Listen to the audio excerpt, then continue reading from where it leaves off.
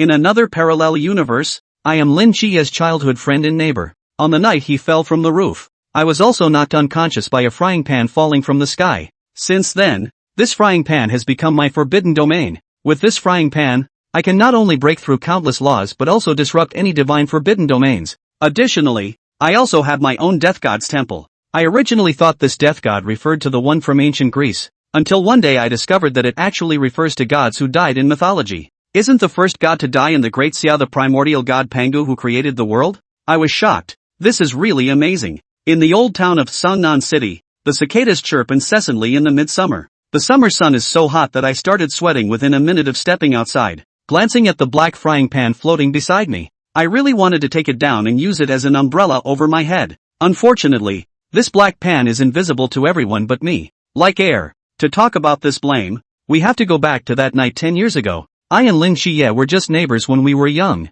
We only had a nodding acquaintance in kindergarten. Our relationship was not deep, just the kind that wouldn't even share a piece of spicy strip. The reason is that one day two children introduced their names to each other. Hello, my name is Ali, the Ali of Dawn. Hello, my name is Lin Qiye, the Knight of the Night. Just 10 years ago, on the night when Lin Qiye climbed onto the roof to look at the moon, I suddenly heard a sound, followed by a gurgling sound. Just ran out of the yard. Before I could see what was going on, I was hit by a black frying pan falling from the sky, blood streaming from my head, eyes blackened, and fell beside Lin Qiye who had fallen into my yard. The adult who arrived late saw this tragic scene and instinctively thought that Lin Qiye, who climbed onto the roof, had hit me. Even he himself did not refute it, which laid a good foundation for our friendship in the mental hospital. I once solemnly said that I was knocked unconscious by a black pot, which seemed to have legs and followed me all the time, but no one believed me, including Lin Qiye. So, I have been blamed for being knocked out, and Lin Qiye has been carrying this blame until now. Later, Lin Qiye moved to his aunt's house. Every time he came to see me, he would sit on the rooftop of my house for a while and look at his former home. Are all your things ready? I handed the unopened salt soda to Lin Qiye and asked mysteriously. Lin Qiye made an okay gesture, took the salt soda, looked very excited, and even waved his cane like a sword. I patted his shoulder to show approval. In the evening, there is a small park on an old street called Hepping Bridge. The park is small but with dense tree shade, and the flow of people is good. Big sale. Small night lights for 7 yuan each. 10 yuan for 2. Don't miss it when you pass by. Those with money contribute money. Those without money contribute presents. I have been shouting with one voice after another. Many passers-by turned their heads to look when they heard the sound, only to see two young boys setting up a small stall, with various round little night lights shining brightly. The most important thing was that one of the boys was blind. Give me $10. The kind passerby generously took out the money. I happily greeted the kind passerby.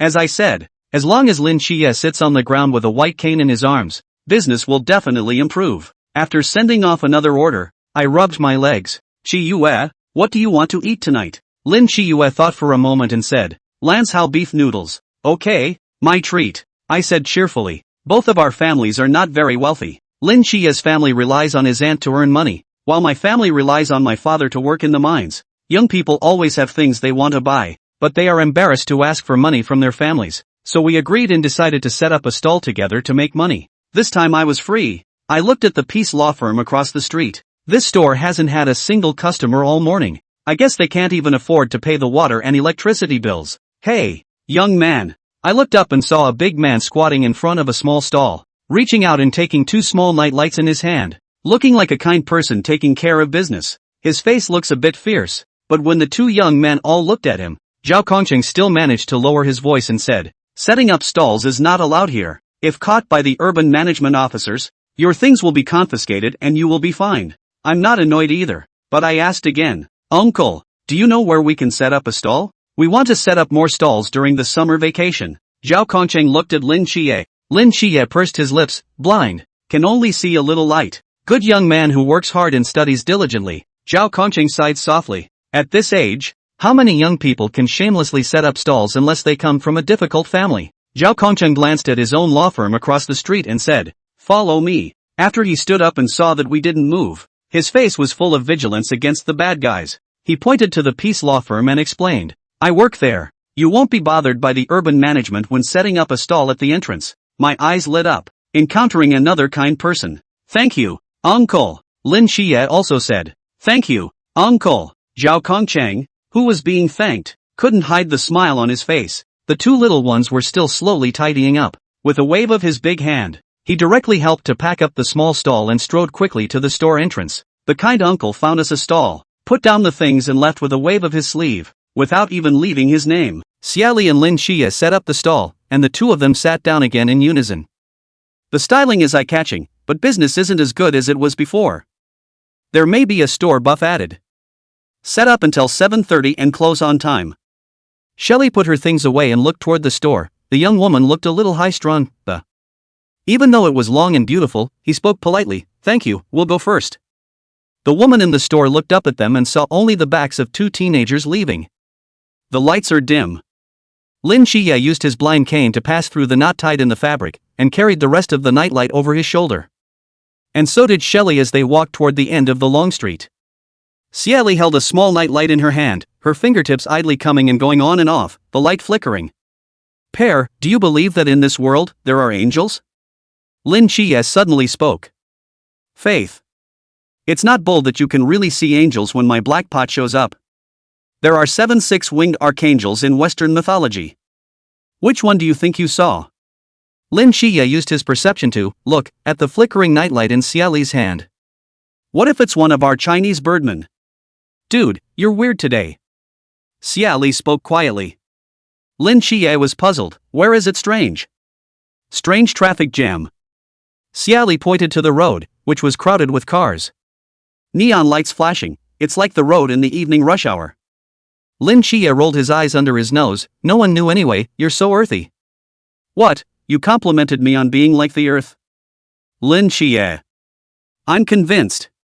"No, I compliment you on heaven." "Thanks." When they arrived at the Lanzhou ramen restaurant, the two men stopped in unison and turned to enter the store. "Eat and split the money in one line and make a date to fight again tomorrow." "Let's change places tomorrow," Lin Qiye suddenly said. Xie Li grinned. "Yeah, tomorrow we'll go to the big park on the south side." They go back to their respective homes. Xie Li bought Grandma half a crispy roast duck to take home, to sharpen her teeth on. Or stewed winter squash and potatoes, aromatic. When he arrived home, his grandmother was still waiting for him, and there was a TV show on in the living room, not too loud, and as soon as he returned, the grandma muttered him a good deal, and Xie Li skillfully admitted her mistake. Then, shower, sleep. When you say you are sleeping but you are actually working, your physical body sleeps but your consciousness goes to a temple. 3 words above. The momentum is like a rainbow. Temple of the Dead. Good news. In this foggy world, he's been given the golden finger. Might have picked up the lead script to go to the top of the ladder in the morning. Bad news, Goldfinger's not in the door yet. Because a deep ditch surrounded the front of the temple in 360 degrees, he and the temple door could only look across the ditch, but for better or for worse, the Goldfinger wasn't given for nothing. If there's a problem, there's a solution. On this side of the ditch there is a vast, sprawling wooded area that could put him in his place in his dreams.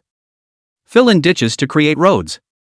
Who has it as hard as he does, having to read and earn money for fitness during the day, and cutting down trees at night, or chopping down trees with a black pan? What kind of weird pan is this that cuts down trees? It's hard to cut down a tree with a pot. Is he Wu Gang? Xie Li sweated in his dream, worked as an ox, filled in ditches and built roads, and finally, after 10 years of hard work to get the road built, Xie Li trembled and took the pan and, with a hard jump, he managed to land in front of the temple door. He wanted to wipe away a tear of bitterness. But now was not the time to wipe away his tears, and he politely knocked on the door. "Hey, is there a god out there?" The door, rippling, high and cold. It's okay to have someone without God. The door, rippling, continues to be high. Open the door, I'll leave if you don't. The door, rippling, is still high and cold. Looking at the still high and cold door, Xie Li's temper came up, chopping down trees for 10 years.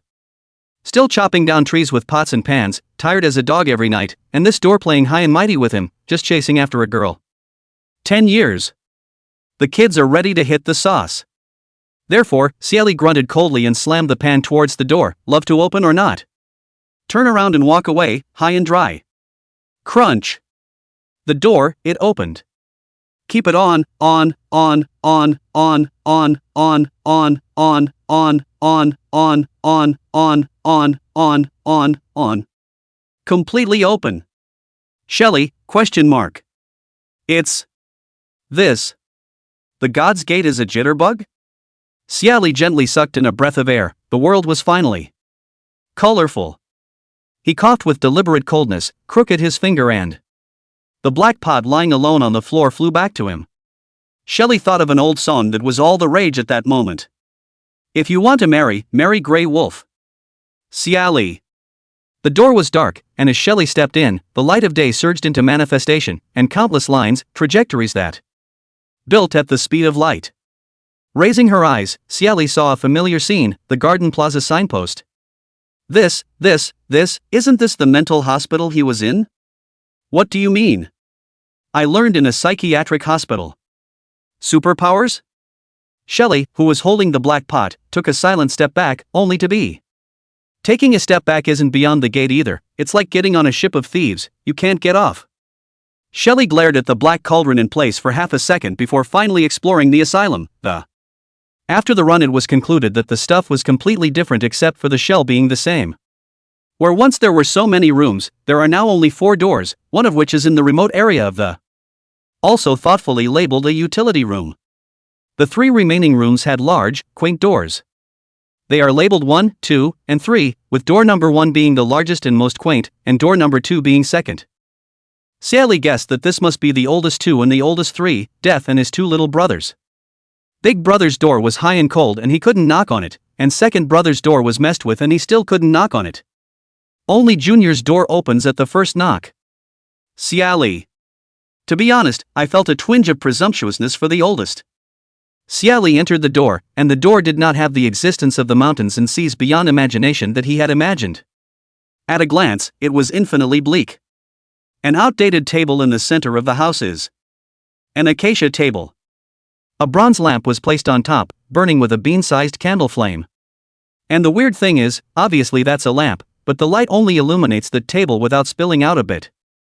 The bean light seemed to flicker and a note appeared on the table. Xie Li wrinkled her nose and went up to check. 1% of initial progress? Shaking his head once. Receives a black pot. Xie Li, question mark. Why am I at 1%? Dumping the black pot once means Lin Qiye smashed me? Hiss, what an immodest shrine. Abruptly, this note turned into a stream of light drilling into Xie Li's brow, instantly disappearing, and an obscure and awkward incantation appeared in his mind again. $. With the sound, the pot in Xie Li's hand began to grow larger, floating pain as it gets to half a meter in size. Xie Li stopped in a hurry, looking at the black pot in his hand that had gotten heavier and bigger, and fell into deep thought. Let him do. A pot of rice? Being a breadwinner? For flat tires, confused teenagers. Xie Li studied it all night in his sleep. Hashtag on how the black pot should be used. Hundreds of ways to use the hashtag black pot. Hashtag on how to make someone take the black. When I woke up, it was just breaking dawn. He looked around like a thief was about to summon the black cauldron when his eyes gave a lurch and he saw the black pot appear watery next to his pillow. It's still a mini version of the black pot. Importantly, the weight of the black pot pressed the sheets out of the folds. It's reality. Xie Li picked up the black pot, his eyes glowing, and muttered and whispered, "This is the pot that hit me. Fall into my hands." He sneered, remembering what it was like to have the black pot fall on his head, a gentleman's revenge. 10 years is not too late, omelette with you today. Old people get little sleep, and grandma's biological clock gets her up at 6 o'clock sharp, and as soon as she gets out of the house, just saw a plate of sizzling omelets on the dining room table, round and beautiful. At first glance, it looks like her beloved grandson made a loving breakfast for grandma. Grandma is happy, even if her grandson is out there running for an extra hour. Still, with a loving smile, she urged her grandson to read and cut up the family version of fruit, cucumbers. Read well. Before you know it, it's the day school starts. The air is fresh in the morning.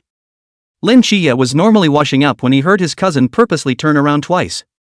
As if she had discovered some little secret, she came over and said, "Brother, Pear is here to see you. Just waiting for you downstairs." His little black dog leapt to the door and woofed twice as well, picking up little secrets as his master did. Lin Qiye accelerated the action of washing, the toothpaste foam in his mouth, swish brush. I heard my aunt's happy voice, "Hi. This kid's here so early he doesn't know if he's had breakfast yet." 7 nights later you take a breakfast to Pear. Lin Qiye turned his head to look, his aunt grinned at the corner of her mouth, was turned around and started looking for a bag to fill with breakfast. It's all homemade buns and steamed bread, and rolls and soy milk. Grandma Pear is quite nice. The last time I brought in a big bag of potatoes I still haven't finished them. When old people have land, they like to grow some seasonal vegetables. My cousin quietly whispered, and then every day at our house it's just shredded potatoes and chunks of mashed potatoes. Potato family portrait. Auntie heard her cousin mutter and glared at him. Cousin grinned, potatoes are good, I love potatoes. He moved the little black dog gently with his toes, little black mane she loves it too. Woof woof. Lin Qiye quickly washed up and looked down from the balcony. Narrow alley. The teenager, dressed in his second high school uniform, was riding a black bicycle on the side of the road, relying on his long legs to. Straight up, feet on the ground, backpack over one shoulder, a lollipop in his mouth.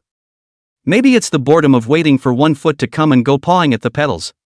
Xie Li seemed to feel that someone was looking at him, and when he looked up, that balcony was empty. He rubbed the back of his head, 100% sure that the one looking at him was Lin Qiye. When he saw the black pot, it was a golden finger. It doesn't make sense that Lin Qiye didn't have a golden finger when he saw the angel, right? He doesn't believe it. It's not likely that Lin Qiye is the man who took the main character's script. Just look at this B-frame. 6-winged angel. Surely what's in the sky is better than what falls out of the sky. Wait. Lin Qiye is an angel. The god of death. Oh, come on, it's over. Is that the villain's gold finger? No. A teenager like me, who's too kind to step on an ant. Definitely can't take on the villain script. At best we all have different attributes of the gold finger. As the saying goes, if you are golden, I am golden too, and we all send God's gold together. Pear, let's go. Lin Qiye appeared with his school bag on his back, and in addition to carrying 2 breakfasts in his hands. And take a green pear, and with a grand, long stride, get on the back of the bike. Pear, 7 is in your hands. Auntie's voice appeared on the balcony. Xie Li turned back and waved at them, writing one-handed, steady, old handsome, don't worry. I'll take care of him as a big brother. Lin Qiye stated the facts, you're younger than me by 3 months. Xie Li sneered, directly ignoring the fact, what, you called me big brother, eh? Lin Qiye. Psycho friends, I'm blind, you're deaf. It's my turn to ride later, and Auntie's got breakfast for you. That's for sure. Xie Li's voice was lazy as he took the pear Lin Qiye handed him. A click of the tongue, I'm not an old cow who can plow 3 acres. I can plow 30 acres. Lin Qiye. He didn't treat me like a blind man or a human being. Aunt and cousin watched them go from the balcony, relieved. Fortunately, the 7 still has a friend like Pear. Cousin agrees, yeah. The psychotic friend duo came to school with a great face. The Xie Li's the kind of guy that most of the people in the class like, but if you get involved with him, he's the kind of guy that you're gonna have to get involved with. He's a very good storyteller. The teacher came quickly, a sensible female teacher that. After briefly consoling the newly transferred teenager with a couple of words, he began to explain the recent history of Daxia from his books. Tell us when the world became what it is today, 100 years ago, on March 9th. Misty and shrouded, only one civilization remains in existence, the Great Summer. During the teacher's lecture, Xie Li was a little dazed as he looked at the male classmate sitting in front of him, Li Fei. Because, the man. A little bald at a young age. Xie Li palpitated and touched his hair. Is this the curliness of the students? It's all curly and bald. It's horrible. The bell of the evening self-study rang. The day's schoolwork is finally over. Xie Li is the book bag a backpack. Loves no one, and he had been drowsy all day, wanting to doze off and. The biased teacher took extra care of the 2 newcomers. Pear. Oh, I forgot, he has a sick friend. Xie Li stops dead in her tracks. Reaching out, he peeled on Lin Qiye's arm and left. Xie Li, let's get our family together in the same direction. Thanks, I ride my bike, it's pretty quick and easy. Then, 15 minutes later. On the fringes of the old town, the lights were dimmed and a shimmering light flickered in mid-air. Xie Li knew from this moment, people can't just set up flags. It's not convenient or quick because he has a flat tire. Flat tires confuse teenagers. Xie Li and Lin Qiye looked at each other face to face, even though Xie Li couldn't see Lin Qiye's eyes. But that implication is still pretty strong. How about going to change the tire? A moment later, Lin Qiye slightly lowered his head as if looking at the tires. The proposed solutions. Xie Li stomped off the car tires. Flat, nowhere very thoroughly, is suddenly a flat tire. Like it couldn't bear the weight of the two of them, this indisputable bike sang. I just saw a body store over there. Take 20% off.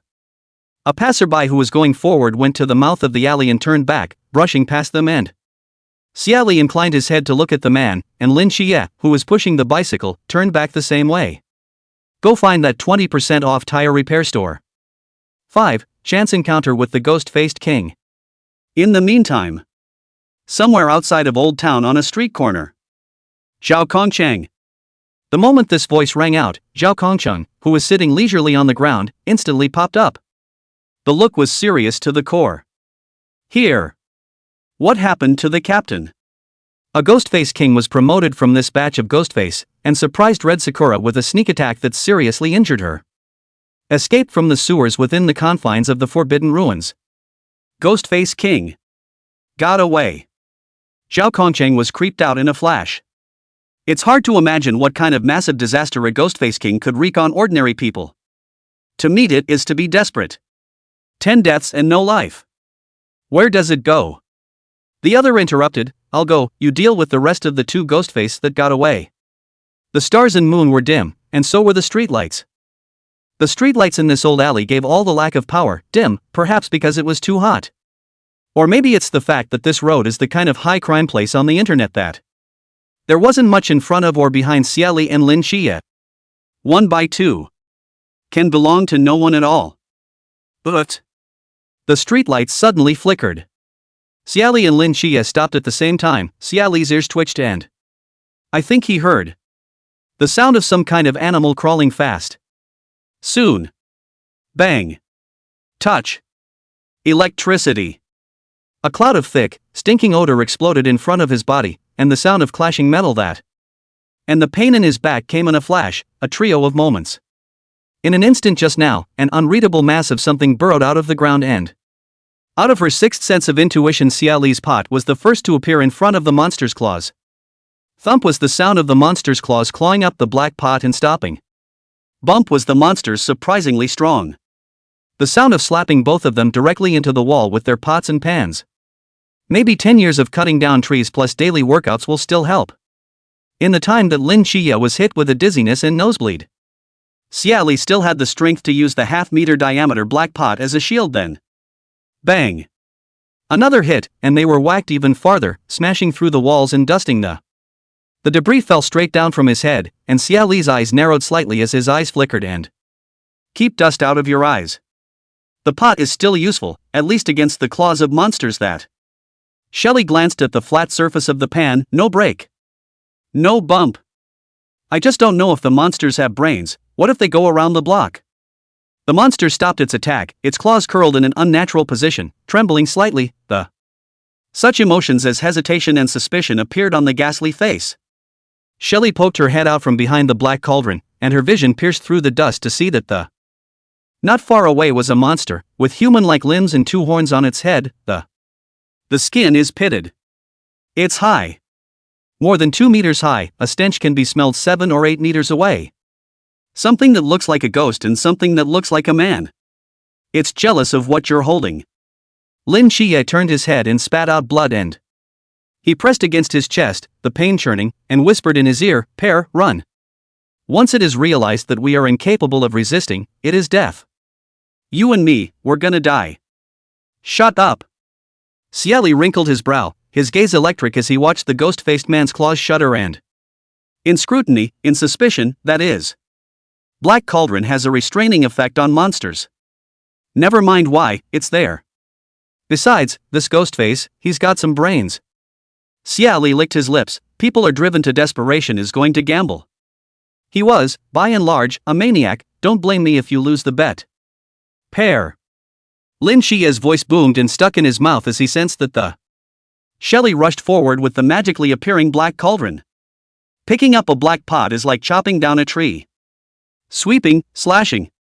Xie Li was fast, and by and large this was as efficient as chopping down a tree man with a pot. It was also such a rush that the ghost-faced man was scared first. It didn't dare to take the black cauldron head-on and started to hide. In a single breath, Xie Li and the ghost-faced man disappeared from Lin Qiye's perception. The heart was swept by a shock of unknown displeasure and a myriad of complex emotions. He can't even see. Touch. 7 nights. The ghost-faced man went and turned back, heading straight for Lin Qiye, who was in the ruins. The sound of the ground being trampled seemed like a countdown to death. It's as if time has been stretched out in this moment. Lin Qiye saw the ugliness of the ghost-faced man who attacked towards him and also saw the black pot flying behind the ghost-faced man, and even more so, Xie Li, who was at the edge of the 10-meter. Xie Li was looking in his direction, his eyebrows wrinkled, the corners of his mouth pursed, his face ugly. Lin Qiye doesn't want to die. Boom. Abruptly, a golden pillar of light erupted from Lin Qiye's body, penetrating the sky and the earth. The light lights up the night, bright as day.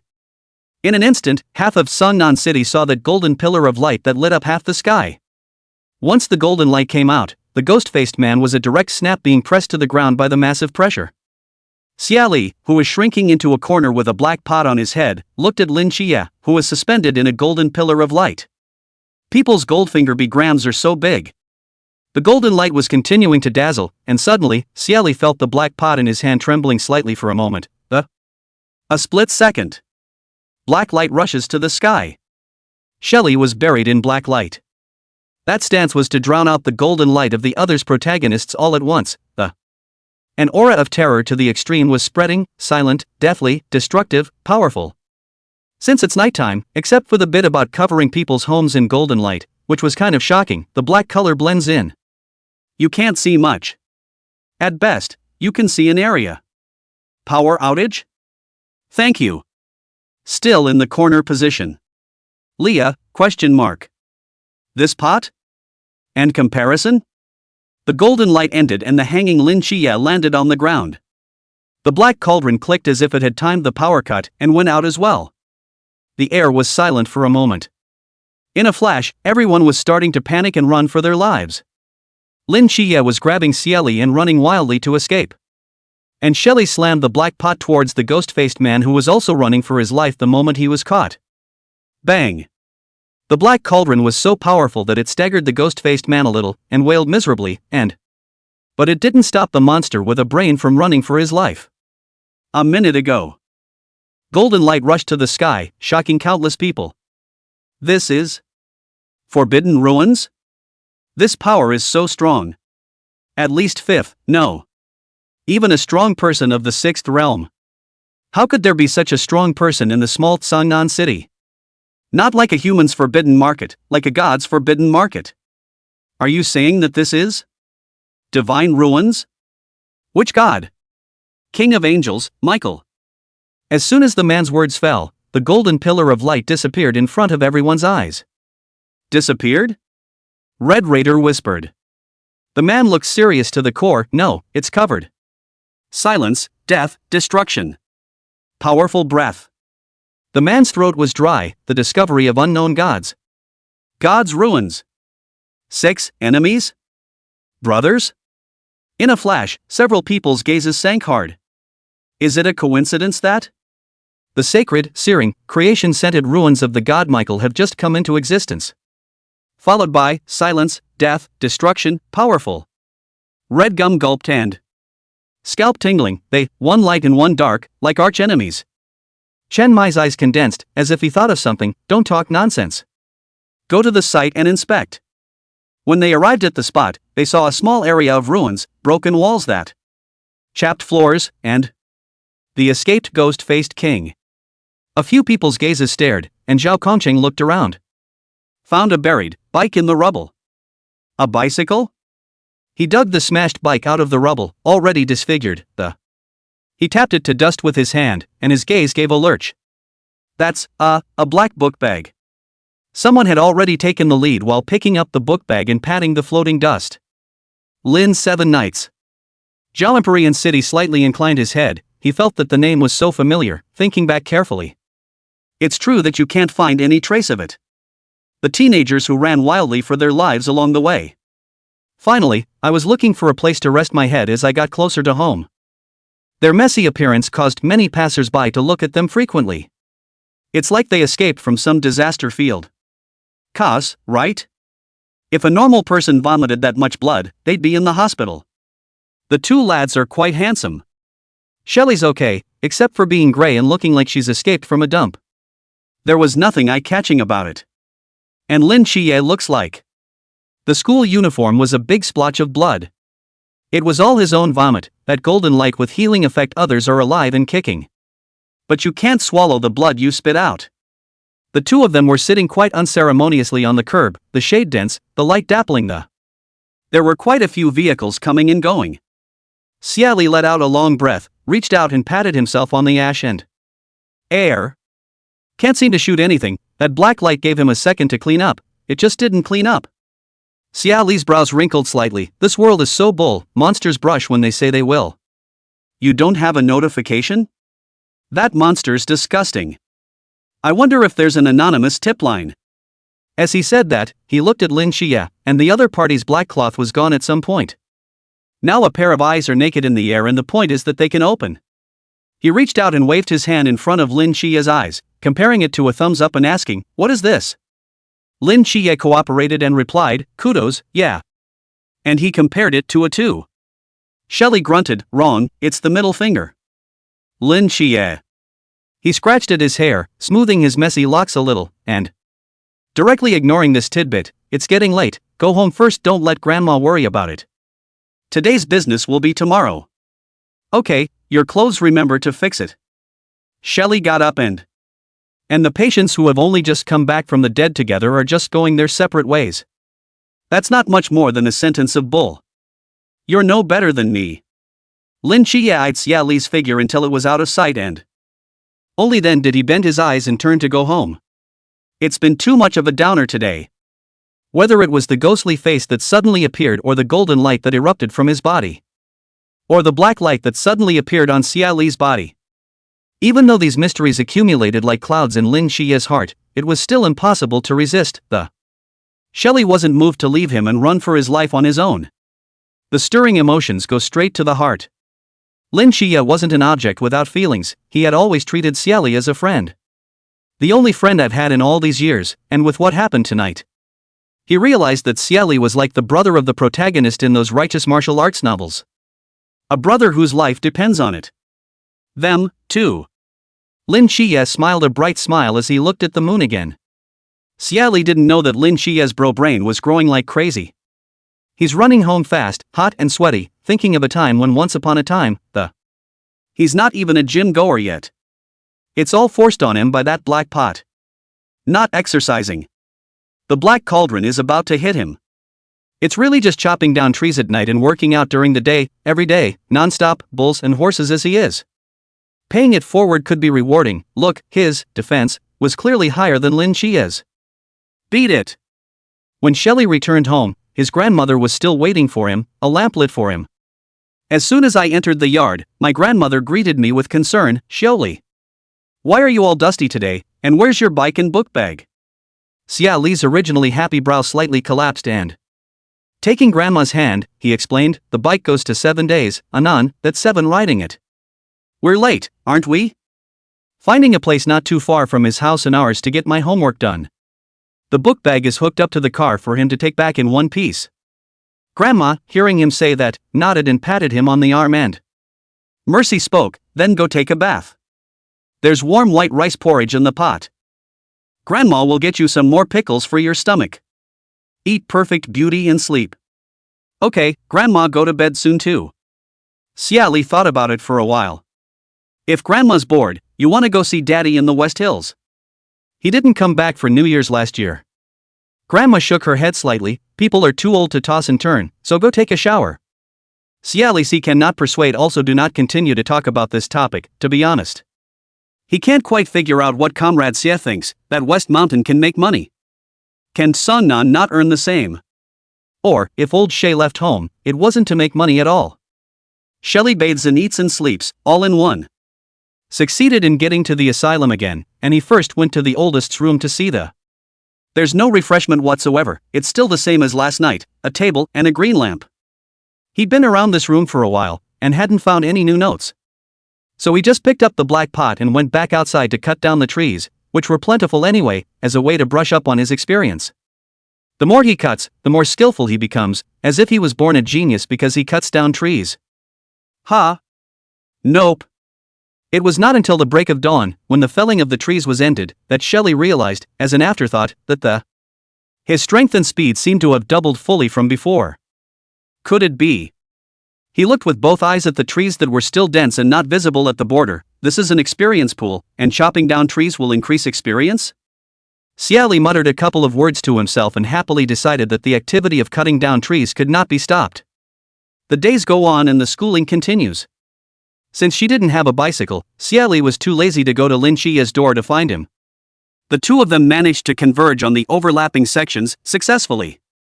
As students, neither of them had book bags to carry. Because it all got lost last night.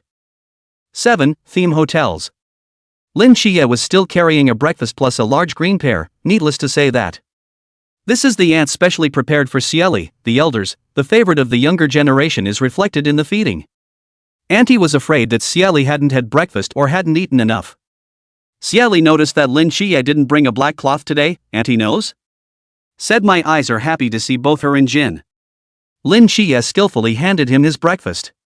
The large pear held in his hand was not given to the dry rice again for the moment, last night's incident. He thought about it, and tried to describe it in not-so-nervous words, and they were on their way to. There were sparse passers-by in front and behind. Lin Qiye lowered his voice. It's related to my earlier comment about being able to see angels, 10 years ago. I locked eyes with the blazing angel on the roof and lost sight of it. Last night. The ones that flooded my eyes back in the day. Energy. Released last night. So that's how it is. There are angels and monsters in this world. Species diversity. Nibbling on a burrito, Xie Li nodded. I heard Lin Qiye add, what about you? Xie Li swallowed her still warm burrito and did a little verbal embellishment, much like you. The black cauldron looked, oh no, smashed me, and energy surged into my brain and. It's probably because of the excitement you gave me yesterday. Forming some sort of resonance, the black light hooted and hollered. That's all. Lin Qiye. That pot is pretty bad. That stealthy floating black pot, ghostly floating above him. Xie Li, aha? Neither Lin Qiye nor Xie Li were people who wanted to get to the bottom of each other's secrets. After a bit more exchanges about the wonders of the world, Lin Qiye raised a rather realistic question. We've lost all our school bags. Have to go to the teacher to reclaim the book.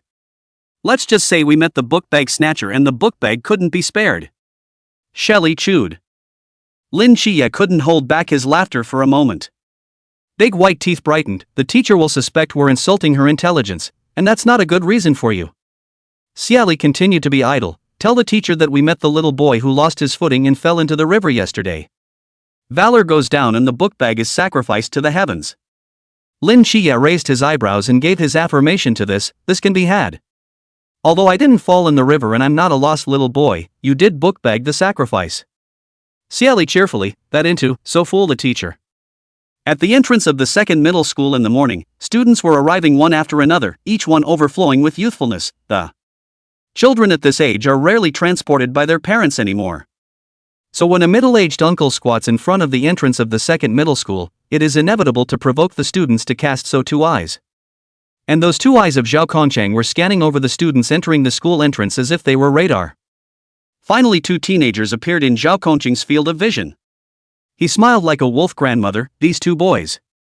It's a good trick. Zhao Kongchang swears by it. Hi, boys. Xie Li was suddenly stopped in his way, and the visitor emerged with a voice with wavy lines.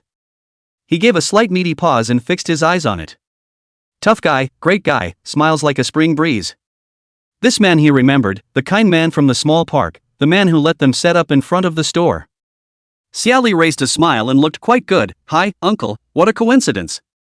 Are you going to set up a stall here, not in front of the school? Zhao Kongqing felt that the young man who looked like a civilized scholar had an obsession with making money from stalls. Looking at anyone who wanted to set up a stall, the corners of his mouth twitched. I don't want to set up a stall that.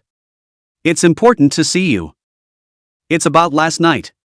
When these words came out, Xie Li and Lin Qiye exchanged glances. They knew there had to be a special organization that dealt with monsters, or else the monsters would have been flooded with them for sure. It's not unusual to find them. Probably wants monster clues. Xie Li looked at the school. Yes, but uncle, we have to go in first and ask for a vacation. Lin Qiye, otherwise it counts as skipping class. Zhao Empyrean smiled. I've invited you guys, now come with me. Let's find a nice place to have a good conversation. He suddenly threw the things he was carrying behind his back to Xie Li and Lin Qiye respectively.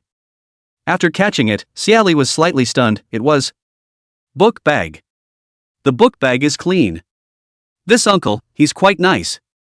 Then, the uncle, who was found quite nice by Xie Li, took them to a theme hotel entrance. An inn. People, really, can't just make flags. Xie Li and Lin Qiye stopped and looked at each other, both seeing subtle emotions in the other's eyes. Zhao Kongqing walked ahead, and when he turned around, he saw that those two little ones weren't walking anymore. And look at him with a one-track mind. That uncle, even though it I might be a man? Wouldn't like to be able to be my dad either, man oh man. Shelley's wording has been euphemistic and euphemistic and euphemistic. Trying not to undermine the overflowing self-confidence of the good man who sacrificed so much. I need to compensate myself with an extra bowl of hot and sour noodles for lunch. Lin Qiye was more direct. Uncle, you can't, you're too old. Near the second high school is a university, and the neighborhood of the university is piled up with snacks and small hotels. Zhao Kongqing took a deep breath. I'm good. A column of rows. Zhao Empyrean, labor doesn't like men either. What's the point of fooling around? It's just a place to talk about things. Shelley raised her hand and pointed to the billboard with the pink seductress on it. Issuing the central query, who comes here to talk serious business? Zhao Kongqing took another deep breath. Our conversation is going to be encrypted. Encryption, get it? Need confined space, don't ask, go with uncle. The three entered the store. One room. Due to the polling just now, the front desk clerk had already been looking at Xie Li and Lin Qiye with a slight heartache. The look in his eyes was like a good cabbage about to be taken by a wild boar. How old are these boys? Just get cajoled by old social butterflies. She picked up her long-lost conscience and numbed her face. ID registration. Zhao Kongqing took out his ID card. Clerk, theirs. Shelley, didn't bring it. Lin Qiye, didn't bring it. Store. Warrior woman. Officer, she sneered, can't stay without one. Zhao Kongqing narrowed his eyes, took his ID card without saying anything, turned around and led them to change homes. Theme hotels. One room.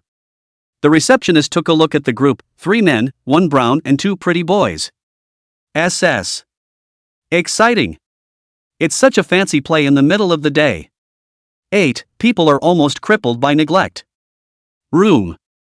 Xie Li looked east and west. Just now Zhao Kongqing took out an object and drummed on it, a shimmering light.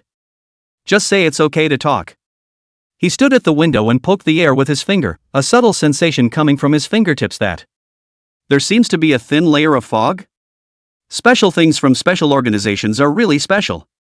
You guys were the ones who sent out the pillars of light last night. Zhao Kongqing was sitting on the big erotic bed.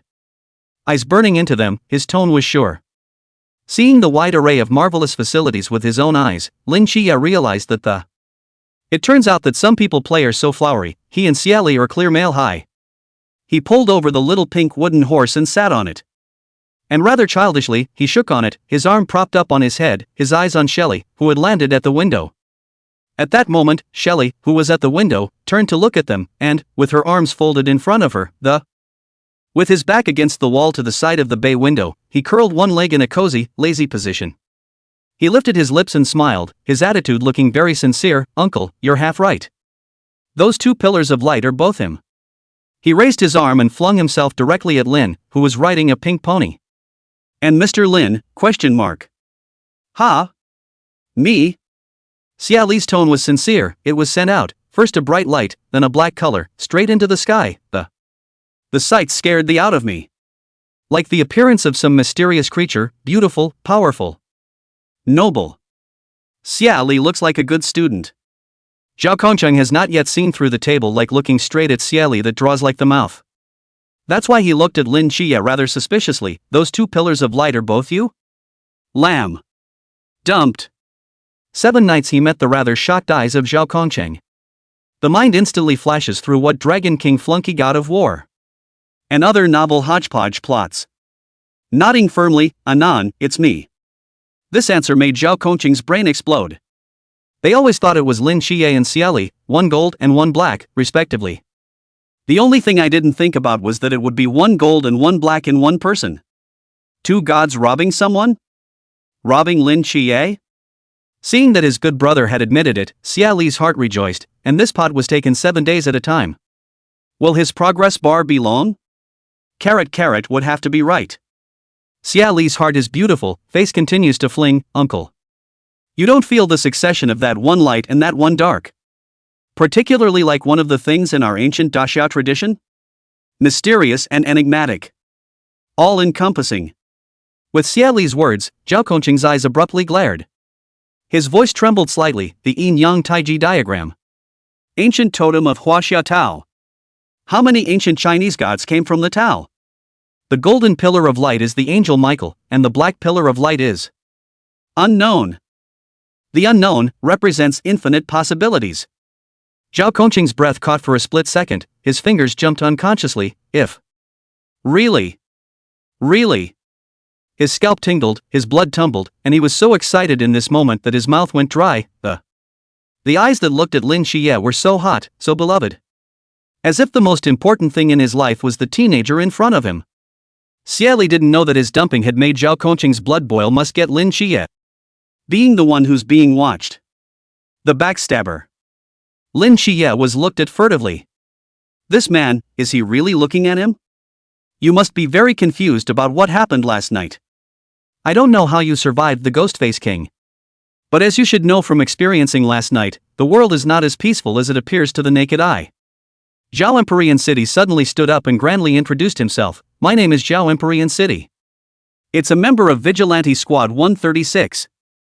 Zhao Kongcheng was completely unaware that he was being led astray by Xie Li. The main thing was that Xie Li didn't have any forbidden ruin fluctuations on him. This world is dangerous. Since the emergence of the mists and the appearance of various mythological species, we have observed more than 100 deities. Almost all foreign mythological systems are covered. But there are no Chinese gods. They, perhaps, will soon be making war toward Great Xia. Suddenly confronted with the truth of the world, Xie Li still had the time to wonder if this temple of his was a Daxia. The Grim Reaper seems. It's also a Western, right? But, the acacia wood table and the bronze ancient lamps are who? This is a Western god who likes Chinese civilization? Zhao Kongcheng, and the pillar of light on you last night was the Forbidden Market. The Forbidden Ruin is a magical ability tied to the owner's spiritual power and is divided into 6 realms. Hearing this, Xie Li began to walk away with 2 minds. Forbidding the market? His Forbidden Market is a black pot? Air? Nope, it's the black pot that comes with the Forbidden Ruin.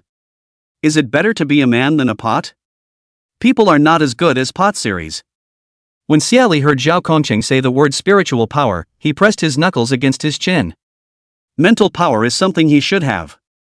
Or else that's how those trees were cut, all at once by him.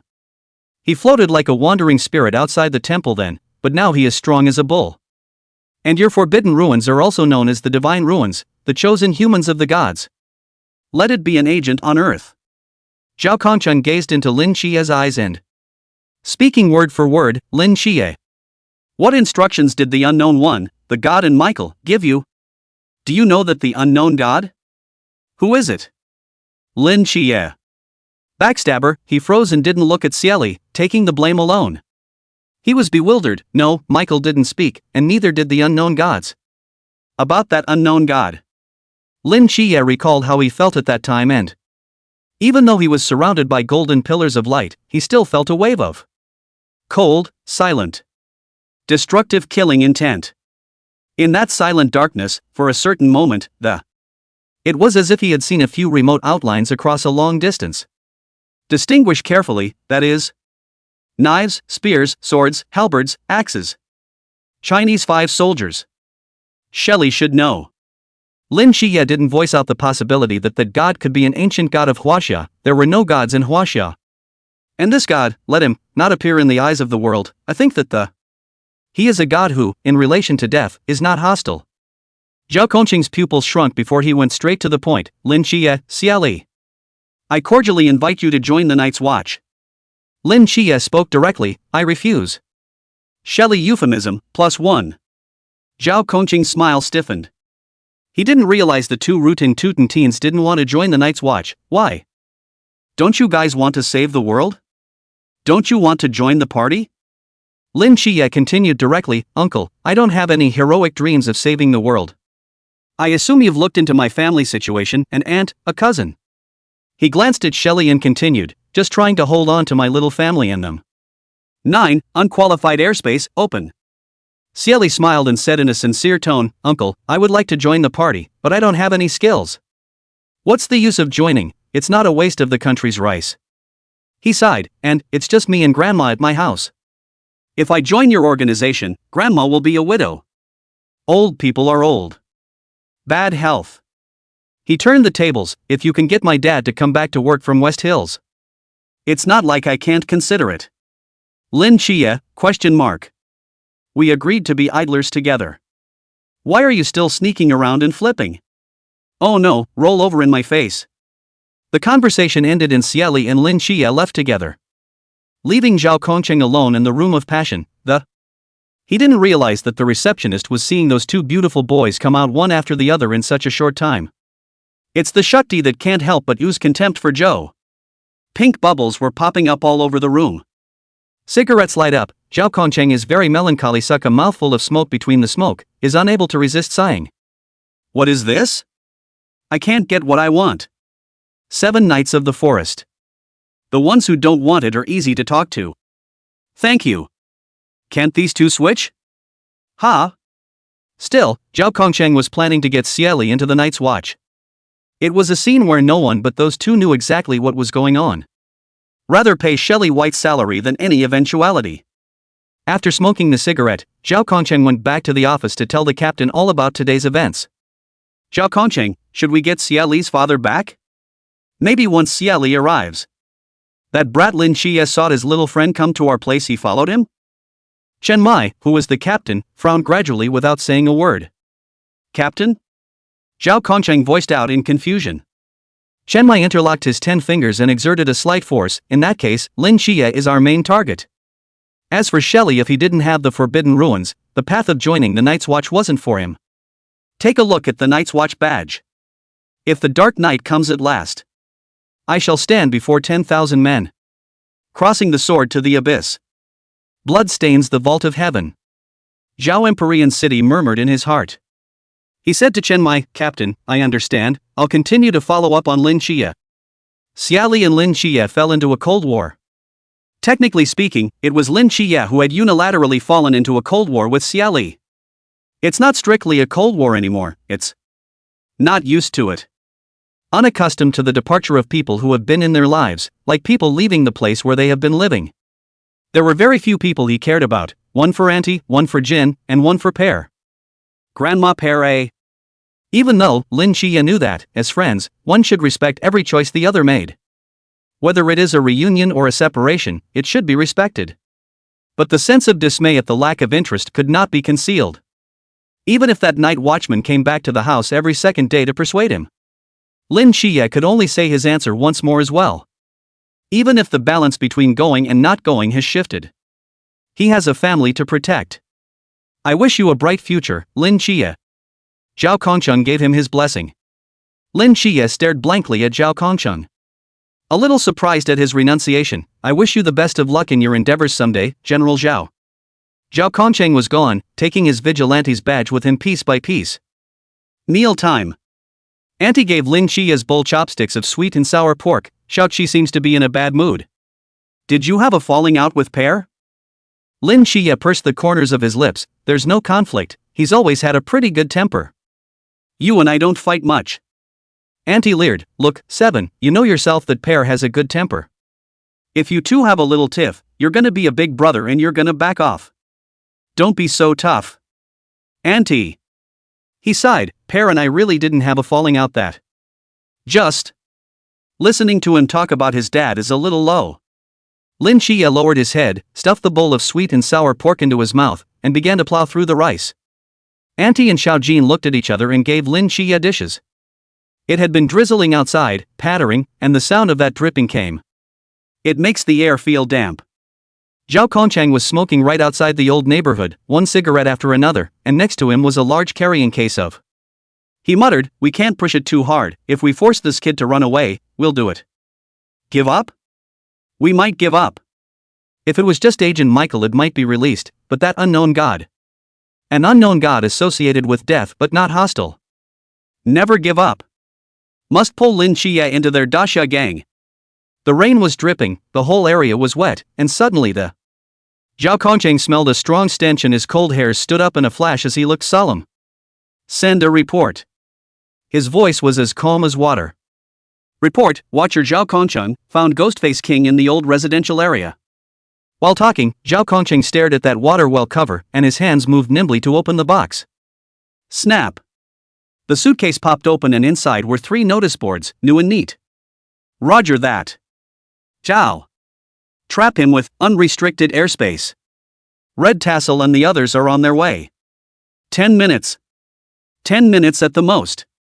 The stench grew stronger, and the rainwater that had been flowing into that manhole cover surged outward in a frenzy. Wu Shangnan is urging Zhao Kongchang to evacuate. Zhao Kongchang was as if he hadn't heard it, and blood fell from his fingertips in a cross. Forbidden ruins, unrestricted hollow, open. Touch. Suddenly my forehead hits the wall. Hiss. Xie Li was walking nicely in his raincoat when suddenly his head was knocked against the wall. The whole of the rain water muddied his face, and he sought to find himself, even if he were to duck his head to avoid the rain. You can't be outrageous and crash into a utility pole. A glance up, startled, air. Grandpa, yeah, I've seen a ghost. Shelly.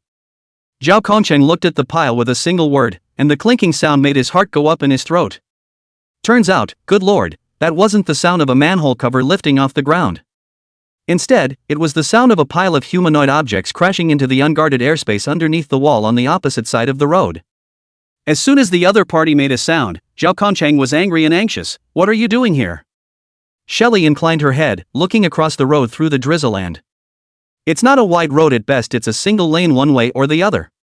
Fixed his eyes, Zhao Kongchang did not wear a raincoat or umbrella. Crazy standing in the rain, also holding a knife in an offensive stance. Giving my hairy little one the sweet potatoes that my grandmother grew. Shelly raised her arm, and a large lump under her raincoat moved and. Seeing that Zhao Kongchang's state of mind was not right, he let go of his held breath and took a whiff. Vomit. The smoke made him want to hold the wall. Let's just say it smells bad when it's raining, and he was certainly accurate when he held his breath. This overly familiar stench, Shelly convinced, he met that ugly bastard again. What's the saying? It's never too late for a gentleman to take revenge. He's not the man he used to be when he managed to dump the pot again.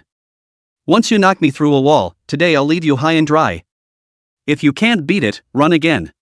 After all, there's more to life than what you're doing now, there's also what you're doing in the distance. Shelly put the sweet potatoes towards the corner, pretended to pull out the black pot and intend to fill in on the sidelines. Grabbing heads. 10, Uncle Joe. Mighty? Run. Run, as far away from me as you can. Zhao Kongchang roared in anger. Why is that kid still slow to pull out the pot of? Is it trying to be long-toothed potato in situ? Ah shucks, long-toothed tater tots? Xie Li, however, held the pot without moving, and he said sincerely to Zhao Kongchang, Uncle, you go on. I'll just watch your valor from the sidelines and wave the flag for you. Record your valiant fight. When he finished speaking, he waved the black pot in his hand as if treating it as a colorful ball to celebrate his victory. Xie Li thought that Uncle Zhao, who was a special organization, must be a big brother. Be prepared to be knocked down. Ghostface is ready to taunt him from above. Blacken it a bit with a black pot when necessary, out of breath. Zhao Kongchang was stymied for words, and he thought that if he could still be alive after this battle, be sure to hang and beat the brat who sneered at him. Hit it hard. Touch. Just then, the Ghostface King in the shrinking sewer was finally breaking out of the manhole cover. Fear and instinct fought in its carapace, shrouded in darkness that drove it to flee. And instinct is fueling its bloodlust, finally. Instinct overcomes fear. Ghostface King Stinky makes his debut. It stood there like a human being, its figure giving a great sense of oppression. And a bizarre sarcoma bulged on its head, as if swollen, and its scarlet tongue flopped and bloodthirsty instincts tumbled over. It was drizzling in the sky, and the whole space seemed to be filled with an air of agitation. Both sides moved. Dang! A sound similar to metal rang out as the two sides collided together, sparks similar to a metal clash flying everywhere. So handsome. Xie Li's words to praise suddenly got stuck in his throat, because Uncle Zhao, who was so handsome in the last second.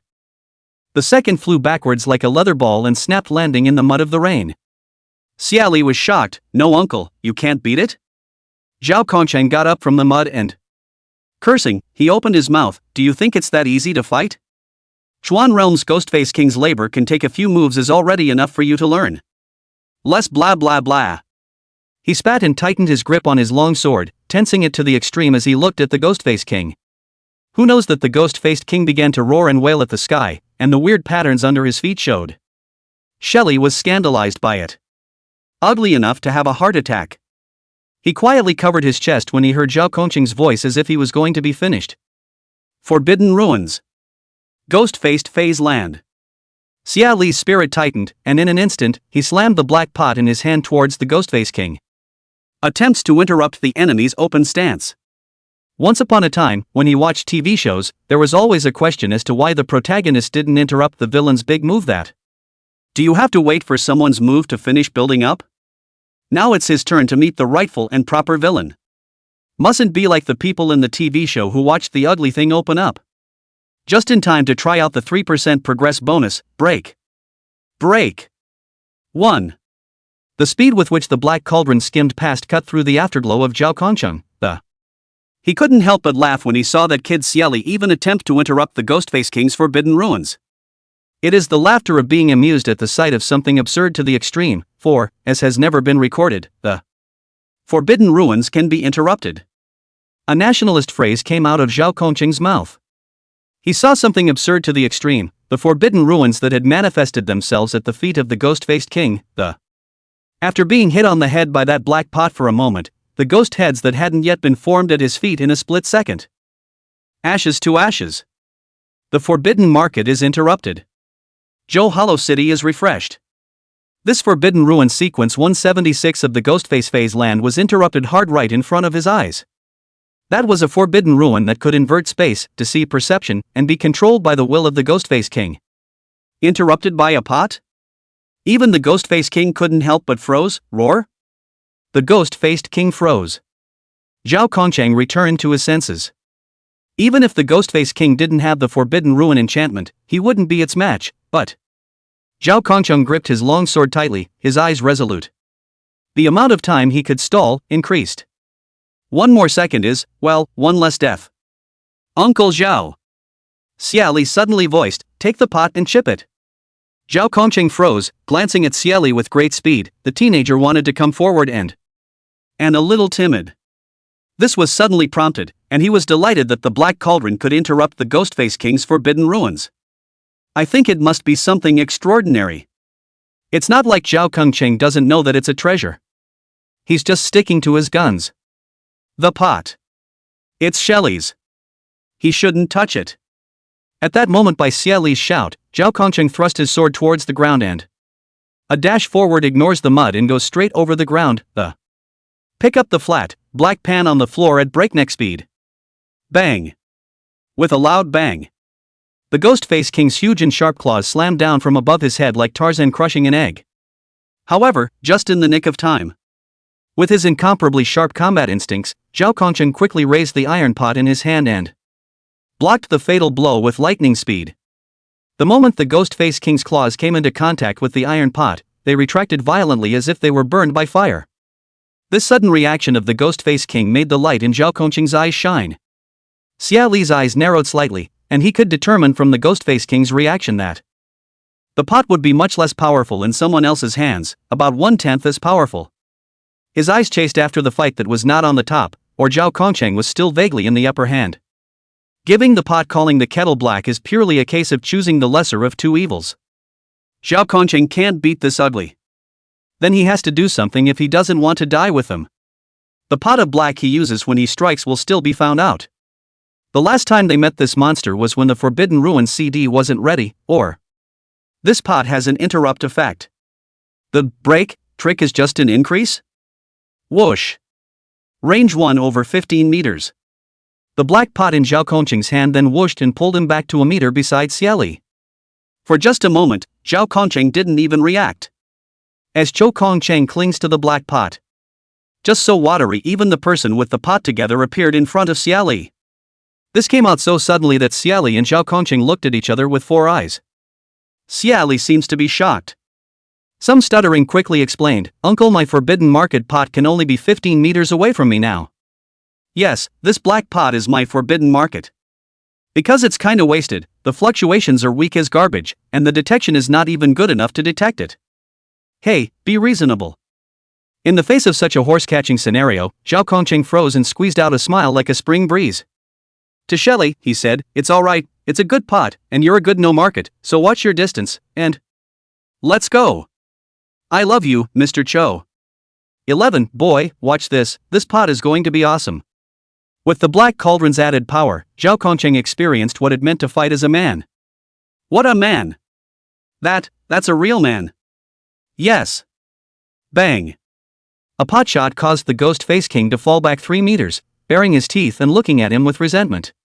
This action filled with suffocation couldn't help but grin at Zhao Kongcheng. Eyes bright as hell, I told you that if I had a banned market you hot chickens would have died 800 times already. Look at the pot. Zhao Kongcheng rushed up again, dancing that pan like a tiger, and don't mention how cool that pose is.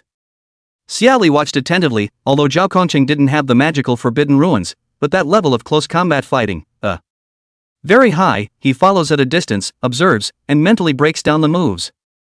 Touch. Zhao Kongcheng caught the opportunity, a bounce up in the air, black pot like a thunderbolt, the buckle straight to the top of Ghostface King's head, and at once, the Chuan Realm's Ghostface King's legs went soft and even directly kneeled down. It's as if the heavens are in favor. In that instant, thunder surfaced and lightning cut through the darkness to reflect on them. SS. That's a handsome melee fight. The rain muddied his eyes, and Xie Li felt that his decision to go out this time was a little bit wrong. Instead of a raincoat, he should have an umbrella so that the rain doesn't gum up his face.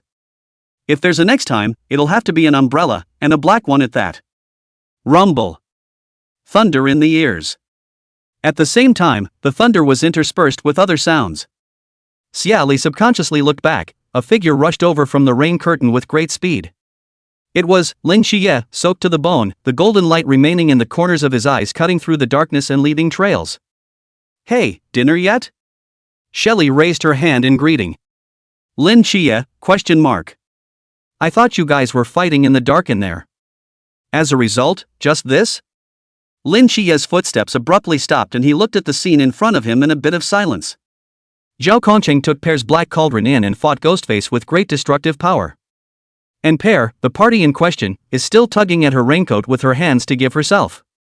To protect herself from the rain? Lin Qiye quietly stalked, the rain poured him mercilessly, and the clown was actually myself. White is in a hurry. He stated the facts, I was just halfway through my meal, and I noticed the commotion here before I was full. He went over, squeezed under his raincoat, took a corner, and held it over his own head, though already wet and but don't want to keep wet. Xie Li lovingly shared half of his raincoat with Lin Qiye, then he must have eaten it. Otherwise I wouldn't have gone out for a walk, and I brought my papers with me, so you can lend me a copy later. Number 2 Middle School, with a name that sounds like a good school, a place with a high rate of advancement, and rightfully so, the teachers leave behind a lot of homework, so much so that it can be baffling. More homework was left for the weekend, 12 papers, and today is Sunday, in the evening. Who knows, Lin Qiye looked at him and his thin lips spat out icy words, I haven't written it yet, you can't copy it. Rumble. It was as if a thunderbolt had thundered down, splitting Xie Li. He looked at Lin Qiye slyly. Lin Qiye was hardened and looked guilty, he bowed his head, I'll help you write it later first. The two of them, like after dinner chit-chat, you and I, one after the other. Looking at Zhao Empyrean City, who was in a physical fight with the Ghost Face King, he couldn't help but hang black lines on his head. Although I'm shocked that you made it in here, Lin Qiye, your drawing style. Hey! You two be serious, this is the Chuan Realm Ghostface King. Give it some face. He's trying to turn this after dinner walk into something a little more serious. We're fighting the king of Kawasaki. Ghostface King stifled a stomp, roar. Zhao Kongsheng, kid, watch this pot is going to be awesome. Xie Li. Lin Qiye. Touch. Ghostface King was beaten through the wall. Old Zhao excitedly bared a big white tooth, holding up a black pot in his hand and... More amusing than handsome. Uncle, don't try to be handsome if you take the black pot. You can't be handsome. Shelley turned her head. How did you get in here? Isn't that a ghost wall? Lin Qiye looked at Xie Li's black cauldron and suppressed the doubt in his heart. Look at it, and it opens. Probably handsome by me. Xie Li raised an eyebrow. What, it's ugly to you? You're not handsome enough, but you can't be so presumptuous. Think about it, uglier than you abound, don't get down on yourself. Has read the messy back, Lin Qiye is used to it. It wasn't for nothing, he thought, that Pear had been institutionalized with him that year. No precepts outside the empty realm. A figure ran at breakneck speed in the rainy night, like an arrow off the string, fast, extreme. A headlong rushed ahead in a certain direction. Old chose metals. Doesn't move. A word in the headset caused the woman, who was running at breakneck speed, to panic for a moment on her feet. No way. The redoubtable did not believe this fact, but could not resist the cruelty of reality, and they both knew that the Lao Zhao met Ghostface King. That stubborn man won't budge one iota. Unwilling to put those behind them in danger. If the dark night comes at last, I shall stand before 10,000 men. Crossing the sword to the abyss. Blood stains the vault of heaven. He did it, Zhao Kongsheng did it. The red tassel was running fast, the rain was flying down his cheeks, There was still that little part of her that expected a miracle, faster, faster. Touch. Red tassel rushed to the scene, and at once saw something flying backwards. Take a closer look. It was King Ghostface. Something else flew by, and upon further inspection, it was Lao Zhao. The redhead's eyes were rounded and, unbelievably, he looked at the man who was chasing after the Ghostface King with a black pan in his hand. The man had a big grin on his face, excited, thrilled. It's like a pervert? The surprise came so suddenly, like a pie in the sky. Red Tassel's head was spinning as he shouted, Old Zhao is still alive, just seems to be crazy. Wu Shangnan rejoiced, crazy nothing, people live is good to have a disease slowly heal. Zhao. Being sick. Empty city, ? Hongning looked at the two that were running behind Zhao Kongsheng as if they were two gourds. Brain buzzing, there are two other sick ones. Shelley, ? Lin Qiye, ?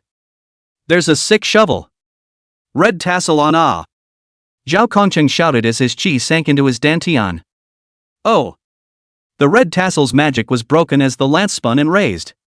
The 2v1 fight ended quickly. The Ghostface King's head was slapped by the black pot with brains coming out, and his body was even pierced with holes. Although covered in wounds, the death was quite deadly. Because the Ghostface King's last breath was taken by dying under a slab. Plain slate. Whoosh. Whoosh. Those two slabs just came at it, one after the other. Successfully took away a generation of Ghostface Kings, becoming the first Ghostface King to die under the slate. Blame and shame. 12, invisibly loaded with big ones. Yeah. It died under my slate. Lin Qiye. Brick throwing 2. Grinning, play the game on you. Xie Li, throw brick 1. Sigh, throwing it a little bit early. The thing is, someone still remembers that it's not too late for a gentleman to take revenge, and seeing as how the Ghostface King is going to GA. Specialized in picking up a handy slate on the ground, ready to mend. With this wisdom-filled act, he managed to evoke Lin Qiye's new hatred for the Ghostface King. He beat him up before, and now he's running in front of his house to demolish the building and kill people. Slate +1. It was raining, still raining, and the lights were hidden in the distance. Looking at the Ghostface King, who was killed by the slate, the red tassel was magical again. It's not that she's not strong-minded, it's really magical. Why is it that they're the ones who have been outputting all this time, and the Ghostface King is outrageously dead under the slate? Where to put their Night's Watch face? A beautiful woman drenched in rainwater, topped with a magical look, turned to look at the two psychopaths floating with their top raincoats as pendants. Why do the two psychos look familiar? Red Tassel's tone was ethereal, his eyes strange. What are you guys? Which mental hospital did you come from? Lin Qiye, who was having a good time, heard this and replied offhandedly, Aang, Sunshine Mental Hospital. You know us? The Red Raider shuddered. That's pretty psychotic. The next second, Red Riding got a big thump on the head. Red Riding, ? When her eyes rolled, she saw old Zhao looking at her with a seriousness so serious that the sky was falling. Rouge, we're rich. Be nice to the god of fortune. Zhao Emporian City's eyes were wild with every word. He looked down at the black pot in his hand, his eyes growing wild. Black Cauldron Forbidden Market. It can interrupt the Forbidden Ruins and can allow an ordinary person to take on the Chuan realm without losing a fight. Against all odds, it's just too much. Zhao Emporian City had a hunch that just by being able to break the Forbidden Ruins, this black pot would be classified as an ultra-high-risk ban market, and even higher. Zhao Kongcheng glanced at Lin Qiye, his heart growing more and more excited, not knowing that can the pots and pans? Chipping away at the divine market. The Forbidden Ruins of the Gods. Broken God. Zhao Kongcheng's heart thumped. These two men, he would not spare a single one of them. Being looked at. Lin Qiye, ? Why is he looking at me? Battered. Red Riding, ? What's he talking about? I only saw Zhao Kongcheng pull up his clothes, and carefully and tenderly wipe the black pot again and again, with that look that almost looked beloved. While this pan is non-stick and there's not much dirt on it. But Zhao Kongcheng still wiped it very carefully. After wiping it completely, he came to Xie Li. He looked at the teenager, who was much shorter than him, and bent slightly, offering the black pot with both hands. This is an extremely high level of etiquette. As Zhao Kongcheng bent over, Xie Li moved one step to the left, and Lin Qiye moved one step to the right, and successfully, he left Zhao Kongcheng's front empty. A hint of a smile crossed Zhao Kongcheng's eyes and his tone was serious. Xie Li, thank you for the pot. It saved a lot of people, including me. Now, finish it. The rain, it stopped. The sky, a little brighter. Xie Li threw the raincoat on Lin Qiye's head and coughed lightly in the face of such a proper Zhao Kongcheng. Taking the black pot handed to him with both hands, he cleared his throat. You're welcome, haha. It is everyone's responsibility to build a better society, and to help those who feel aggrieved. I didn't think the pot could be used as a weapon either. It's all in the best interest of fate. I thought this forbidden market of mine was a crap forbidden market. Ahem, so what, $50 for the loner pot. He reaches out and compares a 5 with a big smile on his face and to Lin Qiye, who had circled around and stood beside him, he muttered in a low voice, I'll buy 50 yuan kebabs as a treat later, so you cheer up and write your paper. Anan. More meat. Lin Qiye remembered the fear of 24 rolls, and in a moment, the brain foggy and bleary-eyed, with so much nostalgia for the days when I couldn't see 5 years ago. Zhao Kongcheng's heart was stirred. This was not some kind of pot borrowing fee. That's what the youngster said for fear of psyching him out. He knew it. He, Lao Zhao, did not look at the wrong person. This is the root of the upwardly mobile teenagers. It's the hope of their Daxia. Excited, I opened my mouth and said, 500. Red Raider, our base pay is all 5,500. Xie Li, ? What? On a salary? Might as well go into the factory and turn screws. He waved his hand, not wanting to squeeze the middle-aged, nice uncle who made 500 a month. 50 is fine. Do you scan code or cash? Zhao Kongcheng felt in his upper and lower pockets, not finding a single dime, before realizing that in the midst of the fight, the Ghostface King cleaned out his pockets with a few claws. The money's gone, the Night's Watch badge has fallen. Clothes are still in tatters. He smiled awkwardly and summoned his teammate, Red Tassel, lend me 100. Red Riding. In the end, Xie Li got a $100 bill from Red Raider. He raised the pot happily and it disappeared into thin air before their eyes. Zhao Kongcheng's eyes narrowed slightly. It really was a forbidden ruin. The Red Raider sighed darkly. What a strange forbidden market. Xie Li, success, you guys can get busy with the follow-up of the matter, we still have to go make up our homework. Seeing as they're leaving. Red Ruffian, the one who was cloudy about things, subconsciously tried to keep them, you guys. Xie Li and Lin Qiye turned back to look at them. Zhao Empyrean City reacted quickly and interrupted Red Tassel, you guys pay attention to safety on the road. Don't forget the sweet potatoes you put in the corner, little Shelly. Uncle Zhao, got it. Xie Li lazily waved bye-bye at them. Lin Qiye looked deeply at Zhao Kongcheng and bowed his head slightly in respect, General Zhao. Bye. Bye, and remember to go back and catch up on your homework. Zhao Empyrean City and Honging watched the teenagers fading back. They are gradually stepping into the far side where there is light. Xie Li's Forbidden Ruin is that black cauldron that can interrupt the Ghostface King's Forbidden Ruin. Zhao Empyrean explained this sentence to his teammates for the time being. Just this sentence alone shocked Red Tassel's eyes rounded, and his voice trembled slightly, Chuan Realm. Ghostface King. Shocking, beyond shocking. No wonder. No wonder old Zhao could hold out under Ghostface King until help arrived. She muttered, looks like we're going to have to find Xie a father. Pear, why is General Zhao holding your pot? The two who had already left the Ringless Hollow were walking along the road, and beyond the Ringless Hollow, the quiet, peaceful, and is plainly beautiful. Lin Qiye was carrying the sweet potatoes that were to be delivered to his house. For the doubt in your mind, hit a straight ball. To this question, Xie Li replied with a smile, because it happened to meet. Ever heard of a song? It's beautiful because it happened to meet you and leave a miracle behind. Lin Qiye's fingertips shrunk, and his eyes were heavenly deep, as if they had great secrets within them. He looked at Xie Li steadily, and after 2 seconds whispered, you know that's not what I asked. Yes, why expose? We all harbor secrets, growing up, heretics in the eyes of others. You keep your secrets, I cover mine, we don't know each other. 13. The Backstabber. Shelley stopped in her tracks. Instead of heading towards Lin Qiye's house, they were on their way to get some kebabs. There is a snack street over there, it is very lively, at this time the roadside can already smell the smell of barbecue. They were just down the road from what could be described as a crowded snack bar. In the center is the driveway with cars coming and going. Xie Li inclined his head to look at Lin Qiye, a smile appeared at the corner of his mouth, it's very simple, if you can't block it, you'll die. I can't do it alone myself. Give the sprinkles to avoid such things from happening to people like Grandma and the others. Besides, Uncle Joe is a good man, even though he doesn't look like much. The green light is on. Car parking. Xie Li took the lead in crossing the crosswalk, I'm not a saintly mother either. If you have a heart to save the world, you can join them. Or you can find a company to work for after college.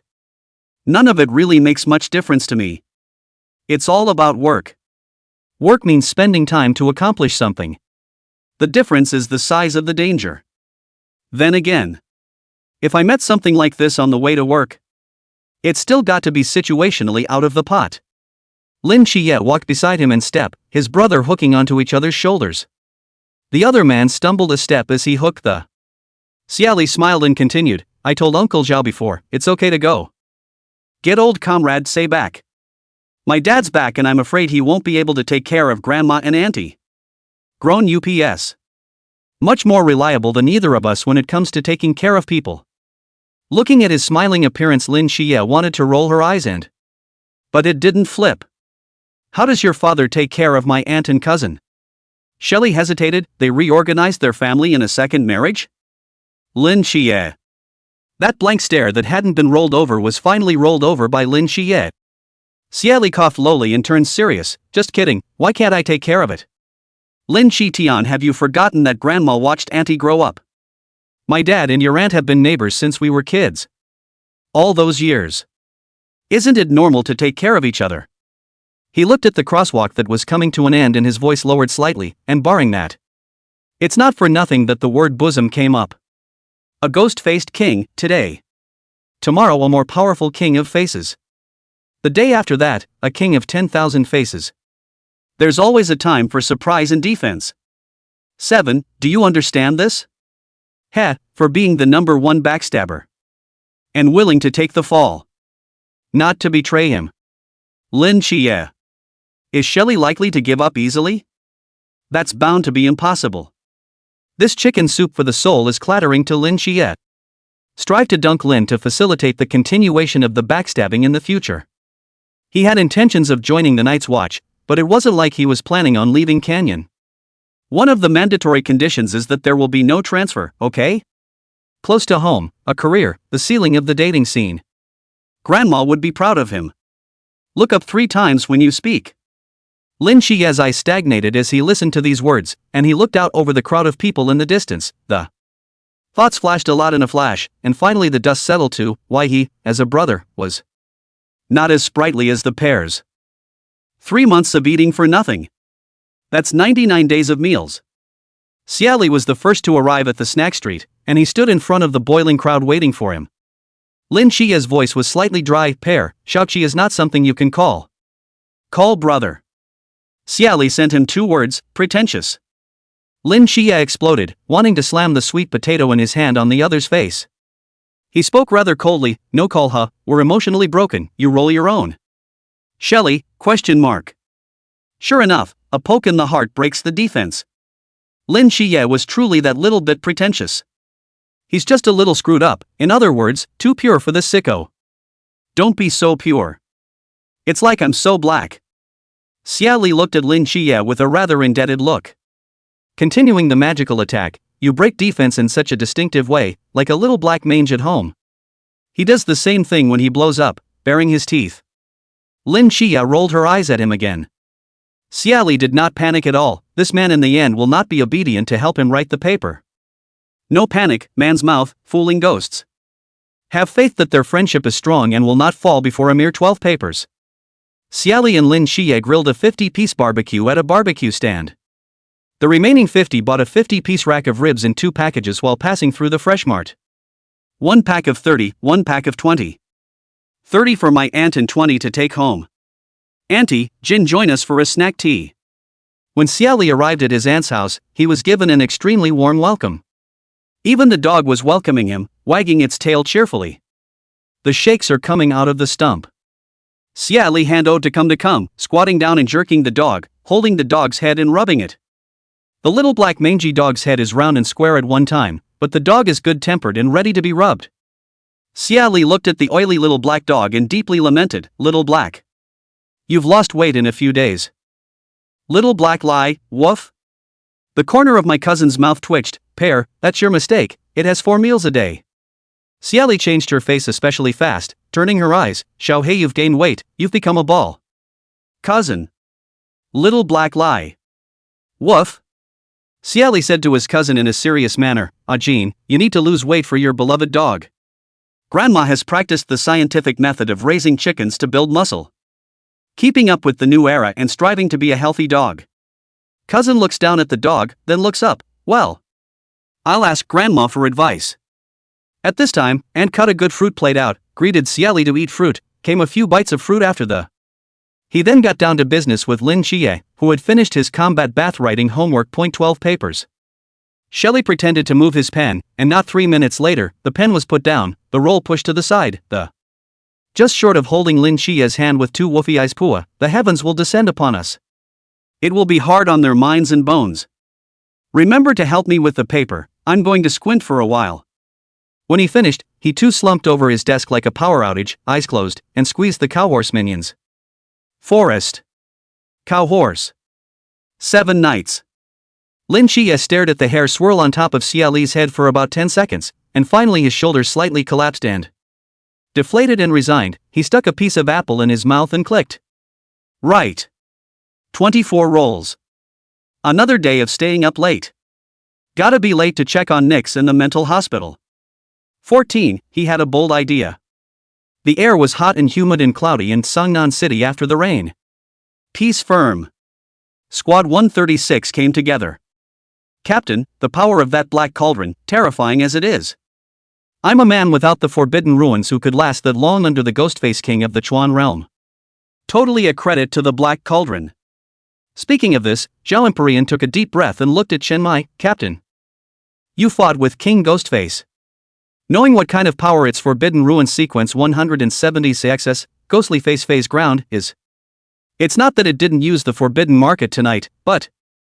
Interrupted by the black pot thrown by Shelley, I looked at the ghostly face that had taken shape on the ground and, in a flash of dust. Speaking of this, Zhao city was quite agitated, and his breathing shortened for a split second. No one paid any attention to his moods that. This was because the other members of Squad 136 were even more shocked than Zhao Kongqing when they heard this. It's not as if the former makes ordinary people exist against cross-border battles. Their vigilantes' demonic leads can achieve this effect as well, just at a high cost. And the latter is what shook them up. Interrupt the forbidden market. Interrupt the forbidden ruins that are already on the verge of being created. Against all odds. And Xie Li was still able to interrupt the Chuan realm forbidden ruins when he was still a fresh entrant to the Marigold realm. Enough for two great realms. What does this mean? It means that once Xie Li grows up, he will be. The crowd's hearts jumped. The most powerful aide. Zhao Kongqing's excitement eased a little. Couldn't help but laugh. That kid Xie Li still dislikes his forbidden ruins waste, in my opinion. His forbidden market is simply too useful. I don't care if you're a super dangerous or godly agent when your realm rises in the future. Interrupt, through and through. Wu Shangnan narrowed his eyes and suddenly said, Lin Qiye is a blazing angel agent. And the divine might that then erupted. Is it really Lin Qiye's? Hong Ying's eyes glowed, whether it's Lin Qiye's or not, Xie Li and Lin Qiye. None of us would miss it, would we? At the end of her words, she looked towards Chen Mai. She remembered where she'd seen those two psychotic, aw shucks, young guys. The two lads who set up a stall in front of the office selling night lights. See Xiaonan, I've been checking on the trail of Xie Li's father Xie Huayan for the past 2 days. He's digging coal in one of the West Mountain mines for 100 a month. It's not a problem for us to find him a job in Sangnan City with the same salary or higher. At this moment, Wu Shangnan looked towards Chen Mai, who was sitting behind the desk. Captain. Yes, we'll make them join the Night's Watch, definitely. Chen Mai's eyes sank slightly and he looked back at Wu Shangnan. You personally go and negotiate this matter with Xie Huayan. Understood. The hearts of the crowd were on fire, a suspected dual god agent and a forbidden ruin so heaven-defying. Shelley doesn't know that he's become the man the Night's Watch will do whatever it takes to get. Ka chow. A large tree came crashing down without raising a speck of dust. The black pot was flaunted out of potpourri in Shelley's hand, and Shelley whistled as she looked at the fallen tree. Feeling more and more skillful at chopping down trees, he shallowly chopped down several more large trees in just a moment. He slung the pot over his shoulder and made his way inside the asylum, skillfully entering the oldest's room. An acacia table with a bronze lamp on it. Today, the candlelight flickers. A note appeared on the table, and Shelley raised an eyebrow, a little puzzled, and today? He didn't dump it, did he? Wait a minute, Zhao Kongqing used his black pot. Is that, in actuality, a dump? With this fiery mood, Xie Li bared his big white teeth and rushed to the table, taking a look. The smile disappeared. The black pot is tainted with turbidity, please remove it. Optional. 1. 100 trees were cut down. 2. Cook 100 meals. 9 dishes in 1 soup. 3. Knock out a god. Limited to 30 days. Shelley, ? This pot, or is it a chastity pot? No one else can touch it? Touch it and it's a gas? What a temperamental black pot. Xie Li muttered as he stared at the black pot. Flexing his fingers, he tapped the surface of the pot. Bang bang. The voice is calm and thick. But it's dark. Not just hacking others, but hacking him too. It doesn't matter if you're black or not. Look at the 3 options, which one is he able to do except the first one of cutting down 100 trees? The second one makes 100 meals? 10 meals a day for 100 days. This one is outrageous enough, let's see the third one is even more outrageous, knocking out a god? Are you sure you're not trying to screw me over? Knock on God, God didn't faint, I went GA first. In the middle of Xie Li's thoughts, the note disappeared, and he knew that it was the start of the countdown for the mission. He stood still for a few moments before tapping the black pot for a few more moments, making a crackling sound that. After tossing this chaste pot around for a while, he picked up the black pot and resigned himself to chopping down trees. Xie Li consoled himself, it's fine, anyway, every night to cut down the tree, as a strong body. 100. That's a lot. However, Shelley's tree hadn't continued to cut down a few more before he was shaken awake. Pears. Somewhat dazed, he opened his eyes, and it was a handsome face of Lin Qiye calling out to him. Xie Li reacted for a second. He stayed up late at Lin Qiye's house to write papers to, supporting his head with his hand. He yawned. Are you done writing? Finished writing. Auntie saw that it was already late, so she called and told Grandma that you wouldn't be coming home to sleep today. Sleep at my place for the night. We'll go to school together tomorrow. Lin Qiye has already packed up the 24 rolls. This would be in the process of taking a folding single bed out from under his own bed. Put it by the window, set it up, and spread out the mattress that my aunt had carried in. A simple single bed is a quick fix. Okay. Xie Li moved his neck. Thank my sweet and beautiful aunt for me. Lin Qiye put the pillow away and then pointed. Nah, sweet and beautiful auntie is in the next room. Thank yourself. There were only 3 rooms in auntie's house, one for auntie, one for Jean, and one for Lin Qiye. Unlike Shelley's house, which was empty for 2 rooms and had room for a guest house. Said guest room, one of them was run over by Lin Qiye from time to time to live.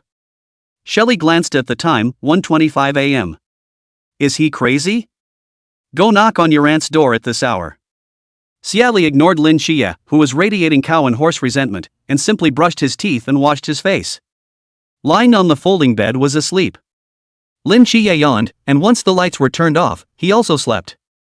The house wasn't completely bleak, the light from the alley shone in a little, reflecting on the walls. Late at night.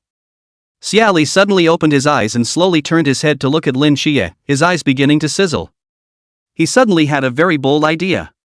Using the black pot, gently knock Lin Qiye to see if Lin Qiye is God. Generally speaking, in terms of fictional tropes, someone like Lin Qiye must have some kind of hidden bullseye identity. Wouldn't he seize the opportunity to establish the identity of the protagonist with a single tap? 15. Xie Li, life is so catchy. But Xie Li's brows furrowed and his hot eyes subsided. What if there's an accident?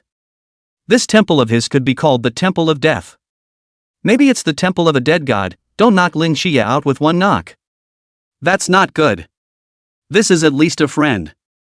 Shelley closed her eyes and continued to sleep and cut down the tree. Lin Qiye was sharp, and even sharper in the dark under the Starry Night Dancer enchantment. But even the keenest of people aren't wary when it comes to their family and friends. Lin Qiye and Xie Li slept quite soundly and deeply when they slept in the same room. But, coincidentally, fate is so marvelous, Lin Qiye just wanted to go to the toilet at night. Without opening his eyelids, he saw Xie Li's eyes that sizzled for a moment. That look, it scared him so much that he didn't even want to go to the bathroom. Lin Qiye. What does this look in Pear's eyes mean? Is it? Pear is affected by Zhao Quancheng's elderly. Suddenly it's fun to men. At this moment, Lin Qiye had the feeling of sharpening his knife to stab someone. It's over. My simple brother was brought down by colorful black. No.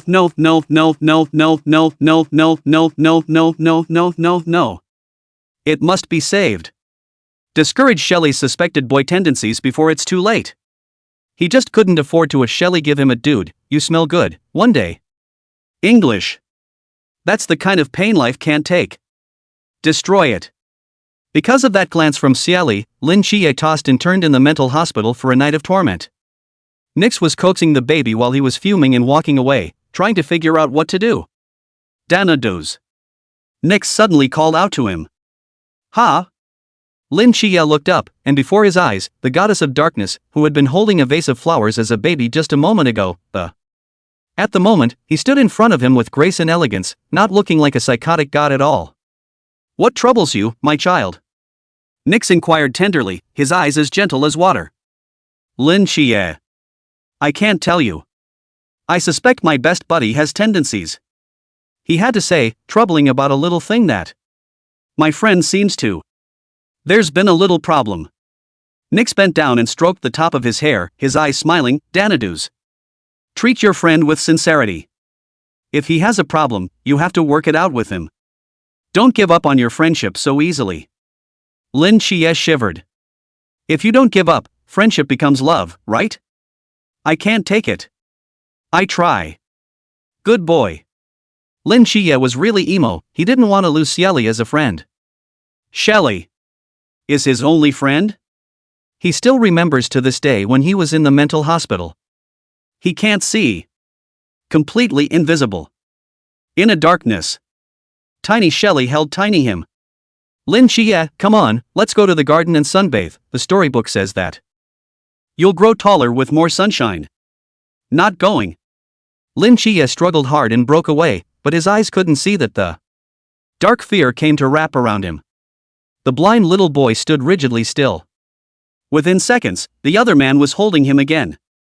Go on, you'll be bored alone in the hospital room, and I'll be bored alone in the garden.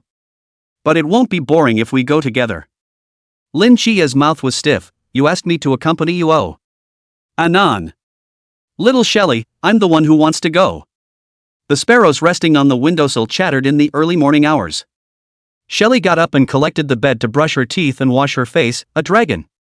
Carrying his school bag, he took the big breakfast prepared by his aunt with love and went out the door with Lin Qiye. Xie Li gnawed on a large meat bun and looked at Lin Qiye suspiciously. 7 days, you. Were you a thief last night? So shriveled up. Withered. Lin Qiye looked at him, wanting to say something, and finally his heart crossed and. A clenched tooth, Pear, you last night? Xie Li abruptly jumped in his heart for a moment. Last night? Lin Xiaoqi, you didn't sleep, did you? What's with all the horseplay? What are you looking at me for? Lin Qiye asked this, his heart tense as if he was about to jump off a building. He was truly worried that Xie Li would be brought down by Zhao Kongcheng. Xie Li swallowed the bun in his mouth and let out a cry. I'm looking at you, so what? I was going to ask you for a couple of moves, but once I saw the color of the sky, my excitement receded. He looked frank and unassuming, not half so much. Hearing Xie Li say this, Lin Qiye's heart that had been hanging for most of the night finally fell. Put it back in your stomach. This he could understand, thinking about the other day when he had just acquired Starry Night Dancer. I was excited to run around Canyon City in the middle of the night, and I passed by Pear's house 5 times alone. That feeling of gaining new abilities and wanting to experiment he could all too well understand. Well, if it's not a man. Lin Qiye's collapsed little half of the sky quietly grew back. Lin Qiye joyfully said with a big white tooth, let's put it this way. Let's try it tonight somewhere where no one else is. That was quite good, he didn't know what Lin Qiye's level was yet. Xie Li responded with a mouthful, yeah, cut and thrust. With the matter settled, Lin Qiye also nibbled on a meat bun. Xie Li lamented on the sidelines, look, people can't think about doing bad things to those around them, otherwise how embarrassing. Good thing I didn't knock last night. Otherwise, it would have been a wonderful scene to see each other. He shoved the tiniest bit of bun in his mouth. Did you notice the handwriting on my 12? Lin Qiye, pay attention to the pack. Xie Li inclined her head slightly and his eye swept over a place without thinking. I wonder if Uncle Zhao and the others have any love. Make up for my monster-damaged bike. Lin Qiye, maybe it will. The green male big they grew apart, carrying their backpacks to school one by one. And tailgating 2 students in broad daylight. Red Tassel said into his earpiece in a high voice, Xie Li wants a bicycle, fulfill him? Hashtag demented man trailing. The redoubtable was not expecting that one day she would be able to tail the 2 students that. The word demented tailgating can fall on her as well. But, it's alright. It's the protection of the Night's Watch she's got. Instead, it's adult perverted social big sisters trailing green male big teenage boys. Before abducting Xie Li and Lin Qiye into the Night's Watch, the duty of protecting them fell to Red Raider. And the first day trailing the Red Tassel, he felt the teenagers fluttering. Youthfulness. School uniforms, school bags, students going to school everywhere on the road. Meet him. Zhao Empyrean City was resolute, I'll pay this money privately. He thought for a moment and added, I'll send it to them tonight. Zhao Kongcheng's filter on Xie Li is the thickest, it's almost 800 meters deep. A good boy with good roots. The other thing is, that pot of Xie Li's is until Xie Li grows up. He's the perfect match for the unprotected pothead, and they're a great teammate. Made in heaven.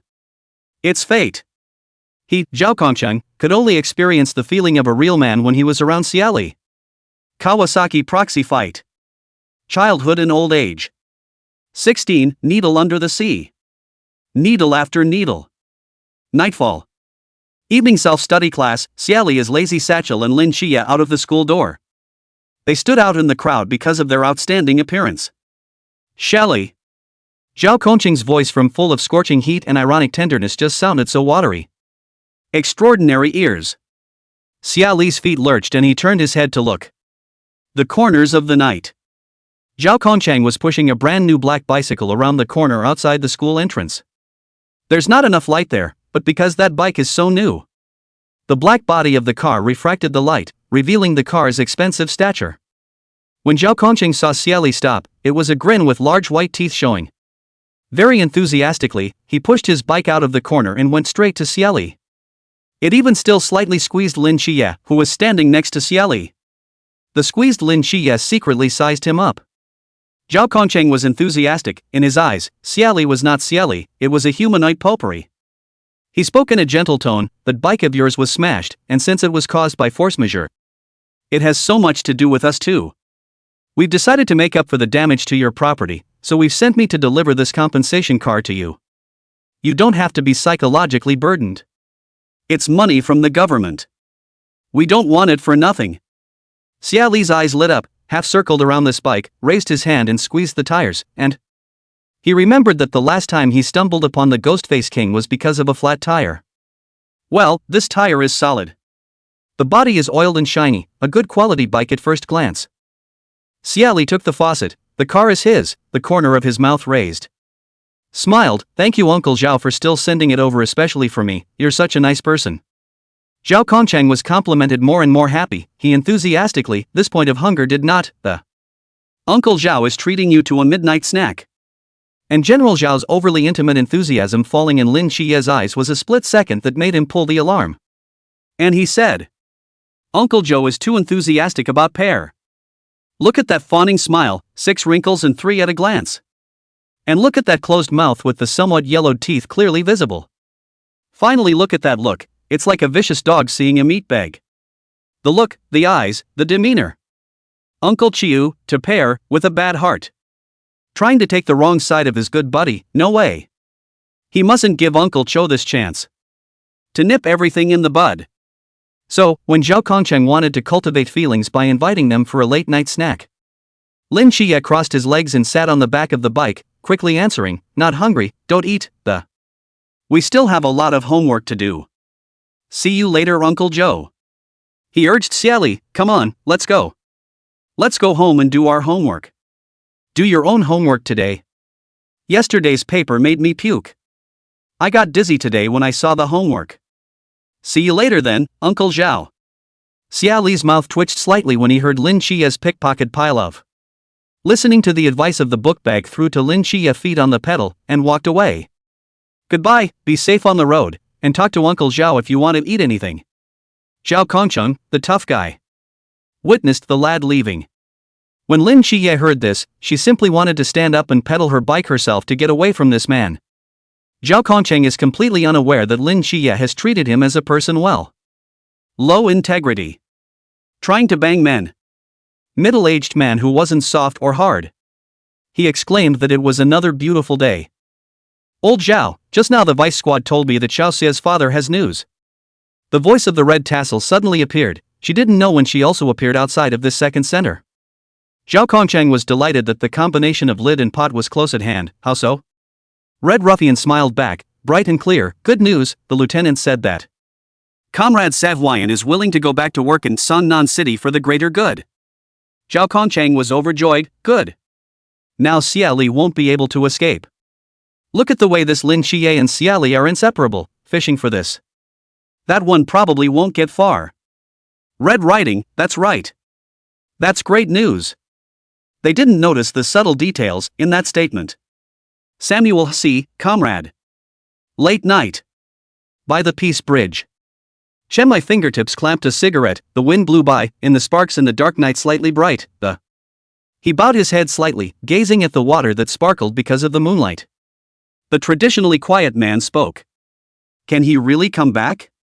Wu Shangnan was a bit confused to see the captain's emotions, the captain's appearance. Air. It's like meeting an old flame from the past. Blah blah blah. Guilty as charged. Samuel C. has a wife and son. Though the wife died and never remarried. He remembered the man he had seen in the West Mountain coal mining district. It was a standard burly man, quite at odds with Samuel Xie's well-mannered name. In his early 40s, possessed of a strong, sinewy muscular body, and moving between a strong sense of muscular power, a country face with thick eyebrows, a heroic. It's long like it's going to join the party in place. No wonder he could give birth to such a good-looking son like Xie Li. The genes are good. Wu Xiangnan really can come back, Xie Huaiyan hand over the work in hand on the move back to Cangnan. It'll probably take about 3 or 4 days, Captain. He hesitated. Samuel Xie, any special status? That's a very wrong reaction you're having. Chen Mai took a deep breath, slowly exhaled a smoke ring, and said deeply, no. He's just an ordinary trench digger. And you? Chen Mai, I've seen it, I'm jealous that he's strong and decent looking, jealousy twists me. Wu Xiangnan? Captain, have you been kidnapped? Wink if it is. Chen Mai, a man's heart, a needle under the sea, you can't guess it. In the end, the cut between Xie Li and Lin Qiye didn't work out because Red Tassel's stalking was too obvious. It's hard for them not to see it.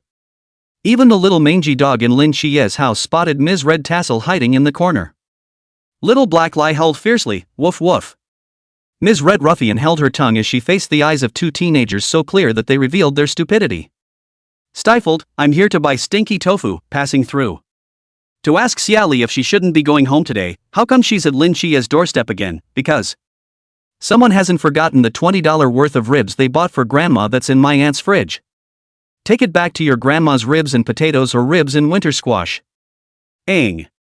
Xie Li answered casually, smiling and raising his finger in the direction, beautiful lady. The stinky tofu you want to buy should be over there at the end of the alley. It's sold by an old granny pushing a cart. Good value and rich flavor. The teenager's smile was so bright that it seemed to glow under the dim streetlight, and red ruffles froze in his tracks. She thought for sure such a lame excuse would be demolished. I didn't realize. Shelley, this young man knows what decency is. What a polite young man. She remembered the thank you in front of the store and couldn't help but smile, thank you. Lin Qiye's gaze hovered over them for a moment, turned around, and thump. Quickly take the ribs out of the fridge and hang them on the handlebars. You're all going together. With those words, he turned around and went upstairs, even the dog, and he took it with him. Grip little black mangy, woof? Shelley, ? What's wrong with him? The heart of a young man is a needle in the bottom of the sea. Shelley took the chilled ribs and rode off. 17, Lin Qiye, don't explore the unknown. Young and spirited. The red coma looked at the future flowers of the motherland and couldn't help but feel emotional. 5 minutes later, Red Tassel was headed in the direction that Blossom was pointing. I didn't see the stinky tofu granny. 10 minutes later, there was still no sign of the grandmother in the mouth of the flower. 15 minutes later, the alley was finished. Still no sign of the grandmother in the mouth of the flower. To this, the redoubtable came up with an answer. 22:32. The grandmother selling stinky tofu, closing up her stall. This woman, muddled by the scent of teenage youth, would rather believe it was a grandmother closing her stall. Nor did she want to believe that it was the teenager who seemed so clear-eyed as to be stupid who was snubbing her. Upstairs. Brother, what are you? What are you looking at? When his cousin saw Lin Qiye standing on the balcony, not moving, and holding little Xie Li in his arms. He was holding back, seeing that Lin Qiye was still deeply motionless, he held back for a while before coming over to inquire. Lin Qiye, see the world you don't understand. Yang Jin, ? Carried in the arms of Little Black Lie, ? This man and dog looked at each other, confused. Lin Qiye sighed lightly, not continuing to be a sculpture, and returned the dog to Jean. Promise your brother you won't explore the unknown. It's also important to turn down invitations from others to explore the unknown. Don't be a man. Cousin. Brother, what are you talking about? Lin Qiye patted his cousin's shoulder, then walked away with a body full of depth. A man and a dog, looking at each other again, ? Brother, mom left you rib soup. Lin Qiye's voice drifted out from the room. I'm not going to drink, I'll do my homework first, drink more. Rib soup is easy to grow taller by replenishing calcium. Oh. And what Lin Qiye didn't know was that the Night's Watch held them in extremely high regard. Red Tassel protects him in the shadows. Zhao Kongcheng protects Xie Li in the dark. It's also fortunate that he doesn't know. When Xie Li returned home, he received an extremely warm welcome from his grandmother. A living rendition of what it means to be as different as you are. The old lady's face was distressed by her eldest grandson, whom she hadn't seen for only 2 days. Carrying over the ribs that Xie Li had brought back, he was busy expressing his love for them. Ali, come, Grandma has been stewing old hen soup for 5 hours, eat more meat. Thanks Grandma. Grandma just picked the cucumbers fresh from the field this afternoon. It's much healthier than the vegetables grown outside with hormones. Grandma's so nice. 1 cucumber is all you need to eat, and pears are still good for fruit after meals. Success, listen to Grandma. Xie Li is Kong eat very to the grandmother's face dry rice, eat fragrant, just like a food broadcast. Look at the old lady's smile. That small courtyard, as if with the return of Xie Li, only gradually vivid. The chickens kept in the backyard were mingling, and the big yellow dog was lazily lying on his back, looking at the gate. Tail wagging. It's not exactly remote. It belongs to an urban village with land, so to speak. Zhao Kongqing sat under the fence of someone else's house looking out over Xie Li's house. Take out a cigarette and light it up. Thoughts float. He thought that if old Xie didn't come back, by and large, Xie Li wouldn't have joined the Night's Watch anyway. Xie Li was all Grandma had. Time has passed. The daily routine of a student party is pretty much set in stone, except for going to class and doing homework. Early Saturday morning, Xie Li, who was industriously cutting down trees, was awakened by a ringing of the bell. The old landline shrilled with 10-year-old pop songs. Sal my love, you've taken a debt of conscience, knowing the truth tears fall from my eyes.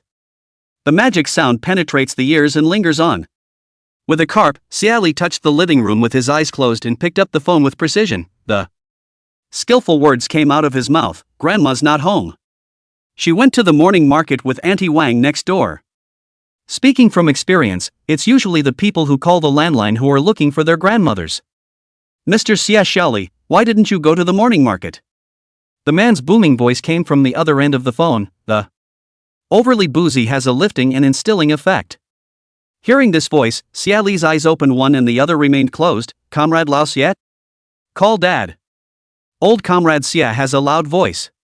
Even if there's no reason, there's still a reason. 3 years without a fight, the upper room is covered with tiles. Don't even recognize your hardworking and great old father? This night watchman really dug up his dad, who he hasn't seen in 3 years.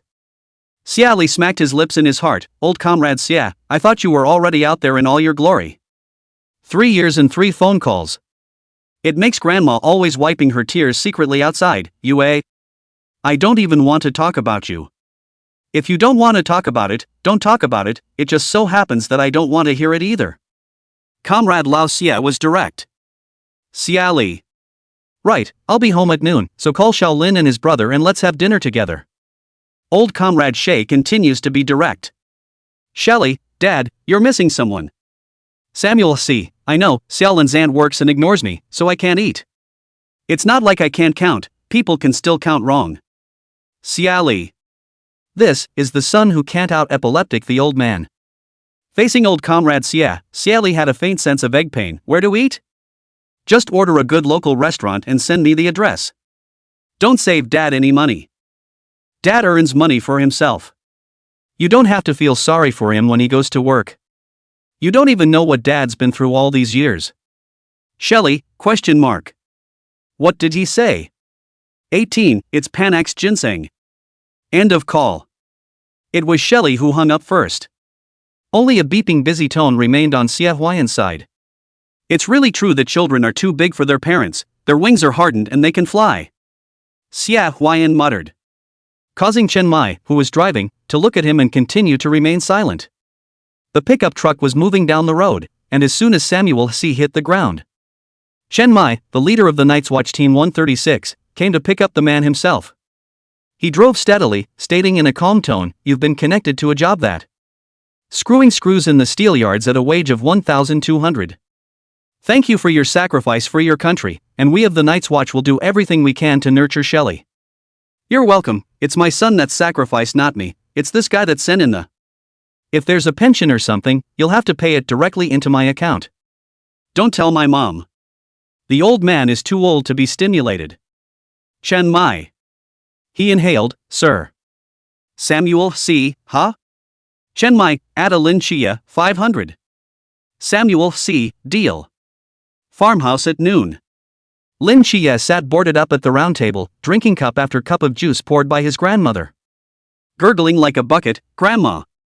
Ah Jean, he's a bit shy and embarrassed to eat with Uncle Xie. Elders like to feed. Grandma likes to feed Lin Qiye. As if Auntie liked to feed Xie Li. Unlimited refills. Grandma lovingly, it's okay, it's the same if you pack it for little Jin and bring it back. At this point, I, Xie Laosan, am back again. Comrade Samuel C. shines in a black t-shirt. The clothes were tightly wrapped around his toned body, emphasizing the strong, muscular lines of his. Underneath, he wore a pair of black pants that. The pants were gathered at the hem, looking both competent and slick, and a pair of black boots on the feet of. Walking with a crisp and rhythmic sound, the whole a hard man to shine. How hard? Lin Qiye felt that in terms of physical combat alone. 3 sevens. 3 punches for him, 7 for my head. A man who brings his own security just by showing up. Lin Qiye remembered Samuel Xie before, when Uncle Xie gave Pear a parent-teacher conference.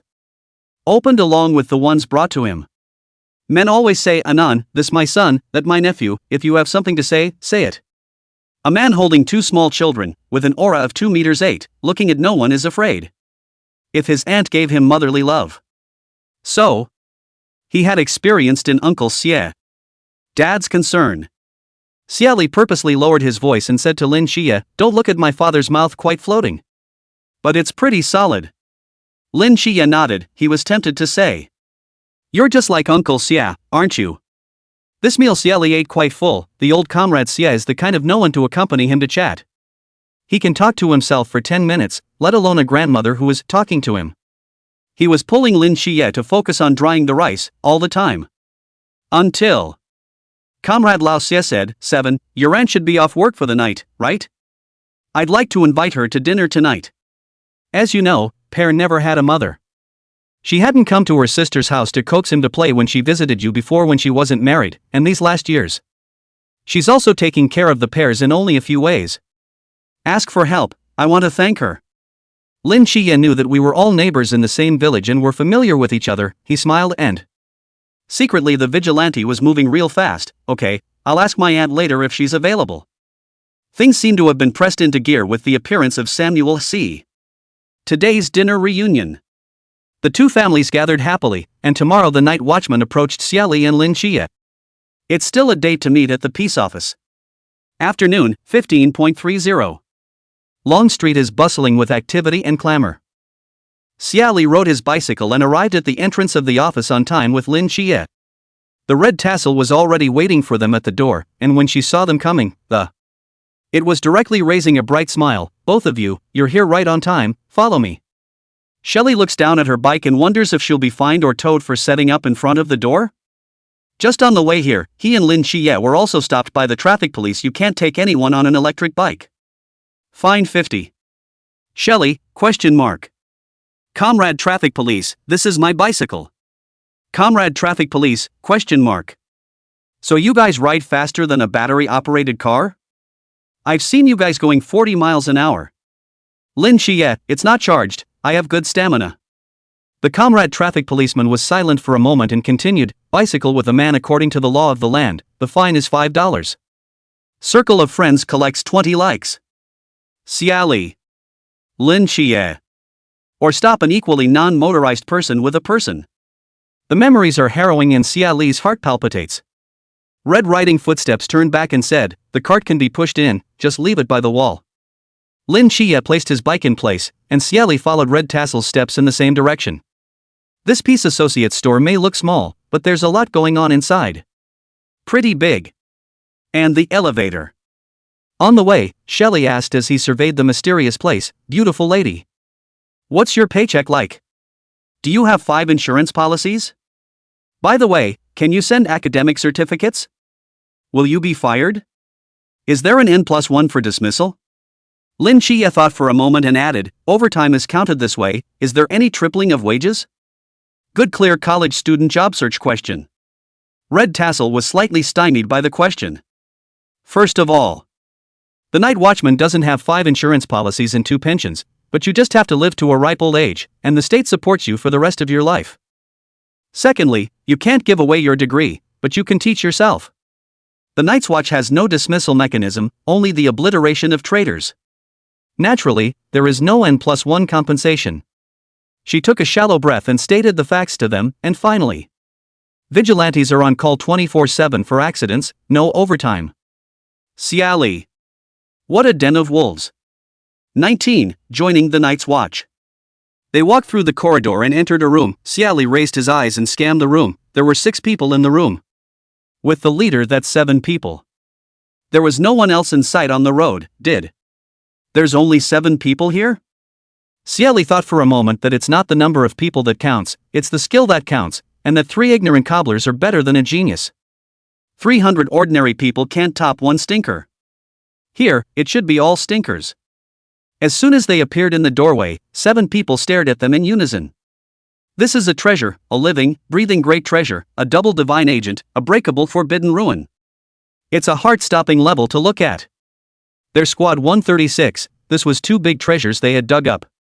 Buy 1 get 1 free, yay! Shenmai broke the silence, maintaining composure on the surface. Welcome to the Night's Watch. Xie Li stood in the doorway, heard this and leaned a little lazily towards the doorframe, his hands wrapped around his front, and he looked at Shenmai, understanding in his heart that this was the man of words, raising a harmless smile of the human animal. In a lazy tone, Uncle, don't you want to hear about my welfare application first? What if we don't get along? Don't be mean to each other. At these words, the air went slightly silent. Shenmai continued calmly, tell me first. Xie Li raised a finger. 1. I don't want to leave Songnan and travel for more than a month. Can't travel more than 3 times a year. Ugh. As you know, I've never left Songnan City. Going out there could be watery. The crowd looks at him, we get it, you're too young to leave home. Except for Lin Qiye, who was looking at them. Xie Li held up a second finger. 2. I want the Night's Watch to promise that under no circumstances will all of them have to be most assured that they will do everything in their power to protect our families, at any cost. Lin Qiye glanced at him.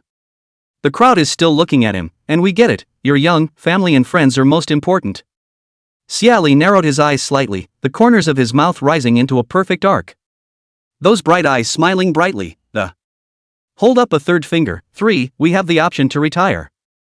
With these words, everyone in the room was stunned, and their expressions instantly came to be somewhat subtle. Crowd, he seems to know he's got a great black pot, who told him that? Shenmai gazed into Xie Li's eyes, his eyes deep and profound. No tricks, 1 or 2 I promise you. As for point 3, the Night's Watch is not a child's play. At that time you will have to see if the Night's Watch hierarchy will let you go if you want to retire. Of course, if you have the powers they had to put in place by then. No one can force you to stay. His voice had a rise and fall, but I want to know, why did you join the Night's Watch? Xie Li, question mark. You are a beautiful big-tailed fish? Shenmai froze, not keeping up with the other party's brain circuits. Fish. Anan, the fish with a 7-second memory. Xie Li looked at him. Weren't you the ones who invited us to join? Why are you asking why? Crowd. What a powerful rhetorical question. Shenmai was silent for a moment, his cheeks thickening, aside from the fact that we invited this reason. Why would you guys want to join? Xie Li smiled brightly and stepped forward. My dream since I was a child was to join the party. Be a new progressive youth with the right roots. By the way, the Night Watch has a staff, right? I won't add it if I don't have it. Yes. No and yes. Shenmai nodded in understanding, this child. It's very translucent. He then asked Lin Qiye, you think so too? Lin Qiye looked up at him and smiled brightly as well, pulling up his eggs. No. You should know that he and I have been together for over 10 years, and have seen each other every day since we couldn't even walk. After all these years, the 2 of us are closer to each other than brothers. Suddenly, I left him, and my heart was empty. Uncomfortable. So what, life is like a wilderness, the track is in the mind. I just went with my heart and came. This familiar drawing, this bowl line. Xie Li, question mark. Dude, you're chipping away at your persona. That's my persona's line, thanks. The moment these words came out, the eyes of the crowd looking at them suddenly revealed a little bit of eccentricity. Feelings, too good? Zhao Emporian issued a question. Didn't you say before that you wanted to guard your small family? Lin Qiye inclined her head to look at him. Pear is also my family, even if there is no blood relationship. Crowd, oh, got it, brotherhood, pure brotherhood. Now that you've made up your mind, I'll submit your application for membership to the top right away. But until the set is over, you're provisional players. Seeing the two lads' eyes bubbling with doubts, Chen Mai just now explained the intensive training in detail. Xie Li's understanding is great. The set is a knockout tournament for the major reserve night watchman. So he seized the point. That means that in a month's time, I'm going to be in a closed barracks and a year in jail? Chen Mai nodded his head gently. He and Lin Qiye exchanged glances, and then they heard Chen Mai say in a serious voice, temporary team member. It's not room and board. Not the captain. Xie Li raised an unreasonable doubt. You neither let us go home nor provide us with food and lodging. Are we expected to sleep on the streets as minors to pick up garbage and be delinquent teenagers? By then the night watch is going to be swept away by the pornography sweeps, all right. When Shima was puzzled, why would the night watchman be raided? What's your business with the yellow watch? He asked the question that the crowd was wondering about. Only Xie Li smiled a little coyly, because we're an organization, and if we get caught, the three good young men like me will certainly cooperate fully with the work of the police comrades to give a truthful account. The silence, deafening. Two brothers, stay at my house, it's big. After the silence, Red Tassel suddenly remembered the grandmother who sold stinky tofu that day. Couldn't help but glance at Xie Li. The young man's eyebrows were clear, and every one of his features was extremely well built. His strong bookish demeanor prompted him to look like a good, obedient schoolboy. What a great skin, just young. That meal. The Red Coma's cold face, no, I won't. It's good enough to be able to live here, but you want to take care of the food. Go eat your stinky tofu. I'll manage. Chen Mai brightly uttered. Zhao Kongcheng on the side is not convinced and opened big cut off. Live in my house, Uncle Zhao package food and accommodation. I'll make sure you two get fat. Without dropping a pound to weigh. Red Tassel is a girl, you guys don't live conveniently with her, the captain he can't cook, and combined. Uncle's house is the most convenient. Chan forced not to cook. Makino, ? Me? Can't cook? Okay Uncle Zhao, I'll be bothering you for the next month. Xie Li responded numbly. In this group of people, the one he knows and understands the most is Zhao Kongcheng. This person is good, the needle does not poke it. Zhao Kongcheng said with true feelings and ironic tenderness, no trouble, Uncle Zhao just rare you. Looking at them, Lin Qiye was shocked. Oh. Delivered to your door. My life can't be bleak. To isolate them without a trace. 20, since you can't shrug it off, pretend to be B. Xie Li and Lin Qiye join the Night's Watch, and old comrade Xie possesses the charisma to sweep everything away. When Lin Qiye and his aunt were on the phone during the evenings, his aunt's voice was still a bit giddy. 7. Listen to your uncle Xie. Auntie kept her voice extremely low and secretive. He's asked someone to send you and Pear to the military academy. You'll be closed for a year before you can go home. You'll have to study hard during that year. Trying to get a good job when I graduate. Take care of the Pears more on a regular basis, and take care of yourself too, you know. Yes. Uncle Xie says this is a good opportunity. I'll take care of myself and I'll take care of the Pears, Auntie. You wait for me to get a scholarship. Lin Qiye's jittery heart gradually settled down in his aunt's somewhat happy voice, and he thought to himself, just wait until you come from the intensive training session. Come home for dinner. The parting, it's only temporary. Pear and I share a dorm room, so we can take care of each other whenever we want. Zhao Kongcheng's house is not big, 3 rooms and 1 hall. According to Red Tassel's secretive revelation, this is the house that Zhao Kongcheng suddenly changed. What's the purpose? Hey. It's pretty self-explanatory. The house was clean and tidy, not too close to the office. Xie Li and Lin Qiye were each given a room. The room was blank with nothing but a bed. Xie Li turned around past Lin Qiye's room, ignoring someone who was making phone kanji with his aunt. Lift your leg and go back to your room. After all, he'd already made kanji with grandma. Caliber uniformity. Xie Li goes to her room and goes to sleep for a second. Enter the asylum and come to the oldest's room. Stand up straight against the green light. Hold the pan with both hands. Use the pot as incense and worship. In the darkness, light surged directly in front of Xie Li. Mysterious and esoteric, with endless variations. In the blink of an eye, golden light floats over the darkness and forms words. Holder, Xie Li.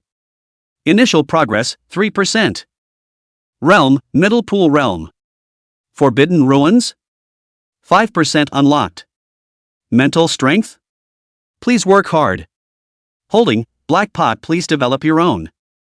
Break, 1. The corners of Xie Li's mouth twitched slightly, looking at a panel but also to get such a cumbersome set. Substitute pots and pans for incense. Like their Chinese god then. Xie Li circled around the acacia wood table twice, and 5% unlocked the forbidden market. Didn't Zhao Empty City say that only awakening the forbidden ruins would be considered a marigold realm, so why doesn't he have the forbidden ruins yet? That's the middle of the pool realm? It doesn't make sense. There are forbidden ruins, only marigold realms. Instead, it has been marigold realm and no forbidden market. Reversing cause and effect. Maybe it's because of the reversal of karma that they all think he's a marigold realm initiator. Moshi Moshi, the Reaper big man is on, can we talk about it? I'm sorry, Xie Li sighed deeply. Where in life is there so much pot to dump? He can't go kill and burn people and then dump the pot on someone else. How could a nice young man like him do something so perverted? He smirked, it's so hard to advance the degree of just dumping the. Can we start a new track? The floating light shimmered. Whether or not to turn on the secondary line. Yes. Yes. May. Xie Li. Good nerves, old San. Do you have a choice? Xie Li chose the one that looked good to her, and it was. Use your hands a little. The floating light shimmered. Since I can't dump it, I'll just play hard to get. 5% of the subplot progress is equal to 1% of the initial progress. Please redeem manually. Progress in compulsion, 0. Xie Li. What a grounded mission title. So well in line with the Black Pot's climb. Xie Li didn't forget that when this pot saw people's golden light, it was black light on its own. For the oldest three who quietly opened the back door to himself, Xie Li took the pot and paid another rather heartfelt obeisance to it. In appreciation. Then he took the black pot and went out the door of the oldest. I don't want to cut down a tree today, I went on a 100-tree frenzy the other day because I had to wash my turbulence. Pleasantly decided to take a break. Xie Li rested a black pan against her chin and, in deep contemplation of what the use of the black pot is. Black pot, please develop your own. This tip is certainly not nonsense. This pot, what else? You can't just hit the gray wolf with a pan, can you? A light bulb suddenly lit up above Xie Li's head. Ding. My forbidden ruin, could it be specifically named Grey Wolf? Xie Li remembered that in Pleasant Goat and Big Big Wolf, the black pan pot had a magical effect on Big Big Wolf. Self-locking, kneeling at the sight of a pot, hitting without fighting back, absolute suppression. If you can change someone's name. Xie Li can't even imagine how beautiful that picture is. With fond hopes, Xie Li exited the temple to get some real sleep. It was that the quality of this long-lost sleep wasn't very good, as if he heard Lin Qiye making small talk with someone. What? Mother, Danadus, my son. Wait. Xie Li sat up in a startled state in her dying dream, her eyes fluttered open, and she twisted her head to look in the next room. Lin Qiye? Mother? Danadus? This is Lin Qiye. Playing cosplay in the middle of the night? Hiss. And who's the lady? Show? Counter-Strike? Or Lin Qiye himself? Talking like a lady? At the thought of this, Xie Li's eyes narrowed slightly, and his scalp tingled a bit as he couldn't believe how beautiful that image was. He really didn't expect that. Lin Qiye, who looked so clear and flawless, possessed such a special and bizarre fetish that he shivered and a little worried about the mental state of the little ones. Early in the morning, a small training routine for the vigilante begins. All 6 were present at the underground training ground, and none were left behind. Xie Li was nibbling on a large meat bun, the breakfast the captain had brought them. Looking around at this training ground, it was empty and bright, the size of at least 3 soccer fields. Ahem. Since you're new, it's up to me to test the waters first. Facilitate the planning of training for the next month. Zhao Empyrean City held his long sword, his eyes resolute. Which one of you is first? Lin Qiye glanced at Xie Li, who was still gnawing on the bun, and swallowed the last bite. Stepping forward, me first. Zhao Kongcheng, go get a weapon you can use while you're at it. Over there, 18 weapons were placed: swords, guns, halberds, axes, hooks and forks. Lin Qiye hesitated and chose a mouthful of black pan. Crowd, ? How did that pot get mixed in? Lang Xian coughed lightly and explained in a low voice, I was really curious about Xie Li's pot, and got a few mouthfuls to look at it. That's for Xie Li. Seeing that black pan, the corner of Zhao Kongcheng's mouth twitched slightly. Playing with pots and pans may not be suitable for you. Lin Qiye, it's fine, just this one. He took a deep breath. Uncle Zhao, I'm going on. Zhao Kongcheng, come. Lin Qiye's gaze condensed as he gripped the handle of the pot and his entire body flew towards Zhao Kongcheng. 10 seconds later, the sound of his beating echoed throughout the basement. The pot is broken, the man is on his back, and he's taking a beating. The back of that knife, one after the other, like a whip. Lin Qiye had the backbone to bite his teeth and not say anything, but he was wailing in his heart. Xie Li silently covered his eyes. Light a candle for you. 21. The little pretender, the apparent loser, is the one who dominates the battle. Wu Shangnan looked at the miserable Lin Qiye. In terms of close combat, old Zhao is quite powerful. The captain is the only one on our team who is invincible under his blade. Of course, this was without using the forbidden ruins. The latter sentence was not said by Wu Shangnan. 10 minutes later. Lin Qiye was beaten up by Zhao Kongcheng, his nose was bruised and swollen, he staggered as he walked, and his entire person was pitiful. Xie Li just reached out to help him sit down. I heard Zhao Kongcheng pretend to gasp and say, Captain, Xie Li is in your hands. I'm tired too, I need to rest this old arm and leg. Then, Snap sat on his butt next to Lin Qiye. Lin Qiye silently moved to the side. Okay. Chen Mai answered. He took a common knife and stepped forward. Xie Li smiled and asked, Captain, can I use the black pot? Chen Mai's eyes brightened slightly, yes. Everyone is gathered here just to see the black pot in old Zhao's mouth. How embarrassing, then, to say that we don't need to ban the market.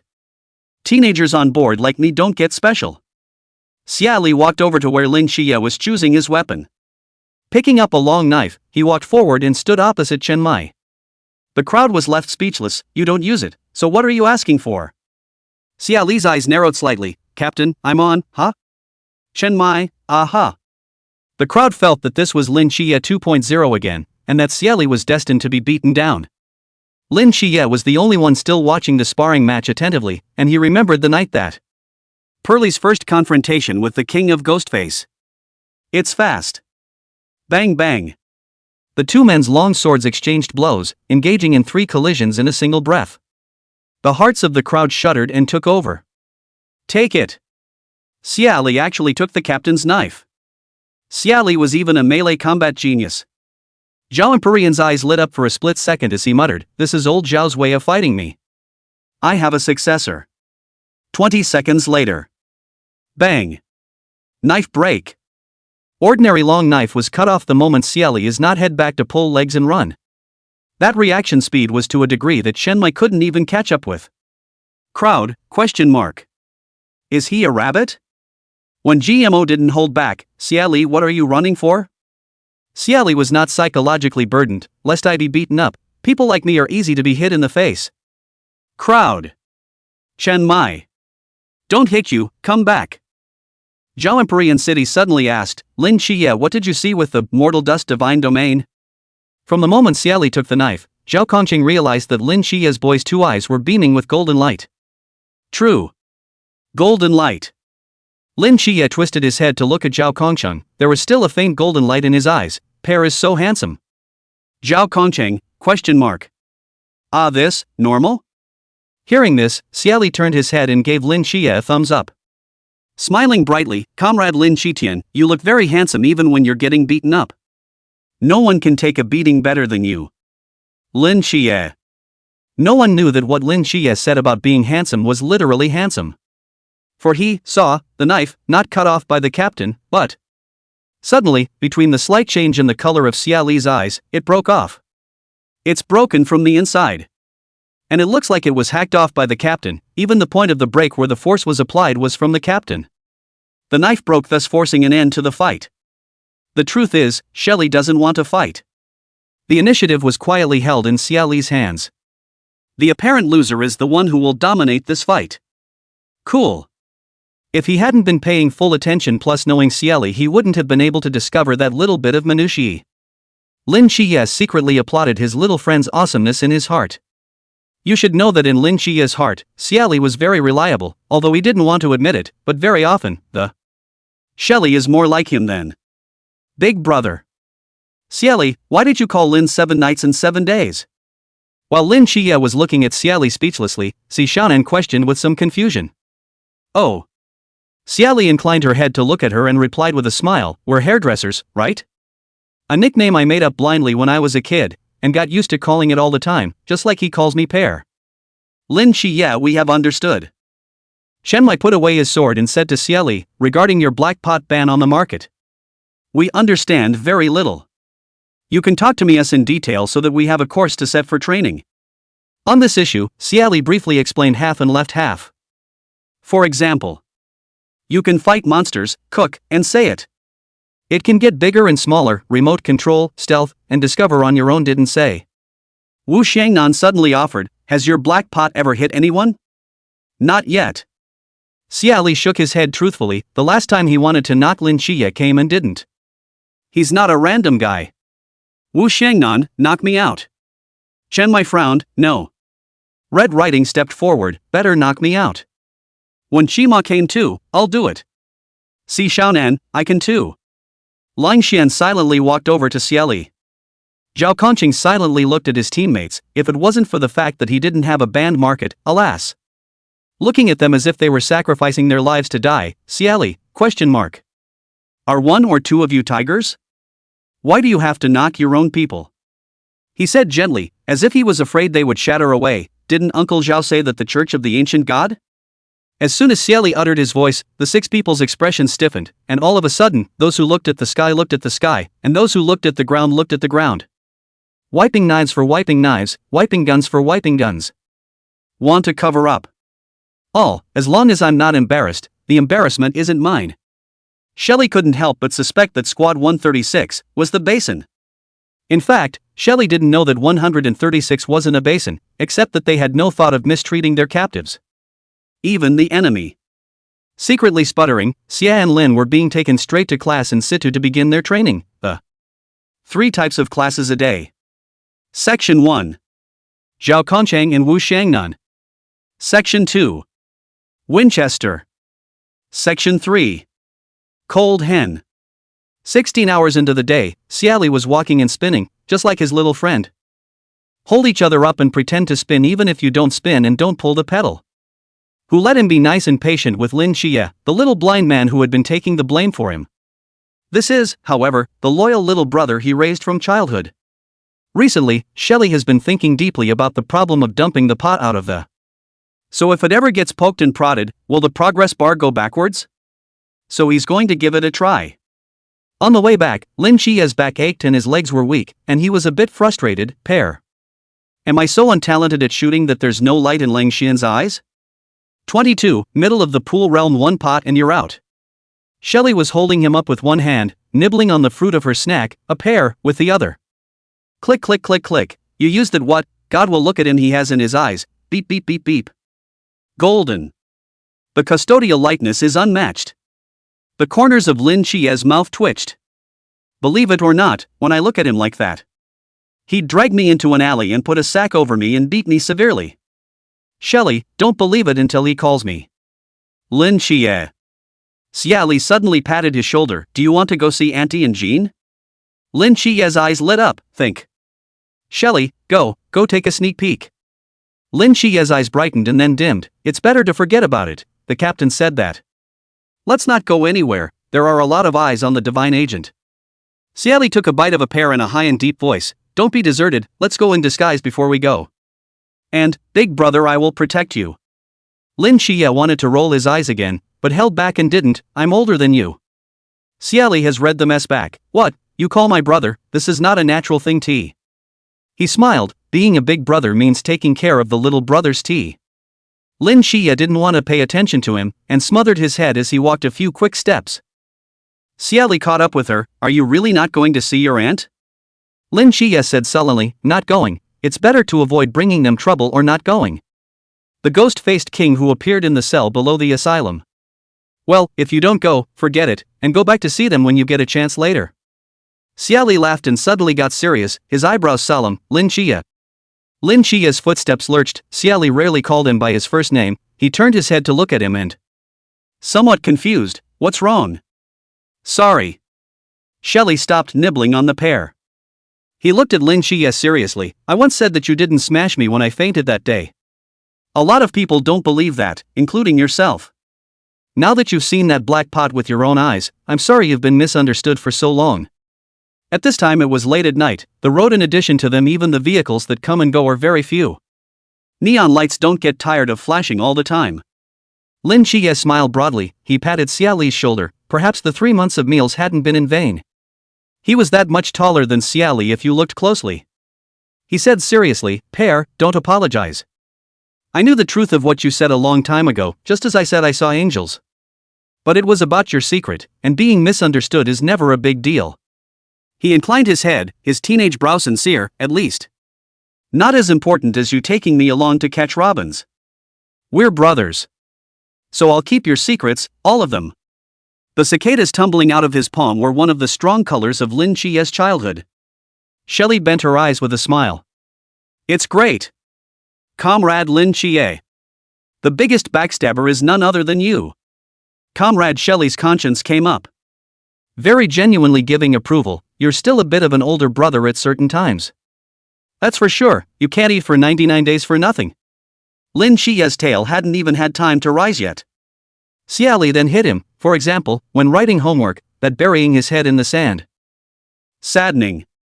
Lin Qiye. Back at Zhao Kongqing's house, Xie Li washed up and went to sleep for a second. Quickly go to the progress bar. Take the pot and wait for the aroma. 3%. Seeing this line, Xie Li smiled and narrowed his eyes. This temple good, wow, as long as the pot dumped out of the... It's not going to fly boomerangs at you. Manual kudos. Something else happened that Xie Li didn't expect. Importance of progress 100%. Xie Li, question mark. One pussy? Who thinks I'm awesome? Oh, it's my once blind hairdresser. Good friends, good lil friends, together for life. Lin Qiye, this sick friend is really good, more than just taking the blame for him. Still put a 1600-meter filter on him, what a helpful friend. After the fun, Xie Li clicked on the line. Break 1. Jumping out of the explanation. The word, break, one can break all tangible and intangible existence with a range of 15 meters. Once this word, break, is used, the amount of mental energy consumed is related to what is broken. It takes very little mental energy to break the little things that are visible. It takes a bit more mental energy to break intangible things. Works best as a combo with Black Cauldron. Gee, what a killer. Xie Li muttered with her knuckles against her chin. Sighing for no more than 2 seconds, Xie Li shouldered the black pot and thundered off to cut down the tree. To be the mental hospital version of Wu Gang. He's a melee fighter, and his body is a revolution. Don't ask him why he didn't brush up on his B-game today, there's only 8 people in total, so what's the point of this B-game? If you pretend, you have to pretend big. Midnight. A large truck traveling through the wilderness area of Canyon City came to a steady stop, the neighborhood dark and unlit, the cicadas and frogs chirping overlapped one another. The big truck is parked under the wilderness. The car is off and the car's low beams are still on. The driver left quickly, running out of stumps. On a small hill in the distance, Chen Mai lit a cigarette, his eyebrows frowning slightly as the wind blew over them. Captain, this is the person sent by the Fasting Institute? Wu Shangnan stared and whispered. Chen Mai slowly nodded his head as he stared in the direction of the big truck. You know, Xie Li's forbidden ruins are too special, comparable to God's ruins. So we have to realize that his pot of blackmail to beat the mystery is the kind of effect that beats people that. Wasn't it also, even playing? He looked at the sky. Isn't that okay? Wu Shangnan admitted that no one could interrupt the generation of the Forbidden Ruins as far back as the recorded history of the Great Xia. Only the Forbidden Ruins have become tilted and broken. Like those extremely strong powerhouses can certainly easily break other people's Forbidden Ruins. But by no means is Xie Li such a newcomer interrupts the Forbidden Ruins of the Chuan realm. The realm crossed is simply unbelievable. Rightly so, it attracts great attention. Bang bang. The wall of the big truck was whacked and rattled and Xie Li yawned and emerged from the grass. Don't knock it out, no one will come to your rescue even if you knock your throat out. Lin Qiye, who was still dozing in the grass on the side, ? Is that how it's used?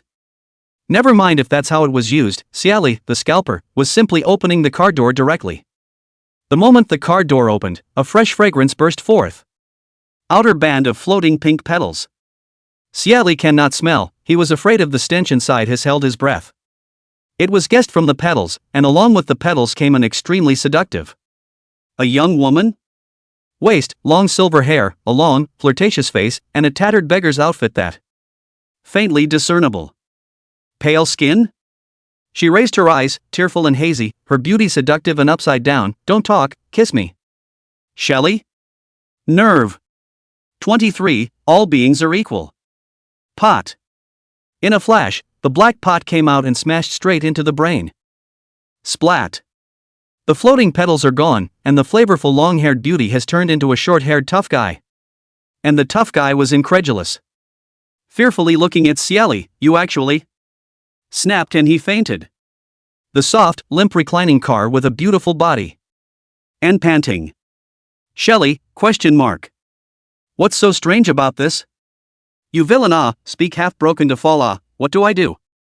Just hate half-talking riddlers like you, siren. Xie Li simply wanted to make up another black pot, and with the thought, he raised his hand to do so. Pa! Another knock on the black pot. Zhao Kongcheng, who had only just quickly run away, turned his feet and quickly ran back again. Quite shocked, Captain. One pot in the middle of the pool realm and you're dizzy. The forbidden market is broken in an instant. Holy! Zhao Kongcheng's shocked voice came from the headset, and the cigarette in Chen Mai's hand trembled in shock. Cigarette ash falling. He and Wu Shangnan exchanged glances. Picked up a big treasure.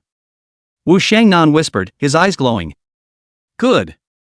Zhao Kongcheng smiled with both eyes when he saw the carriage and, just short of excitedly wrapping his arms around Xie Li and kissing his pot twice, Xiaonan will immediately check his physical condition.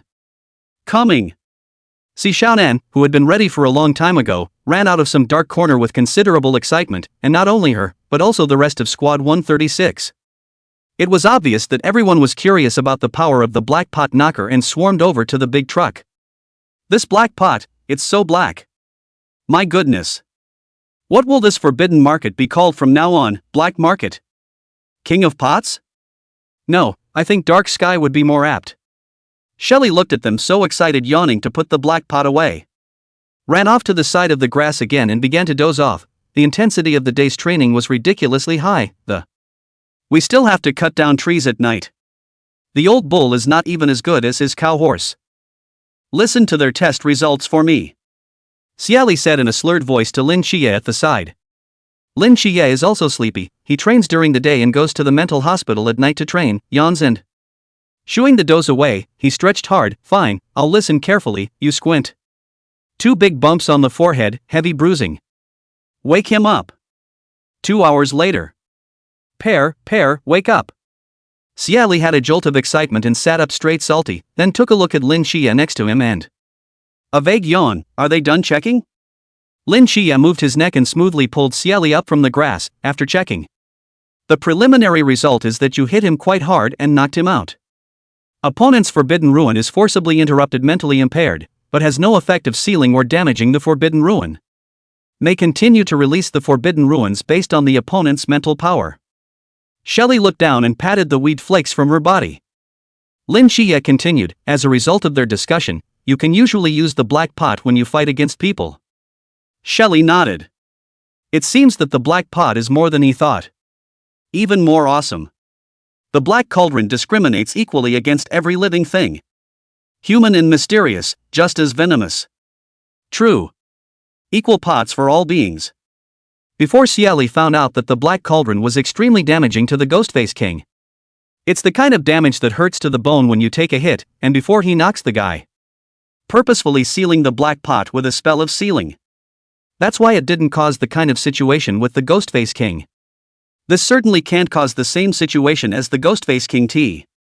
If he caused it, how would he be able to hit someone with a black pot in the future with honor? It's not like he's a melon. Xie Li looked at it. The big truck had disappeared. Point 136. The rest of the squad also disappeared. Only Zhao Kongqing sat on his pedal tricycle smoking, half of him, half of the wind, and could see that this uncle is happy at this time. The curve of his mouth couldn't be suppressed. Is Uncle Zhao waiting for us? Xie Li asked in a raised voice.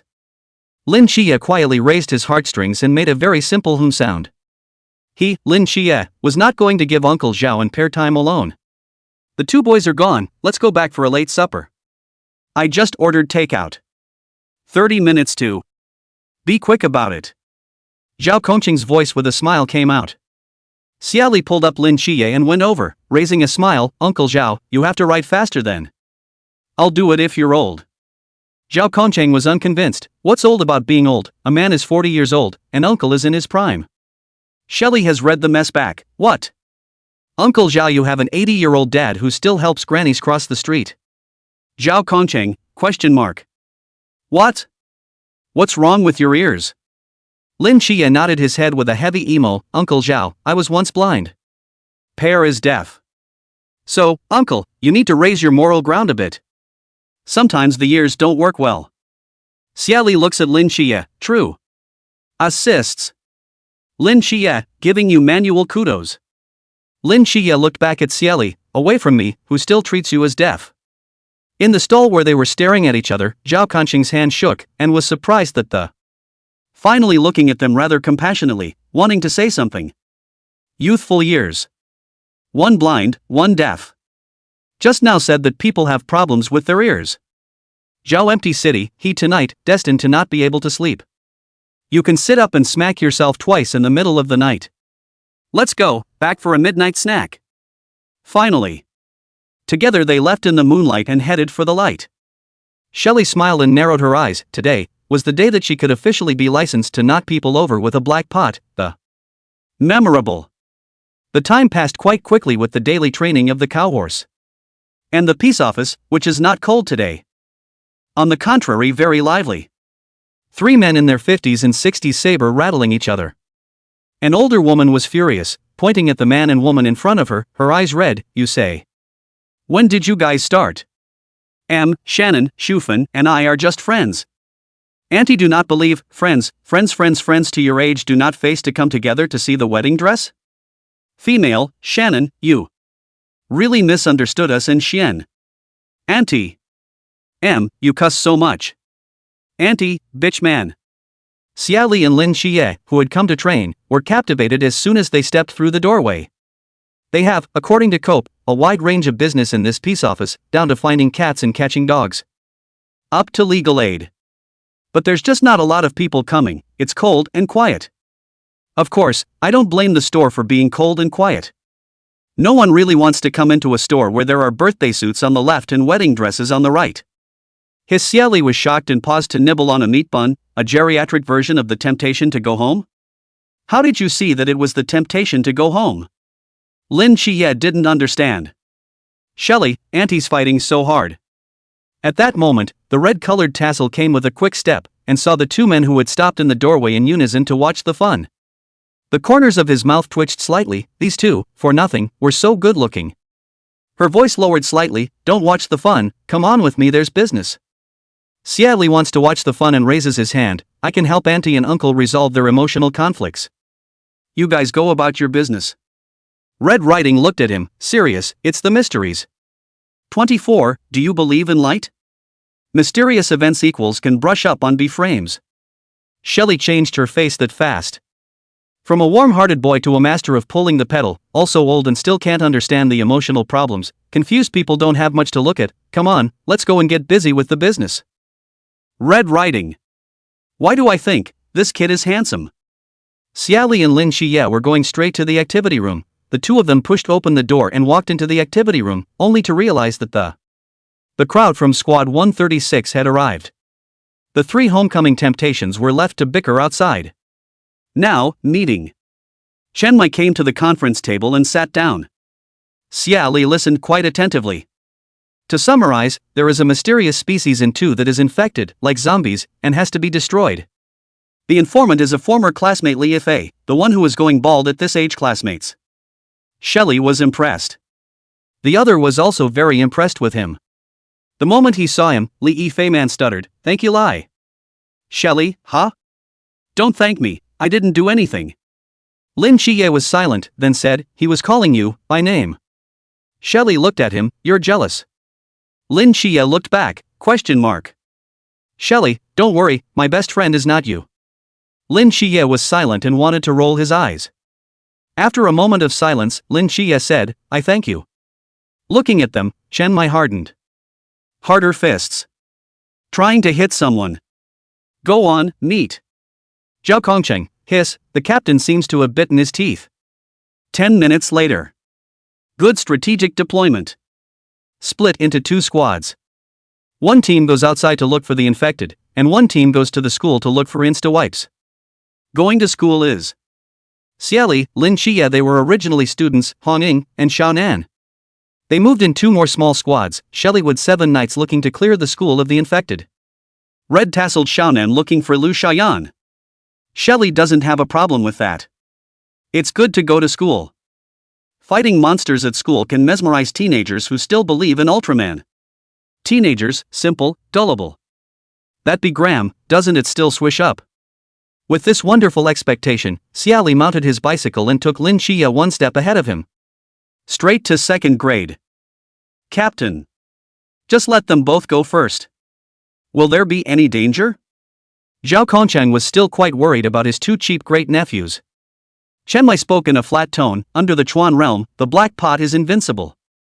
Faint words, loaded with big B's. Li Yifei, question mark. Can't understand what you're saying, but it feels like Xie Li is so good. I'm gonna get a leg up. The entrance to the 2nd middle school. The security guard was looking at the 2 lads squatting in the doorway, eating watermelon. These 2 are having ice cream after chili fries, watermelon after ice cream, and a watermelon cut in half. Half for you and half for me. Ah shucks. You're too young to learn, and I don't know where the yellow hairs come from to try to abduct the nice girls at school. He, no who. Bao, will never allow it. It's those 2 yellow brunettes that look more and more familiar. Don't say, these 2 spiritual guys are quite handsome, and it looks like they are especially capable of deceiving young girls. Aren't we going to clean up the infected? Clutching the watermelon, Lin Qiye nibbled. They've just climbed the wall and gone in for a turn, and just this cursory glance around. The infected start at least 10 upwards, all in the marigold realm. Yes, we have to clean it up, but we can't just go in there and kill it. It's easy to cause a panic and a stampede. It will create a psychological shadow on that group of flowers of the motherland.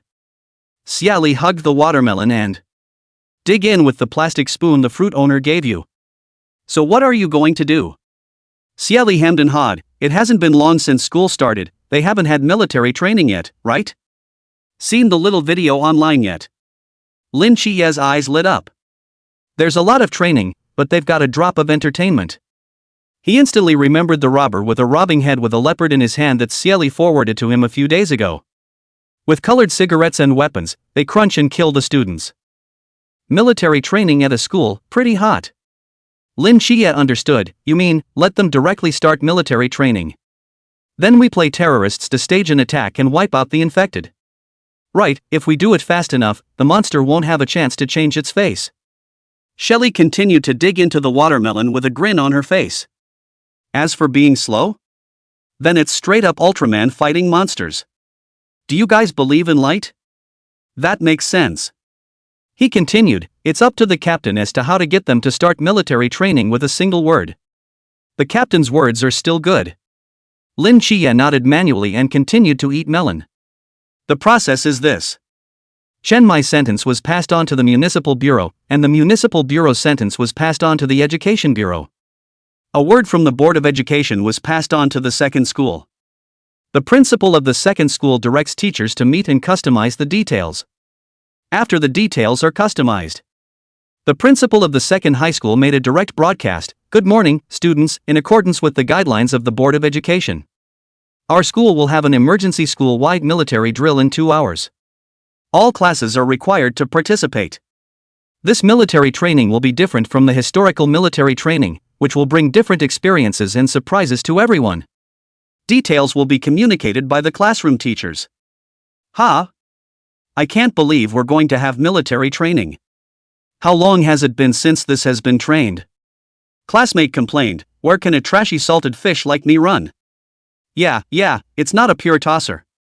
Isn't it true that at our age we should put our minds to our studies? Classmate B continued to complain.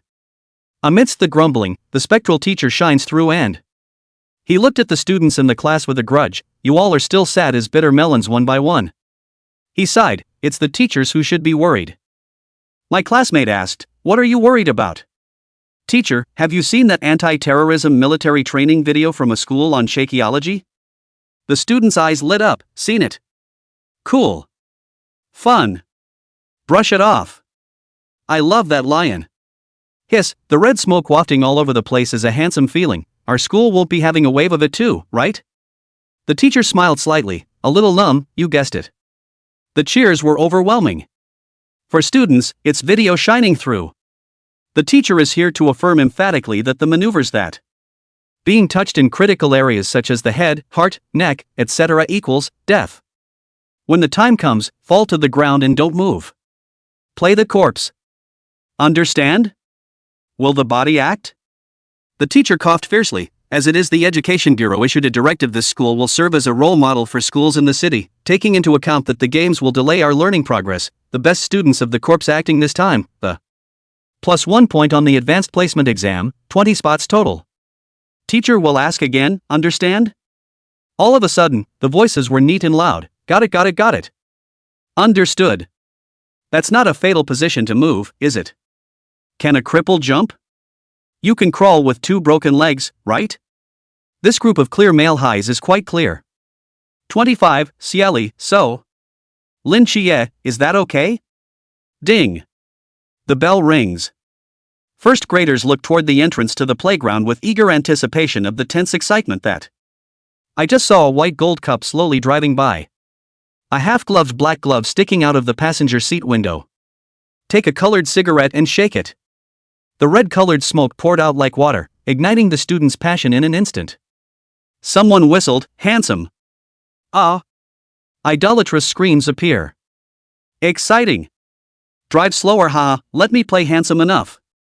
Xie Li was determined to be handsome. Keeping it cool with colored cigarettes. Cooler made a request. The comrade in charge of the car took one look at Cooley and slowed the gas down a little more and he gave Lin Qiye another look as he spoke in one word. Very concerned that these two such young extras will not screw things up. The gold cup came to a slow halt as the first years watched in awe. It exploded abruptly like a flare. The van door was suddenly pulled open, and the masked man in black rushed down quickly with colored cigarettes in his hand. There were 4 of them in all, and they stood in front of the van. Lined up. Uniformly wearing silver masks with half of their faces showing, and holding various colors of harmless weapons. Examples include a black pan, a yellow screaming chicken, a rubber magic wand, and air bubble strips. The youth standing at the front turned the black pot in his hand twice, the shape of the pot smooth as water. They had seen sword blossoms, stick blossoms, and pot blossoms for the first time. This man's pot is awesome. He's so good at spinning. The magic of love goes round and round. Pot flowers tease the eyes. Cool. Handsome enough for the crowd to stir and spring. Xie Li slowly smiled, his tone playful. Class, the hunt has begun. He threw the colored smoke in his hand toward the sky, and the red color crossed the sky. Run. The students are scattering. Lin Qiye used his senses to quickly lock on, extremely briefly counting, 6 o'clock, glasses, inch-haired man. Bang.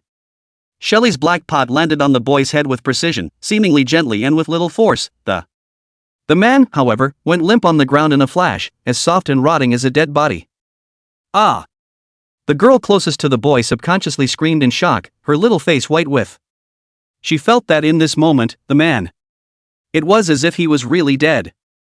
Xie Li's feet turned, his long legs came to this girl, the black pot gently knocked on the head, Again, there was little intensity. Classmate, you're dead. The girl froze, her fear dissipating as she came back to her senses. This was maneuvers. That man is fighting for 1 point. This man's voice. So gentle. She winked playfully, pulling out the pinnacle of her lifelong acting skills, learned in the legend of Donnie Darko. Straight down, more like a corpse than a corpse. 1 point, the palace must get it. With a twist of the black pot, Xie Li turned around and went after the other infected with Lin Qiye, one of them locking onto a pot kill that works seamlessly together. As for the two comrades, throwing colored cigarettes, one after the other, moving the bodies piece by piece in the colored smoke, the living move a piece. In the interval between settling the first graders and having to start a second session, Lin Qiye pulled Xie Li aside and inquired in a low voice, "No movement?" Xie Li laughed and spun the black pot around and it also replied in a low voice, "Perhaps it carries a bit of a special effect that paralyzes the body? Or perhaps the being is not fully conscious and does not perceive it." Okay. In fact, he used the break technique, knocking one and using the other. God's spell shouldn't be discovered by a mystery, right? I'm sure you can see it with your eyes.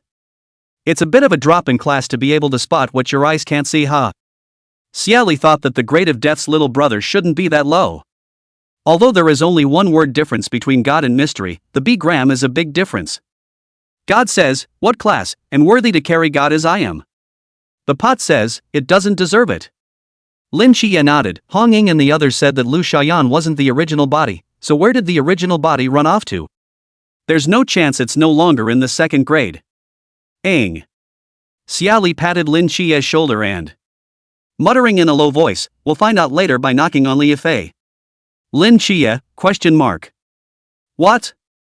Wasn't he the informant? We're even going after the informant? Brother, get your head out of your ass. Lin Qiye held back. There is really a little bit did not keep up with Xie Li's brain circuit. Why knock Li Fei? This. Shelley's hand owed to come and turn the pot of flowers that. Spinning a tiger. Have you ever watched Conan when the murderer can't be found? The first one to show up in the room could be the killer.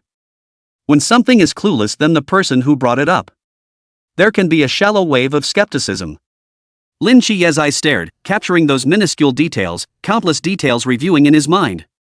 Then he offered the fact that, knock on it, it doesn't cost anything to try anyway, and you control the strength of the. Hit it right. The rest of the infected will be interrupted by your black cauldron and instantly fall to the ground. Shelley's approach looks risky, but it's actually pretty solid. Just knock out all the infected. Any other infected down when you knock on which one, it's 100% insta. Shelley. By this time, speak of the devil, the second graders had come down. Li Yifei, who was bent on thinking that Xie Li and Lin Qiye were handsome, came flying, running quite fast, and he would not have guessed for a moment that the sinister nature of the human heart could be so sinister. Xie Li looked back and saw that the pair was still holding 2 bottles of mineral water in their arms, smiling very enthusiastically. Shelley laughed back. Li Yifei ran to them and enthusiastically handed them water. Busy all morning, thirsty, right? I just went to the mini buyout and got it. You guys have some really cool poses. Do you vigilantes have any recruiting criteria? You guys see me like this, any chance? Shelley took the water with her free hand and the very brotherly hand holding the pot patted Li Yifei's shoulder. "Xiao Liye," he said. "I find you to be a rootin' tootin' aspiring young man." With Xie Li's words of praise, Li Yifei's eyes grew brighter and brighter, and the smile at the corner of his mouth was getting bigger and bigger. Bang! The black cauldron came unawares, straight to the head, with a crisp sound. Lin Qiye's hand, which had just unscrewed the cap of the bottle, lurched and sucked in a mouthful of cool air. Pear is too dry to do it. Li Yifei's white eyes rolled and snapped, falling limply to the ground. Xie Li, holding a pot and relentlessly turning the pot flower, and holding a mineral water given by someone else, worth $3. In the same instant, some of the students ran and fell limply to the ground. There were also some students who were still in the classroom who all of a sudden slumped limply onto their desks, causing an instant commotion. "What's wrong with you, classmate? Pretending to be sick? Lu Yuan, what's wrong with you? Wake up! Teacher, teacher, teacher, why did you faint, teacher? Teacher! Someone fainted!" A student yelled. There were also students rushing out of the classroom yelling, "The teacher fainted!" Ruoro. Why have you fainted as well? Someone come quickly, Han Ruoroa has fainted.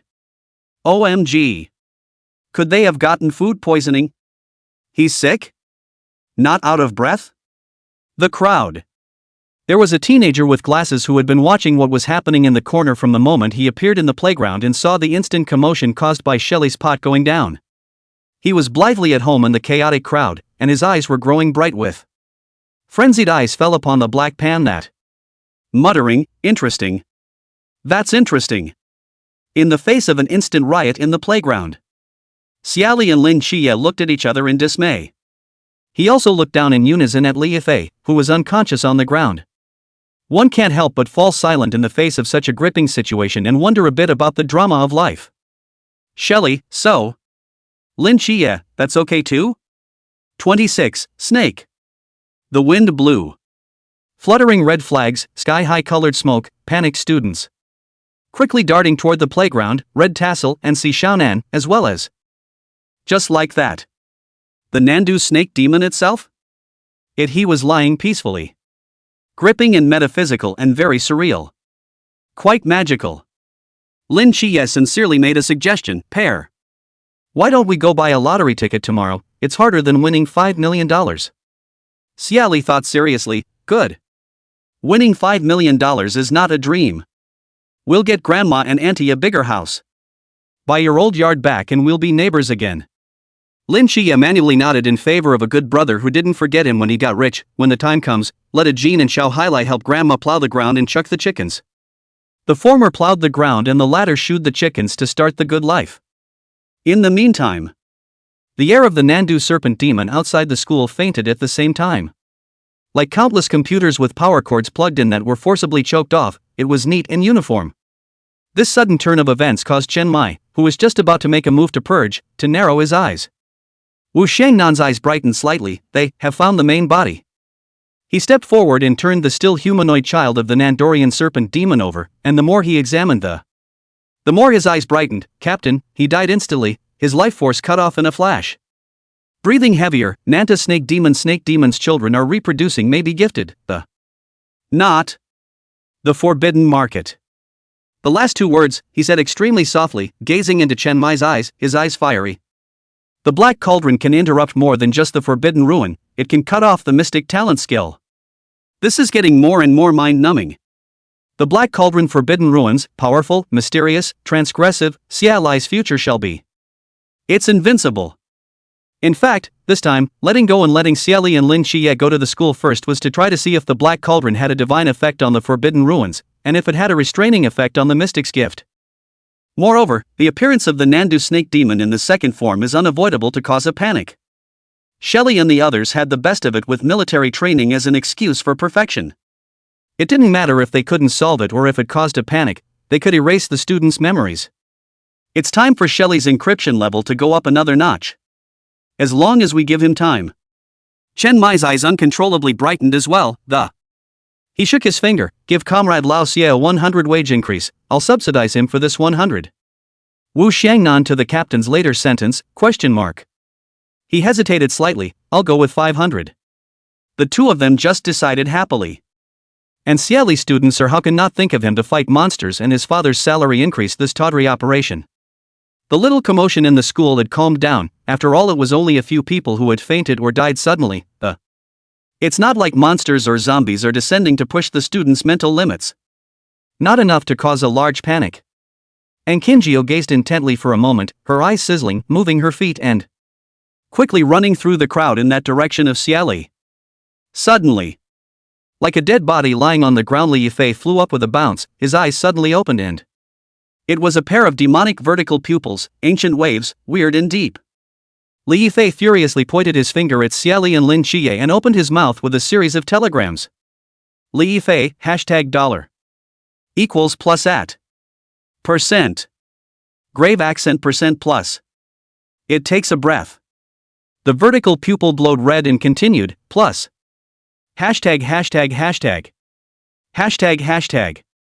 Hashtag. Beep. And Kinjio's footsteps involuntarily stopped, even though she couldn't understand, she could still feel. It curses so dirty. And Xie Li and Lin Qiye, who were scolded and pointed at, they couldn't understand the telegram either. But it felt as if this Nanda snake demon had a major illness, like a snake charmer. Sputtering and spitting and emotional, like a living, breathing victim of a snake's life of strange shame. Lin Qiye whispered, "Why is he awake?"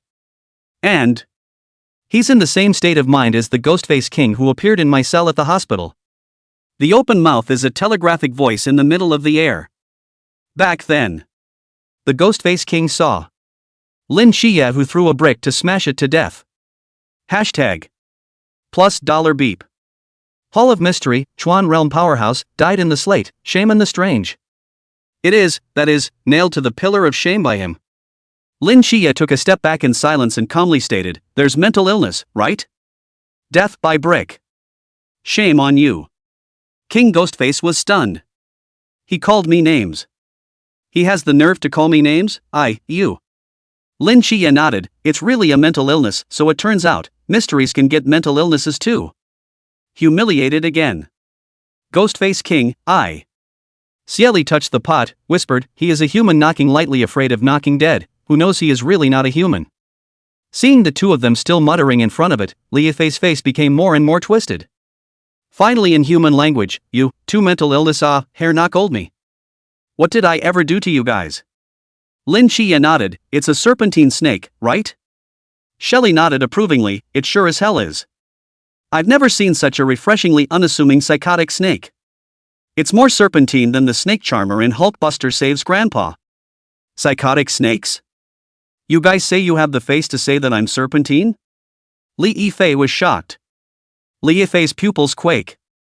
Li Yifei wanted to blow himself up at this moment. Li Yifei couldn't figure out why he, who had made a seamless and perfect plan, would be discovered by these two idiots. Li Yifei was like a psychotic snake, having a seizure, of "You two are the psychos. Xie Li, are you sick? I didn't invite you, I didn't mess with you, I didn't even look in front of you a few times. I was bringing you water and you knocked me?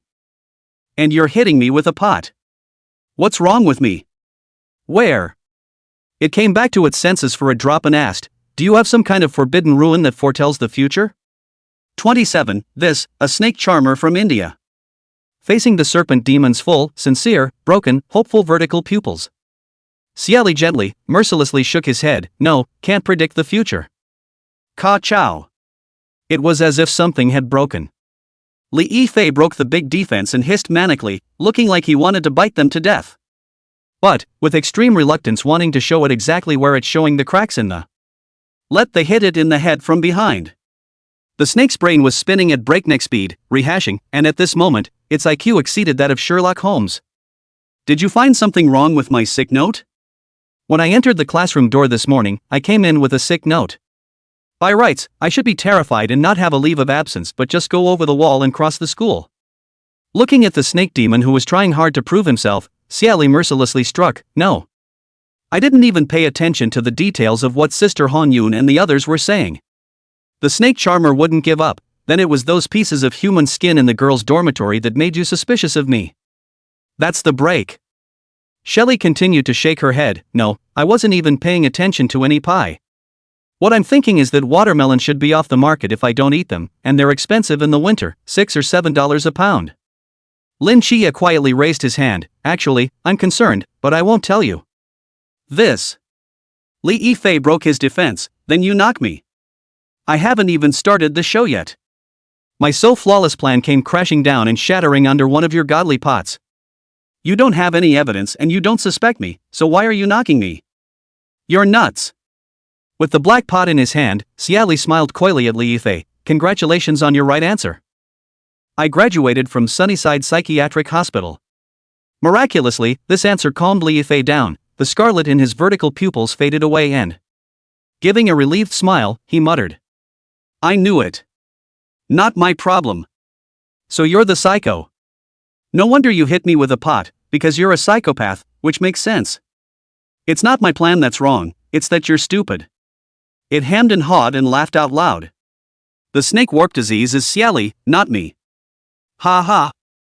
I'm not sick in the head, Mr. Snake." Its mutterings were not pleasant to hear Xie Li, and the black pan turned. Laughing harmlessly, he said, "You're a snake charmer and you want to retort, but you're lying. I'm not a psychopath. Look at that stupid, innocent snake. It's true that you believe everything people say. Don't you know that snakes have a genetic disease called serpentosis? It's a fate every snake can't escape. You're just snake oil. Snake your mother. Li Fei's hatred simply grew crazily, and his vertical pupils were filled with hatred. Its body was like a hot air balloon expanding extremely fast, leaping from more than a meter to more than 4 meters at once. A black scale grows on the surface of the skin, covering the whole body. In the blink of an eye, it turned into a monster with a human body and a snake's tail. The next moment, ear-piercing screams resonated throughout the playground. Mommy, yeah! There's a demon! Hundreds of students looked at the horrifyingly ugly Nandu snake demon body, directly scared out of their souls. Ascending in place. Fainting for the faint of heart. Those who were a little more daring began to run away like silly roe deer. The whole school is in chaos. Xie Li's eyes lit up. The plot of Ultraman fighting monsters, he loved it. Pear, give me the snake head. Lin Qiye suddenly whispered. Xie Li glanced at him. Lin Qiye's expression was serious. He casually said, Chang'e. Then you'll have to talk to Sister Red Rumor and the others not to rob you of your snake's head. Before the words were out of his mouth, Xie Li rushed forward with his black pot. 1 story high as a mountain serpent, demons bring fear, blood, death, the threat of countless. It stood there as an unbridgeable chasm. The snake demon's sharp claws were bound to tear Xie Li into pieces in order to wipe out his former shame. Who knows? Bang! Paw bang on the black pot. A feeling straight to the snake's brain came instantly sour.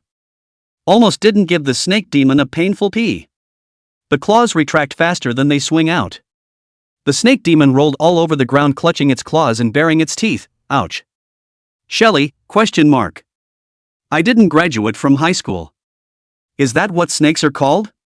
And Shelly watched as the snake charmer jumped around the ground in 360 spins, pull-ups, twist spins, and manic dance and come to a conclusion. This, a snake charmer from India. The Nandu snake demon had a hard time suppressing the pain that went deep into his bones. He turned around and started running away in the snake walking position. The pain made it want to run out of instinct. Don't want to go through that again. The Nandu serpent demon that began to snake walk into position leapt towards the distance with the speed of an arrow. As the saying goes, one should not be close enough to see the action, or one is apt to become the action. But there are always those who don't listen to the proverbial. For example, the schoolteacher with glasses, Anqing fish. And Kinji was almost ready to have a love collision with the Nanto snake demon in a single breath. It is well known that when a snake runs, its head goes forward, so that the disgusting halitosis that first came to Anqing fish. Yellowed teeth. But the man in the glasses remained looming, the light in his eyes burning more and more, and he tilted his head gently. As if waiting for 28, you are the electricity, you are the light, you are the only myth. Bang. The black cauldron and the man slammed down simultaneously on the head of the Nandu snake demon, and it hit its head hard on the ground. Smashed a small crater in the playground. Dust is rising. The snake demon was smashed by this pot of dizziness like a snake corpse. Xie Li stood steadily on the snake demon's brain, lazily and casually glancing downward. Meeting Aang Kinjiu's line of sight. One high, one low. They stare at each other in the floating dust. The man of my dreams is a hero of the world. One day he will come to my rescue with a snake's head on his feet and a black pot in his hand. The schoolgirls who were lucky enough to watch Xingyu and Xie Li throughout the whole process suddenly had glowing eyes, and the snake demon wasn't afraid anymore, so she mumbled in her place, I'll kowtow first. Grandma, come on. This CP smells so good. And as a party in the story. Anqingyu's hot eyes quickly crossed over Xie Li's black pot. Calmly and bashfully, he greeted the potter, Hi, classmate, you're handsome. Thanks for the compliment. Shelly bent her eyes and suddenly, he said, did you just try to kiss it? What? Smart as the school bully, and Xingyu couldn't keep up with Xie Li's topic by virtue of brainstorming for a while. Xie Li moved his foot to step on the snake demon's head, Before the words fell, a foul-smelling blood spurted out behind Xie Li. The large snake's head was separated from its body, and it still had its eyes closed, seemingly walking peacefully. Click. Straighten the knife and return it to its sheath. It was Lin Qiye's long knife that cut down the head of the Nandu snake demon as he descended from the sky to land on Xie Li's side. Indifferently and calmly dropping his eyes, the screaming chicken in his hand a moment ago was gone, a knife in its place. At the same time, the snake demon, which was bulging like a hot air balloon, rapidly shrunk, as if deflated, returned to normal human size. Xie Li and Lin Qiye instantly went from condescending to being under the pit. What happened in this instant made Xingyu's pupils shrink, and then her eyes grew snowy. No. I just have faith that you will descend upon me before it eats me. Lin Qiye's eyes widened slightly as he stared at Xingyu with eyes like electricity. The alarm was instantly pulled. This student said this. You don't want to have sex with Pear, do you? A hero who saves a beautiful woman by giving his body to her. Don't you see that in TV dramas, if the hero is handsome, he'll be promised his life? Is that okay for a guy? No. Absolutely not. His brother can't be. Don't even bother with this one. Come on, put him on the what? Dream whispering, memory erasure. Xie Li turned his head and glanced at Lin Qiye. I don't understand how this young man's heart can get so excited all of a sudden. Oh, and Xingyu is a school bully, and school scum hate school bullies, even if Lin Qiye is not considered a school scum.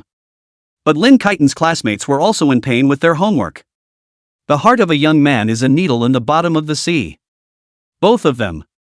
Xie Li jumped up from the snake's head in a purposely handsome position, looked around and... Still happy with the results of my monster fight. Look at the light in those students' eyes. It's called the light envelope. Especially with the light spilling out of the female student's eyes. Today's B-gram is sure to be rewarding. Carrot. Manually give yourself a shout out. He said casually, well, you're convinced wrong. I'm not sure I can stop this snake charmer before it warmly and intimately touches you. And Xingyu pushed down her glasses, no, I'm sure, you'll be there. The female student who was quietly trying to get close enough to bump the CP happened to hear this, and she was shocked and excited. Brainstormed their preamble. Handsome, are you sure I still like you? Fishbuster, I'm sure, you'll be there. Hiss. She couldn't help but suck in a breath of cold air. What kind of schoolyard absolute love is this? Highly cool schoolteacher X black potting dapper. Classmate.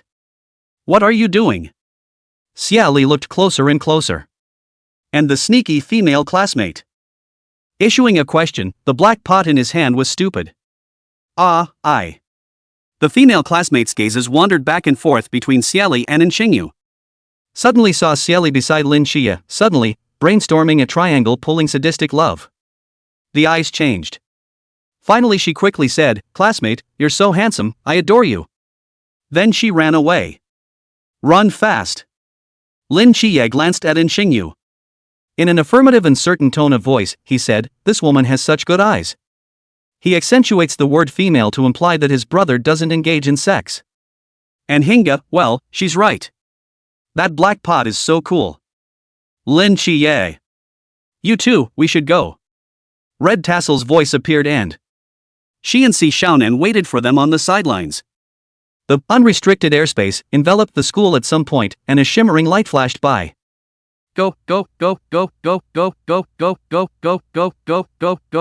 Go. The captain called us home for dinner. Lin Qiye heard this as pulled Xie Li and ran wildly. And Shelly? Didn't we win the fight? How to run like you're running for your life. Student Lin Qiye, this is very uncharacteristic of a victor's condescension, elegance never goes out of style. Lin Qiye said without looking back, I think that classmate with the glasses is about to give his body to you in the next second. His eyes are glowing like little black mange seeing the chickens his grandmother gave him. Grandma keeps a lot of chickens and occasionally kills one for Xie Li to give to her aunt to replenish their health. When the chickens arrived, the little black mange was the most excited, his eyes were glowing, and that tail was wagging merrily. Shelly! Wasn't that the passionate adoration of a teenager? In the next second, Xie Li pulled Lin Qiye's arm and ran as fast as she could. The victor's condescension was lost on him. But Shelly still had to say, you're overthinking it, as a rule, we're serious. He jammed for a moment. Originally, I was going to say that proper men's fiction doesn't have men in it, but... Shelly remembered the mixed male and female voices he had heard that day and was uncertain in case. This man, Lin Qiye, is the heroine. And... the heroine. Shelly was alarmed. If Lin Qiye were the female lead, she'd be his little brother that he's worked so hard to train for so many years. How can a man and a woman be brothers if they're not the backstabbers? He'll be suspected of being a cuckold. Xie Li learned the hard way that Lin Qiye. It's better to be a siren. Lin Xiaoqi, don't worry, brother doesn't mind you. 9 years of compulsory education won't make it that easy to get, as the saying goes. Feelings aren't bound or defined. He may not simply like snake charmers. Seeing a snake charmer is exciting and stimulating. Lin Qiye held his tongue. It's not that I'm afraid he'll get, I'm afraid you'll be led to it by him. Red Riding, what are they running for? Xie Xiaonan shook his head, I don't know. Anqing fished calmly, afraid I'm a man. Hong Ying and Xie Xiaonan stared at him in unison. And Qin Jiu. I'm not, can I join this mysterious organization of yours? Red Ruffian looked at him, his gaze circling twice, not at the moment, we're very strict about recruiting. There's a lot of danger, and you're not quite right for us right now. And Xing Yu's gaze dimmed. Red Riding and Xie Xiaonan went off, chasing after the two lads in the direction they had left. In a short period of time it has left this school with countless secretive legends. None of them. The man with the pot is handsome. You're the electricity, you're the light, you're the only myth. Potentate. Running wild on the road. Lin Qiye suddenly asked in a low voice, Pear, aren't you going to ask me why I took the snake's head? Xie Li's pot had been put away on the run. He grabbed a leaf that had fallen from a tree at just the right time in front of him and the handos to come to the fold, ask what, you want to do it, where there is so much why, Where's the doubt, and I've never seen you ask me why I'm so strong. Because you can eat. What? Lin Qiye returned to the topic, we were classmates with Li Yifei for a while. I took the head of the snake because I wanted to give him a piece of my mind. 29, draw a circle to curse you. Xie Li, question mark. Killed his account with his own hands? Xie Li pondered for a moment, weighing his words, well. This explanation is a bit special. Lin Qiye was telling the truth, Li Yifei couldn't be reborn within the sickbay of the gods if he died at the hands of a pair. Death in his hands can only be, after all, a classmate, and, it seems, a good ability. It's a hardship to be able to salvage one. If he and Pear are still in school, press Li Yifei to do his homework every day. 24 rolls, so hurtful. Outside the school gates. Two men were silently gazing at the silent campus, one of them with a cigarette in his fingertips. The headset of one of them rings. Zhao Empyrean's eyebrows rose slightly, Hong Ying said everything was done inside. Those two boys were the first to come out wild. Next to him, Wen Shima looked at the things in his hand and hesitated for a moment, so. Start? Begin. Zhao Kongqing sighed, should have called Lang Xin over. The corner of Wen Shima's mouth twitched, calling him to set off colorful cannons? Yeah, you're so smart. Zhao Kongqing nodded manually at him, that's what the captain meant. He just called me on purpose. That tone. Like a worried and proud old father. Captain, not rushing back to cook, are you? Why are you so smart, you're right on the money. The corner of Wen Shima's eye also twitched, you're not that far off.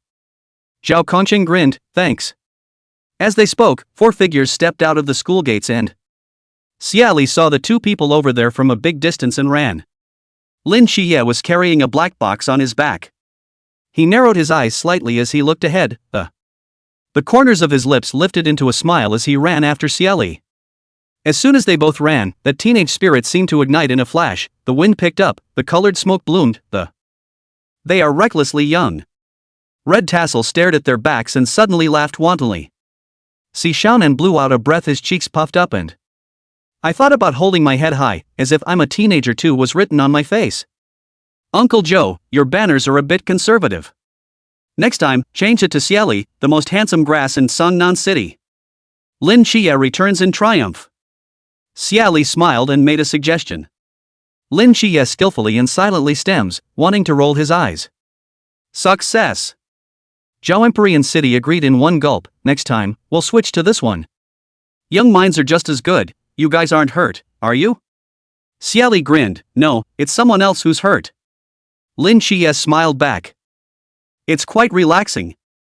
When Shimo quickly glanced at the banner he and Zhao Kongqing had pulled up and his ears reddened. Shamed.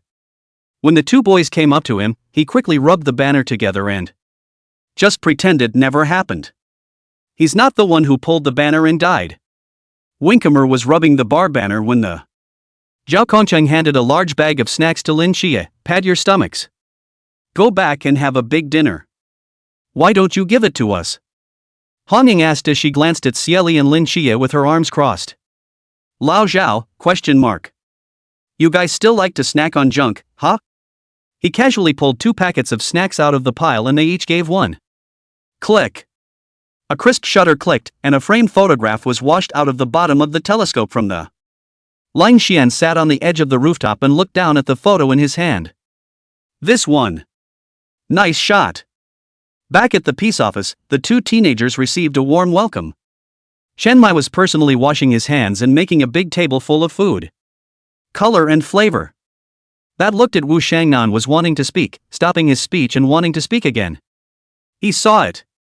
Seeing the captain and Xie Li's father on the phone mysteriously, with complicated eyes. With a smile on his lips, he asked people what Xie Li loves to eat. It's not right, it's very wrong. Xie Li, this young man every day to give what to eat, a little not picky about what to eat, still need to ask specifically. That's the excuse. This. I'm afraid not, love of a house? Wu Shangnan, ! I've discovered the captain's secret. If the captain knew what was going through Lao Wu's head, he would have wanted to give him a spatula. Shovel him. Samuel C. 1 for 2, works exceptionally well, both to understand your own son's dietary preferences. He also understands the dietary preferences of his great-nephew, Lin Qiye. Xie Li and Lin Qiye were having their usual favorite meal to eat, along with creamy cupcakes. It's night. Xie Li skillfully came to Lao San's room and put on the pot. Watched the forced progress bar with anticipation. Pushy progress, 6%. Convertible.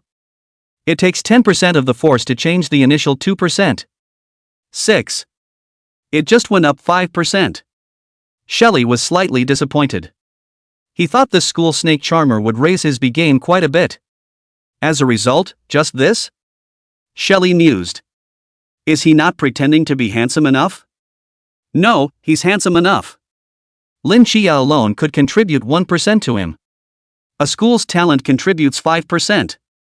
It's not that he's not handsome, but the students aren't worth it? Or is the emotional value not there? Shelley said he was disappointed in the people in the second school that. Turning around and drawing circles with black pots, cursing them to soak in the misery of homework every day. School for homework, graduation for work, retirement for square dancing, senior college. A sea of endless suffering. That's a pretty wicked curse. The black cauldron drew several circles in the void reverently, and even though it didn't help, Shelley was refreshed, and mind high. Don't care if it works or not. He curses, he's happy. Shelley went on to cut down the tree. At the moment he stepped out of the room, the candle flame on the table flickered slightly, and the light flickered in and out between the square inches. In the meantime, it's. Li Yifei slowly opened his eyes in the dark cell as his memories returned. And then, glancing up, I saw. Wearing a white jacket with his hands in his pockets, Lin Qiye. 30, bleak. He took a deep breath and opened his mouth. Xie Li he. You telegraph one more word and I'll make you explode in place. Lin Qiye walked to it expressionlessly and spoke coldly, manipulating the aura of a big brother. A snake in a cage has to bow down. Snake, from the heart now. Perched in the corner behind the fence like a pile of lazy sheep's heads. Just cringed and looked at him. The gas. Also afraid of actually being exploded in place. It never expected that Lin Qiye was actually the psychiatric hospital. Dean. No wonder the nerves. Lin Qiye and Xie Li are just nuts. Definitely, if not, it's upside down and eating the sloth's hair object. Psycho is really going to let it explode in place without reason. Looking at the psychotic snake, Lin Qiye coldly spoke, know anything? Facing the mentally ill and the head of the psychiatric hospital. Lin Qiye. Pitching the snake. Hair. Hair snakes? Lin Qiye, ? The snake? Any brains left? Snake brain atrophy? Lin Qiye's face sank, and the air temperature cooperated with a sudden low as if on voice control. The frightened snake shook again and exclaimed in his mind, nuts. Lin Qiye, if you have no value, my sickbay doesn't keep idle snakes. You knew I would do it. A dry death and a humiliating life under a snake charmer. It's hard to believe that the snake demon chose to live in humiliation under the snake charmer, after all. Snakes are snakes too, haha. It's not a disgrace to snake to work for snake. Nandu serpent demon turned on the furry, layout, digging a hole, able to fight, hard to kill. One snake is better than four. You can't buy it or be fooled. What did you say you were good at? The snake that was swept away by a black pot spoke with difficulty. The above skill is only effective for people other than those who meet Xie Li. Please use it with caution, and those who meet the black pot. Pawn. The corners of Lin Qiye's mouth twitched slightly as he walked the flow. 1 life, 2 deaths, choose. Snake. Is there a 3? Lin Qiye, yes. The serpent rejoiced, you tell me. Lin Qiye, have Pear cook you in a black pot to make snake soup. Faint words, horrible things. The frightened Nandu snake demon couldn't control his fear and trembled. That big lump froze with a feeling of tenderness, helplessness and pity. I choose 11. Lin Qiye was satisfied with the attitude of the Nandu snake demon, posing as a black-hearted capitalist. Carelessly, he tossed the parchment in his hand. This is the labor contract, sign it if you have no problem. Snake 1 picks up the contract. Oh look. In his heart, he exclaimed, Lin Qiye is really a psychopath. It's a contract that no one can write. Squeeze, life squeeze, black capitalists. Anyone who isn't a psychopath couldn't write about making a snake dance to Indian music for 15 minutes a day. It's a domestic country snake alright. Bitter. The Nandu snake demon didn't know that this was a rare bit of employee welfare that Lin Qiye had given it. The serpent signed with tears in his eyes, surrendered his body, and became a black slave. Finally it said with tears in its eyes, everything is negotiable, never let me see Xie Li. Lin Qiye raised an eyebrow and asked with quite a bit of interest, you're terrified of Pear's pot. Can you tell us what it's like to get your ass kicked by a pot? Although it was doubtful, did the Nandu snake demon still dare to refuse? Don't dare. It remembers even with blood-colored fear. It's a pain that goes straight to the soul. It can penetrate hard shells, flesh, and blood. It's cold, and it's hot. The touch evokes an endless fear, an instinctive desire to escape, to flee. Death, silence, fear. It touched its head and bared its scales. Look at my head, Is there a piece of skin that's all necrotic? Lin Qiye gazed at the place at the back of the head of the Nandu snake demon, There's a blood-colored scar underneath that scale. It's the black pot knocked out. Scales may be falling off, gotta go bald. The snake is sad, it's a soul and it has to be a bald snake. Snake life is bleak. Lin Qiye was still seriously imagining what it would be like to be beaten by a black pot. It's not like he hasn't touched Xie Li's black pot. Touch this, touch that. It just feels more solid than a regular black pot. Xie Li also told him to take the black pot to cook the bubbly. Well, it's not cooked. Having seen Black Cauldron fight the Ghostface King in person, it's a little too psychological to eat. How disgusting and smelly that Ghostface King is. Can't eat. Think of the Ghostface King. Lin Qiye thought of a not-so-important question. What was your purpose in making such a big deal? Speaking of which, the Nandu snake demon wanted to shed a tear, that very night when school just started. Didn't I get turned down for an enthusiastic ride home with you and Xie Li? And then I went home alone, and was walking down the path back to A pillar of golden light suddenly appeared from that day, and that divine ruin shook me at once, and infinite fear bubbled up from the heart. Thought it was some kind of alien attack, so I found a place to hide for a while. Seeing that nothing outrageous was going on, I was going to go on home, and who knows? It hissed and fidgeted a bit. I've met the Ghostface King of extreme running. A Chuan Realm Ghostface King, in contact with flesh, knocked me over on the spot, on all fours. And it stopped to look at me. In that instant, Li Fei, that goon, was about to pee in his pants. I wonder if the Ghostface King has some kind of picky eating habit. After looking at Li Fei for a couple of moments and then proceeding to run at the limit, the goon called the police afterward. Then the Night's Watch washed his memory, but he was afraid. Hearing this, Lin Qiye understood. That night his divine ruin erupted, and Pear's divine ruin erupted right after it. That divine ruin duet scared the Ghostface King enough. And on his way to escape, Ghostface King bumped into the unlucky Li Fei. Li Fei was scared out of his wits and lost half his life. If it wasn't for the Ghost-Faced King's fear of the power of the divine ruins, Li Fei would have been accounted for there. The ghost-faced king of the Chuan realm was fleeing for his life, and then thought of a way to mixed in with the Night's Watch for personal safety, and, as a result, got a pot shot from Xie Li's god. It's ruined all over the place. Oh, not only was he afraid of himself, but he was afraid of falling as far as the Ghost-Faced King. After hearing the cause and effect, Lin Qiye waved his hand. Alright, you can step back. Put Li Fei on the job immediately. The Nantucket snake demon suffocates in his mind, then lets his second personality come out and take over his body. When Angelica retracted, it was weirdly bubbling with some happy. It's a good thing it's not the one that's being oppressed and facing mental illness. Woohoo! Snake life isn't so bleak. Snake life dull or not, except Lin Qiye, others do not know. But that's a pretty bleak life for the students and faculty of the second high school. Leaders, become a model, education catch up, punch. Students, write endless homework, bubble endless sea of learning, so tired, a young age is facing baldness. Teachers, change the endless paper, endless heart, so tired, people have bald, do not queue. Cafeteria ants, developing new dishes and diversifying flavors? So tired, already bald.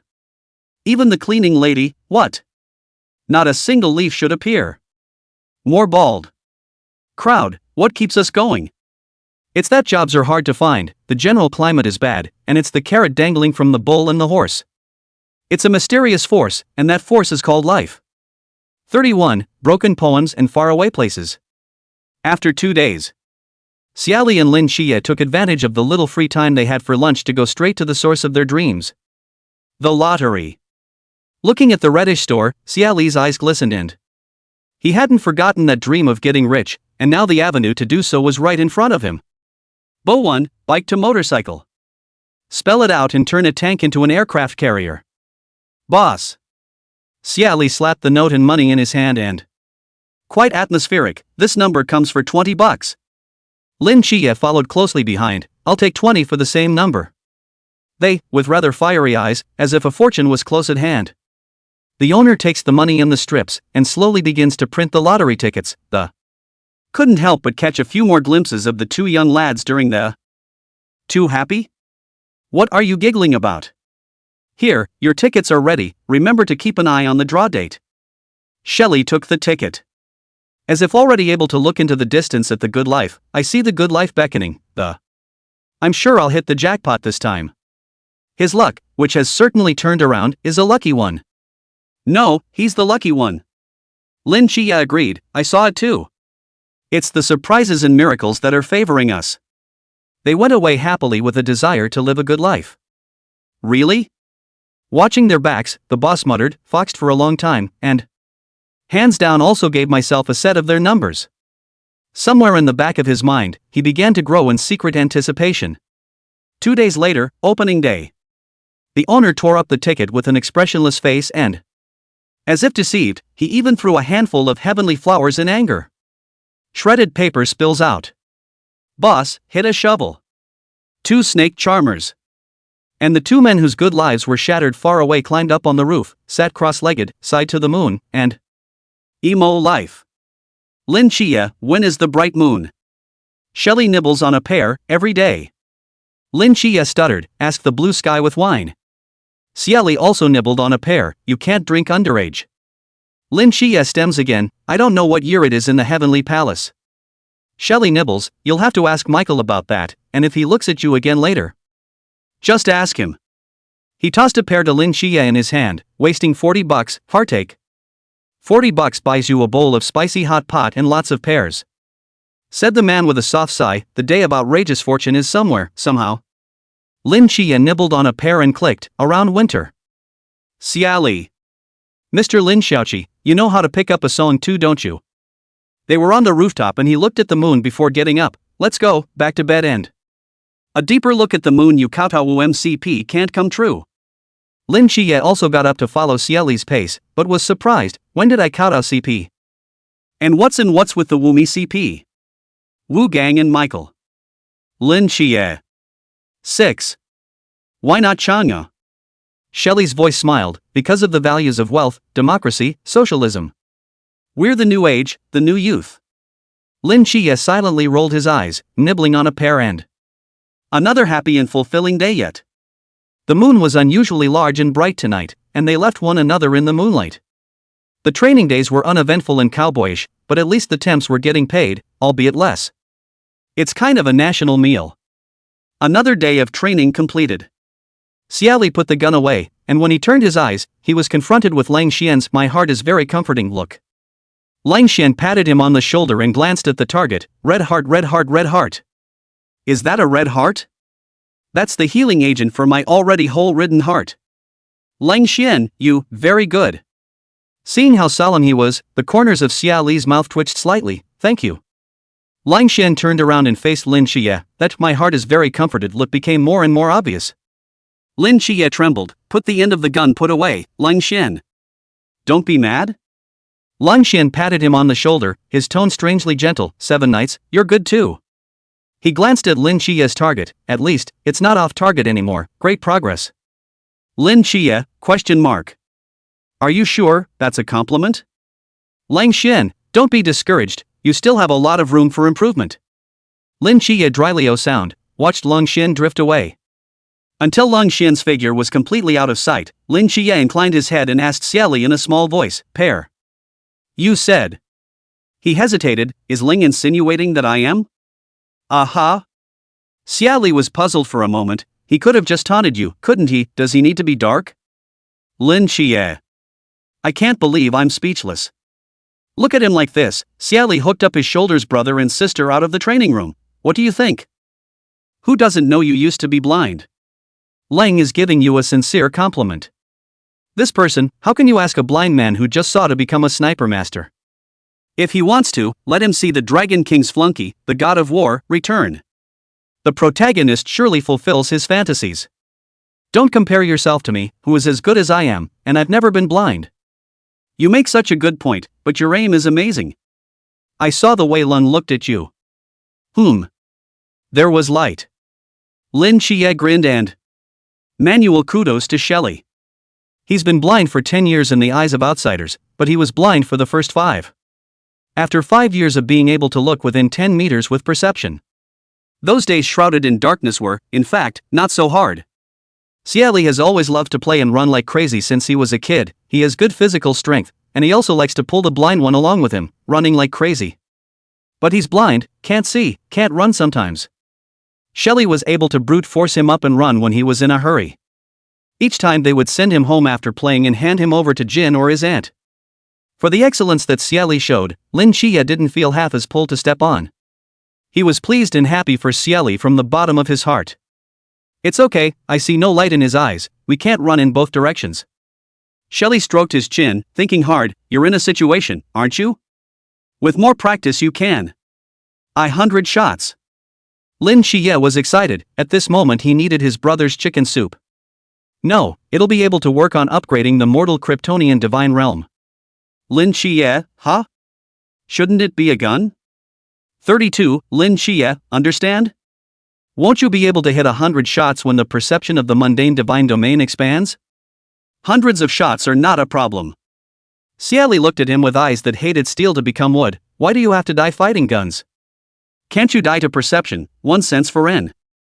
You work quietly and then amaze everyone. Xie Li's chicken soup filled with the wrong goods. There was a bit of a gap between it and the chicken soup Lin Qiye had wanted to drink, but it didn't matter. He thought the bowl of chicken soup could be dry too. Yes.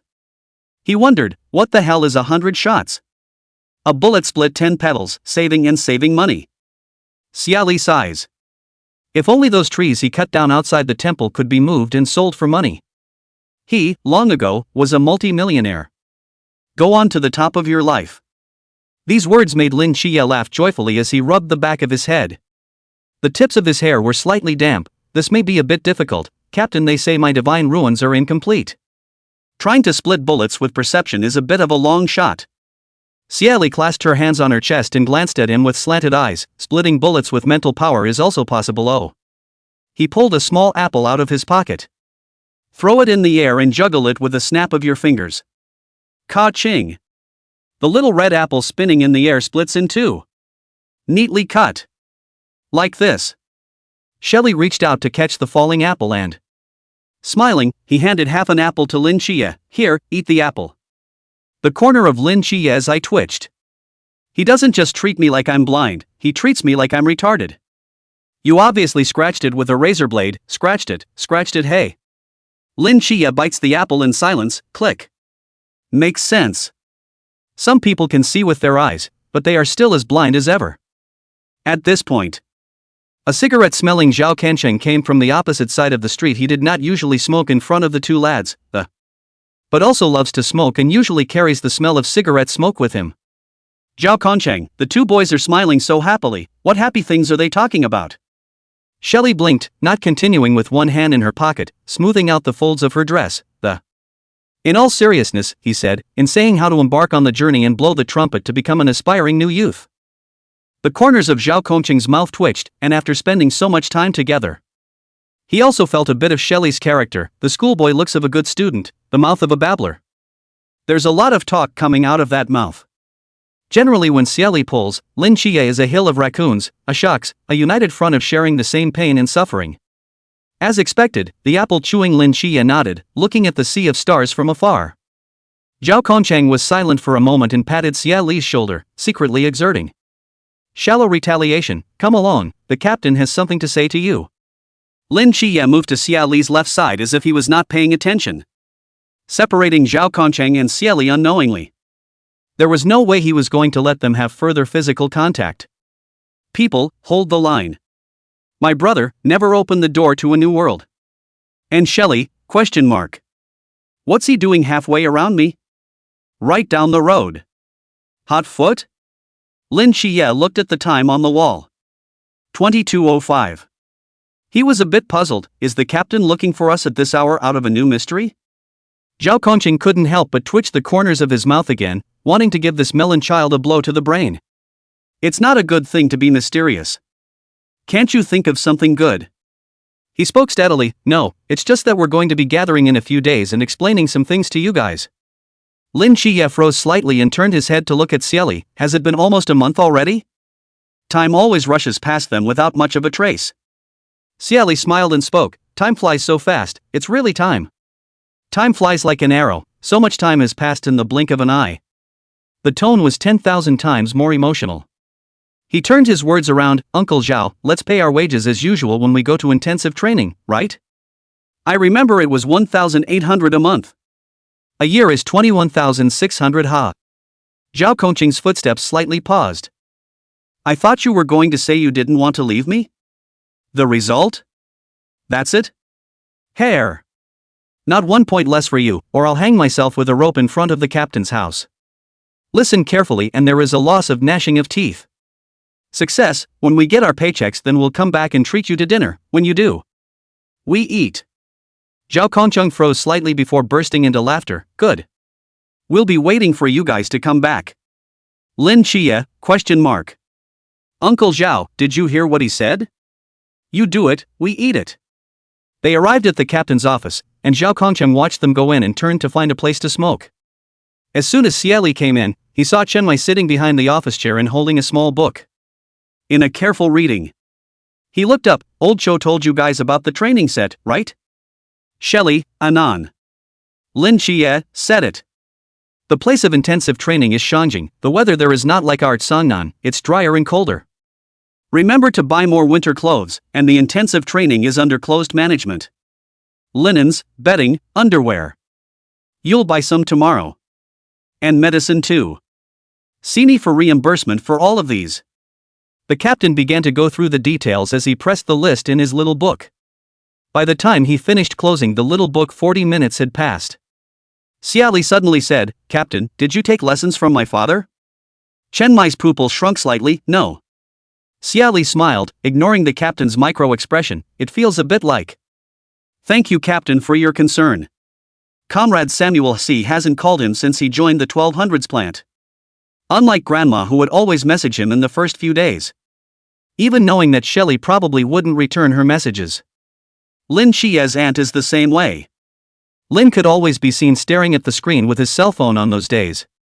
The screen was full of message after message from my aunt. Shush. Comrade Xie has a heart of stone. After Xie Li and Lin Qiye left, Chenmai looked down at the book in his hand. The first sentence on it, heck. Raising boys has to be brown.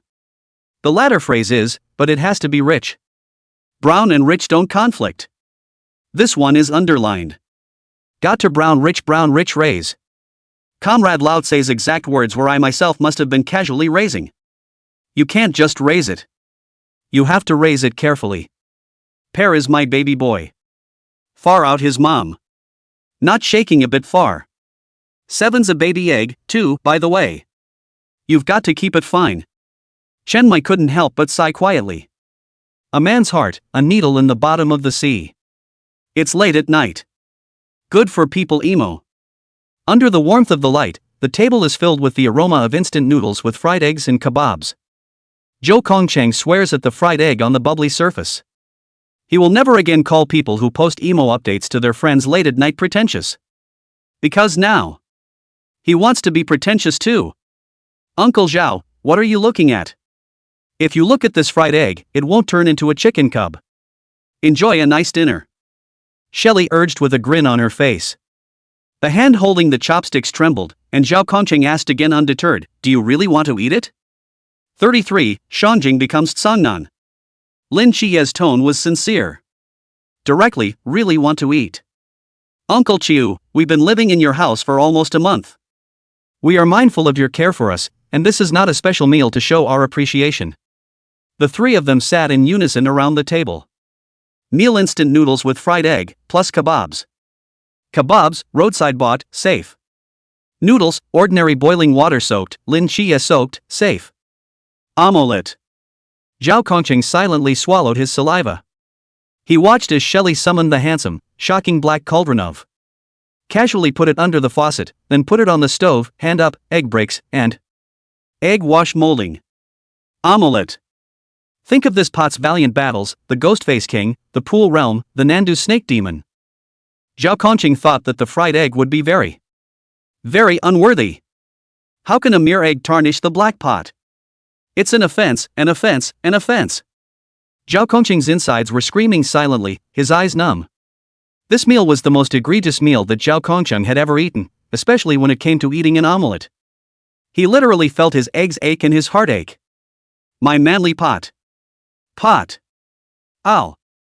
Zhao, am sorry. Pear. He called out Xie Li's nickname in a breathless voice. Lin Qiye's alarm went off again all of a sudden, and his eyes widened slightly as he. Based on his recent month-long binge on the double mail text routine. Usually something happens before the parting of the ways. Don't tell me you're going to get cancer and need a passionate kiss from a prince. Lin Qiye, Uncle Zhao, you might as well call Xiao Xie. Zhao Kongcheng, ? I don't get it. Why? Lin Qiye, I'm twisted, I'm shady, and he's the only friend I have, so, Uncle Zhao, get it. Xie Li looked at him, ? Comrade Lin Qiye, what are you pulling at? Zhao Kongcheng's hand shook as his gaze wandered back and forth between Xie Li and Lin Qiye. Suddenly a little afraid to get it. He quietly swallowed the sin-filled omelette in his mouth. Probably got it. Shay. He sounded like a trust. Xie Li looked at him, what? In the future, is it okay to be nice to the pot? Zhao Emporian City loved black pot dearly. Love passionately. Second only to the knife, he was so close to holding Xie Li's hand with both hands with both eyes teary-eyed and accounted for. What a horsey and nerve-wracking words ah!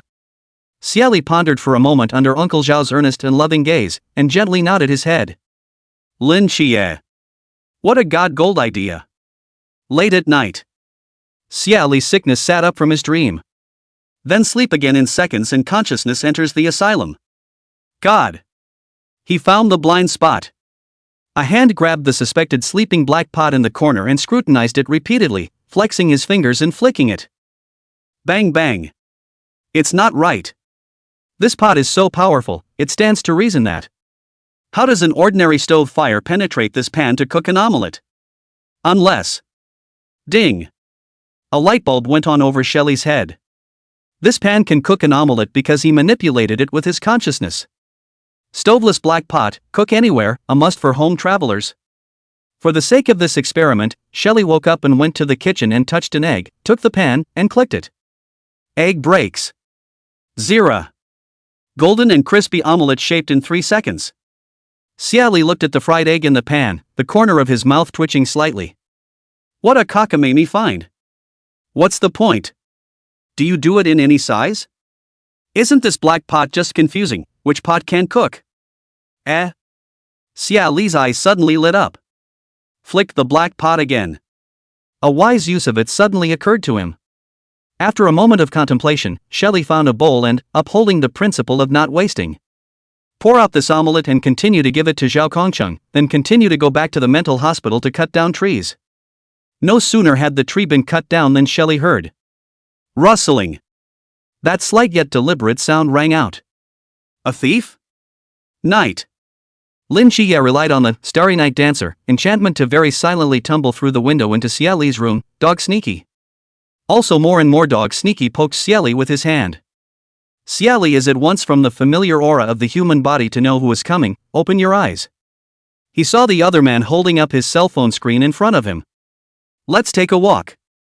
Xie Li raised an eyebrow, knowing that Lin Qiye wanted to take a look at the familiar streets before leaving Sangnan. Familiarity. He also wanted to see his hometown. Xie Li gave an okay sign. Lin Qiye smiled broadly and was happy. So, the two teenagers went to the old town in the middle of the night and climbed through the window like thieves. Looking downstairs at the windows, which were no longer lighted, and in the moonlight at the little courtyard where sat the silent, ended up waddling back to the late-night market stand for 2 starchy sausages. And what they don't know is this. While they were downstairs, Cousin was whispering, "It's 2 people." The voice lamented. Little Black Lie echoed in a small voice, "Woof."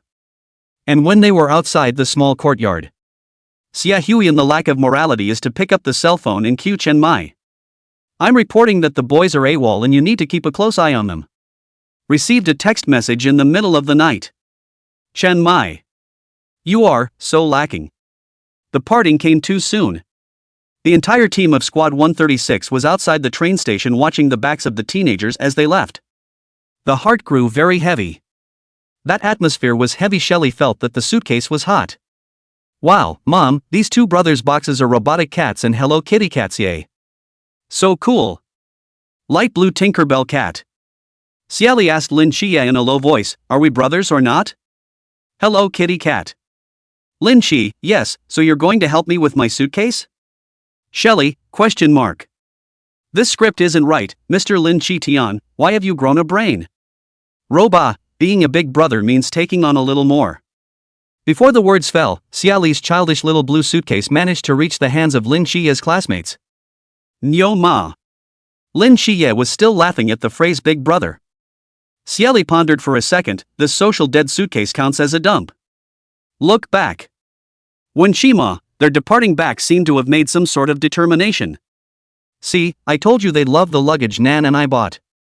I'm sorry, said the redoubtable man, deeply impressed, and feeling that he had rather good taste. Yeah, they're a little blue and a little pink, how nice. Zhao Kongcheng remembered the tarnished potpourri. Coldly speaking, I propose to buy boiling goat and lazy goat next time. What kind of stunt are you on? Wu Shangnan. Wicked terrier. On the way back, the captain received a phone call. What? The crowd shivered as the silent captain's sudden outburst of voice toppled the sky. Turn around and stop those 2. The higher-ups don't know what's gotten into them to change the training point from Shangjing to Tsangnan. 34. The wind of missing you blows from Shangjing to Tsangnan. The wind of missing you blows from Shangjing to Tsangnan. Shangjing. Vigilante Intensive Training Office. What? Say that again? Anan, who then said that the wind of wanting you blew from Shangjing to Tsangnan, so that the headquarters has decided to change the location of the intensive training from Shangjing to Tsangnan. Vigilante Squad in Upper Kyoto City, number 006 Squad Leader. Xiaopinga is very affectionate to this set of training Coach Yuan conveyed. His eyes are saying, dude, you're getting rich. Yuan Gang a Brown. Tough guy froze and shivered in his heart. Although he had never even heard of where Tsangnan was. Who misses me in canon? Male or female? Just who is so unreasonable? Captain Xiao waved his hand, it's not built, but the headquarters has given orders that you can only go to Tsangnan. Yuan Gang slapped the table, don't know? Well, isn't this nonsense, then? The venue instruments in Shangjing are the best, can the Tsannan place work? A change of scenery and you can't? Shaw voiced a soulful question. Yuan gang. He laughed coldly. After I leave Shangjing, will it still be okay for you to be alone in Shangjing? The flat attack hits a storm, and Xiao directly hits Yuan with his shoe. Ha! In the meantime, Guangshan City. A certain clubhouse known as a money pit. Why did you go to Tsangnan? It used to be in Shangjing. What kind of place is that? A young, chubby man issued a sincere question. He had a huge battlefield, with bodyguards and butlers close by. The housekeeper replied, because the wind of missing you blows from Shangjing to Tsangnan.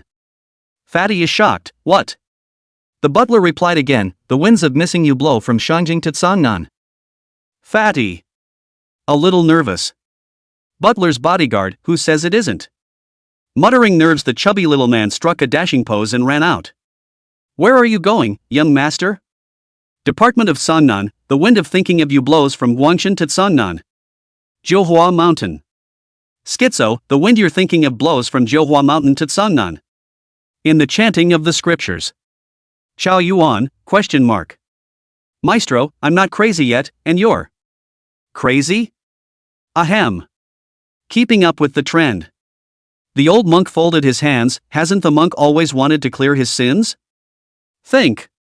The two would stand on their own, the 8 gods go to one, and enter the night for 10 years to ferry me to the world.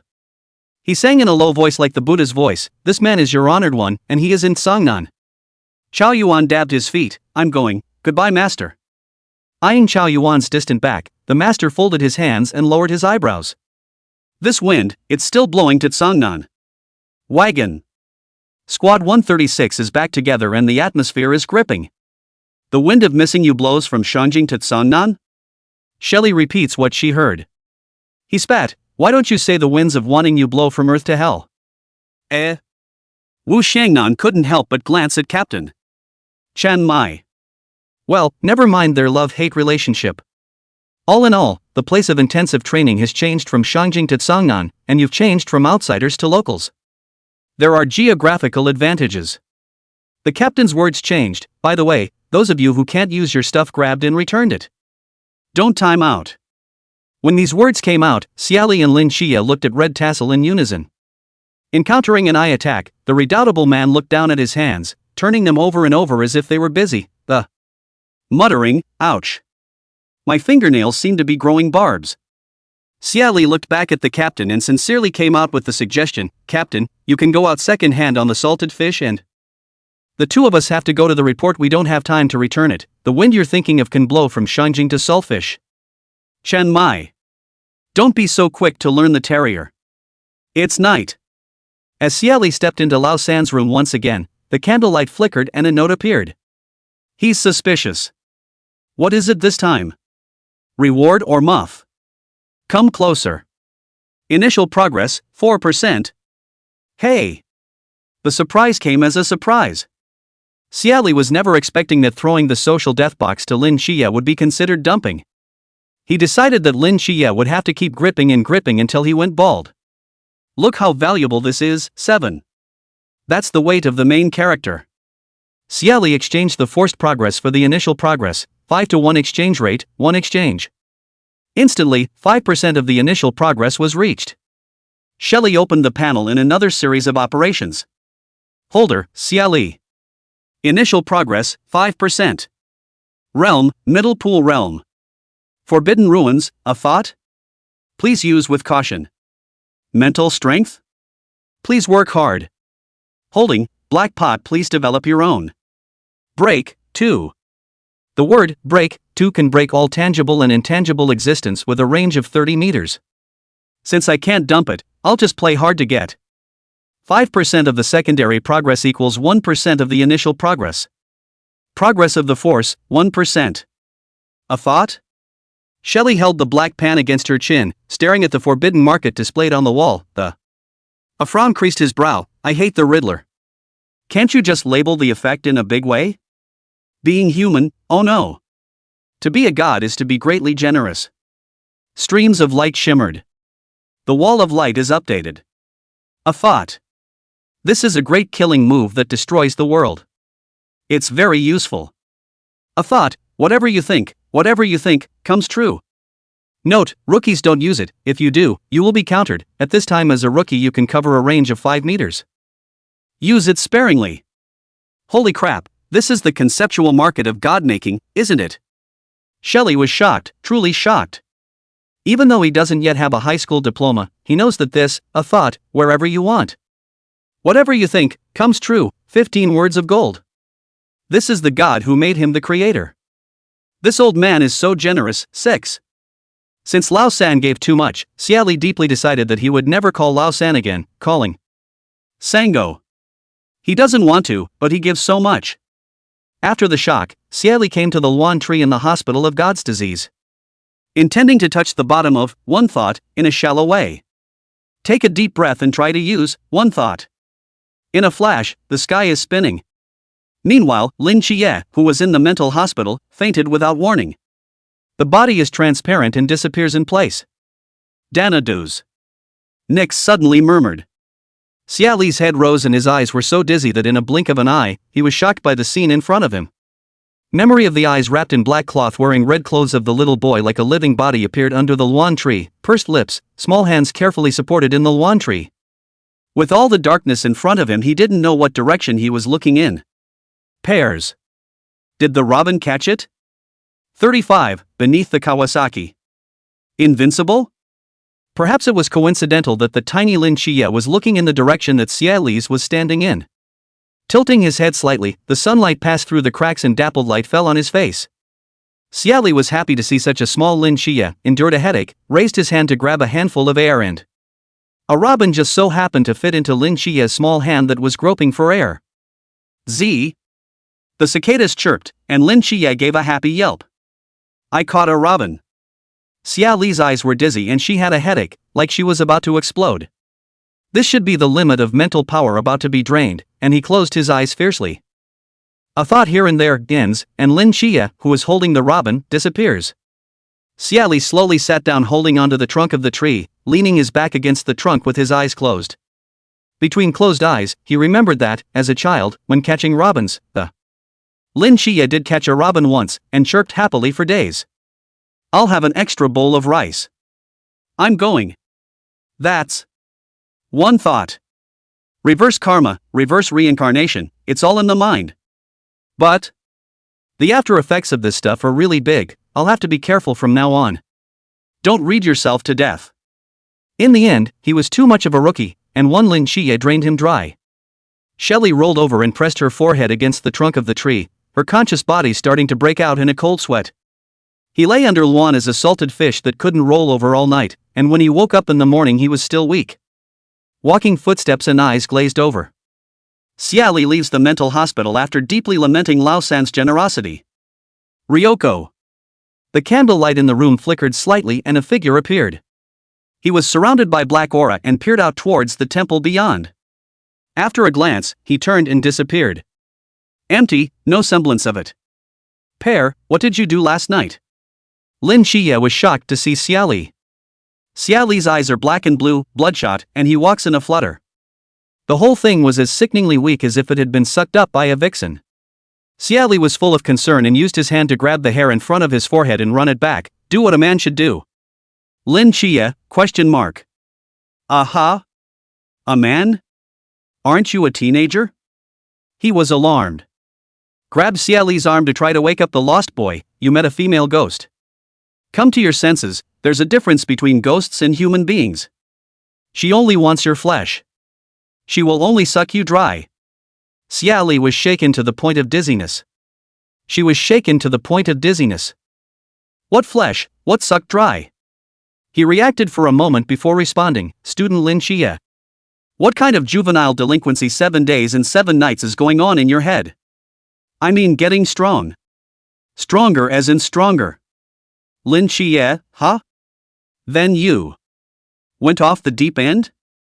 Xie Li shook her fuzzy head, no, everything's pretty good, pretty great. He also gave himself a thumbs up. Lin Qiye spoke directly. You haven't gotten stronger, you've gotten weaker. The hand was also direct and Press Xie Li's upraised thumb down and then put your middle finger up. Xie Li silently pulled out the black pot. Say that again. Threats are silent. Lin Qiye. He turned and silently pushed through 3 suitcases. It's a beautiful day, the sun is shining, it must be a wonderful day yet. Xie Li put away the pot and coldly grunted, quite a capitalist-style black-hearted look. A training camp rising out of Songnan City welcomes its chief instructor. Yuan Gang, dressed in a military uniform and carrying a black box, stepped down from the helicopter with a serious look on his face and the gusts of wind raised by the helicopter behind him sent the corners of his coat hunting. Hello, Chief. The instructor waiting on the sideline said hello. All facilities ready? Back to the chief, ready. Yuan Gang took it in stride and went straight to the point. Give me a copy of the list of recruits for this training set. It was built on the wasteland of Songnan City. It's huge. It's heavily fortified. No one can arrive here except recruits coming for intensive training. Chief, here's the list. Yuan Gang took a look and froze. The instructor behind him also stopped. This year. What kind of demonic fairy content is this? Yuan Gang rubbed his eyes somewhat incredulously. The first name on the list. Thank you, Lai. Male. Newcomers to the Marquee Realm. Black Cauldron Forbidden Ruins.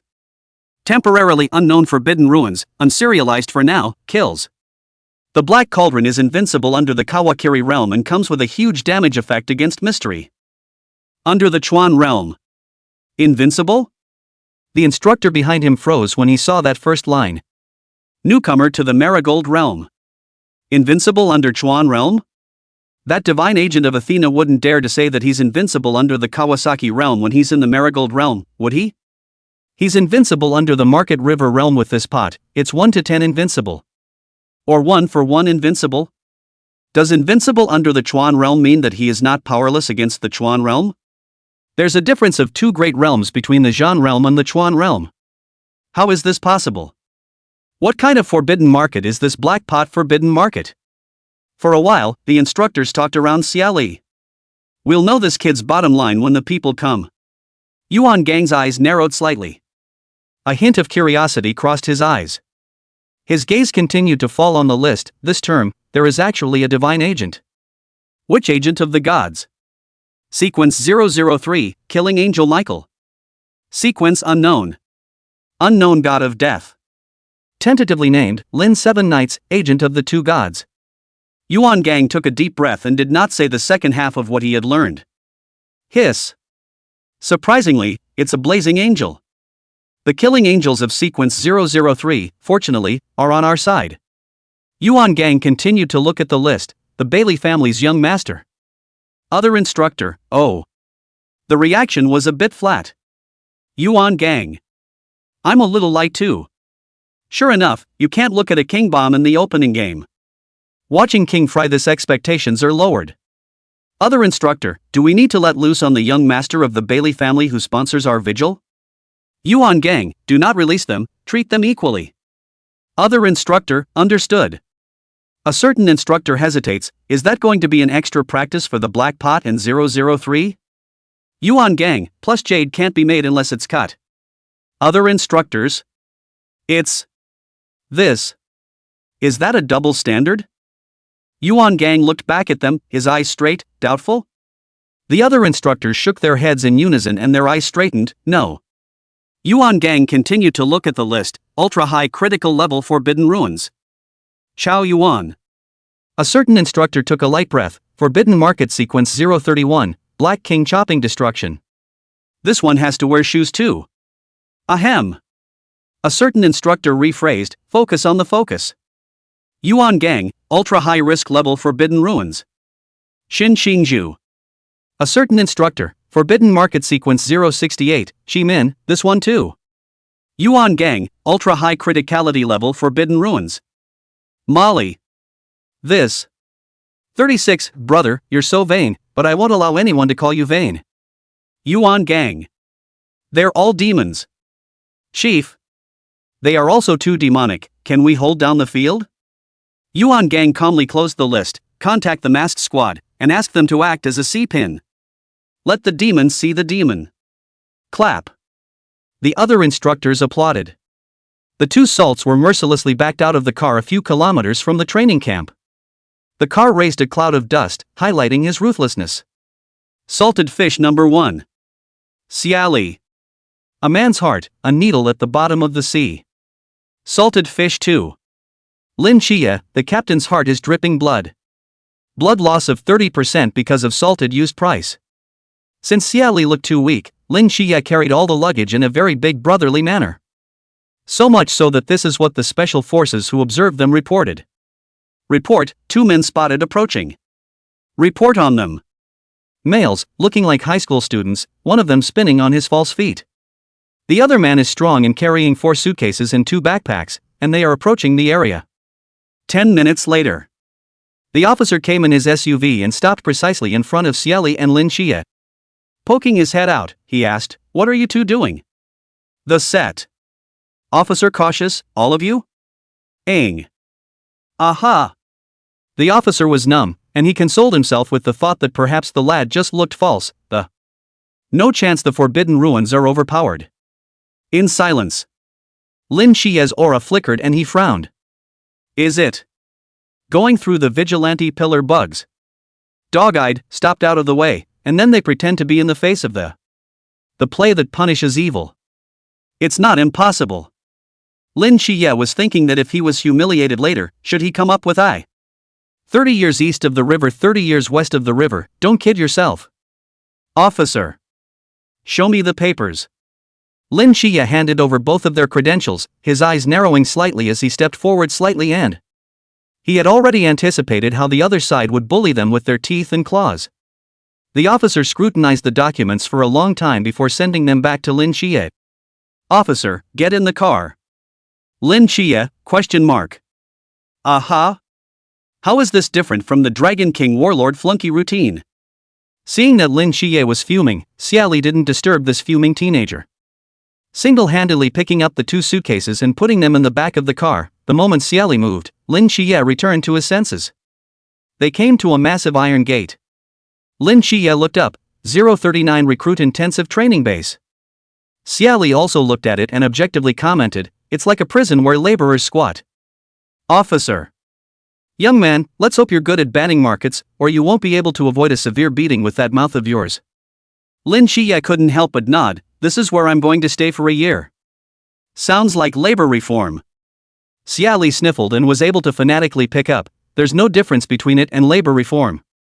Officer about to leave. It's better for you two to take the beating together, to have some company. Xie Li was still dizzy in the brain, and Lin Qiye carried all the suitcases like a scalper and followed him. Entering the gates, he met a lanky instructor who had obviously met love begs for a chance encounter around the corner. The other party was staring at Xie Li and looking at him again and again, and finally circled around Xie Li in a 360-degree circle. Lin Qiye was shocked, thinking that the dog's eye view scene was going to appear again. He stepped forward again. Lin Qiye knew that Xie Li would look as vain as a finger could poke down. It's not unreasonable for others to misunderstand, but he's just a helpful person.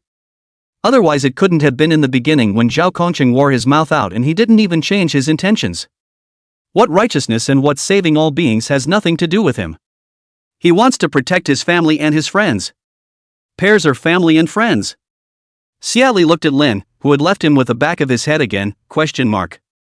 Is he taking advantage of my weakness? Playing it cool? Forget it, let him play. New recruit? The instructor asked, purposely turning halfway around to get in Xie Li's face.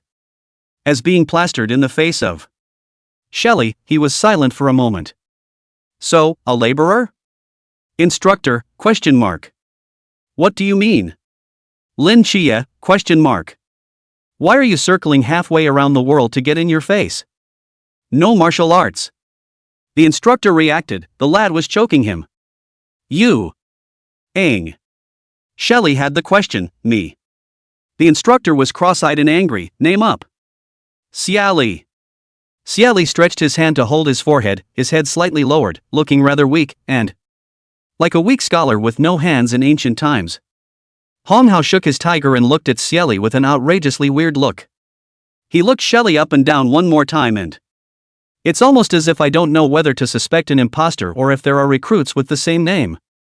After all, this kid looks so vain. It felt like he could poke down with one finger. It looks nothing like that invincible black pot. Which Xie, which Li? Xie Li sighed. He saw in the eyes of this simple, unassuming big man a simple gaze illiterate that. Between their forced lack of culture and a feeling of sympathy, he said, "Thanks for the thanks." Dawn's dawn. Splat. It was as if a thunderbolt had struck Hong Hao, sending smoke out of his head. Hong Hao. People, maybe don't look at people through colored glasses. Possibly, people just look false, but banning ruins is awesome. I'm your instructor, Hong Hao. Hong Hao, let me show you around. Lin Qiye, ? The script is going the wrong way again. Instructor, can't you put your suitcase down before you turn? Xie Li asked the question. I want to go to the dormitory first. Hong Hao. Row. Lin Qiye secretly sighed. Sure enough, the cheeky ones enjoy the world first. With that, Xie Li and Lin Qiye put their suitcases first, and since they came the earliest, they not only chose a room with a good orientation, but they were also able to be housemates, and both were happy with that. Hong Hao looked at Lin Qiye, a person busy on and off, is to see when the background played Xie Li more and more dissatisfied. That tough guy's face got harder and harder. Xie Li was drowsy all the way through the training camp following the instructor. The instructor's introduction also went in one ear and out the other, not remembering much. After the turn, Instructor Hong coldly grimaced with a hardened face, "Rest well for the next 2 days. There will be no chance to rest later." The second half of his sentence again to Xie Li, paced face open wide. That tough guy face is 15 centimeters away from Xie Li's face. Lin Qiye hesitated. Instructor Hong, when you talk, you talk. Can you? Don't talk right into his ear. It looks weird. Instructor Hong, ? If it wasn't for the fact that he's so weak, you'd think I'd like to stick my face in the output. I don't have any specialties. The instructor grunted and walked away. 2 pricks. 2 oddball pricks. 37, 7 nights, your feet smell good. There were no cell phones and no signals at the training camp, and it would have been boring and mushy for the next person. But nothing has changed for Xie Li and Lin Qiye. The two of them can gossip from the south of the world to the ends of the earth. Creamy and stuffy? But anything that puts the two of them together has nothing to do with the word. Early the next morning, Lin Qiye then shouldered the responsibility of being an older brother, taking care of Xie Li's classmates who were so weak that it seemed like they were going to crunch off. Went to the supply station and asked for a bunch of food. After all, he knew deep down that Pear loved it. Just like to nibble and chew, and in the words of my aunt, it's a blessing to be able to eat. Walking up to the door of his dormitory, he found several people gathered around the door of his dormitory. Young master, I've looked at many rooms especially for you, and this one is the best, sitting north to south. Warm in winter and cool in summer, the best room to match your status. Speaking. A man takes out a key and plugs it in, twists it. Ka chow. One moment, and the door was watertight and open. Lin Qiye? Why does he have a key? Isn't that the room we picked out? Shady. Shady. Shady. I'll sue you. To the center. Little Master Tai. The man's voice plummeted and he looked at the empty dormitory filled with household items. There is a bag of fruit on the simple table. The field of vision shifted. Bedding on both bunks. He shouted, "Who is it? Who is it that is so blind that? I can't believe I'm robbing your room. Quickly. You guys get rid of all this crap." The little fat man's brow furrowed and he was about to stupidly raise his foot and kick it. Suddenly, an object is rapidly slamming in their direction. Touch. Bailey Chubby's body instantly lit up with an aura enveloping the group of them. The smashed object also bounced off, and only then did he see that it was a half-chewed pear. The man instantly burst into a rage. "You." The next second, another black object flew in, that was not fast or slow. The man's eyes were full of mockery, classing up in front of the little master. Axe. The word axe didn't come out, and that black pan directly penetrated that layer of Forbidden Ruins treasure light, splatting a man on the head. Ow. The man instantly turns into a two-hander and wails. The black pot bounced off the floor after smashing the man and lay alone. Bailey Chubby's eyes instantly lit up. He pointed to the black pot on the ground. "That's a good strain of treasure." Lin Qiye carried a bunch of things and ran to the battlefield. Breath-sinking, what are you guys doing in front of my dorm room? The atmosphere, in an instant, was shouted by Lin Qiye to the point where swords were drawn. Bailey Chubby looked inside, there was a person on the bed, and then looked back at Lin Qiye. Got it. Turning around, he gave the Wailing Era a kick. The dormitory is full and you brought me here for what? And you think people are trashy? Little Master hates dogs like you who bully others. Get lost. Era rolled away from the place in fear. Hello there, my name is Centurion Tuman. And of course you guys can call me Chubby without seeing eye to eye. Chubby applauded a bit and the ones he brought with him then entered the dormitory clutching the gift boxes like a stream of water. As soon as they come in, Shelley got up from the bed with some annoyance and sat cross-legged, propping her face up with her arms and look at what this fatty is going to do. Lin Qiye sat down next to Xie Li with a demonized face, holding something in his arms. Look at the fat man. I'm sorry for interrupting you just now. These are reparations for you. Before they could react, Chubby gave a sharp bow and the attitude is quite sincere. It's still a 90-degree bow. I hope to be friends with you guys for the rest of the year. Lin Qiye, ? The script. Why is it wrong again? Then the magic of Lin Qiye's trance. Shelley, the droll, seems to have picked up the script well, starting with an on. We accept the debt, the gift is even, it's not a big deal. Secondly, I'm territorial, I don't like people from big cities, and I'm allergic to the foreignness in them. Lin Qiye silently turned his head to look at Xie Li. He realized that in terms of drawing likenesses, no one could draw this mouth of pears. God-like foreign allergies. Chubby 100, ? Geographic black? Allergic to foreign air? No. You've got it all wrong. I'm not some big city guy, much less some not-so-worldly guy. I'm just from a normal family, I'm very grounded, no foreignness. Chubby Time didn't recognize it. Fat gas at best. Shelley yawns, Anon, fat gas comrade.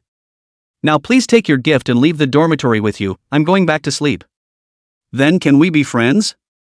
Bailey Chubby was unconvinced. Shelley's brain fizzled and she turned to lie down. Lin Qiye signaled with his eyes for Fatty Bailey to go out, and Fatty sighed softly and with a stream of bodyguards holding gift boxes. I'll stay next door, y'all get out. Young master this. Huh? Yes. Lin Qiye closed the door behind him and looked at Xie Li's back, somewhat worried about his condition. After struggling for a moment, Lin Qiye asked in a low voice, Pear, what do you want to eat for lunch? All you can eat mamassan. Xie Li lazily rolled over. Lin students have not heard of a saying, the body is great. I'll eat whatever you make, I'm not picky. Lin Qiye nodded, you sleep. Then he himself began to sleep, and in truth went to the asylum to talk to Nix. The main question is about Shelley's symptoms. While he was chatting, Lin Qiye heard a rustling and sneaky sound.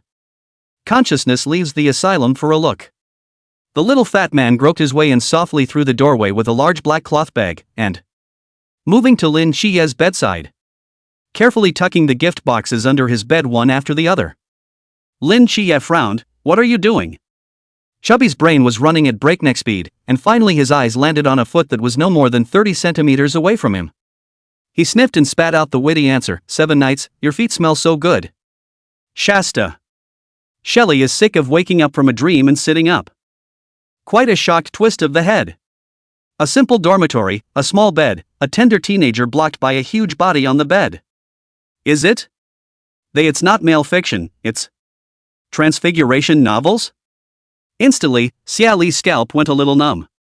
No. His lowest bottom line was Lin Qiye as a siren, from a boy to a girl this is not okay. Not to mention the fat guy who's a cabbage. Shelley pulls out the pot, stupidly.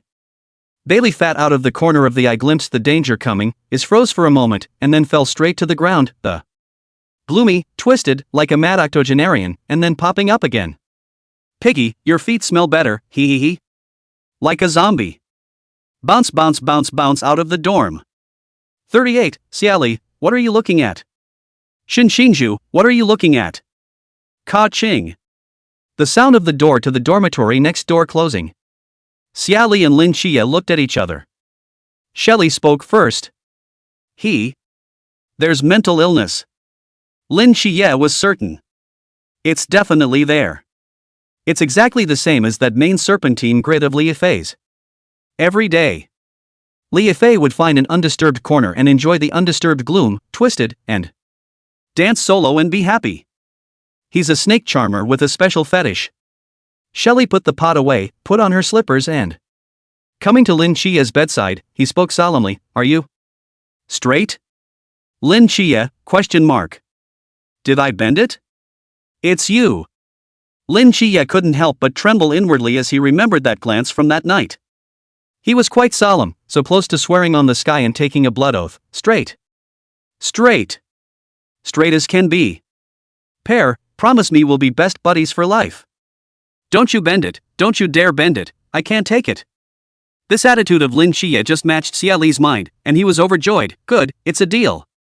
Friends for life. 7. The most I can accept is for you to be a siren, and beyond that, no more. They were both satisfied. But, Lin Qiye whispered, you don't have to add lyrics at this point. Xie Li didn't hear. What? Lin Qiye, those days have always been there. Neither side's brainwaves were on the same level, but they were outrageously aligned. Xie Li did not know that Lin Qiye was worried about him engaging in sex. Xie. Knocking on God's black pot. Lie, he wants to knock the black pot. Lin Qiye also did not know that Xie Li was worried about him turning into a human demon. Lin. The hospital has a god. 7 nights. He was talking to Nix. Misunderstandings are born out of situations shrouded in secrecy. Outside the dormitory. Another upstairs. Yuan Gang, who was holding the binoculars, murmured, "Black pot banning market." Not bad indeed. The same instructor hung with binoculars. Quite shocked, to actually break through the forbidden item, Yao Guang, so easily. I thought. He was weak. This is a dangerous man. Yuan Gang, question mark. You'd better be talking about the forbidden market. He lowered the binoculars and looked at Hong Hao. Dangerous man? Hong Hao nodded. His forbidden ruins, that black cauldron is very dangerous, summoning the voiceless at any time. And disappeared without a sound. What Yuan Gang didn't say is that the greatest power of the black pot ban market is not knocking people black at all, but you can break the ban on the market. This was top secret information, just as Lin Qiye was suspected of being an agent of the twin gods. This class of recruits is truly a crouching tiger and hidden dragon. Yuan Gang picked up the binoculars again and looked at the Fat Bailey dormitory. I saw the little fat man beat his chest with palpitations, then press his forehead against the wall and trying to eavesdrop on the next door. Conversation? The corners of Yuan Gang's mouth twitched slightly. Tease, those two next door are also teases. Fortunately, the dormitory was not a 3-person dormitory, otherwise he could not imagine how lively these 3 people would be together. With Bailey Chubby's shining appearance, the training camp came one after another. A few turns of the eye, the dormitory building is unknowingly basically full. By the time the 3rd day rolled around, the outside corridor was clamoring early in the morning with. Xie Li managed to look a little less frail after 3 days of salty lying around. At best, it's the level of not being awake. He yawned and sat up, going to wash up with Lin Qiye. You finally don't look so weak. Lin Qiye heartily lamented. Xie Li was silent for a moment. What, you praised me for being brave and mighty, much more powerful than the Vainu? He grinned, a little embarrassed. Don't talk big. Facing the reed mess back. Lin Qiye. 6. As soon as they left the dormitory, they saw a bustle of activity comparable to a supermarket mom grabbing eggs. Countless people surrounded Chubby 100. The crowd was shouting make friends, teach me more, and other languages. This gives me the feeling of grabbing eggs at the food market. Xie Li murmured and whispered. This fatty has so many watches. Lin Qiye murmured and whispered as well. Bailey Chubby could see the 2 passers-by, Xie Li and Lin Qiye, through the crowd. He waved his arms. Good morning, next-door housemate. The specialties I brought from my hometown were saved especially for you. Xie Li lamented, he's trying to bash my noble soul with money. The corners of Lin Qiye's mouth twitched slightly as he hooked over Xie Li's shoulders. Let's go, wash your face and brush your teeth to go eat. Quite a few turned their eyes skimming over them, wanting to see what it was like to be missed by the landlord. 2 young guys, like high school kids, white and quite handsome, went down with a punch. Xie Li inclined her head and locked eyes with a teenager who was watching them, the other tugging against the wall and hands clasped over his chest. He watched it all with indifference, watching them. Xie Li, what are you looking at? Xinxingzhu, what are you looking at? Lin Qiye, ? Why are you guys talking about northeastern quotes? This is Songnan. Lin Qiye dwelled on it for a moment. Try looking at another one? Xinxingzhu, ? Why the question mark? Xie Li looked at Lin Qiye and asked, what are you letting him look at you for? Lin Qiye. Aren't you provoking him? Ha? Xie Li and Lin Qiye didn't stop walking and kept walking. He's looking at us. Lin Qiye would summarize, then he's provoking you. There's nothing wrong with what I said. They rubbed shoulders with Xinxingzhu in a watery manner, looking at their backs. Xinxingzhu, ? Did I provoke him? The corners of Xinxingzhu's mouth twitched slightly as she turned her gaze to another person, another indifferent man. That man's lips were closing in noiselessly, like chanting, Xinxingzhu a ringing finger empty wall erected. The noise was cut off. He turned to go into the house.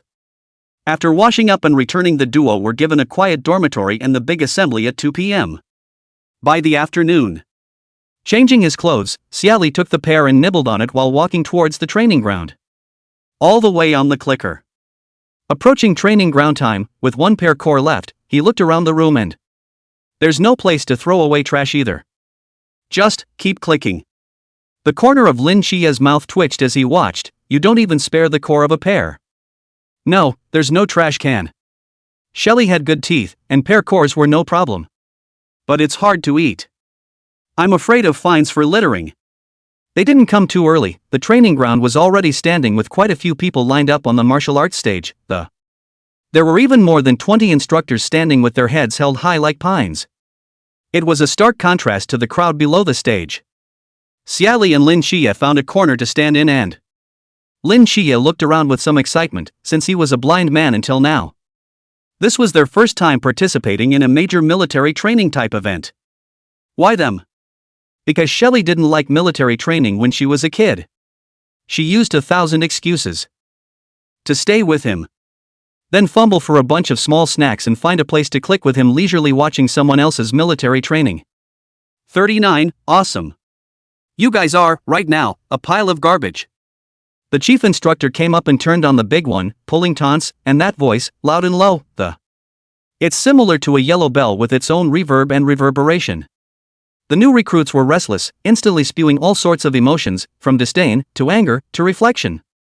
The chief instructor continued to turn up the heat indiscriminately, trashing you guys in the face of mystery. It will only get you killed and will drag your teammates down. Want to be the Night's Watch? You're still 100,000 miles away. The faces of most of the recruits went cold. Don't think that you are the best of men everywhere, but when faced with the truly powerful, you guys are garbage. In your current state you'll still be a piece of even when you get to Klein. It wouldn't last a single move in the hands of a true powerhouse. Depreciate. Demeaning nothing. The depreciated recruit starts to get angry, starts to hyperventilate, and starts to want to hit someone. Yuan Gang took in everyone's expressions and raised his eyebrows. Do you believe it? I don't believe it. Yuan Gang, name. Xinzhu Qing. Xinxingzhu was quite debauched, with his military cap worn backwards and chewing gum in his mouth. Anyone else not convinced? Me. And me. I'm not convinced either. Bailey Chubby squeezed to Lin Qiye's side and asked in a low voice, you guys are so quiet? Xie Li in through the crowd to see Xinxingzhu, in the face of Chubby questions, can still eat gum? Lin Qiye mused, I should have bought some to bring. The corners of Chubby's mouth twitched, dude. Isn't your focus particularly skewed? Now it's the instructor asking us if we're convinced, yay. Xie Li finally withdrew her gaze from the gum and stuck her hands in her pockets. It's hard to say. Convincing or not remains to be seen if one can successfully pretend to be an X. It's easy to get hit in the face for saying that now. The way things are going, the instructor must have a backstabbing waiting for us. Chubby 100, ? Is your suit still adjustable? Pear. Lin Qiye wanted to cover his face and can you not say it so frankly? You could have been a little more euphemistic. On the stage, the corners of the instructor's mouth turned up slightly. The There's a sense of watching a little lamb cluelessly crash into a wolf's den, yes. Since none of you are convinced, I'll give you a chance to see yourselves clearly. Let's get you guys to take a fresh look at yourselves. Examine what I say. Pulling out his walkie-talkie, he faded into a B, come on down. Then he looked up, 45 degrees to the sky. It's like a statue. The crowd followed the instructor's 45-degree look up at the sky. Xie Li had a premonition that the person the instructor had found would definitely pack a big punch. After looking at the sky for a while, I only saw a line of geese flying by. Shelley looked down and rubbed her neck, not looking away. Someone's falling out of the sky. Woohoo, the instructor's backhand shines through, and Xie Li still looks down and rubs his neck. They didn't jump out of a plane, did they? So powerful and dedicated. Shelley gave them manual kudos. It's the masked squad. That voice sent chills up Xie Li's spine. And the vibe pulled out of that voice instantly blew the house down. One of the 4 special squads, mask? That's them. Shouting more and more passionately, Xie Li finally stopped rubbing his neck and raised his eyes toward the martial arts stage. Fittingly, witnessed the masked squad shine. One of them, with a wiggle of his 2 fingers, their gravity instantly disappeared, as light as a feather. They stood there steadily, their cloaks hunting in the wind. The 7 very different masks are mysterious. This outing is a 9 out of 10 handsome. Deduct 1 point for fear of their pride. Ding. It was as if the pride knew they had been knocked down a point. A man facing the recruit suddenly dropped to both knees. The crowd was puzzled by the fact that they were confronted with such a grasping thing. Is he weak in the legs? Lin Qiye asked directly. Chubby 100, no, I suspect they're imposters found by the instructor. Shelley, I think so. Wow, yay for imposters.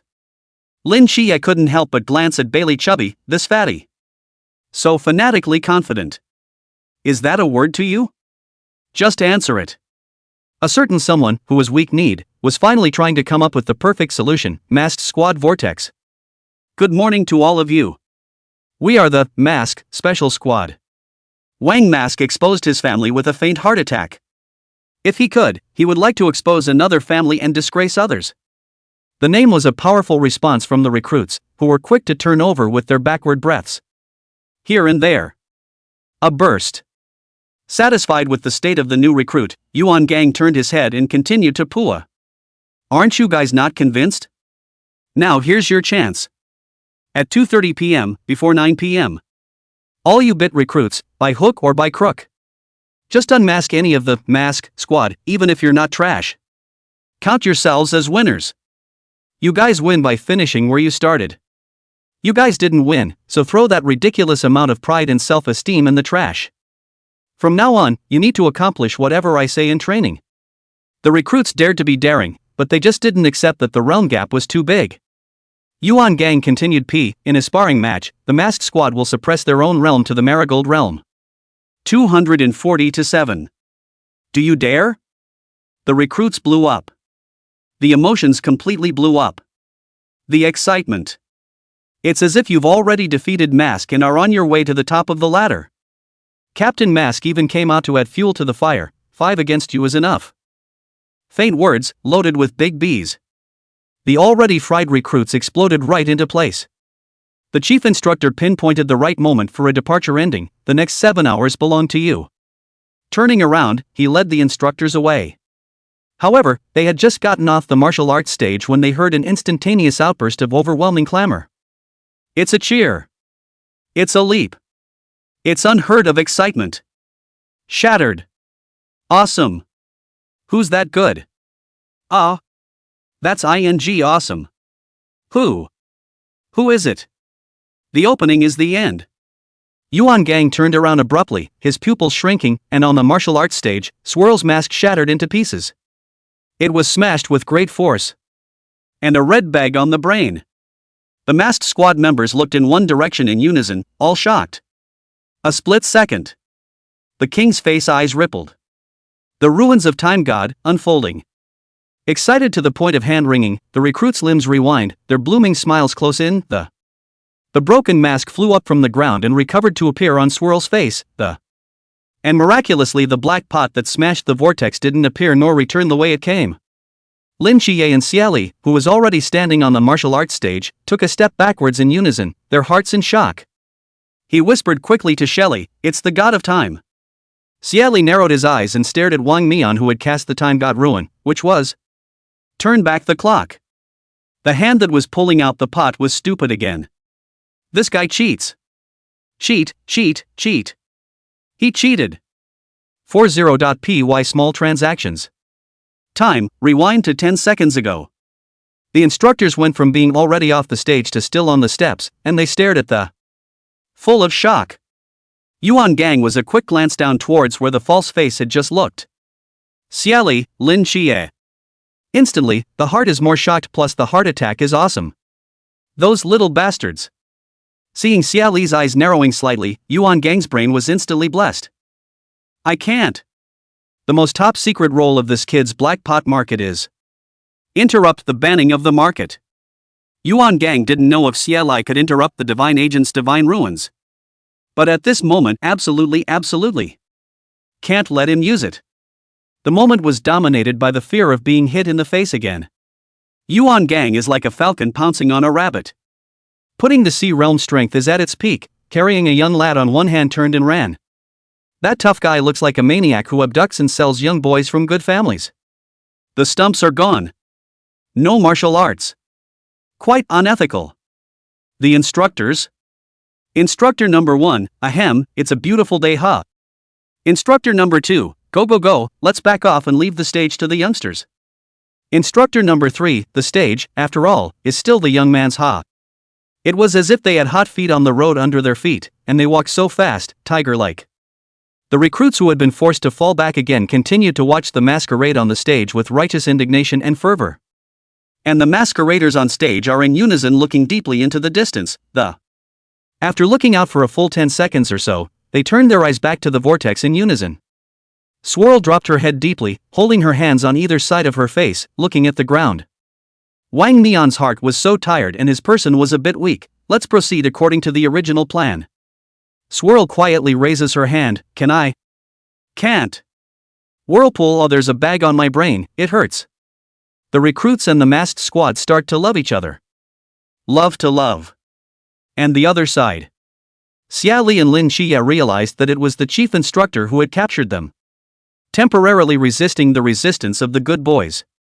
You can't say that the highest instructor of the Night's Watch Intensive is from the Church of the Ancient God, it's not that far-fetched. Within a few breaths, they were led to an unoccupied room, and the chief instructor had unlocked the door. The light in the room was dim, and as soon as Yuan Gang let go of his hand, the two little ones then had the good sense to hunker down together in a corner and watch him warily. At the critical moment, Lin Qiye was very well educated to be a big brother as he blocked in front of Xie Li. Very vigilantly, he looked at Yuan Gang, his voice low, Chief Instructor. You. What are we going to do by capturing us on the spot? Captive. Yuan Gang had black lines hanging from his forehead. Xie Li held the black pan against her chin, her eyes flickering over and over the chief instructors. This man's speed. Much better than the speed of the Kawasaki Ghost King. It's not even in the same league. If the talk falls apart and Yuan Gang wants to kill them, this room just happens to be 5 meters. He handed the black cauldron to Lin Qiye in passing. Lin Qiye was surprised for a moment, his 5 fingers clenched, and he crossed the cauldron forward and it's a defensive posture. Xie Li takes a half step forward. Smiling, he spoke, the instructor took us from the sunlight into this dark, confined room and it's not. You're trying to subvert us, aren't you? Yuan Gang, ? What nonsense kids are fooling around with these days? He sank his brow and coughed softly in embarrassment as he saying something so embarrassing that he was about to pick his toes out of the ground. Don't think about all that nonsense that. I am a positive. The man of integrity. Those 4 words were swallowed alive. Yuan Gang emo, after today. He wouldn't be able to say the words with a straight face. So, Xie Li. Your black cauldron forbidden ruin interrupting the effects of other people's forbidden ruins isn't allowed to be used for the time being, ha. This statement was made. Xie Li and Lin Qiye glanced at each other and looked at each other. Then, come up with the answer. You cheated. Surely not a proper instructor. Both in unison. Yuan Gang was wearing a serious and stereotypical tough guy face. Talking about cheating, how can you call what a reader does cheating? That mask isn't fixed. He had the cheek to continue to be unreasonable, and that was a sneak attack you. It's out of order for you to hit people with forbidden ruins before they even say they're starting. Xie Li frowned. Yuan Gang's words changed, and he also sighed. Student Xie Li, you were able to win once by surprise. You can't guarantee that life will be a surprise every time. You need to practice. That group of new recruits needs even more experience to make up for their shortcomings. It's really not good for you guys to end the set in place. Xie Li looked at him and smiled again. Then you're a good instructor, aren't you? Are you expecting us to go to a face-to-face fight in the hall? Yuan Gang, right. Xie Li spread his hands. No go, I've already gotten the mask off the masquerade as you requested. You said it all, by any means necessary, unless. He narrowed his eyes and smiled warmly. Yuan Gang stared at him, his eyes deep. Unless what? So, instructor, I've heard that military training can be hard, and that you can't eat well enough. Unless you add snacks for us at night, every day. He patted Lin Qiye's shoulder and said in a serious tone, we're both still underage and short, neither of us is 5 feet 8 inches. Still growing. Can the instructor care for the underage with extra meals? Yuan Gang's heart was relieved, and a smile appeared in his eyes. It's fine, but I also have a small request. As long as you guys are ranked in the top 5 per practice. Eat what you add. Xie Li inclined his head and asked Lin Qiye in a low voice, 7 days, what do you have to add? Quickly mention. It's a one-time opportunity to woolgather, so make the most of it. 41.1 cannot fall twice in a pit unless. The corners of Yuan Gang's mouth twitched. However, what he didn't expect was. Lin Qiye really had the nerve to mention it. Lin Qiye raised his hand, yes. Instructor, we want fruit after meals, pears are the best. No pears and apples will do, no apples or watermelon. Yuan Gang, 2 foodie boys. Easy to hold. Okay, this is confidential, okay? Xie Li, Anan. Lin Qiye, aha. Yuan Gang continued, and he made a point of saying to Xie Li, your black pot bans the market. Xie Li smiled coyly as he flexed his fingers and tapped the black pot that was being held in Lin Qiye's hand. The black cauldron, bang. Xie Li, instructor, this is a different price. Yuan Gang didn't panic, you said. Xie Li lowered his voice and muttered a few words, and Lin Qiye's eyes lit up. Yuan Gang also brightened up, small problem, deal. Once the confidentiality agreement is signed. Xie Li and Lin Qiye were then released from the small dark room, and left in high spirits. Both of them grinned big white teeth. When Yuan Gang returned to the underground monitoring room, he received a lot of attention from all the instructors. Chief. Yuan Gang waved his hand, gently and with considerable demeanor, the matter is resolved. Even if someone just got punched in the face no more than 10 minutes ago. A certain instructor, no. Chief, what I'm trying to say is that with that kid in the masked squad may not be able to suppress the new recruits. The power of that pot is a direct result of drying out a recruit so hot and fast that he's going to flip over. If it weren't for the bug that is King Face, it would be a complete and utter flop. Opening round is a rollover. They are truly seeing what it means to. Under Kawasaki, the black pot is invincible. Near the moment the masked squad suppressed their own battle power, the black pan was like a ghostly shadow, snapping, fast, accurate and ruthless shot swirl face, the mask shattered instantly. Xie Li, that kid has perfect timing, perfect jam. Yuan Gang continued in his high spirits, don't panic, recruits, you can't win. The instructor asked sincerely, why? Yuan Gang continued to be inscrutable, you'll know when the time comes. Instructors, oh. Chief, great minds think alike. Just finished a PY deal. Xie Li, ahem, what are we going to do now? Fresh from a PY transaction. Lin Qiye, Let's go to the armory. They should just be getting started, and I can still muddle through and touch a knife. They both crouched in unison next to the wheels of a large truck. Be coming. But where's the arsenal?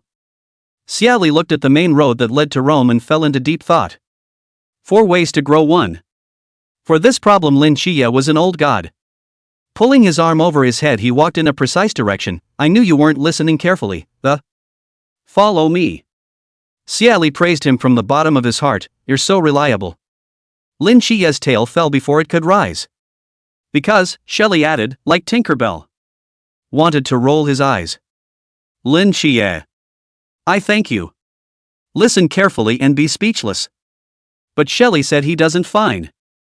As the saying goes, you don't fear a thief stealing, you fear a thief's thoughts, and having experienced the whirlwind of a potpourri of hatred, think hard on the kid who knocked him out of his smothering pot. Man, it's impossible to fall under the black cauldron. He can't be the masked squad shame. So after pretending, ahem, to clean up the recruits a bit with the captain on the sparring stage. When the captain said he was going to the warehouse, he purposely ran a little slow to try and find a slate in the corner. Used the slate to avenge the black pot. Ask. Shame on you for being blackballed? Or are you embarrassed to be knocked out with a brick? Swirling a slate. Maelstrom looked at the board in his hand with great satisfaction. A snowfall of shame. Brick, what a good looking. Long and square, with sharp edges, one brick down, and you'll see stars in your eyes. Brick, hang out with your brother and take you to stroke people's heads. Swirl walked happily on her way to the warehouse with her carefully selected love bricks. It's amazing how fate can turn a corner. The two sides are facing each other across the road. The vortex was on this side of the road, and Xie Li and Lin Qiye were so quite coincidentally on that side of the road. Maelstrom exclaimed, I'll go. Lin Qiye was shocked, mask. Xie Li pulls out the pot, knock him out. Swirling twist, you stole my line.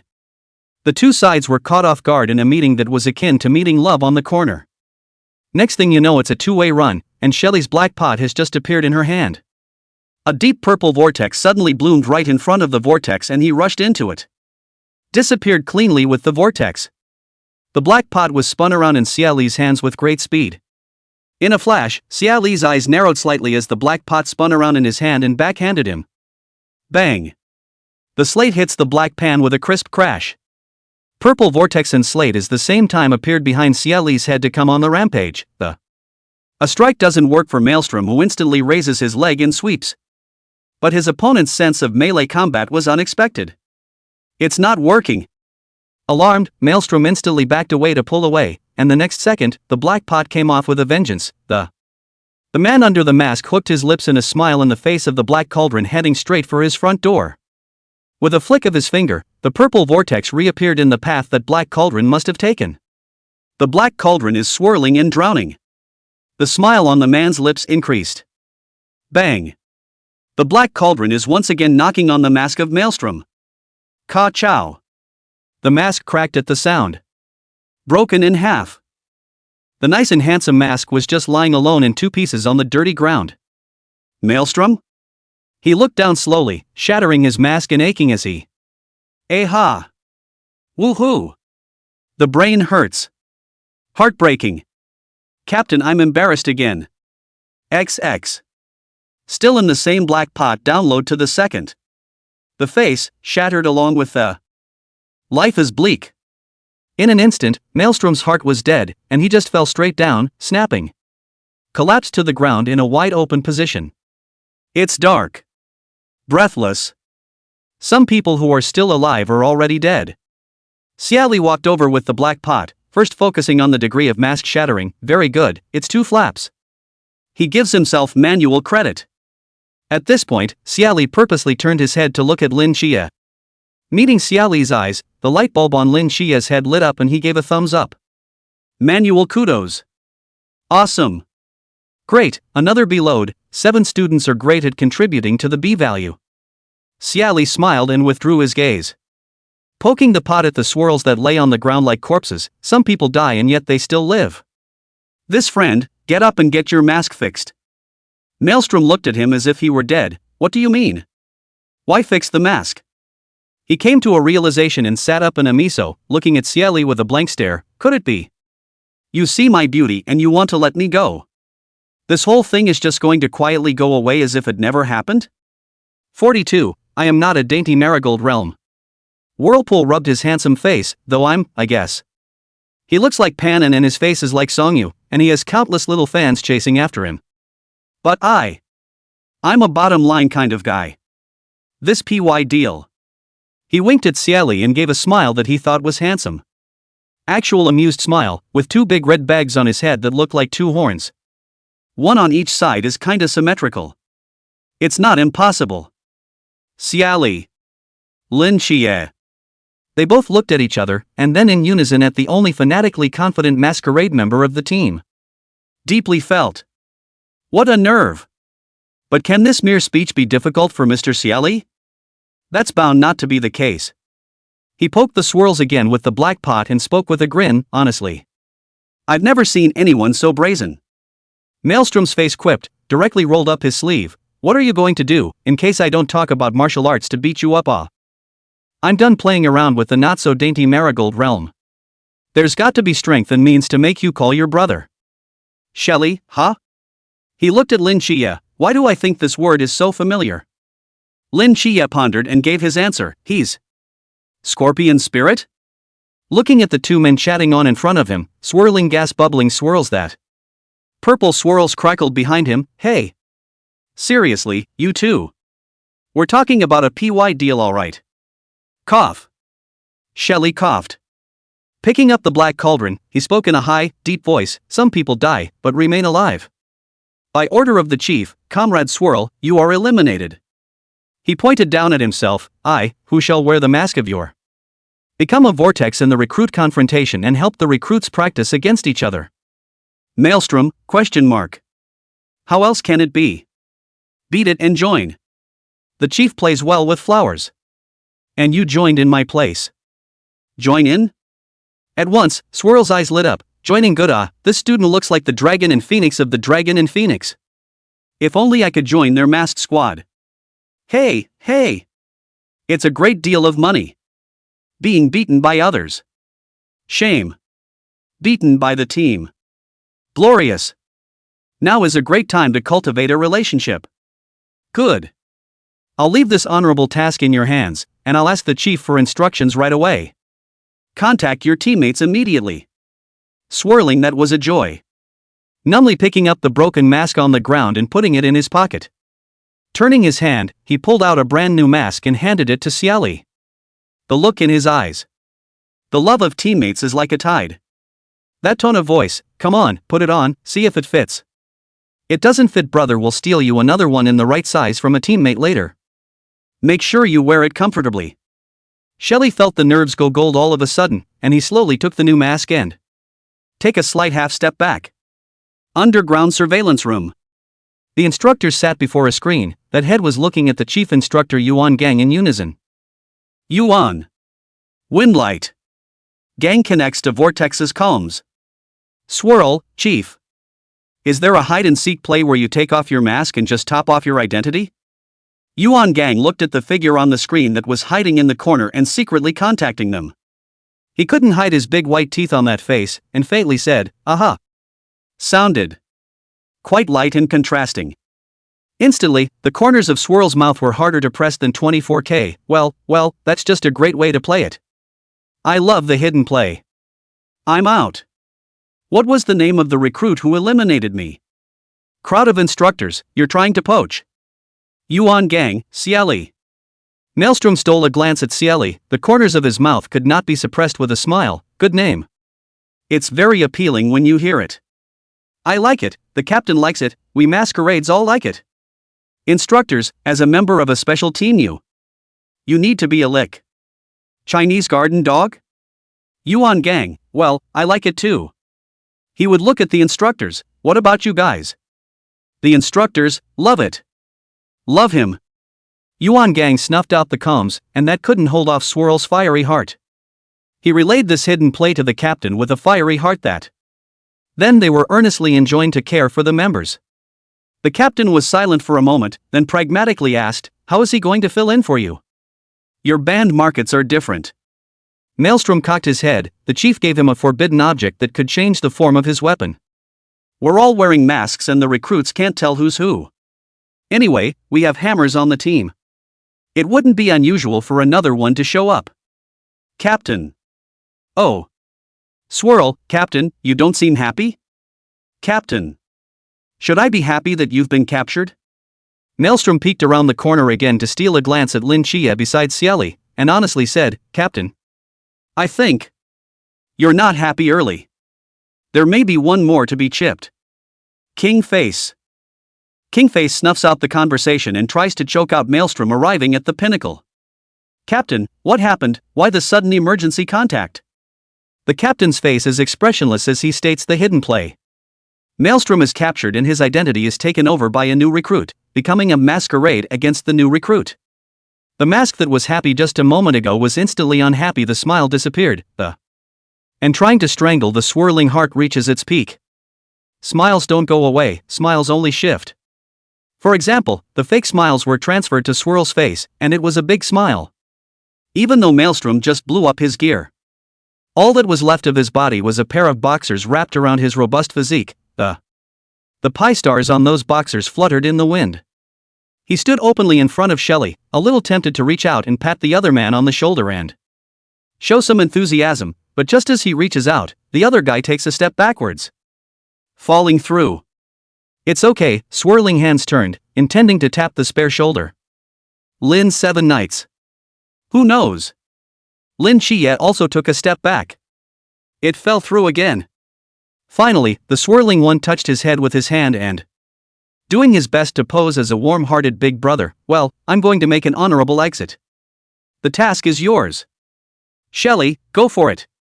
He signaled with his eyes for Xie Li to pull out the pot and hit Lin Qiye, directly taking one blood in place.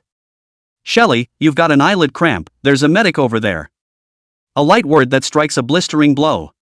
Maelstrom, the special squad member, glanced at him with a hateful look. You can't let go of the water, and sneaked off. Cover your face with Xie Li's jacket. Save face. Why just the jacket? Why didn't he change into Xie Li's clothes? Because, people are young and short, they don't even need to take it off and just put it on. It's just so watery to put on. There's nothing left for him. And, he can't wear it, visually it will get stuck in the crotch. Swirl's heart was dripping blood, so choked. 43, it affects how fast I can draw my sword. The vortex is gone, and that python is setting sail. Xie Li puts on her mask, and in an instant, it's as if an odor rushes straight to the nose. Busy holding your breath. The masked teenager is mysterious, high-strung, detached, and the B-game is pulled out all at once. Pear. Lin Qiye called out to him. Xie Li inclined his head, patted Lin Qiye's shoulder, and said rather seriously, I've always been a progressive new kid who obeys the rules and doesn't even jaywalk through stop signs. On principle I have changed from a sheep to a wolf, and am not going to leave you alone, a single and silent lamb. Silence of the lamb that falls alone. Lin Qiye. Don't forget each other if you're rich. This is killing friends to sacrifice to the heavens, and the power is limitless? Lin Qiye wanted to look up at the sky, a 45-degree look, the standard sad angle. But Xie Li's words changed, smiling heartlessly under his mask, you're under the principle of. Don't worry, I'm not going to let the water out of the sea for you. In principle versus under principle. This terrier is so vulgar. Oh. Lin Qiye was touched by the vulgarity. Bro brain crazy, I'll put you on the ocean. Ha? Xie Li, that's not good. Lin Qiye, good. Why not good? It's just to be released. No one can stop our determination to go together as good friends. Xie Li turned the black pot, and the potpourri overflowed. After hesitating, he said, it's okay. You put that fat guy over here and slaughter him first. Lin Qiye, question mark. Foreigners? Goat herding? Silence of the lambs. He silently peeled off Xie Li's hand that was placed on his shoulder with a straight face, no. I'm talking about the Pacific Ocean, not the lamb in your mouth. Xie Li's voice is still smiling, oh, harmonic terrier deduction, into it, that's 7 days classmates. We'll have to split up for a while. I'll wait for you at the top. I'm older than you. Lin Qiye wanted to roll his eyes. Didn't roll them. He tossed a couple of lollipops in his pocket to Xie Li and walked away without looking back, dry-eyed. It's not a drag at all. Xie Li accurately caught the lollipop and peeled one off to hold it in his mouth. His mouth was sweet and his mood was beautiful, because he could put on another big wave. Carry the forbidden object given by the chief instructor in your hand. It was a red ribbon. Xie Li is moving his mouth and hands 3 or 2 to wrap the red ribbon around his wrist and move his hands. It didn't hurt anything to realize that there was one left floating around. One more look at the black cauldron, and the black cauldron in his grasping hand became as he wished. Extra long slate. He loves it. Pots and pans, commiserate. Thank you. Wolfman. Reholds the black pot against the masquerade, and mentally pretends to comfort the black pot by just humming a little tune to the silent little lamb. For you, I took the form of a werewolf. Died in the wool for you. A wolf in love with a sheep is crazy in love. In the underground surveillance room, Instructor Hong sincerely asked, "What is this kid so happy about?" A certain instructor. Tarnished the reputation of the masquerade? The others looked at him in unison. A certain instructor, facing a sudden rise in pressure from the crowd, hesitates. I analyzed it incorrectly? No. Yuan gang, it's very telling. Then we silently light a row of candles for Daxia's fourth special squad, Mask. There will be a rumor circulating in their team about hitting someone with a slate. Genius. He's so neurotic, but he's so genius, beyond prediction. The sneak attack at the very beginning aside, there is an element of coincidence there, but face-to-face head-to-head, Xie Li he didn't lose. Even, within 3 moves, the masked squad's Maelstrom was taken down. Even though Maelstrom isn't a main melee fighter, Maelstrom is a demon in its own right, and Xie Li is even more of a demon than Maelstrom. The gold in that statement continues to rise. Under Kawasaki, the black pot is invincible. The instructors had a tacit to the extreme idea to shoe Xie Li at this moment. Crazy little shoes. Oh no, that's called caring. The crowd's eyes went to the screen and I thought you were Mask. Lai was going to take his black pot and kill everyone, but it turns out the lad is still going for the sleazy flow, not even showing his face, and smashing black pots when he meets people. On the screen, a recruit is quietly tucked away in a corner, observing the situation. The very alert dodging posture was also standard, and there was nothing in his field of vision. The result. A slate appeared out of nowhere, ghost-like, and to the back of his head it was. Snap. The recruit's white eyes rolled up and he instantly fell to the ground. Doesn't even know what hit him? It's quite suffocating. Xie Li didn't even show his face to the recruits. The instructors? This isn't exactly the same script as the big kill. A certain instructor whispered, and I don't know. What kind of sparks will hit when the Black Cauldron and the Black King touch? Instructor Hong, fierce sparks. The vision of the other instructors fell upon a screen in the corner, an inch-haired, rigid man that is sitting cross-legged, concentrating on the sutras, just like a being in the red dust with the heart in the peach garden, the transcendental likeness. It's a spark that may not be intense.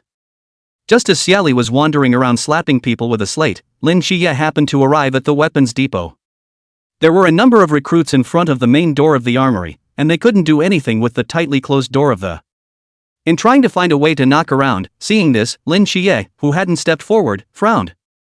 Logically, the masked squad would have come to the weapons depot to ambush a wave of recruits who were going to get their weapons.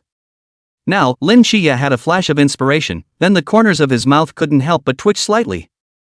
Mask is not here right now. Shame on the team. The weapons depot is secure for the time being. Lin Qiye quickly came out from the corner and unarmed recruits like him must to a large extent take a weapon from the arsenal. 7 nights and 7 nights. Lin Qiye was greeted with enthusiastic shouts as soon as he appeared. The little fat guy next door was running upside down to come in front of him. Bailey Chubby looked around and didn't see Xie Li's figure, and couldn't help but wonder, where's Pear, why haven't I seen him? Lin Qiye silently moved away from this snake charmer fatty. We're separated. Don't you mention him in front of me, it will affect how fast I can draw my sword. Ha! Chubby was first shocked, a random burst of joy, subconsciously off the mouth, split good. If you guys split up, I can take advantage of the situation. Both are good friends with you.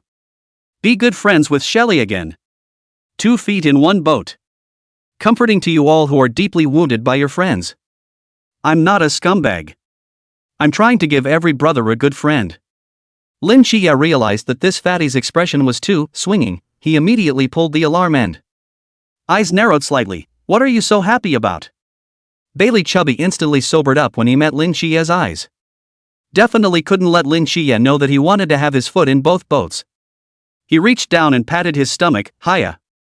You want to go in and find a weapon, too? I'm just glad I have a way to open this weapon door. These are just minor issues. 44. Strip him down to his pants. Suddenly. A cold female voice. Get out of the way, I'll do it. Rumble. The gate opened. Just finished bragging about Bailey Fatty. He silently turned his head to look at the already open gate. Who was it? Who has so little sense of time? While others are bragging. Show up. Very unethical. Seeing that the door to the weapons vault was open, Lin Qiye's eyes flickered slightly. Dodging into the armory to find his best weapon, the weapon racks were full of them. He went straight to the weapons rack and picked out a standard straight sword. The one he used the most was the knife. Chubby Bailey muttered after him, that red-haired girl chose a taijutsu yet. Kind of handsome, but... Without forgetting his original intention, he quipped, it's still 7 nights that you hold this sword most handsomely, Then Pear. Shelley's black pots are handsome. Lin Qiye, ? What are you pulling on? However, now out of Pear's surprise maneuver, Masked Squad will prohibit teammates from falling out of the... Just in case there's a second team disgrace. Now the only way to breach the mask is to 1v4. 1v4 with 4 or special squads is as difficult as going up in place. So, when Molly got her feet under her and glanced at Chubby Time, the special came to say, fat-hearted and sinister. Bailey Chubby stiffened, ? She scolded me? Why? Lin Qiye turned around and extended his right hand towards Molly. My name is Lin Qiye. The other guy is high-strung, ignores him, and rejects the goodwill he sends. But it doesn't matter, he's going to prove people still don't allow others to put on a little face? Lin Qiye continued, don't you want to win? Shake your hand and win? Do you see it's getting dark? Lin Qiye, the last one who shook my hand has already bailed into wolf. We're still the silent lambs. I'm a sheep who wants to be a wolf. He pua, oh no, trying to unite, masquerade as team. If we don't have the slightest chance of winning on our own, it will only be raised by them as if they were a scattered mass. Molly looked at him with cold eyes, high and beautiful, imperial. Lin Qiye just had to pee her, blazing angel agent, Lin Qiye. The other person is shocked by the divine agent hesitates and tangles, then reports home, Molly. Forbidden Ruins Sequence 076, all elements frequent movement. She hesitated again, I don't think I saw your very imaginary friend, was he eliminated? Lin Qiye was also convinced how everyone had to ask such a sentence, he was silent and... He bowed his head, he was too embarrassed to tell them the brutal truth. Miss Molly. Don't ask about 7 nights' personal matters. Chubby came out to regulate the problem, Xie Li looks so weak, he'll be eliminated for sure, look at him, he walks 3 times a step, his body isn't well maintained. Molly turned away with a glare at Chubby, who had struck up a conversation. Why is she glaring at me? Chubby didn't understand. Lin Qiye's eyes abruptly narrowed, because you're fat. Clank. The straight blade flashed out of his body, turned backhanded, and slashed vertically behind himself, A crisp crash came. He bent and spun, and out of nothingness a short sword flashed in a blur, and with another vicious stroke, straight swords and short swords clash and cut sparks. A man wearing a crescent moon mask quietly appeared, great, little friend. As originally intended, he should have quietly harvested the recruits, but... Thinking of the swirl of giggles with only a pair of pants left, those single abs quivering in the hot air, Uncle can't stand it, Dad can't possibly stand it. Bullying honest people. They shamelessly bully honest people. If he doesn't strip Xie Li's friend down to his pants, he won't be called Moon. Change the name today. In hell. Therefore, driven by new hatred and old hatred, the Moon Ghost wanted to poke Lin Qiye. Poke him hard and then, strip him. Strip down to his pants. Lin Qiye looked around, his eyes were getting brighter and brighter as he saw that the Moon Ghost was the only one. Start by yelling, here's a fallen masquerader. Then regardless of how the other recruits reacted, he raised his sword and charged. Both this blade and sword collided at an astonishingly fast speed, and several sparks splashed out. After a few seconds, Lin Qiye touched his opponent's level, and his opponent's short sword gave him a lot of pressure. This man is among the masters of close combat fighting, that is. Almost feels. I didn't have to face Xie Li when he raised his hand and swung the knife. That feeling of overwhelm when facing Xie Li was all wrapped up. Whether it's day or night under the Starry Night Dancer enchantment, the Pear was too pathless in his sword, which was wielded in his hand exactly as he pleased, and that the strength of each stroke and angle is not weakened. Equal force is great. A wooden knife hurts even when you take a hit. Therefore, when Lin Qiye was able to carry the opponent's intensive attacks one after the other, he was a bit surprised himself, and he still thinks his knife is not great and average. Brother, you're quite the sword. Swords clashed one after another, and Moonghost was shocked. No. Is this kid so demonic too? All my years of practicing my sword skills for nothing? To be on par with a high school student? Lin Qiye smiled imploringly, thanks a lot, you're also very sword. Moonghost, ? Is he cursing me? He's just cursing me. Ship him. Shredded pants. Lin Qiye carried the knife for these few seconds, but the recruits were very unreasonable to come up in group beatings. Half the time it's not mental, anyway. They are the 240v5. Molly's slash was earth-shattering.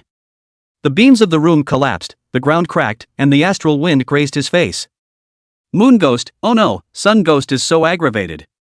He's a soft marigold in a messy fist. Where can you take a group beating from that many people?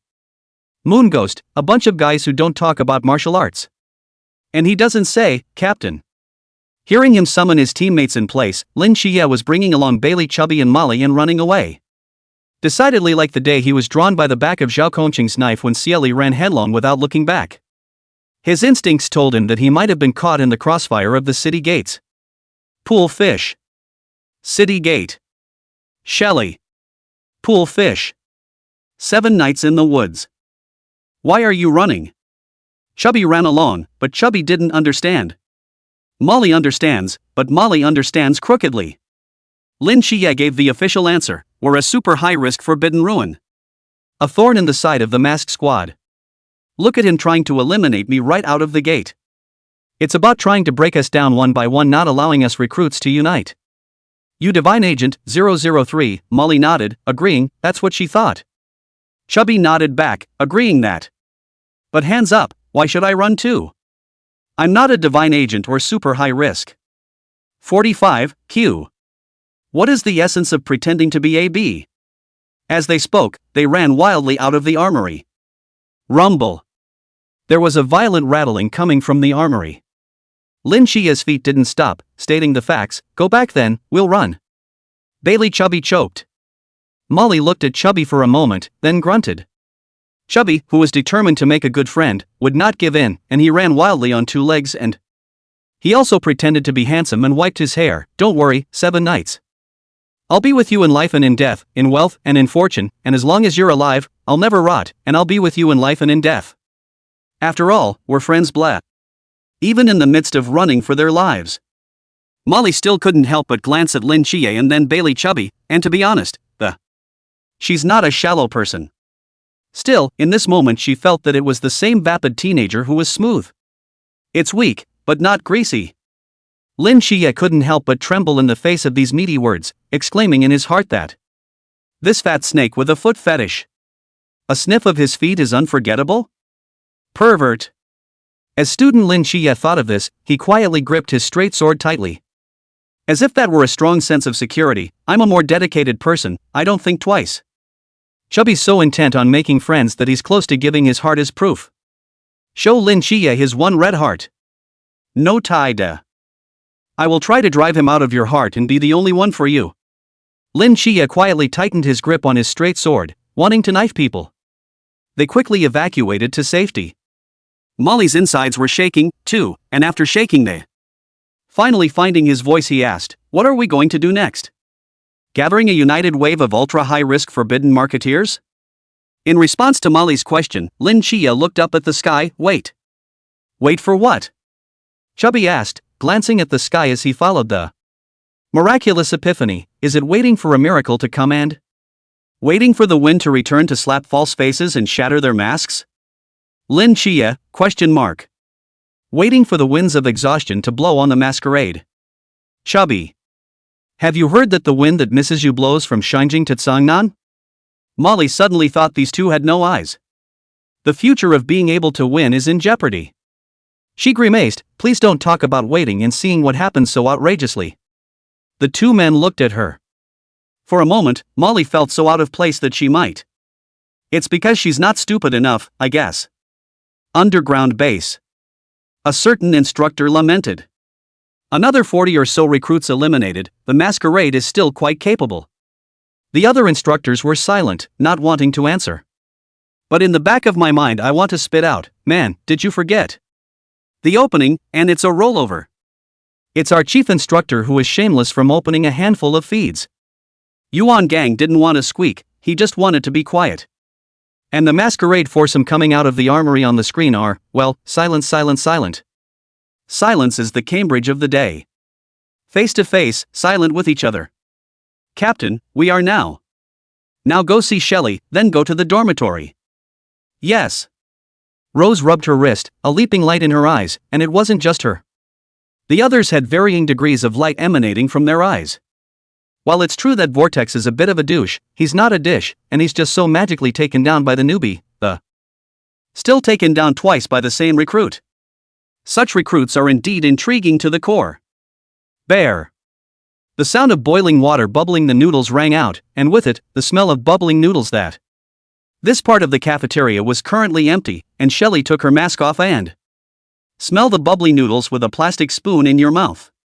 He was sitting on the edge of a long table made of steel, his long legs and legs swaying and Master Khan's instant noodles emitted a long fragrance around him.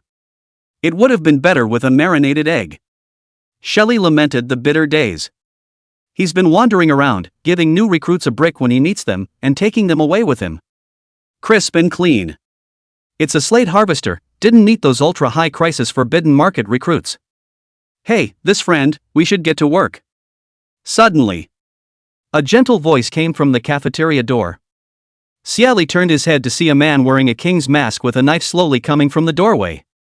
That walk. Well, kind of handsome. That's the way he's going to go when he loads up later. Shelley knew that this man was Captain Mask. The brick spun around in his hand, creating a little wind. Not now, yeah. I'm hungry and need a bowl of instant noodles to replenish my strength. Work, you guys go ahead and I'll eat and come back. Wang Mian walked up to Xie Li, the smell of bubbling noodles entering his nose, and emphatically sized up the other party. This wasn't the first time he had watched Xie Li so carefully, he had watched carefully on the martial arts stage. Conclusion, quite young, great ban on market, love to laugh, good looking. Wang Mian hooked the corner of his mouth slightly under the mask. I heard from the chief that you wanted to know about the divine agents, you're asking for Lin Qiye, aren't you? Xie Li raised an eyebrow, the old god. Noah, I see you get excited. Wanted to know more about you. King face, question mark. Why don't you follow the rules? Shouldn't you show some brotherly love? Don't panic. You don't follow the rules, I follow the script. Shelley, even if it is the chief who asks me about my personal affairs, I am entitled to refuse. Things about divine agents can only be told by me voluntarily.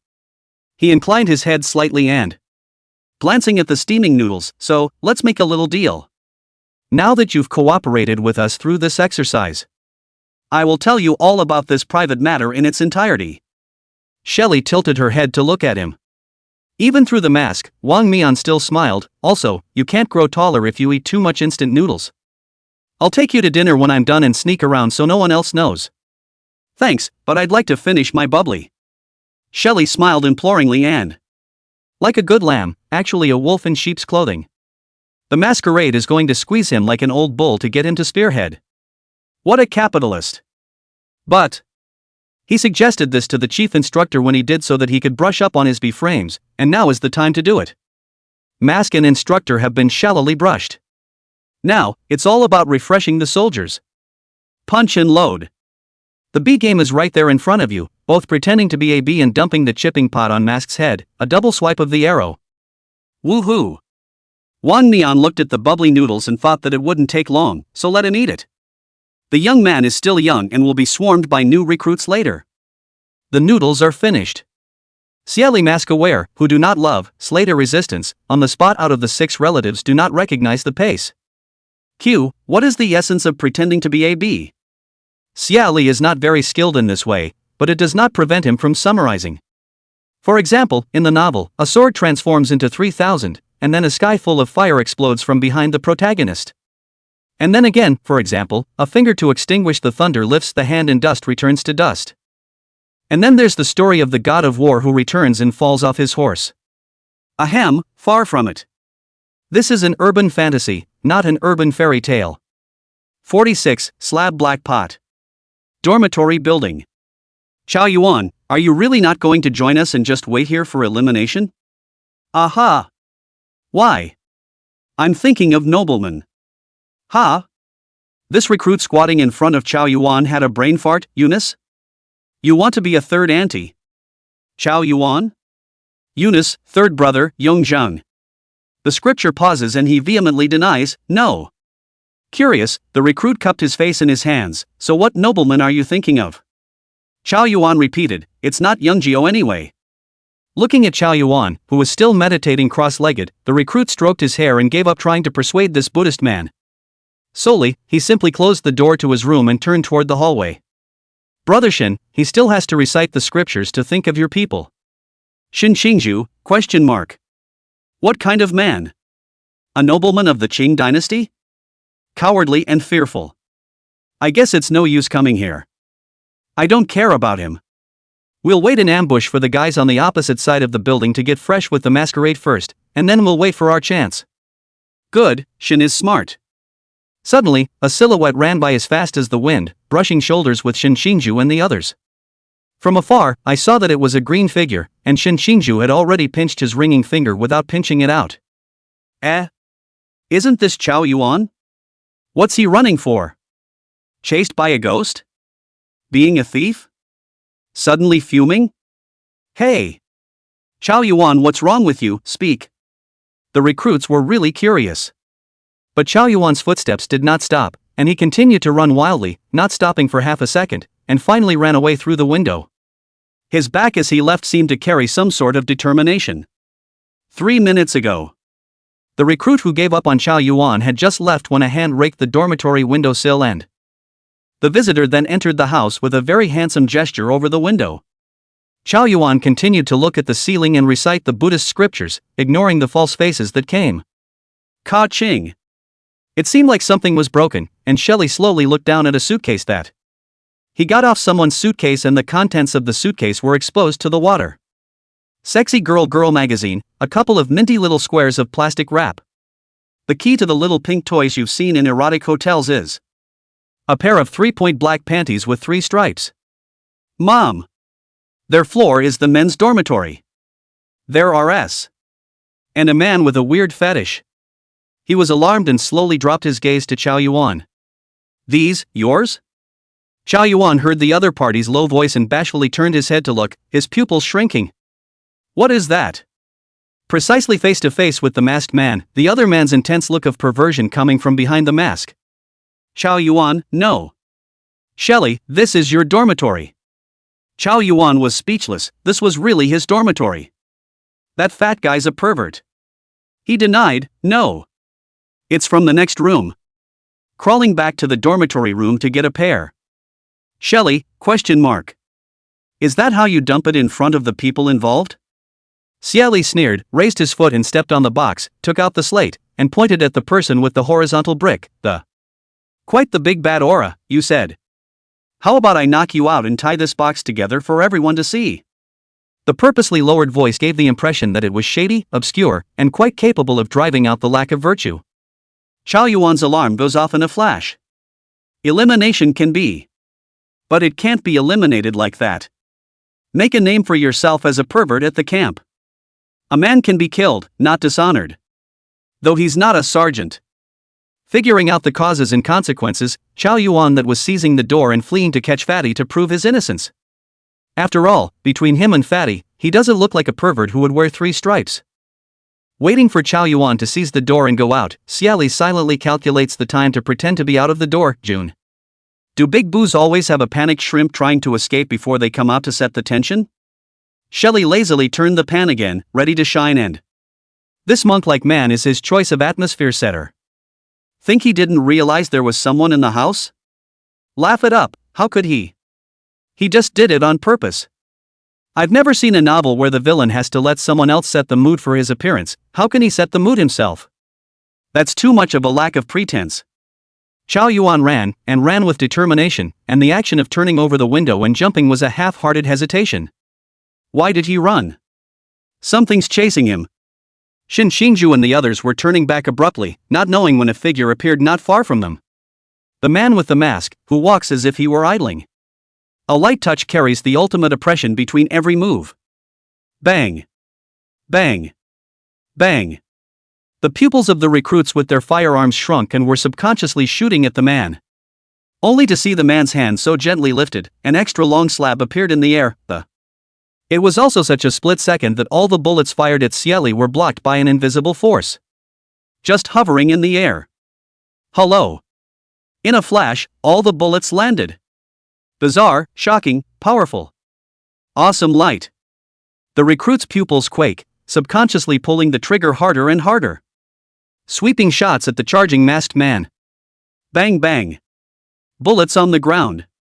But it was Shin Xingju who raised his hand quickly and snapped his fingers. Snap. In an instant, all the gases in a 10-meter radius were drained away, and those recruits instantly collapsed to the ground and fell to the ground. Painfully twisted. A person can only live for a maximum of 16 seconds in a vacuum. Take off your mask. Otherwise I don't mind having them buried with you. Once the word break is open, Xie Li doesn't love anyone. That is half unaffected directly rushing towards Shin Xingju. Was half-heartedly hesitating, then let them hate you, a wicked man, and injustice has its roots, friendly advice, don't hate the wrong person, yo. Shin Xingju looked at Xie Li who was rushing towards him and his eyes sank slightly, seeing the slate descending. He drew his sword to block. Ka chow. The knife broke. Between the flashes of lightning and fire, Shin Xingju, who was rolling on the ground, rang his fingers 2 times in succession, and at the same time, the bubble gum in his mouth blew into a bubble floating in Xie Li's direction. The next moment, a violent explosion erupted.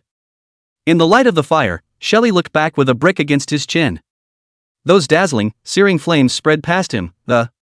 Instead, he skirted around the clump of recruits that had fallen to the ground. TSK. Next thing you know, there's a lot of brick going around. Where the slate flew across, all the buildings turned into quicksand. Break, tangible, break, intangible, everything can be broken. Rumble. The flames and the dust seemed to cover the sky. Underground base. A couple of screens flickered tenaciously and went straight to black. Nice guy, the security cameras in the building are all broken. Some of the instructors in front of the screen couldn't help but stand up and get in front of the screen to see the huge and magnificent picture. This black pot is awesome. This sun has a great future. What kind of forbidden market is the Black Cauldron Forbidden Market, and why is it so deadly? 47, Xie Li, a little pretense, take a pinch.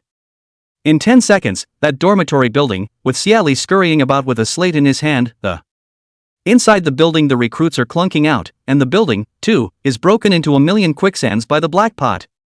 Dust and smoke, quicksand and debris. The instructors were breathing heavily, greatly shocked that this was a movement made by a newcomer to the Marigold realm. Duh. Duh. Duh. Everything seemed to fall silent, and all were straining their ears to hear the footsteps that. It's getting clearer and clearer, just to see. The masked man stepped casually and languidly out of the dust and smoke of the extra long slate was carried carelessly in his hand, the red ribbon on his wrist fluttering in the wind. He stood up in the open space in front of the dormitory and whistled at the other dormitory building. Dust and smoke fill the air behind him, and the clamor is his cluster. This is a moment where handsome is a feeling. Lights out, lights out, lights out. The first one to give him a burst of light was Lin Qiye, who was observing the battle with binoculars. Handsome. Lin Qiye's heartbeat missed a beat. He so didn't realize before that when Pear couldn't see his face, It's amazing how handsome you can be. Take the money power. The eye of true sight. Chubby Bailey stuttered in shock. Other people couldn't see it, but he could see it clearly. It wasn't a slab at all. That's Xie Li's pot. That black pot is the pot of his dreams. He'd seen that black pan up close and he couldn't mistake it for anything else. That black pot looks mediocre, but it's so powerful that I don't know what it is. Even his Yao Guang can break through. Chubby was more than just shocked at how handsome Xie Li was. He's still shocked how Xie Li suddenly became a masquerade? 7 nights. Isn't that Xie Li? When these words came out, Lin Qiye reacted quickly. In a flash, he raised his hand to encircle Bailey's chubby neck and cover his mouth. And threatened him with a look, "Chubby student, why are you suddenly stuttering?" Bailey chubby faced Lin Qiye with a look that said, "If you want to keep blathering, stay away from me." The look in his eyes. He stifled the words, then delivered an "I get it" look. And trembling, he held out his fat hand and compared it to an OK. Don't ask why his hands are trembling because Lin Qiye's strength was so great that he wanted to murder him. Chubby rolls his eyes, Chubby commiserates. Fortunately, Lin Qiye did not have to kill to silence in order to keep the secret. Quickly letting go of Chubby time, Chubby exaggeratedly gasped hard and patted his little chest. Must be a lick. Chinese garden dog. He whispered, 7 nights. Just as he called a name, he heard Molly's voice, "You guys?" Chubby time turned his head to look at her, and, faced with the bright eyes and teeth of the beautiful woman, and red lips but skeptical eyes, he held his tongue. We have little secrets that can't be publicized, don't we, 7 nights? He also looked at Lin Qiye. In the face of these strange words, Lin Qiye was silent. He always felt that there was something strange about it. Under Molly's skeptical and searching eyes, he nodded gently. His unspeakable secrets? Secrets?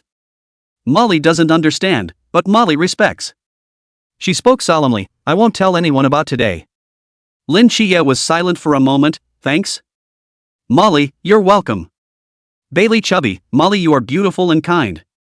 The other man turned his head and left him with a backward glance. And said, "As bad as it is, I'm going to say this. Rich people's dudes are annoying. Chubby. It's moving over there." Lin Qiye suddenly said. Chubby firm, finished his sentence in a small voice, "A normal family boy. Dormitory building. Earth walls, barriers, vines. Steel spikes. A distinct wall rises from the ground and the remaining intact quarters to form a prison of prisoner characters, sealing off all of Xie Li's exits. In the quicksand dust and smoke, Shen Xingju slowly appeared, reaching out and wiping away the blood at the corner of his mouth. The corners of his mouth lifted into a wanton smile. "You've received high honors." He gazed at Xie Li. "Originally, the dragnet here is for the entire masked squad, but, with only you coming. Next, take the Marlowe hit. Grind, and we'll grind you to death here too." As the words fell, Shen Xingju quickly withdrew back to the dormitory building, at the same time ringing his finger. Slap. The air wall goes up in front of the dormitory. The 4 masks were watching Xie Li with full attention from high up in the sky. I can't tell you how complicated their feelings for Xie Li are. Although Vortex was killed by this teenager, he was killed with real skill. More than anything else, he was amazed by this talented young man. They both wanted Xie Li to win, and they wanted Xie Li to lose, so much at the same time. Then they fall out of the sky to heroically save the day and save a little face for the masked squad. Shallow contradictions. Moon Ghost, at least half of the recruits are in the building, even though we just eliminated a lot of them. Will it work? Scales, he can't, with an attack like that. In the Marigold realm, even with the addition of the Vortex, the 4 of us wouldn't necessarily be able to resist it. Only the captain can break the game. Wang Mian gazed intently at the masked teenager in the smoke without saying a word, his 5 fingers holding the sword tightened slightly. Underground base. All the instructors were nervously watching the scene on the screen, and there was no denying that a rare moment of tension arose in their hearts. Xie Li is a genius. But they want to know how far this genius can go. Shen Xingju was on a high building, overlooking Xie Li, a cold smile hanging at the corner of his mouth, his eyebrows uninhibited. His understatement was a wave of his hand, "Do it." Ta-da! The thermal weapons opened fire simultaneously, blackened muzzles spewing searing sparks that the bullets poured down in waves like an overwhelming flood. In addition to hot weapons, recruits with forbidden markets are not to miss the opportunity to be able to give away a big box of gifts. Thunderous strikes of all sorts of strange attacks came blowing in like a gale. Xie Li gently tilted his head, his gaze met Shen Xingju's, and under the mask he hooked the corner of his mouth and raised his hand. The red ribbons fluttered wildly in the wind. Slap. A ringing of the finger. All the attacks stagnated, just as if a movie was being played and someone pressed the pause button. Xie Li stood under the roiling attacks. No one knew that the face of the teenager under the mask was slightly white. The crowd watched the scene in shock. One man carries the attacks of the sky. The scene was too much for the new recruits. Is this the special squad? Hello. Xie Li's purposely lowered voice was laced with laughter. Your ringing fingers are kinda cool. The word is out. Buildings within a 30-meter radius of the Black Cauldron as the point of origin. Guns in the hands of the recruits. As well as the roiling attack that seemed to be fixed, in an instant, it was reduced to quicksand gravel and fragments. Ah! Ow! Demon! The recruits were like dumplings falling down a tall building. The oppressive force of that outer belt left them no room to even resist. The number of eliminations goes crazy in this moment. Dust and smoke filled the air. Xie Li did not move like a mountain in the dust and smoke. The mask made him look mysterious and noble. The awesome light. 48, Xie Li sighed. B-frame is hard to brush. Captain, what should I do? I can't believe I think this little brat is a bit handsome. I'm sorry, Rose murmured, gazing at the teenager in the noisy dust and smoke. Moon Ghost unconsciously echoed, handsome indeed. Scales seriously. Career brain. He should have his mental power drained by now. He muttered the devilish thought, can I chip him while I'm at it? In a flash, the other three looked at him in unison. Kingface's hands were stupidly moving. He wanted to hit someone too. Hit it hard. Scales was stared at by their flushed eyes. Silently, he bowed his head. I didn't say anything. Wang Nian looked up at the sky. Twilight was approaching. Night was about to fall. He rubbed his fingertips over the cold weapon in his hand. Let the others see what our masquerade is capable of. The player's eyes glazed over. Yes. Xie Li is handsome and racy, yes, but that's not the battle of their masquerade. The masked squad turned and disappeared into the twilight. In the underground base, the recruit elimination counter slowed to a stop on 5. Seeing this number, a certain instructor couldn't help but lament, there are talented people in the rivers and mountains. Now the only people left in the entire training ground are Xie Li, Lin Qiye, Bailey Tuoming, Moli. Chao Yuan, minus Xie Li, the completer, the 4 of them are exactly 4v4. Instructor Hong couldn't help but feel some anticipation in his tone. I wonder what kind of light they'll have when they face off with the fake face. Let's wait and see. Yuan Gang gazed earnestly at the corner of the screen. On the screen, Xie Li, who had stood in place long enough, inclined his head slightly, seemingly satisfied with the scene he had created. And then he came to Shinqingzhu with a steady pace. The dormitory floor slabs were broken into numerous pieces of debris and gravel of varying sizes. The breaks aren't that neat, or there are still quite a few broken walls that. Countless bedpans and daily necessities were just cluttering up the place. Devastated as the ruins of Armageddon. And Shinqingzhu sat uninhibitedly in the ruins, leaning his back against the wall and panting lowly, lightly closing her eyes, at the moment when the ringing finger had just sounded. He had the feeling of being banished from the world. That metaphysical feeling of cutting off everything. Da! Footsteps sounded and Shinqingzhu raised her eyes. The man with the mask came toward him against the twilight. The afterglow of the evening sun was ferrying a thin layer of light over him, and his posture was erect, and as he lifted his feet, those obstacles in front of him turned into pieces and floated in the air in an ocean. He walked in the floating dust, the twilight light blocked brightly by him, powerful, mysterious. Shinqingzhu's heart beat a few beats faster, and he couldn't help but pull the corner of his mouth, snorting silently. This man is so pretentious. I wish. Light him up. The other party slowly squatted in front of him. Shinqingzhu's eyes narrowed slightly. Trying to see through the mask to get a better look at the man at the moment, her fingertips rubbed slightly. I'm telling the truth, your ringer is cool. As the masked man's words fell, a small iron box fell into Shinqingzhu's palm. Slightly cool to the touch. No sound. Shinqingzhu quickly looked down and his pupils shrank. The palm is his gum. Tiny box, very clean. When you raise your eyes again, you can only see each other's distant backs, fading away and. Shinqingzhu's ever brutal and cold brow quickly crossed a tangle, grasping the gum in his palm. He raised his voice, hey, what's your name? Excited hearts, trembling hands, another good time to dump the pot. With shallow excitement, Xie Li chimed in with someone else's name, Mask. Oh, yeah. This last wave of B-grams didn't go in vain. Both dumping and brushing up on the B game. Guys on the ground, do you hear me? What's cutting you guys is fake face, fake face, fake face. Say the important thing 3 times. Today is a day full of it. Xie Li continued to keep up the pretentious pace as she drifted away. One day, I'll catch up with you. And then, light you up. Shin Qingzhu said. Xie Li slightly sidled his head without turning back, leaving 3 words behind. I'll wait. What's it to me, Xie Li, about the bees that masked pretends to be? Xie Li happily retired. Shin Qingzhu watched his back as he left until he disappeared into thin air. He still looked in that direction for a long time. Brother Shin, how are you? Shin Qingzhu's little follower was looking for him in the ruins.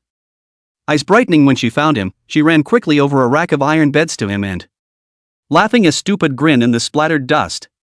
Shin Qingzhu turned her hand and put the gum into her pocket, zipped up the zipper and raised her eyebrows. Still tugging, good as new, where's your brother? Ah, looking for you too.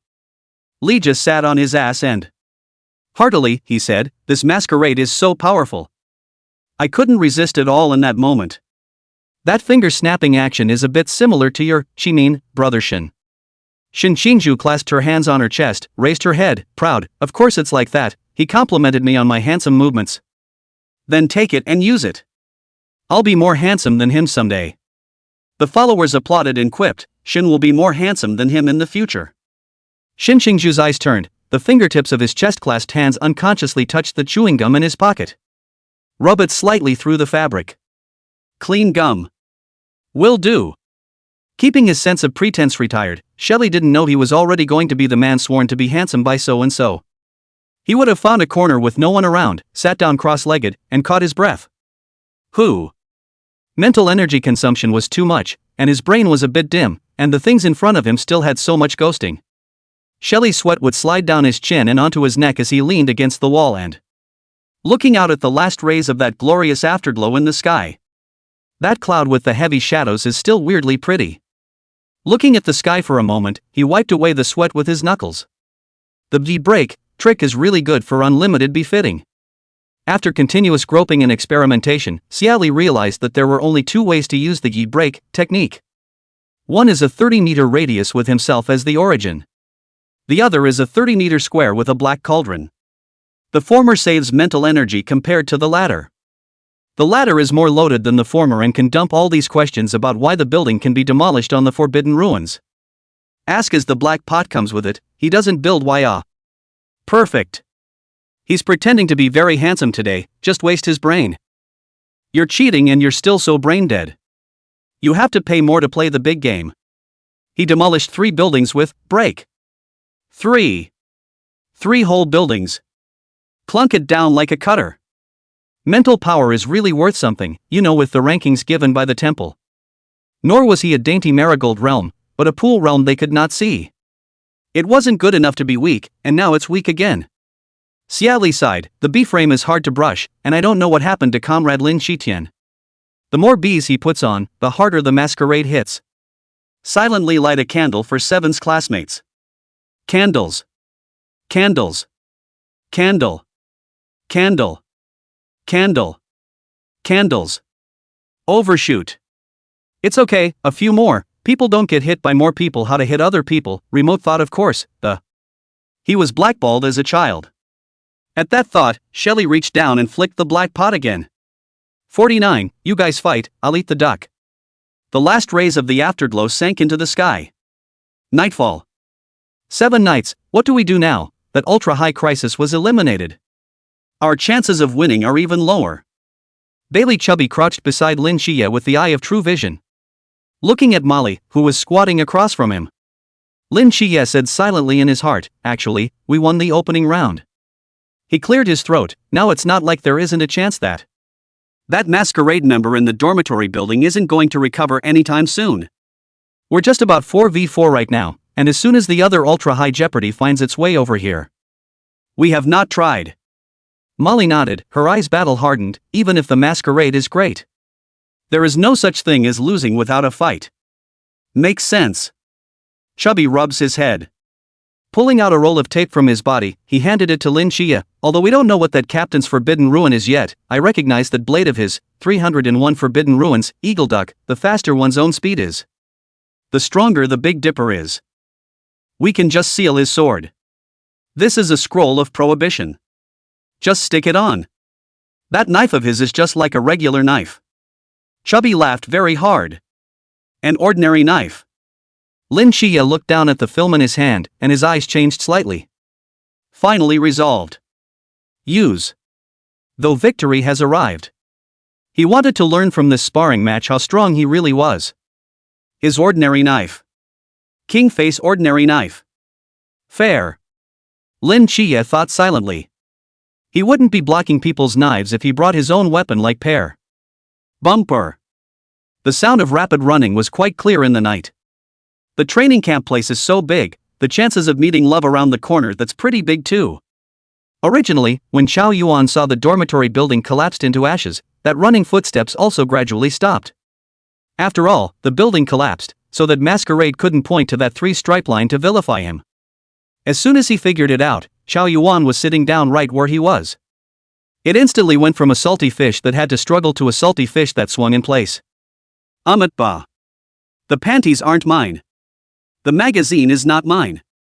Those are not mine. Xiao Yuan suddenly remembered one of the master's words. The winds of perversion are blowing into the set. Master, is that what I said?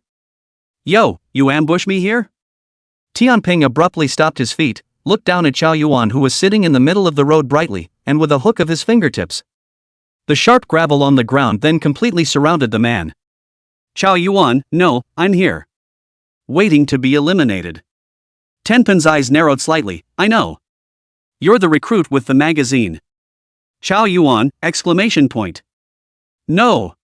He was adamant, that thing is for fat people who love to publish. Tenpen grunted coldly, his voice full of disbelief. I don't care what your special fetish is, now that you're about to be eliminated. In the name of perversion, the name of the training camp. Just in case, the nobleman is also in. By and large, it wouldn't be expensive. Xiao Yuan was cautious. Wait, I have one last thing to say. Scales, speak. Did that expensive fat guy get eliminated? No. Xiao Yuan's alarm bells go off. It's a dab. In place the dragon swings its tail and turns to run. No, he must find that fat guy and prove his innocence. Scales, question mark. Thought you were another refreshingly unassuming person, but I didn't realize it was someone who could play a set-up. The scales are in hot pursuit. Xiao Yuan pulled his leg out and ran. He chased, he fled, he wanted him on the run. Touch. Love around the corner. Xiao Yuan reacted quickly with a stick and slide, and his opponent did a front flip. One of them went up and one of them went down, their visions meeting for a split second. 7 nights. A step slower, Chubby was alarmed and quickly swung his arms in an attempt to slow down. I've seen car accidents, how can this still be a human accident? Hearing these words, Xiao Yuan's body shook, and in the sliding shovel, he directly turned back to the dragon in place. Witness Lin Qiye's awesome cartwheel landing. 7 nights, 7 nights. Xiao Yuan murmured. And Scales, who was hot on his heels, didn't have the luxury of enjoying the recruit's fatalistic stare down. With a wiggle of his fingers, the surrounding rubble, crumbling walls, and garbage floating in the air. All of them were aimed at Lin Qiye, and with a 5-finger grip, they directly cannonballed. At this critical moment, Xiao Yuan yelled, "What's your last name?" Lin Qiye, question mark. He's very resilient to stress. Quickly dodging the stuff that shelled him with the Starry Night Dancer boost, he rushed towards the sky level and holding on to the solidarity, Rin. Bailey Chubby raised his hand, he's fallen alone, let's chip him together. Molly comes in with a knife. Lin Qiye.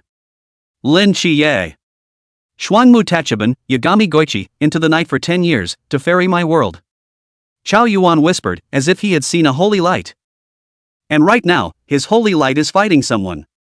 Ask, holy light is beating people up, what do you do? Xiao Yuan replied, rush up and help. I'm coming. Xiao Yuan drew his sword, and in an instant, a creepy feeling instantly came over him. The black baleful aura was like a solid entity that rose up to the sky. It was like a black flame ignited from Xiao Yuan's body, instantly wrapping around him and All the clothes are gone, even the boxers. As out of place as it was, Tempest was unable to resist grinning. Finally a man on this training ground who was worse than Maelstrom. You guys are so not martial. When Tenpei saw the 4 people who had rushed up through the obstacle, he was unable to resist bursting into a nationalistic rage. Is their rookie show so horse-catching? No way, the sure can run away but not fall off. He at Scales cannot follow in Maelstrom's footsteps. When the team was disgraced, the situation instantly reverses and turns into him running away and them chasing after him, and they want him to have no way to escape. Tempest follows in the footsteps of Moon Ghost and summons his teammates directly. Captain. They moved so much that in almost a few breaths, the Masquerade teammates converged at breakneck speed. In a flash, both sides strike. Rumble. 4v4 group battle opens. The masked squad is determined to wipe the slate clean. Strike hard and carefully.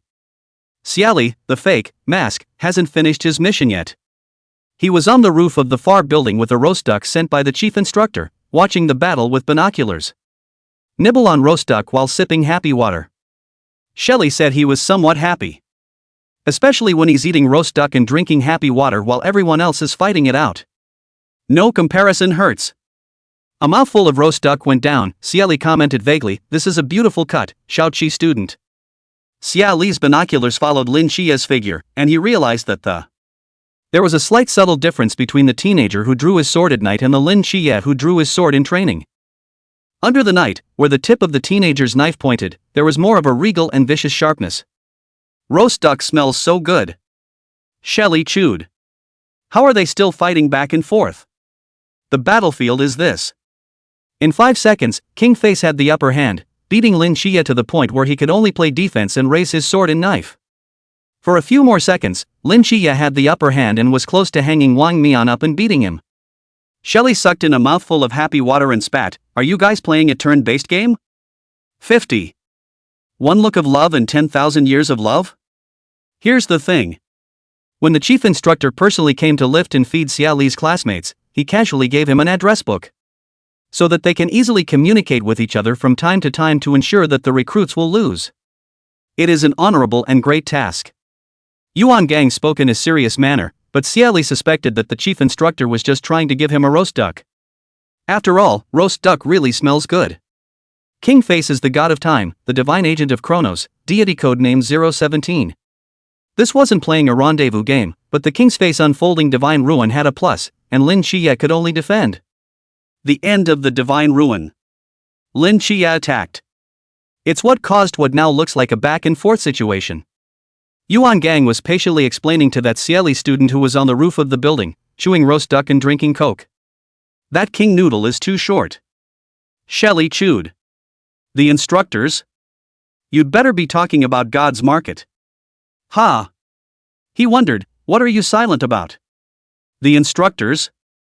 Ever since I saw that weird thing in the box. We can't very well be able to look at you straight in the eye with peace. It's only a short time since he suppressed the realm, it's a long time since he didn't. Yuan Gang, the current situation. Unless one of them can take the other down in a few seconds, they're just going to have to spend the rest of the day like this. Until one side follows the other. Xie Li chewed, that's a lot to take in. Yuan Gang asked, why? Xie Li's binoculars just didn't put down, although Lin Qiye's classmate is not a hammer but he's a rechargeable treasure, self-charging, out of power forcing one to have it, one person is better than 6. A must for home travelers. The instructors? Time passes and the moonlight is like water. This matchup is coming to a close, and the 6 men who don't have enough staying power have adjourned in place. Be a cheerleader. Go captain. 7 knights, you're the most handsome. Dang. Another round of rounds. Wang Mian's heart was shocked, this an ordinary high school student physical ability so able to resist? Lin Qiye, you're dying, aren't you? Lin Qiye, question mark. You're attacking me personally? He huffed, you're the one who can't, I'm good. It's a bit of a no-no. King Face, but you can't take off my mask until 9 o'clock. It's no use if you're any good. Lin Qiye was unconvinced, he took a deep breath, and between spamming his sword, his eyes swirled with gold, and divine might appeared. Very well, the youngsters are just indolent, and the ripples in King Face's eyes spread out. Boom. The gazes of both sides met, colliding with a violent astral wind, and a roaring outburst of divine might centered on the two of them. Crossing the field. A deep glance of love for 10,000 years? Xie Li issued a question. Instructor Hong, who could hear the voice, couldn't help but say, this is the gods behind them competing. What a glance of 10,000 years, I'm still a sea change. But, alas, Xie Li couldn't hear very clearly, so he only heard the words vicissitudes of life. And with the fall of these blurred words from Sunhai, the battle ended. A knife. Mask fall. Xie Li smiled, her large white teeth showing, and manually nodded, Shaoqi student is so handsome. Underground base. The instructors? The second time I faced something like this. They twisted their heads to look at Yuan Gang. Yuan Gang was calm, it's fine, let Wang Mian cheat again, he knows how. The instructors? We're so shady. Instructor Han looked at the time, Chief, there are 5 minutes until the end. He looked to the screen at Wang Mian whose mask had been reconciled as well as Lin Qiye. Showing a devilish smile, why don't we let Xie Li finish up and fight Lin Qiye? Hiss.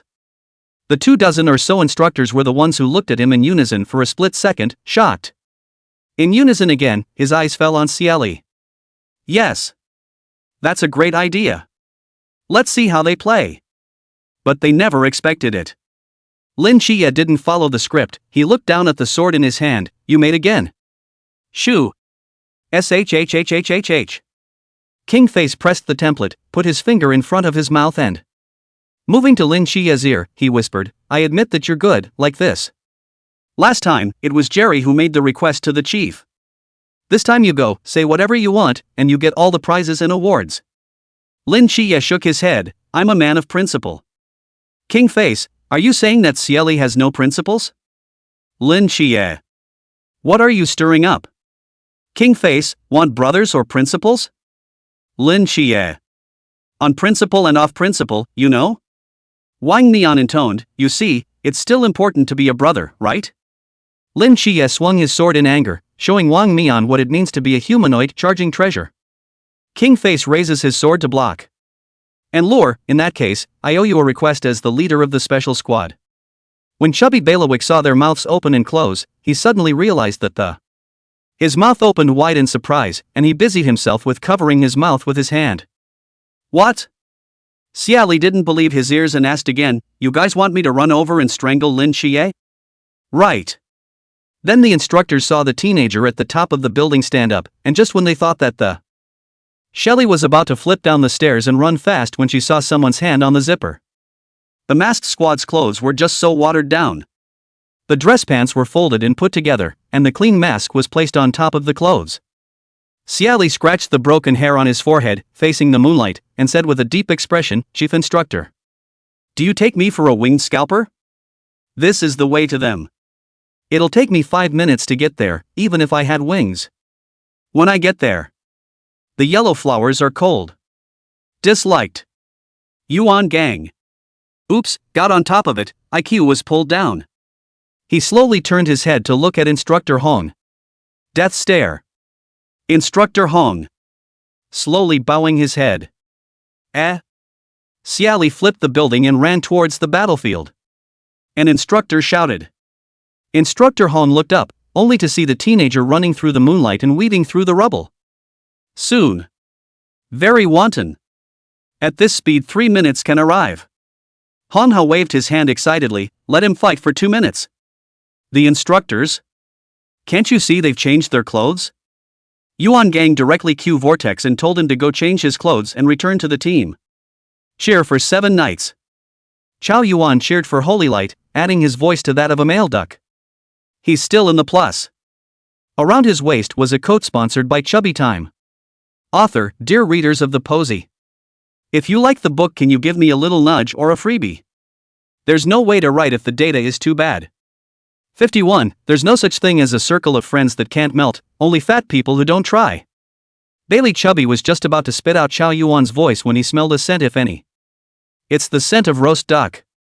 He inhaled and his eyes lit up slightly as if it really did smell like roast duck. They've been running most of the day, and now they're tired and hungry. The smell made my stomach grumble appropriately. Hey, Chao Yuan, do you smell roast duck? Chao Yuan just wanted to shake his head, but as a result, he also smelled the roast duck aroma. Smell it. Xie Li on the side, ? These two have such good noses? Fierce. Hungry? Xie Li arrived at the battle circle. Time's up, sparring is over. The chief instructor's low voice came over the loudspeaker and carried across the room. The masquerade looks like it's winning, but it's actually losing pretty badly. Flowery misery.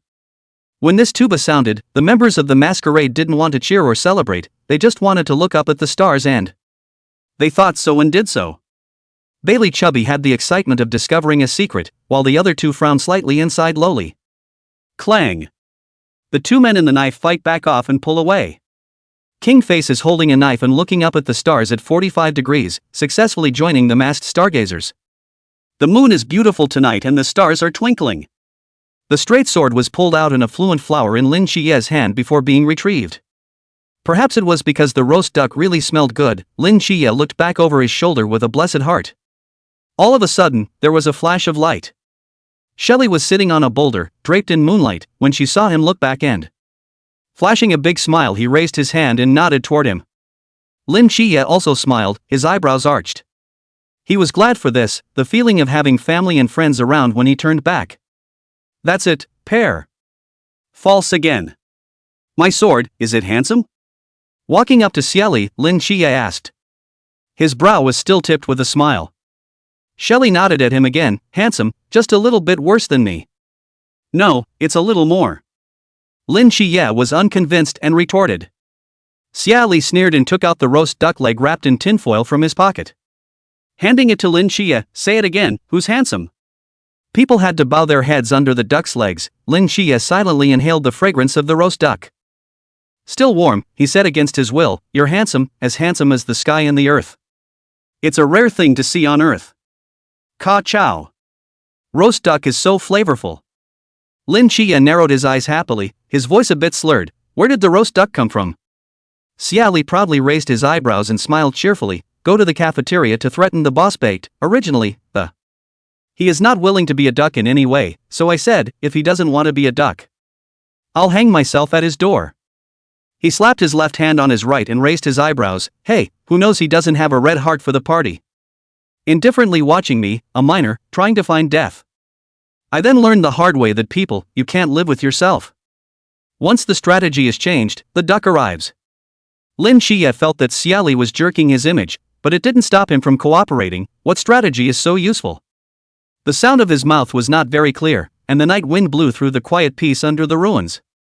Xie Li smiled a harmless smile as he cupped his slightly pale cheeks in his hands and the light was bad here, and he looked whiter and whiter with only the moonlight on his face. Like bloodless people. Looking at him, Lin Qiye slowed down the chewing between his mouth and felt that the roasted duck wasn't that flavorful anymore.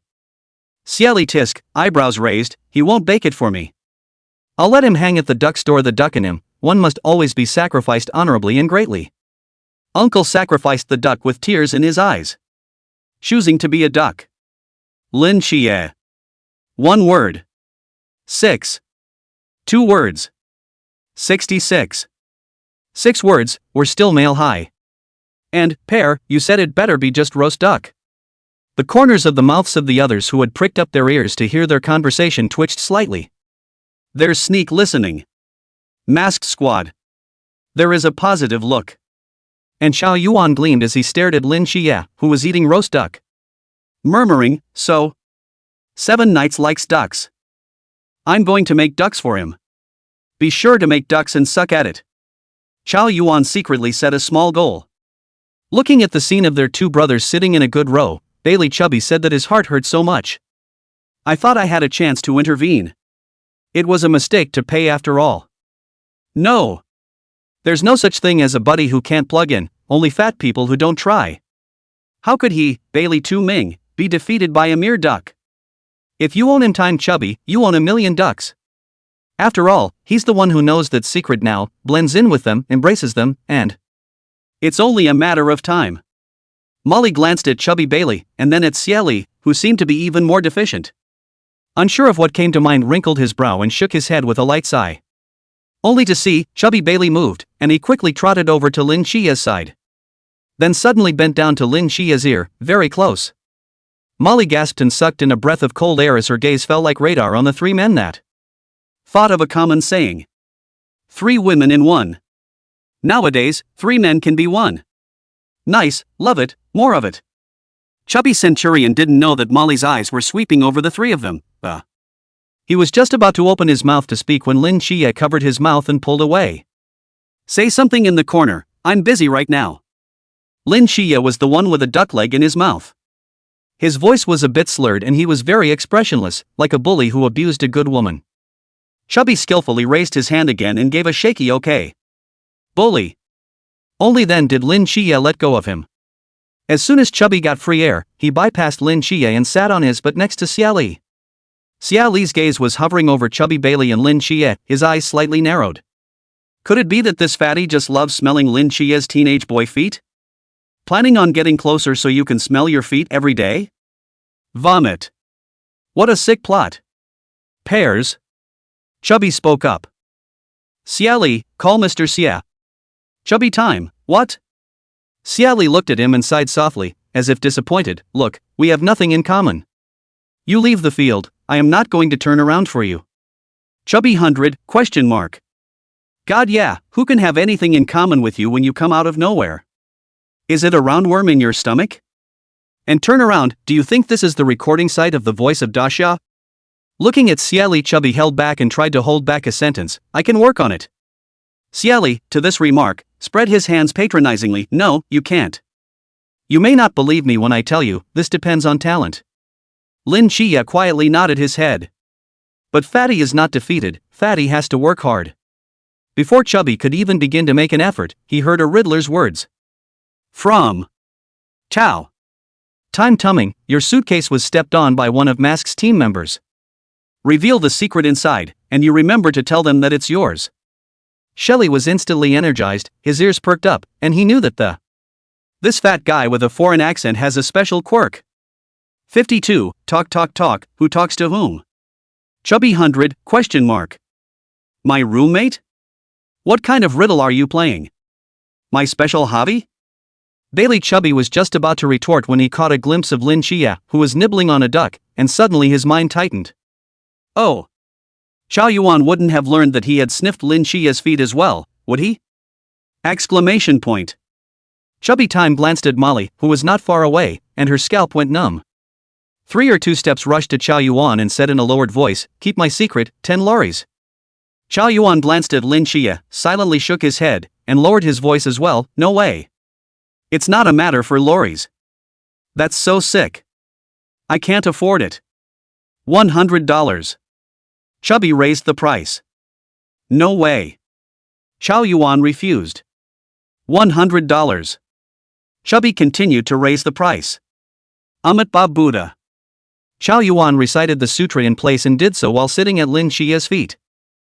The look was quite pious. Chubby Bailey hemmed and hawed, making a killer move, then give me back my jacket. The black fire on Xiao Yuan's body isn't burning his clothes, so naturally, it's indiscriminate. Ahem, at that awkwardly crucial moment. Comrade Chubby is like a god in heaven very much. For the time being. Teammates love to take off their own jackets to throw to Xiao Yuan with a quick eye. Avoid certain images that are inappropriate for children. Xiao Yuan. Life's choices are so close. It's not about being a pervert. Running around naked, you're still a pervert. 3 lines of men. With a choke he said, we'll go back and discuss it. Then just close your eyes and play dead. Bailey Chubby turned back and looked helplessly at Xie Li and Lin Qiye. This shy glance. Watching Xie Li came to a great realization. This time Fatty is a man with a special fetish. But, the one piece of good news is that Chubby Time is a 0. After all, one is not going to have small toys in his suitcase. Xie Li knocked his left hand on his right hand, and learned that Bailey Chubby was a 0. He was relieved to know that, after all, Lin Qiye is a straight man of steel. Straight as can be, not just straight for girls, but even straighter for boys, no gender, no distinction. Bailey Chubby wanted Lin Qiye to be his attacker completely out of the question. It's even harder to make Lin an attacker than it is to make him a 0, even though his last name is Lin.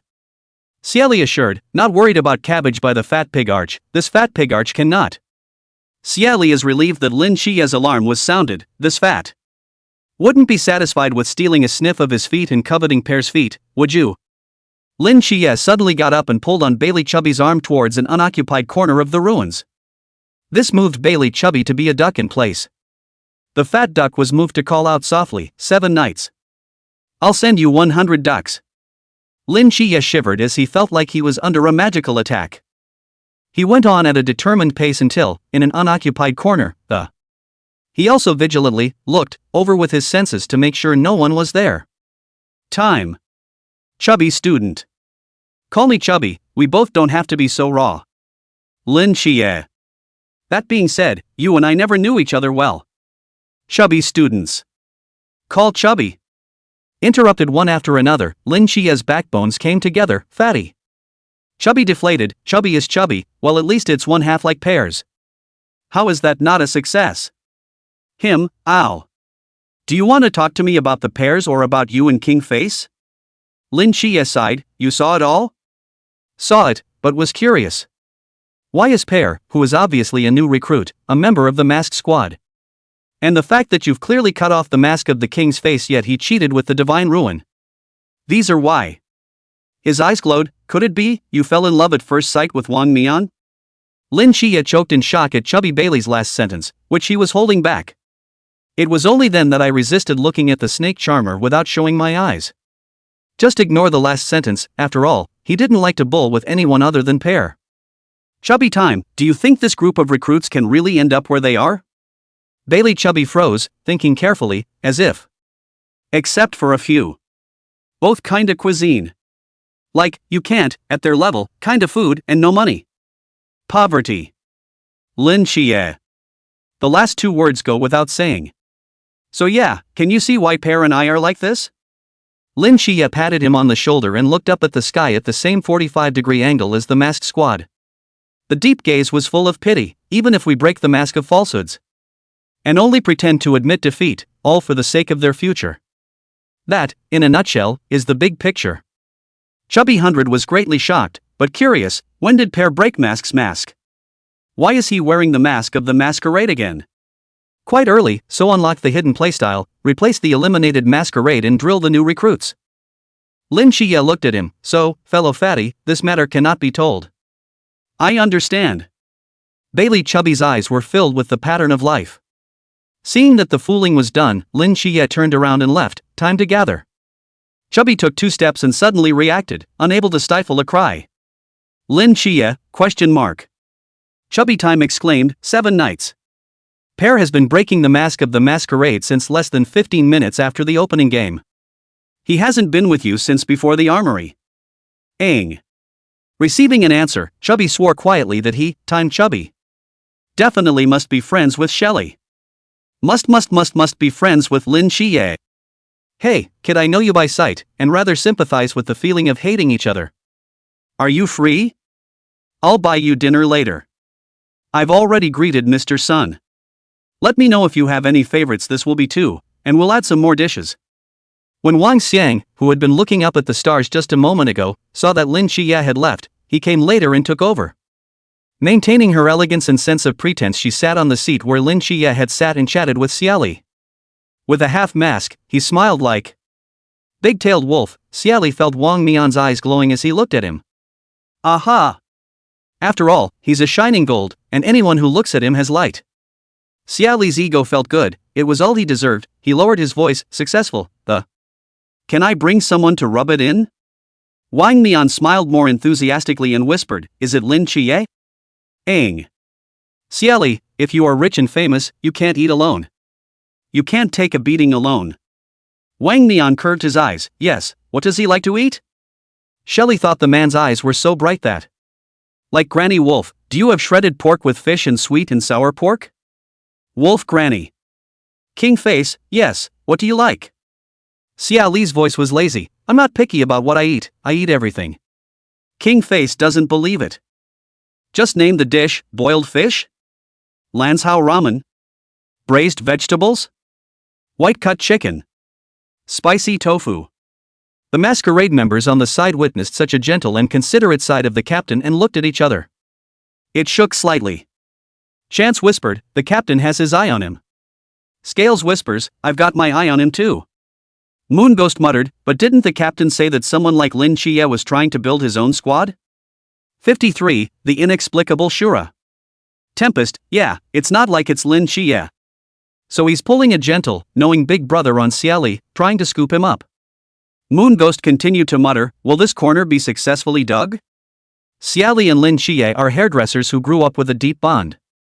Rose thoughtfully, they are brothers and not husband and wife, how can they stay together for the rest of their lives? Wouldn't it be a good idea to break it up in case of different ambitions? Moon Ghost. Why do I think that's weird? Tempest. I thought that was a weird thing to say too. Ha! The swirling vortex that sprang up fussed and. His small voice couldn't hide the great surprise, different sexual orientation? Is the captain going to sell his body to seduce Xie Li? Gosh, what a blast! Rose, question mark. Oh, my God. What are you talking about? My innocent captain. Scales, question mark. Don't make me slap you when I'm exhausted. Moon Ghost, question mark. You seem to have exposed something? Captain. How do you know that? Is it? Moon Ghost's pupils quake. When Lin Qiye came back, he saw the half-masked king face sitting where he had sat. Talking and laughing with his friends. It's over. I've been burglarized? It's over, I've been home stolen. Did I say what's in my heart? Lin Qiye blinked and reacted, no. That's not what he said. Lin Qiye slowly turned his head and he saw Bailey Fatty staring at Wang Mian and Xie Li with a sad face that was even more bitter than his. Even if it's the later. It should also be me, how is it him? Chubby Bailey was quite unconvinced. Residence my ass. Lin Qiye took large strides and his back seemed to resolve in some way, by what right does the later come first? Chubby, embarrassed for a moment, picked up the stunt, because the former doesn't fight? Lin Qiye sneered in his heart. It's all about fighting and grabbing. Pears are my only friend. My life can't be bleak. Lin Qiye came to Xie Li with a slightly tired smile, Pear, let's go. It's time for us to go to the rendezvous. Xie Li got up and patted the dust, followed by Wang Mian. Then, Lin Qiye saw fit to successfully squeezed between Xie Li and Wang Mian for physical isolation. Bailey Chubby's eyes lit up and followed suit, squeezing in between Wang Mian and Lin Qiye on sight. Strive for two friends, always hug one. Ding! Chao Yuan managed to learn the pattern of his predecessor and got up, moving sharply, and he wanted to insert himself between Xie Li and Lin Qiye. Ergo, it wasn't inserted and was held against by Lin Qiye's hand. Fear of dimming. Lin Qiye, in a dangerous tone, what are you doing? Chao Yuan seriously answered Holy Light's question, go with you. The main road is wide, you go that way. Lin Qiye casually pointed. Chao Yuan's gaze turned and landed on Fatty Bailey, who met his eyes and immediately, he reached out and took Lin Qiye's arm, go that way. Lin Qiye was holding back, thinking of the Forbidden Scrolls part. It was only then that I didn't pull my arm out like an electric shock. In the end, Chao Yuan saw fit to interpose himself between Chubby Bailey and Wang Mian again. Plug 1 in. Insert 2. Insert 3. Captain's so miserable, getting plugged 3 times. Maelstrom, who was walking behind, muttered in a low voice. As soon as he made a sound, the other 3. Death stared at him, and he looked down resentfully, covering his mouth. Wang Mian's mouth twitched slightly. Being inserted 3 times. The corner of Wang Mian's mouth gently hooked, and his feet turned end. Managing to get to Shelley's right-hand side, he tilts his head slightly to look at Shelley. Good, well done, Captain. Vortex shouts out just one word before Moon Ghost's quick eyes hook his neck and cover his mouth. Now, you keep quiet and don't talk. Maelstrom didn't understand why his teammate was having a fit, but understanding and respecting, he nodded. Human grief and joy are not connected. Lin Qiye pulled his arm out of Bailey Chubby's hand and walked on the devastated front road. Hands on your chest, thinking about life. People have long lives. Maybe he'll meet a lot of like-minded people along the way. A lot of people who maybe befriended him because he was good, maybe because he was good at what he did. But all of this seems to be predicated on the fact that he's good, he's normal, he's nice. Lin Qiye knew this early on. No one but Xie Li would be willing to take him, who was in a dark crippled place, to chase the light. The handicap of self is seen by many as a nuisance, a liability, an anomaly. The childish whispers of his childhood echoed in his ears. Why are you called 7 days? Auntie and grandma call me 7. Because the 7 heavens are bright, sooner or later your world will be bright too. What? What if that day doesn't come? That means it's your destiny to be blind. Wait until you finish this life and the next one before you light up again, blah blah blah. Lin Qiye didn't admit that he was on the verge of crying with anger at that time. Okay, don't cry. I don't mind you. We're looking at the story of the mermaid fighting the old hag to force the prince to be an empress today in 1001 Nights. The children told stories, their voices full of vigor. In the middle of a sentence, oops, black pot hit me again. He took Lin Xiaoqi's hand after a while. Go, accompany me for a run. Can't see, can't run. If you've got legs, you can run. They were in the sunrise, in the asylum, running, just more like mental illness. Memories surfaced and Lin Qiye inclined his head to look at Xie Li. Still around, still them. Unable to help himself, he bent his eyes and smiled. Xie Li? And what's my backstabber giggling about? The heart of a young man is a needle in the bottom of the sea. Half an hour later. All recruits assemble. Familiar drill hall, familiar were the instructors, not so familiar were the masqueraders. Familiar and unfamiliar recruits. Why? For they were very different from the frowning, wantonly proud look of the afternoon, and wilted end. Like little frost-bitten greens in the field. Of course, there are outliers. For example, Xin Xingzhu, who still has his training jacket pulled back, chewing gum in his mouth, and his eyebrows raised. Tugging at it, he wasn't blown away. Xin Xingzhu's eyes wandered frame by frame over the masquerade members on the stage, and the more he looked, the more sword brows gradually knit up. Nope. The man with the swirly mask. The hair is wrong.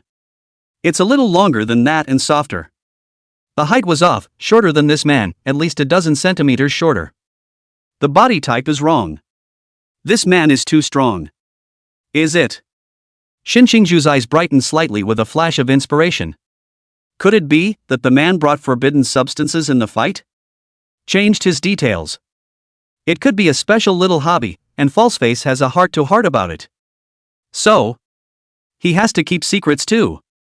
Keep this masquerade an unspoken secret. 54 Peaks and Valleys of Rice. Xie Li was standing right next to Xin Xingzhu. He thought the tugging teenager might be thinking of peaky novels like Dragon King Battle God Flunky. The aura around his body was that of a fall. All at once gloomy and cloudy, all at once bright and sunny. It's a match for the emotions of a snake charmer. We are particularly disappointed in you. The chief instructor spoke up. When these words came out, many people's tigers shook and their eyes flickered slightly. Shocks there. Recruits who don't know the dark side. Flipping the car twice for the masquerade. The other instructors who were embarrassed and wanted to toe-pick the floor. As well as, saying this Yuan gang, he was embarrassed to look at Xie Li and Lin Qiye and the new recruits. But, it's okay, people, it's all about being cheeky. He's done more shameful things, and he's afraid of this now? Not at all. So, in the blink of an eye, that aura of the chief instructor was a cut above the rest of. Shasta is justified in looking down on the rookie trashers. 240 guys against 5 guys, and some of them didn't even touch the corner of someone's coat. How can trash like you have the nerve to cry no disrespect? Who are you to take offense? On the basis of your pride of heart or on the basis of your blathering mouth? The chief instructor is not a martial artist. And after a half-dozen curses at the top of his voice with a thick skin, it took a moment of conscience to say, there are a very few good recruits. Then there was the cold, unfeeling announcement of the rules of training. Xie Li summarizes from a big pile of words. 2 points in total. The year is divided into 2 segments. The first half of the year drills them to death, and if they can't practice, they're going to die. The second half of the year teaches them how to use their own forbidden ruins more skillfully. Oh, plus there are artifacts that can suppress their forbidden ruins, which can't be used. Xie Li yawned, indifferent to that. His black pot wasn't a forbidden market anyway. It's the ghost PPO, who comes as he's called, and the word break is not a forbidden market. White Town. As for, one thought, he didn't want to use it at all. A mere Lin Qiye is going to drain him dry, if it wasn't a matter of life and death. 250 before you use it. Tomorrow onwards is the beginning of your nightmare, enjoy your last comforts. The chief instructor had finally finished his speech, and had already left the stage with all the instructors in tow. It made Xie Li feel like this had the flavor of listening to a school leader speak. Quite hypnotic. Before leaving the stage, Yuan Gang pretended to be careless, scanning the whole field, but in fact secretly measured Xie Li. Seeing the boy's eyelids drooping and drowsy, his hands were a bit itchy. Finally, for the sake of that handsome face of emptiness, retracted his gaze and did not bother with the little friend. When Xie Li was raising his eyes, the masquerade on the martial arts stage was already gone. Out of sight. They skipped dinner. Trust between people collapses. Xie Li was instantly a bit more energized. What are you looking at, Pear? Lin Qiye noticed his condition and peachy eyes widened slightly in surprise and resentment and a bit of realization. Aha! Pear is so expressive. Xie Li, where's the masked squad? Lin Qiye's eyes narrowed slightly as he turned his head to glance at the empty martial arts stage. Give an answer to the question, retire quietly when the chief instructor has said the first few words. I don't know what I did, probably left on something. Xie Li sighed. This man who doesn't keep his word, who expects a full meal after a day of running around. See him sigh, his brow sad. Lin Qiye asked, what's wrong with you? Xie Li looked at him, suddenly comprehending life. Lin Qiye is no less than a hairy kid, such as? Xie Li, so's really do get up trees. Lin Qiye silently stalked Aang, a sow up a tree pulling out honey. Then give yourself a full body SP and end up as a roast pig, sizzling into your stomach. Xie Li was amused by the words of this abstract. He owed his hand to come and pat Lin Qiye's shoulder. Quite joyful, you're so funny, Mr. Cheatin. Chubby Bailey on the side. 6. No wonder I can't pick up what you're saying. However, he would change the subject. Following the general public, this dorm is pretty much collapsed. Where do we sleep at night? Xie Li spread his hands, special bachelor, I do not know, hit the ground, to the sky is a quilt, the ground is a bed. Look at the stars and the moon, talk about life's ideals, about the wind and the flowers. At this point, I don't know what the good Samaritan ran and yelled. Our dormitory building is fixed again, go back to bed. When Chubby Time returned to the dormitory. Upon realizing that there was a box in his pile that looked out of place at first glance, he kicked it with his foot. Whoever fixed the dormitory made a mistake, the box isn't mine. Xiao Yuan's pupils shrunk, he could know what was in that box. He queried, this box really isn't yours? Bailey Chubby hooked the black box with his foot again, and his eyes were also suspicious. Of course then. My suitcases are all Aix-en-Provence, Chanel, and this one reeks of being too common. Xiao Yuan glanced at the panoply of Lorix. Priggishly, he concurred, your analysis makes sense, I believe you. As he spoke, Chubby Time opened the box. When those things come into view, he exclaimed, there's a pervert. Who's such a pervert? Xiao Yuan nodded, There is, I wonder who's so perverted. Chubby, and the pervert planted it on me. Who put this box in my room? Xiao Yuan, I don't know who it is. The winds of perversion were finally blowing throughout the training camp. Luckily, I don't have to take the fall as a pervert. Ba. Chubby Time kicked the perverted box and couldn't help yawning, which was tired and sleepy. He peeled the case aside and find a bunch of food to pad your stomach from your pile of gift boxes. He generously shared some of the stuff to Xiao Yuan. Don't be polite and pad your stomach. Then came knocking on the next door with a bunch of food in his arms. Duck duck. 7 nights, Pear, are you guys asleep? Duck duck. They should be asleep. Xiao Yuan's voice suddenly appeared. Chubby Time was startled, and turned his head to look at Xiao Yuan, who was originally sitting cross-legged on the bed, also came behind him holding food at some point. What are you doing? Xiao Yuan replied sincerely, delivering food to Lin Qiye. Chubby 100, ? Dude, you're trolling me with the food I gave you? Why? Xiao Yuan, he is my honorable man. Chubby, do you want to be the emperor? Xiao Yuan, ? Don't want to. Knocking on the door to no avail, they returned to their quarters and began to pad their bellies together kanji. Chubby said, you keep my secret? Xiao Yuan, aha. I don't know what the secret is though, just say yes. And Pete, the dorm next door was empty, no one was there. Late at night, in some small dark room, Sun Lao was carrying out one meal after another from the large food box. 55, masked player, life is unpredictable, certain people are in front of you, but it's like they're in the sky. Each dish was cooked with excellent color and flavor, and the corners of Sun Lao's mouth were grinning. A group of young men set up the received meal. Seeing the 9 young men dutifully gathered around a table, among whom sat 2 new recruit lads, and asked him to eat a piece. His voice laughed, I'm not eating, you guys eat well, if you don't eat enough, tell me. Don't mention it, you dolls are all still at a growing age. The masked squad is silent. Average age 20 plus. The dolls. The only ones who are really still growing. Xie Li plus Lin Qiye. Xie Li smiled brightly and replied politely, Uncle Xie.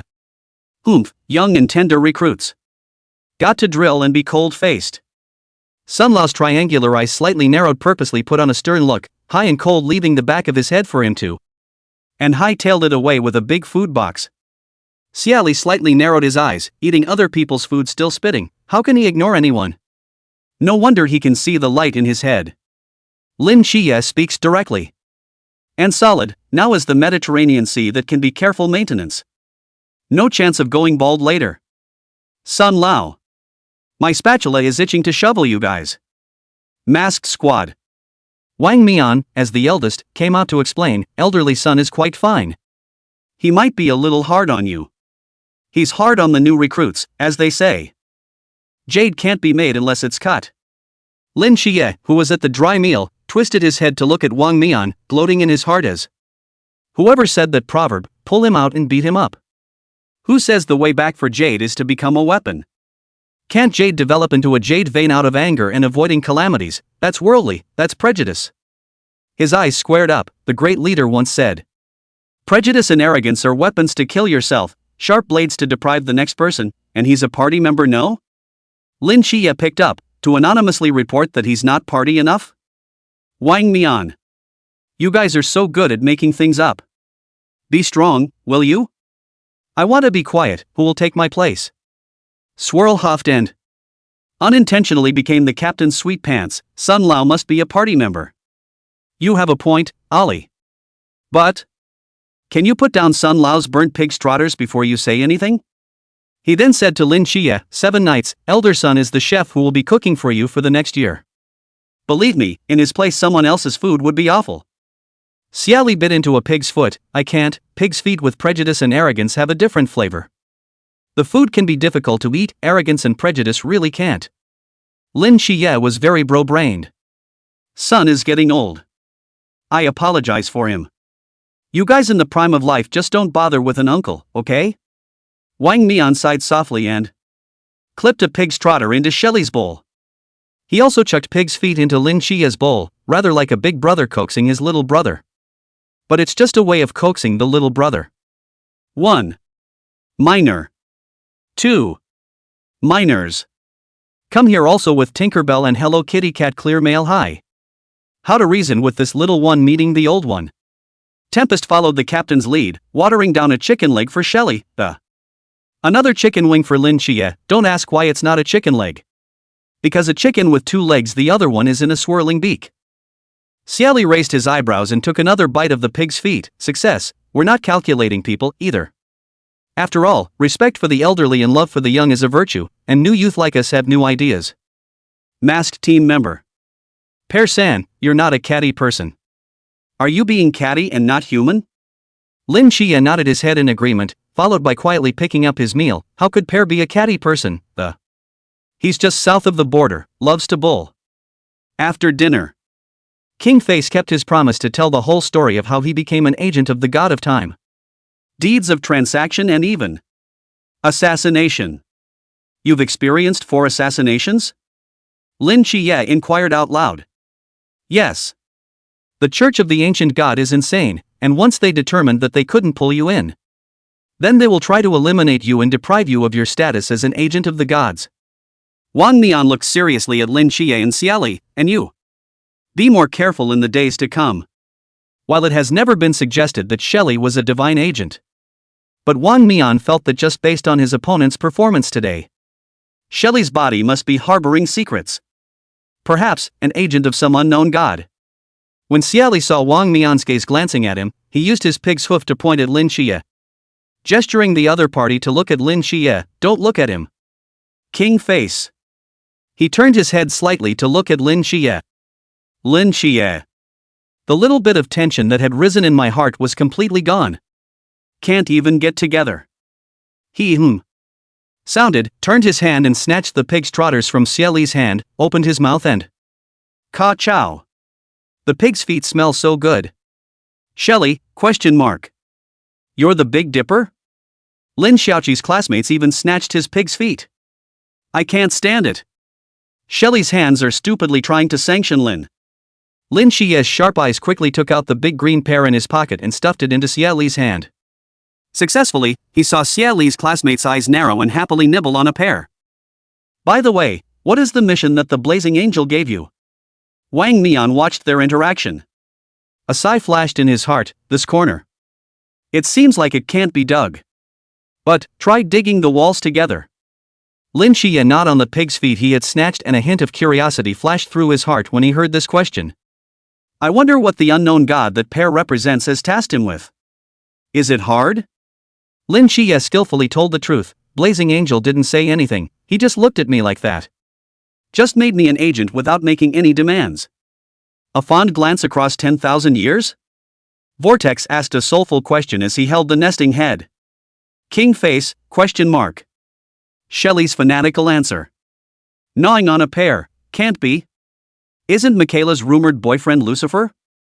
Lin Qiye looked at Xie Li, Maelstrom actually managed to pick up, isn't the object of his scandal Gabriel?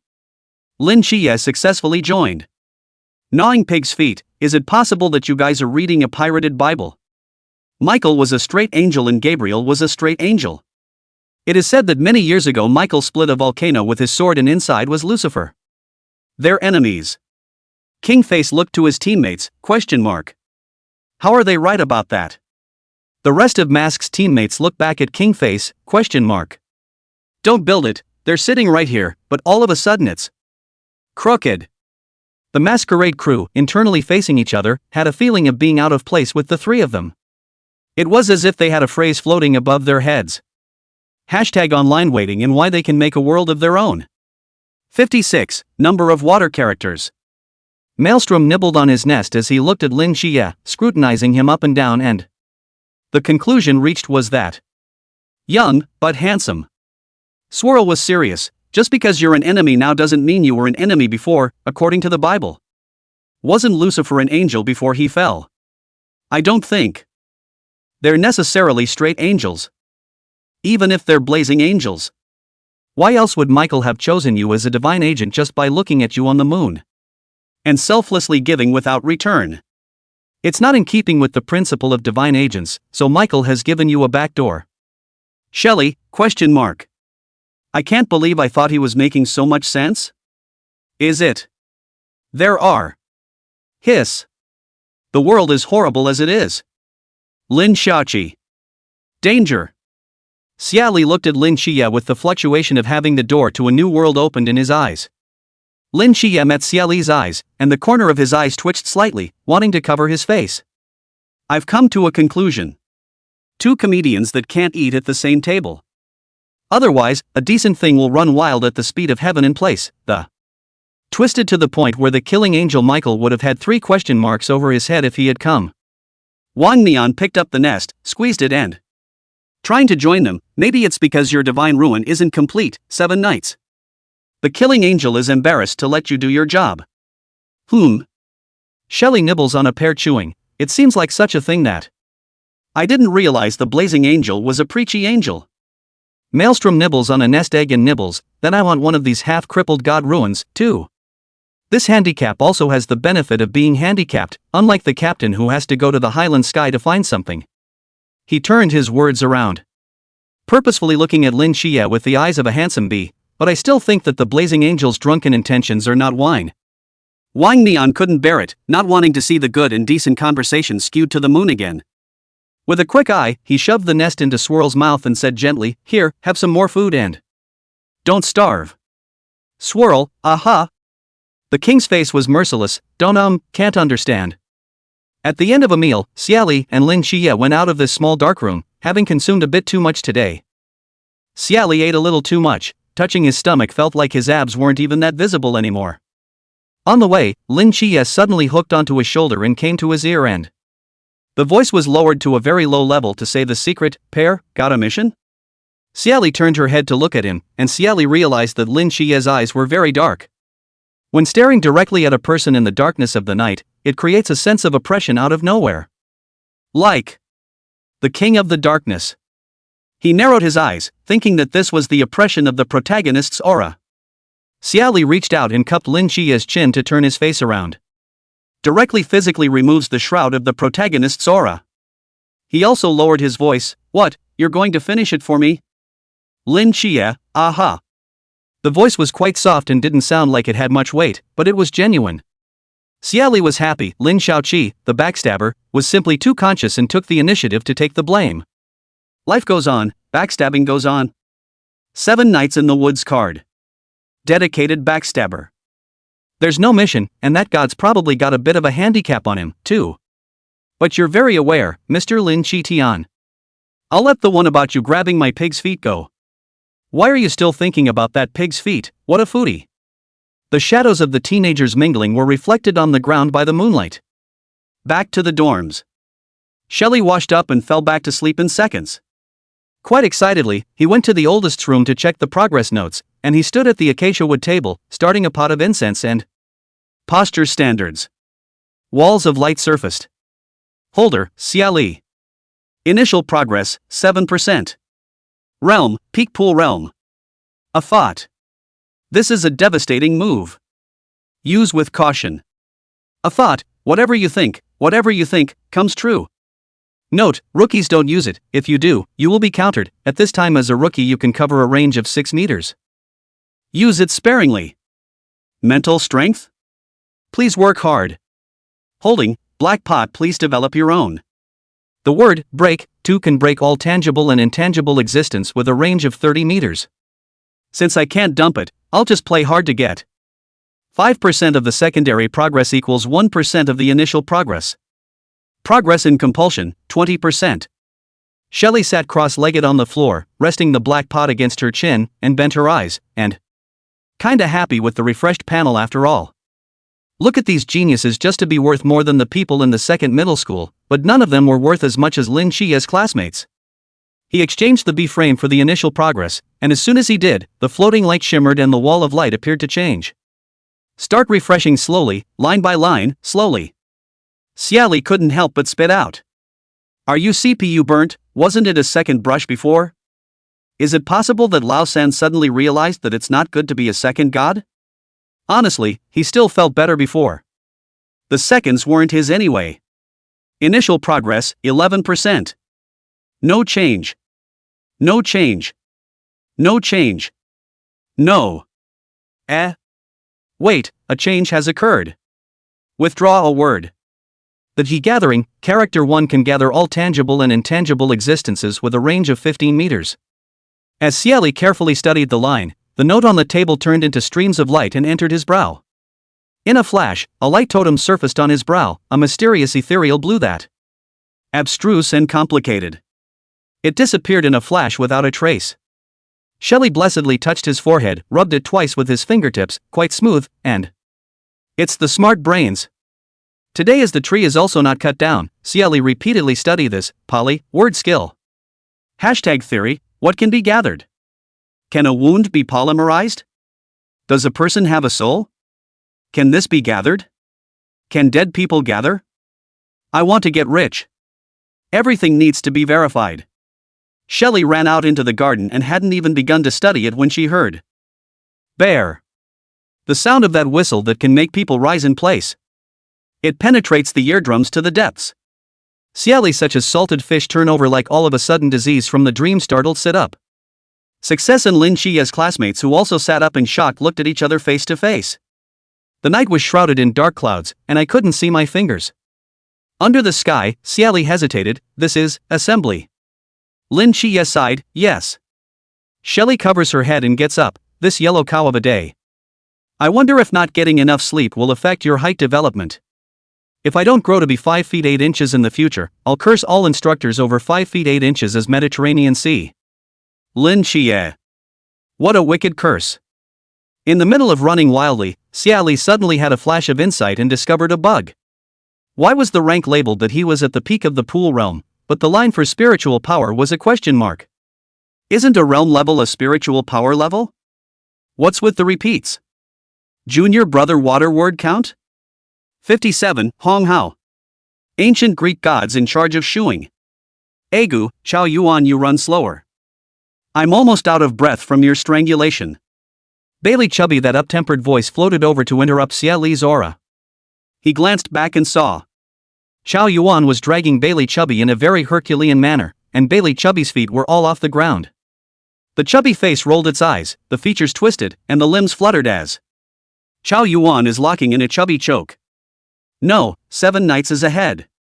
Chao Yuan's gaze was firm as he looked at the figure that was quickly and furiously running away. What he was chasing was not a person, it was the holy light. Lin Qiye, who was suddenly questioned. What's that got to do with me? These weird men. Lin Qiye shivered and ran faster with Starry Night Dancer. Chao Yuan chased after him more vigorously, and Bailey Chubby's white eyes rolled even wider, though. He's a little touched that his Buddhist roommate, who doesn't forget to piggyback on him when he runs, but at the moment, the Chubby was still hoping the man would leave him behind, I guess. If I could go back in time, Chubby time swears. He'll definitely run on his own without Chao Yuan grabbing him by the neck. It's going to be dead fat. Fatty's breathlessness has finally awakened a little to chase the holy light. Chao's conscience. Instructor Hong was very satisfied with the 2 finishers who were the first to run. The admiration and fondness in those eyes couldn't stop tumbling, but as the saying goes, the more certain people like someone, the more they like to toss them around. It's called love. So, when the instructor announced that those who came within 3 minutes of resting in place. 3 minutes later came the penalty for running 10 laps when the Xie Li and Lin Qiye were that watery in their shoes. You two stand or don't stand, dress or don't dress, your clothes are a mess, and you're punished by running 10 laps. Shelley slowly looked up with a soulful question, why? He pointed his hand at the recruits, a number of whom had clothes even more disheveled than he did. The t-shirt was wrinkled orange and the color of those boxers was visible. He's just a little crooked in the collar. Instructor, are you blind? Hiss. The recruits who arrived within 3 minutes sucked in their breath. They thought this young man spoke so stiffly that. How dare you contradict the instructor? Wasn't it because you couldn't beat them and said you'd be a stone in the pit? Forget about the scene where we get hammered by the masquerade. You really don't remember the beatings. Instructor Hong, who was in the limelight, was expressionless, well, eyesight 4.5, blind. Shelley, ? What are you talking about? Here, you report 1 and run. Instructor Hong played a straight-up Yangmo. He smiled extremely sinisterly under his upright face. Anyway, the moment we saw the results of the matchups. The instructor corps can't be a decent instructor corps. They are shady. The instructor's sky team. If you're going to wear shoes, you're going to wear them to the end. The other 2 instructors remained silent. Old Hong, what a fight. Xie Li was silent, and so was Lin Qiye, as they slowly swept their sights toward the new recruit, the Obviously. The moment their eyes met, the opponent's tigers stiffened. Roughly that extreme resonance made them very united in this moment to condense into a group soul. Don't point at me. Please. Tired day. I'm a dog. Hashtag please let go. Shelley raised his hand shakily, and the recruit's heart grew into his throat, I'm afraid I'm going to die a horrible death. Lin Qiye was quick to grab Xie Li's hand. Instructor, we're blind too.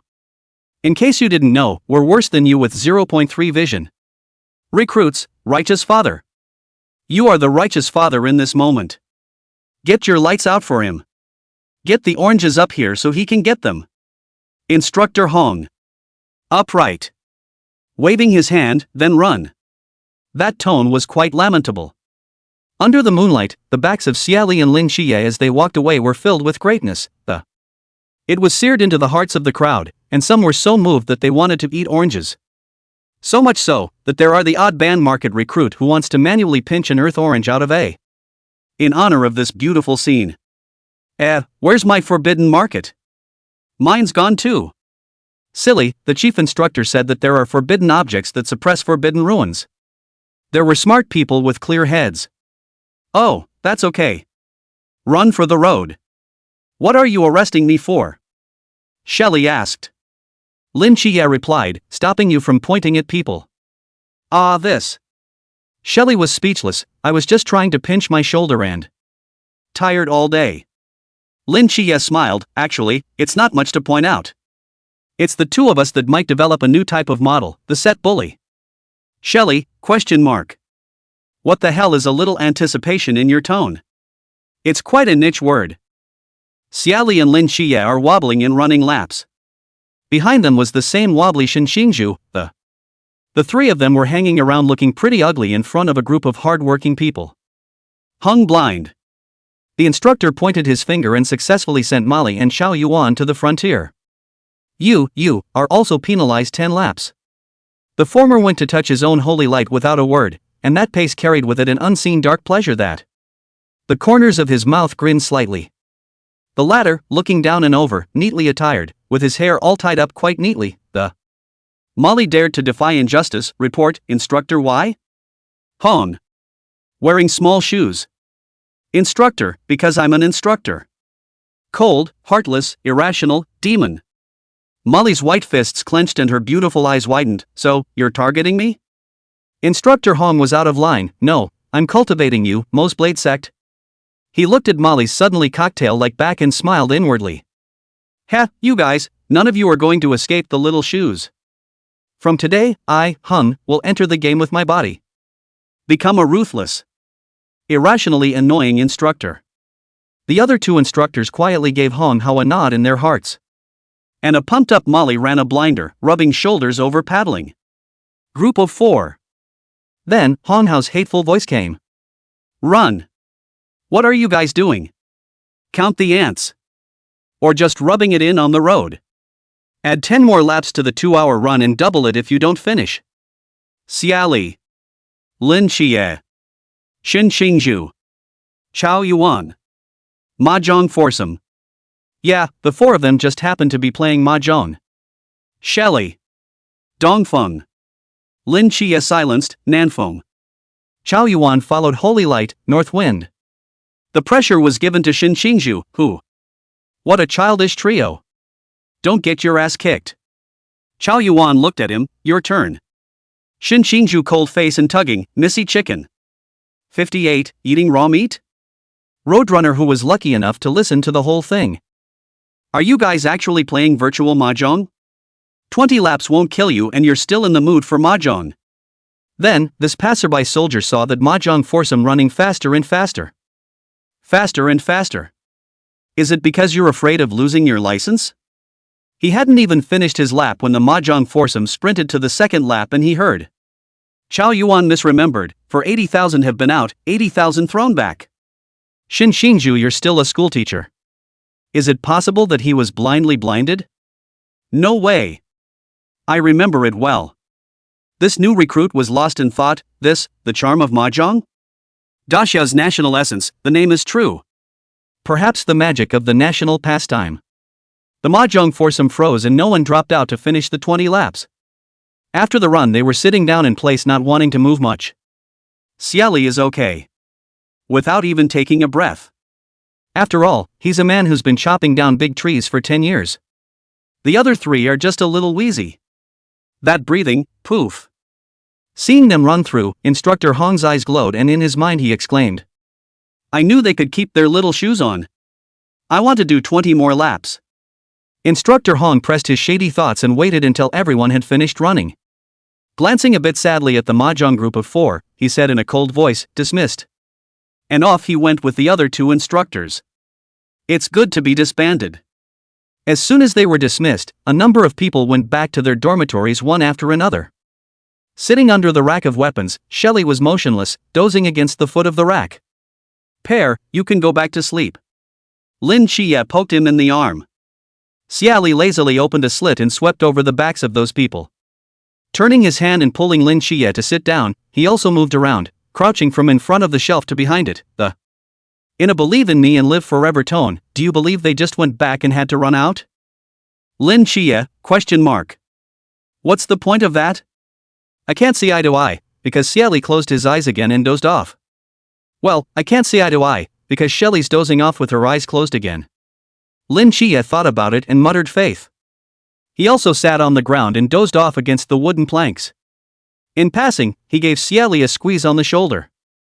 It's pretty much the same wherever you doze off anyway. The two of them sat in rows dozing behind the racks of weapons as the sky whitened and the floating light thickened. Chao Yuan was going to follow Holy Light's lead, following up by dozing off under another rack of weapons, and seeing that none of them were leaving, Bailey Chubby simply didn't bother to leave either. Find a relatively comfortable place to lean back and sleep. Xin Xingzhu was dragged back to the dormitory building by his little brothers, and when he left, he thought, there's no such thing as a psychotic instructor.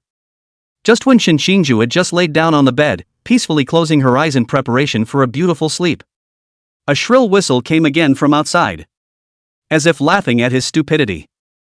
Xin Xingzhu. Instructor Hong, who was that nervous, looked at the four men who emerged from behind the rack at the sound of the whistle. Feeling numb. Can anyone else be this smart? Prejudged my maneuver. You're cheating.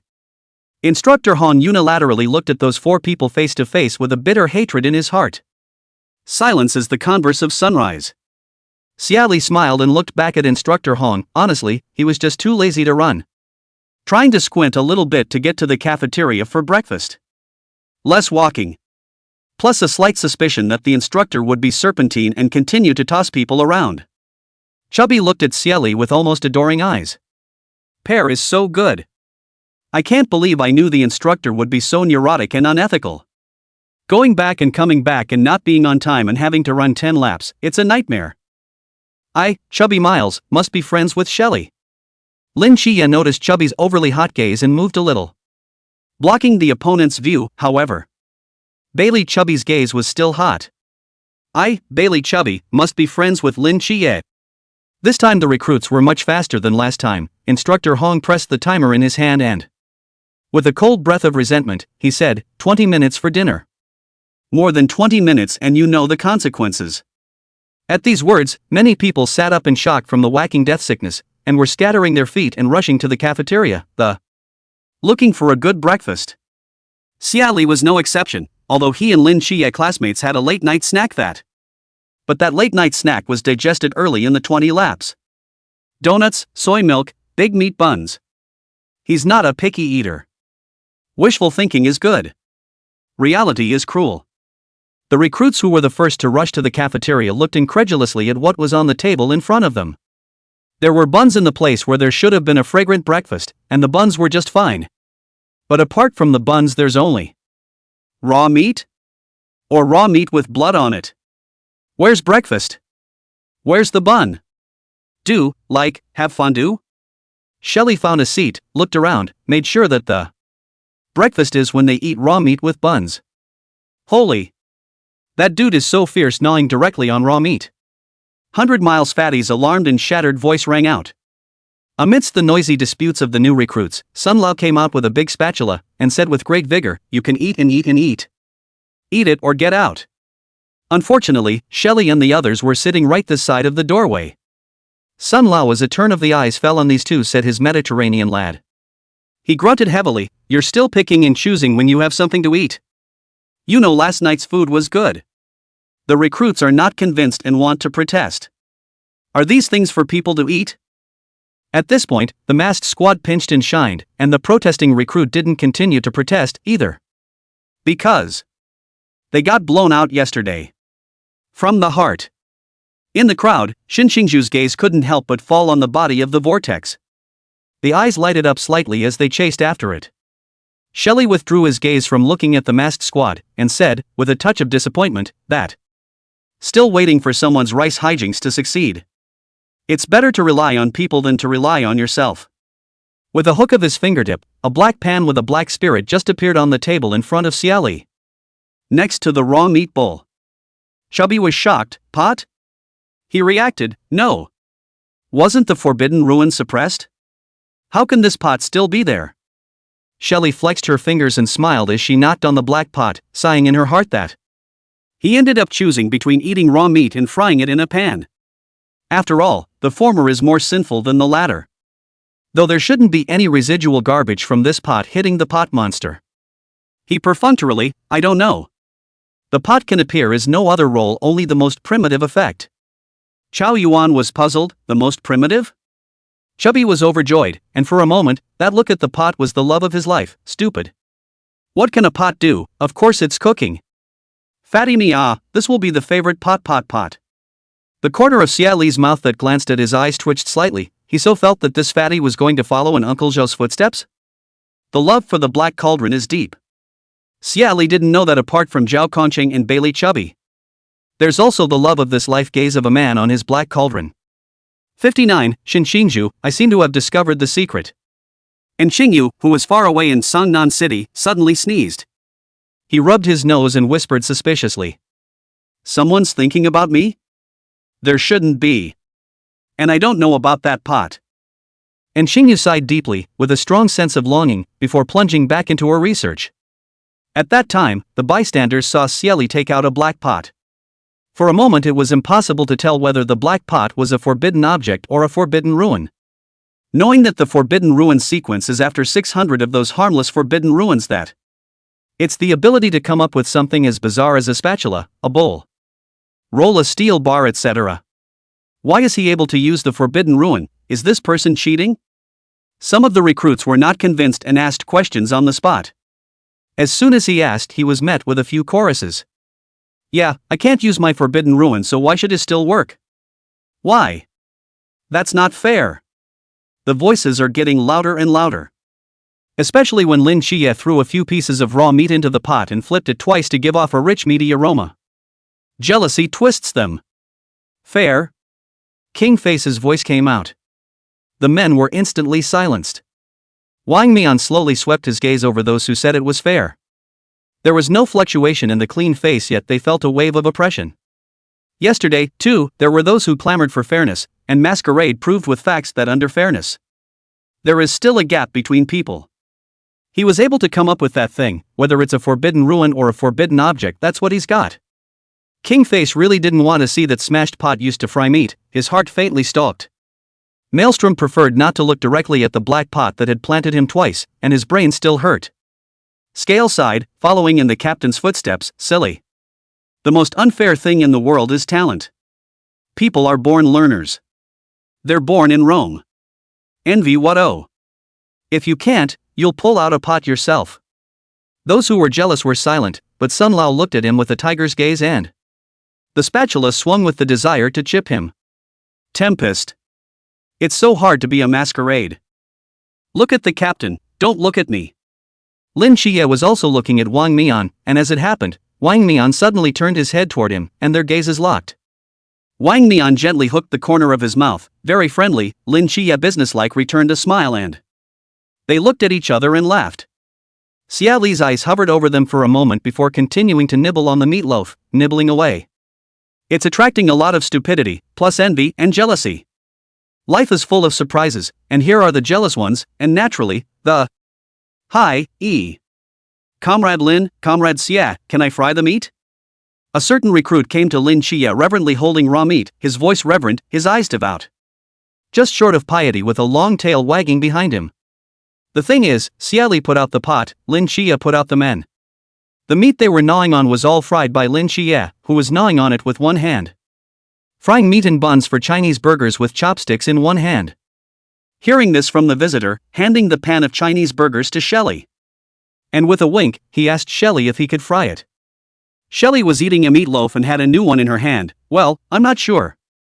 Aha! Lin Qiye understood. Fry it, don't touch the pan with your hands, and don't take more than 5 seconds. In the rubbing pot. Chow Yuan Bailey Chubby, ? How did you get that from the oh? Thanks. Li Jiao was overjoyed, as he used his chopsticks to numbly fry slice after slice of meat. The corners of his mouth couldn't suppress the smile. Zira. It was over in a minute, and he took 2 steps back to give Xie Li and the others a slight bow. Then he returned to his seat with the fragrant meat, and laughed joyfully at Shin Shinju and the others. He also made a meat sandwich on his hand, Brother Shin. The buns are delicious with this, like a meatloaf, and would be even better with sriracha. Shin Shinju inclined her head to look at Xie Li and the others. The 4 people sitting together over there were drying their rice. Fragrant and beautiful. His chin lifted slightly, and the words of refusal were just about to come out. Just think of their previous 20 rounds of mahjong. Change it to, you guys eat more, I don't like meatloaf. Understood. Brother Shin likes pure meat. Li Jia boldly stuffed Shin Shinju's hand with the fried meat that was still bubbling with oil. The meat in his hand was a bit hot. Shin Shinju glared at him. Li Jia still smiled stupidly at him. Brother Shin. It smells great. Xie Li inclined his head to look at them and saw Shin Shinju wrinkling his brows and gnawing on a fried meat cake. There's a little bit of sighing in my heart. It's a brotherly love, too. Oddly genuine, just as he was with Lin Qiye. When the explosion occurred that day, Shin Shinju snapped his fingers twice in succession, purposely erecting a wall of air to protect those who followed him. Her eyes retracted and landed on the clean, sterile black pot, and Xie Li's thoughts moved to. The black pan disappeared into the tabletop, which stopped anyone who wanted to come and dabble with the frying halfway through. Torn and hesitant, he finally came up and tried to fry it. The cheekier one spoke up. That, and your pot can still. Xie Li smiled and refused. Sorry, this pot will appear for 5 minutes at most. There's CD time. This black pan of brown meat is floating ghostly all over the house. Equal wants to create death to all, and every pot stain seems to say. Potpourri, I'm dirty. Xie Li still has a bit of a conscience, focusing on the health of the black pot's center and not letting it fry all the time. Though, the black cauldron may not have a heart or a brain. Well, the meatloaf has a bit of flavor, it's good meat. The rejected person touched his head in embarrassment, so? I won't bother you then. The envious gazes of the bystanders who heard this couldn't stop slamming into Chao Yuan and Bailey Chubby as well as Shin Shinju as they comprehended a bloody truth. To be a human being is to have thicker skin to eat cooked meat. Shin Shinju realized that the gazes of the people in the masked squad were all falling on, if anything, Xie Li. Especially Swirl, that was quietly glancing at Xie Li every now and then. That look, it's quite complicated. Shin Shinju, ? You guys, you're close? Shin Shinju's eyes couldn't help but follow the swirl and land on Xie Li. The more he looked, the tighter his eyebrows wrinkled. In the room that overlooks the entire cafeteria, Instructor Hong looked at the scene below as couldn't help but twitch the corners of his mouth. He really wanted to rush to the chief instructor and issue a soulful question. How come you didn't say that Xie Li's pan could still fry meat? How can this pot still fry meat? The instructor next to him murmured. Hong how? I don't know. Don't ask me. The other instructor, also meditating on this question, suddenly reacted, no. Isn't the purpose of a pot to cook? What's so strange about being able to fry meat? Instructor Hong, ! Another instructor. IQ, as if low to the basin. 60, the Three Stooges. Instructor Hong's face didn't change. I was just wondering what kind of forbidden market Xie Li's black pot was. Surprisingly, it can still be summoned under the Ruin Suppression Monument. His toes wanted to stub out the 3 rooms. I'm going to go talk to the chief, you guys carry on. Instructor Hong walked away, leaving the other 2 instructors looking at each other in disbelief. Instructor Hong still has 13 minutes left. Actually, he could have called. They looked at each other as if they had realized something. It's okay, Instructor Hong can be quiet, it's the new instructor's class later. The shrill whistle sounded again. The cafeteria was slightly more conscientious, though it was steamed buns and raw meat, but at least it was prepared. Cool water. Stinging is like being afraid of a new recruit soaking his buns in hot water. Xie Li slammed a large gulp of water from a disposable cup and the whistle is heard to mutter, that's 20 minutes? Past the time of the netherworld blah. Lin Qiye, who was on the side, smoothly took the cup and was quite certain, not 20 minutes. Instructors don't keep their word. Xie Li patted him on the shoulder with a look of regret. They're just a black regiment, nothing white at all. It's the octopus drool-flavored sesame dumplings. Lin Qiye, who was drinking water. Sesame dumplings flavored with octopus drool? What's that? Squid ink dumplings? Aang. Soon, quietly cricketing the instructors, they ran to the training field. Within 3 minutes, all recruits are here. The new instructor came on stage with a confident and steady stride. To show that he was a good instructor, he also signaled everyone to sit down in place. It is the duty of our vigil to fight the mystical creatures that originate from legends, myths, and countryside confidences, all of which are strange and varied, but none of which are more powerful than our mortal flesh and blood. Trying to defeat them and stop them, what do we rely on? Xie Li yawned with a full stomach and cupped, man. Instructor, ? By people? I'm meeting a prick here. The instructor sneered, if you don't rely on people, you rely on ghosts. Come on, is there any other answer? Xie Li looked at him with a smile, instructor, I haven't finished yet. Have you ever heard a classic line from a TV show? The instructor looked at the good student-looking prick vainly as if he was going to die in place. Unable to help himself, he wrinkled his eyebrows. What lines? We're in training, not a meeting. Xie Li looked up at the sky with a 45-degree angle of sadness. With the body of a mortal, his shoulders are comparable to the gods. After saying that, he patted Lin Qiye's shoulder. Lin Qiye was silent for a moment and kudos to Xie Li manually against his conscience. The instructor's brain buzzed with anger at the prick. I didn't ask you, you shut your mouth and. Does anyone else have any other answers? Ban the market. Xin Xingzhu stared at Xie Li and Lin Qiye as they exchanged words. Settle down and wonder what you're looking at. With that raggedy answer from Xie Li in front of us. The instructor felt that Xin Xingzhu's answer didn't seem so unacceptable.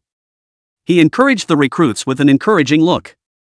Chubby Time was quite confident, smashing money. Instructor. This, better than people. But it's not much better. Forget it. You guys are the worst class I've ever had. I shouldn't have expected anything from you guys. The instructor waved his hand tiredly. Better listen to me, and listen carefully. Instructor Han had just arrived this morning, completely unaware of what yesterday's recruits had fought into. The camp is torn down and the recruits are embarrassed to blah blah blah for losing yesterday. It's just going to be put on you guys are the worst class I've ever brought up. Hat. Bad student. Instructor Han spoke with great interest and demonstrated his knife skills, which made the bad students watch with great interest. And the head of the poor students Xie Li under the hypnosis of Instructor Han's head little by little. Lin Qiye looked at him, for this little bit of head is really not used to seeing. Solely lent him his shoulder to doze off on as Xie Li nodded his head once more. The sun came out and they turned their backs right on it. In fact, Lin Qiye also wanted to doze off. Last night was pretty much a night of no sleep and high-intensity combat. It's not just Xie Li who's vain, he's probably a little vain too. 7 nights, are you going to both doze off? I'll lean on my shoulder for you. Chao Yuan lowered his voice to come to devotion. Aha! Are we that familiar? Lin Qiye yawned and decisively refused. Chubby whispered, I want to doze off too. Chao Yuan looked at the sky and refused to be silent. Chubby landed his gaze on Lin Qiye, the same refusal was silent. Finally Chubby's eyes fell on Xie Li and lit up. This will not refuse to silence him. Now. Get a few people to demonstrate. The eyes of the excited instructor Han suddenly lurched. In that lower left corner. The false-faced prick was dozing on the shoulder of the lad next to him, And there's another fat guy leaning his head on that vapid lad's shoulder. No, staring at the fat guy, not leaning on the imaginary guy's shoulder. Instead, he was held against his head with 2 fingers by the lad who had been used as a stake. Lin Qiye sank a handsome face, once again wanting to knife the snake charmer fatty, and that. Hands are stupid. You. Instructor Han sank his chi into his dantian and exploded his instructor's pressure. You 3 come up here. Everyone turned their heads to look. Crowd, ? He depends on you and he depends on him? You guys have some nerve, dozing off under the instructor's nose. Admirable. Molly, who was slightly informed of the inside story, abruptly sucked in a breath of cold air, ! Training board. Fire. Burning winter? Lin Qiye's eyes slowly turned and looked toward the stage, meeting Instructor Han's gaze. Says the 3 of you. The 3 dozing off in the lower left corner. Instructor Han couldn't help but let out a river roar. It was loud as thunder. Xie Li is abruptly a disease from the dream startled sit up.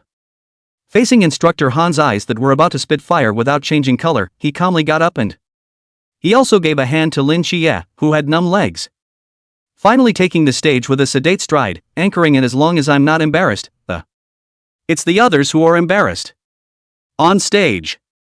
The three of them lined up and faced the eyes of countless recruits. Xie Li asked, "Come up." Demo. Lin Qiye quickly picked up the conversation to avoid continuing to catch horses.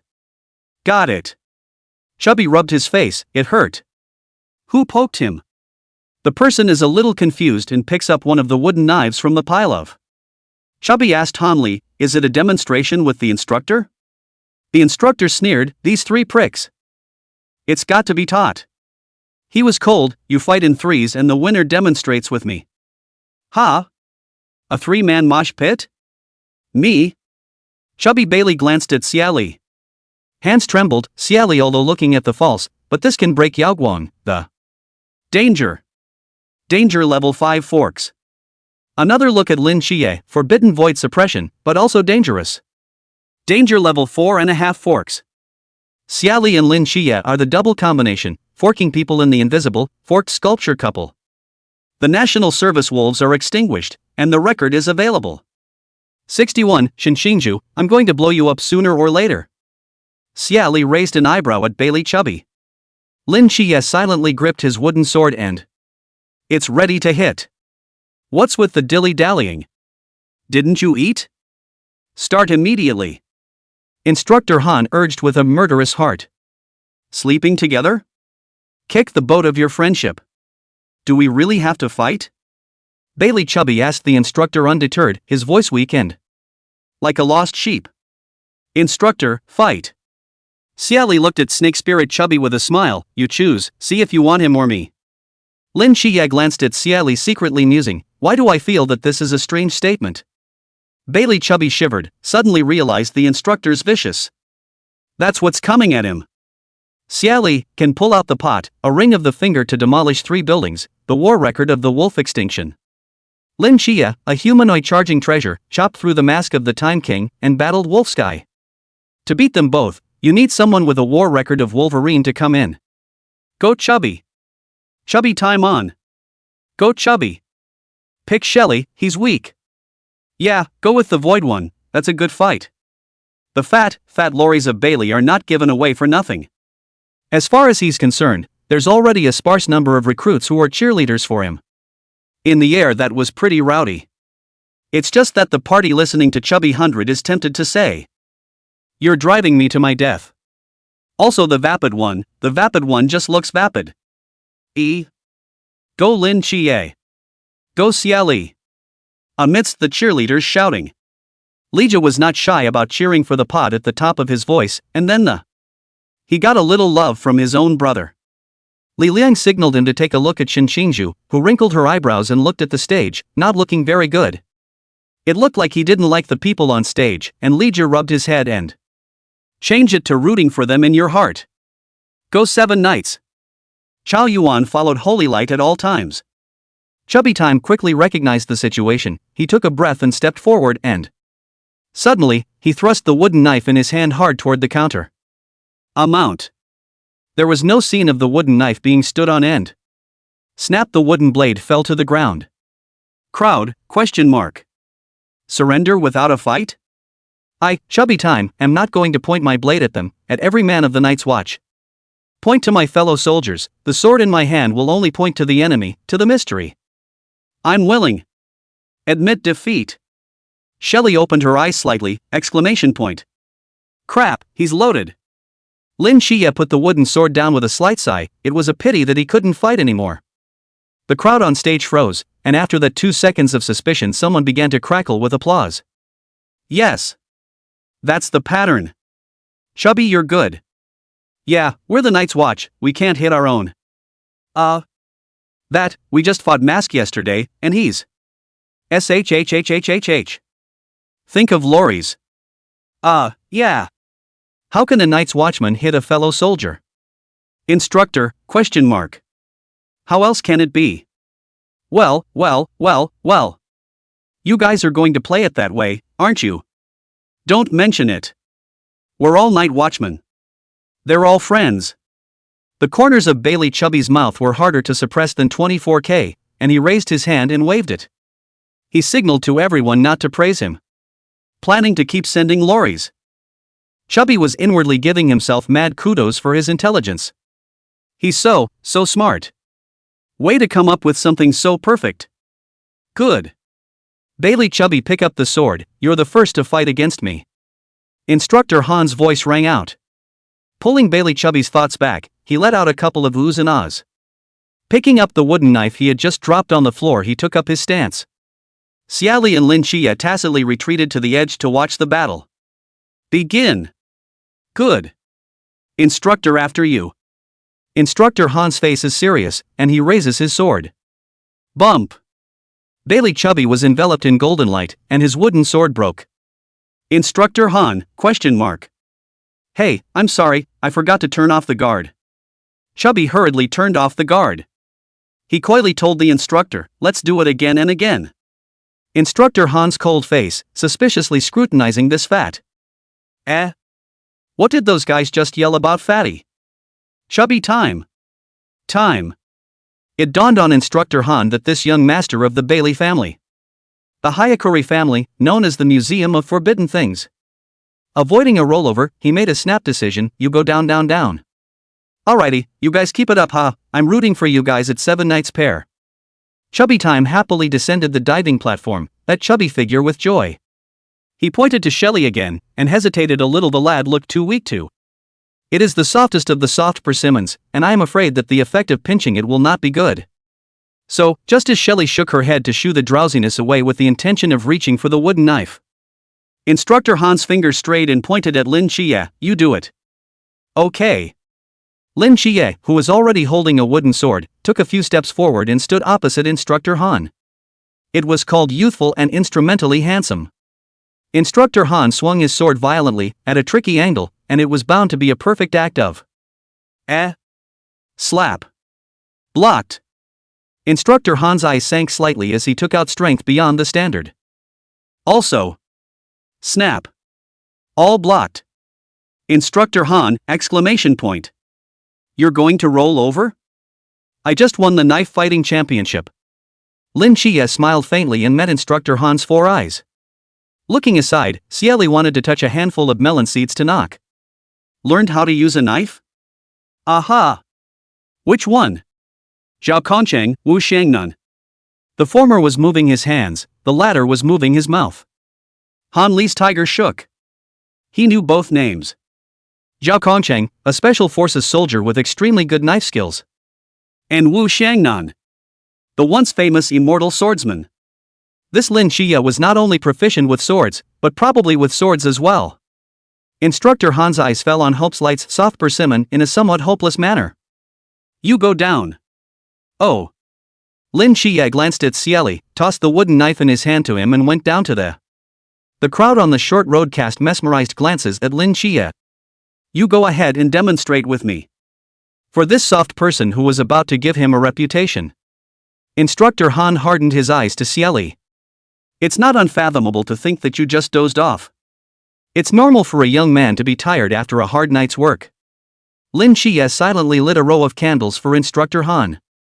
Candles. Candles. Candle. Candle. Candles. Candles. Anon, into. The wooden knife was pulled out of Xie Li's hand, and the flower of the knife was quite handsome. And the pupils of Shin Qingzhu under the stage shrunk, then pulled the corners of his mouth in a cold and tugging manner. Murmuring in a low voice.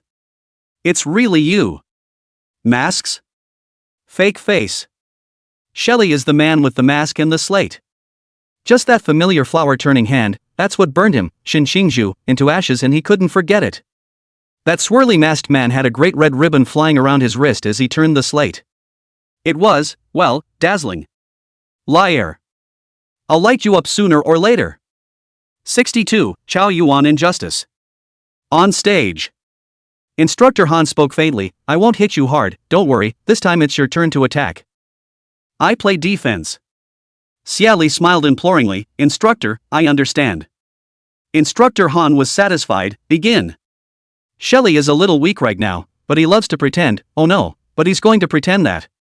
If you don't pretend to be a real man, you should always keep your career in mind.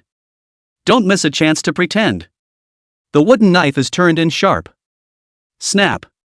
Hurry up. Xie Li's knife is too fast. It's so fast it's almost alarming. Instructor Han's expression became serious for a split second, serious to the point of no return. It's more serious than in the knife fighting finals. Xie Li's knife is more than fast, it's unpredictable. What's more, even if it's ridiculously tricky to get out of the knife, the angle of strength is amazingly large. His hands are numb. Han Li was appalled. It was written all over his eyes, how this one was even harder to deal with than the last one. Xie Li's eyes curved slightly. Of course, I'm a man who has cut down trees for 10 years. Equal chipping every bit. Fast and furious tree cutters. In the midst of Han Li's shock and amazement, Xie Li suddenly said, "Look at the airplane." Han Li, ? Which chief is here all of a sudden? Touch. Between the distraction of Manhwa, the wooden sword in Han Li's hand was picked off by the long blade and flew in a parabola into the distance. Han Li's eyes rounded? Where's my knife? Where's my big knife? Instructor Han fiercely stared straight at Xie Li. This vain lad is so damn shameless. Airplanes, airplanes, airplanes, I see you like airplanes. Want to whack him? Whack him.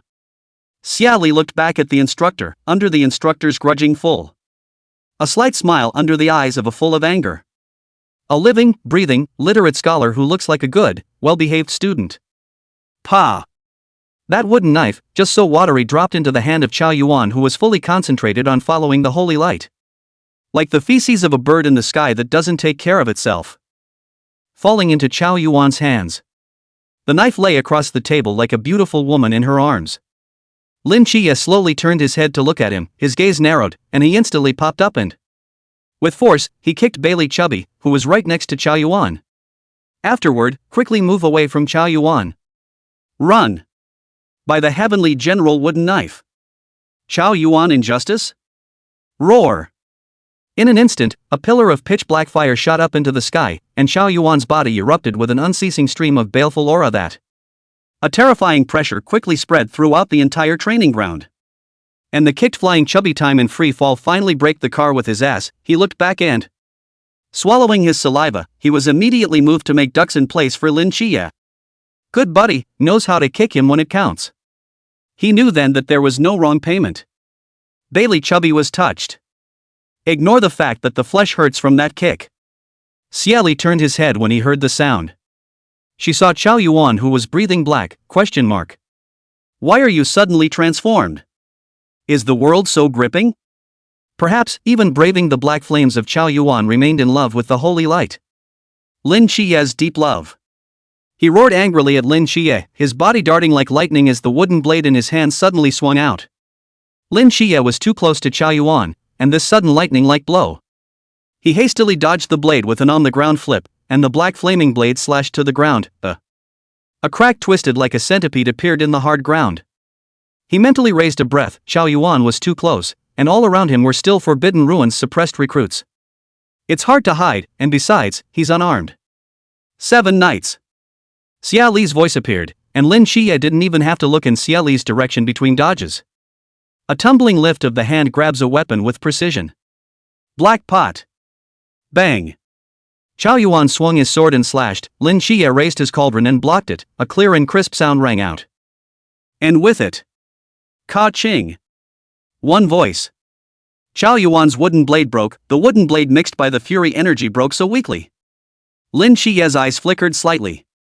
The look of scorn and fear that the ghost-faced king had for Black Cauldron in the beginning quickly crossed his mind, and with a twist of his wrist, the black pot that was about to slap Chao Yuan's head crossed against the other's back.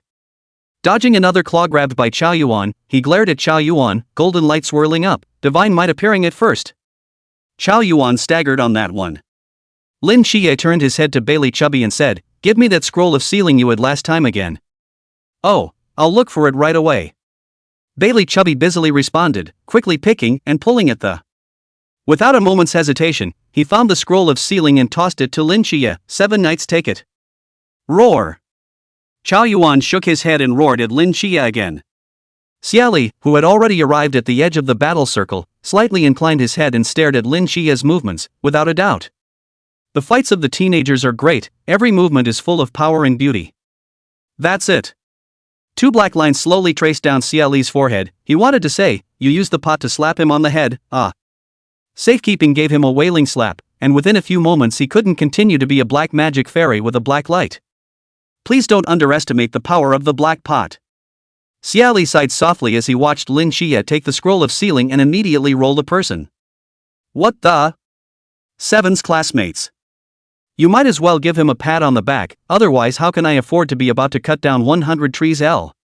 The black pot is that you usually touch it and it's fine. But if someone other than Xie Li uses it to do a fight, ooh, that's a temper tantrum all of a sudden. The turbulence began to spread. It's hard to get rid of grievances without choosing one of the three. Xie Li. Xinxingju didn't run, she just let the three little followers run far away. He stood beside Xie Li at some point and, with his hands in his pockets, he watched the battle between Lin Qiye and Xiao Yuan. I don't know when I'm going to chew gum again, blow a bubble, and the bubble goes out. Without looking at him, Xie Li picked out a nasal voice, Xinxingju asked, is Lin Qiye handsome? At that time, Lin Qiye was wrapping, scroll of sealing, around Xiao Yuan's neck. Even around several circles of 5 flowers, the black inflammation gradually weakened, after which the hand was lifted and violently yanked downward. Xiao Yuan fell to the ground, and Lin Qiye was like a king who subdued the evil dragon. Standing in the sunlight guarding his territory, cool brow, sharp profile, clear, quite handsome. But a question mark is popping up on Xie Li's head? We're all men, so it's not really a big deal if we're handsome or not. Unless. He turned his head to look at Xinxingju, and saw that the other party was gazing at Lin Qiye with unblinking eyes. There's something strange about that look. Oddly affectionate. He asked tentatively, do you think he's handsome? Xinxingju sneered, turned her head to look at him and locked eyes with Xie Li. Eyes glistening, I'll try to be more handsome than him. Xie Li, oh come on, you think he's handsome and you want to be more handsome than him. For a moment, Xie Li thought of a peacock with its screen open, courting. 63, Chao the Thief. Air. Xie Li shook her head to throw the idea away.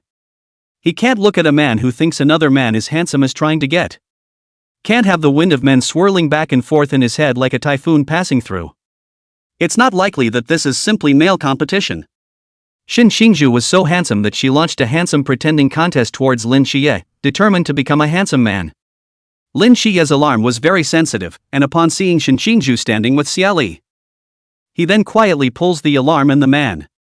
Eyes are climbing? Lin Qiye, is he trying to come after me and steal my brother? Xinxingju, you people who have a sense of pretense, one by one, sooner or later I will be more handsome than you. Their eyes intertwined in the air, just short of sending out crackling sparks. Xie Li, question mark. Love. The spark of love? Ah shucks, the spark of climbing? 2 guests, are you guys fighting over who is the camp weed in Camp 039? Add me to the list. Camp grass has to be me. While Lin Qiye and Xinxingju were looking at each other across the sky, Bailey Fatty glanced at Xiao Yuan on the ground and. First, he was jealous of those powerful abs, then skillfully undressed to cover Xiao Yuan's ass. Chubby spat. You flames are so rogue, why don't you save one for you? But Xiao Yuan was just determined to follow the holy light, and he coughed several times, wheezing and gasping for breath for a few moments. His eyes were clear, but they were deep and focused. Turning to Lin Qiye, who was looking at Xinxingju, he said. Sure enough, it's you. Xiao Yuan's movement pulled back Lin Qiye, who was ringing the alarm. He looked down at Xiao Yuan and couldn't really understand what the other man was looking at him. What? Xiao Yuan said hoarsely, looking at Lin Qiye's nostrils, you are my noble.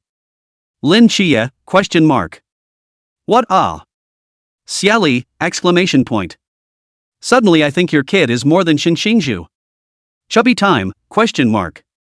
You tried to join our family? Xinxingju. This chanting naked man is so carnal and nervous. Instructor Han, who was holding the star sword at the side, looked at the scene in front of him, deeply falling into silence. What kind of demonic scene is this? Xie Li stepped forward and took the black pot in Lin Qiye's hand. Hesitantly, he asked Xiao Yuan, you want to let student Lin Qiye be your concubine? When these words came out, Lin Qiye hardened. Harder fists. The way he looked at Xiao Yuan also brought with it the stupidity of wanting to hit someone. What? Bailey Chubby looked at Xiao Yuan in shock. You? Yongjian ah?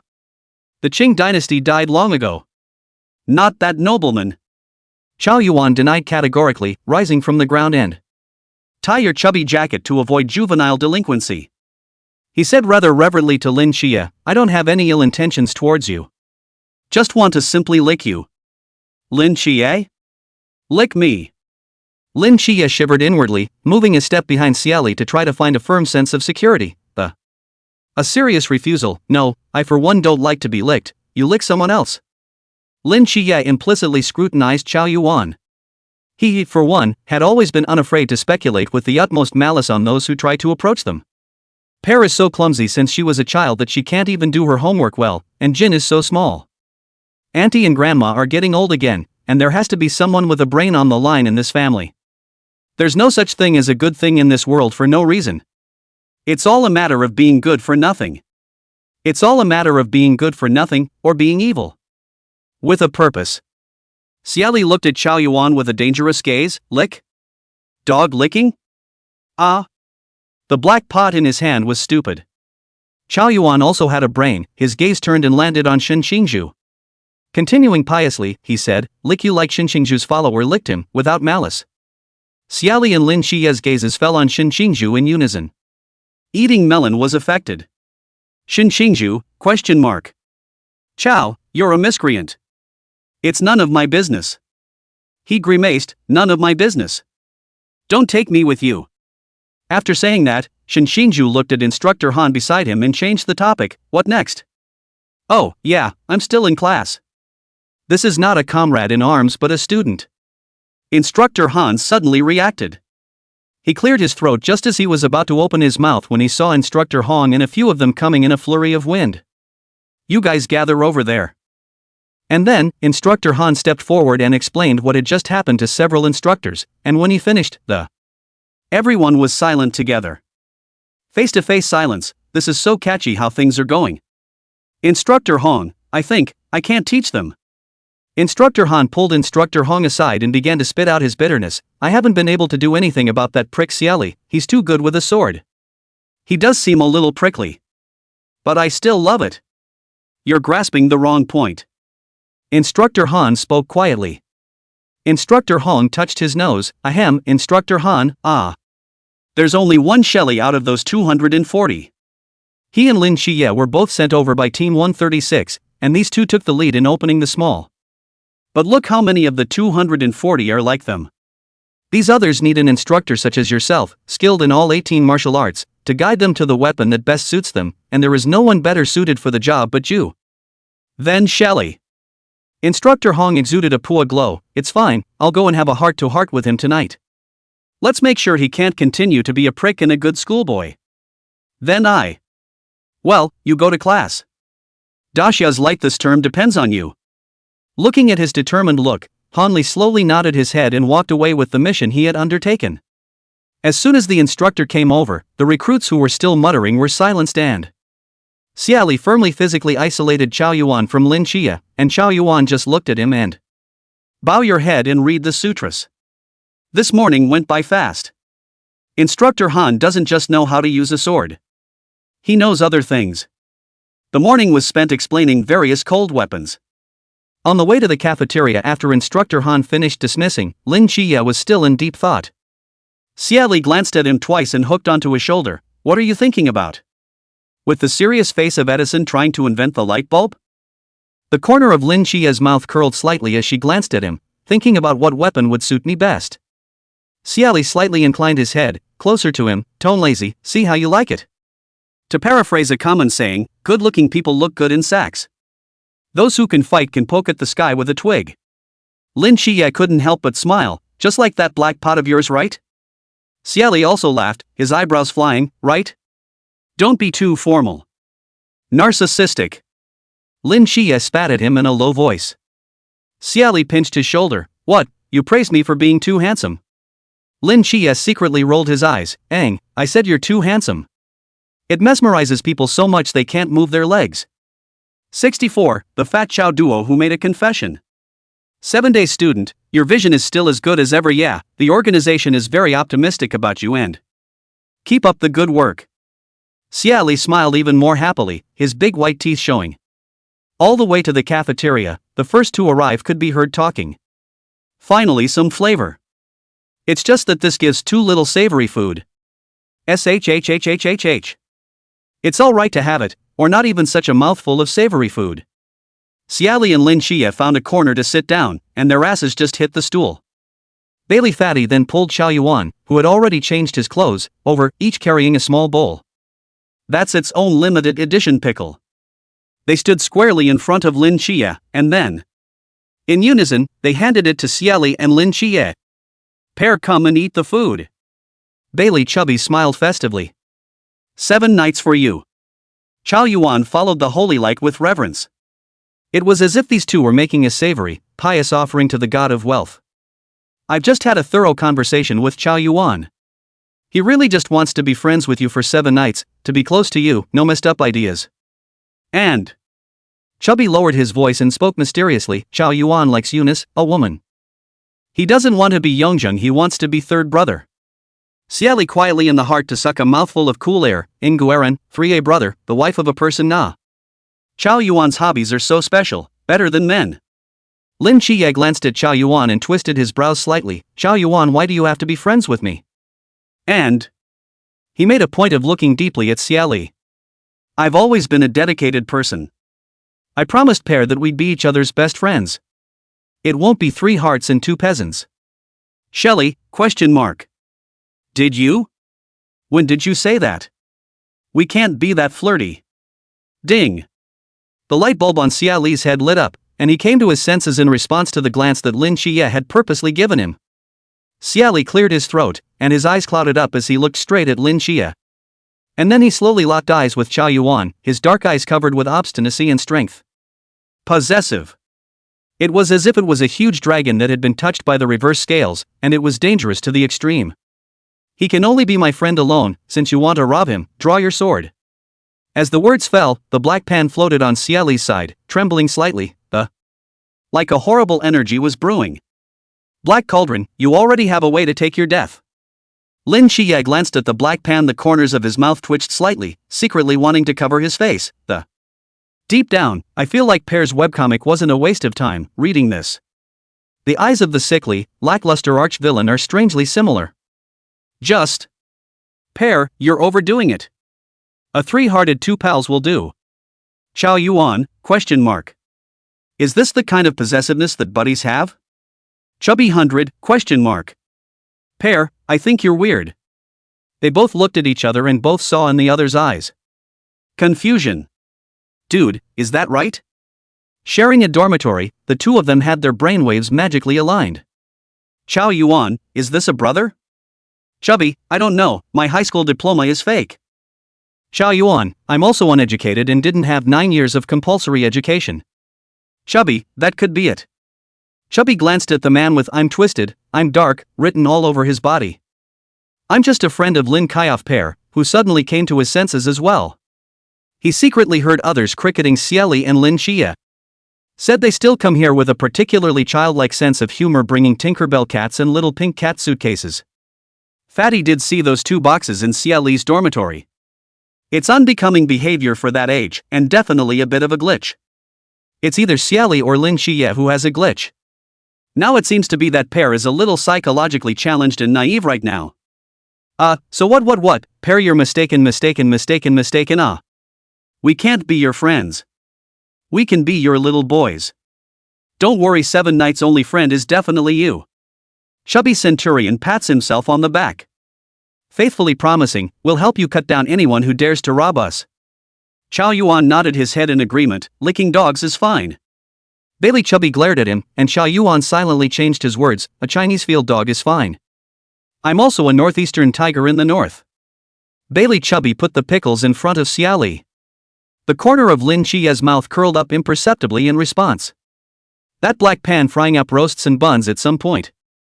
Xie Li put the pickles on the meatloaf and closed the toasted buns, taking a bite. Not as good as what's out there. He pursed his lips, a little heartbroken. It's been a long day too, when do we get to the extra snack? Seeing Xie Li silently gnawing on the meat sandwich, that expression was more disgusting than in the morning. Everyone is in this camp for the next year, it's something that depends on fate. Lin Qiye said with his eyes lowered. He gave Xie Li all of his pickles and stuffed them into a meat sandwich.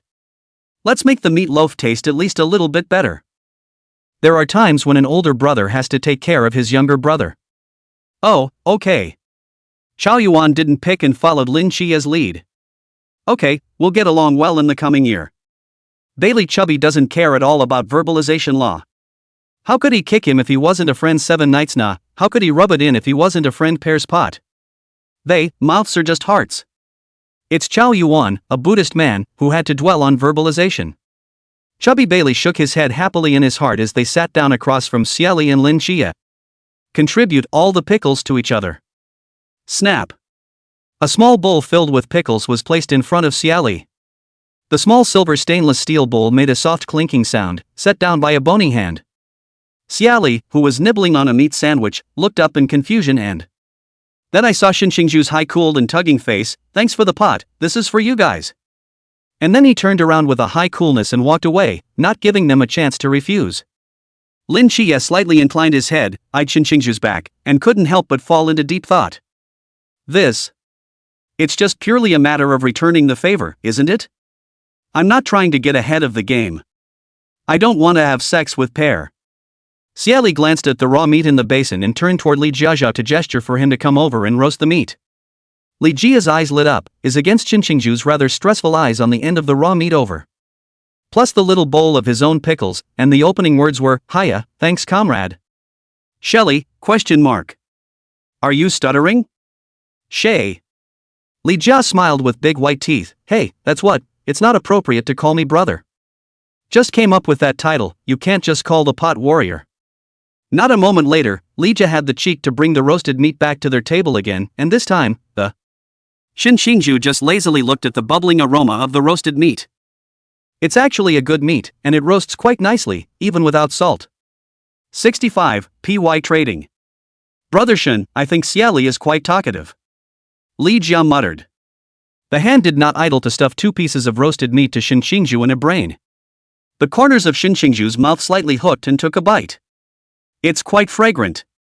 Attention all.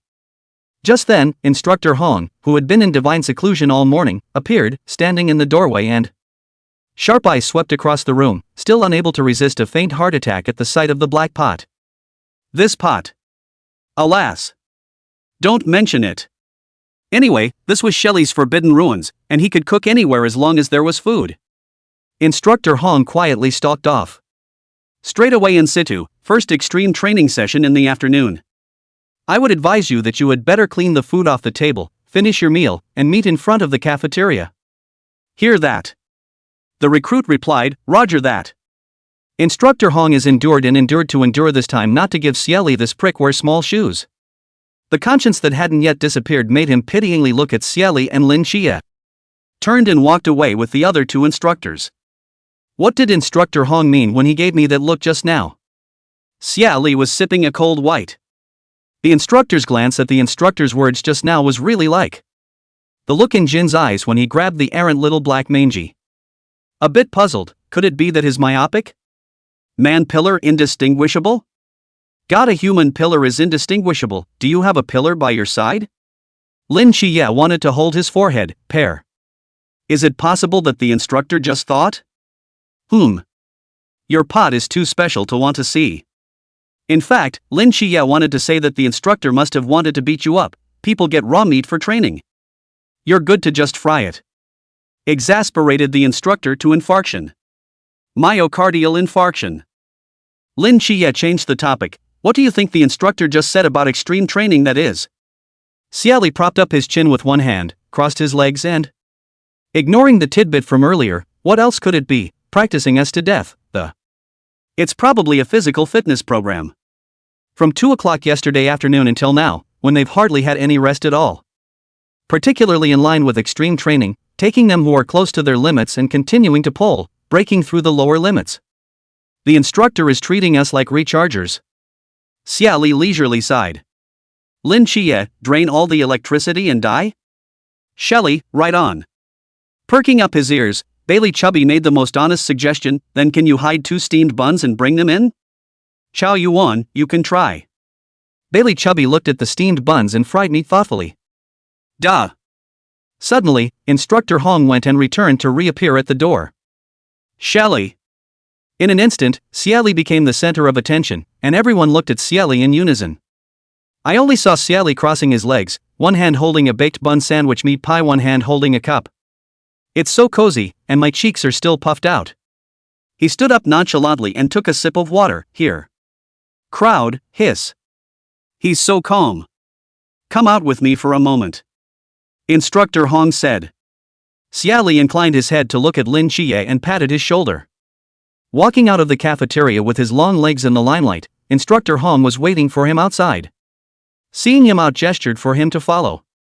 The two of them walked forward and backward for a while, and when they came to the road of the four non-stained, Instructor Hong suddenly stopped. Turning back to Xie Li, the chief instructor is waiting for you there, go now.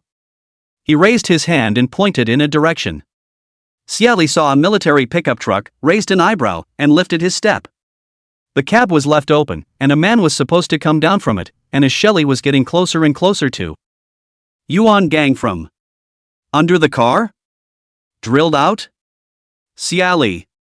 It's a bit of a magical appearance. The chief instructor also fixes cars? Yuan Gang removed the white gloves stained with motor oil. Showing a good face that could be called gentle to Xie Li, a vapid-looking teenager, your forbidden market is still usable? Xie Li, Anon, yes. That's a deviation from our original intent, so, Mr. Xie Li, take this with you. Yuan Gang has just taken a silver bracelet out of his own pocket. Like a metallic texture and like a stone, this will suppress your forbidden ruins. Keeps your black pot out of the way come training camp. Does the cafeteria still have to eat raw meat? Xie Li didn't pick up the piece of bracelet right away, Instead, they asked vital questions. The corners of Yuan Gang's mouth twitched slightly as he spoke the brutal truth. There, it's for your own good. This foodie kid, all he does is eat. Instructor, mistreating underage flowers is a sorry offense to the party and the people. Xie Li's hand was hidden for a moment, was uncomfortable with this typical educational talk. Well, this stuff, I guess, it's not for me, My pan doesn't do much more than brown a meat and sauté it. Yuan Gang's eyes narrowed slightly, and all of a sudden, a sense of oppression hit him. This is an order. Xie Li, however, smiled and opened his mouth. Chief instructor, you're the one who physically told me. People can be flexible and negotiable. Just finished cheating. Yuan Gang. Face hurts. Blame it on the masquerade. If it wasn't for the fear that you kids would ruin this training, do I need to come and deliver you the bracelet for suppressing the forbidden ruins? Yuan Gang's brain buzzed when he thought of that top-secret file. Xie Li, the black cauldron of the forbidden ruins, may break the forbidden ruins, may break the mystic gifts, kill power against mystic known. Ordinary people against Kawaraji mysteries.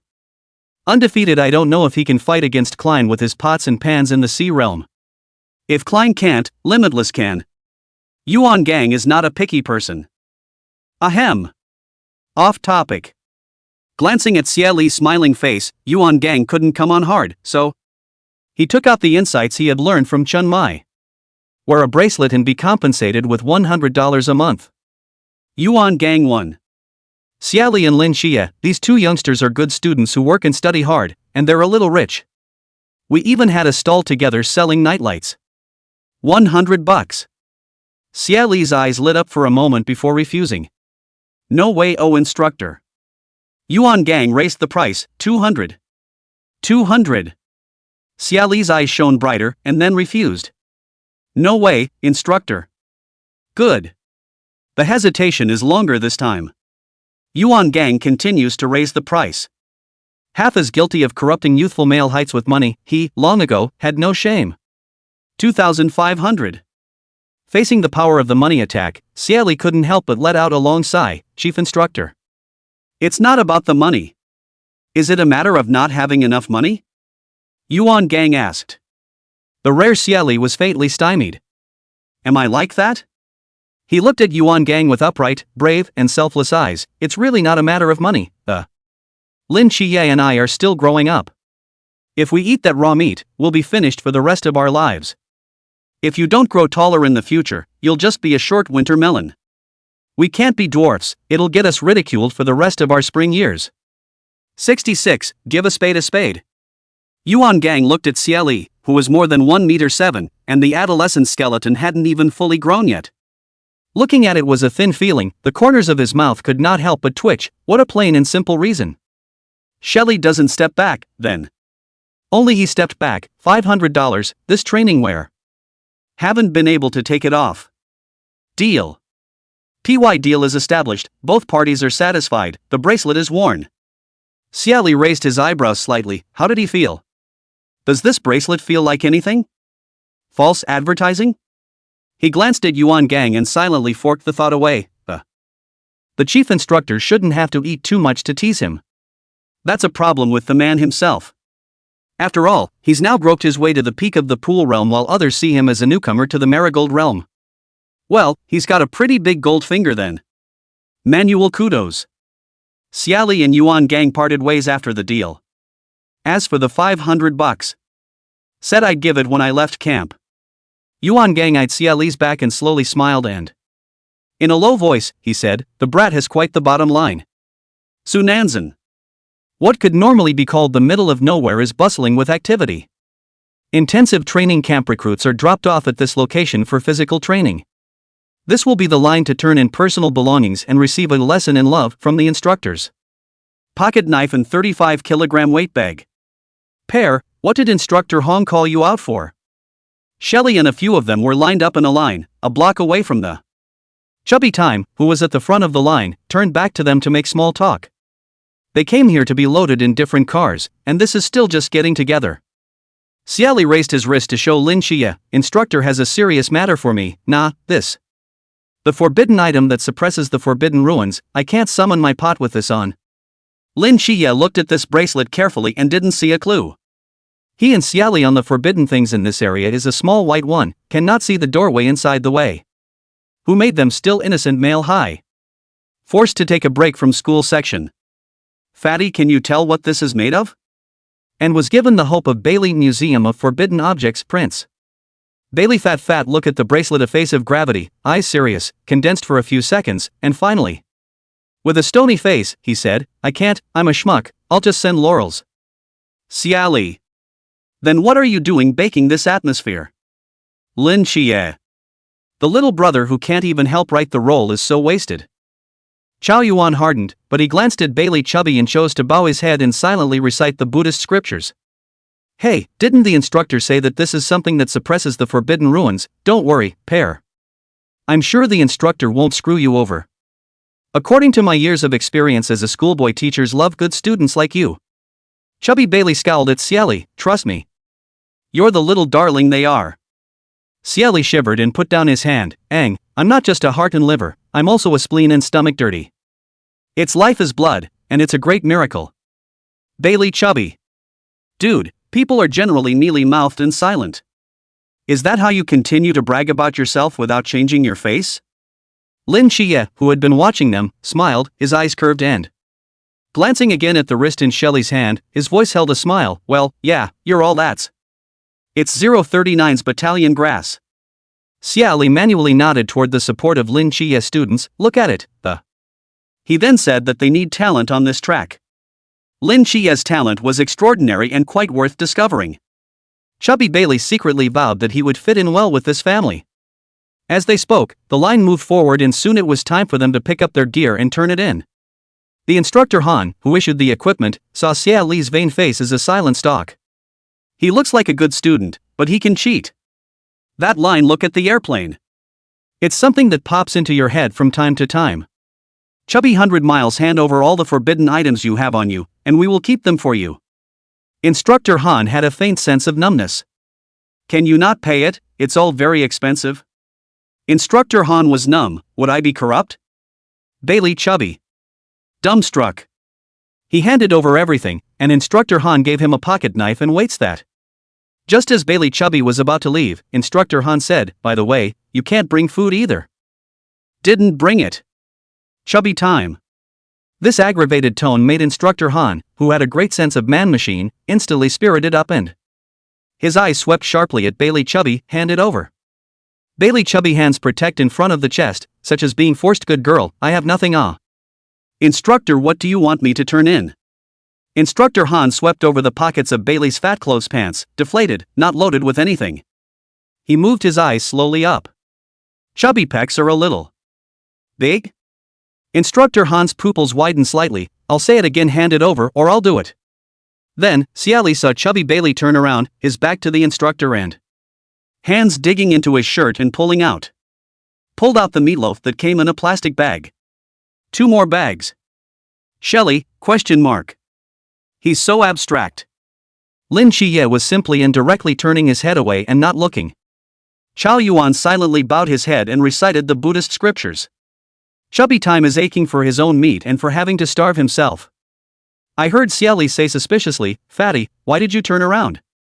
When he looked up, he saw the long line of recruits looking at him with a one-track mind. Watching him? Chubby 100!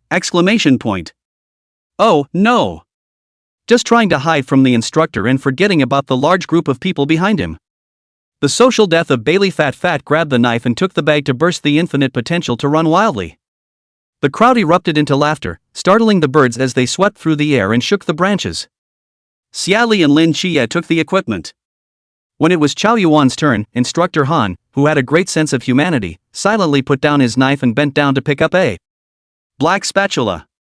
Or a spatula for frying a big pot of rice. Here, you take this. Chao Yuan took the spatula and was somewhat satisfied. This spatula can not only shovel trees and grass, but also fry vegetables. It goes quite well with Shelly's black pot, they are a loving family. Chao Yuan danced the spatula twice, getting the hang of it. Looking at Lin Qiye were a bit watery heart, just took 2 steps he fell back. Instructor. Is there a spatula left? I'd like to change it. Before Instructor Han could speak, Chao Yuan, who followed Holy Light, offered the spatula with both hands. 7 knights. Here. Instructor Han. He took a deep breath. Give a spade a spade. You can't touch the knife. He said to Lin Qiye with a cold face. No. You two hurry up and leave. Lin Qiye walked away with a little bit of disappointment. Chao Yuan muttered, it's just for shoveling. 7 knights, here you go, the instructor said to give a shovel. Instructor Han. Sooner or later, I'm going to be pissed off at you guys. 67, direction of free running. Soon, all the recruits entered Imtinzinnen. Instructor Han, who issued the knife, continued to manipulate a faint sense of man-machine to join Instructor Hong and the others. Just as he entered the tactical tent, he saw Instructor Hong yawning and eating an orange. Instructor Hong. Does Instructor Han eat oranges? Instructor Hong asked. Instructor Han. I think we could use more spatulas next time for extreme training. It's pretty well received. I've had no less than 10 recruits approach me. I want a spatula. Instructor Hong thought that Instructor Han was a bit strange. Oddly numb. Destroyed. That black pot. He shoved half of the orange into Instructor Han's hand and said with a very collegial heart, Instructor Han, pull yourself together and. It's not a big deal to have a small thank you. I'll let you personally bring that kid the ring of truth when they're all down. Instructor Han's eyes swished brightly. Ring of truth, forbidden object. A good thing that will speak the truth once you wear it. What if they go through the Zinnan Mountains? Instructor Han let out a laugh like a big gray wolf. They can't wear it. The entire original topography of Imtinzinnen has been completely altered. This place is now a labyrinth. They can't get out anyway. Instructor Han rejoiced. Good. Instructor Hong used his finger to point down the number 001 on the screen. This kid walks like a turtle, although it is said that other people are also turtles, but at least moved to a different place. He is good, directly in place. Instructor Han looks at 001, this is Xie Li's locator? Well, a few of their ultra-high-risk forbidden ruins are numbered so they can be easily observed on their trajectories. Next to 001 is 2.003. And even 004 is not far from them. Instructor Han, what are they doing together? Instructor Hong, I don't know, use the drone's camera to see. Cannonball them by the way. Sunanzan. 7 knights, here's another sweet potato. Chao Yuan was grubbing the earth with his big black spatula in a tiger's. The dirt was plowed away from him in 3 passes. Plow it. With several sweet potatoes that were a bit muddy in the pockets of his shirt, chubby Bailey. He ran to Chao Yuan's side and came, looking at the sweet potatoes in the ground with both eyes. He clicked a bite of the peeled sweet potato in his hand. Although that potato is just a common sweet potato sold for $2 a pound for a common dish. But after the bombardment of savory buns and meatloaf, this mediocre sweet potato already qualifies as a delicacy. As soon as they came in, they relied on Lin Qiye, a smart and clever teenager, to realize that there were sweet potato leaves. And then, all complaining about their diet, the four united and decided to dig up a few sweet potatoes before leaving. Training. Can wait, stomach. Can't lose. Xie Li was holding a pocket knife in one hand and clicking and gnawing on a sweet potato with the other. He dropped his gaze on Xiao Yuan and muttered, "If only I could bake sweet potatoes." Lin Qiye stared at Xiao Yuan thoughtfully. "It's not impossible to bake sweet potatoes." Xie Li looked at him. Xie Li followed Lin Qiye's gaze to Xiao Yuan and became enlightened. He took a shallow breath of air and lowered his voice. "Know that, he turned out easy and it's hard to change back, and besides, can baked sweet potatoes taste good from the fire that's coming out of him? Could it be poisonous? Oh yeah, what if it's poisonous?" Lin Qiye gave up on this dangerous idea for the time being and, a little sadly, he withdrew his gaze and clicked a bite of sweet potato. "Also, what if you get an upset stomach?" Fatty and Xiao Yuan came over with the sweet potatoes, and Fatty cheerfully opened his mouth. "Let's go. These sweet potatoes are enough to get us through the Sainan Mountains." They carried the joy of having food. Xiao Yuan followed Holy Light. "7 nights you give me the load to carry." Lin Qiye really wanted to give Xiao Yuan his sword. Then law enforcement fishing brightly chipped Xiao Yuan. "No need." He glanced at Xie Li with the rest of his eyes. Seeing Xie Li nibbling on the sweet potatoes, he said, "There's something wrong with this Jinan mountain right now. We shouldn't be doing a simple cross-country weight run this time, so we'll have to be more careful." Pear's pot manifested under the suppression of the Forbidden Ruins is cooking. Still, the instructor insisted that Pear not be allowed to use the Black Cauldron. Also offered a whopping $500 to make this training a no-call blackout. Others don't know what the effect of the Black Cauldron is, but he knows that it can interrupt the Forbidden Ruins. Can interrupt talent. So, did the instructors use some sort of forbidden substance that could create a forbidden market? Just in case Pear's Black Cauldron can interrupt the forbidden market. After all, they didn't know that Black Cauldron could interrupt the Forbidden Ruin except during its casting. Can you break the Forbidden Ruins that have been formed? Mount Sunan, a forbidden ruin shrouded by forbidden objects. It's highly likely that it's still a labyrinth-type forbidden ruin. Xie Li clicked. "Surely ordinary cannot be tea," on the instructor's that unreasonable look. "We definitely have a bumpy ride ahead of us, but then again, isn't that what you come here to train for, to push your limits?" He patted Lin Qiye's shoulder. "So run, if you don't you're going to become a sieve." When the words fell, Xie Li leaped out like a sharp sword. 0. Lin Qiye followed closely behind. "Running like that is a dead end. I'll go." Seeing them run so fast, Bailey Chubby glanced at the densely packed drones flying over, and all of a sudden, his scalp went numb. "Pull out your legs and run. Pear. Why don't you say something?" Chubby complained. Chubby accused. Xie Li did not take the blame. "Nonsense, I said." Xiao Yuan, who was also running wild, testified. "Xie Li said it." Chubby sneered when he heard this, and even as he ran he pulled and pulled from his pocket, and finally pulling out a pair of light blue boxers fluttering in the wind with bear on them. "Fuchiko. I'll give you one more chance." As soon as the small pants appeared, Xiao Yuan was shocked. He stole a glance at Holy Light. Lin Qiye. Immediately dropping his voice to become mute in place. "I didn't hear anything." Chubby dejectedly smiled and contentedly slipped his chaps back into his pocket, It's Xiao Yuan's chastity pants. Xiao Yuan burns his clothes when he's on fire, as a good brother. At noon when Xiao Yuan went back to the dormitory to get dressed, Bailey Chubby very brotherly took a pair of Xiao Yuan's pants in his pocket, just in case. This moved Xiao Yuan a bit. But Chubby never expected that after solving Xiao Yuan, there would be another Lin Qiye. Lin Qiye, who was running wildly, swore. Pear said it was you who didn't hear it. In an instant, Chubby Bailey looked like a matron who had failed in a palace fight and was going to be sent to the cold palace. Particularly exaggerated with a mournful look at Lin Qiye. "Your Majesty, you're really hard-hearted nah. Light likes the fact that concubine Li has abandoned my concubine." Lin Qiye said in his heart, "It's really a snake fatso." Xie Li laughed audibly, propping up one hand over the broken tree trunk that blocked the front. The posture was quite handsome. Without taking a breath, "Hey, I can't help it, you're a curry princess." Bailey chubby brain circuit jam, what consort? Lin Qiye followed closely behind, propping up the tree with one hand and flipping over handsomely, ?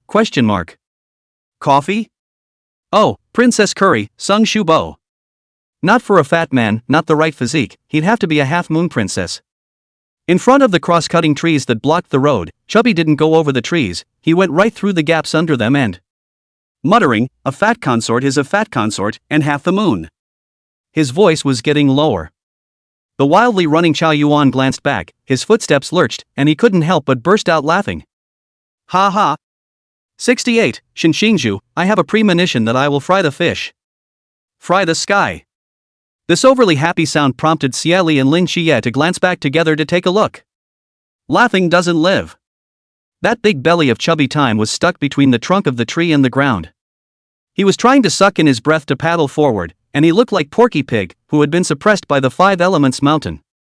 Don't look, brothers. Come and pull me up. Social Death's Chubby sucked in his stomach in the face of that trio's unbridled scorn. Trying to climb out on his own. To no avail.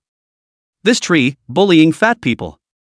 After it was fruitless, Chubby 100 also hemmed and hawed and laughed twice. Learning from the masquerade, those members of the team call the captain when things get rough. Don't care who the captain is, just call it and be done with it.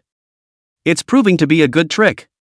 The 3 men who were running ran back to retrieve him against the drones. It's just as hard as gripping a pig. The disentangled Chubby Time decided silently.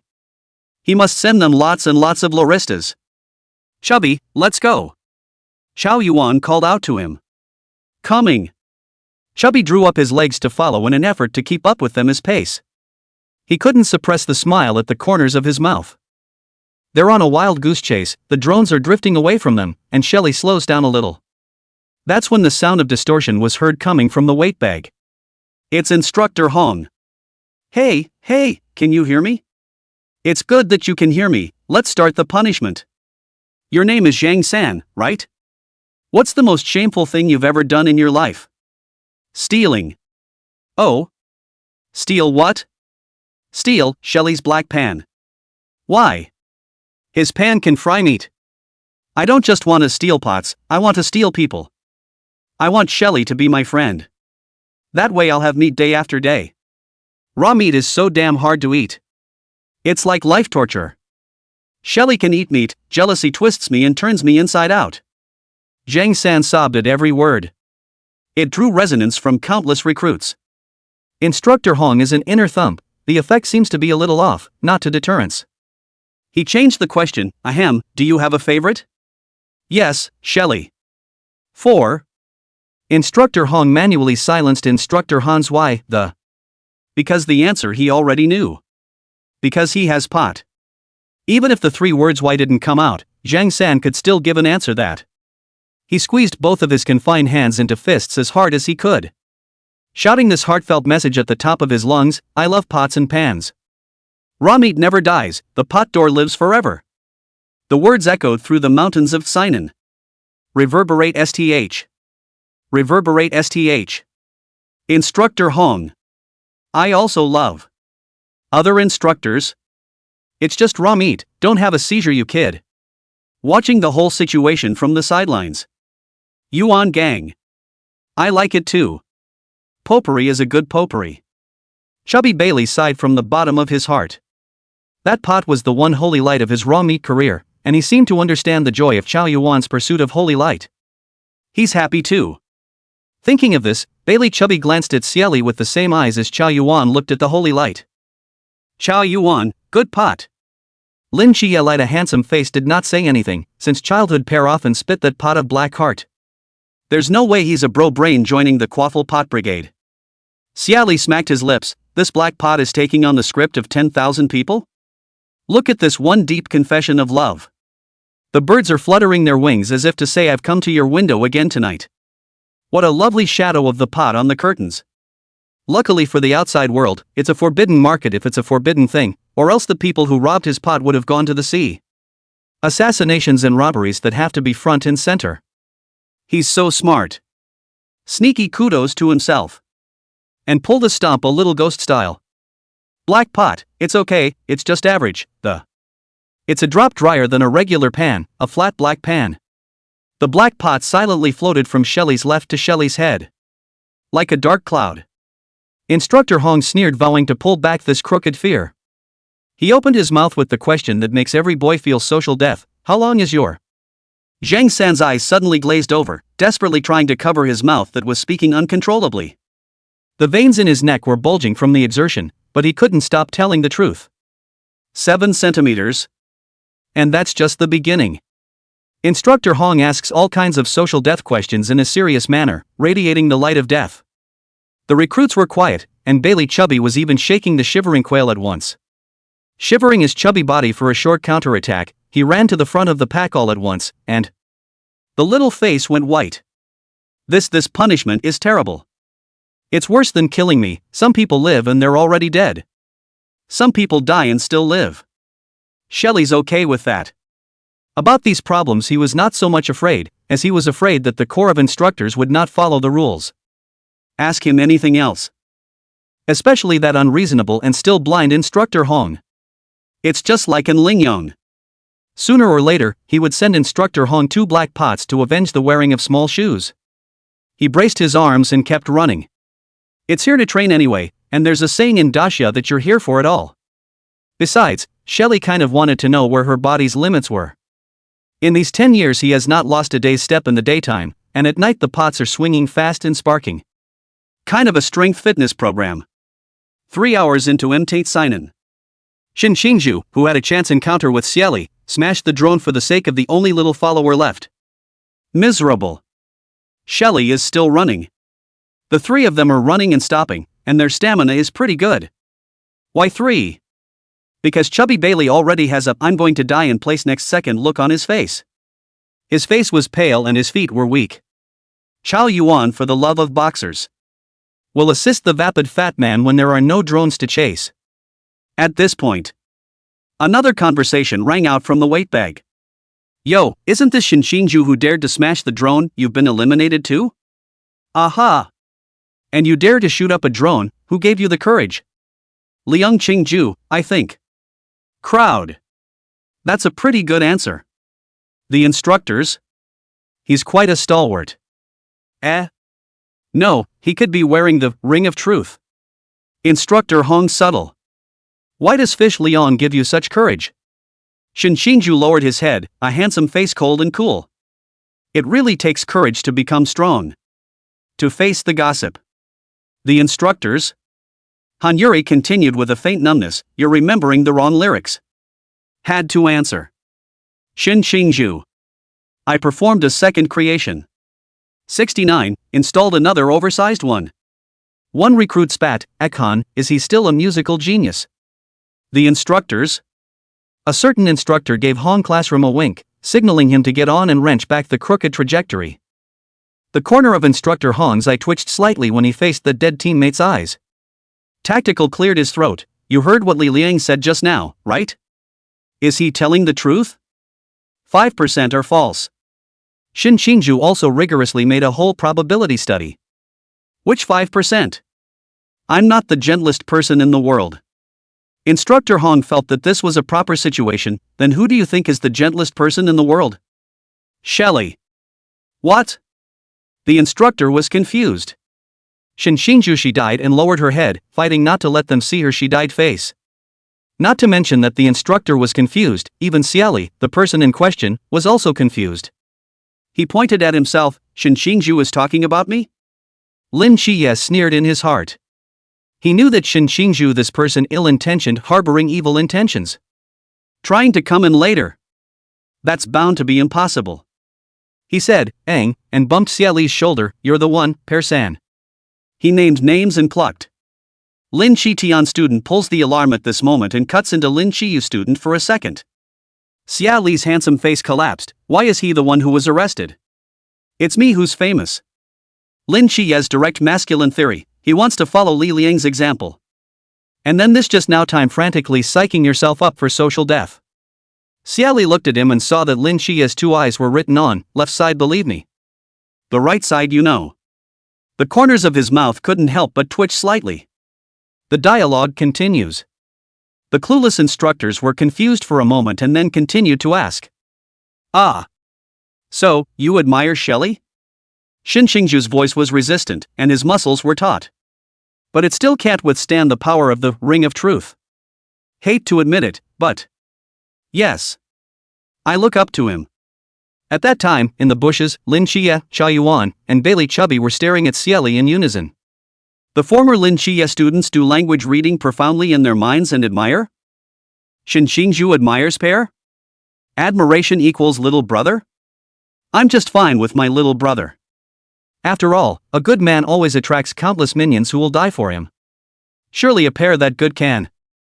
Have you not seen those excellent people in history have countless little brothers, for example, Jin Emperor Xiang Yu Han Wu Di? Pear is so good that his little brother's admiration is well deserved. The latter two are much simpler to simply eat and watch and give thumbs up and kudos. Chubby sighed, I can't really see it. That prick Shin Xingju even secretly wanted to be Pear's little brother in his heart. Xiao Yuan suddenly realized, no wonder he won't let us go 3 for 1. It's all about admiration. And the person in question. Xie Li, who clicked his tongue nibbling on a sweet potato. A bit narcissistically wiped the sweat on his forehead. The progressive new youth of the new era like me are the bright lights hidden in the hearts of countless people, one after another, illuminating the way ahead for those who dig coal like my father. Dark street lights, umbrellas in the rain. Says me. Fat Chow. They silently withdraw a nod and sneak a thumbs down. Lin Qiye applauded, although in his heart he wanted to tear down the stage, but as the saying goes, one must always lose a friend and a conscience. He's used to losing it, right? You're so self-aware. Fat Chow. They gave the thumbs up that were secretly facing downwards back and presented them to Lin Qiye. That, in a nutshell, is the gap. No wonder Nanako could be a hairdresser with Pear. That's something that ordinary people can't pick up as an open eye. Chubby held back, didn't hold back, snuck in, and... in a low voice, Xiao Yuan crickets the two men walking in front of him, Fachiko. You said 7 nights. Isn't it a bit blind? But Fatty never expected that he had underestimated holy light. Lin Qiye's position in Xiao Yuan's heart. Only to see Xiao Yuan's lips one was to sell his teammates 7 nights. Fatty asked if you used to be blind? Chubby 100, ? I know you're a chow thief, but I didn't think you could be such a dog. Sell your friends to heaven, right? You'll be naked next time. Lin Qiye indifferently, oh, yes, blind for 10 years. Chubby 100. Oh. Forget that 7 nights used to be really blind. Chubby was silent, and would sit up in the middle of the night in a panic, silently slapping himself in the face with a... slap the chow thief again in passing. They were silent. But there's no silence on Shin Xingju's side.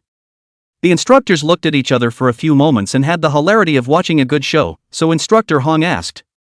Why do you admire Xie Li? This question reaches every recruit's ears loud and clear through the weight bag. Shin Xingju slowly raised his head and smiled faintly at the instructors who were not far away from him, his eyebrows tugging and... word for word, fast and clear. Because, Xie Li, pretending to be the masked squad, is so handsome when he's tearing down a building. He complimented me on my awesomeness and gave me back my lost gum, which was clean and dry. Silence, ravens. The recruits all stiffened and looked up incredulously at the sky, and it was daytime. Not daydreaming. The instructors who reacted to what Shin Xingju was talking about once again felt that the sky was falling. Man, how can you make such a big mess? Chief Instructor. Yuan Gang silently looked up at the sky. What crime did he commit that he would go through this series of social deaths? Oh, it started when the wind of missing you blew from Shangjing to Tsangnan. If, given another chance, he would have argued his case. It's the wind from Tsangnan that blows to Shangjing. This place in Tsangnan is a crime against him. Gram him. Turn it off. Turn it off. Can't turn it off, quick PR crisis. Who would be public? Little voices loomed in the weight bag. The recruits blew up. A moment of waves. What is Shin Xingju talking about? How come I can't understand some of it? What do you mean, Xie Li, pretending to be masked squad, looks awesome when he demolishes buildings? Isn't that the vortex of the masquerade?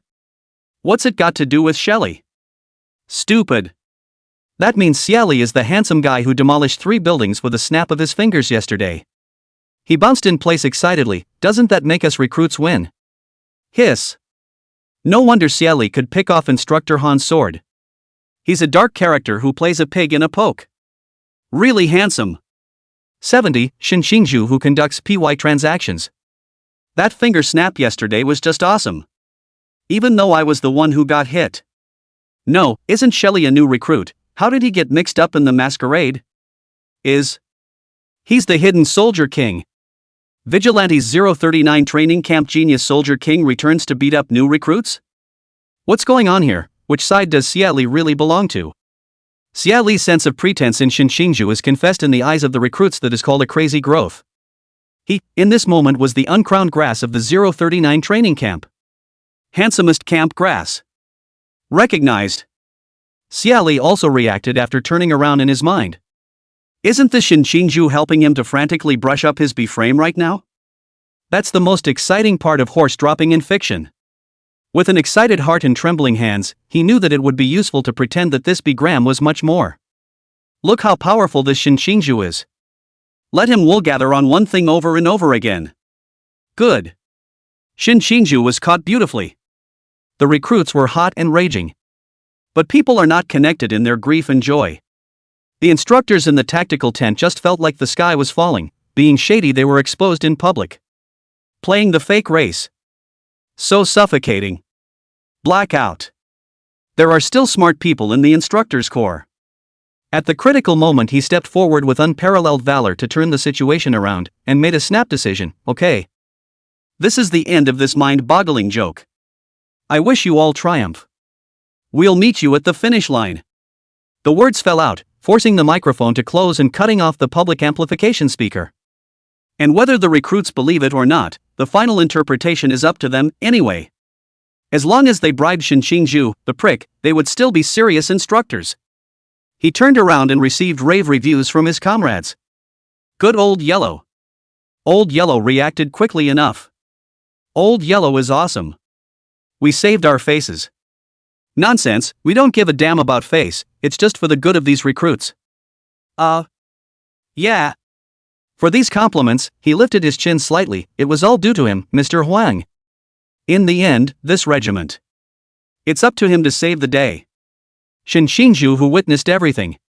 He took a deep breath, and the sense of justice in his bones erupted. You guys cheated. This is not even a joke, this is shady shady shady. I'm going to sue you guys. Sue to the center. Under the ring of truth, Xinxingju boldly opened the mic. It was a passionate one. The instructors? They set their eyes on Xinxingju in unison, like wolves and tigers. The only newcomer who doesn't fit in. Instructor Han? What are you talking about? What masked squad? What Shelly pretending to be the masked squad to tear down a building? What the hell happened? Little Shana. Instructor Hong walked up to Xinxingju, that serious frown that. All forced to soften down a bit. The eyes that had PUA written all over them made Xinxingju tremble inwardly. You know what to say and what not to say, don't you? Everything we do is for your own good. Xinxingju held back, stifling the truth. Shady is shady, making excuses is still shady. It's not fair to Shelly, he's obviously that good. It's obvious that we recruits won. The instructors? He's also a righteous prick with principles. Instructor Hong does not panic, in order to be a qualified instructor who wears small shoes without reason. He's been chasing the temptation to go home for 75 episodes with sexual torment. Learn some of the essentials of the means superficially. Xinxingju, you know so well that Xie Li isn't from the masked squad. He's so good masquerade of the captain of the king face him at first sight, look at the bones to recognize people. He was invited to become a reserve member of the masked squad before the gathering. Otherwise, why do you think Wang Mian would speak up for Xie Li in the cafeteria in a dignified manner? That day Ping also couldn't see anyone bullying their teammates before he spoke up. Just. Right now Shelly is still in the consideration stage, not thinking about joining the masked squad. The other instructors quietly gave Instructor Hong kudos in their hearts, the empty words were a snap. Hong Hao also added, if you don't believe me, you can contact Captain Mask on the spot. Let him tell you the truth about what happened. All instructors? Isn't this a sheep in a tiger's mouth? Anyone with a clear eye could see at a glance that Wang Mian wanted to poach Xie Li into the false face. Xinxingju's eyes glared, you united. Instructor Hong was not flustered and continued with a calm demeanor, Xingzhu na. You have to realize that our instructors are doing this for your own good. The talent of Xie Li was purposely withheld from the mouth of the masquerade. We currently have 4 special squads in Daxia, and this 5th. You juniors are getting better and better. If Xie Li really gets scooped up by fake face, your mahjong 4-man squad is falling apart. Do you, by any chance, understand our intentions? The instructors? Not bad for a man who has carefully studied the lure of homecoming. This pie is painted, it's so round. Xingzhu's eyebrows gradually wrinkled up. Carefully calculating Instructor Hong's words, listening to this means that he wants to train them to become the 5th Special Squad? Sequence 003. Blazing Angel Agent. 7 Knights of the Forest. Unknown Black Cauldron Forbidden Market. Xie Li. Sequence 031. The Black King above all beings under the gods. Chao Yuan. Add him. Sequence 068, Jimin. Xingzhu. Like, this configuration is pretty advanced too. It's not out of the question. Seeing Xingzhu fall into contemplation, Instructor Hong inwardly laughed.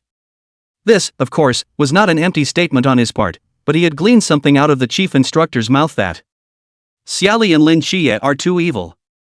Being a special squad is a journey they must make. These remaining ultra-high-risk forbidden ruins would naturally be highly likely to be their teammates. And Xingzhu still admires Xie Li. Well, there's 4 of us already. Instructor Hong picked up where he left off, so, Shin. We need time to tell the recruits more about what we know. And you need time to get to know each other and bond. We can't let the training be disbanded where it is. In this case, Xie Li, the party concerned, also agrees. So can you keep this a secret? Xingzhu hesitated for 3 minutes, and finally nodded, agreeing to keep it a secret, compared to Xie Li joining the mask. He still expected more than anything else that they would be teammates someday. But then will you release me? The instructors? Instructor Hong. Release. The PY deal is official again. Instructor Hong, if anyone asks about just now. Xingzhu tugged, her eyebrows cold. I understand, that was a joke. 71, envious Chao Yuan. They're quietly talking PY deals, and the recruits' moods are turned upside down, yet again. There were both believers and disbelievers in the instructor's words. Typical of unbelief Molly. Between jungle runs, realization dawned on her. Yesterday's abnormality of Bailey Chubby and Lin Qiye all of a sudden made sense. That fatty's shock was followed by Lin Qiye covering his mouth. I'm afraid that it was Chubby Bailey who wore the eye of true vision and discovered Xie Li's identity. That's why it was so shocking. Moreover, Lin Qiye had known about Xie Li's identity from early on. That's why he stopped Chubby Bailey from poking Xie Li in the first place. And how did Xie Li become a masquerade? Lin Qiye definitely knew. Molly's eyebrows wrinkled and she finally spat, 2 fat-hearted sinister men. For this instructor to engage in a reversal. The sweet potato 4 in the jungle said. True. The vain Bailey Chubby, gasping for air, said. The instructors are so good at public relations. And I don't know how many people believe it. Chao Yuan, who was also okay, also lamented, I didn't realize that the person who crashed through the perverted box's mask was Pear. The owner of that box is also too perverted. This statement was made. Lin Qiye became curious, and he looked over at Pear, his eyes narrowing slightly. Dark eyes with a bit of pressure, quizzical, what box? Xie Li looks back at him, this bar. Things are pretty sick. He didn't tell himself that. Too pure. The backstabber, in slightly vague terms, said, just that. A box was found in Fatty and Chao Yuan's dormitory. Inside the box are a lot of small items from the place Uncle Joe asked us to go to. Both men and women are quite varied. Xie Li was halfway through her sentence when Lin Qiye's skeptical gaze then swished down to Chao Yuan and Bailey Chubby. These two. They're trying to be childish. Bailey Chubby met Lin Qiye's skeptical gaze and took a quick breath to bring it up. Determined not to take the blame for perversion, that flat-out pervert box isn't mine. My case is love cowslip, Chanel. That was a deliberate attempt to smear us. Chao Yuan and I aren't that kind of perverts. Yeah. Chao Yuan and Chubby united as one, that perverted box isn't mine. Lin Qiye smiled faintly. I didn't say anything. What are you guys doing reacting so loudly? He turned to Xie Li and said, now that 5 hours have passed, a large portion of the recruits have been eliminated. There will be more and more drones the rest of the way. After 5 hours of weighted cross-country, he was okay, a little lightheaded but squeezed and it's still renewable, which is roughly the same as hitting a small and pearly mad dash. Oh, the benefits of not working out. A human-sized rechargeable battery. Xie Li nodded. Gotta be careful then. As the words fell, Xie Li stepped a little wider, and once the word break was opened, the effects caused by the forbidden ruins receded with a bang before his eyes, and the real scene appeared, directly towards the end of Mten Tsunami. As a local of Songnan, the place of Xinan Mountain has been visited by Xie Li and Lin Qiye 3 or 5 times, to say the least. Even if it didn't go deep enough. That map is also in your head. Xie Li went from being half a step behind Lin Qiye directly to being half a step ahead of Lin Qiye. And Lin Qiye's eyes flickered slightly for a split second before he tacitly maintained this distance, following behind Xie Li in a similar fashion. Their silent acquiescence was revealed in this moment. Lin Qiye had taken the lead at the front ever since he entered Mount Xinan. Because he felt that he was bigger than Pear, he had to go ahead and scout the path and take more risks. And Xie Li knew that Lin Qiye had a heart of being a brother, and that when he met something, the first thought was to protect his brother. The deeper we went, the more false the steps of Chubby Time became. He said vainly, if I faint, you won't have to care about me. Go on with your. Xie Li looked at his sweaty appearance of wanting to be born in place, honestly said, don't worry about it. We're sure as hell not going to carry you off on our backs like they do on the TV show when you pass out. That's for princesses and heroines only. Pear. This is too solid for you. Chubby Time touched his chest, inhaled deeply, and before his words fell, the person just went limp and fainted. It was as if he was pissed off. He's so weak. Xie Li concluded. Then casually grabbed a handful of leaves and tore them to pieces and sprinkled them on Bailey. Fatty. Have a good trip. Lin Qiye couldn't help but laugh, as the corner of his eye twitched slightly. And I'm afraid to really laugh out loud. Xie Li that the leaves in his hand threw towards him, directly paste face, and had to bow his head slightly and pretend nothing was happening as sweat rolled down his jaw and into his collar. Chao Yuan skimmed his face and silently recited 2 Buddhist sutras, stepping forward to check then silently pinched Bailey's chubby thigh, well, really dizzy and tired. Xie Li silently gave Chao Yuan a nod. 8 hours into Mount Xinan. It was already completely dark. The forest was deep and silent, with only the sound of the wind blowing through the treetops and the birds suddenly shrieking. Strange. 001 Their route seems to have been in a straight line around an S shape? A certain instructor whispered. Instructor Han. Snakeskin walk? Instructor Han looked at him and secretly said, what is wrong with this old Han? Why is he trending up all of a sudden? Instructor Wong, well, if that's luck, then they can go buy a lottery ticket for their luck. Instructor Hong's eyes narrowed slightly. Luck is also a part of strength. They're the only 3 guys left in the whole of Mten Tsunami. I just don't know how far they can hold out. Can you make it to the finish line? Straight up record breaking. The weighted mahjong threesome doesn't know how many peaks they've climbed. Xie Li was clicking away, nibbling with the last of the sweet potatoes. It was as if he was the only one with a little bit of life breath in the huge Mten Tsunan. And this, indeed, was an illusion. Lin Qiye and Chao Yuan were also nibbling on sweet potatoes, they just didn't smell as good as Xie Li was nibbling on them. After nibbling on the sweet potatoes, Xie Li clapped his hands and set off again. Chao Yuan, however, stood still and shook his head slightly at them. I've reached my limit, so you guys can leave. Lin Qiye raised his eyebrows. No more resuscitation? Xie Li. Good catch, hospital. Chao Yuan. I can't be resuscitated. I can't lose consciousness. Otherwise the forbidden ruins will take control of my body, so go away, you guys. Bye. Xie Li pulled away decisively, without a second word, not acting in a Qionyao drama at all. Lin Qiye followed his lead, and followed in his footsteps. It was as if they had walked by many times. That back was quite dry, and Chao Yuan kept looking at them and couldn't help a touch of envy crossing his eyes until their silhouettes completely disappeared into the night. Certain kinds of luck, he thought, are unattainable. Chao Yuan silently resolved that he too would join the family. The two remaining lone seedlings from the camp were traveling through the dark night. The drone disappeared due to lack of power. The following medics couldn't catch up with them. 72, the end, the beginning? Ka-ching. Xie Li pretended to wave the knife in his hand. Those branches that blocked the way is to break very easily.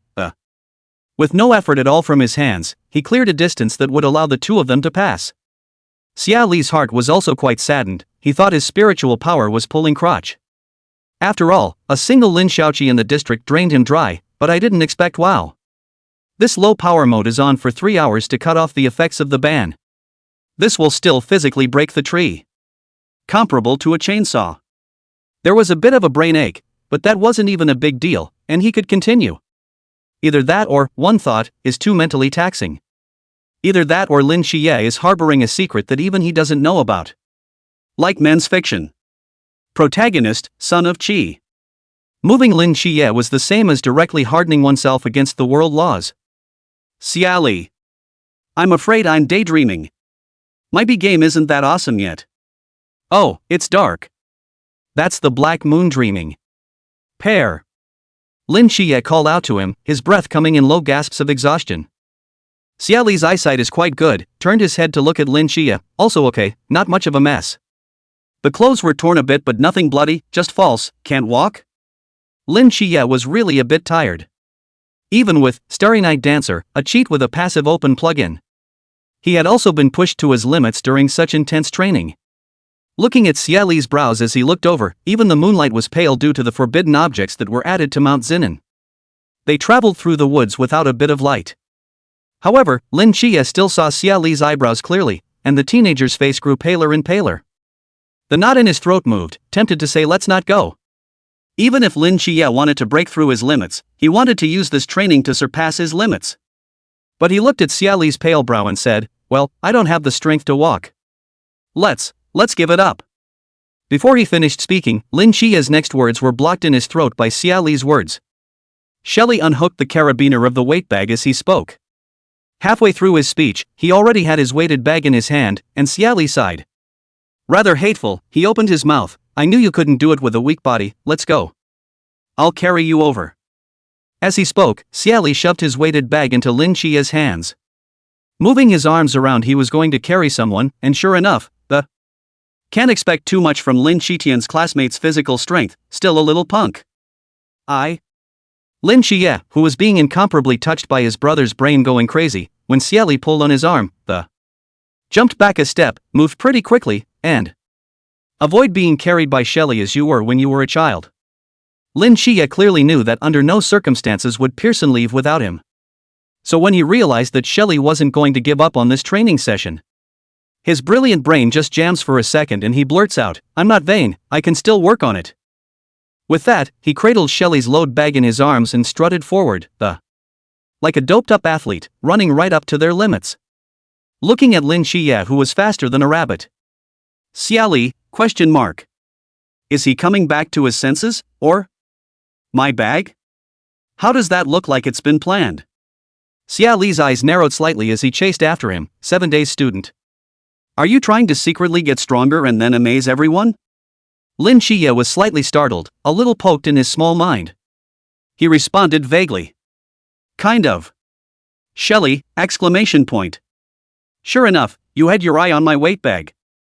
Forget it. I'm tired of carrying it anyway. Let him carry it. Exhaust him. Xie Li curled her eyes a little happily, then you remember to return it to me when you get to the end of the line soon. Don't let those no-nonsense instructors find out. Lin Qiye, well, I won't let the instructor find out. We'll be able to eat snacks for many days this time we take the test. Xie Li laughed, right. I want to eat braised pig's feet. 9th hour. The instructor's bus arrived early on the other side of Mount Xinan. They were on the hillside in droves with binoculars watching the movement ahead. He cheated. Instructor Han suddenly exclaimed. The crowd of instructors silently stumped. When it comes to cheating, who's better than they? Instructor Han realized from the silence of the crowd that their little cheat of Xie Li preceded their big one. Seems pretty. It's not worth mentioning. It's just a weight bag. How long? 9 hours and 05 minutes. They broke yet another camp record. What was the last item? Defeating a special squad member as a recruit X2. Oh, let's cheat twice. Instructor Han on the side. No wonder you guys are so skillful at talking to Shinshinju. So it's practice makes perfect. They're two sickos for doing extreme training in 9 hours. It's still reasonable to say that Lin Qiye is a divine agent. After all, it's 003. The instructor with the tablet whispered, Xie Li. It won't be Wang Hui. A certain instructor pondered and then questioned, a black pot in the marketplace of the Seven Kings? Instructor Hong's eyes deepened slightly, I guess. What he's going to say is, the 7 Great Kings' ruins will be rewritten as the 8 Great Kings' ruins. Instructor Hong, this. It's a little too unrealistic. Is the power of the 7 Kings' ruins comparable to Xie Li's black pot? At that moment, Yuan Gang appeared, and he similarly used his binoculars to look out at the approaching teenager. He mentally replied, why not? Perhaps we will witness the birth of a king's market. He will be demonic genius. They're almost out. The moonlight shone down on the teenagers as they supported each other out of the jungle. The young man's clothes were covered with scratches, his spine was still straight, and he looked away from the. They are like pines under the moon. Resilient, unyielding. Xie Li didn't have to be very deliberate, he was gasping for air, and though he was a yellow cow that. But not an ironic yellow year, tired now for sure, he feels not at his limit. Xie Li was a bit silent, from yesterday afternoon to now he was a great exercise. Huge, alright. Exercise is fine, it's the mental energy that keeps draining. But the outrageous thing was that the spiritual energy that had been consumed for so long hadn't even been squeezed so weakly by Lin Qiye. He had not reached the limit of his physical strength, nor of his mental powers, so it seemed that he's a genius born to cut down trees. It's a bull that can plow 300 acres. And the instructor who was waiting for them was quite given to looking at them with the eyes of a genius. Is this the end?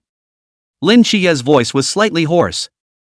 Instructor Hong's voice was loud and clear, this is the beginning of your glory. Brain pain did not hear. Xie Li was shocked, what? The starting point? 73. Lin Qiye's regret. Are these instructors so unreasonable? One more time. They need sanctions. Looking at the teenager who has read the mess back, the instructors remember for a moment for their sunken glory. Lin Qiye was busy saying, no, the instructor was praising us. Oh. That's okay. Xie Li is too lazy to move another step, directly sit down in place, after this sit down, Stunned by the view ahead, there were stars twinkling in the sky, and on the ground, There were also fluorescent lights that shimmered and streaked through the stretches of forest. It was a normal thing to have fireflies in the night of this deep forest. Xie Li slightly inclined his head and. The firefly thing is rare in downtown Canyon City, and with the increasing number of automobile fireflies are a rarer and rarer sight, and he raised his hand to point to.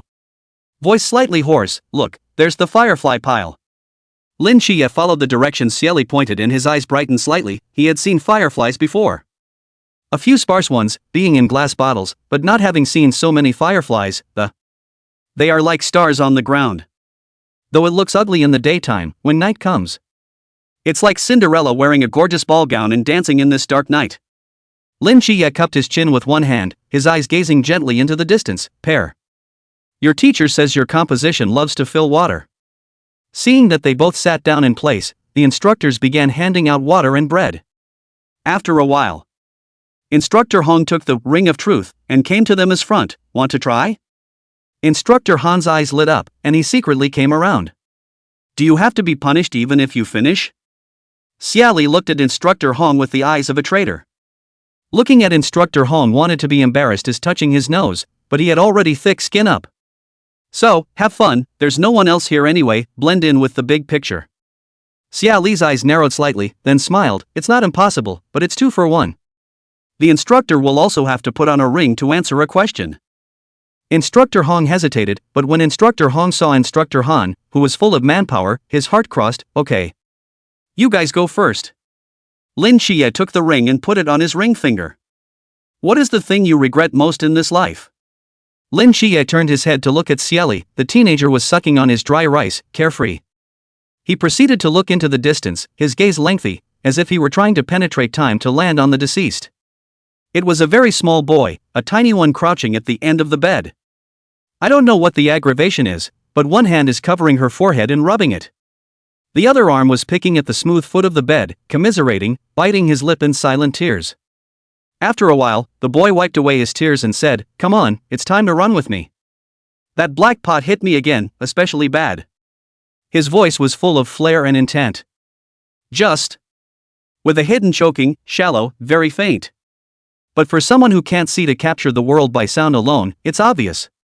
Like a candle in the night. Pear, don't cry. What? You run or you don't run. Oh. Lin Qiye didn't know how long he had been silent before he spoke the answer that had always surrounded his heart. I failed to be a good brother. Xie Li looked at Lin Qiye, not quite able to gee to the other party's point of regret. He sipped his water and swallowing the bread. Is it possible that you've got the wrong track and aren't being a good brother to the but a good brother T? Lin Qiye, who had already removed the ring of truth, was holding back and holding back. I can't help but get carried away. I'm older than you, 3 months and 7 days older than you, 99 days. How is that a brother? Xie Li smiled down and raised his eyebrows. Concentration is the essence. Lin Qiye wanted to roll his eyes, but in the way now not blind by the black cloth wrapped around the eyes, cannot brightly roll the. So, holding it back, he turned his hand and put the ring of truth on Xie Li. Wait for the instructor's question. At that moment, Instructor Hong gave Instructor Han a look that. Instructor Han, who had a full sense of manhood, was like getting a new life, glowing up in this moment. He stepped forward and asked the question that had been swirling around in his head all afternoon, Xie Li. What's the thing that you don't want to think back on the most? The other instructors stared at Han Li in unison, the corners of their mouths twitching slightly. Do you remember the phrase "look at the airplane"? Do you? Xie Li moved his ring finger, looked down at the ring of truth, and raised his head. Deeply gazing into the distance, the melancholic bookish teenage feeling comes out all at once. He looked deeply for an indeterminate amount of time, and finally spoke slowly. I remember that summer in full bloom, I tripped, and the Orleans roast duck leg I'd taken a bite out of right there in my hand just fell to the floor. Picked up on the spot by a big white dog. Silence spread among the crowd. Instructor Han was silent. That's it? An Orleans duck leg? Is that the last thing you want to think about? Even Lin Qiye couldn't help but cover his face with his hands. I don't want to look at Xie Li, who was reminiscing about his painful life in a serious manner.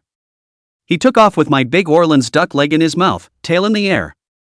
Xie Li's voice got louder and louder, as if she was haunted by the accident.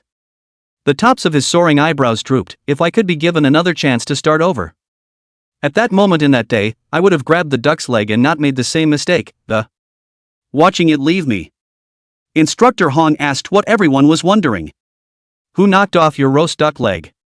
At this moment, Xie Li's classmates, who were emanating resentment, slowly turned their heads and looked at Lin Qiye, who was sitting beside him. Being looked at. Lin Qiye, ? Ah, me? I've done this before? Crowd, ! This reversal. Him? The chief instructor couldn't help but speak out. Xie Li's brow was cold and rather merciless, a black dog like his cousin's dog. Student Lin Qiye must bear at least 35% of the responsibility. The dog that came out of nowhere was 88% similar to Little Black Lazy, by age. It's not out of the realm of possibility that that's Blackie's dad's grandfather. The instructors? You do the math. Lin Qiye. Don't think about it, I'll compensate you, not just for the leg, for the whole duck. Anon. Xie Li eyes, and Lin Qiye whispered to discuss which instructor to glean, ask what the community died of asking. The two men turned their backs to the crowd of instructors and muttered in lowered voices for 2 minutes afterward. Lin Qiye gave Instructor Hong a clear and subtle handsome smile. Looking at Instructor Hong, chills rose from the soles of his feet to the top of his head. Instructor Hong. Instructor Hong numbly put on the ring of truth, and accepted the approval of fate. If tomorrow you woke up and realized you were a woman, between having to choose between two, would you be with a man as a companion, or with a woman as a companion? And male equals. And female equals lesbian. How it's all the same. For a moment, the instructors felt the sinister nature of the question. They all cast a glance at Hong Hao, who sacrificed his life for justice, and said, "You're strong." 74. A room full of models. Hong Hao was choking. He felt a strong sense of malice in this short question. Looking at them, Hong Hao stumbled and tangled and hesitated in place for 2 whole minutes. He took a deep breath and spoke the answer, "Women." The crowd inhaled softly. Instructor Hong was adamant, but there will be no such outrageous ifs in the world. Seeing him like this, Xie Li and Lin Qiye both smiled with their large white teeth shining brightly in the moonlight. Not long after they returned to the camp in the instructor's car. The road was smoother back there, except for the very first section of dirt road that lurched around. Xie Li and Lin Qiye slept all the way back. When I returned to the dormitory, I saw 2 large tubs side by side, filled with an unknown liquid. Exuding a strong stench, Xie Li remembered that on the way Instructor Hong had mentioned a mouthful of. "It says it's a medicinal bath and it's good for your health." After the medicinal bath, it was already 2 a.m. Xie Li went to the bathhouse to rinse off the. Returning to the dormitory was falling asleep. Lin Qiye was a close second and fell asleep next to his pillow. Lin Qiye was truly asleep. Xie Li, a person with a scalper's mentality, but he came to the temple with full vigor. Enter Junior's room and skillfully take the pot and use it as incense. Wait for the panel to refresh. I also wonder if the oldest has figured it out again and continues to be the second man. Oh no, the second god. Floating light shimmered and a wall of light appeared. Holder, Xie Li. Initial progress, 12%. Realm, Peak Pool Realm. A thought. This is a devastating move. Use with caution. A thought, whatever you think, comes true. Note, rookies don't use it. If you do, you will be countered. At this time as a rookie you can cover a range of 6 meters. Use it sparingly. Mental strength? Please work hard. Holding, black pot, please develop your own. Break, 3. The word, break, 3 can break all tangible and intangible existences with a range of 45 meters. The G-gathering, word skill 1 can condense all tangible and intangible existences with a range of 15 meters. Since I can't dump it, I'll just play hard to get. 5% of the progress of the secondary line is equal to 1% of the initial progress. Progress in compulsion, 10%. Looking at the refreshed panel, Xie Li had some unexpected joy. He felt that this wave was purely picking up the pieces. Picked up a bargain. After being happy, Xie Li reviewed it. That 1% of the initial progress should have been contributed by Lin Qiye. His load bag dumped on him. Beframe Shin Xingju to contribute to Enla, the soul iron, can. Xie Li manually gave Shin Xingju a nod of approval. And then placing his gaze on that upgraded, break, word skill, his brows lightly wrinkled. It doesn't follow the mental power to upgrade, it follows the initial progress? Isn't the same true of the word, gather? Xie Li couldn't come up with an answer even after thinking for a while, but the recent consecutive upgrades made him a little happy. So the teenager sitting cross-legged on the ground cheerfully asked, "Sangona. Let me know if you have any favorites, and I'll do my best to get them for you, if I can bring them. Do you want a real joss stick? How about this? I'll burn some paper money for you when I get out of the camp. Plus big country houses, Rolls-Royce Phantoms, Maybachs. Floating light flashes. Subtitles appear. Cut down 100 trees." In this instant, Xie Li felt the sinister heart of God. His breath caught in his throat as he rose in place and turned away with half a heartbeat of hesitation. Xie Li flew away from Junior's room. He was really convinced that he was going to cut down 100 trees. And this little old man lets him cut 100 trees? 100 trees. With that 100, that's 1,100 trees. Do you really think he has the talent to be Wu Gang? The person Wu Gang used in axe nor a black pot, okay? Xie Li skulked around with the black pot for a while, hovered at the 3 gates for a while, tried to. Or was Junior the only one willing to open the door for him? He sighed shallowly, too. Without much hope went to the remote and ramshackle 4th door, the utility room. Xie Li gripped the doorknob and casually twisted it. Ka-ching. The door opened. Just. Opened? Xie Li, question mark. No, where's your reserve? Are you all this crazy? You don't give it away when you want it, but you have to give it away when you don't want it. Nerve. Muttering under his breath, Xie Li's classmates still stepped honestly into the utility room. One in. Air. It's a mysterious darkness, like the arcane universe flashing by in an instant. It finally transformed into black walls enveloping the space into a room. A very large room, dimly lit. And the things in this room gradually surfaced in front of Xie Li's eyes, countless toy models that lifelike. There's the Western fantasy ecclesiastical building on a shelf, and there's a small model of a medium-sized island floating in mid-air. There are models of mermaids laid out on the floor and castles submerged in fish tanks. There's also the circular glass sphere shrouded in psycho? Xie Li walked through the other models and stood in front of the glass ball, which was not very big. Half a meter or so. There was a steady stream of fog spreading through the ball obscuring the model of the house in it. Only the word psychosis is exposed. Are these toy models of God? It's really just a utility room. Xie Li flexed his fingers and touched the glass ball. The touch of his fingertips was the ordinary feeling of glass. He honors these gods as hobbies. Though I don't understand why anyone who was a god would want to collect a house full of hand-me-downs. In God, he thought, there might be geeks, too. What strange gods. Respecting his godly hobbies, Mr. Xie Li exited this utility room. And planned not to come here to hang out in the future. After all, he didn't have a penchant for looking at model toys. The door closed slowly. The shimmering light in the room dimmed and returned to darkness. The mists in that glass globe flowed slowly, and the words on the model building gradually appeared. Asylum of the Gods. Pears. Xie Li, who was working as a scalper to cut down trees, heard someone shouting at him and was waking up in a flash. One eye lifted a slit and he saw Lin Qiye, classmate in black training clothes, sitting on the edge of his bed, his mouth chewing on a meat bag. Xie Li came to his senses and his peach blossom eyes opened brightly. On, meat buns, the food in the cafeteria is quite good today, with buns and donuts and soy milk. I went to get some back, so you pad out a little and we'll go to the cafeteria together for breakfast. Lin Qiye handed Xie Li the meat bun wrapped in oil paper in his hand. Don't ask why just 2 meat buns, because the cafeteria doesn't give takeouts, so he still eats half of these 2 meat buns. I brought it out through the window when Sun Lao wasn't looking. As a result of this action of taking 2 buns and running through the window, Lin Qiye's classmates harvested many looks at oddballs. 75, let's go together. Xie Li's classmates were very touched to receive the buns from their hairdresser. Sitting up numbly, you wait until I brush my teeth. Without washing, the aroma of the buns are reduced. Lin Qiye watched as Xie Li disappeared like a salted fish, a smile in his eyes. He put the buns he had put on the bed on the table, and capably folded up Xie Li's quilt. Carefully folded into a square of tofu. A few minutes later, Xie Li was back again, looking at the folded quilt and the leveled bed.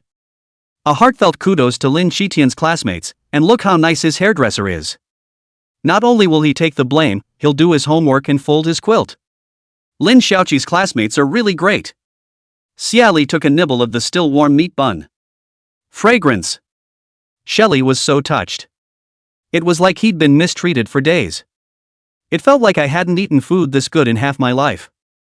They went out of the dormitory together and ran to the cafeteria, and as soon as they went out, they bumped into Chao Yuan and Chubby going out. 7 nights Pear, let's go. Chao Yuan said the cafeteria's breakfast was especially good today. Chubby is back to his lively self. Chao Yuan's gaze was slightly lowered, not quite able to look directly at Xie Li and Lin Qiye. Because last night, being punished was Chao Yuan saying, I want to join them and become friends with them. Become a deliverable friend in any situation. That would be too blunt, so confronting the two parties. Chao Yuan was ever so slightly embarrassed. But just a little bit. After all, he's got thick skin. Go, dry rice. Xie Li took a bite of the meat bun, and that footstep was without a single stop. Perhaps fate is that marvelous. The 4 of them hadn't gone 2 steps. Shin Xingzhu also walked out of the dormitory and happened to bump into them. At the sight of them, Shin Xingzhu's body stiffened slightly and then, as if nothing had happened, he closed the door to his dormitory, his thin lips pursing slightly. Seeing that Xie Li and the others were about to brush past him, Shin Xingzhu gently blinked and then, dropping his eyes to the empty wall, his eyes dimmed slightly without him realizing it, and his feet didn't step away. Shin Xingzhu go dry rice to go. Xie Li called out to him, her voice slightly slurred due to the bun in her mouth. Yet, it was, in actuality, shouting at him. Xinqingju's cold eyebrows raised happily, the corners of her mouth hooked up slightly, tugging her arms around her chest. The two long legs honestly followed them and walked beside Lin Qiye.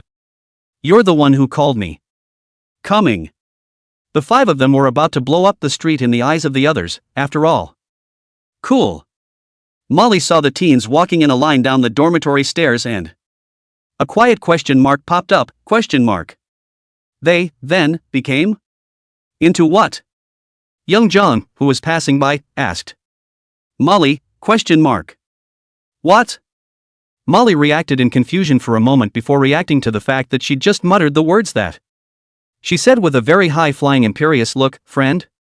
It could be, they're all very maverick.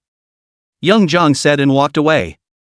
Molly would agree with that, there wasn't a single one of those five people who wasn't a maverick. Sequence 003 of the Blazing Angel Agent Sophistication Lin Qiye. Taking a black pot and making a name for himself in the cafeteria and on the martial arts stage, Xie Li. Xiao Yuan, who blackened when he took the sword above all beings under the gods. Sky Airy prickly ultra-high risk forbidding market Xinqingju. As well as a prince of the Bailey family who handed out laurels as flyers. Each one was eye-catching in the crowd. Molly didn't resist glancing back, their backs bright in the sunlight, I don't know what they are saying, they are all looking at Xie Li, there are those who are smiling and happy, and there are also those who are mourning. It's easy. She thought that Xie Li was the masquerade that demolished 3 buildings. No doubt about it. Although the instructor said that Xinqingju didn't have the ring of truth, that was a joke, but Molly didn't believe it. Buy the book. Xiao Yuan and Xinqingju should belong to the formidable rivals, and the competition is fierce. After all, one of them is bound to be a lickspittle, and the other admires, from the bottom of his heart, It's the #1 fan of the opposite house in any case. But as things often turn out, unexpectedly. The strength of this formidable enemy all fell on one person, Bailey Chubby. Lin Qiye, lick the dog. Xiao Yuan, fatty, he's got his hands full. Xie Li's admirer. Xinqingju, he wants to embrace left and right. Looking at Bailey Chubby who peeled peanuts for Xie Li again and melon seeds for Lin Qiye. The two of them talked quietly. The two were eerily united on the battlefront, saying in unison, ship him. However, before the two big powders could quietly lay their hands on the person in question, Lin Qiye, then faded into a handsome face with a sense of coolness. While Chubby peeled another peanut and put it in Xie Li's bowl, he tapped on Chubby's shoulder. To the naked eye, Chubby shuddered in pain. Fatty, what are you being so attentive for? Lin Qiye stared slyly at Fatty Bailey. It's not a good idea to be unprofessional. Is this fat guy trying to sneak a sniff of his in Pear's feet? Vomit. He won't say yes. Absolutely. Lin Qiye hardened, his fists hardened, and his killing heart gradually rose. Bailey Fatty met Lin Qiye's dark eyes. Swallowing, so what? I'm just trying to be nice. By age, I'm a hair older than you guys. He spoke in a diminishing voice. Because he felt that Seven Knight's eyes were so scary. Xie Li also thought about the quirks of Bailey Chubby, he glanced at the peanut squash and Prudence asks, and then are you going to? That? Chubby 100, question mark. What's that? What's that? He glanced at Lin Qiye's dangerous eyes and suddenly realized. It's sniffing feet. He was too busy shaking his head and saying, with a rather sincere look, no, not that. It's just being a good guy. You guys have to believe that I'm really just a normal kid from a normal family. Which is so fancy. Lin Qiye seriously looked at Chubby Bailey and hesitantly nodded, believing this. As long as you don't sniff your feet, everyone can still get along happily. He casually grabbed a handful of peanuts from his plate. I'm kind of in the middle of something with Pear, so you guys eat. After saying that, Lin Qiye pulled Xie Li towards the outside of the cafeteria. Chubby Bailey stared deeply at their distant backs until out of sight. He turned around and asked the two military advisors, you guys say. Are the two of them so secretive that they are going on a date? Xinqingju, question mark. The two of them, dating? Xiao Yuan mused, didn't find any hints. Xinqingju looked at him, a bit incredulous, the two of them are dating? Chubby looked at Xinqingju, yeah, never mind who appears to be in the situation. The other will surely go as a warlord to control the whole scene. Xinqingju. Speak without missing words. Made me think the two of them went on a date. Xiao Yuan, this doesn't make sense either. As far as I know, they're the only two locals in the training camp. Unless, of course, it was love at first sight. Chubby smacked his lips. It's not impossible, love can't be stopped when it comes. Xiao Yuan was certain, but it definitely won't happen to 7 knights. He was just a straight man of steel. Shen Xingju comprehended and said, is that Xie Li? Xiao Yuan and Chubby said in unison, Pear's beckon. Shen Xingju nodded in agreement. 76, generous Pear. On the way, Xie Li was still clicking and chewing on the peanuts peeled by Bailey Chubby, and after eating the Lin Qiye's classmates renewed him again. Fragrant and beautiful. What do you think Instructor Hong is doing sneaking around calling us to the office? Is it to tell us some secret? Usually, according to the fictional formula. The untold secrets that must be going on here. Xie Li chews. I don't know if there's a secret, but there's definitely a bit of a benefit. After all, the chief instructor had the benefit of one man's share, and later added a me. The 7 knights of the forest peeled. They peel one and eat the other in harmony. Also obviously it's only been a few days since I came to the camp and I feel like a month or 2 has passed. Xie Li spat, these days are going by slower than when I was in school. When do you think it went by fast? Xie Li told the truth, idiot nah, of course it's when we're eating, drinking and having fun. It was called a joy. Lin Qiye laughed, we'll be able to eat, drink, and be merry in a year's time. When the time comes, you'll have a paycheck, realize your wealth freedom, and eat whatever you want. When it comes to freedom of wealth, Xie Li is a little tempted to buy a lottery ticket. Buy it with the word, Polly. He can now have extras, man. He wants to gather wealth. The odds of winning the lottery are super high. It would be nice to have a vacation. Lin Qiye was just enjoying himself when he saw Xie Li's face suddenly become serious. His hand peeling peanuts lurched, what's wrong? Xie Li gave him a deep and melancholic look, student Lin Qiye. I suddenly remembered a major life event. What is it? Lin Qiye's heart quietly followed suit. Xie Li, where did the God of Fortune go? Lin Qiye's pitch-black eyes widened slightly, such an important issue that they only realized now. If, however, the God of Fortune is gone, can they still get rich? It's a pretty serious question. He grabbed Xie Li's arm and the two of them ran towards Instructor Hong's.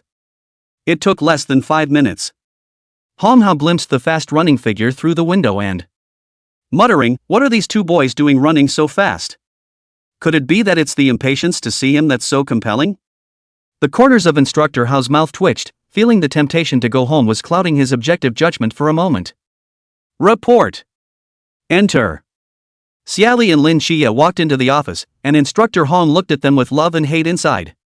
Instructor Hong, who was striving to leave a slightly good impression, spoke in the tone of a good instructor, did you have enough for breakfast? Noon is roast duck, Orland's roast duck. Lin Qiye, I'm full. Xie Li, but it's still edible. Hong Hao.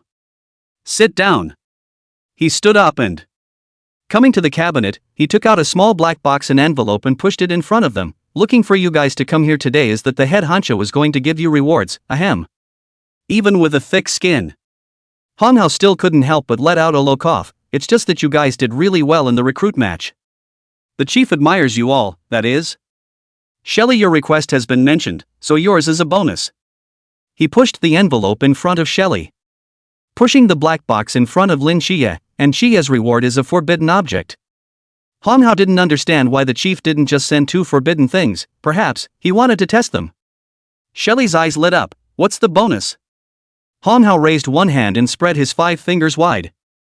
Xie Li hesitated, 500? A little less, but okay. Instructor Hong shook his head. Xie Li, 500? Hong Hao, question mark. Welp, this kid is a little happy? He continued to shake his head. Xie Li's eyes completely lit up, 500? Aha! I like the reward, thank you instructor. Next second. The envelope appeared in Xie Li's hand. The teenager smiled with his big white teeth coming out, you can still get me next time. Instructor Hong. Unseen children are just plain gullible. Xiao Xia, do you know that the forbidden things of the 7 knights are 20 or 30 times more than yours? There's 50,500 on the card, the pin's in there, and you can withdraw it from any bank you want. If there's a bonus to follow, it will be wired to this card as well. Xie Li raised his hand and compared it to an OK, his eyebrows arched and he looked happy. Then, Instructor Hao introduced Lin Qiye to the performance of the prizes, introducing a whole lot of. Finally, Lin Qiye nodded his head to indicate that he knew. Thanks. Lin Qiye just faintly put the azure heart in his pocket. The emotional value of this feedback back made Instructor Hong deeply skeptical. This forbidden item that can withstand mental attacks isn't 50,500 more. By the way, Instructor Hong, is it true that our great summer's god has never appeared before? Lin Qiye suddenly asked. Han Hao's eyes narrowed slightly. Never observed. Not one? Xie Li continued to ask. Han Hao's eyes flicked over the two of them. Why are you suddenly so curious about this? Xie Li sound, eyes very sincere, just want to know whether the god of fortune is still there. Is it still possible for people to get rich? When these words came out, Lin Qiye sent out a similarly sincere gaze. Face them like this. Clear and innocent. Eyes of Hong Hao. I'm suddenly a little worried about the future of Daxia. He slurred. Maybe there is. Oh. The two teens weren't very happy with the answer, but they were happy with the $50,000 prize. After being shooed out by Instructor Hong, the voices of the two of them drifted in from the doorway. Sent. I'll share half of it with you. Mr. Xie Li is quite generous. Hooking the shoulders of Lin Qiye's classmates joyfully. Lin Qiye is also happy, manually nodding for his brother, touching out the heart of azure. Thinking hard, I also wonder if this thing can be split in two. Split what? Split it will be useless. How embarrassing for me then. It's okay, you have a thick face. Their voices faded away as the teenagers walked side by side. Hong Hao arched his eyebrows slightly, feeling happy for the teenagers' friendship. When they left, Yuan Gang's figure ghostly appeared in the office. The corners of his mouth turned up slightly. Chief. Xie Li, why is the bonus? Instructor Hong held back or asked the question in his heart. Although he was a shoo-in instructor, he was, nonetheless, an instructor, fair. He doesn't need that. The Black Cauldron can break the forbidden ruins. It can break the talents. It itself is a top-level forbidden ruin of the spirit class. Besides, the Black Cauldron can be used as a weapon. Xie Li was in need of neither spiritual forbidden objects nor weapons, or bonuses were more suitable for him. Yuan Gang looked at Hong Hao. I won't be biased. 77, a black pan. The days of training are hard, but not that hard. There are always some happy days when a bunch of people are together, and the training days went by fast.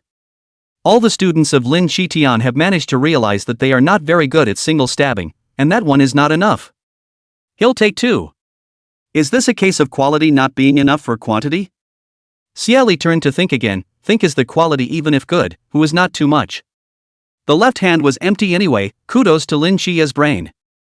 And the best recruit in the training camp with the best knife skills is undoubtedly Mr. Xie Li. In Instructor Han's words, it's his sword that has a soul. This is truly a genius at learning the sword. Han Li looked at Xie Li, who turned the knife out of the knife flower, and was proud and a little heartbroken.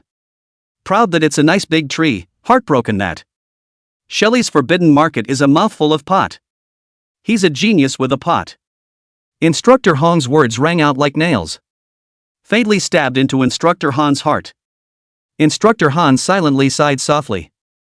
It was as if he saw a bright star falling from the sword realm. Falling. It's night. After all these days, Nyx is at 51% healing. Lin Qiye was given a chance to draw the reels once, and he was lucky enough to draw Supreme Darkness Erosion. It's still a god's market. Excited to be out of the asylum, he opened his eyes on the bed, glanced at Xie Li, who was sleeping, and the corner of his mouth hooked and he quietly felt his way to Xie Li's bedside. Pears. Xie Li, who was working as an old yellow ox chopping down trees, heard Lin Qiye's sneaky voice. Coming out of the mental hospital, a slit opened lazily. What's wrong? Accompany me for a walk. Lin Qiye's eyebrows were arched, even under the moonlight. The coolness that came with that face shattered. Looks like a pretty sweet smile. Xie Li. The heart of a young man is a needle in the bottom of the sea. Interrupting me in the middle of the night to cut down a tree just to go out and sneak around. Did you build it or not? I'm brushing up on my experience to upgrade. Now I'm not even a dainty pool realm anymore but a Kawasaki realm. Forget it. I'll leave you alone. Come on. This one to eat on the way. Lin Qiye lowered his head and took out a roasted duck leg from his pocket that was specially wrapped for a late-night snack. Xie Li took the duck leg and rolled over and got up from the bed. Go. Who else would get up in the middle of the night to walk you around this big, cold place? So 7-day students. I understand, I'll wash the clothes and brush the shoes. Lin Qiye picked up. There's one more thing that has to be done in this camp, besides training. It's the daily chores like washing clothes and brushing shoes. After all, there will be no personnel here who specialize in taking care of them. Xie Li patted Lin Qiye's shoulder with satisfaction, and this family of theirs. It is true that you can't do without a little bit of Lin Qiye. But when they walked to an unoccupied corner, Lin Qiye showed Xie Li his newly acquired divine ruins. That extreme darkness enveloped him in an instant. Xie Li felt a sensation that was going to slow, almost solidify his. This area was shrouded by Lin Qiye's divine ruins. The sandstone, trees, and ground were shrouded in dark colors. This was the purest black, and Lin Qiye was like a king in the midst of this dark color, as if he was the master. Xie Li's rotating eyes slowly came to a halt as he felt the sensation of being enveloped by the divine ruins in detail. An idea sprang up from the heart that the break technique could break the divine ruins. But he didn't conduct the experiment, and Lin Qiye wouldn't be any better off if the divine ruin was broken. Xie Li hadn't thought about pitting Lin Qiye yet. In the extreme darkness, Lin Qiye suddenly turned to face Xie Li, and they were already close to each other. Lin Qiye yawningly pinched his face and hugged him again rather sparingly. Whispering. I'm the older brother. Know what? Pears. Xie Li. Mr. 7, just how obsessed are you with being a brother? Childish teenage boys. The childish teenage boy couldn't hold out for 2 minutes, and that dark color faded in a flash of. Xie Li doesn't have to remain a statue holding up a duck's leg. He struck Lin Qiye's classmate full of nastiness. It's only been 2 minutes, you're so short. Lin Qiye, ? Why do I find that weird? Pear, you'd better be talking about just the divine market. He pulls the pedal straight. It's not short, King Noodle is only 5 seconds, I've got 24 times as much here as he does. Would you like a midnight snack? Xie Li glanced at him obliquely as she bit into her duck leg. I want to eat watermelon. Success, you go back first, I'll go to the cafeteria and ask Sun Lao for one, he has it there. It doesn't matter how big it is, it has to be sweet. Trust me. Xie Li and Lin Qiye split into 2 paths for the time being. Lin Qiye found an unmonitored place on his way to the cafeteria to return his consciousness to the mental hospital. Nix spoke in surprise at seeing him return from his trip. Darnatus. You're back so soon this time? Mother, would you like to go outside? Outside? The real world outside of the sick bay. Nix smiled at him. I don't know what you're talking about, but I'd still like to have you with me. Lin Qiye reached out towards her, and Nyack smiled as she put her hand on Lin Qiye's wrist. Li Yifei witnessed their departure and ruthlessly breathed a sigh of relief in his heart. Thank God. I didn't ask him to come with me. He was not wanting to see Xie Li the teenager with the pot cocking his head again. It's a real half-assed reasoning, banging away with a pot, and QAQ. He seems to get scared when he hears the name Xie Li. It's as if something is etched into the DNA. At night, on the roof of the building, Lin Qiye appeared with Nyax. Nix was beautiful and noble in the night, and her black sari seemed to shimmer with starlight. She looked in a certain direction and doubt appeared on her stunning face. Danadus. In your kingdom of God. She closed her eyes quietly, as if sensing something, and her long hair grew windless and. Lin Qiye waited on the sidelines in doubt. A moment later, Nix opened his eyes, streams of light flickering in his eyes. There is a nice thick dark aura. When these words came out, Lin Qiye thought of Pear's black pot almost instantly.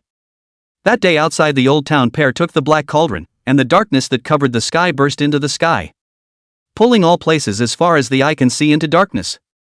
Later he asked the captain how far the darkness had covered the captain said the surveillance couldn't be pulled up. The darkness left no trace. As far as we could see at the time. It covers at least half of Songnan. At least half of Songnan. Lin Qiye spoke with deliberation. Mother, you know. Boom. In a flash, a dark shadow shot from the bright lights, and Nix raised his hand to block it with his divine power. The sound of that collision exploded, and the strong wind scattered in a circle in an instant with the collision as the origin.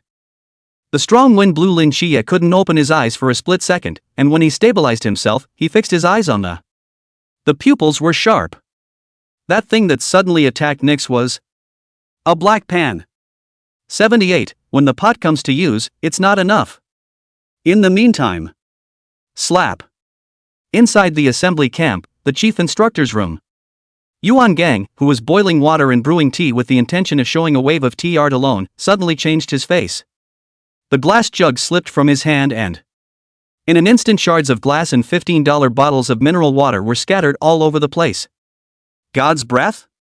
He snapped to the window and looked up to the roof of the dormitory building and a pair of eyes stared round. How could the aura of a god suddenly appear? He didn't dwell on it for long, was grabbed his straight edge and thundered out the door, running and talking on the phone. Captain, something's wrong. What is it? Yuan Gang took a deep breath. The power fluctuations of the gods appeared in the training camp. Xiaoping's round eyes glared and his face changed. Which god is it? I don't know, it should be a god we've never observed before. Don't do anything rash. I'll report back to the commander-in-chief at once. Let's see if we can mobilize a human ceiling over there. Yes. As soon as the phone hung up, Xiaoping hoofed it and called Yifan directly. Drop. The call was quickly answered. Hello? Xiaoping went straight to the point. Commander-in-chief, there are fluctuations in the power of the gods within my great Xia. Urgent human ceiling rush. Yifan directly carped and sat up straight, his voice serious. Where, which god? Songnan City, the training camp. Yifan, who was sitting upright just now, heard that it was this place. For a moment the tense spirit slackened in a state visible to the naked eye. This place, Xiaoping is in a hurry. His lieutenants are facing the gods straight on the front line. Immediately upon hearing this, he asked, is it too remote? That ceiling is closest to there? Yifan, there's no rush, there's no chance that the wind of wanting you was blowing from Songnan to the training camp. Commander-in-chief? Xiaoping for Yifan, this will still have the mood to joke anxious want to howl on the two-throat. What's windy or not, we're talking business. Yifan's tone intensified and he repeated it again, speaking extremely clearly word for word. Xiaoping. I'll say it again. It's not likely that the wind from Songnan is blowing into the training camp. Even if it wasn't the winds of Songnan that blew to the rally camp, the winds of Songnan would have blown to the rally camp. Kunnan. Xiaoping was shocked, his pupils contracting extremely. He remembered that the reason he had set the set to Songnan was because of this seemingly absurd statement. The wind of thinking about you blows from Shangjing to Songnan. And now, the words, reappear. Or from the mouth of the commander-in-chief under such circumstances. That wind is. Yes. Chinese gods? Commander-in-chief, that wind is. Xiaoping's heartbeat accelerated terribly. It's the wind that wants you to blow from Shangjing to Songnan. Yifan was still talking about terriers and didn't answer positively at all. Xiaoping came to his senses and picked up the stems. Then Commander-in-chief, is the wind in Songnan strong? Yifan was a bit relieved. It can blow from Shangjing to Songnan. The wind that misses you blows from Shangjing to Songnan. Xiaoping was excited. This wind is so nice. Let the wind blow. Silence is tonight's Cambridge. Xie Li never thought things could be so horse-caught, for one thing. It was his spooky black pot that suddenly jumped out the window and ran away as if irritated. Xie Li? This pot, gotta lose the pot crazy? Xie Li tried gripping that pot back and realized that this pot appeared to be out of order on the day of Lin Qiye's awakening. The pot ran away and had to be chased. Him, chasing pots. This chasing pots and pans to the top of the dormitory building next door. Xie Li had just climbed to the roof of the dormitory building from the outer wall on this side of the building when, coincidentally, seeing the chief instructor climb up to the roof from the wall next to his as well, with a straight sword in his back. The wall they climbed was a right-angle shape. In this instant, the two of them were seeing each other from a distance of no more than 10 meters. Yuan Gang's pupils shrank. He didn't have time to care about Xie Li, who climbed the wall in the middle of the night now, and his gaze turned to. Seeing the field, the pupils quake. It's God.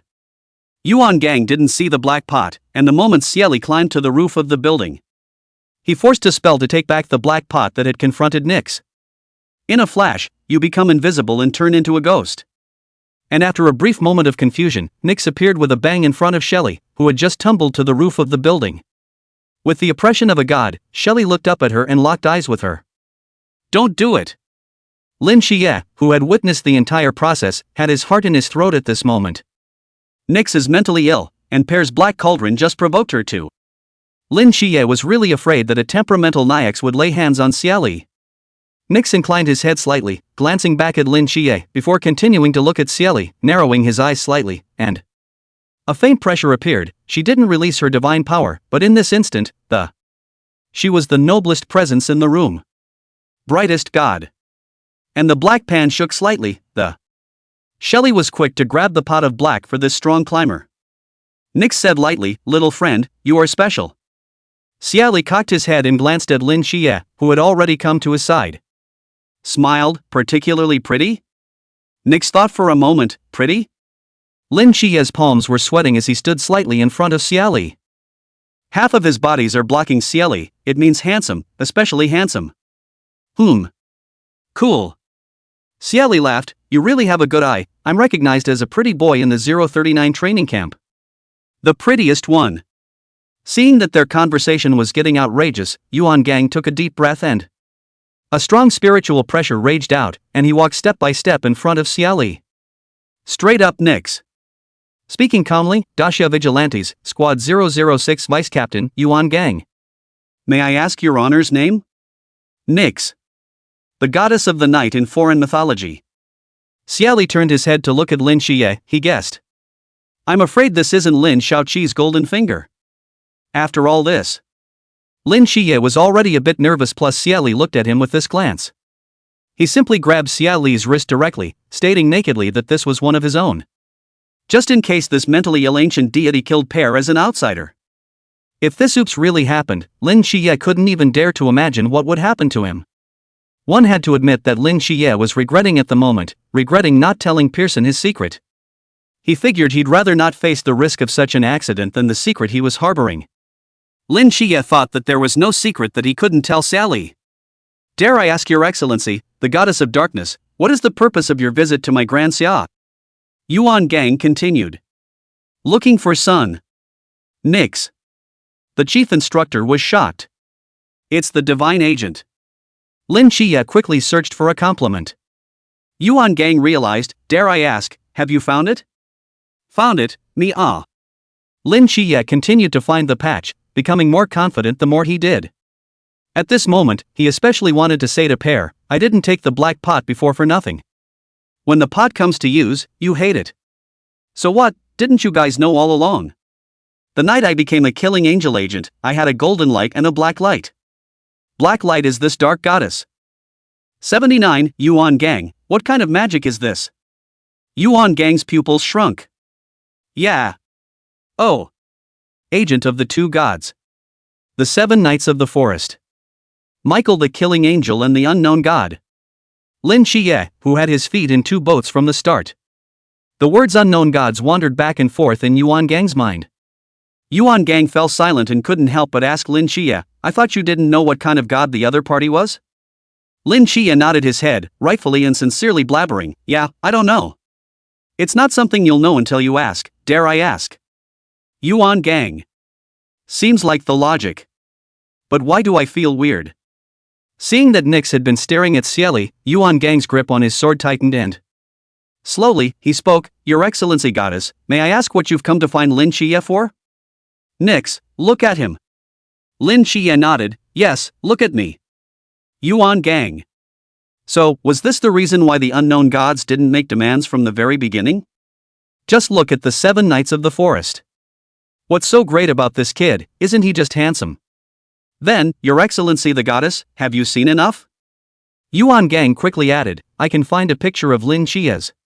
Please also leave the territory of Daxia." Lin Qiye answered as he said to Nyx, "Enough is enough, we'll look at it later, you go home first." Nyx didn't hesitate for a second, "Okay, Danadus, you remember to bring your friend home." "Ahem. Will do. Don't worry." Nyx looked deeply at Xie Li and his figure gradually faded away, finally disappearing into this night. "Isn't the goddess quite sad to see me go?" Xie Li pondered what that affectionate glance meant. The wind blew, and Yuan Gang felt that the words were so cold. Lin Qiye was still holding onto Xie Li's wrist, and it was only then that he realized that his palms were sweating. His back was also drenched with sweat, and when the wind blew, a coolness burrowed through him from an unknown place. It made him shiver. The mouth replied to Xie Li's words, "Maybe you are too pretty, want to see more?" Xie Li looked at Lin Qiye, not knowing if it was an illusion. Lin Xiaoqi student was scared? He backhanded the back of Lin Qiye's hand. "Your joke is so cold. The aesthetics of their gods are different from ours. Maybe she's trying to buy one and get one free. Collect you by the way and collect me too. Ahem."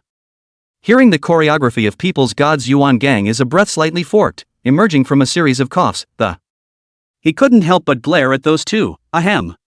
What the hell?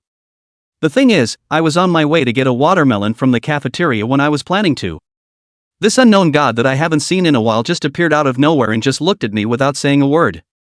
I'll just let her watch. Lin Qiye gives an official explanation. Yuan Gang's gaze fell on Xie Li. Xie Li smacked his lips in his mind. "I surely can't tell you are chasing the pot out." He thought for a moment and gave his answer rather seriously. "You may not believe me when I tell you. I felt the call of the gods." Perhaps the goddess wasn't satisfied by just looking at Lin Qiye. "Just summoned me, a pretty boy, to watch it with me." Xie Li touched his face, a bit of a fanatically confident look. After all, I'm our 039th Battalion Graciette. Yuan Gang glared at him. "No making up goddesses. Watch out for her blowing you up." "Oh." Shelly bowed her head indifferently and moving his wrist that was still being grabbed by the stunned Lin Qiye. He wanted to. Lin Qiye is still so timid. Lin Qiye stepped forward and blocked the chief instructor's eyes that were about to catch fire. In Pear's defense, actually, the goddess is quite good-tempered. Just mentally ill. The chief instructor glared at him again. "It's as simple as that. By the way, why did she call you Danadus?" "Because she's a foreign god who can't speak Chinese well." Xie Li helped Lin Qiye find a remedy. Language has borders. They also have illiteracy and love across all things in their god. Lin Qiye held back the feeling of wanting to look at Xie Li. "Aang, Pear is right. I can't understand any of the English that comes out of her every now and then." Xie Li comforted him. "It's normal to not understand, after all, we didn't even finish high school. You'll have to be an illiterate for the rest of your life and eat the country's food." Yuan Gang. Why is it that when Shelly opens her mouth, nothing serious can be serious? What kind of magic is this? Yuan Gang doesn't know how to do it, but Yuan Gang knows how to get rid of the two parties. Not letting Xie Li continue to mentally pollute him. "If it's alright, you guys can leave. I'll take care of the rest." "Oh. Aang." Xie Li and Lin Qiye turned around and left. That back didn't have a bit of lingering. They're gone. Yuan Gang found a place to sit down on the roof of the dormitory, lit a cigarette, and just took a drag. Snapping to attention, he responded, "Nope. What English nix is a Greek mythological god? People speak Greek."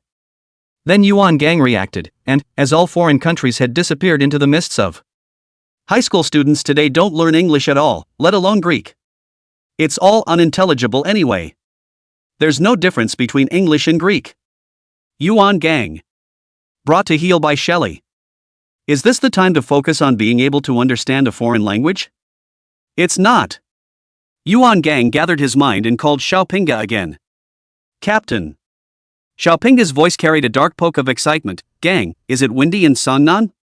Yuan Gang, ? Can Shelly's unreliable energy still spread invisibly? Ah shucks, you can't blame people for everything, Shay-san. He glanced at the whistling night wind, and his voice was serious. "It's pretty big, and I've got the crisis over here. Keep that human ceiling from coming." Xiaopinga didn't call. "Oh, that just happens to be." Yuan Gang suddenly reacted, his voice rising. "What? No? Hush hush, didn't you see the winds of Songnan? What are you so shocked about?" Xiaopinga doesn't understand. But Yuan Gang didn't understand the terrier. He numbed his face. "Isn't Songnan always windy? The wind of missing you blows from Shangjing to Songnan." Xiaopinga was silent for a moment. Yuan Gang, does he understand this great terrain or not? Xiaopinga found his wits. Which outer god is he? Yuan Gang. Greek god, Nyx.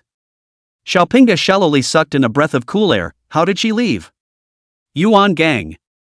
Meet Lin Qiye and leave. Lin Qiye is Nyx's agent. Xiaopinga. That wind didn't show up. He said faintly, Yuan Gang, remember that line? Yuan Gang froze. Which sentence? Xiaopinga, the wind of missing you blows from Shangjing to Cangnan. Yuan Gang was a bit numb, remember, pretty bull line. 80. The great fool Lin Qiye. Xiaopinga said word for word, the commander-in-chief told me that the wind of missing you would blow from Cangnan to the training camp.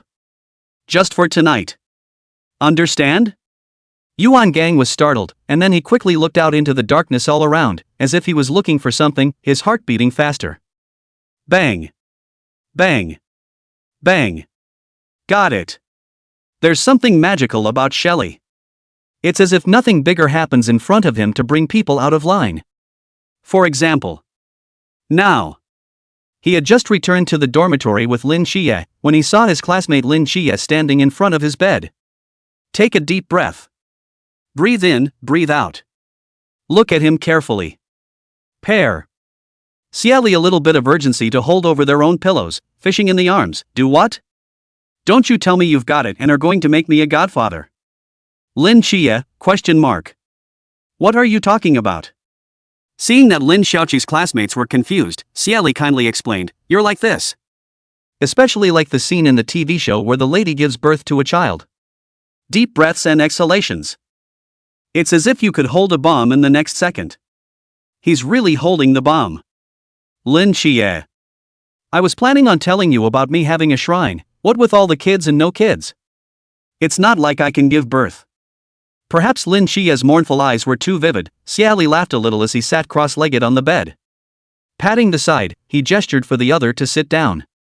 Lin Qiye pursed the corners of his lips and obediently sat next to Xie Li as they sat between the narrow bed and couch. Side by side. Xie Li turned to look at him and said, Classmate 7 days, all people have secrets.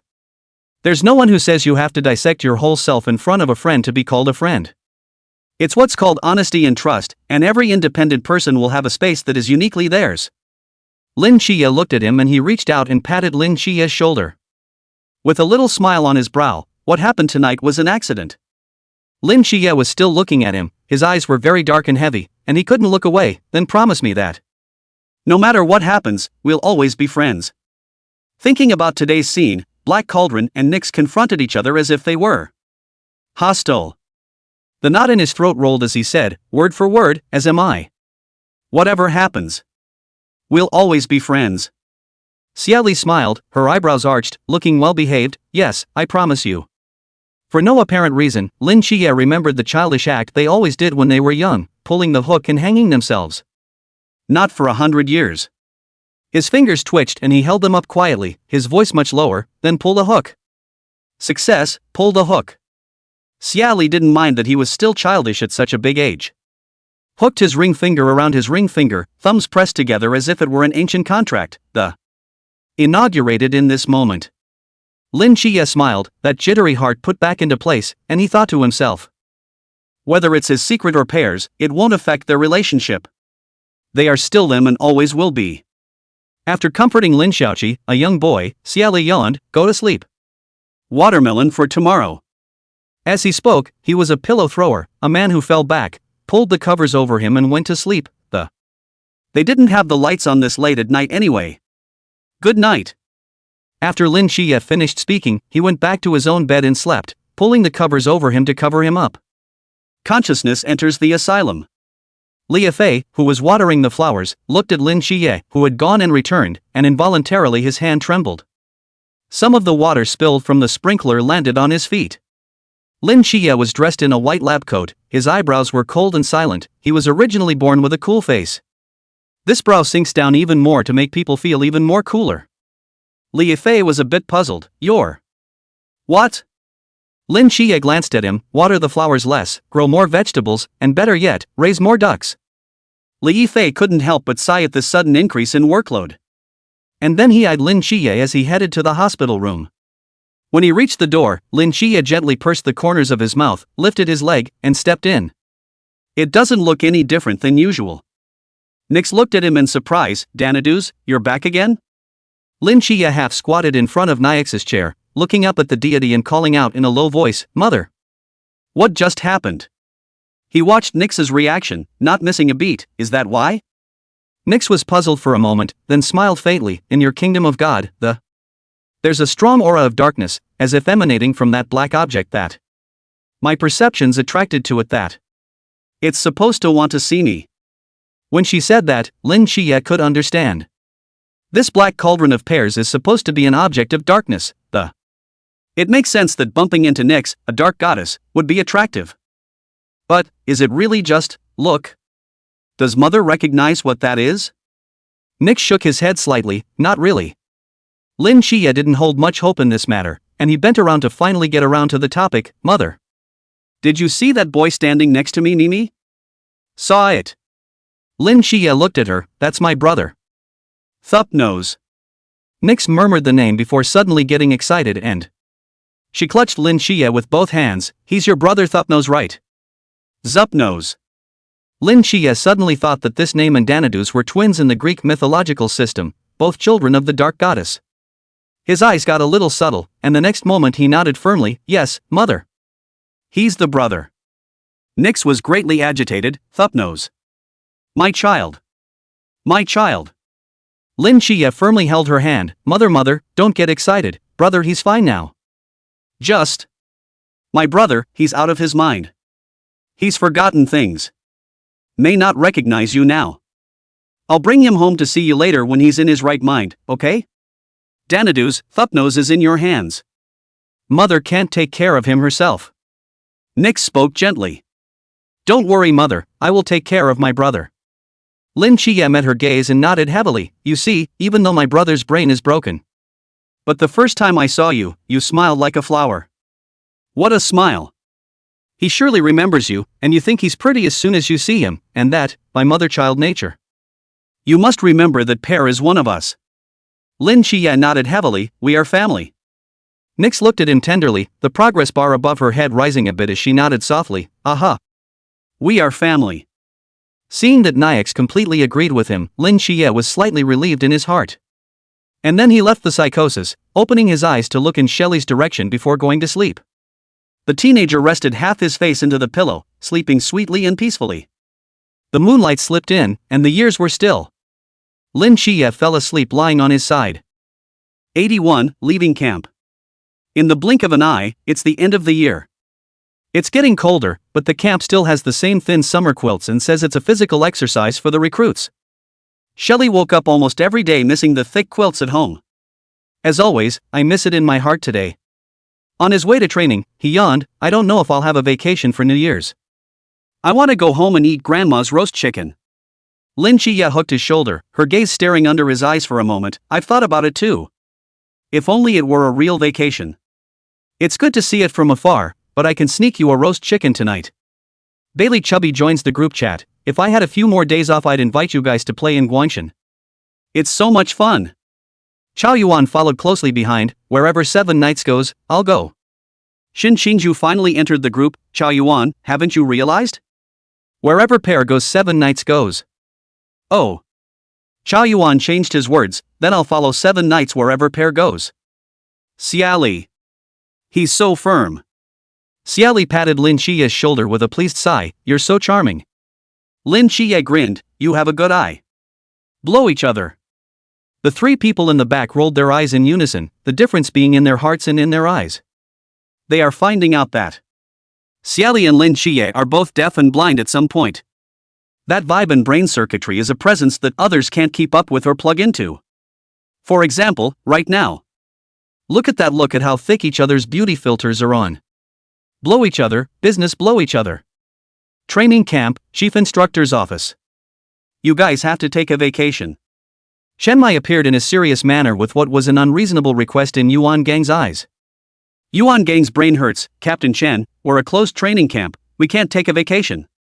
You got out of here, you should know better. Shen Mai shook his head, I don't understand. Yuan Gang stuttered. Captain Chen, don't act crazy. Shen Mai slowly leaned back in his chair. Imperative, then you give Xie Li and Lin Qiye a vacation, his father misses them. Call them back for New Year's Eve dinner. Yuan Gang was still carried away for a moment, and he was actually curious first. His father? Xie Li's dad? Shen Mai nodded. Well, an ordinary digger. Waiting outside the door at this time to pick up baby boy, baby nephew on vacation. Yuan Gang, ? Do you think I'm stupid? An ordinary digger, you brought him to training camp to pick up? In the face of Yuan Gang's questioning in 250 looking eyes, Shen Mai explained, Mr. Xie was informed when he persuaded them to join the Night's Watch before. And helped persuade it, or it wouldn't have gone so well. Oh, that's all right. Yuan Gang's eyes changed, as if that hadn't been in just then. He seriously refused. It's out of order, not to mention that Xie Li's father is here. It's Xie Li's grandmother who's here, and that can't be released. Since the emotion card was useless, Shen Mai directly played the career card. Oh. Then it's too dangerous for you here, we need to move them to the safest place possible. Yuan Gang's face sank slightly. What do you mean? Shen Mai's eyes narrowed slightly. There are some stragglers who have their eyes on this training camp. So what? How many instructors guard this training camp? How many tactics, openly and secretly? How dare they have the guts to come to the training camp and let loose? Shen Mai indifferently hit the bomb, with just one dual god agent. It's enough for the scumbags to come forward, not to mention Xie Li, who's holding the black pot. Instructor Yuan, after contact you should know how much potential they have. It's not safe for you to be here with too many people. The Church of the Ancient God has a compelling presence in that group of lunatics. They will be sent to the safest place possible. Will your squad 136 be able to protect them? Yuan Gang wrinkled his brow and issued a query. True, as you said, they'll just attract firepower for targets. I'm sure that it can. Shen Mai smiled slightly, as I said earlier. Xie Li's dad called them home for dinner.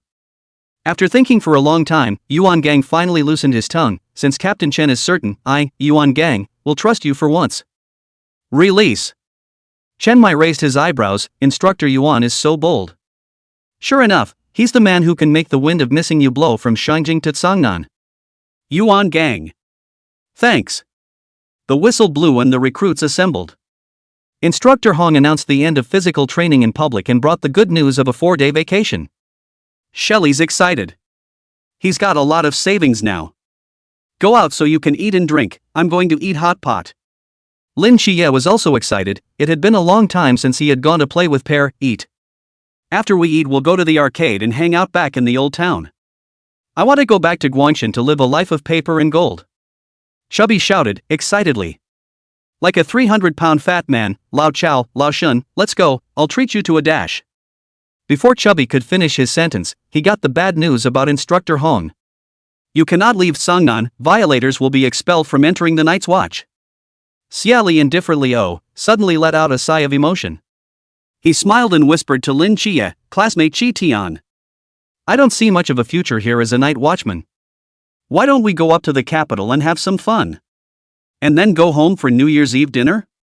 The two of them were standing right in the front row, and Instructor Hong could hear the two of them muttering. That face, it was a moment of stiffness. Lin Qiye's afterglow caught a glimpse of Instructor Hong's changing face and smiled back. The curve of his lips was mischievous. Well, I think you're quite right in analyzing that. If you're fired, you're fired. Don't worry. With our skills, we can get into a factory for $800 a month, but if we can't, anyone who carries bricks on a construction site makes more than anyone else. Instructor Hong. Oh. These two got me. Instructor Hong is frustrated. Frustrated shovel. The final interpretation is in our hands, and when I say you're not out of Cangnan, you're not out of Cangnan. Genius, by any means necessary. I, Hong Hao, am the one who does whatever it takes. Are you two serious? Chubby on the sidelines raised a question in a worried voice. Though knowing that Pear and 7 Knights would be fooling around, they shouldn't be fooling around on issues like this, right? Xiao Yuan was then adamant, wherever 7 Knights goes, I'll go, even if I have to move bricks. Xie Li suddenly thought of a line from a certain TV series, I'm willing to marry the Marquis. Even concubines. Tug was somewhat silent as he looked at Xie Li, his eyes moving slightly. Xie Li shivered inwardly and looked at them with a grin that, giving the lofty answer, you guys guess. Shin Xingju muttered in a small voice, teasing the little cutie. Then. They were then loaded into a car to leave the training camp by Instructor Hong, who was fierce on the outside and bitter on the inside, along with Star Sword. The bus drove slowly, getting further and further away from the training base. I broke through. 82, expired. Expired? I've broken through too. With the sound of their surprise came the sound of one surprise after another that. Seeing that Lin Qiye also raised an eyebrow, Xie Li knew that this collective upgrade was without him. At this time, Instructor Hong purposely stepped forward to explain. As Instructor Hong's words came out, the whole bus was abuzz. Xie Li translates, which means, the Forbidden Ruins were suppressed before the benefits of the collective upgrades that are happening now. And his Forbidden Ruins were not suppressed at all, and rightfully so, they were not upgraded. Xie Li glanced at Lin Qiye, smacking his lips in his heart. His, one thought, seemed pretty powerful. It can't be suppressed at all. Pear, you. Lin Qiye looked at Xie Li with a desire to speak. Xie Li froze for a moment, then deliberately adjusted the mental power fluctuations of the pool realm. His eyebrows flew up. I've made a breakthrough too. So envious of you guys with the forbidden market. Chubby twisted his head around to blather at them. Suddenly, someone was greatly alarmed. What's that? The atmosphere in the car stifled, and Xie Li turned her head toward the window and 5 unidentified objects were rapidly passing over the blue sky, attacking in their direction. That's it. Lin Qiye's creepy tone exploded in Xie Li's ears. Missiles. Everybody get down. Grab hold of something to immobilize. Instructor Hong yelled. Lin Qiye in this instant. The quickest reaction of the brain was to pull Xie Li along and hide by the seat. Xie Li wasn't that flustered. He grabbed Lin Qiye's hand with his backhand and the distance of the V-break character skill accurately enveloped them both. At this instant, Lin Qiye felt that the sensation of the vehicle traveling was gone. He glanced at Xie Li, who was quietly sticking her head out toward the window to see the situation with her eyes. He perceives that it's now 100 meters and can't see beyond 100 meters. So he stuck his head out to look out the window just like Xie Li, and in the confusion, Instructor Hong had a heart attack when he saw the two pricks sticking their heads in front of the glass window. Even if he didn't have a heart attack. Get down, get down, get down. Xie Li ignored Instructor Hong's yelling, and the G-break technique worked really well. Tangible and intangible, breaking with his heart, his break skill is at level 5. It can break a distance of 75 meters. Seeing the 3 missiles take the lead over their heads, Xie Li tried the more than 75 meters breaks less than. He's actually short too. Boom. The 3 missiles fell into the training camp and exploded instantly, a brilliant fire roaring across the landscape. A vague golden light and the sound of an explosion came together, a wave of explosions spreading rapidly from its point of origin. It took less than half a second to sweep the bus. The 2 missiles that are a little bit behind are directed toward. Their bus dropped. Lin Qiye's pupils suddenly shrunk, and he wondered if it was just his illusion. Felt those 2 missiles jerk up in the air, fast.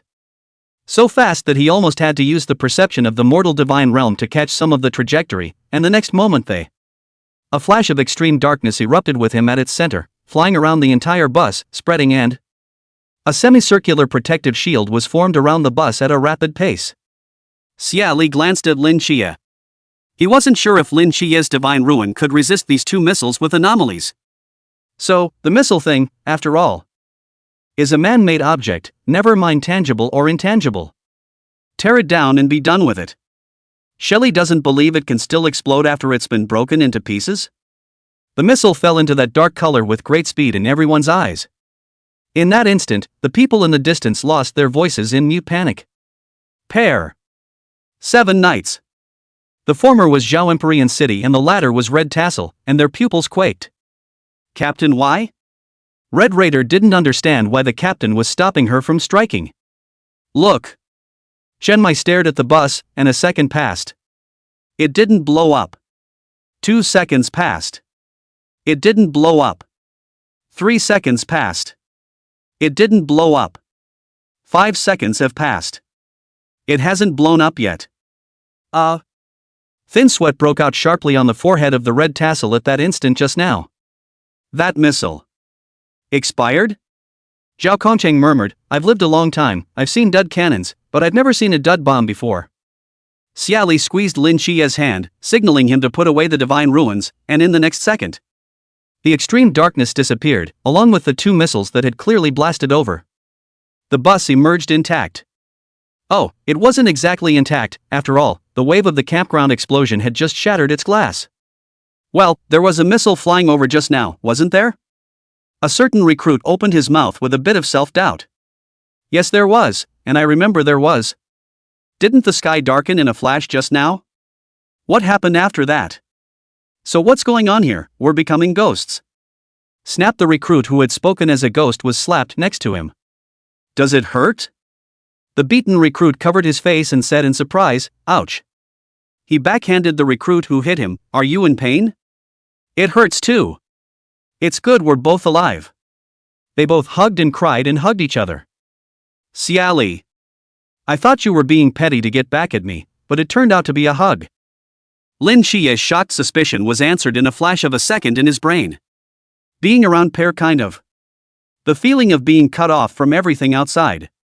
The disappearance of those 2 missiles had something to do with the pairs. While the others were discussing in disbelief, Lin Qiye was secretly concerned about his good brother's face. It was white, but it had blood color, not pallor. It's quite healthy with red lips and white teeth. There's nothing wrong, the temperature on the hand is normal. Xie Li also thought that the missile must have to be very mentally taxing before he dismantled it, but after he did so he came to his senses. Missiles or bullets, these are ordinary buildings. There's a bit of a gap with the feeling of tearing down a building, but it's still a good tear down. It's like you take a knife and open a watermelon as well, and that same knife that opens a watermelon can also open a person. I wonder if a nuke could break. It's easy to break up not. Xie Li smiled haughtily at Lin Qiye's classmates and stood up from under her seat, sitting back in her seat. Lin Qiye also sat back. Everything Hong Hao had just witnessed, due to Xie Li's break, skill being silent and invisible. He only saw that in that instant Lin Qiye's eyes were dark to the extreme in line with that dark color. He then realized that it was Lin Qiye's doing. Good for you. In training camp. Chief. The recruit bus has been blown up by 2 missiles. The officer with the binoculars shouted. What? The pupils of Yuan Gang, whose golden light had not dispersed, quaked and then he quickly asked for a follow-up. How are the recruits doing? Don't regroup. Don't regroup. Don't regroup. 83, peace be with you. Perhaps Yuan Gang's conviction was too strong. The next moment, he heard. The bus is fine, the recruits aren't sure. Yuan Gang? He gasped, what the hell kind of answer is that? Report, Chief. As far as I could see, the missiles blasted into the bus with precision, but a flash of darkness illuminated the bus was enveloped and the missiles disappeared without a trace. Darkness disappears from the bus. He suddenly lurched, the recruits are fine. Lots of recruits standing up. Yuan Gang was so furious that he would not admit that there was still a little bit of anger that he had been made angry by his own. Must be all of them. New recruits just out of missiles blasted over, we have traitors here. But how did the missiles appear? Missile Base 39. Missile Base 39, please respond immediately. Intermittent voices rang out from the blinking, flickering red lights of the large center control room.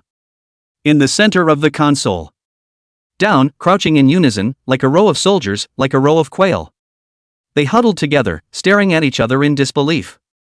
That call continued. Someone whispered, can we move? The other replied, I don't know, that Liangshan man won't allow us to climb out half a step. But, aren't we soldiers? So keep your marching orders? The leader was silent. No, what I'm trying to say is the war long over? The thing is, they suddenly have an enchanting to the core woman here. Her hair was like living snakes that would petrify anyone who looked at them. In that instant, they knew that the attack was on. The change came quickly, and there appeared a stout figure, a good soldier at first sight. He was wearing a classic black fascikini, like Guangong. Shouting, where are the demons running? As if by a miracle, the surface of the soldier turned to stone began to crack and he went from stone to living again. And then, the demon really ran away, and the woman jumped up as fast as a vampire sees sunlight. The Liangshan man was so banditish that he made them squat under the center console and warned them not to move. Or whack them. Then the nice-looking Liangshan man said, how do you put the missiles? The leader makes a screeching chicken sound. Why did you put it there? Oh, it's a little test for them out of camp. The leader continues to scream, out of camp? Recruits? What if they blow up? What's the call? If you don't release the missiles, release me, you guys pick one. The Liangshan man pointed with his hand. The man who had just turned back into a man turned back into a stone statue, and the house gradually petrified.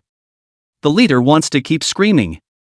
The young leader next to him was quick to pull the leader. Calm down, calm down, calm down. He seems to be more terrifying than a missile. A missile C-realm powerhouse would be able to resist it. The leader's scream stuck in his throat, hardened into a screaming chicken. They crouched like quail under the center console, staring at each other in disbelief. And technical instructions to each other not to press. Leader's breathless, it's 5. The Liangshan man clapped his hands. The air quieted down as if it was all over. They're continuing to quail squat, and they've been doing it ever since. Missile Base 39, please respond immediately. The voice called twice more and the leader came out from his feet. I hear you. The military is serious. What's going on in your area? Do you need rescue? The leader poked his head out, but luckily, there were no casualties. It's just that there are 5 missiles missing. We've had an attack here.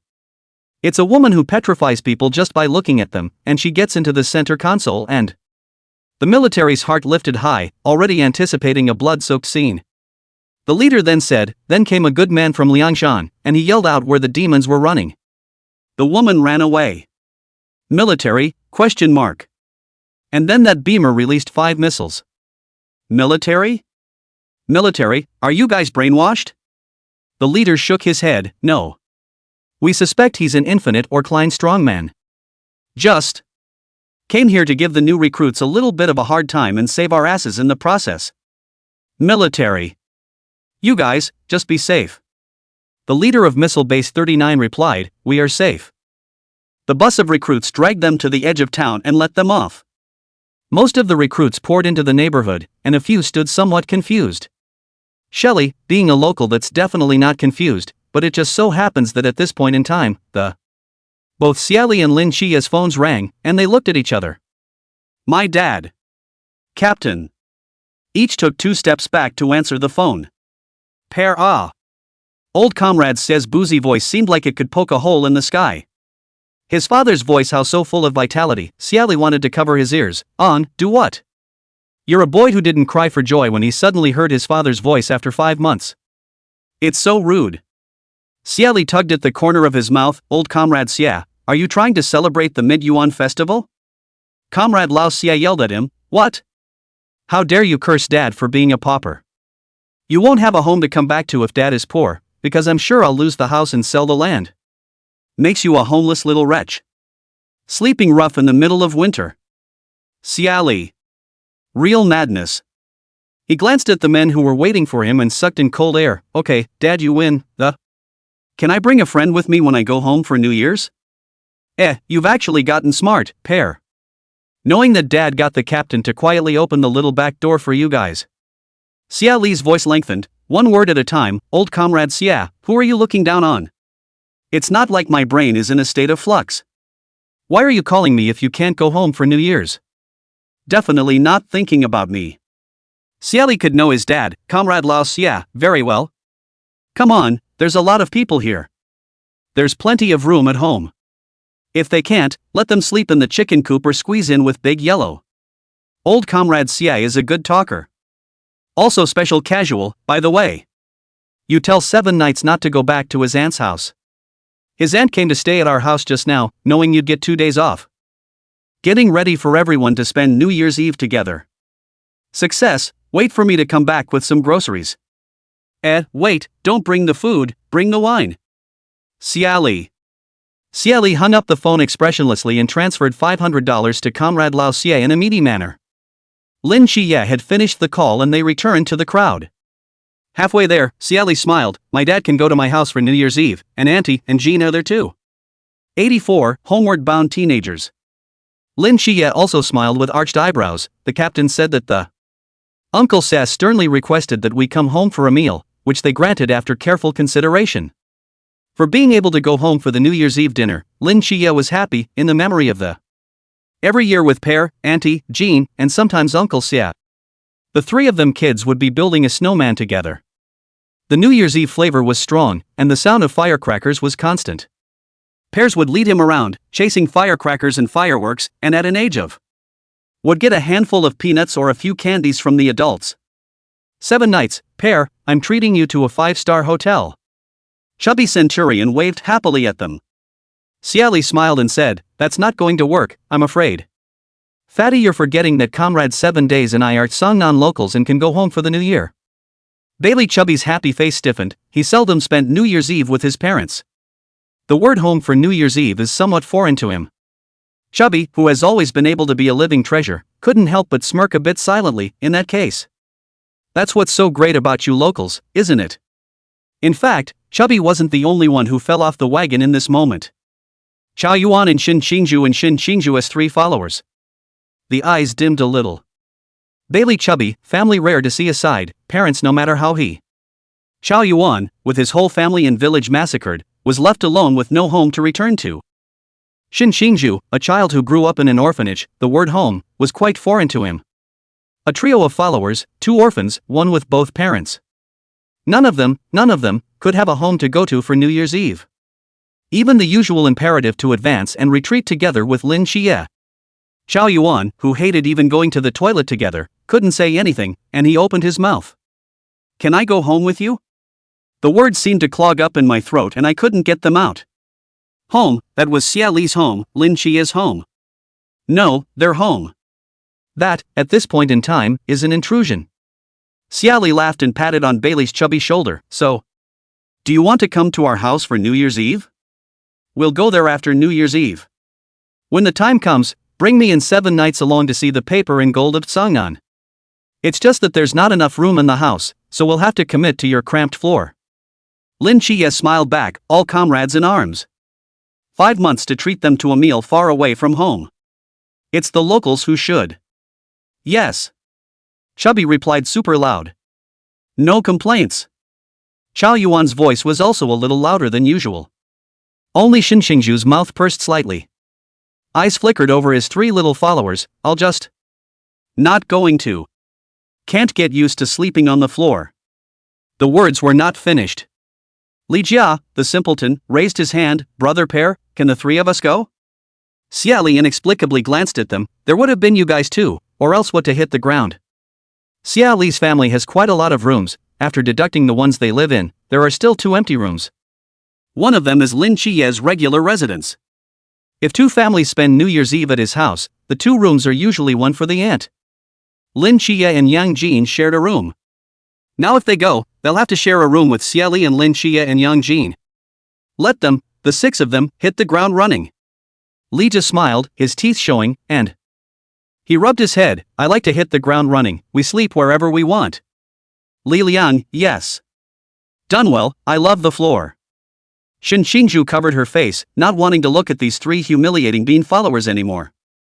You're welcome, it's only right that we receive our friends as hosts. Lin Qiye saw the slight change in their emotions, purposely spoke. He purposely cleared his throat. Welcome to the new year in our hometown, the Songnan welcomes you. Bailey Chubby excitedly threw up his arms. Go back to his house for New Year's Eve. The tone was one of undisguised excitement. Which way is your house, Pear? East, Old Town. The back of a teenager carrying a black box, which for a moment turned into thick ink, dotted this old neighborhood with. They traveled in company, with unceasing intent and merriment. Watching them leave, laughing and joking, Instructor Hong eyed their backs and kept looking at that. Until their backs disappeared around the corner. In the end, the serious and stereotypical Instructor Hong slowly smiled with a pious blessing. Happy New Year, teens. Old Town, Urban Village. The persimmon tree at the entrance to the yard was hanging with red persimmons, and the birds pecked and chattered and cooking smoke rises up and big red lanterns hang high. Jean, go buy a bottle of soy sauce, it's about to bottom out. Samuel C's loud, grinning voice drifted out from the kitchen. Jin pursed his lips and tucked in his foot to glare at the little black mange chasing chickens around his legs. The little black mangy commiserates and stops, not chasing the chicken. Uncle Xie, do you want sriracha or soy sauce? Jean sincerely went for the soy sauce. and carefully asked which kind of soy sauce it was. Comrade Lao Xie, who soaked into the kitchen as soon as he returned and shooed the two ladies away, said, 3 bottles each. This marinara is all about feeing the sauce, and when the sauce is shallow, it has no flavor. Okay. Yang Jin seriously went to buy soy sauce. Just as I got to the door I saw a minivan pull up slowly and... Ah, Jin. Lin Qiye called his voice. Yang Jin patrolled the sound and slowly raised his head once, he saw. In the open top of the minivan. In the midst of that group of things. There stood Lin Qiye and Pear. As well as a host of teens with their own unique characteristics. They stand with the mishmash and it's quite a character. Yang Jin met their gazes as they stared at him in unison, such a meeting. Xie Li is not feeling a little embarrassed. He smiled and explained to the group, this is the cousin I was talking about, a junior high school student. Bitter little kids who have to do at least 60 papers over winter break. He jumped out of the car and landed handsomely in front of Yang Jin, these are our classmates. What are you going to do, cousin? Hello brothers. Yang Jin kicked a small stone under his foot slightly, I'm going to buy soy sauce. Uncle Xie said there wasn't enough soy sauce in the house. Hiya, little cousin, you don't have to go, there's soy sauce in the specialties we're buying. Oh. Bailey Chubby opened his mouth cheerfully.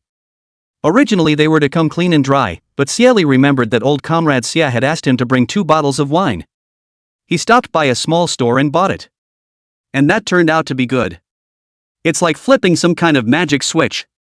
This group of people ulala to bring some specialties to Xie Li's house, from oil, salt, soy sauce and vinegar to tobacco, wine, fruit and tea. The chief instructor is pretty fair. Whenever he runs any extreme or special training. The top 5 get a bonus, and that bonus, Xie Li guesses. It's about wrapped up by the few of them. Xin Xingju could sometimes overtake Chao Yuan to become 3rd, and Chubby could occasionally squeeze into 5th place. Far from it. This small truck of stuff, Bailey Chubby contributed a large portion of it. If Lin Qiye hadn't forcefully pulled out Chubby Bailey, that little department store could have been emptied by him, and the store owner was so happy he had to drive them a delivery. Yang Jin silently looked at the minivan again. Oil, salt, vinegar, tobacco, wine, fruit and tea I can understand, why? How many big black spatulas? 85, taste of home. Perhaps the cousin's vision was too blunt. Xin Xingju looked up at the sky and moved slightly to block a certain spatula, and when he moved, the other spatula-buying teammates were that silent. Blocking spatulas. Don't ask them why they need a spatula. The origin of the matter was that Lin Qiye rather watery-heartedly bought a large black spatula, and as soon as he did, ahem! Then the picture is inexplicably off. Chao Yuan, as a licking dog, bought a spatula right after him, followed by Bailey Chubby. Xin Xingju. Xin Xingju's 3 little followers were not blinded by the spatula, however. Seeing that they didn't fit in, the rich Bailey Chubby fatty gave the 3 of them a fat hand and paired them up. Shopkeeper. What a strange bunch of lads. They were still a little embarrassed, but Xie Li had thick skin, and he turned to pick his way through the minivan and... Before he could find soy sauce, Lin Qiye classmate precisely took out 2 bottles of soy sauce and gave them to Yang Jin. Yang Jin took the soy sauce and left. Little Black Lie gets another leg kick from his cousin. The truck driver asked, is this it? Xie Li, Anan, please drive the yard. As soon as the group of them entered the courtyard, they were greeted by the family members of. Comrade Xie's voice is almost sky-high, all came don't be polite as your own home, he said. Don't be formal, because uncle I don't know anything about formalities. Come on. Quick, tell uncle if there's anyone who can cook. He raised the black spatula full of anticipation to ask the central question, That expectant gaze was hovering over them. Xie Li looked up at the sky, as if he could not see, cooking? He doesn't have any talent for cooking. Just bubblegum is good, omelette is good. Crowd. He's so out of touch. Grandma glared at old comrade Xie before she could say anything. Li Jia, the simpleton, raised his hand, Uncle, I know a little. Old Xie was overjoyed, good, Uncle was right, you are the prettiest pup in this group. Li Jia hemmed and hawed, rubbing his head in embarrassment, where? Shin is also very pretty. Li Liang volunteered, I know a little bit too. Deng Wei was so proud of himself, I know some too. Well, you 3 pretty boys and I are going to fight with your uncle in the battlefield. Then a few of them will go and make dumplings after Grandma Pear and Auntie Seven. Even if the rest didn't say a word, they didn't escape Comrade Lao Tse's arrangement. He really didn't know how to write the word out of sight. Oh. Yes. The atmosphere gave the homeless teens an unspeakable warmth, one and all. With a smile in the corner of his eye. Chubby, excited but a little worried, beeped with Chow Yuan in a low voice, "So what?" "I don't know how to make dumplings. I've never done it before." Chow Yuan looked at him and also beeped in a small voice, "Don't panic, you're serious about learning, you have potential." Shin Xinju joined the group chat and similarly beeped in a low voice, as the saying goes. "Have you never eaten dumplings before? There is nothing difficult in the world, as long as..." Ken gave up. Xie Li joined the group chat. The three of them twisted their heads to look at him. Xie Li smiled at the three of them. Dumpling said it was too early.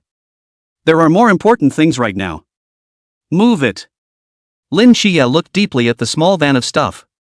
"Can't help but reflect on how I bought so much stuff back. Seeing them busy as industrious little bees, the idle and bored truck driver and Comrade Lao Tse lamented, "Your family is so lively for New Year's Eve. They're all good-looking kids. I don't have any girls at home. If there's a girl, we can be in-laws." The old Comrade Xie, who was originally holding a spatula in a rather jovial manner, had his large incisors retracted. Holding the spatula, he said, "It's too early to talk about this, my son can't fall in love early. I'll break their legs if they fall in love early at a young age." "Truck driver?" He cautiously asked, "How old are they?" "All underage." "Truck driver? What are you standing here for? Shouldn't the driver be helping to move things?" "Comrade Lao Tse belongs to my family. I can squeeze, but you can't squeeze. I don't have much to offer you if you're squeezing me." The van driver scowled, rolled a dark eye, and then gave in to help unload the cargo. Comrade Lao Tse grunted, took the spatula and entered the kitchen to point the way, and continued to prepare the New Year's Eve dinner, and pitching in to feed the growing teens. The aroma of food and the curling smoke of cooking spread through the yard, There are those who follow Comrade Lao Tse in the kitchen. There was following Grandma and Auntie around the living room making dumplings and kneading dough. "Grandma, why do you need to wrap coins?" Shin Xinju didn't understand. He watched as the old man put 50-cent coins into the dumplings and let out a puzzled question. Grandma smiled lovingly, "This one. Wrapped in a dumpling, whoever eats it will have good luck in the new year. This is a custom on our side of Tsunnan, Ming you guys eat more dumplings for good luck." Shin Xingju's eyes moved slightly, and the knot in his throat was slightly astringent. In Grandma's eyes it was a big shy boy, "It will be. I'm a big eater, so make more dumplings." Chubby muttered, as he tried to send Lorius.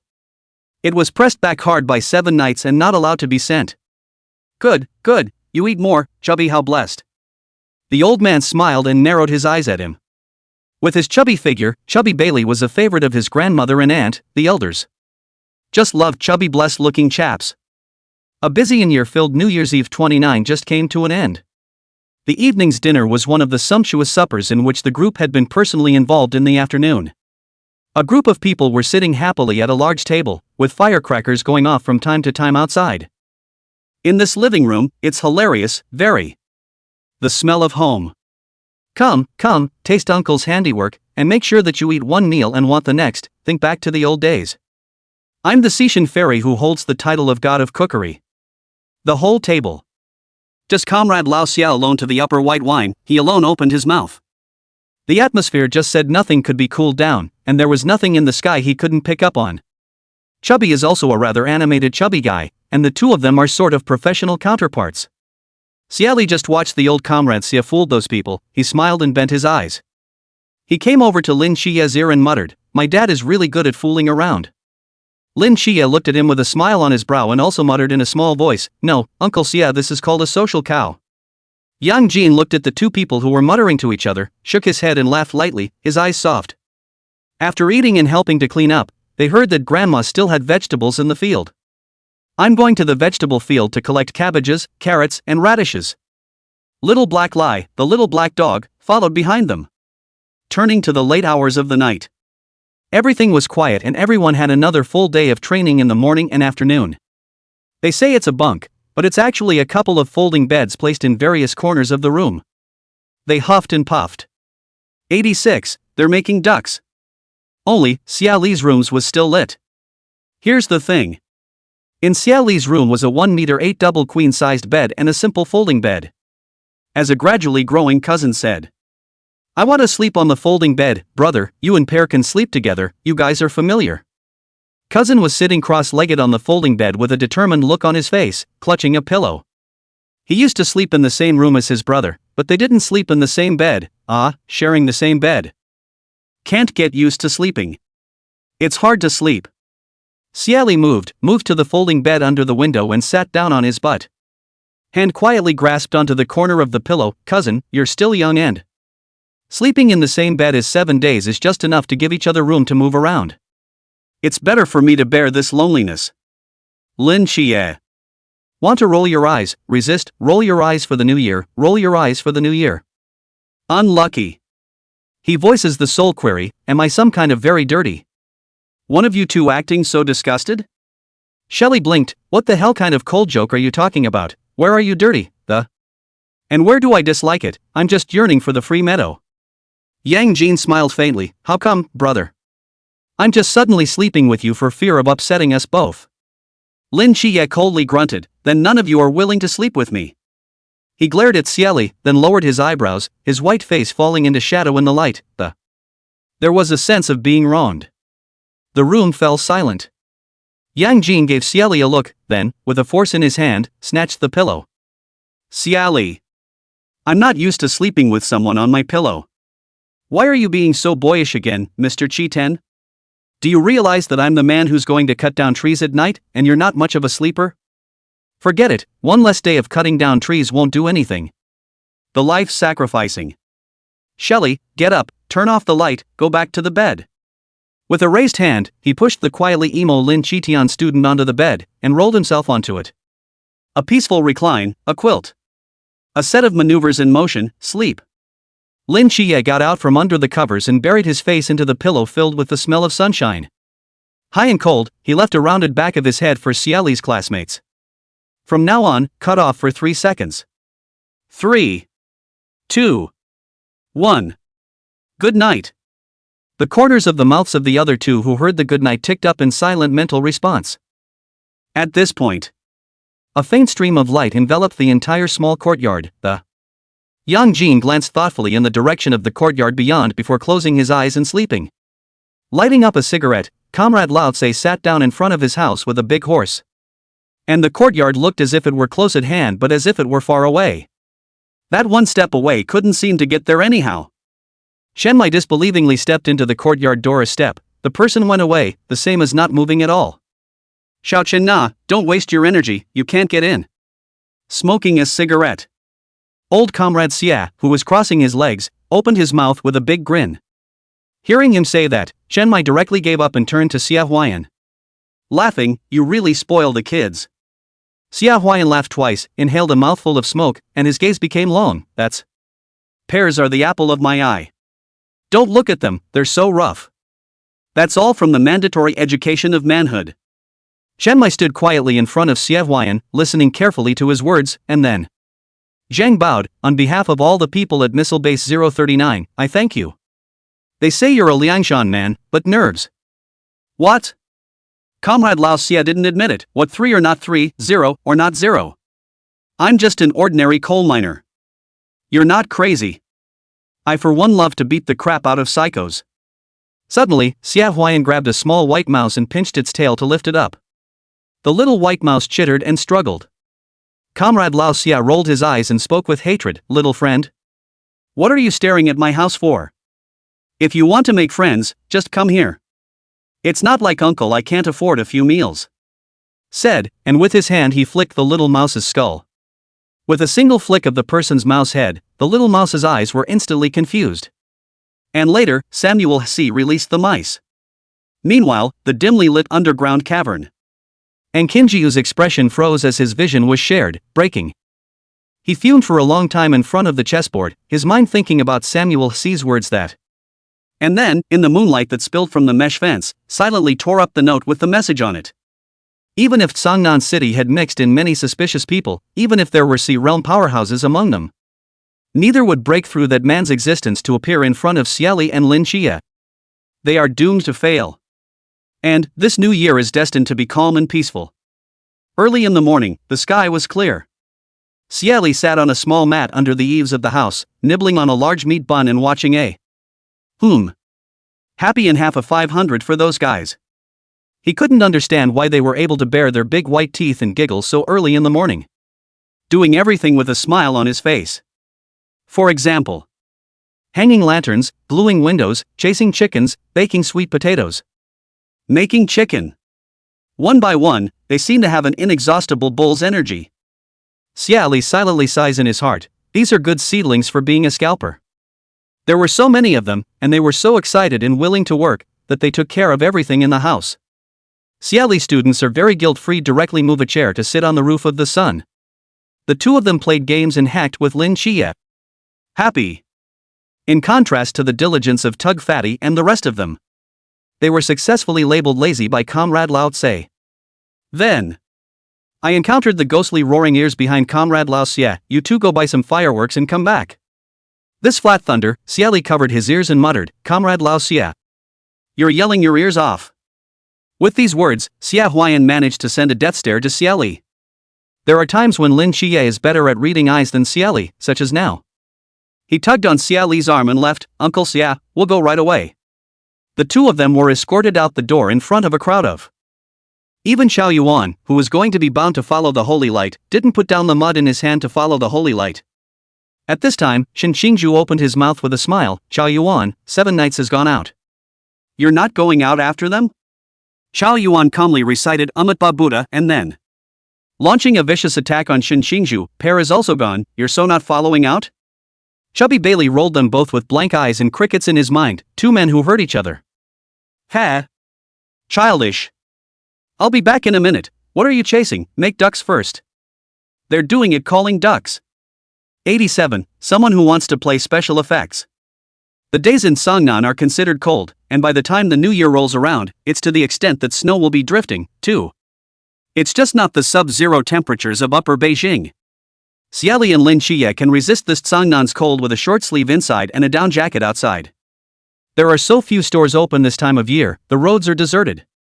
But the fireworks store usually closes after 5 p.m. They would be just after 3 o'clock this time and managed to buy 4 large boxes of fireworks. They carry 2 boxes each down the long, cold street toward home. Xie Li inhaled the cold wind and lamented. He felt tender and he was about to catch a cold from the cold wind. You see how black-hearted my father is. Obviously he has a 5-diamond Honda he can drive around and buy, just to squeeze us 2 male highs. This foggy day also gradually drifted snow, the wind blew even colder. When no one is around.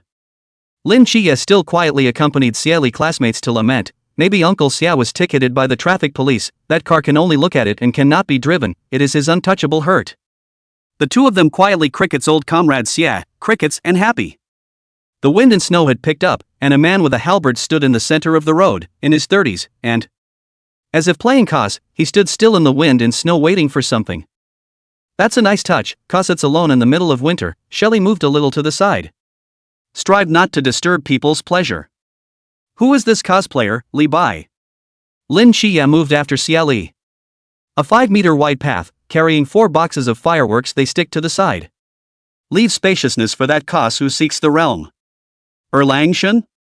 Xie Li guessed, as he glanced at the man who remained motionless as a mountain and comments off on it's just missing an eye and a dog. Lin Qiye, your guesses can't be said to be identical, only irrelevant. Has blackened. Han Xiaoyun. There is no need to tolerate any more. The halberd flicked, intent on shaking the 2 men who had cricked him in the face and shaking the blood out of their mouths. 5 bodies. And then Grabby Horse happened and those 2 posters were unresponsive. Han Xiaoyun, question mark. Why? My hallowed sea realm, after joining the Church of the Ancient God, just pulled my crotch? Han Xiaoyun couldn't help but think. Of course he wouldn't know that no one is loved when the Gi break is on. Xie Li's eyes narrowed slightly, and he put the fireworks in his hand towards the ground. Turning to look at the contemplative Han Xiaoyun, do you have any quality in this person? Standing alone in the middle of the street playing cos, we're all sticking to the side and you're still getting in the way. It's because you think that no righteous person will sanction you during the new year, is it? Lin Qiye put the fireworks away and stood beside Xie Li looking a little smart. He silenced and swallow the words you want to spit into your mouth. Their house. There has to be someone who just seems to be smart and not easy to fool. Han Xiaoyun felt he had to pace himself. He should have been led astray in his thinking from a single shot by the two across from him. What with the see not see, he's not Cos. Who would take a halberd and play Cos in the middle of the street on New Year's Eve? A normal person would know it's a vendetta at first glance, okay? I'm Han Xiaoyun, believer, 13th seat. Xie Li frowned. Believers in what? The game? The Ark of Tomorrow? Tower of Eternity? Lin Qiye's brain twitched. Pear, Tower of Eternity. He should have said, priest, so-and-so generation. That way the B-gram is higher. Han Xiaoyun. I'm standing right in front of you. Can you have any respect? Don't characterize illiteracy. He tried to continue to seize the initiative, calmly gazing at Xie Li and Lin Qiye. Politely, he spoke, I have come from the Church of the Ancient God to kill you all. The two across the street finally stopped blathering. Good. The initiative is in his hands. Han Xiaoyun was surprisingly excited for a moment. Ha? Why is he agitated? I don't know, just a little excited anyway. So? Xie Li scrutinized Han Xiaoyun's body for a second. We deny your request for a. You go. Lin Qiye. He glanced at Han Xiaoyun's face and felt as if the calm man couldn't continue to be calm. Han Xiaoyun took a deep breath. Elegant, polite growler, the vigil is truly a crop of leeks in the ground, and your crop turns out to be weeds, not even leeks anymore. After roaring, he again elegantly wanted to exert the strength of the sea realm, lifting his halberd to slash people. Sea realm. Lin Qiye's pupils shrank. It was Chakra who judged the realm of the men from this strike. Bang! The black cauldron that suddenly appeared instantly blocked the incoming halberd, and sparks from the collision overflowed. The strong wind shook the fine snow that had fallen to the ground, and in an instant, white snow flew. Han Xiaoyun's pupils shrunk. Joining the Church of the Ancient God didn't just pull down his IQ, it also pulled down his strength? A mere pool realm recruit could resist his strike? Han Xiaoyun suspected that he pulled his own crotch, did not suspect that the opposite side has hung. He didn't know that Xie Li was able to fight the Ghostface King of the Chuan realm when he was in the Zhan realm. Xie Li is now in Kawasaki. For the Sea realm, there was really no fear. Clank. The extremely fast collision between the halberd and the black cauldron was a shallow test of the opponent's wave in just a few moments. Xie Li raised an eyebrow and directly unsealed the sealed black pot. Clang. The black cauldron and halberd collided once more, and something that shocked Han Xiaoyun happened. His halberd unexpectedly broke directly from the point of collision. The halberd, broken? The head of the gun is separated from the body. Even though the black pot had been sealed for too long, Xie Li hadn't forgotten that it was a pot of equality for all beings. Hitting everything is incredibly painful. Cutting mystical cuts plus cutting weapons equals all beings are equal. Han Xiaoyun looked at Xie Li with some surprise, and a flash of approval surfaced in his eyes. Then, as if thinking of something, his eyes dimmed again. Forbidden Ruins Sequence 079, Great Windstorm. In an instant, within 10 miles, the wind and snow filled the sky. The next second, the black pot knocked his head and jangled. Han Xiaoyun rolled his white eyes and fainted? Dizzy? Is the hallowed sea realm so fragile? Lin Qiye murmured and whispered. Highly doubtful that this one went on the water. Xie Li whispered in his ear, the black pot in his hand turned a potpourri. Stupid nah. It's not that he's watered it down, it's that I've turned it on. It's not like you haven't seen what this pot can do. I can't see anyone else. Aha! Think of you playing special effects in front of him. And that goddess. The corners of Lin Qiye's mouth twitched slightly, and he had to admit that. There is a strange climbing of this black pot of pears. When it's in the face of a tornado that puts the wind and snow in the sky. Successful activation of certain treats. He didn't faint unjustly. Lin Qiye concluded. He took a closer look at the five-body Han Xiaoyun and Pear to discuss what to do with the man. Xie Li, give it to the captain to deal with. Lin Qiye, okay, I'll call him.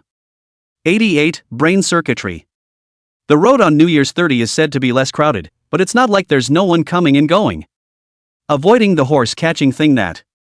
So Xie Li put the 4 boxes of fireworks side by side against the corner while Lin Qiye was on the phone.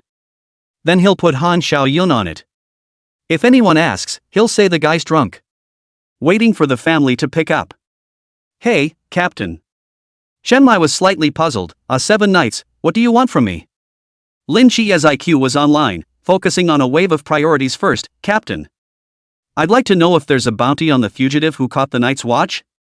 Shenmai's gaze slightly condensed as he temporarily put down the spatula in his hand. There's a bounty. The fugitive's reward can be up to $5 million, so why are you suddenly asking about this? When the words $5 million came out, Xie Li's eyes swished brightly. He slowly looked down at Han Xiaoyun with a wealthy smile. Lin Qiye couldn't help but arched his eyebrows even as he watched him smile happily. That, Captain. We've captured a fake drinking church of the ancient god, believer, 13th seat, Han Xiaoyun.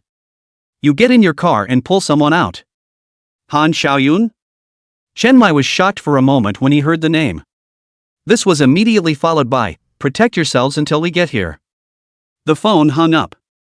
Shelley's eyes lit up. We're rich. Lin Qiye tucked his hand under the hood of Xie Li's down jacket, warming the. He rubbed his fingertips together twice. It's more profitable than buying lottery tickets. Seeing his somewhat cold appearance, Xie Li casually put Lin Qiye's down jacket hat on him. The shaggy fur collar enveloped his handsome face like a little blue hat. Lin Qiye's face was long and cool that way, detached and cold.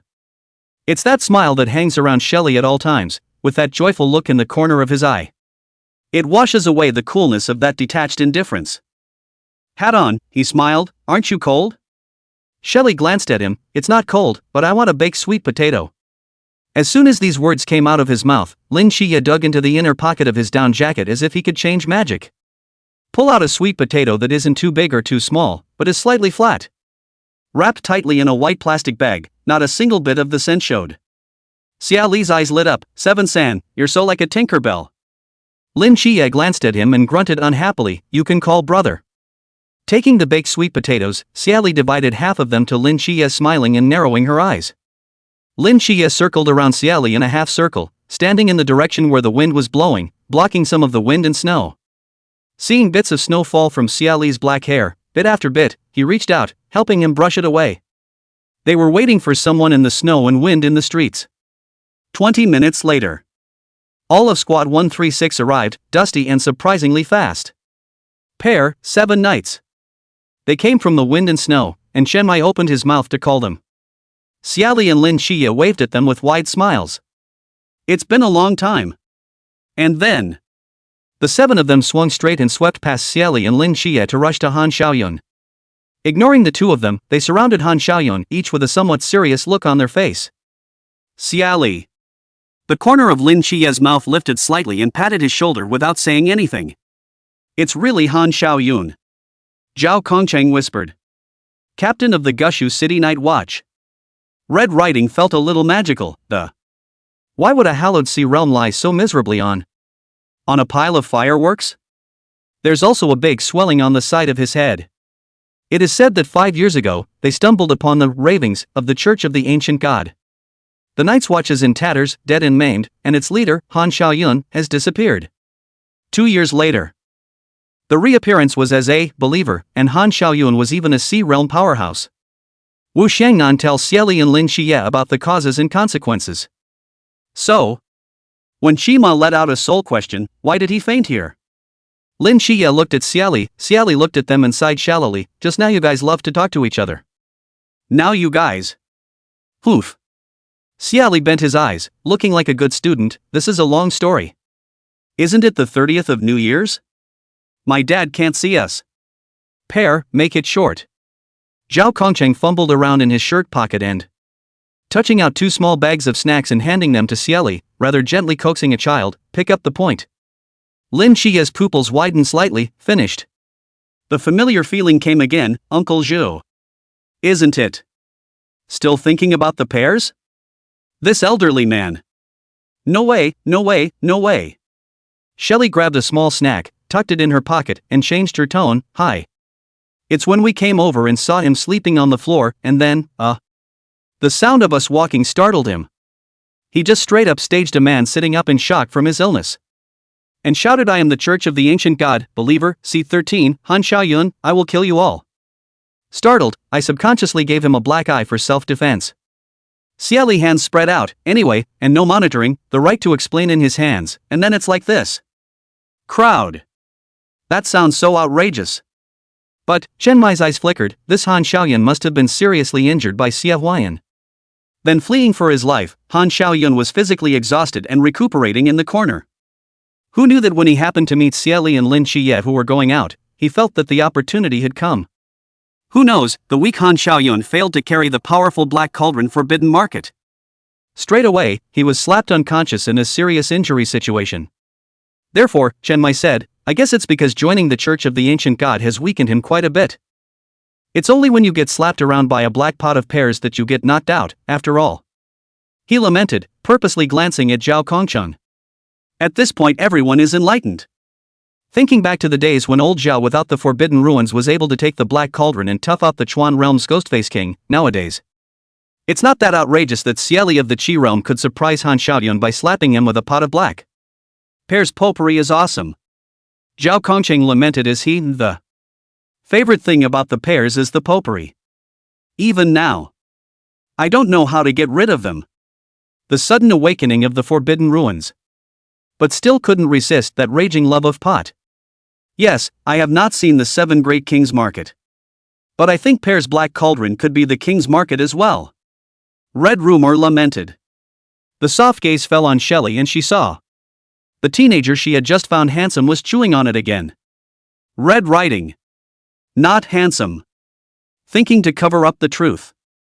Chen Mai, that may not be impossible. Unintentionally guessing the truth. The other team members, they cast appreciative glances towards Xie Li and Lin Qiye.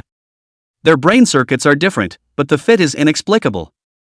Chen Mai is going to cover for Samuel Xie and say that it was Xie Li who did it. The others felt that it was Xie Li who did it, and Xie Li's black pot would be Dihui. More powerful than Wang Hui. 89, Happy New Year. Why the Imperial Market? Of course it's the Emperor. The Emperor comes before the King. Pear's Black Cauldron isn't a divine ruin. If it's more powerful than Wang Hui again. Just give him a single page. Han Xiaoyun's been captured. Squad 136 is holding him back. And brought along equipment to suppress the Forbidden Ruins. In case he woke up halfway through. Xie Li took out the black pot and kindly made up for it twice. Han Xiaoyun's brain added 2 more large red bags to his pitiful head. As for whether or not his nonsense words would be punctured by Han Xiaoyun's, Xie Li wasn't panicked at all. Please read the word, break, carefully and carefully it can break all tangible and intangible existence. Human memory, is it considered intangible? In just a moment ago, he tried to break Han Xiaoyun's memories of the spiritual power of the Sea Realm was still a bit strong, but he was now in the Chuan Realm and still, broken, successful. It's just so much work, he's sweating. Shelley rubbed her head and sighed for her vapid self, when can I be a man who is not vain? As Squad 136 drove away. Xie Li also asked with some watery heart, how much is this fugitive believer of the Sea Realm worth? The thing is. Chen Mai looked at Xie Li, who was grinning while picking at the car door. The answer was given with discretion, originally, I believe. We vigilantes don't get rewarded for catching fugitives. This is within the normal scope of work. Seeing Xie Li's handsome little face collapse, he stopped smiling. Chen Mai drew a turn, a smile in his eyes, but, given that you are temporary workers. Not counting the official vigil, you get 1/3 of the prize money. This Han Xiaoyun is on the internet for $600,000. You'll get $200,000 when the audit comes down. Xie Li and Lin Qiye glanced at each other and both saw in each other's eyes this is more reliable than buying a lottery ticket. The car door closes and Squad 136 leaves. Pear, 7 nights. Remember to come and visit us the day after tomorrow. Zhao Kongqing's voice floated in the wind and snow. Silence was restored to the long street, covered gradually by snow. Xie Li and Lin Qiye happily carried the fireworks home again. 7 days, I think it's so unpaid to be a night watchman. Oh, I might as well be a temp all the time. Actually, you're quite right in thinking that there's no prize for catching a fugitive when you're officially a night watchman. Their benefits are too crotch-pulling. They work more than a cow and eat less than a pig. All held together by a faith. Xie Li laughed out, his voice joyful, your mouth is so poisonous.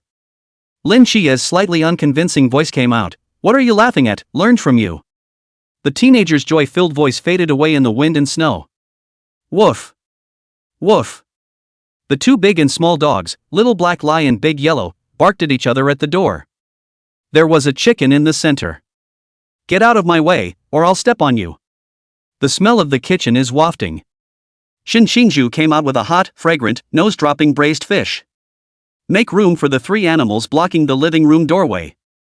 He came into the parlor with the fragrant dishes, and the large round table was already set and Bailey Chubby was accompanying his grandmother to set up the dishes, coaxing the old man into a smile. They came in one after another, and finally Samuel Xie walked in with a casserole of chicken soup. Followed by Xie Li and Lin Qiye, who were serving rice and steamed buns. Curious, Chubby asked, "Why don't you see any dumplings?" "There were dumplings yesterday." Lin Qiye replied with a smile at the corner of his mouth, "Eat it at night during the New Year's Eve vigil, starting before 12 o'clock. Eat until the first day of the new year." Ooh, that's a good custom. Finally, the crowd took their seats.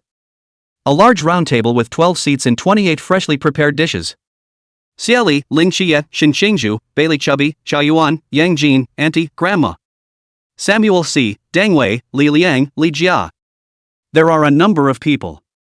They never had a lively, proper New Year's Eve. Samuel Xie, as the head of the family, stood up and raised his glass. The teapot rippled in his hand as he swept his gaze over the crowd. "We're so happy to have you in our home for New Year's Eve. Uncle won't say anything about the scene. Grandma Pear and I and Auntie Seven Nights are honest, so we'll just have to say that we ate well and drank well.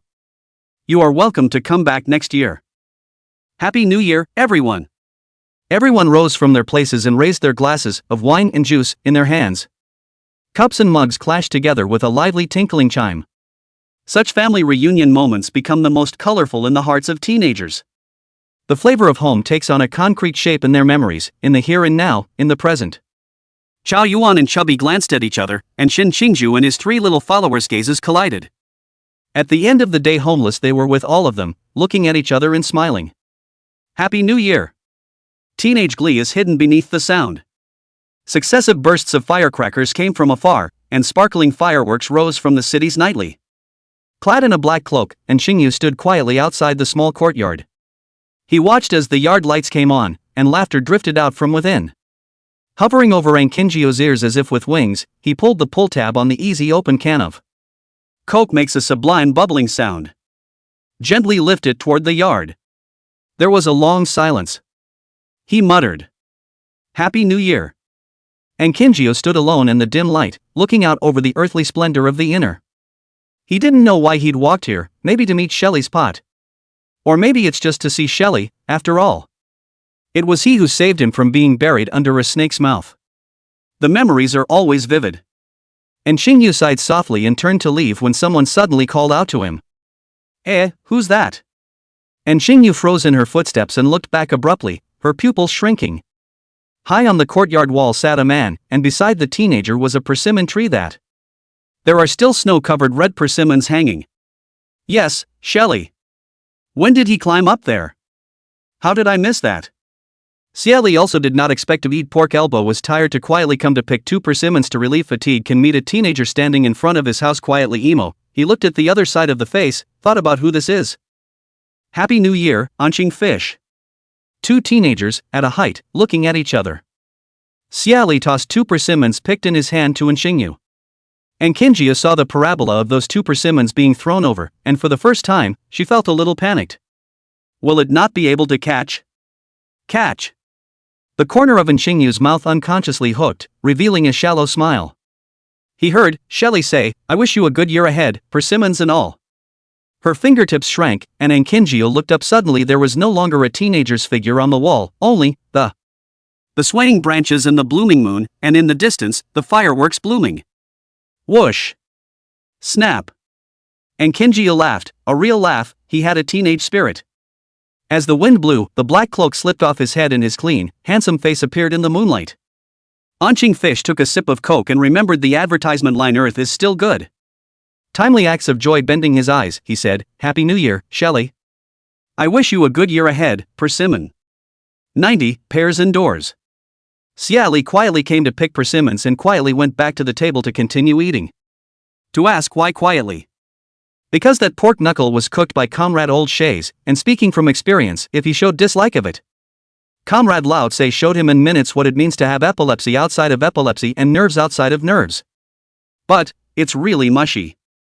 Even if it's mushy, you're giving him the big head.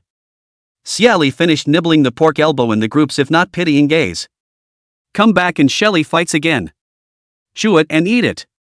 Lin Qiye classmate gave him a fragrant marinated pig's feet. Xie Li looked at him and then quietly under the table, he gave persimmon rui to Lin Xiaoqi as well. Xie Li stuffed things so fast that Lin Qiye felt a coldness in his palm and instantly sensing that these were two round objects smooth with a coolness, he did not look down and instead, he took a quick look with his senses. Yes, persimmon. 2. Lin Qiye curved his eyes happily. Others might not know what Pear had just done. He could have known, running out to pick persimmons. He also ran into Xingyu, who was suspected to be a man, and gave him 2 persimmons. Well, he's got 2, too. They're both 2, but this is totally different. Anqing fish that is on the spot to run into not to give embarrassed, this is deliberately left. I, Lin Qiye, am Pear's best friend. The only good friend. Lin Qiye water-heartedly put the persimmon into his pocket and continued to eat, smiling from the corner of his eyes. Eating dumplings, observing the New Year's Eve, the laughter didn't stop. Even the little black mangy mange is woofing from time to time. The vigil breaks up and the stars shine brightly. Everyone went back to their respective houses, and after the lights were turned off, Lin Qiye wrapped a corner of the quilt and slept in the corner. Looking at Xie Li in a daze, and then coming to a conclusion. Lin Xiaoqi he knew he wasn't sleeping honestly. Thinking back to when I woke up this morning. Xie Li felt that he was about to be squeezed out of bed. The quilt also left a corner. Lin Qiye was in the guise of an octopus wrapping the covers together and squeezing them around him, pressing her back against him. Of course, a different childish adjective would be. Lin Qiye is just still a big baby who likes to cuddle things to sleep. It's not a big deal. Xie Li still likes to fall asleep with the covers on her head sometimes. There's no reason for that. Just pure comfort. Xie Li looked twice at the back of Lin Qiye's head, lay down and went to sleep. He sleeps very little when he actually sleeps, and usually spends his night sending his consciousness outside the asylum to cut down trees. Today was another night of no tree cutting. He thought for a moment, lowered his voice to a condensed line and said, 7 days, I wish you good luck with your persimmons and peace and joy. Close your eyes and go to sleep. Originally, Lin Qiye had already come to the second door, with the door handle all twisted open. The door appeared to crack a little at the end, and after hearing the blessing given him by Xie Li. It's the door that won't open, and backhandedly pulls it shut. Turn around and walk away. He left without a moment's hesitation at his back. Merlin in the door? On the sidelines, Li Yifei, ? What's going on? Let the back of your departure be so decisive, so resolute. 7 nights, aren't you going to open the door? This door is open a crack. You let the door pigeon next time cannot open in how to do. Lin Qiye still didn't look back, next time. Li Yifei looked at his headless back and sighed, suddenly reacting. It's good to not open the door. He wouldn't have another multiple grandmothers. Take care, Dean. Consciousness woke up quickly, not more than a few seconds after Xie Li finished speaking. Lin Qiye opened his eyes and he moved under the covers. Move over to Xie Li. Whispering as I did when I was a child, Pear, may you be safe and healthy and happy. Xie Li inclined her head slightly toward him and whispered, you too. Aha! The cousin under the window quietly rolled over and faced the 2 whispering teens with the back of his head, and don't take him with you. Ha! Bummer. Only after saying his blessing did Lin Qiye move back to the corner and enter the asylum once more. Wear a white coat and walk with the wind. He folded back to the second door, and Li Yifei couldn't help but look at him with the eyes of a psychopath. Lin Qiye continued to open the door. Click. Once again, there was a crisp sound of mechanical operation, and the runic prohibitions all over the door dispersed at the same time. The door didn't open. The second patient was temperamental and wouldn't open the door after being pigeonholed. Li Yifei blinked and said to the top dog. This grandmother might want to be strong? After all, you just stood her up. Lin Qiye looked at him calmly, not regretting his choice just now in the slightest, and the door could be figured out. Blessings are definitely to be said. He flexed his fingers and continued to knock on the door. "Excuse me, would you like to come out? Come out and see the world outside." The door opened quite unreservedly when the word world was spoken. Swish. It also has a slight kickback. Lin Qiye was startled by the speed at which the door to this room opened. The latter gazed towards the darkened room. Li Fei, who was in the back, was also startled for a moment. Poke around to see who his second temperamental grandma is. Within what appeared to be a study-like room, a young man was sitting there quietly. He was wearing a dark blue frock coat.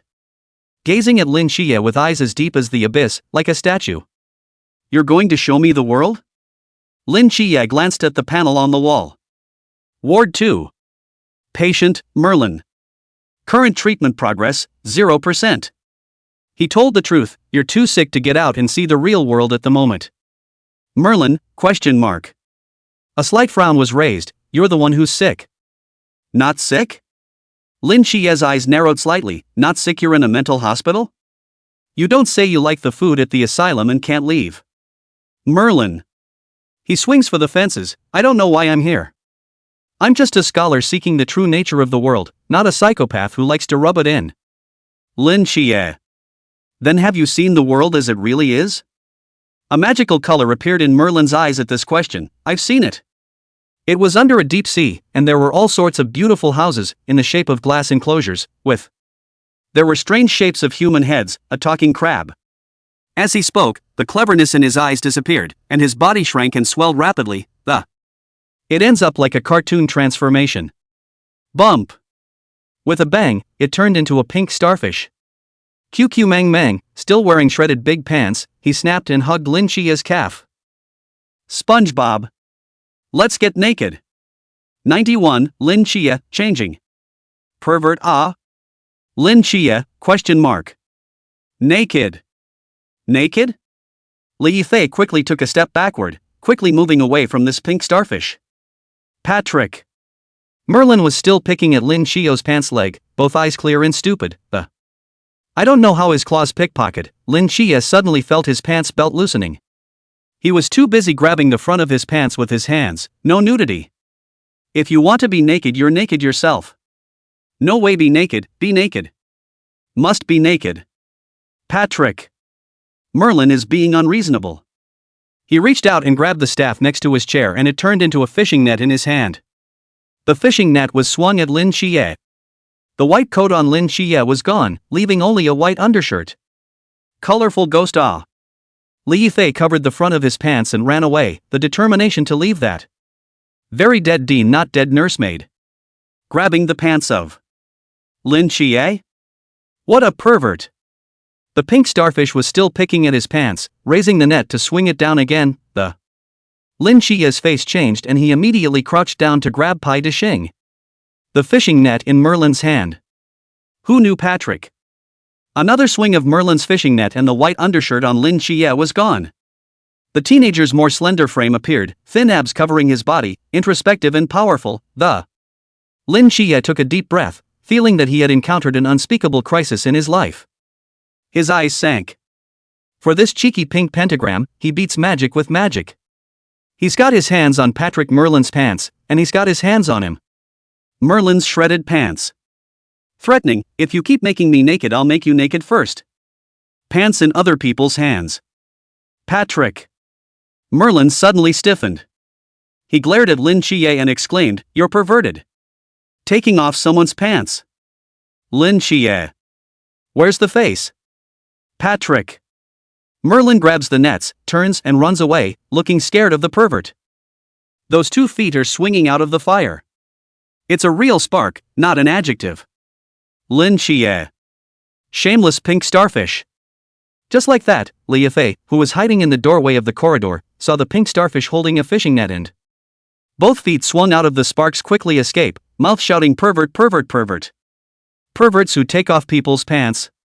Suddenly. Free and fast running, the pink starfish sees Nix, who is sitting in a rocking chair, staring. "Mr. Krabs. Mr. Krabs. You're here too? Why aren't you making Krabby Patties?" Patrick Merlin came up to Nix's side and spun around. Nix was lost in thought at the sight of the pink unidentified creature, and a moment later, Trembling, he reached out and grasped the pink starfish's tentacles. Grandson A. Where is your father, Thupnose? Mr. Krabs. Where's your dad? Mr. Krabs. Where's your dad? Lin Qiye, who had already gotten dressed, and Li Fei, who was shivering inwardly, witnessed all of this from the sidelines. Lin Qiye, Pears can't give birth to such strange creatures. Our family disowned him. Li Fei. This grandma starfish. So nervous and perverted. Lin Qiye pushed the flat glasses used to pretend to be a doctor on the bridge of his nose. Keeping a doctor's tone, he said, I probably know what's wrong with him. What's wrong with him? Li Fei subconsciously asked, where? Lin Qiye glanced at him and retracted her gaze in a high and cold manner. Your time for entertainment is up. Li Fei's face stiffened. That was his painful 15 minutes. He knows. Dean must be minding the fact that he just took the lead and ran. He didn't want to, but that perverted starfish picking people's clothes The humble little caretaker who was being squeezed by his black-hearted boss sighed inwardly and walking alone in an unoccupied and remote direction. 15 minutes later, Lin Qiye told Li Fei to get a tranquilizer and put it on Merlin. After a bit of a chase, the tranquilizer zaps into the starfish's ass. This pink starfish wobbled for a moment before transforming back into its human form. Seeing Merlin transform back into his human form, Lin Qiye gathered his clothes together and it's tempting to take a shower before leaving to leave the asylum, but the conscious body washes that way or not. Leaving the mental hospital, Lin Qiye leisurely opened his eyes, still in the night, before dawn. Xie Li's long breath was in his ear, as if it was close at hand. Lin Qiye moved his fingertips and cursed that pink starfish for being such a pervert, actually picking off his clothes. Same with the foot-sniffing chubby time. It's all darkly perverted. Sure enough, there was truth in what Pear said, and there were perverts in God.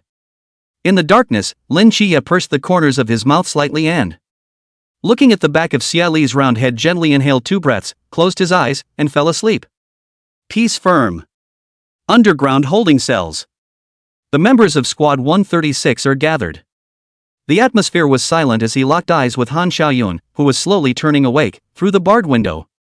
Han Xiaoyun couldn't help but cover his head and suck in several mouthfuls of cool air. Han Xiaoyun. A light flashed in Chen Mai's eyes. We want to know that Did you join the Church of the Ancient God as a true believer or a false believer? Do you have any other ideas, like undercover? Han Xiaoyun's body stiffened. He looked up at them and calm to almost dead eyes. There's no going back. Joining the Church of the Ancient God will result in a soul contract, and soul contracts are more terrifying than you can imagine. Whatever their intentions and minds were before joining them. After signing the soul contract, you will no longer be yourself. Instead, they become puppets for them to manipulate. No thoughts, no self, no freedom. Hear this. Chen Mai's eyes couldn't help but be subtle for a moment. Then why did you join the Church of the Ancient God? Han Xiaoyun's gaze moved from Chen Mai to the others. If one day someone puts a knife across the side of your player's neck and gives you 2 choices. Or you're gonna die with the team. Either and trade everything you own for them to live, is that what you would choose? Chen Mai's pupils contracted, and at this moment, he knew exactly what Han Xiaoyun's answer was.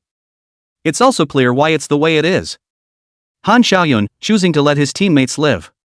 And so will he. Spend everything you have to keep them alive.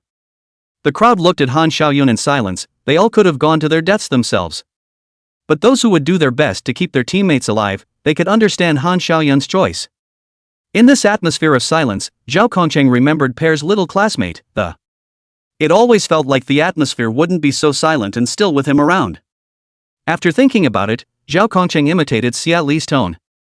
Trying to break the dead silence. Hey, the choice is made, so let's look at the moment and Captain, that's what we're going to do with this ex-captain of the Night's Watch, the first day of the year. We can't stay in this cell forever, can we? Maybe Pear and the others will come and pay us a visit. Should we prepare some snacks for them? Will there be other members of the Night's Watch coming? I hear they have some friends coming along for New Year's. 92, Han Xiaoyun. The members of Squad 136 silently turned their heads to look at Zhao Emporian City. Wu Shangnan suddenly asked, what did you just say? Zhao Emporian fell forward and replied seriously, will there be any other members of the Night's Watch coming? I hear they have some friends coming along for New Year's. Lying Xian, previous sentence. Zhao Kongqing even poured forward, should we prepare some snacks for them? Chen Mai, one more line. Zhao Kongqing, question mark. What are you doing? Playing games with me, Zhao? This isn't the time to be toying with me, either. He held it in and poured it back out. Found the previous sentence, maybe Pear and the others will come and pay us a visit. What the hell are you guys asking? One more sentence up, one more sentence up, one more sentence up, one more sentence up, one more sentence up, one more sentence up, one more sentence up, one more sentence up, one more sentence up, one more sentence up, one more sentence up, one more sentence up, one more sentence up, one more sentence up, and then there's no room for it. Chen Mai and Wu Shangnan looked at each other with bright glints in their eyes, and after that, Wu Shangnan said, it's time for us to prepare a sumptuous table of good food for Xie Li's little friend. Zhao Kongqing casually picked up, yeah, this kid just likes. And so on. Pairs, potpourri. Can interrupt forbidden ruin and interrupt talent. Zhao Kongqing slapped his own head fiercely, look at this wooden head of his. How could I forget such an important point? Pear's pot can interrupt the banning of ruins to interrupt talents. There's no chance it could break Han Xiaoyun's soul contract as well. Ah yes. It's time to make him a nice table, all his favorites, and I'll ask him later when he's coming to pay his respects. With those words, Zhao Empyrean turned around and walked towards the outside. What are you doing? Red Riding asked. Buy a red packet. Oh yeah, I'll have to give them two little kids New Year's red envelopes too. Chen Mai gave a wink towards Wu Shangnan, who left with the other members of Squad 136. Only Chen Mai and Han Xiaoyun were left. It was empty, silent, as if one's breath could be heard echoing in one's ears. The atmosphere from earlier could not be recovered, as if it had been broken by something. Han Xiaoyun, who was suddenly left out in the cold. He felt something strange and couldn't tell what. Chen Mai stared dead on at this man who filled his heart with sadness. He took a deep breath and, word for word, Han Xiaoyun, if you were given a chance, would you come back? Han Xiaoyun's brows furrowed slightly, his eyes waved less. It was dead silence. I have returned no. Chen Mai interrupted him forcefully, just say if you want to come back, if you're willing to come back. Will you still be willing to continue as a night's watchman? He said it extremely clearly, word for word, and also strong as hell, to break Han Xiaoyun's emo to the bone emotions. Han Xiaoyun. He was quiet for a long moment before turning his stuck brain to think about what Chen Mai had said. Willing to come back, willing to continue to be the night watchman. Just thinking about this issue, Han Xiaoyun's heart was flooded with extreme bitterness. He had completely degenerated. How can one dare to hope for the light, when he is a follower of the Church of the Ancient God? A fugitive on the Night's Watch hunting list. He is, a sinner. Chen Mai loudly sank in. Han Xiaoyun, are you willing or not? Maybe Chen Mai is too persistent. Or perhaps Han Xiaoyun wanted to answer this question that meant nothing to him. He looked at Chen Mai and said word for word, the willing. I'd like to be the night watchman. Han Xiaoyun's voice was very light, so light that it was like mist. He was afraid of breaking this little bit of dreaming time. Silently waiting for the manipulation of the soul contract to eat away at the idea of his defiant puppet. And yet, as if he were a butterfly breaking out of its cocoon, that idea of freedom was growing as wildly as a great tree. Covering the sky, the golem did not overwhelm him again. The light, spilling down from the gloomy clouds, fell on Han Xiaoyun's. His will did not violate his freedom again. Chen Mai smiled faintly at him with relief, joy, and emotion. Han Xiaoyun froze for a long time, not knowing why this was happening to the other party. However, he returned a slight smile to Chen Mai. They looked at each other through the barred window and smiled. They don't realize that some things, long ago in the underworld, are already as they should be. In the afternoon, Xie Li and Lin Qiye brought Cha Yuan Chubby and Xin Xingzhu as well as Xin Xingzhu's 3 little followers to the peace office. After all, they are all reserve night watchmen. All know the existence of the Night's Watch as an organization as well as a large group. Just hang out. They arrived at the peace office to a warm welcome. Good juice, good wine, good food, good snacks. Bailey Fats still can't change the habit of sending Lorist, fry that atmosphere that is called a hot. During the period, taking advantage of the lively atmosphere of everyone chatting, Chen Mai called Xie Li away to whisper. Lin Qiye silently counted. It had been about 15 minutes since the captain left with Pear. 15 minutes later, Xie Li came back, took the chicken claws and just kept on chewing and chewing and chewing. Zhao Kongqing feeds most attentively. Even if there was a Lin Qiye between him and Xie Li, it wouldn't stop you from looking enthusiastic. Here, Shay, eat this. This is also delicious. Suffered in training camp, didn't you? The man has grown a little taller, it's just that his face has lost a lot of weight. Lin Qiye's eyes narrowed slightly, fading into a cool face. That strong sense of crisis appeared again, Uncle Cho. He still covets pears after 6 months. Thanks Uncle Zhou. Xie Li chewed and boneless lemon-infused chicken fingers were making a mountain out of his bowl. Zhao Kongqing looked at him and then looked at the smiling captain, that is, the matter is accomplished. The great stone that lay hidden in the heart was moved away, the Zhaomperian city's mood was like a clear sky in moonlight after the clouds had been cleared, and he wanted to hum a little tune. Chubby cowed out his melon and asked Zhao Kongqing, why did you call Pear Xiao Xie and not call him Pear? As soon as this question came out, Zhao Kongqing's gaze unconsciously turned around on Lin Qiye. At this time Lin Qiye was peeling sugar oranges, peeled oranges divided half. Xie Li. Eating the rest of the half in one bite by myself. Curved his eyes, quite happy as sunny boy. The line, I'm twisted, I'm shady, and he's the only friend I have, so, Uncle Cho, get it? With a deep sense of merit and fame, he said slowly, for herein lies the magic secret of the. It is better for you not to know.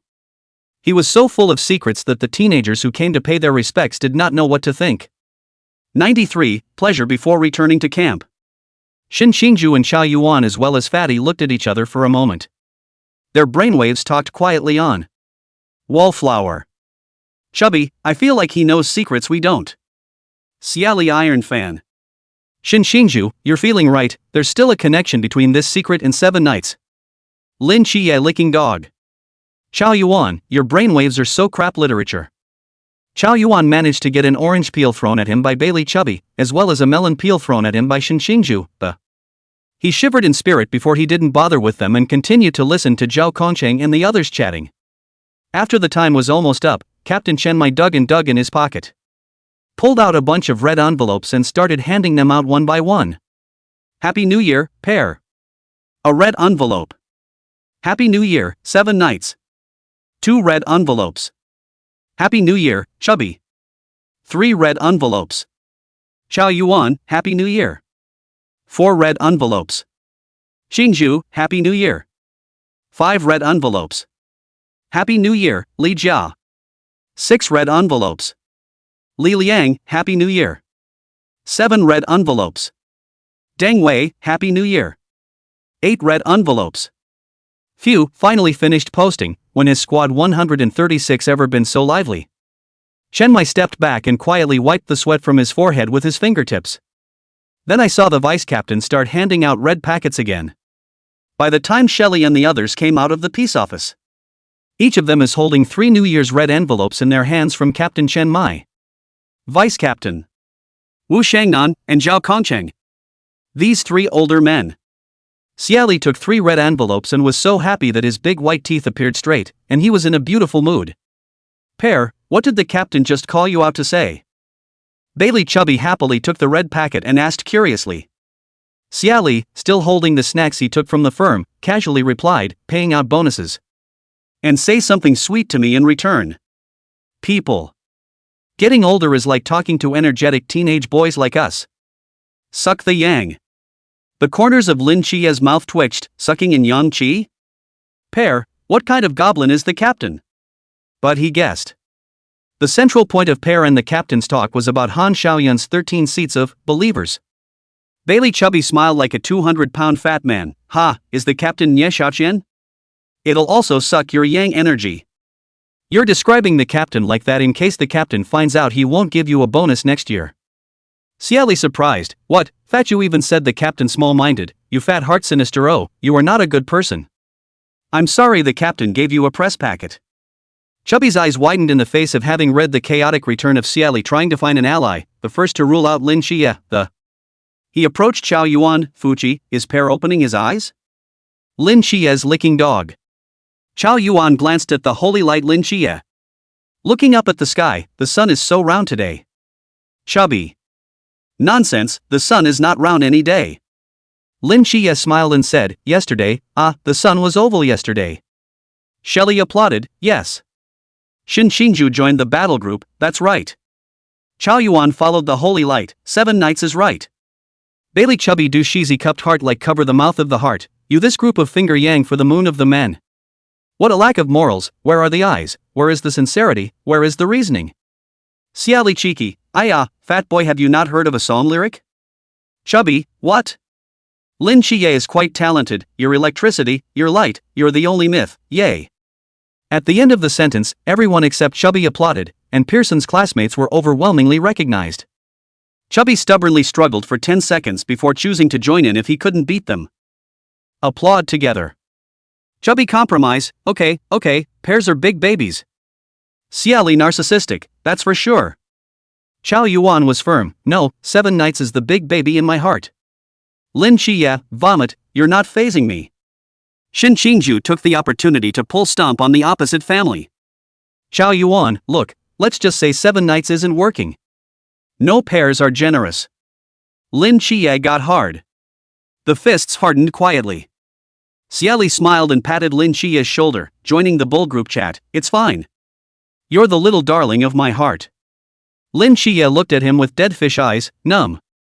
Watching Xie Li became even more amused as he withdrew his hand from Lin Qiye's shoulder and, turning to slap on Xin Qingju's shoulder, he put on his scummy face, forget it. He's not happy to be my little baby. Now you're the little darling of my heart. Watch. Opportunities come to those who are prepared. Isn't this the time to wait?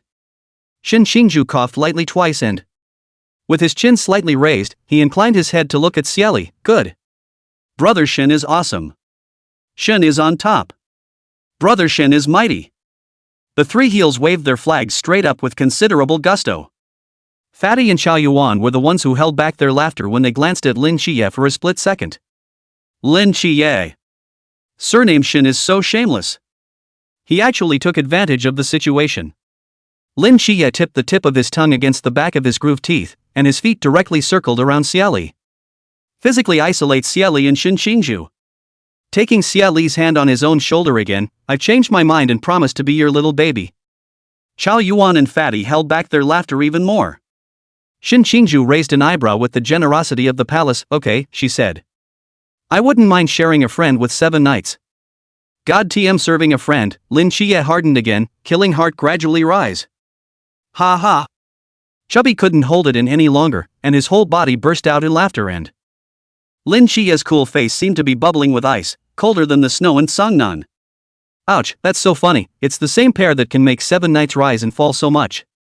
Chubby received an eye knife that was going to poke people to death flung by Lin Qiye, and he looked down and, curbing his laughter a little, he then took a tissue out of his pocket, caught it between his fingertips, shook it off, and, throwing a wink at Xie Li, she said at the top of her voice, I am also willing to serve your majesty.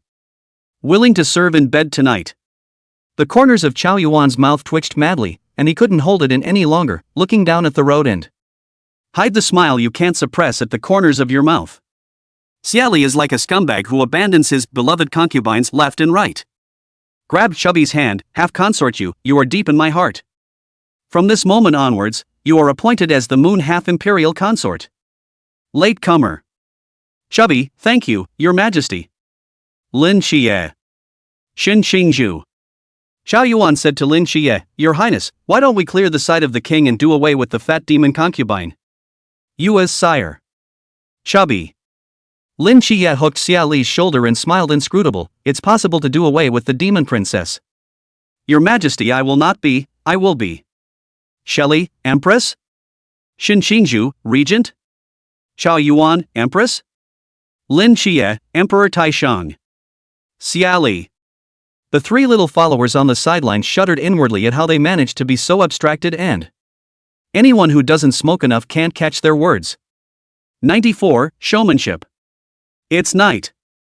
2 lists appeared in front of Yuan Gang, one was a list of the traitors in the training camp. And the other one is. This time, the list of people from the Church of the Ancient God mixed into Songnan City. First listed person. Dead. Second list of people. Not all dead. Yuan Gang looked at the 2 lists carefully and again before saying to Chen Mai, both indeed. Chen Mai sat across from him, said before to send rewards this thing has to give Xie Li they both a reply, or, you out of the big head to put together some? He glanced at the list, and there's going to be a wrap-up on this one. Yuan Gang crushed the 2 lists with a force, I understand. Suddenly, the wind outside the window picked up. Yuan Gang and Chiang Mai exchanged glances. Coming. By the Peace Bridge. I, Han Xiaoyun, believer, seat 13, have come to kill Lin Qiye. Han Xiaoyun, with his new halberd in hand, descended from the sky, and with precise, unmistakable, and landing in front of Xie Li and the others who were going to put on lanterns by the river, his halberd cutting through the air. It was very cool, It's very imposing. It's just wearing a weird hat. They couldn't help but be silent for a moment as they looked at the man who pointed his weapon at them as soon as he dropped straight down. They were motionless in unison, as if the pause button had been pressed on the. Han Xiaoyun didn't move to survey the group of recruits, not understanding why they didn't speak. Just look straight at him. The next second, Han Xiaoyun knew. So what, you fell on cow dung? Xie Li brutally stated the truth. Han Xiaoyun chose a small dirt slope to land on specifically by the flat river in order to emphasize the momentum of his appearance. The person landed on the small dirt slope was to be a cut above the group of teenagers. But, that little slope of dirt wasn't dirt at all. It was several piles of cow poop piled up on top of each other. Covered in snow again. Before Han Xiaoyun landed on the ground, Xie Li just stopped Xiaoyuan, who was going to sit on the cow dung and meditate on the sutra. Who knows, Han Xiaoyun just landed so watery on the cow poop. And majestic. But people who know it's a pile of bull are very less than that awesome point. A cold wind is blowing, and a light snow is falling from the sky. Afterward, it gently fell on the earth, on the branches and roof, and on Han Xiaoyun. Han Xiaoyun couldn't help but twist inwardly for a split second. Bull? Is this hill under his feet cow?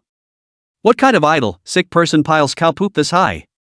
The eerie silence didn't last long. Lin Qiye broke the silence. Won't your ancient god church pull me in for a wave first? At least I'm a divine agent.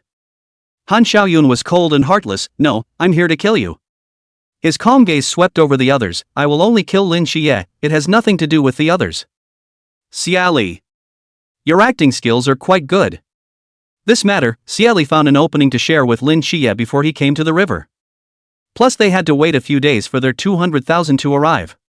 Lin Qiye's eyes would narrow slightly this time, stepping forward and taking a deep breath. Y'all get out of here. Leave me alone. If you want to kill him, step over my corpse first. Instead of retreating, Xiaoyuan took a step forward and inch by inch. Lin Qiye was trembling in the flesh. Xiaoyuan, this licking dog, went also too hard.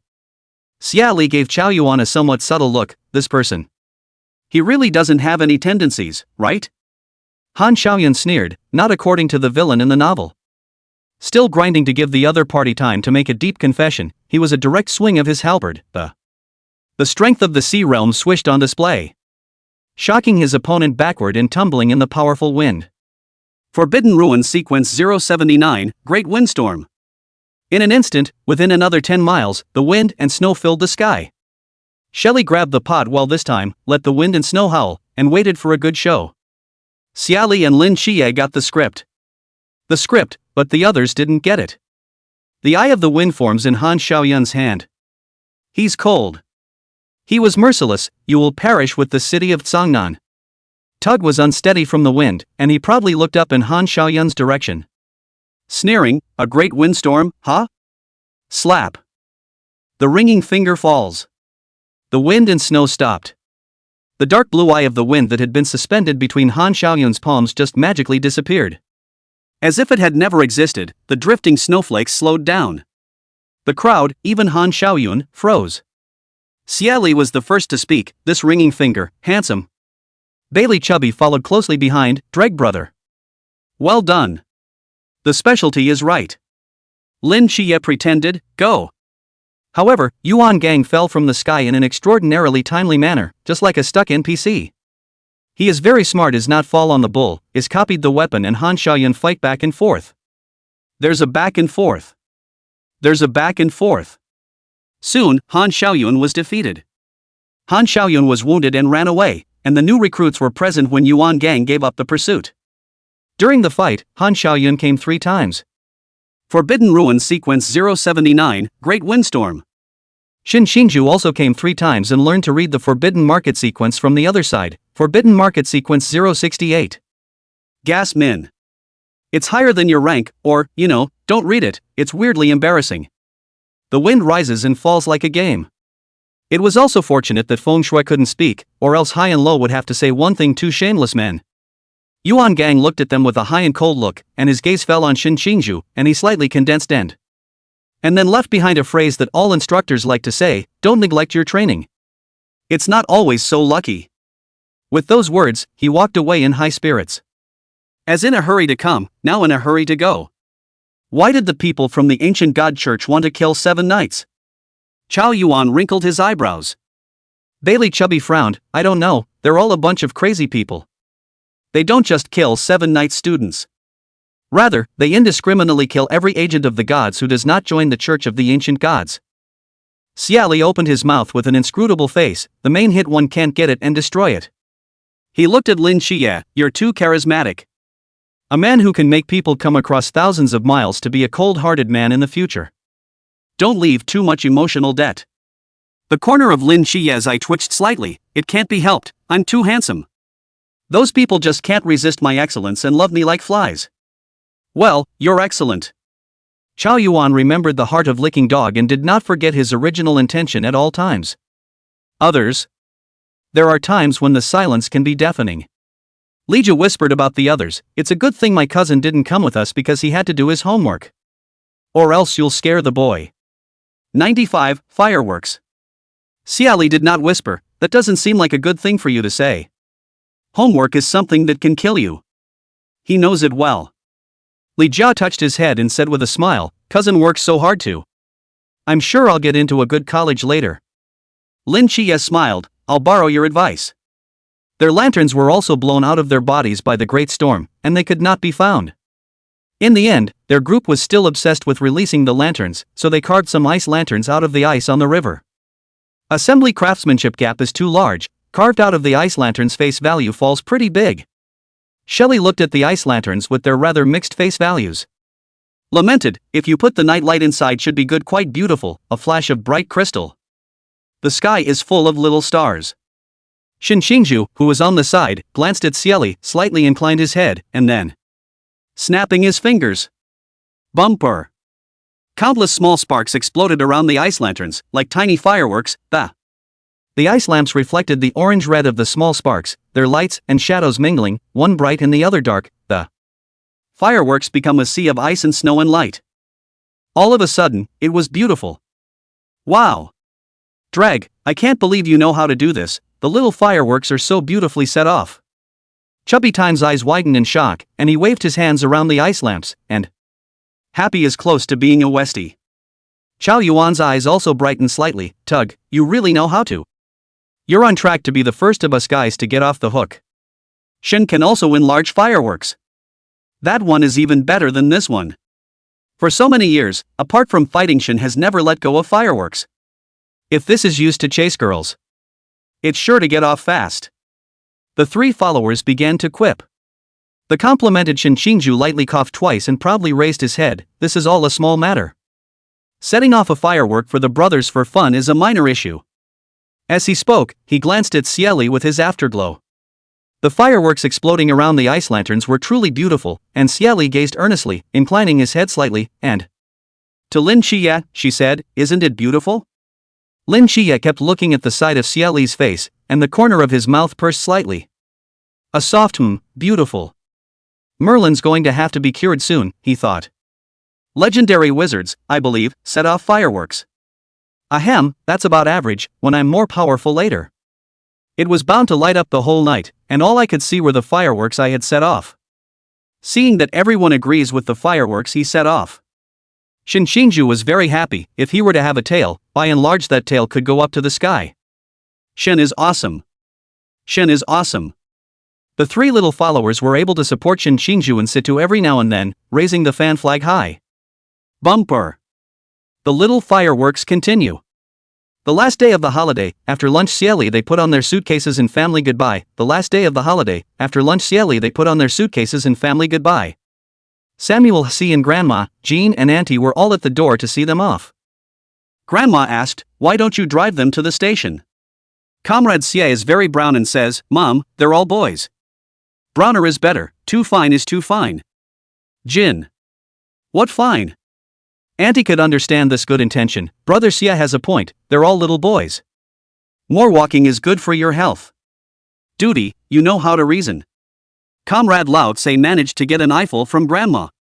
And as Xie Li and the others stepped out of the parents' line of sight, Chubby Bailey tweaked the snow under his feet. Couldn't help but glance back in the direction they'd gone, lingering in his eyes. Go. We're going to the hot springs this afternoon. I booked it early, just waiting to go today, just enough time after a nice hot spring bath. The camp is meeting back in the evening, and there's really not much to do at this time of year. It's all about food, drink, and so on. So no one had any problem with this proposal from Chubby. Then they go to a spa club that looks super luxurious and formal. Upon entry, we were greeted by staff in work uniforms. Each one of them is a beautiful man and woman with a slender waist and a standard 8-tooth smile. The paper drinking pleasures of the rich. Chubby came to this kind of place like a fish back in the sea, that's how skillful he was. Skillfully take them to change clothes, get in the water, and take a dip. Still open air hot springs, with various pools of different sizes and colors, Xie Li on end.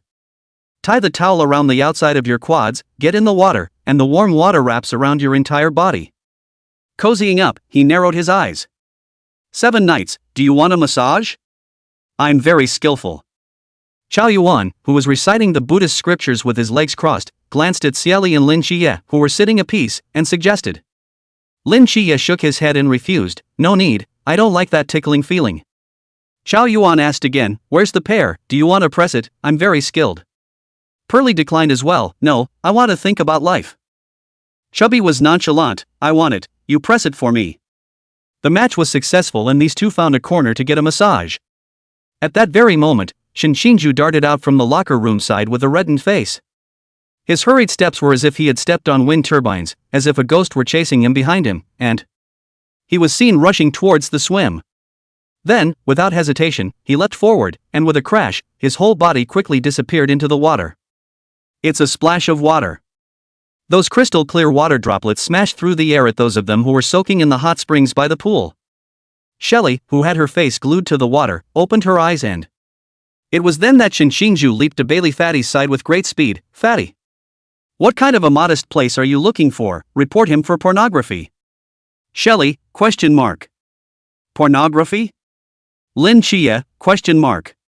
Why are you blushing? The two of them glanced at each other. Lin Qiye shared half of the peeled orange in his hand with Xie Li. Just in unison, they pivoted their ears and looked at Shinju and the others. Chubby Bailey was also shocked and Miso sat up under Chao Yuan. This place comes with special services? I didn't know that. What happened to you? Chao Yuan also looked at him. What's wrong with you? This would be, Shinju's face was very red, burning to the back of his ears with the naked eye, and he wrinkled his brow fiercely and in the face of a concerned trio of minions and curious looks from everyone, he reviewed the matter. Shinju's cold face, which originally looked untamed, became even more untamed. Handsome and outstanding. He and his buddies review what happened. I changed my clothes and realized my cell phone was dying, so I stopped a passing male waiter. I asked, do you have a power supply here that I can plug into? The male waiter's eyes changed as he looked at me, up and down, with a warm smile that just say, there's one. I continued, so get me one over here. Mail service, what do you think of me? That's a bit confusing for me to ask, do you have to pick someone to get a power supply? I didn't think much of it. I nodded and told him to hurry up. And then led me to the room next to the locker room. Shinju couldn't say any more when he got here, his face rose like a pig's liver. His eyebrows were twisted into twists, and he looked as if a good young man had been insulted. 96, behind you is never a long night. Those present who had brushed up on the double male novels. Lin Qiye was the one who guessed the follow-up at once and he mentally sucked in a breath of air. He kissed you in the shack? Shinju shook his head, his face still holding. Chao Yuan's guess was bolder. He touched your abs? Shinju still shook his head. Chubby exclaimed, he owed you? Shinju still shook his head and had a look in his eyes that said, that's not true. Shelley took a shallow breath and concluded, that's got your ass. He wondered, and then what? Being molested, you exploded him with a snap of your fingers? Shinju looked at him, her eyes a bit ravaged and numb. He said, "No, just pushing it away." The others also look at Xie Li. Chubby muttered in a small voice, "Why do I think that sounds weird in this scenario, Pear?" Xie Li heard the muttering and retorted, "Where's the weirdness in that? Fatty, your thoughts are as impure as the male store clerk's normal words hear other meanings." Lin Qiye also laughed. And Pear united front, "Drag brother, you say people engage in yellow, you cannot recall their own, this is you first, people said just a shopkeeper, Shona, is looking at you." "I didn't." Shinju suddenly jammed, and he steeply turned the corner. "Is there a pluggable power supply? Power equals store clerk?" Shinju's eyes widened steeply, "He misses my flesh. A living, breathing man." Shinju shivered, he never thought how people in this place of Tsangnan could be so wild. Chao Yuan stated the facts, he thought you were asking him out on a one-night stand. No. Shinju's head shook fast and he definitely didn't mean it that way. I don't like men that. Even if you like men, you won't like him like that. I'm a face person and I like pretty. He looked so terrified that Xie Li made a sound, and then Lin Qiye didn't know where to pluck a wide bath towel to wrap around him. A weight on the body. Xie Li's head turned. Lin Qiye had wrapped himself all up, using a white bath towel as a cloak, and trying to keep the abs out of the way. It is as if they are afraid that their flesh will be missed by men. Xie Li. 7. You've got a pretty high sense of danger. Xie Li pulled the large bath towel tighter and manually nodded towards Lin Qiye. Where did you get a blanket from 7 nights? I'll have one too. Right over there on the shelf. Shinju also came to the hot spring pool and took a large bath towel and wrapped herself up. The abdominal muscles were tightly hidden when, suddenly, there was a whistle. Like molestation. Shinju got hard. The fists hardened instantly. Turning back furiously, he wanted to see which man had the audacity to molest him. And then just saw Xie Li very gloating smile, big white teeth, bright eyes. Lin Qiye raised his hand to cover his forehead. Chao Yuan and Chubby were holding back their laughter, and the 3 little followers brushed their heads down as quails, wanting to laugh but not daring to do so. Li Jia raised his hand and gently pointed at the culprit. Thank you, Lai. The whistle was blown by Xie Li, he was just watching Shinju. Too tight. To put it bluntly, you owe it to yourself to come and tease people. At a glance, it was Xie Li. Shinju deflated. Facing Shinju's somewhat numb eyes, Xie Li smiled, don't panic. When you're done with your studies, you'll turn the guy who touched you into a girl. You won't be bothered by that. Shinju wrapped the towel tightly and re-entered the pool, letting the warm water wrap around and one can only lament, you Tsangnan are so wild, you're a match for Rongcheng. Nonsense. We don't have many men in Tsangnan. Chubby joins in the nonsense, that's not necessarily true, you see the names are Tsangnan, Tibetan men? The men are hiding. Chao Yuan, it seems like there is so much reason, according to feng shui, this place in Tsangnan is not good. Xie Li was puzzled, you monks still know how to read feng shui? Chao Yuan shook his head, no, it's just that I love reading novels. Lin Qiye guessed, the Dragon King's superfluous son-in-law, the god of war, has returned? Shinju spat, I guess it must be Toon Note, Ghost Extinguishing Light. After a little afternoon fun at the spa club, Xie Li and the other 7 picked up their luggage and went to the place where they had previously arranged to board the bus, where the several familiar buses were waiting. They turned in their standard Starsabers, which they had brought with them from the camp, and got into the car. Xie Li and Lin Qiye sat in the last row. Lin Qiye looked out of the window, the city of lights in the distance, his voice low and somewhat frustrated, coming back again will be in half a year. When the time comes, you'll have 5 insurance policies, 2 pensions, and a paycheck, and you'll be able to skim right over college and the public exams. Become a civil servant and envy a whole bunch of readers. Xie Li picked up the conversation. Lin Qiye. Good. Disappointment is not an option. That bit of emotion was ruthlessly brushed aside. He bowed his head, took the lollipop out of his pocket and handed it to Xie Li, and the moment he bowed his head, the gentleness and fondness between his brows were about to turn into a solid body. Xie Li peeled off the candy paper lollipop in his mouth and the lollipop froze as he took out the cigarette. Looking at him, Lin Qiye smiled, thinking that no matter where he went to, as long as the person of Pear was around, all the parting and sourness could be dispersed. turned into dawn and flowers. Going to a mental hospital is like that. It's the same when you go to school. Going to training camp is still like that. Lin Qiye spent the most of the first half of his life with Pear, going to kindergarten together. Being institutionalized together, going to elementary school, middle school, high school together. To the present day walking together in the night's watch. Lin Qiye thought that if he didn't have a Pear in his life, it would be very sad.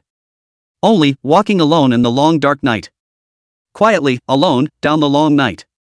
When the time comes, you can make extra money by buying more lottery tickets. It's not a dream to buy a big house and go to the top of life. Because of the lollipop in his mouth. Xie Li's voice was a little slurred, and his eyes lit up as he said this. Was really hoping to get rich. He may really know too much about this hairdresser he grew up with. Xie Li suddenly turned his words around. Whisper, behind you, never a long night. Lin Qiye froze slightly, then blinked as he said, Pear. You don't talk and jump topics, it's easy to follow. Xie Li patted him on the shoulder, have faith in your talent, you can do it. The corners of Lin Qiye's mouth twitched, Aang, I'll try. After a long time, the bus started up and drove towards the training camp amidst the sight of the lights. 97, whether the world is real or not. Back in this dormitory where I've been for a little over half a year, sleeping for a few days on a queen-sized bed with a thick comforter at home. Xie Li was still a little uncomfortable when she lay down on the hardboard bed again. It took 2 consecutive pancake flips before consciousness entered the hall of the dead, which was still the same as ever. Nothing had changed, and he wandered over to Junior's proper replacement of incense with Pot's incense. Casually, I said, Happy New Year. That panel was swiped in seconds. Holder, Xie Li. Initial progress, 20%. Realm, Middle Chuan Realm. A thought. This is a devastating move. Use with caution. A thought, whatever you think, comes true.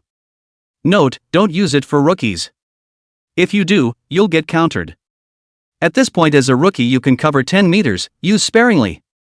Mental strength? Please work hard. Holding, black pot please develop your own. Break, 6. The word, break, 6 can break all tangible and intangible existences with a range of 100 meters. Gathering, word skill 2 can condense all tangible and intangible existences with a range of 30 meters. Since I can't dump it, I'll just play hard to get. 5% of the progress of the secondary line is equal to 1% of the initial progress. Progress of the force, 0. Xie Li raised his eyebrows. This time the pot was dumped onto Lin Qiye, directly causing him to pop from the early stage to the middle stage. The word break and the word set are each upgraded by 1 level. Xie Li held a black pot against his chin as he realized a bug that. If he could raise his spiritual power just by flinging pots, why would he need to cultivate and chop down trees? And, every time he refreshed the panel he didn't have the fictional mix of warmth and. What a wave of power swept through the body. This initial progression is more like the. Unlocked? What he has gained is not bestowed, but unlocked little by honing himself, but the. Why unlock it? Could it be that not only did Lin Qiye have a hidden protagonist aura, he also had a hidden villain aura? Unlocking and completing him will make him the god of death who kills the sky and the earth? Xie Li couldn't figure it out, and after a moment's thought he put the question behind him and set his sights on the black cauldron of. Previously at the very beginning, the largest of these black pots could become as large as half a meter. I also wonder how many meters I can get to now. As soon as the thought came, Xie Li ran out into the garden to test the spell. What had been a tiny black pot expanded directly to 5 meters in size. The big ones are very flat. Xie Li's eyes lit up. He suddenly had an idea. This pot is not able to fly it. Xie Li jumped on the pot, potpourri, go. With a thought, the oversized slab of black pot took the teen straight up into the clouds.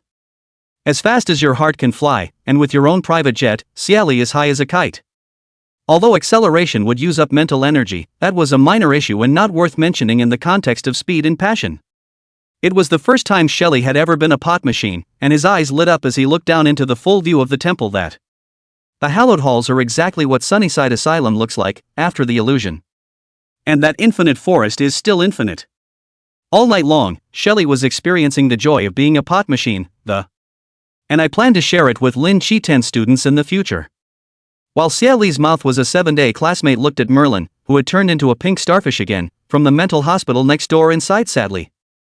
The real world is his demon. When it comes to the real world. Watching humanoid Merlin about to transform into a pink five-pointed starfish.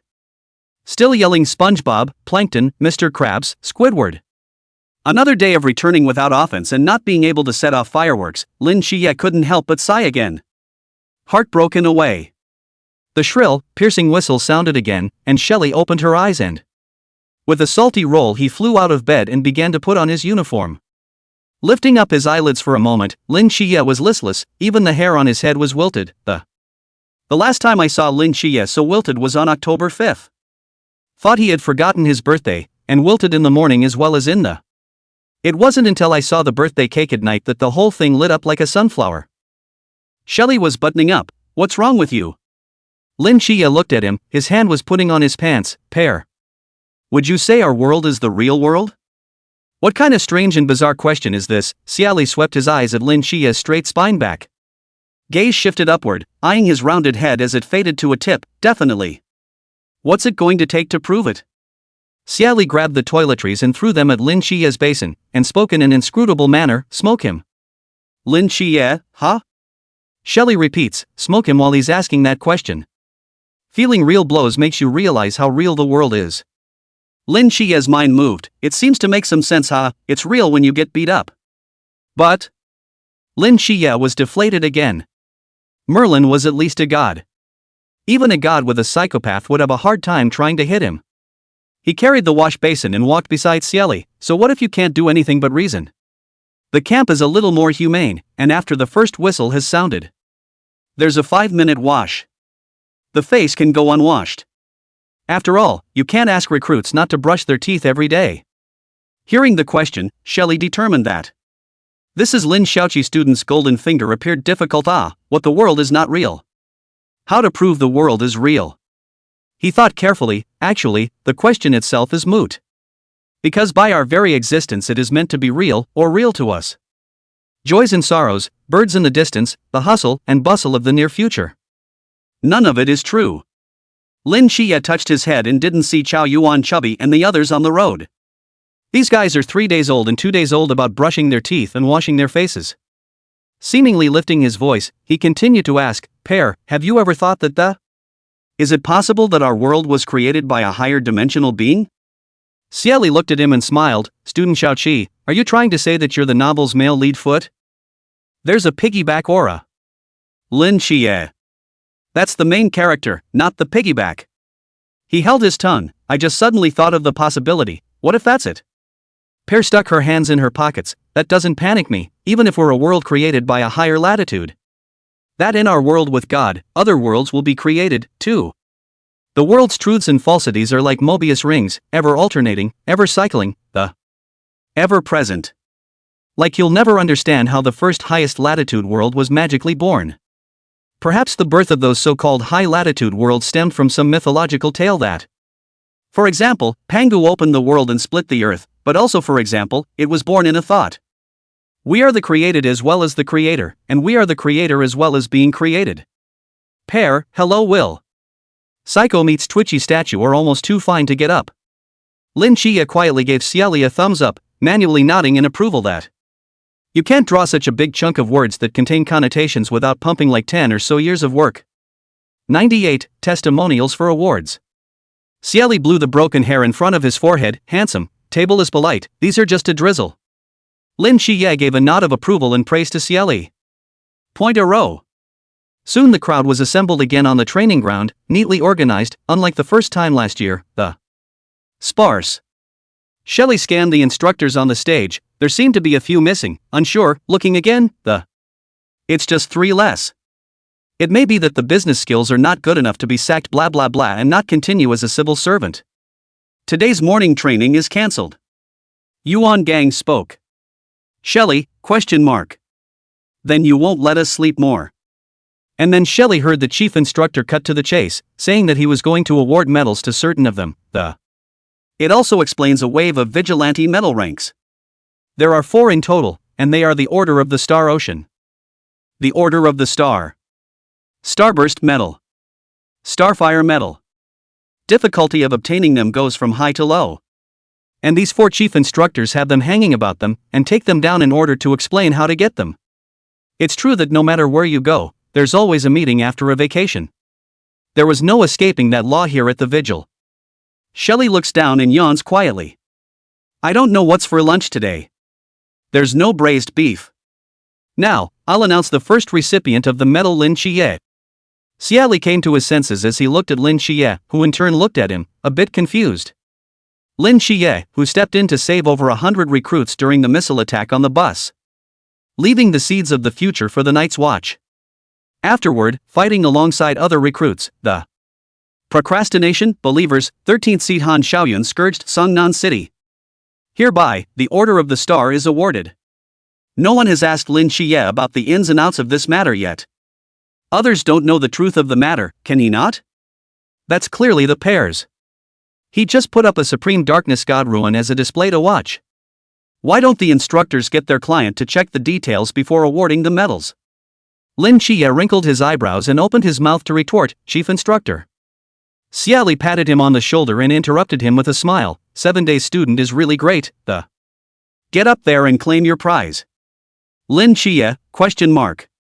They didn't stare at each other for more than a second before Lin Qiye understood what Pear meant. Pear is going to play piggyback to go behind the scenes streaming. Yuan Gang was impassioned by Lin Qiye's impassioned shout. The black box in his hand, which he had received from the other instructors, shook with a "It doesn't feel like a good tone." He lightened his voice as much as he could. What is it? Lin Qiye held up his hat and calmly took a long stride toward the martial arts stage. To make up for what I just said, I'm coming. Yuan Gang. Crowd. This cool man is so loaded. However, if they had won the Order of the Star, which is second only to the Order of the Star Ocean, they would have faked it. Isn't excellence in life all about pretending? Lin Qiye quickly walked up to the martial arts stage as he stood on the high platform. His eyes stayed on Xie Li in the crowd, and Xie Li looked at him, her eyes focused, and the smile in his eyes was very thick, and Lin Qiye smiled back. Brows arched. The scene was remembered by many as the cool guy who's cool whenever his buddies aren't around. It's sweet to smile on this stage with an arched eyebrow. Xie Li was on stage, her eyes focused, serious, and he watched as the chief instructor put the medal that looked like a star on Lin Qiye. The teenager wears a medal and has what will be flowers and applause. Unseasonably, Xie Li thought of the child who could not see the world, in the corner of the. Secretly, he hugged himself and cried, a tiny, cowering, pathetic mess.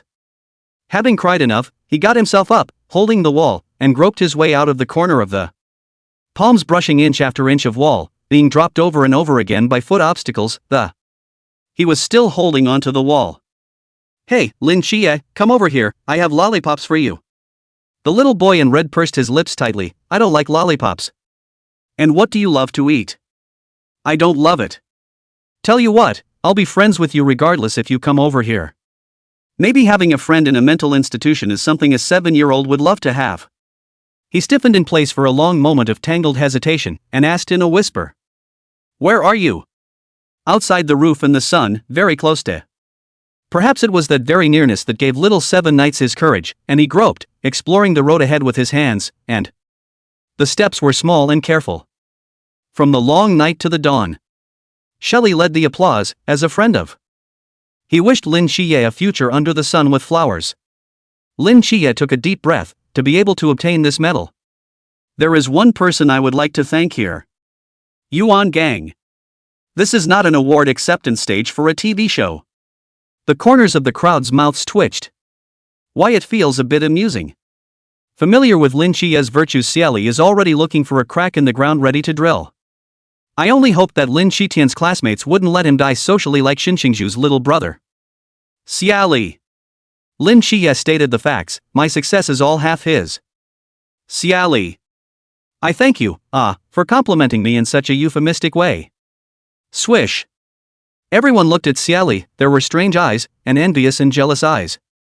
In response to this, the corners of Xie Li's mouth twitched slightly, then cheekily looked back at the. Very graciously, he waved his hand. We are all progressive new youths, growing up under the national flag. Activists aiming to join the party, responding to the party's call. The time's call to shine. Lin Qiye was about to say something else, but was politely shooed down by the chief instructor. Good. Let's have the next medalist. Lin Qiye pursed her lips and stepped down from the stage, a bit unhappy. Xinxingzhu, eliminating the destructive eye of the wind generated by the Great Wind Disaster, for 3 consecutive times. Saving half a city from disaster awards the Order of Starburst. Xinxingzhu glanced at Lin Qiye as they brushed shoulders. When Xinxingzhu also put on the medal, he also opened the acceptance speech. That's. I love the city of Songnan, and I have no compunction about saving it. As for being fond of the city of Songnan, or because of certain people and like the city, only Xinxingzhu himself heart clear. Yuan Gang. This really isn't a TV awards stage. The chief instructor was tired and blamed Lin Qiye for not getting off to a good start. With a headache, he shooed Xinxingzhu down as well and continued reading the list. Xie Li, Zhao Yuan, Bailey Tu Ming, Li Jia, Li Liang, Deng Wei. Together, we will assist the other recruits in delaying the Believer, 13th seed Han Xiaoyun Scourge of Songnan City. Awarded the Starfire Medal. 99, the not-so-hippie Dean Lin. That's 6 names at once, so it's like a wholesale, but there's no way around it. Xie Li was a major contributor to the Night's Watch. However, since this major contribution cannot be stated explicitly, it has to be arranged for a reason. This Han Xiaoyun attacked Songnan City is not the reason for the pendulum is still good? So this is still gold even if it seems a bit like mass production. The others watched them go up again. Oh my god, Shin. We got medals too. It's not as high as your rank, brother Shin, but at least it's there. Shun, here we go. The 3 little followers in Xinxingzhu muttered twice before heading to the martial arts stage with their heads held high. Chubby was pleasantly surprised. I didn't think, that I'd have a day to get a medal, Yuchiko. We are purely picking up the pieces. Chao Yuan denied, we clearly rely on strength. Xie Li rejoined them, nothing wrong with that, luck is also a form of strength. 6 of them came on stage and stood in a row. Yuan Gang, from left to right, began to wear the medals. The first one to wear it was Xie Li, and the teenager started the process when he put on his medal and started posting acceptance speeches. It was a bit of a surprise, and secondly, I know what you're trying to say, Mr. Lin Qiye. Friends for life, those days have always been there. A word for life, a drink for a lifetime of love. A new recruit below shouted, that's what, Xie Li, you've misremembered the lyrics, it's those days are no longer there. Xie Li waved her hand casually and arched an eyebrow, hey, I made an adaptation. Xinxingzhu, it's a Kwang. Chao Yuan continued his beautiful legacy with his acceptance speech, I just want to say, 7 nights. I want to be with you for the rest of my life. The recruits sucked in a breath of cold air in unison as they were shocked by Chao Yuan's bold statement. Ooh, what a blast. For life, yeah. Friends for life. Is it really a friend? Definitely a friend. Bailey Chubby followed closely behind, me too, I want to be with Xie Li in 7 nights for the rest of my life. Be a good friend for life. The chief instructor's face was numb, and he mechanically put the medallion on the last. Silently, he turned and walked towards the corner. He really didn't want to keep seeing these living bastards. The 3 followers are strong-willed. Xinxingzhu is their sky, their land. It's their light. I'll go wherever brother Shin goes.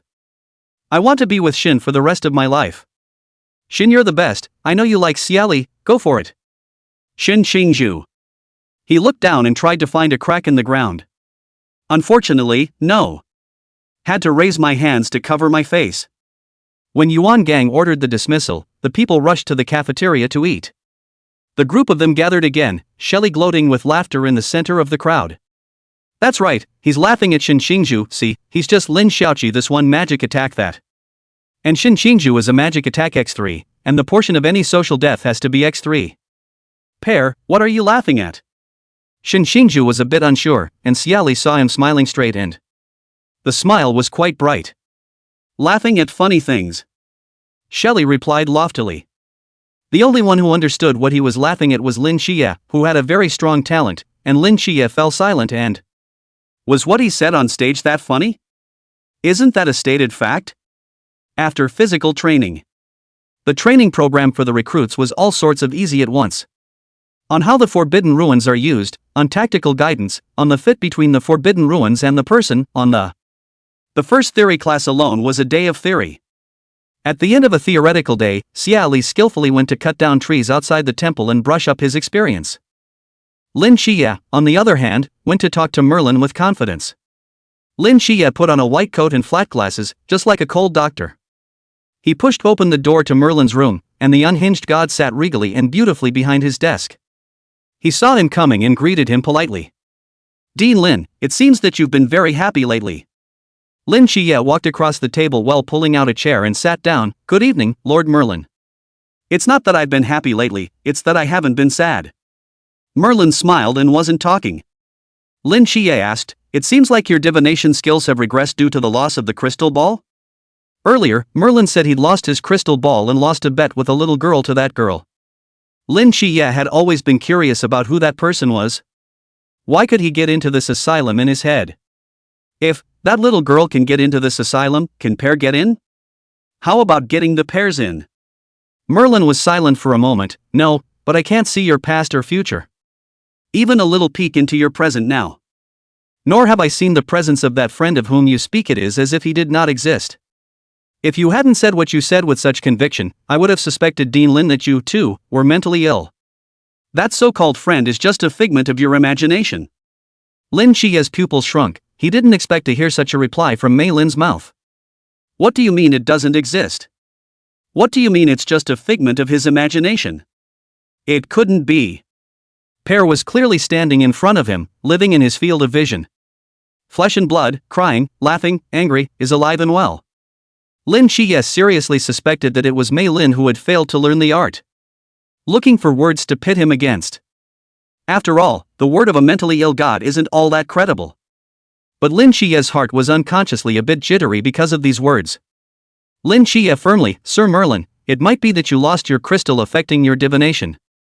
Pearly, he exists right next to me." Merlin suddenly said, "It's also possible that he's a being from the high worlds that created the existence in that world of ours, that's why there's no trace of existence." Lin Qiye took a deep breath inwardly, and was bland on the surface, like a serious doctor. He handed Merlin his medicine. Merlin took the medicine. Lin Qiye began to cut to the chase. "Lord Merlin, why do you seek the truth of the world? The world is true or false. None of it can hide the fact that we exist, and that by our very existence we predetermine the world to be real." Merlin frowned. "You're being self-congratulatory." Lin Qiye shook his head. "Lord Merlin, is this world of ours a real world? The question itself is meaningless. We exist, and the world must be real, because you and I are real, in the present, in the past, and will be in the future. Even though we are a world created by higher latitudes. That in our world with God, other real worlds will be created, too.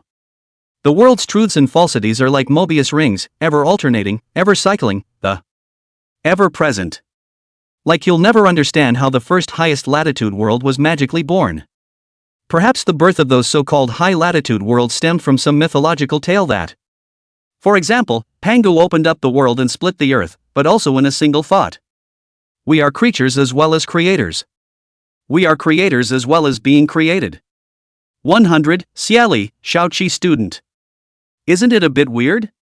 After Lin Qiye finished speaking, Mei Lin had completely fallen into deep thought and was even muttering. Truth and falsehood are the Mobius ring.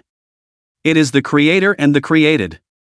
Lin Qiye was quite satisfied in his heart. He knew that in this aspect of abstraction Pear's talent was unrivaled. Even a neurotic god can be wound up in it, and if he can't, that god isn't neurotic enough. He quietly exited the hospital room and took a deep breath in the hallway. I can't help but think about what Merlin just said, that there is no past and no present. There is no future. Neither was the little girl who won Merlin's crystal ball. Merlin used the same words to describe the pair. The only difference is that Merlin suspects that Pear isn't from this world. Rather, they are people from higher latitude worlds.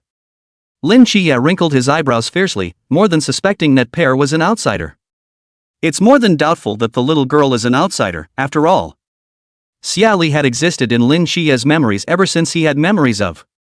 They grew up together as brothers. He doesn't have a great memory, but also remembers something about a 1 or 2-year-old Xie Li shooing chickens and riding dogs. To put it in adult terms, Pear, the little baby, is more active, and can't stay idle all day long. Lin Qiye was hardened into a quiet little girl by his side. No comparison, no harm. Before being sent to the mental hospital, the one thing Lin Qiye hated the most was Xie Li, who was next door. Because every time I'm with Xie Li, He would get crickets from the other kids about being a quiet little girl. Before that change of heart, Lin Qiye unilaterally disliked Xie Li. Because he thinks Xie Li is annoying, noisy and talkative. Playing crazy with that group of kids. This thought started when Lin Qiye was 2 years old until the year he turned 7. Therefore, Lin Qiye came to 3 conclusions from his sensible analysis of Merlin's passage. 1. Even though Merlin is a god, he is mentally ill and somewhat untrustworthy. Credibility. 5 stars. 2. That little girl was an outsider, one of those higher latitudes that Merlin talks about. Credibility. 4.5. 3. It's himself, Lin Qiye, who's sick, living in a fantasy all the time. A self intertwined in a beautiful dream. Credibility. 0. As Lin Qiye analyzed things with his reasoning, a small line of words appeared before his eyes. Merlin's healing progress, 5%. Reward acquisition conditions have been met, which opens up the ability to randomly select Merlin's sigil. Lin Qiye was shocked when he saw the progress bar, it actually jumped to 5% at once. Pearly has a talent for being a psychiatrist. I'm sure she's worthy of having spent time in a psychiatric hospital. The virtual carousel appeared, and in a cursory glance, it was all magic. Lin Qiye quickly locked onto that fire magic on the reels. Fire magic is good. Fire magic can set off fireworks. I'm willing to trade 10 years of Li Yifei's baldness for fire magic. Making a reverent wish, he spun the dial with some excitement. The carousel goes round and round. Lin Qiye held his breath back and nervously looked at the dial in front of him. The speeding carousel is getting slower and slower. Finally, stop at summoning magic proficiency. Lin Qiye, ? Can you summon fireworks? Holding on to hope, waiting for the white light to merge into his brain, Lin Qiye turned the contents over, and in the end, sighing somewhat in disappointment, as the odds of summoning fireworks were a bit low, It's still a probability study. There are 3 types of summoning magic, affixed. Sacrificial offerings, which are essentially exchanges. 1 is to beg for it. Communication, where the other person looks at you favorably and takes you up on it, and then summons it over. And the last one is random. You drop a random offering. It gives you a random thing. In short, it's time to bet on character. Lin Qiye studied magic for a while before withdrawing his consciousness from the asylum.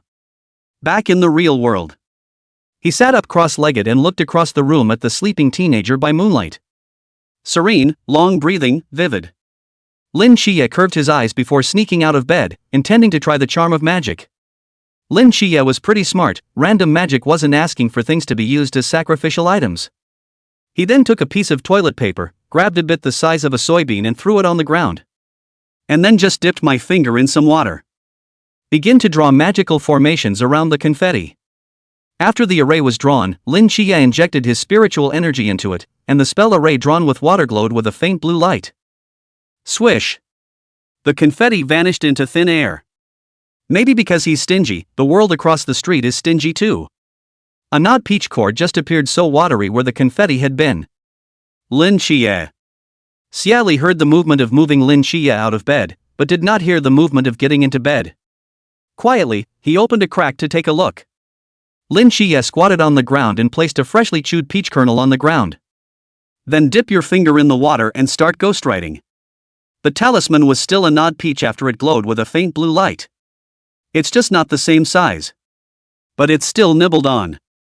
Xie Li, ? So, Mr. 7, what are you tossing around? Lin Qiye threw the peach kernel into the trash can and concluded that summoning in with something summoned over only seems to get something similar, cannot change the refresh rate. He drew magic formations with scraps of paper again. This time it was much larger than a soybean and was the size of a piece of egg. Xie Li. Why? I think he seems a little too thrifty? Not a moment later, that magic formation appeared. A black stocking. There were also 2 holes torn at the thighs, just as if they had been torn by force.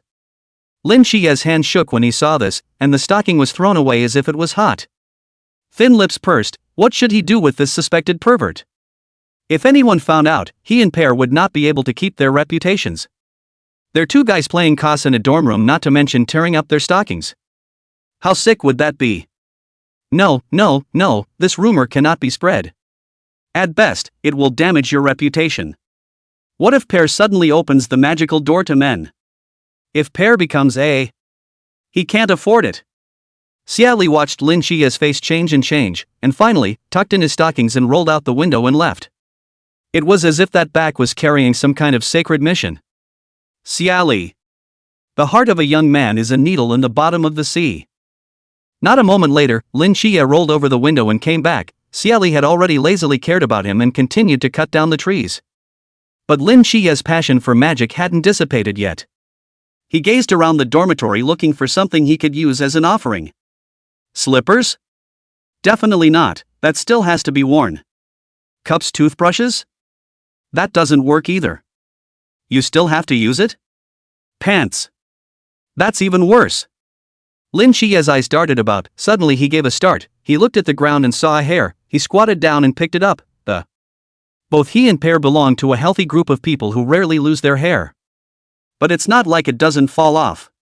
Speaking from experience, this with black hair slightly curved, fine and soft. I think it's Pear's hair. His own hair is a little stiff to come by. 101, people, how can you make such a big mess?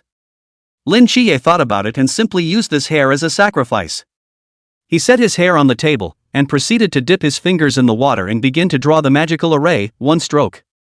Formation.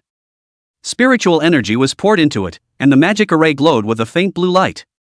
A split second. A bit of black and white intersecting light appeared and exploded in a circle with Lin Qiye as the origin. The black and white circle of light swept across everything in an invincible manner, sweeping everywhere as far as the eye can see in the blink of an eye. Wherever the white light passed, grass and trees grew crazily, and vitality screamed. Wherever the black light passed, the grass and trees fell silent and withered, and death spread. The sirens in the training camp erupted into a shrill chirp of. The black and white light violently dissipated as it touched downtown Sangnan. A great shadow appeared in front of Lin Qiye, very ethereal and dressed in an ancient costume with wide sleeves holding a duster. He was an immortal old Taoist. His eyes were mysterious, as if they contained countless mysteries. The moment he appeared, Lin Qiye's spiritual energy was drained in an instant, and his face turned pale. With a weak sweat on his forehead, Xie Li sat up in shock from the bed in a flash, and went to Lin Qiye. A hand pulls on the chair and drags it. Put it behind yourself with the chair. He tilted his head, looking at this vista that had appeared. As it happened, the other man looked down at him. They were staring at each other. Xie Li's eyes narrowed slightly, the hand gripping the chair bruised. Did you eat? The other man laughed. Was just about to eat. Xie Li smiled back. Keep eating then, bye. The other looked in one direction, and with a single glance that seemed to penetrate fate and distance, and then he flung the duster in his hand and turned around in a dashing manner. See you later. The shadow disappeared and the dormitory fell silent. Lin Qiye, who witnessed everything, ? He spoke with a white face. You guys, you know each other? Xie Li looked back at him. Where did you get the idea that we know each other? Lin Qiye cited the example from earlier. Isn't it a greeting for dinner? Xie Li replied, isn't that an awkward conversation without knowing each other? Can't be wide-eyed, gotta find something to say to break the awkwardness. Lin Qiye was silent for a moment, and the sound of frantic honking in the training camp outside the window drilled straight into his ears. Piercing, causing countless voices of surprise and trepidation to enter his ears. He bowed his head slightly, his head hurting from the feeling of his mental energy being drained out of him. The pain raised heavy shadows in front of his eyes. Pear, I should be in trouble. Even Lin Qiye wouldn't have thought that a single hair could summon this thing. I thought it was said that good junk stuff only summons junk stuff. The eyes of Lin Qiye, who was already as weak as a salted fish, abruptly widened a bit. And so on. Is the fact that hair is supposed to be waste stuff an indication that Pear's hair isn't waste stuff? Instead, Pear's are. Sacrifice the Eucharist? The world's highest, most. The perfect sacrifice. Thinking about this, Lin Qiye instantly sweated and his pupils contracted. Merlin was a magician. Doesn't mean Merlin's the only wizard in the world. What would happen if the other wizards found out the pair existed? Lin Qiye couldn't help but think a little more darkly. What if a magic-knowing outer god found out about this? They, surely, would have captured the pair and offered it as a sacrifice. For a moment, Lin Qiye's heart was beating furiously. and his pupils were a bit lax. The thought of becoming stronger penetrates through the layers of flesh and blood to the deepest part of the heart, taking root, sprouting. Eager to grow into a big tree. He wants. Possessing a very strong power to protect those they care about. He wants. Be safe in your life for those you hold dear. Lin Qiye grabbed Xie Li's arm as he gazed at him a second before he fell into unconsciousness. It was a deep, heavy glance. Xie Li was looked at with a slight blink, and for a moment, Surprisingly, he couldn't understand what Lin Qiye's glance meant, and could only sense that it was complicated. He reached out and probed Lin Qiye's nostrils, alive, glancing at the deficiently disfigured face. I have to say it's a little familiar. It was exactly the same as when he was miserably white when he experimented with, one thought, before he came to the training camp half a year ago. Void as hell. Based on what experience had taught him, Lin Qiye was. Spiritual energy has been drained. Lin Qiye fainted dry. Xie Li had to deal with the follow-up, and thought about it. Casually carrying Lin Qiye back to his bed, he pulled the covers over him. Then he opened the dormitory door as well. The door just opened, saw a fat fist slammed face to face. Xie Li dodged to avoid it. Chubby, who was about to knock on the door, let out an ouch, and the knock fell flat. Gaze, Chubby. Chao Yuan. Xin Xingzhu are at the door of their dormitory plus Xin Xingzhu's 3 little followers who follow them everywhere they go. A few of them had originally searched for Xie Li and Lin Qiye in the corridor. With all the commotion, most of the recruits came out of their rooms to see what was going on. I ended up looking and not seeing them before I finally remembered to knock on the dormitory door. Chubby looked towards Xie Li's left and right and didn't see Lin Qiye's figure. Puzzled, he asked, "Where's 7 Knights?" Xie Li sighed. He's still sleeping, for some reason he can't describe. Sleeping like a dead pig. He stepped back to let them in and... As soon as the 3 of them came in, they saw Lin Qiye lying on the bed with his eyes closed with a miserable white handsome face. Eyes tightly closed. Like that, sleeping snow prince. Because it's true white. Chubby's eyes widened a bit. What's wrong with him? Is he hurt? Why is his face so white? Chao Yuan was a man of action. He had already come to the bedside and lifted the covers. Checking Lin Qiye up and down, he didn't see any wounds anywhere except for a white face. Put the covers back on. Xie Li clasped her hands to her chest and... Smirking, he said, "You're making it sound like I'm going to secretly victimize Piggyback if I take the villain's script." Chao Yuan looked at him, even though he knew it was regulating the atmosphere. Still speaking seriously, he explained, "No. Pear has misunderstood. I'm just worried that you're not checking everything. I'm a bit of a mixed bag. So as not to leave anything to chance, as we all know. You're the last person who could do anything to 7 Knights. It's just that you wouldn't suspect the fat man." Chubby glared at him and waved his arm, stupidly wanting to slap someone. Just say it. Why are you pulling on me? Xin Xingzhu wasn't led astray by them. He frowned and looked at Lin Qiye, who was lying on the bed unconscious. Looking deeply for a few seconds before asking Xie Li, 7 Knights he? Xie Li was still laughing. You guys can interpret this to mean that I did something to him while he was sleeping. It's not a good thing to talk about, so that caused him to be like this. He pulled the door wide open and his smile deepened. Gonna sue the instructor? 102, Hong Hao, I am enlightened. Xin Xingzhu, Chao Yuan, Bailey Fatty, and the 3 of them glanced at each other. It's not clear what's really going on, but for Xie Li to say something like that is to say, if you're going to tell the instructor that the source of this can be blamed on me. It has nothing to do with Lin Qiye. It's also a side note that the anomalies at the training camp may have something to do with them. They looked at each other and, without speaking, came to an understanding. Confidentiality. Bailey Chubby spoke in a tangled and nagging voice, Pear. It's not good for you to be like this. He then glanced at Lin Qiye, who was blushing. Even if you and Qiye both did something indescribable and made him like this, there's no need to report it to the instructor, right? The instructor's thoughts are conservative. Not very receptive to what you guys are doing, haha. Silence. The silence is spreading. Why does that sound so weird when you slur some words? Chao Yuan whispered. Why do I feel that you're dabbling in pornography, fatty? Xin Xingzhu looked at Xie Li, the corners of his mouth twitching slightly, very much in line with your Tsong male characteristics. Question in Xin Xingzhu's perception, what are the characteristics of Tsangnan? It's. No matter how Lin Qiye thought about it, he fainted for just that one time. Surprisingly, it just somehow became a suspect. Xie Li has a thick skin. Even in the face of this suspicion that he and Lin Qiye were in Shibuya Huang's words, he was able to pick up the conversation without changing his face. He also spread his hands. There's nothing I can do about it. Who made him too monkeyish? He can't eat hot tofu in a hurry. He sighed in deep despondency. It's my fault too. Not watching him. Chubby. You guys really didn't do anything inappropriate for children? Chow Yuan. I really found that weird and wanted to pick out the 5 rooms with my toes. Xin Xingzhu. Then what? I might be homophobic?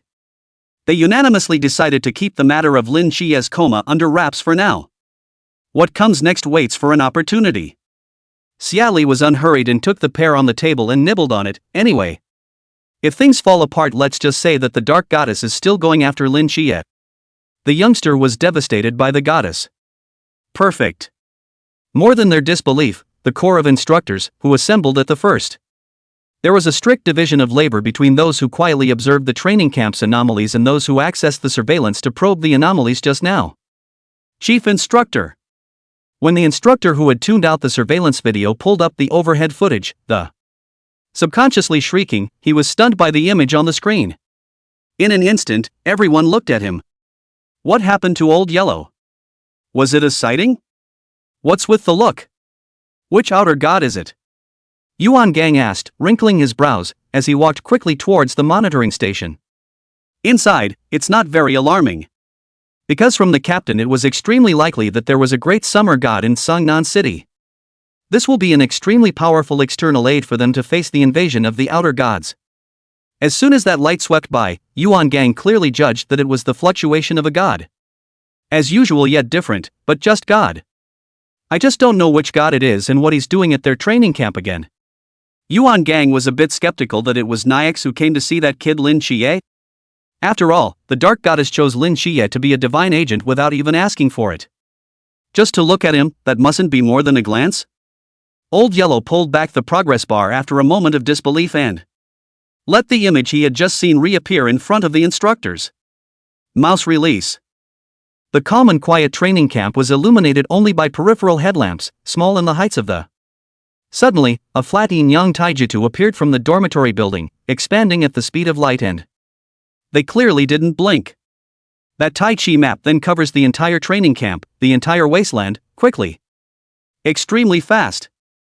The extremely fast expanding yin-yang taiji diagram suddenly disappeared again. All that's left is the extremely fast growing lush green grass on the left and the dead and dying grass on the right. There's life on one side, and death on the other, in full view of the high-definition camera. Extremely stark contrast. Yin and yang, life and death is one, all things wither and flourish, yin and yang taijutsu. The instructors sucked in a breath of cool air in unison. Nationalist chaos soars. In an instant, the emotions of the instructors erupted like a flood. No one understands the hardships of a godless Daxia better than they do, with the foreign gods watching intently. The church of the founding of the ancient gods is going to purge them of the Night's Watch. They know. The fact that Daxia wasn't swallowed up by the mists might have something to do with the fact that Daxia was godless. It's like the child who's struggling to support a large home is finally waiting for the return of a parent that is thrilled that its enthusiasm, its delight, it's the fulfillment of a hidden inner expectation. Yin and Yang Taijutsu. That's the Yin-Yang Taiji diagram. Surprisingly, it's the Yin-Yang Taiji diagram. My great Xia's legacy from ancient times. I saw it, I can't believe I saw this thing. The Yin-Yang Taiji diagram, I wonder which of my great Xia's gods. Is it possible that the gods are picking godly agents in our training camp to make this commotion? It must be those gods of Taoism. Yuan Gang's eyes were a little sour as he looked at the Yin-Yang Taijutsu, and he thought to himself that that's probably what the captain was talking about. The wind of missing you blows from Shangjing to Sangnan. This is the wind of Daxia. Agitated for a moment, Yuan Gang cleared his throat. Send out a notice first, don't let that group of soldiers speculate wildly. Hong Hao, okay, is the chief instructor going to tell them the truth? The corner of Yuan Gang's mouth hooked slightly. No, this matter should be kept secret. Hong Hao realized, I see. 30 seconds later. A thick sigh of relief rang out over the camp's loudspeakers. The crowd looked out toward the dormitory building in unison, waiting quietly for the instructor's command, their spirits highly concentrated. The battle-conscious ones have already grabbed their handy weapons, planning to deal with unexpected situations. I'm disappointed in you, guys. Recruits. So familiar words, as if I've heard them somewhere. And Xie Li and a few of them looked at each other. Xie Li, ? What did the instructors brainstorm? Chubby, ? Why? Chao Yuan, ? Why can't I understand what's going on right now? Xin Xingzhu, ? He managed to realize a magical train of thought. Pear, you and the instructor are teaming up to test us, and you and 7 knights are dragging a few of us super high risk? Xie Li and Chao Yuan Chubby twisted their heads together to look at him. He raised an unruly eyebrow. You don't really have to. We are not going to refuse a word down from you, these are small things. Tug's bizarre reasoning managed to get through to Chao Yuan and Chubby. They both craned their heads in unison again to look at Xie Li, waiting for her to speak. Rarely did Xie Li feel speechless. He realized that the Xin Xingzhu is the one who is a gifted player. Look at the talent. One word, 6. 103, Lin Qiye with inexplicable attraction. In the face of their eyes, which are as clear as a boy's. Xie Li's tongue rested against his back teeth. Is it possible that Instructor Hong is saying this officially? It's like the South Sea Goddess of Mercy collapsed as if it was blown down by an 18-strength typhoon. A mountain collapsed somewhere as Ultraman fighting a monster? Aha! Makes sense. Fatty and Chao Yuan twisted their heads to look at Xin Xingzhu again. Xin Xingzhu glanced at them both. Unruly's eyebrows tugged. Can you two stop making it look like you're falling back and forth like wallflowers? We're seriously discussing the issue, we're not asking you two to be referees. Chao Yuan silently moved a step to the side, away from Chubby Bailey. That action was like saying I'm all affected by fat people. Chubby time is hard, his fists are hard, and he wants to hit someone, hit Chao Yuan. Chao Yuan didn't look at Chubby Bailey, but at the unconscious Lin Qiye, and took out his wisdom and whisper, listen to the instructor's follow-up. Time's chubby fist swung over his head in an exasperated manner a few times, threatening to whack him. Perhaps the atmosphere had simmered long enough. Instructor Hong spoke again, this sudden test. There's just not a single response from anyone that qualifies. Is that how disorganized and undisciplined you are when it comes to emergencies? Just one forbidden object test and you guys are in such a mess. If you meet a high-level mystery, what are you going to face with the speed of your slippers scurrying out the door to carry your pants? One by one, what a shame. What should be the first reaction of us vigilantes to an unexpected situation? Ah. Being a fly on the wall like you guys? Don't know about assembling?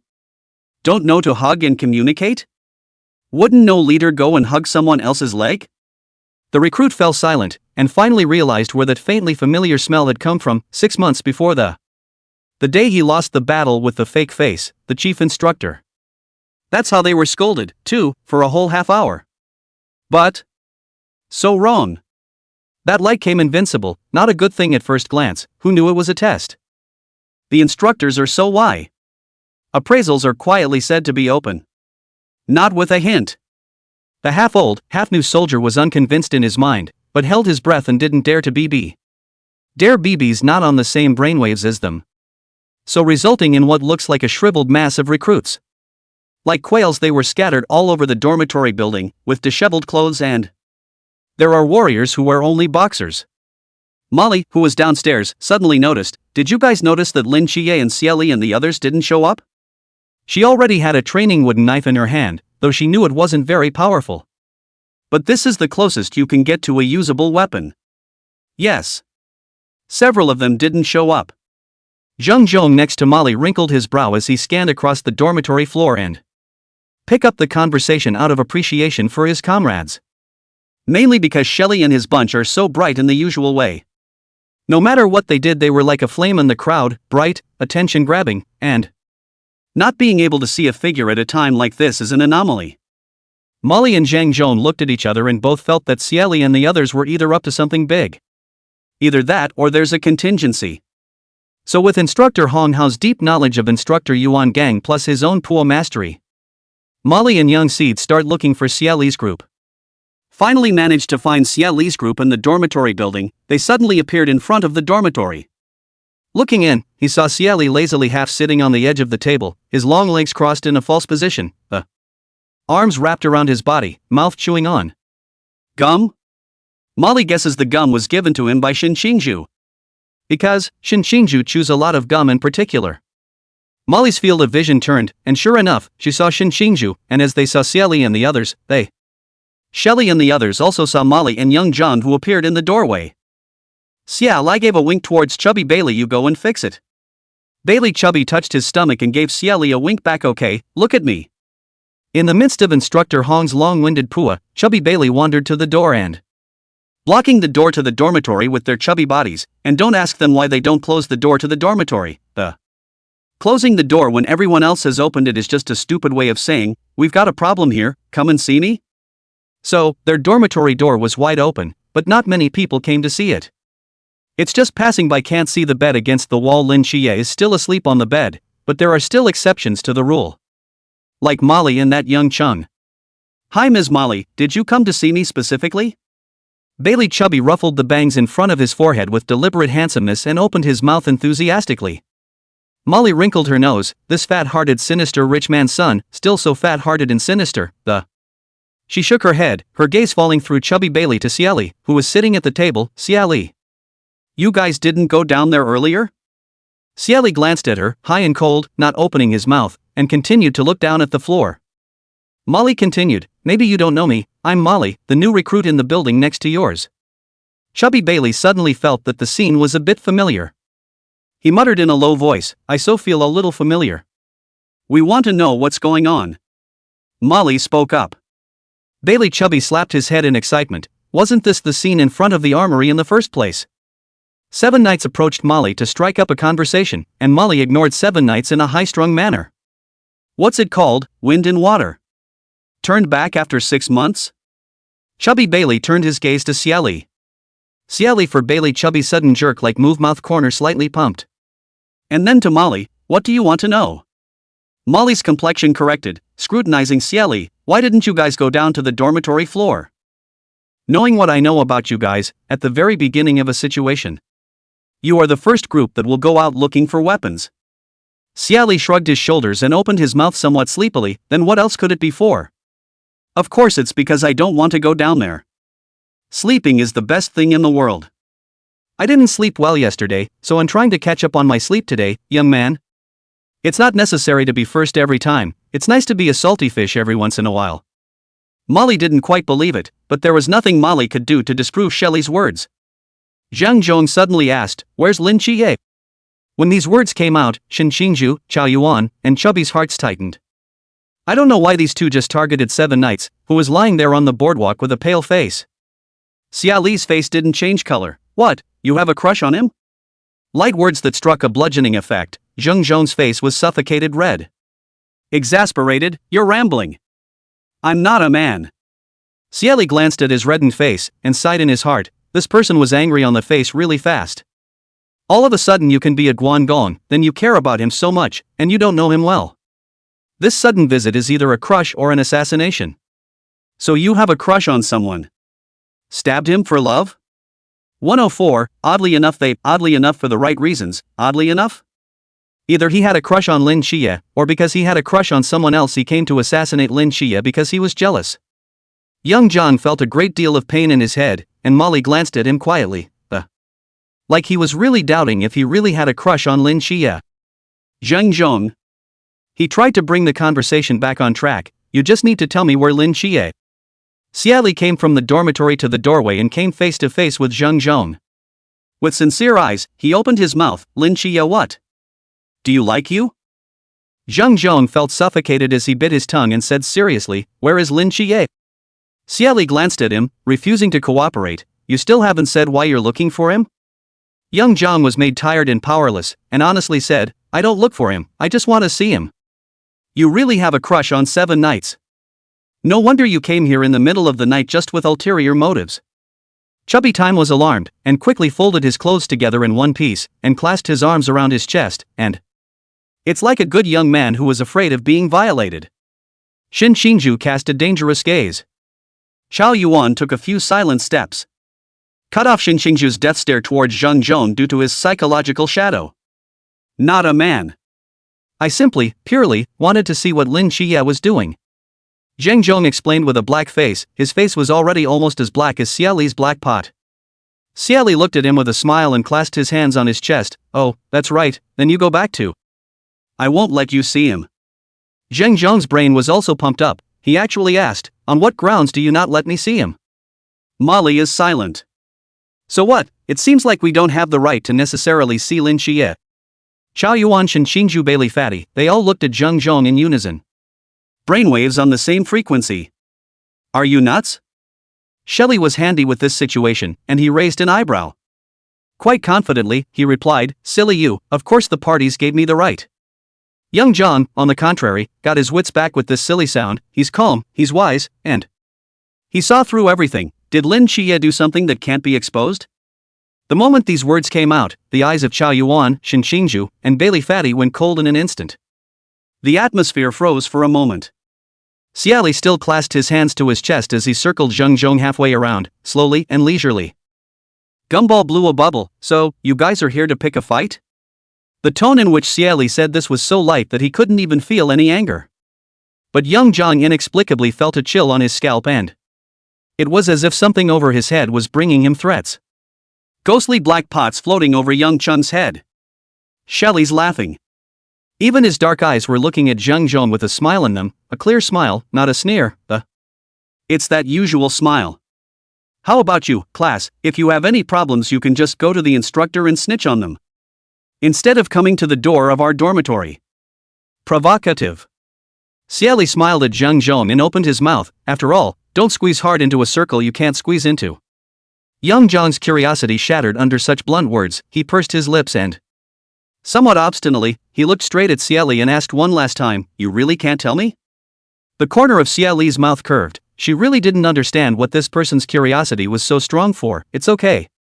Lin Qiye has diarrhea and is squatting in the toilet. Chao Yuan, Xinxingzhu, Bailey Chubby has read messed back to Pear. Molly. So outrageous, but so plausible that it happened to them. This is a different group of people, after all. Lin Qiye is capable of stealing 2 meat buns in public. The one who ran through the window with a meat bun in his mouth. The hell knows why he stole the meat buns if they weren't limited. Young Zhang, ? Is that why you guys never showed up? Lin Qiye has diarrhea. So outrageous, but so damn reasonable. Who made it possible for such a group of people to pull off the move of digging up sweet potatoes during extreme training? Letting Lin Qiye play as he pleases during shooting practice. Xie Li directly beside the fill bullets to Lin Qiye shot crooked bullets all hit red center of the strange action. The odd move of going for the honey in unison during a cross-country weight run and meeting a wild boar and running directly on the pig. Breathing heavily, he turned toward Chao Yuan, who was the worst liar, to get an answer. Really? Monks don't lie. Chao Yuan looked back at him, his eyes sincere, Buddha's light shining. Nodding slightly, yes. Answer 1. Young Zhang said, goodbye. He left without looking back. The back seemed to carry some kind of hurt. Let 7 Knights have a good pull. Molly dropped awkwardly and hurried away as well. Looking at their backs, Chubby also kindly added, that's what. You guys pick a better time to come next time. Instructor Hong's poor words are still circulating widely on the loudspeaker. Most of the recruits went back to their dormitories. Xie Li spit out the gum and wrapped it in a napkin and went into the dormitory. Yawning, go back to sleep, all of you, the instructor's lecture should be almost over. Guess we'll have to play a new trick tomorrow. Chao Yuan looked at Lin Qiye with a somewhat worried little face. Qiye, if he can't wake up tomorrow just tell the instructor. Xie Li looked at Lin Qiye, the teenager's eyes were tightly closed. The overly pale face made him look a bit fragile, and he responded dryly, Anan, yes. Chubby and Tug didn't say anything though. But still, he looked at Lin Qiye with some worry before leaving. Xinxingzhu walked at the end also closed the dormitory door.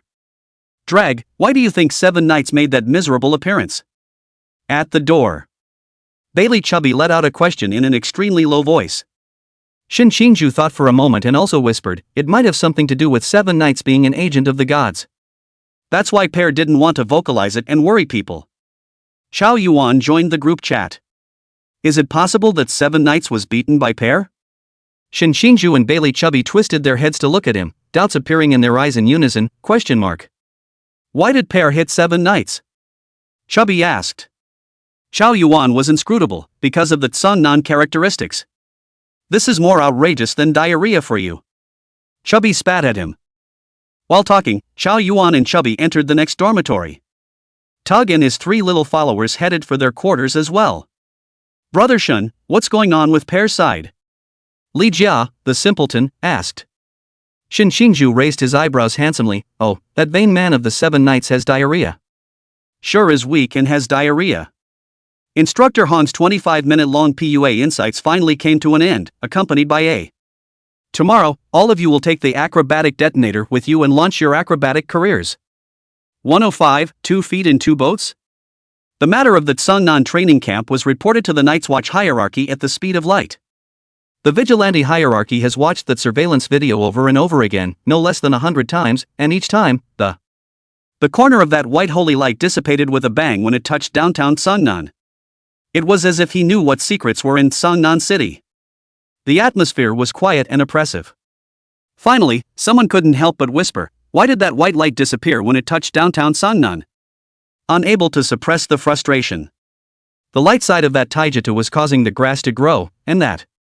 According to the news sent from Yuan Gang's side, more than grass and trees are growing. Yuan Gang has been in the sea realm for a long time. But after being swept by the light, his realm had unexpectedly loosened its vitality. If. Isn't it possible to salvage Yifan stared fixedly at the framed Taiji diagram, his eyes complex, and finally, a deep sigh. Check. Who exactly did that god show up looking for? The foreign god, the blazing angel Michael, has a mortal god's domain. It makes no sense that we Daxia gods don't have flowery jobs. They're focusing on the yin-yang taijutsu. There were also people who quietly wondered what Lin Qiye, who had flipped out the window, had buried in the dirt behind the cafeteria. The matter was given high priority. The abnormality on Lin Qiye's side was still noticed by the instructors, mainly. That Tai Chi diagram was expanded from their dormitory as a starting point. It was hard not to notice it. The dormitories in their location were suspected one by one, from the 1st to the 5th floor. In the end, that suspicion was still locked on Xie Li and Lin Qiye. Mainly the 2 of them were so suspect, so talented, that they didn't have the right to endear themselves to the great summer god. The thing was lined up before dawn. Then the thing clammed up awkwardly. Yi Fan. Lin Qiye, this kid just invites the gods to like him, right? Daxia's foreign. Someone said. We can start by sidestepping Xie Li. Lin Qiye will discuss it later. Another man picked up, good idea. At dawn, Lin Qiye woke up leisurely, and that brain was throbbing with pain and. It's like drinking fake wine before your eyes to see everything dazzled with heavy shadows. With a headache, his brow furrowed, and when he turned his eyes, he saw Pearson's classmates sleeping soundly and. Lin Qiye shook his head, got up, and then came to Xie Li's bedside with a false step. Reach out and shake each other. Pear. Xie Li ended chopping the tree and lifted a crack to glance at Lin Qiye. Seeing that the other person is as vain as if he's going to crunch away the next second. Recalling how caring Lin Xiaoqi's classmates were when he was weak, he sat up lovingly and. Using the back of his hand, he probed Lin Qiye's body temperature. How do you feel? Do you still recognize me? How many times is this?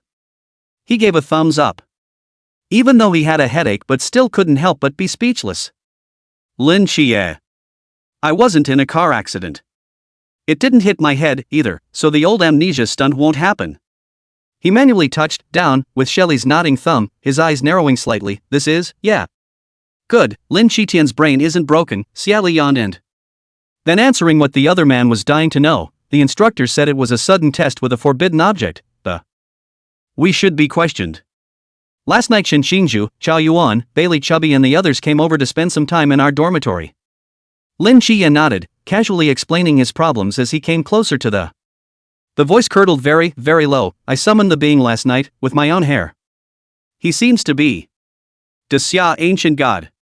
Lin Qiye had decided before he passed out that he was going to keep that secret dead to the world and tell no one about it. Even if it was Xie Li himself, he wouldn't say. Xie Li slightly inclined his head to look at Lin Qiye, only to see the other party's eyes as dark as night. It's as if it's hiding secrets that can't be pried into. And as it happened, Xie Li knew what the secret Lin Qiye was hiding. He smiled. In fact, Lin Qiye didn't know that his eyes fell in Xie Li's eyes. That will talk. Sometimes when Xie Li said that Lin Qiye was too pure, it wasn't just empty words. Rather, Lin Qiye's eyes would always reveal some secrets in front of Xie Li's eyes. Xie Li smiled and picked up. Yes, it looks so good. Oh, you're good too. Lin Qiye, ? Why do I think Pear is a bit perfunctory? It must be me. By the way, Instructor Hong said he was going to bring some kind of acrobatic point blaster today, so I guess it's not a good thing. You're a bit mentally prepared. Xie Li scratched out all the highlights for Lin Qiye. Finally, looking at his frail appearance, he thoughtfully suggested, would you like to get some more sleep? Lin Qiye moved his head. It seemed like class wasn't in session yet. Anan, it's also possible. He got up and staggered to get back into bed. Xie Li. He pulled Lin Qiye's arm. This is for you, I'll go over there. Oh. Lin Qiye took 2 steps backwards, sat down in place, lay down on the bed, and Xie Li covered him peacefully with a quilt. He whispers, good morning, Pear. Xie Li thought, this wind and water rotation also turned too fast, right? Was he this vapid looking 6 months ago? It's also too vague. Scratch that. Scratch that. It's life's black history. All for nothing. 3 hours later. The frail Lin Qiye stood beside Xie Li like a weak willow Shizi's sister. Xie Li reached out and held his arm, ignoring all the curious glances, if anyone asked. He was like, diarrhea and weakness. What, you have a problem with that? No. Lin Qiye slightly lowered his head, not looking at others' gazes, and quietly moved a little closer to Xie Li. At that moment, Instructor Hong came up to the martial arts stage, followed by several instructors carrying boxes. I don't know when, but Instructor Hong Hao became the resident instructor on the martial arts stage. It's always him who gives the testimonials, and it's always him who tosses the recruits. Instructor Hong Hao has been honored as the Instructor Heavenly Group. Top of the list of most hated instructors. Hong Hao doesn't care if the new recruits hate themselves or not, he just wants to be an instructor who will wear small shoes. He couldn't help but be silent for a split second when he saw the vapid Lin Qiye in the crowd. The orders came from above for them to discern exactly what made that Daxia taijutsu appear, the focused observation objects Xie Li and Lin Qiye. Now Lin Qiye looked like he couldn't be more vain. It's logical that it must be Lin Qiye who didn't run away. But grab the horse up and come on. Hong Hao had seen Xie Li, who was in the exact same state as Lin Qiye at this moment, half a year ago. Just? What's the situation? Who the hell is that? And who exactly did taijutsu choose? Wait. Hong Hao's eyes suddenly widened a little. He suddenly remembered what the chief instructor had said to him. Xie Li and Lin Qiye are unearthed by Squad 136 to the process of entering the Night's Watch. 1 gold, 1 dark. Yin and Yang Tai Chi. Is it? Can we, the great summer god, step on 2 boats? Ah shucks, it's getting 2 divine agents. 1 light, 2 dark. 106, reward?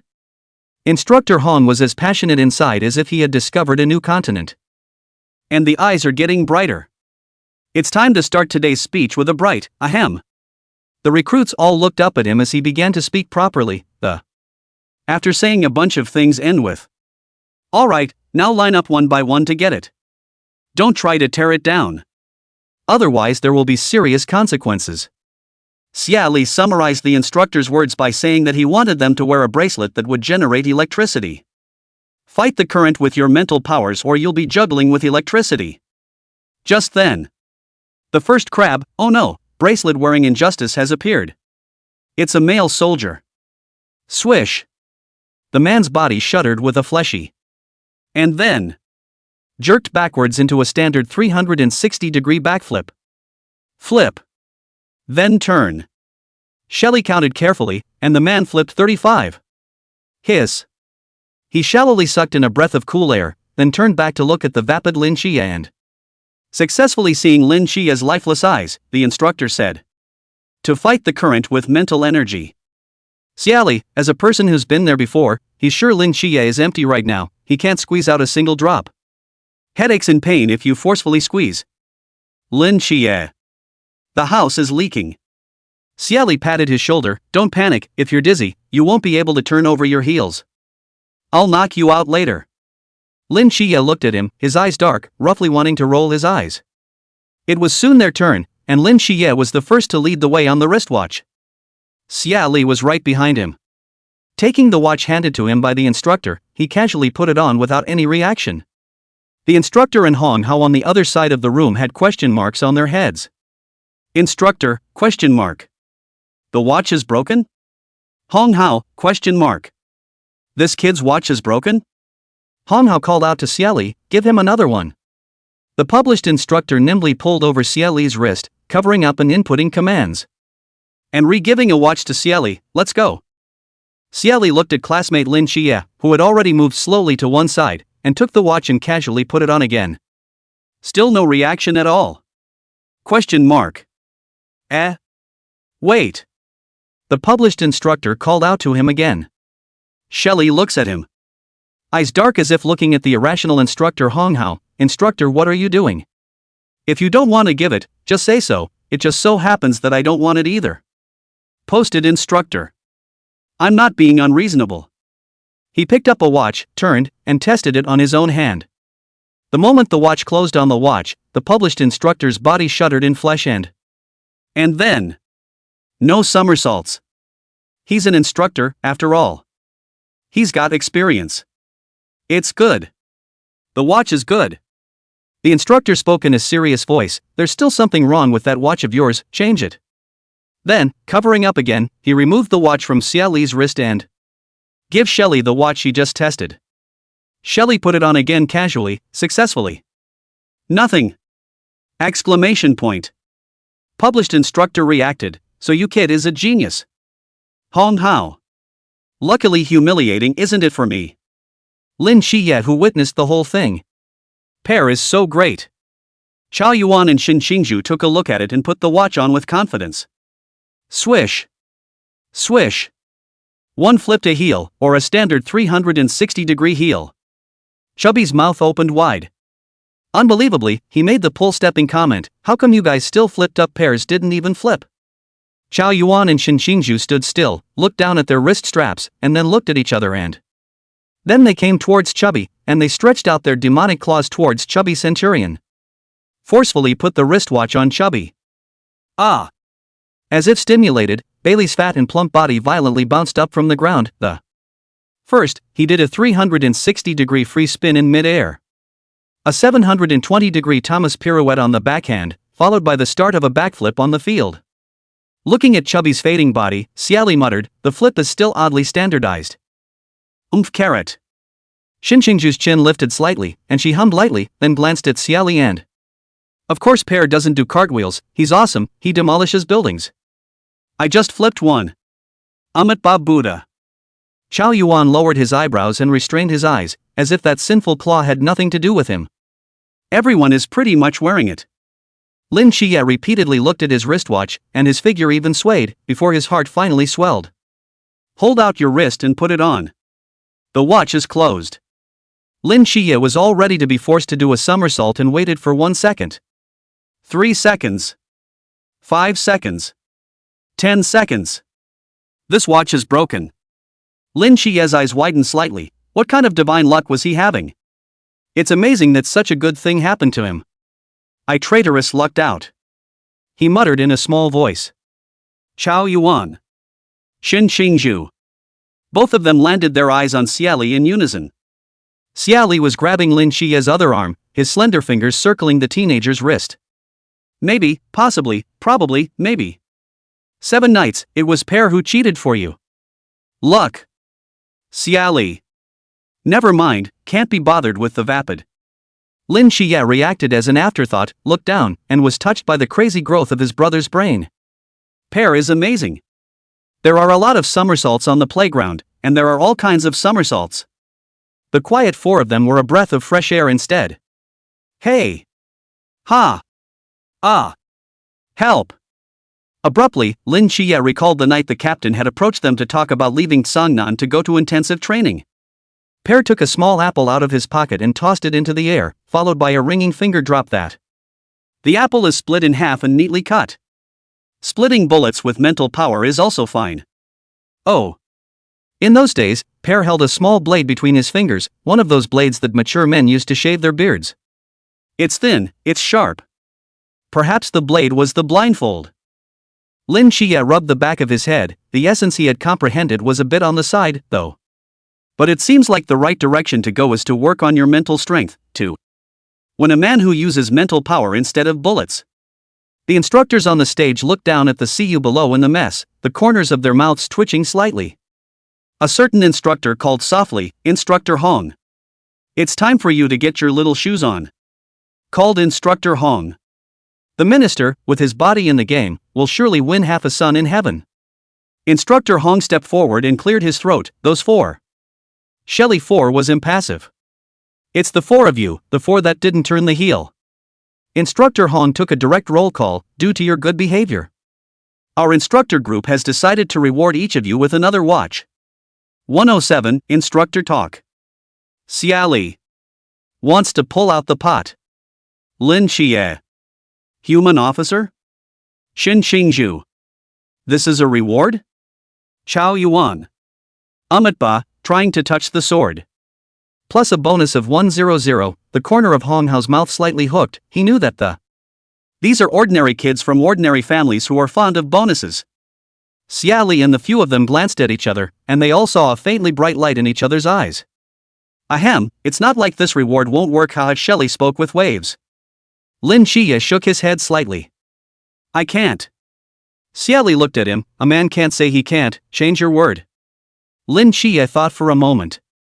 I'm beyond my strength? Xie Li. Or, eunuchs? Xin Xingzhu. Eunuch it is. Chao Yuan looked at the vapid holy light and sighed softly. At least the generation is bigger. Lin Qiye. Except for Pear, they're also detrimental. Finally, after all three of them had received an extra watch. Mr. Lin Qiye still followed the large group to claim that rewarded watch as well. Put on. There's really no difference between doing one piece of cheating and doing two pieces of cheating. At that moment, Chubby, who had tumbled back into their neighborhood, shouted, Pear help ah. Xie Li waved at him. Goodbye Chubby, you're sailing away tonight. Chubby, don't. Pear you loved me once. Xie Li shook her head. No love, fat refusal. Goddamn fat rejects. The new recruit who heard their conversation said that he was speechless in his heart. Xie Li was so strong, but Xie Li was also speechless. After taking care of the paddling foursome, Instructor Hong sighed languidly in his heart. Man. How come you only have two hands? Look at them wearing two watches. Just Chao Yuan and Xin Xingzhu turned two more heels. The other two didn't turn over. I haven't turned it over yet. Not sure about adding another table. Ahem, stop. Hong Hao straightened his demeanor and placed his shoe-piercing gaze on Molly. Molly. QD Molly shuddered. Why, I always feel like I'm suffering from an unearned disaster. Come up and claim your prize. Molly. Yes. Molly resigned herself to her fate. Molly saddened. Molly sneakily flung a shank at Xie Li and the others. It wasn't until after Molly had turned 3 more cartwheels on her second watch that the Instructor Hong looked at the river he had fought with satisfaction. Dismissed, go eat. In fact, there was no need to talk about disbanding because the formation was already ridiculously disorganized. Xie Li resigned herself to taking her vapid hairdresser to the cafeteria to eat. Xin Xingzhu worried about the 3 little followers of that flip-flop at this time. Chao Yuan barely had a drop of comrade love for Fatty. For the sake of Fatty would prepare pants for him. When they all arrived at the cafeteria, they saw Xie Li and Lin Qiye eating with one left hand. A right-handed eater. Standing on the side of the fat with tears in his eyes. Envy and jealousy made Chubby breathless. Pear, can you grab me?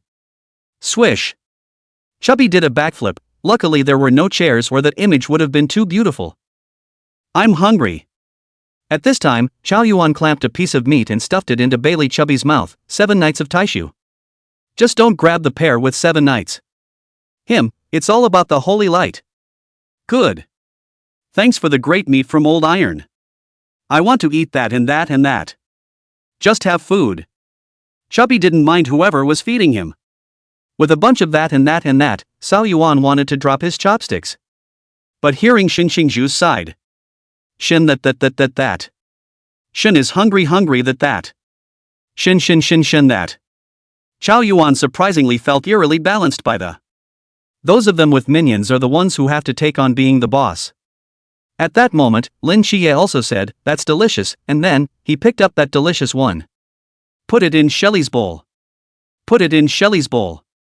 Put it in Xie Li's bowl. Them, years and years. It's not a good day at all. There was no harm without comparison, and Cao Yuan wanted to drop his chopsticks again. Finish eating. Xie Li and Lin Qiye were interviewed. They both knocked on the chief instructor's office door. Duck. Enter. The door to the office room was slowly opened. Yuan Gang raised his head and saw the two teenagers walking into the room. The one that's false seems as if it will rise up in place, and the other one holds up the false one. Yuan Gang's eyebrows rose slightly as he so felt that the scene was déjà vu. Oh, back then, Xie Li and Lin Qiye were like this when they first arrived at the training camp. It's just a false change. From the vapid Xie Li to the vapid Lin Qiye. Instructor, what do you want from us? Xie Li smiled and opened his mouth to ask. You guys sit. Yuan Gang told them to sit over there. Xie Li didn't hesitate to bring Lin Qiye and sat down. The corners of Yuan Gang's mouth twitched slightly as he closed the file end. Picking up his cup of tea, he came and sat down next to them. Are you guys okay with last night's vision? Xie Li shook his head, not curious. Didn't he give the answer? Void. Lin Qiye didn't even say anything and directly shook his head. Yuan Gang. Why don't you guys stick to the script? He coughed. At your own pace, since you're not curious about this, then say something you are curious about. Do you know the origin of the wound on Wu Shannon's hand? And why Chen Mai came to Songnan City from the promising Shangjing City? The vain Lin Qiye's brain really hurt, even though he was a bit curious, but looking at Xie Li, he and don't want to talk. Xie Li touched his pocket, there was nothing in it. Then the chief instructor knowingly handed him a lollipop. Shelly, ? What? Is the chief instructor crazy? Lin Qiye, ? This is attentive? Yuan Gang manipulated a hard face and squeezed out a hard smile. Here, have a snack. According to the reliable information provided by Captain Chen, Xie Li, a small child, likes to eat snacks. Feeding snacks increases favorability. Shelly took the lollipop. Well, there's some curiosity, chief instructor, you tell us, we'll listen. Yuan. Humble instructor. Gang. He at least cooperated. Yuan Gang began to guide them with a slightly sour heart. It's a long story about the injury on Wu Shangnan's hand. Xie Li and Lin Qiye looked at him seriously. Then I'll make it short. 108, Shiva's grievance, versus, one thought. Xie Li. Chief instructor, you seem to have abstracted yourself as well. Lin Qiye. Really long story short. Yuan Gang, 5 years ago there were 5 special squads in Daxia. The 5th branch is called Blue Rain, and Wu Shangnan is a special member of the Blue Rain squad. And in 5 years a mysterious one called Orochi came to plague Daxia. The Blue Rain team and a certain human ceiling joined forces to strike down the Yamanano Orochi. Yamanano Orochi escaped into the mists. Ceiling was ordered to stay on the coastline. Blue Rain, the squad was ordered to enter the mists in pursuit of the Orochi, and to return if it doesn't work. Who knows, they're out of touch. 80 hours later, Wu Shangnan appeared alone, and he brought news that Blue Rain had been overthrown. And they are suspected to have strayed into a place called the High Heavenly Plains. Takatenkara? The place of Japanese mythology? They were killed by a Japanese god. Shelly cupped her cheeks in her hands and listened intently to the story. Aang, right. Lin Qiye spun Kaka's brain to answer him. Shelly, Japanese gods are annoying. Anan, yes. Lin Qiye continued. In this instant, Yuan Gang looked at Lin Qiye with an incomparably smooth eye because he felt that Xie Li was too lacking in heart. He said such a big bunch of things, but Xie Li only grasped this one key point. I missed several key points. If I take the test, I'll fail. Yuan Gang. Well, in a nutshell, it's just that Shannon Wu used to be a powerful figure in the special squad. Experienced blows such as the tragic death of a teammate and not being able to hold a sword in my hand, and then came to Cthulhu to be a night's watchman. Xie Li raised her hand. Why can't he hold a sword in his hand? Yuan Gang explained, because in that battle, his hand was wounded by Susanu's Tenshouken. Even using his special Forbidden Ruin rebirth could not remove the wound, so that the once immortal god of swords has been reduced to an invalid. The regret in his words was so strong that it was about to spill over. Xie Li thought for a moment. So, it's the curse that foreign gods can still curse us Daxia people na, is he crossing the border? Yuan Gang. Yes. But we can't help it. Xie Li concluded, they Japanese gods are shameless. With regards to the curse of the outer gods, Xie Li didn't know if his break technique could break it off or not.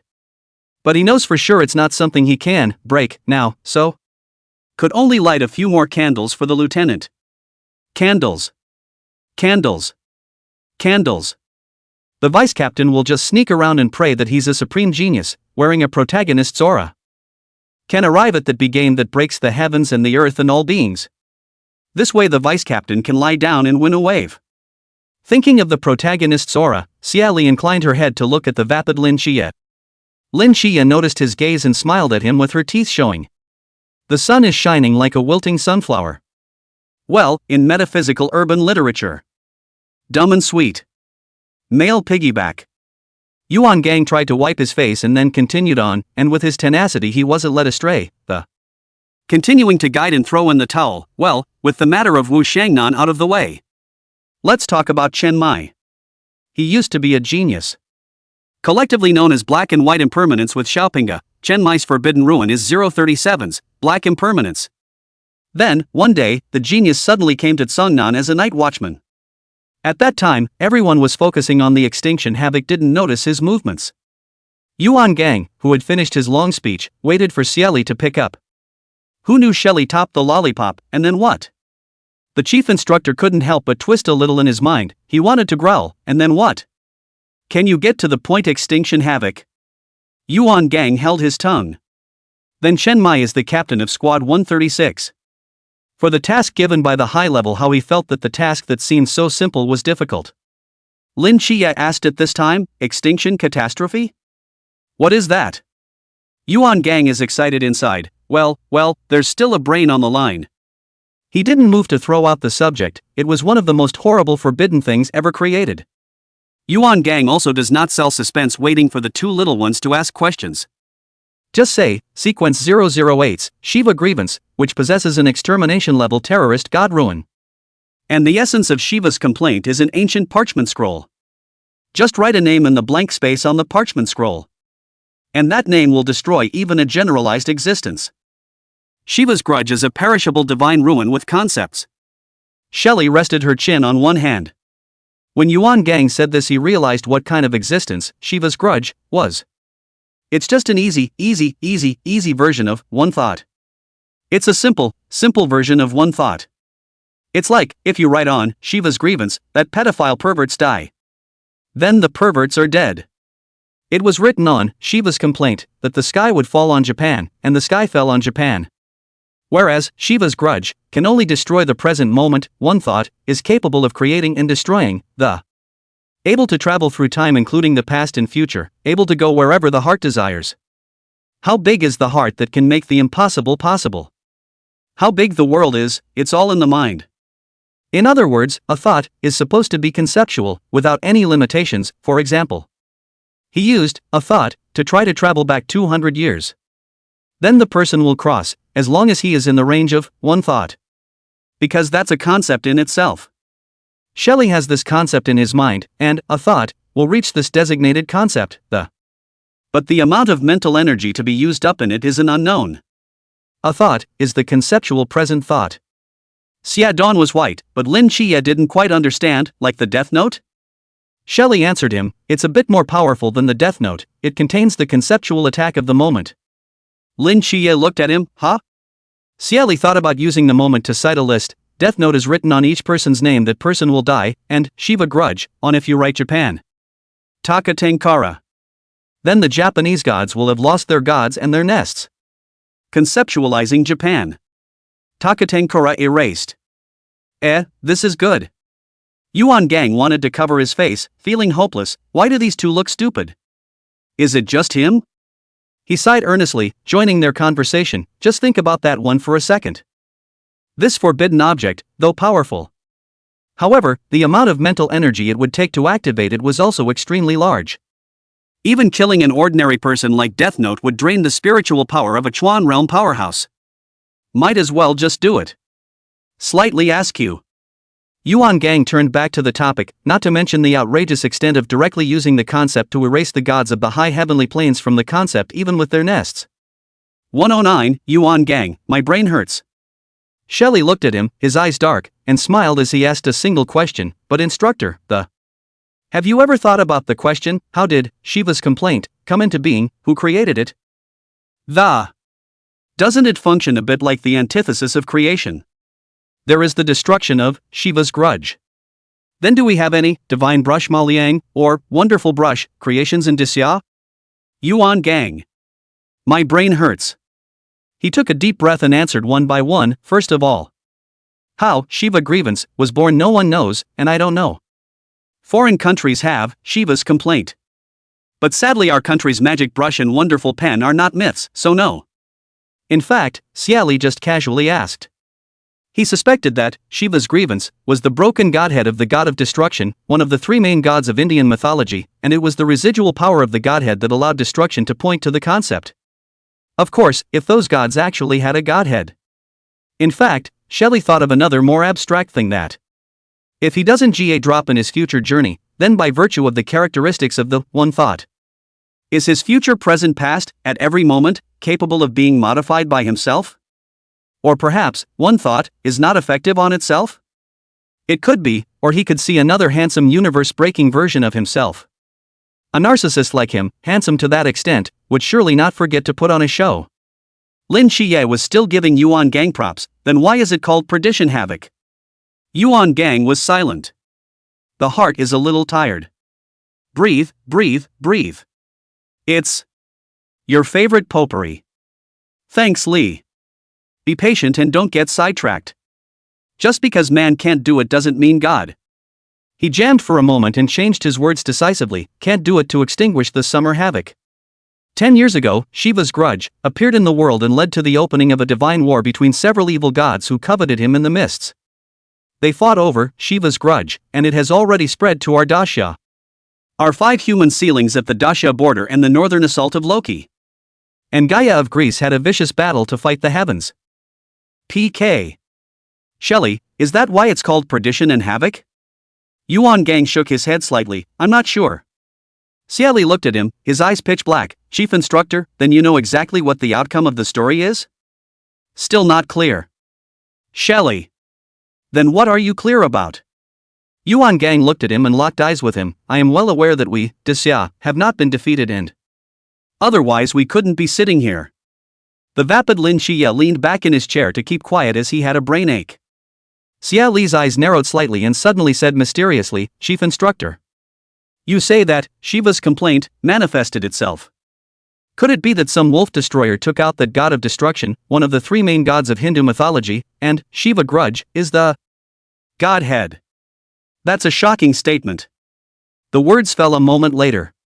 Yuan Gang's heart swiftly jumped a beat faster, and no one had ever had the audacity to guess that the god of destruction dies, and Shiva's grudge is the godhead. If there is a godhead in hand, is it possible for Daxia to God-making? The thought was too unthinkable. Lin Qiye's fingertips moved slightly, gazing at Xie Li with the mortal dust divine domain, and he knew that the god does have a godhead.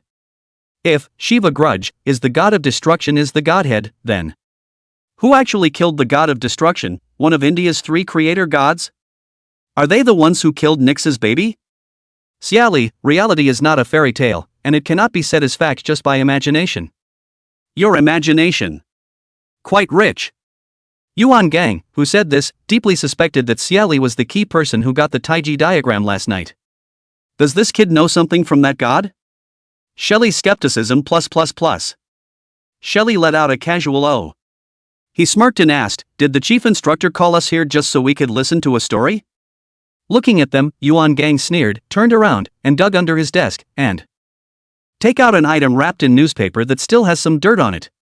Yuan Gang came to Xie Li and Lin Qiye with the item in his hand, then placed it towards the table. With a serious air, he spoke, "Do you know what this is?" Xie Li looked at the massive objects and had a bad feeling about it. He silently looked at fellow student Lin Qiye, who had sat up in shock when Yuan Gang took out that thing. Lin Qiye stared at the familiar mass in silence. Roughly. Guess what? Xie Li wiped her face. With a rather thick skin, he spoke, "Know something." Yuan Gang zero frame up his hand without the need to shake it forward, and he stared sharply at Lin Qiye and Xie Li. There's a surprisingly cozy feeling of getting back in your heart. He reflected silently for a second, then spoke in a serious voice, "Very well, now that you know that the..." "So, Lin Qiye, tell me honestly, where did you get those black stockings?" "You're being immodest." Lin Qiye glanced at the black silk he had wrapped and buried in paper and shivered inwardly. He was already pale and there was a hard, small, pathetic undertone as he looked up at Yuan Gang. "Must I say it?" "Xie Li." "Mr. Seven, you look so aggrieved." Yuan Gang looked at Lin Qiye, cold and heartless. "B." Xie Li raised her hand. "Chief Instructor, is it against the law to have black silk?" Yuan Gang looked at him and was silent for a moment. "No offense." He retrieved his instructor's aura, "but it's bad manners." Xie Li raised his hand and pushed Lin Qiye, who was sitting up straight, back again, so that the other party was still leaning on the chair, glancing at him. Although Xie Li was tempted to ask Lin Qiye why he didn't burn it down with a fire. But now is not the time to dwell on that. Xie Li looked straight at the instructor. "Oh, what's it going to be, a battalion-wide briefing and criticism?" "Chief Instructor, as a party member, you have such a low ideological awareness. The great leader said we must not discriminate against every independent person. His hobbies and privacy deserve to be respected as long as they don't break the law. I can't believe you're saying it's bad form to have black silk. What's bad about it? Is it against the law for a beautiful lady to like to wear pretty black silk? No offense. How come it's bad manners for men to like black silk? Can't men have an aesthetic that appreciates the beauty of black silk? You're being arrogant and prejudiced, plus sexist." Yuan Gang was dizzy from this large string of words and resisted the urge to rub his forehead. "Well, it's always a bad influence." Xie Li smiled and reasoned, "Which kind of influence? What black silk can influence someone? It's a you-know-what thing." Yuan Gang's brain ached in defeat. This little prick, eh? Even more prickly than the tuggy-looking Shinxingzhu. Then don't let anyone see you. Keep this hidden, and you can't wear it in the dorm. 110, time flies like a shuttle. Oh. Xie Li poked the mass of black silk with her fingertips and purposely looked at the chief instructor and muttered, "Instructor, you guys are so. Digging up things that people have buried in secret. Digging it up, even if it is, and calling us specifically to talk about it. The argument can't be argued with. Idle." Although Xie Li didn't say it, Yuan Gang felt that intense look. "It's just saying he's idle." The chief instructor quietly stalked off, not really wanting to continue the discussion about whether or not a man could wear black silk or not. Anyway, his mission accomplished, he mercilessly and politely shooed the two away. After Xie Li and Lin Qiye left, Yuan Gang was quiet for a while before he started writing the report. Lin Qiye, the suspected divine agent of the three gods. Xie Li, suspected agent of the ancient gods of Daxia. The difference between their birthdays is 99 days, and 9 is an extreme number in some knowledge of Daxia. IIX. Is it really a coincidence that the yin and yang are twinned? Yuan Gang doesn't know. The orders given to him by the higher-ups were to tell Xie Li and Lin Qiye about the Shiva grudge, as well as the extinction havoc, and he didn't know why he had to purposely tell them these two pieces of information. 1,000 doubts in my heart were left unanswered, as if it held a great secret, and the secret had to do with Xie Li and Lin Qiye. Xie Li and Lin Qiye were on their way to class. Lin Qiye was still thinking about the glance Xie Li had just given him. "I don't have a lighter." Xie Li, question mark. "I can't burn it, Sun Lao sleeps in the kitchen and can't find the opportunity." Lin Qiye continued. Air. Xie Li reacted to the fact that Lin Xiaoqi's classmate was defending her intelligence.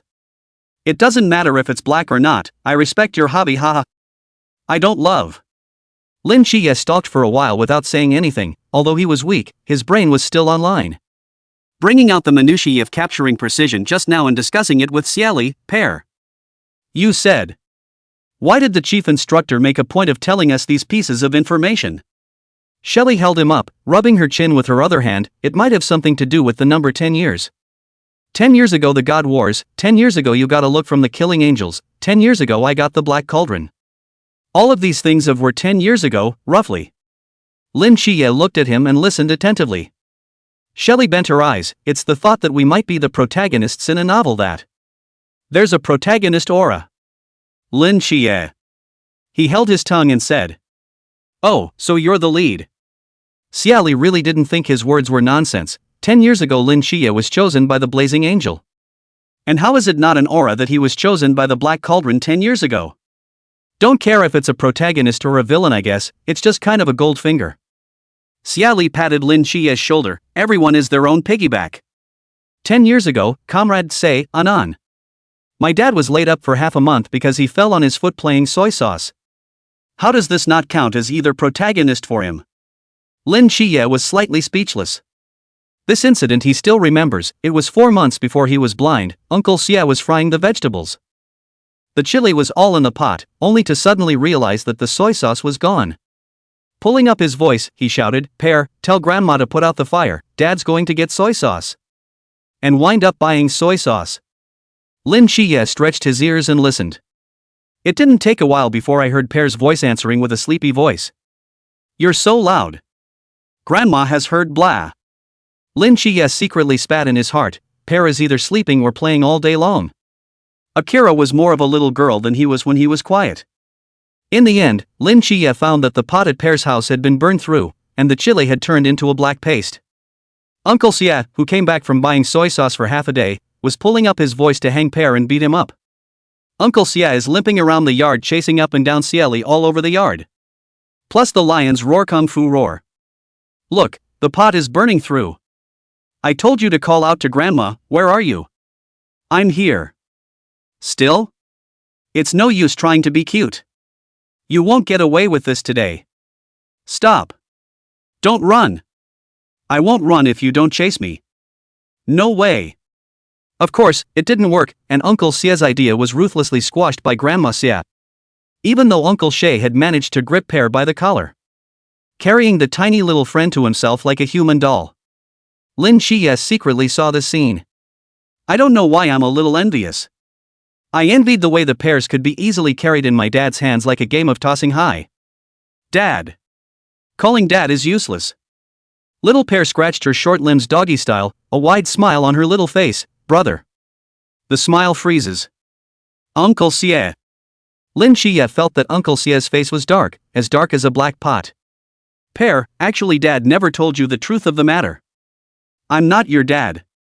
You were picked up from the garbage by your father, so he picked you up and raised you casually. Pearly raises her hand and snaps, I know, you're going to throw me back in the trash. Comrade Lao Xie stems, no, I'm going to turn you into a preserved chicken. Grandma C came out, slapped her thighs in excitement, and her whole body trembled as she. Like the sky is falling, my goodness gracious. How dare you, you bastard. Put him down now. Grandma Xie's river roar was quite loud. In the end, Uncle Xie could only thunder and scare the pears. Lin Qiye, who was watching at that time, heartily regretted how Uncle Xie didn't really hang Pear to give him a beating. Recalling his lackluster thoughts back then, Lin Qiye's eyes fluttered a bit as he looked at Xie Li, coughing. That's all a young and ridiculous idea.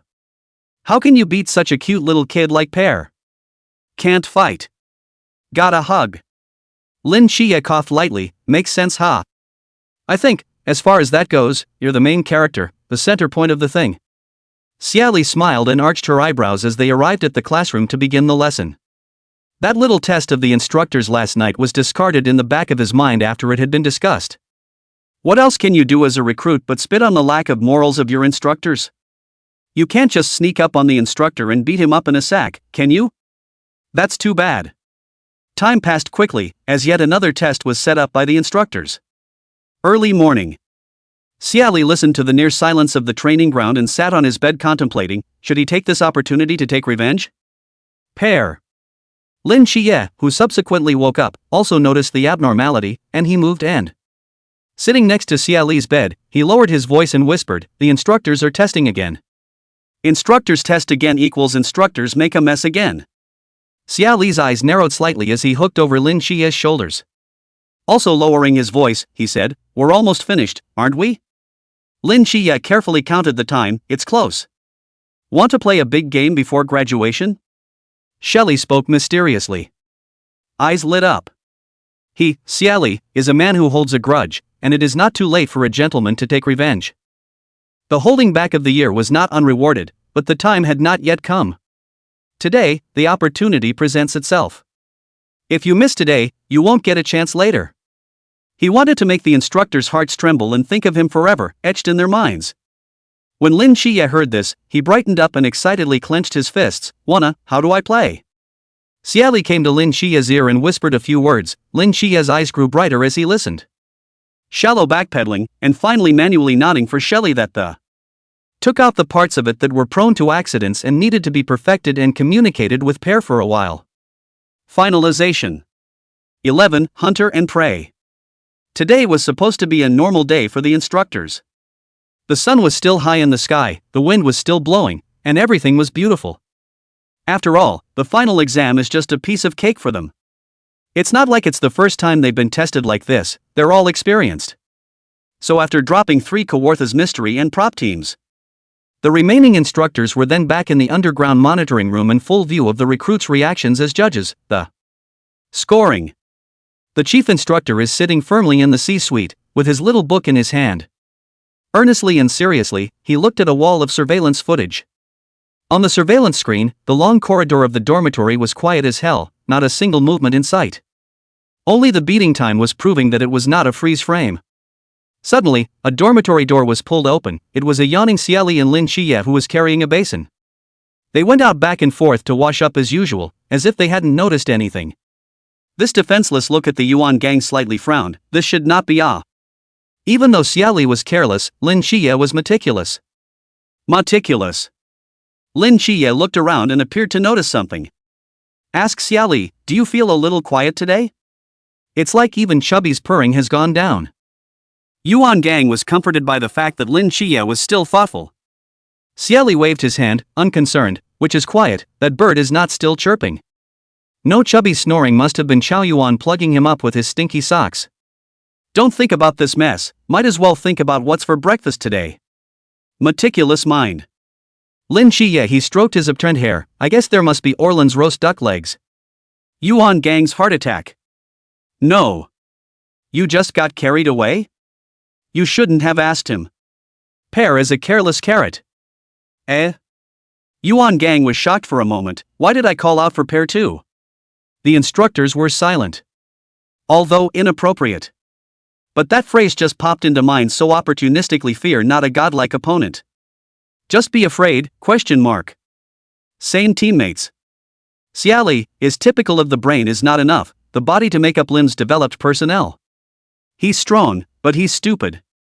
God is fair, isn't he, in not leaving one's doors and windows open?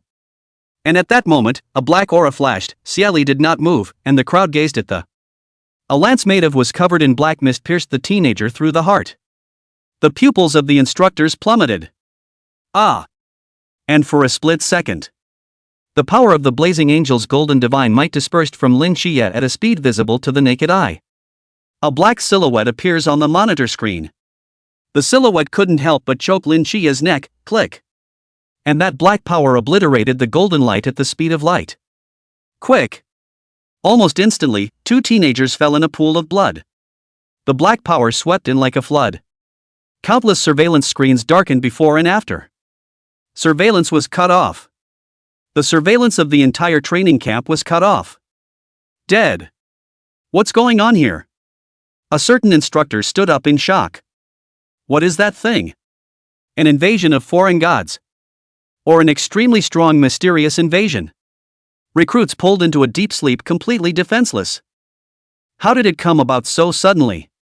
In an instant, the atmosphere in the underground surveillance room froze to ice, and they tightened up in a flash of. To stumble upon such a thing at this juncture, and if the recruits were thus killed, they will feel guilty for the rest of my life. Everyone was tense and tight, their eyes frozen like ice. And now, having sacrificed 2 of the most promising Pool Realm recruits, how farcical are they in? It was also just a Pool Realm teenager, and that instant attack was too fast. Yuan Gang wrinkled his brows tightly. He couldn't see what it was even with his strength in the Sea Realm. He reacted quickly by giving the order, quickly, gather the recruits for protection at extreme speed, and report to headquarters at once. Now come with me. He rose so violently that the chair was overturned on the floor with a loud crash, and no one cared for the fallen chair that. He left quickly, while the instructors immediately went about their duties, reporting back, in an atmosphere of trepidation. The instructors moved quickly, and Xie Li and Lin Qiye, who had fallen into a pool of blood, moved even faster. Xie Li called the recruits in their building to assemble directly. Almost no pua, just a shout of wanna wash away the shame of getting blown out by a masquerade? Now the instructor is testing us, here's your chance, do you want to? Think. Getting blown out by Mast in the first place was the biggest disgrace they'd been able to wash away since they'd entered training camp. Of course it should be brushed. Deadly brush. The 70 or so recruits then trained to follow Xie Li's evacuation, their hearts on fire. On the other hand, Lin Qiye and Xiao Yuan in the next room went to another dormitory building to give the new recruits a boost. Xie Li's break technique was executed in 2 ways, one centered on him. And the other is centered on the Black Cauldron, which was used as a vehicle to demolish buildings back in the day when they were pretending to be false faces. Everyone thought the pot could only be 15.5 miles away from him. Actually, there's no limit to the distance. He cut off all the surveillance of the entire training camp with a black pot. Even the neighborhood was perceived by Lin Qiye prop atmosphere group were sent a black pot. Straight up knockout and take it away. Xie Li did not know that the black pot of a black residue swept by when a certain spider was scared out of its wits. Hiding in a corner and shivering, he waited for the dark figure to disappear, and on 8 legs he began to run wildly, running and shivering and crying. Horrible, horrible, horrible. Ooh-hoo. So scary. The wildly running spider just so collided with the arriving instructors, and when Yuan Gang saw it, the aura of the Sea Realm appeared at first glance, and in a flash, the 1-story-high small spider was so scared that it snapped and buried its head on the ground, covering the ears and stealing the bell. Can't see me, can't see me. 112, General. What happened? Yuan Gang saw Mystery's shivering appearance, so he went straight to the point. The voice sank. Aye. The little boy's voice stuttered with fear. Say. The big spider shuddered again and a voice with a crying tone came out. The black residual shadow is terrifying. The gazes of the instructors stared. Was it the stump scene on the monitor? Yuan Gang steadied himself and continued his question. What kind of black residual shadow? Just black shadows, scary, as if they would eat monsters. The instructors looked at each other, and Yuan Gang commanded an instructor to keep an eye on this mysterious. Just lead the instructors straight to the recruit dormitory building again. They went to the dormitory building and looked at the first floor, which was empty. Second floor is also empty. Third floor is still empty. Fourth floor empty. Fifth floor empty. With each word, the instructor skins added 1 more minute of despair to the. We didn't see a single recruit until the search of 3 dormitory buildings was complete. The dormitory building was all but empty, and the instructors' hearts gradually sank to the bottom of the sea. Despair is spreading, the fire of Daxia's future. It's out. Each instructor's eyes were crimson, and every emotion of remorse, and guilt was pounding in their hearts. Though with that mysterious vast power, recruits may not escape the past. But maybe someone will survive. Blockade the training camp. Yuan Gang spoke calmly. He breathed extremely heavily. We can't let Mystery escape. Outside of training camp, it's regular people. 1 minute later. This is really exciting. A certain recruit on his way to the weapons warehouse suddenly whispered. The man next to him picks him up to gesture for silence, and he quickly shuts his mouth. Lin Qiye's eyes flickered slightly. I also wonder if the instructors will put away the forbidden objects that suppress the forbidden ruins. Chubby's excited and thrilled. Swallowing his saliva, he spoke in a small voice. Then if the instructor is so scared that he puts away the forbidden object that suppresses the forbidden ruins, won't we be playing too big a game? How are we going to end this later? Lin Qiye, the old god, said, you'll know when you get to the weapons warehouse. Shin Xingju asked in a low voice. Let's go to the warehouse. What about Pear? Where did he go alone? Chao Yuan and Chubby also looked at Lin Qiye, who smiled, his lips opening and closing soundlessly. Spit out 3 words. The other 3 running ahead lit up. Pear is so damaging, Chubby spoke with waves. Lin Qiye and Shin Xingju flung him daggers in unison. Lin Qiye, don't expose your shortcomings if you're not good at languages. Shin Xingju, fatty you should not want to eat. Chao Yuan, starve him. And then, running more stealthily and quickly toward the warehouse, they. In fact, the recruit's run to the warehouse was short, and they had a clear purpose that. From the moment he followed the main group out of the dormitory building, he was explicitly told to go to the weapons storage. And the instructor's first arrival site would be the dormitories, in a completely staggered route from them, It's not like there's surveillance at the camp. Underground surveillance room. Duck duck. There was a knock on the door. The 2 instructors who stayed in the underground surveillance room and were repairing the surveillance and communication logs heard a deliberate knock on the door and twisted their heads to look at it, their pupils quaking. Xie. Thank you, Li. Xie Li, aren't you dead? What the hell? Teenagers in army green training uniforms stood in the doorway holding a black pot of. Lifting his lips to them, he smiled, General up, instructors. The 2 instructors looked at Xie Li in disbelief, not yet having reacted to what was going on. Xie Li came in with a languid stride, and a ringing finger fell that. The wall of monitors lit up in unison again, and the images from the training camp appeared on the screen again. The instructors' pupils shrank again. Were shocked. Xie Li glanced at them. Instructors, you've already lost 113, Sangnan is crazy. The 2 instructors responded with enlightenment, and 10,000 mud horses raced by inside. They were converted from hunters to prey and played by the recruits. Xie Li and Lin Qiye faked their deaths, and the surveillance was broken by Ben, these 2 big pricks. The surveillance is all broken. Normal signals can't be sent out. But Xie Li never thought that the special signal to contact the headquarters could still be sent out. They have reported the training camp to headquarters? Things come to light and they are going to be ridiculed to the extent of 10 years, right? The furious instructor sneered, stepped forward and. The aura of a Chuan realm powerhouse was on display. Xie Li. You've got us instructors on the ropes with your interlocking maneuvers. But you shouldn't have come here by any stretch of the imagination. If we catch you, we haven't lost. This instructor made a direct move, trying to grab Xie Li. As long as they catch Xie Li, their instructor has not failed completely. This instructor is fast. After all, it was the strength of the Chuan realm. But, Xie Li sighed softly inwardly. So what, even though I haven't purposely pretended to be AB in the last 6 months, I was just there 2 days ago. Sea Realmio. A mediocre newcomer to the Sea Realm. Xie Li, taking the black pot and throwing it. Snap. The black pot went straight to the head of this instructor who was trying to salvage the situation, and the instructor rolled his white eyes and success fell to the ground in a second, limply. The last moment was awesome, and the punch in the face came too soon. The black pot flew slowly back to Xie Li, who gave the other instructor a slight smile. The other remaining instructor. He recognized the reality and let out a long, proud and stifled sigh. Student Xie Li, you are excellent. The best and oddest recruit I've had in so many classes. The instructor's pride was greater than a heart attack at the thought. Such an outstanding student. They're the ones who brought it out. Over the instructor, play with the instructor, and be the pretty boy in the room. The complimented Xie Li smiled imploringly. Thank you for the compliment. Seeing that the instructor had no intention of resisting, Xie Li leisurely came under the surveillance wall. Eyes swept over the dazzling surveillance screens, which watched over nearly the entire training camp.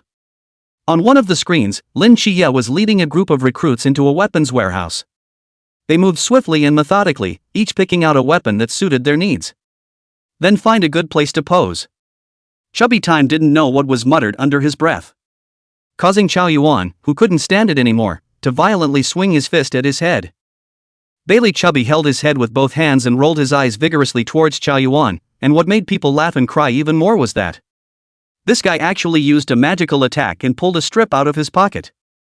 Boxers. On the other hand, Lin Qiye, after seeing this chaotic scene, immediately cast a death stare at the 2 of them. Shin Xingju lowered his head, as if holding back a smile. When Xie Li saw this, the corner of his mouth twitched slightly, then he shifted his sight to the side of the instructor core. At this moment, the atmosphere of the instructor's core could be said to be grave to the extreme. They searched inch by inch for outlandish and mysterious traces, careful, serious and cautious. They are serious to the core. Chief Instructor. The voice was hoarse. Instructor Hong opened his mouth and was about to say something when he heard a voice suddenly ring out from the loudspeaker. Snap. That's the sound of rambunctious applause. It's an unintentional provocation by the OP, which must be the mystery. Yuan Gang's eyes were glowing red, and the killing intent in his eyes was close to tearing people into pieces. The other instructor's breathing intensified at that instant. Hate. With disgust. More monstrous killing intent. Instructors, game over. Countless drones loaded with shells aimed their guns at the instructor at high altitude on command, while at the same time the training camp's enemy extermination system locked onto the crowd of instructors, and a piercing alarm sounded. Amidst the hustle and dust and smoke, the clear whistle of a teenager whistles unchecked. It was just so clear into everyone's ears. TCH, the materials room is about to be turned upside down by you guys. This shocking reversal caused the instructors to stiffen, and Yuan Gang looked out over the drones that densely covered the air. That's the machine used to bomb the recruits during extreme training at Ntsunan. Now the guns are pointed at them. Looking at it, Yuan Gang laughed. The more he laughed, the louder he laughed, to the point that the watery light in his eyes flickered and the instructor, who had been silent and speechless, gradually followed suit as he watched him laugh to his heart's content. Ha! The instructors laughed as if they were crazy, their laughter hovering overhead, and was taken in by Xie Li. TSK. The instructors won't be pissed off. Xie Li's students were shallowly worried about a wave of the instructor's mental state. And then deeply lamented not having a cell phone to keep track of the instructor's dark history. But that's okay, he'll take the trophy surveillance memory card later. It would be perfect to get the black history of the instructors. Share it with everyone. Yuan Gang was happy, really happy that Xie Li didn't die. Glad that they recognized the instructor's test, glad that there's a supreme genius in this class of recruits. Happy that the light of their daxia's future was a little brighter. Even though he was being toyed with, he was still happy. The higher the student's strength, the happier the teacher will only be. Chief Instructor, not angry? Hong Hao also had a smile at the corner of his mouth as he put away the star blade. Yuan Gang shook his head. They are excellent, we should be happy. Even if this test fizzles out today, even if we don't get made fun of by the others? I don't know, Hong Hao continued to ask. Yuan Gang didn't answer his question. Another question was asked of the other instructors. Recruits, are you satisfied with this final examination? Satisfaction. All playing us for fools? Satisfied for sure, I guess it's just another 10 years. The new recruits don't even necessarily hit the same test scores they did today. Those new recruits, smart brains. This test today will be recorded in the history books. Ha ha. This is the night watchman taught by my old man. They're a great team, 240 people, not one of them pulling their hips. Not a single one of them is uncooperative. I'm quite satisfied with that alone, old Huang. The recruits are singing a will-o'-the-wisp, beautiful. They spoke their minds, and the resentment of having been played with dissipated without their realizing it. Instead, the more they talk, the happier they get. Unbeknownst to the instructors, who were laughing and discussing many of the recruits lay on the roof and peeked at the instructors for laughs. At the moment Xie Li's voice appeared, Lin Qiye said, "Do you want to see how embarrassing the instructors are? Think. It's for this moment." Lin Qiye took the lead and ran. The recruits who reacted were running that fast in unison. What do they want? Isn't this the moment? If you miss this one, you'll have to regret it for the rest of your life. So, the roof of the building near the materials room was stripped by recruits, and from the surveillance room, that scene was even more spectacular. More than 200 recruits lying on the roof of the building to see the black history of the instructors. The instructor in the surveillance room was secretly patting his own little heart as he rejoiced that I'm glad I'm not on that screen. You can see that the recruits are not only looking, they are exchanging crickets with the instructor. This instructor's silent comrades light candles. He glanced rather emotionally at his comrade who had fainted under the black cauldron. And then casting his eyes on Xie Li, the teenager slouched in his chair, loose and casual, Like a good student. Well behaved, probably not. But, so inviting. The recruits listened to the instructor's compliments. It's far enough away that most people can't hear it, but well. There's always a few forbidden markets that are odd little companions that magically eavesdrop on the instructor's conversations and relay them in real time. I didn't realize old Huang was such an old Huang. That's true. Instructor Huang lectured us for half an hour at the last test, man. It's so possible to have no memory at all. Chubby Time patted his big belly and not hiding his gloating in the slightest. That's cool. I didn't think we'd have a day to toy with the instructor. I could eat 2 more bowls of rice just thinking about the look on the instructor's face when he saw the empty dormitory building. Chow Yuan casually patted his stomach, still eating. If you eat again, you'll be 300 pounds fat. Nonsense, I'm down to just over 100 pounds. Shin Xingju ignored the two of them and instead whispered to Lin Qiye, Qiye. Want to go to the cafeteria and see if there's any breakfast? Lin Qiye turned his head to look at him, his eyes narrowing slightly. Bullseye said, I'm the only friend Pear has. Having been popularized by Fatty and Chow Yuan. The corners of Shin Xingju's mouth twitched slightly and he didn't care about the minutiae. Anan, are you alone, going to the cafeteria? Lin Qiye pondered for a second. Go. Eating breakfast is still very important. Xie Li students are 3 meals a day, cannot be left behind.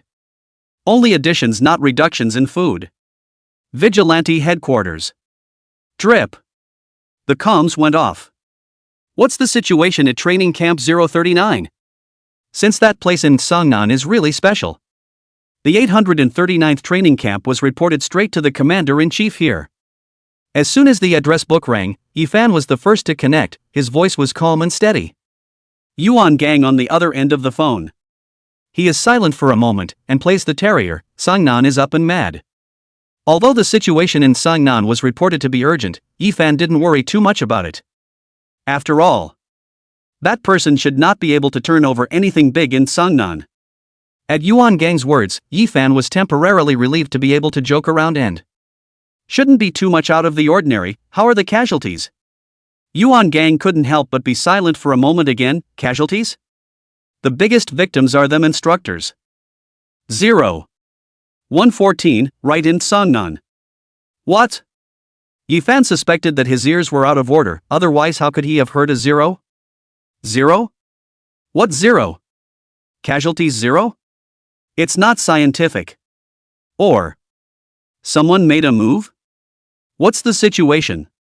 Yifan asked again. Yuan Gang was silent again for another moment.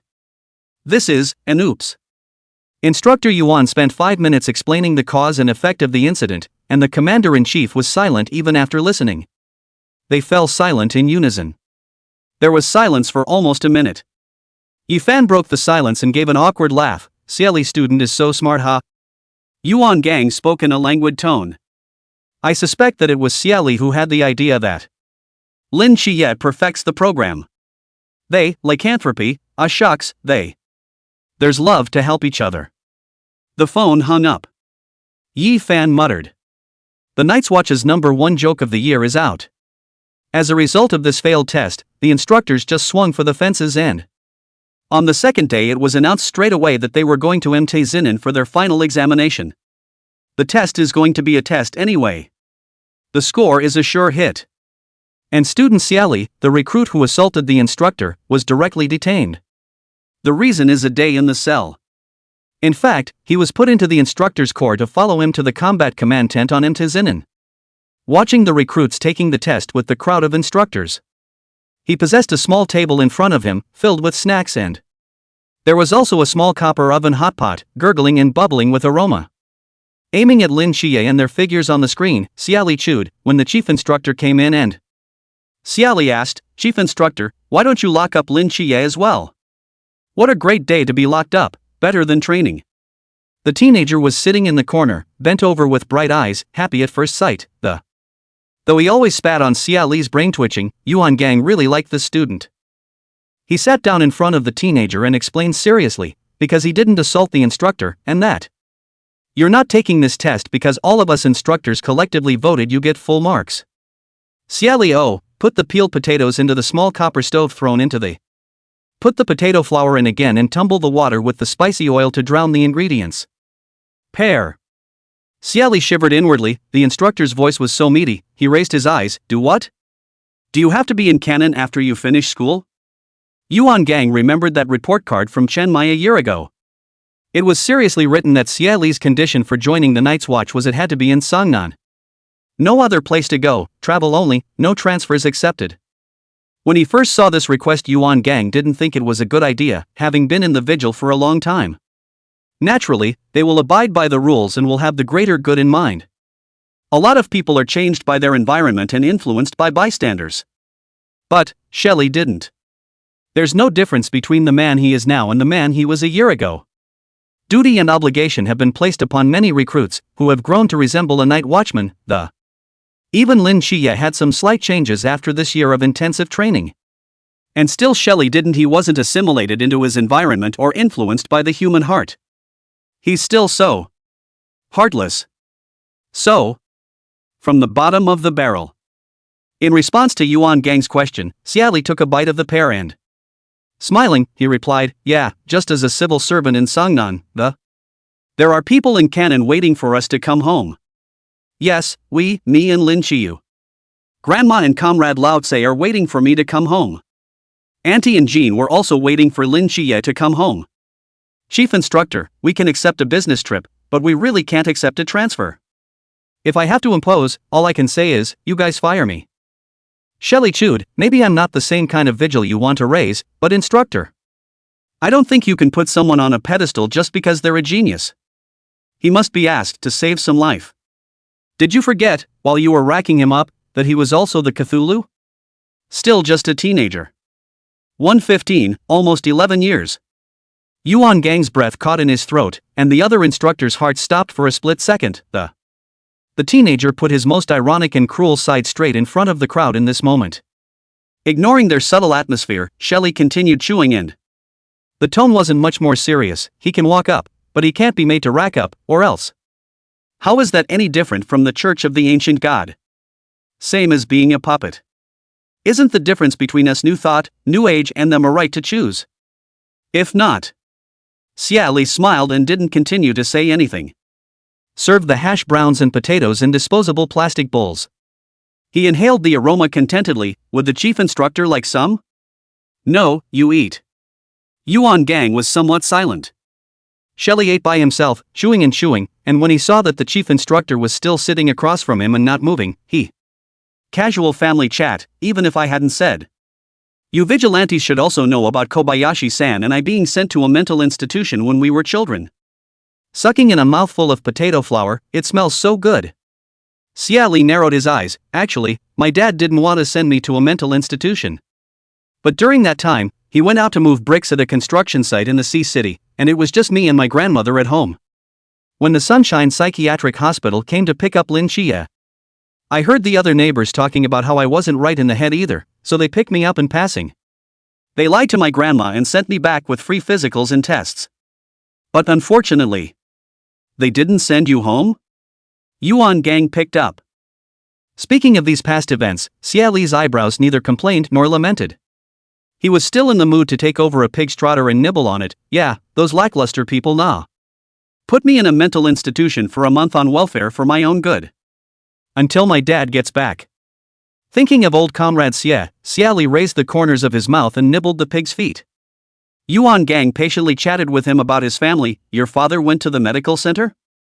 Xie Li glanced at him. What do you mean by medical disturbance? That's called the lawful exercise of a citizen's legal rights. He cupped his chin in his hands, his eyes turning a little dreamy. That day, Lin Qiye and I are being studied by a cloud of doctors surrounding us. Comrade Lao Xie kicked open the door of the hospital with a black shovel and that voice is so loud it's shocking. That was the day when Xie Li felt that old comrade Xie was the most handsome, bar none. Damn it, you're the ones who stole my house with your group of lackluster doctors? The group of doctors in white coats were stunned and it was as if he didn't know what was going on with this big man who sent people to the Nine Springs with one punch. Someone come quickly. There's an intruder. The doctor exclaims, like a small white flower ravaged by the elements. Old comrade Xie glared at him, the momentum of the earth shaking, shouting Farda, my son abducted and still have the face to call, shouting Farda, my son abducted and still have the face to call. Give me a reasonable explanation. Or I'll show you what it means to be unbelievable. Comrade Lao Xie was not yet relieved after glaring at the man, and went straight to the doctor and, seeing that the doctors had not the slightest quality to give way, he was straightway peeling them all away. It's really peeling away. Xie Li also remembers the many doctors who stood in the way of him and Lin Qiye were vigorously out of the miracle by the old comrade Xie. Both staggered to the ground, and were as soft as little white flowers. When comrade Lao Xie saw him, such a hardened man, his eyes reddened, and he squatted before him and, trembling, he reaches out to hug him. Daddy's out for a trip. 5 pounds of pears went straight down to 112 pounds. Xie Li struggled, nonsense, didn't lose that much weight, don't believe me, ask Lin Qiye. He was also holding Lin Qiye's small hand, and old Xie took a look and was surprised. You've become good friends? Aang. Daddy, look how pretty 7 looks. Comrade Lao Xie nodded. It's a good look. Suitable for a child bride. Too bad it's a boy. Then, with one long arm, he took the 2 little children, one piece at a time, in his arms, and re-speak, Dad went out on a trip and lost 5 pounds of pears straight down to 112 pounds. 6 pounds of 7 has lost so much weight that she's down to half a tail. My bitter kabe. I met a psychiatrist with a bad conscience.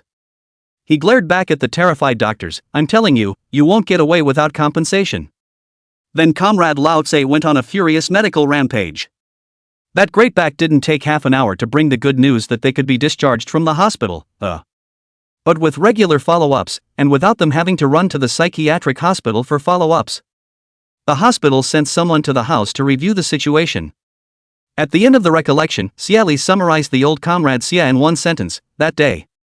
His tricycle all looks like a 7-colored cloud, and the shovel in his hand all looks like a trident, and it's quite handsome. Xie Li's nagging family routine, listening to Yuan Gang was a bit silent, because he didn't know how to go on. Lastly, pour the little table of fondue croquettes into the pot. Yuan Gang said, he was a good father. And then, up and away. Shelley raised an eyebrow and turned her attention to the screen, which showed images captured by a drone of the. It's so dense that you can't see it all. However, Xie Li's sharp eyes still found Lin Qiye's figure in the densely packed screen. He was in a piece with Chao Yuan, Chubby and Xin Xingzhu. Even if she couldn't see what they were saying, Shelley could make a good guess. At cricket instructor held for him. Xie Li thought, in fact, there is no need to be angry for me eating hot pot, watching you guys. The days are pretty good. The 3 mysteries that were not used in the previous test were again quietly released by the instructors into the Jinnan Mountains. Unbeknownst to the recruits, they thought it was just a simple physical fitness test. Lin Qiye and the others didn't appear on the screen all the time, from time to time. It wasn't until the night had sunk in completely that this test was over for good.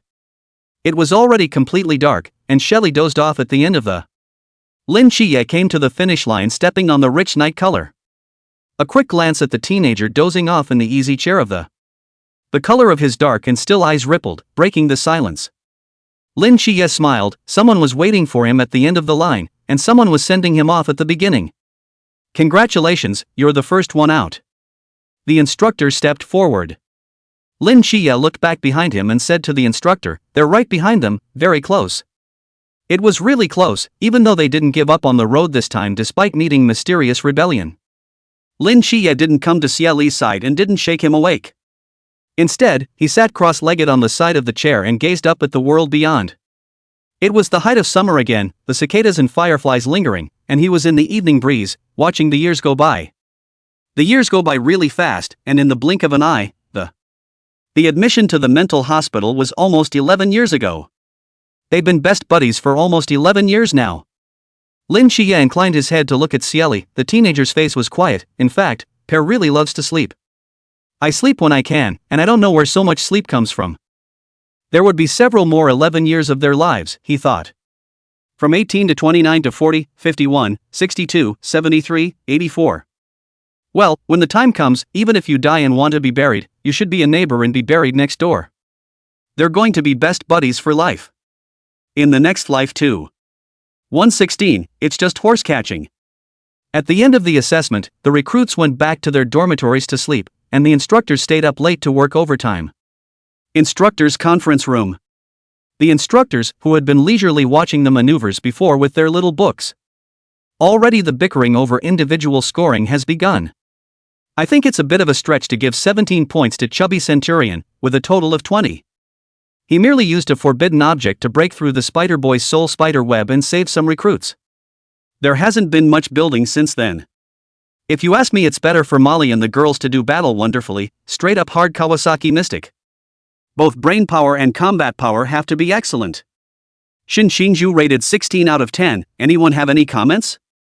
Yes, we all gave him a 17, why did you give him a 16? Oh, one more point for fear of his pride.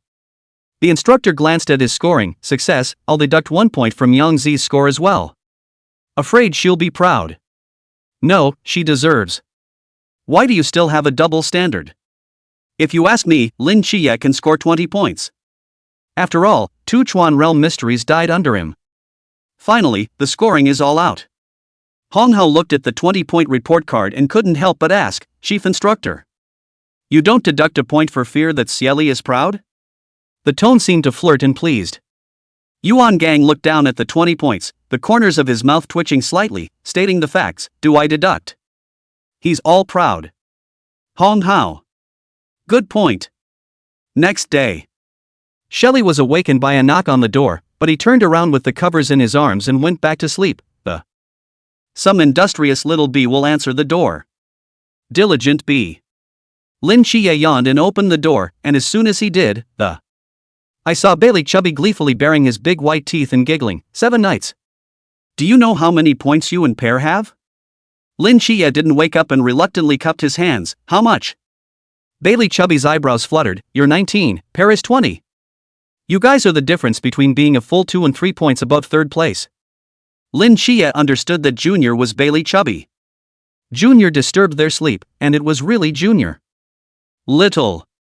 Lin Qiye changed his words, fatty, go find Shin Xingju and. He should be happy to hear that. Isn't that silly? Showing off has to be towards the bottom. It's no fun towards the top. Chubby Bailey was suddenly very moved. He stretched out his chubby hand and held one of Lin Qiye's hands with both hands. Excited, heart-trembling hands, success was just around the corner. 7 nights, I've finally struck a chord with you. You just called me fatty. What a nice and intimate nickname. Lin Qiye expressionlessly shook his hand and forcefully drew his hand backhand. Paranoid Chubby's grip was still quite tight, and he couldn't help but roll his white eyes out. Hold on, now that there's no black cloth to bind your eyes. Fatty was still grasping and clawing at his hand. Lin Qiye's eyes narrowed slightly and his killing heart grew. Did this fat pervert take the opportunity to take advantage of him? Chubby touched Lin Qiye's dark eyes and shivered inwardly out of his sixth sense 7 nights. I am your most faithful little follower. Then, without looking back, he walked away determinedly. Lin Qiye wrinkled his eyebrows, seriously contemplating whether Fatty's perverted thoughts had popped up again. For example, smell the feet. Now it's, like, touching hands? Lin Qiye really suspected that Fatty had tendencies, or rather eccentric tendencies. Closing the door, Lin Qiye came to Xie Li's bedside and said in a serious manner, Pear. Stay away from Chubby for the next few days, his quirks are back. Xie Li, huh? Then remembered what Chubby's quirk was. Silence for a moment, muttering, his quirks are really weird. You have to be careful. These words were said by Xie Li as she looked at Lin Qiye with her eyes open.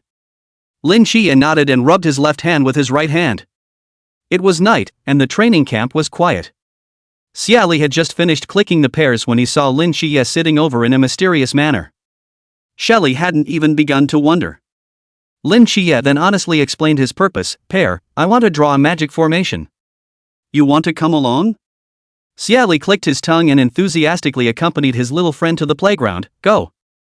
Lin Qiye grinned, big white teeth, pretty eyes. Xie Li shared a pair from his pocket to him. The two of them took advantage of the night to go to the weapons warehouse, a place where Lin Qiye had stepped on before. He drew magic formations in style, and Shelley chewed on the side. Before long, Lin Qiye was seen successfully summoning a mummy? Tiny and short, it was right up to Lin Qiye's chest, and it still looked stupid. Lin Qiye opened his eyes in some surprise, and before he could even begin to survey the summon he had signed a contract with. Shelley was heard to say rather emotionally, this stuff is so good. Lin Qiye slightly inclined his head and his gaze fell on the mummy, ? Dry as if it could be knocked out with a single punch. Okay? Lin Qiye asked once more seriously, if Pear continued to say yes. Maybe there's something wrong with his aesthetics. Xie Li dropped her gaze to the beautifully crafted magical array and inclined her head, yeah. Don't you see that Cube's body is gone? You can still use this magic formation as a trap. Can it be sacrificed by drawing the mystery to a magical formation? Listening to the king's words, Lin Qiye's eyes glowed, slowly turning back and thinking seriously about a question. Does the sacrifice have to die? Can a living mystery be sacrificed? If it's possible. That's a clear pit? I don't know, let's try it sometime later. While Lin Qiye was speaking, the mummy, which looked like it would go down in a single punch, ran toward the weapons pile with scattered feet. Snapper swallowed an AK-47 in one bite. What are you doing? Lin Qiye was shocked, and in a short period of time, this mummy gnawed the box of arms and weapons clean, following up with the devil's mouth for the next bite. Lin Qiye stepped forward and gripped it in one hand, and the mummy looked at him suspiciously, Instead of looking at the mummy he looked at the pear. It's just as edible as you are, yay. Xie Li, ? What's that got to do with me? He wrinkled his brow, thinking hard. So it's a waste? Lin Qiye, ? No, Pear, how did you come to that conclusion? It's supposed to be waste. Mummy cocked her head at them, ? First of all, I didn't mess with any of you, and second of all, I didn't mess with any of you. Xie Li raised his eyebrows, it seems to understand words, what is this? Halfway through his sentence, the black pan appeared in his hand. All of a sudden, there was light in the eyes of the mummy with the dull eyes, as if he saw the love of his life. Ta-da, just run over. Then, a sliding knee and a hug for potpourri. Xie Li's fingertips hooked and didn't let the mummy hug come to fruition. 117, teenagers. But the mummy wouldn't give up, and bounced around trying to grab the spooky black pot, which ignored it and floating back and forth. Black cauldron has it written all over it, stupid wood, don't take it from the old man. And the mummy has it written all over her body, potpourri, I love it. Lin Qiye, ? Can someone tell me why this mummy is crazy about the pear pot? He looked to Pear, trying to get an answer. Why does it like the black pot so much? Xie Li heart also surprised the degree of this pot of 10,000 people. As a matter of fact, the mystery should be feared. Oh, and the mummy hasn't taken a beating from the black cauldron yet. In response to Lin Qiye's doubts, Xie Li pressed against his chin and pondered for a moment. Gives a guess, probably because they are outsiders. When Xie Li said this, Lin Qiye understood a bit more. Magical exotics were always magical. Such as his mental hospital. Woody, you need to know something about the world of wood. There's a fee for wanting to stick it to the pot.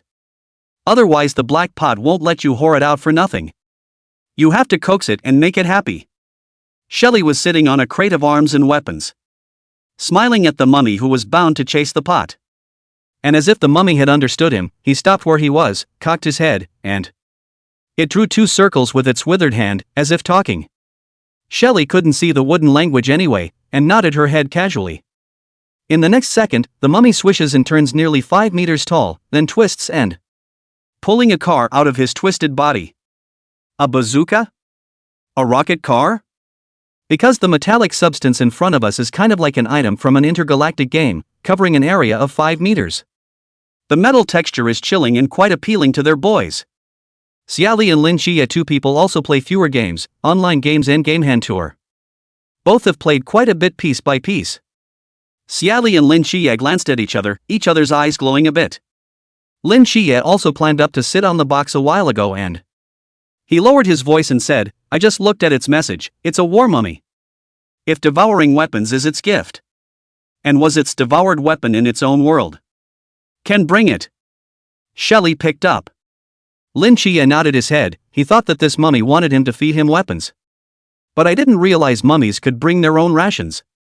He turned his attention to the mummy who had paid for his own rations for the pot, and really thought that there was something to be said for stupidity. The one who pulled out something to bribe. The mummy returns to the size it was a moment ago and it bounced toward the black pot again, its withered hand flailing to try to grab it.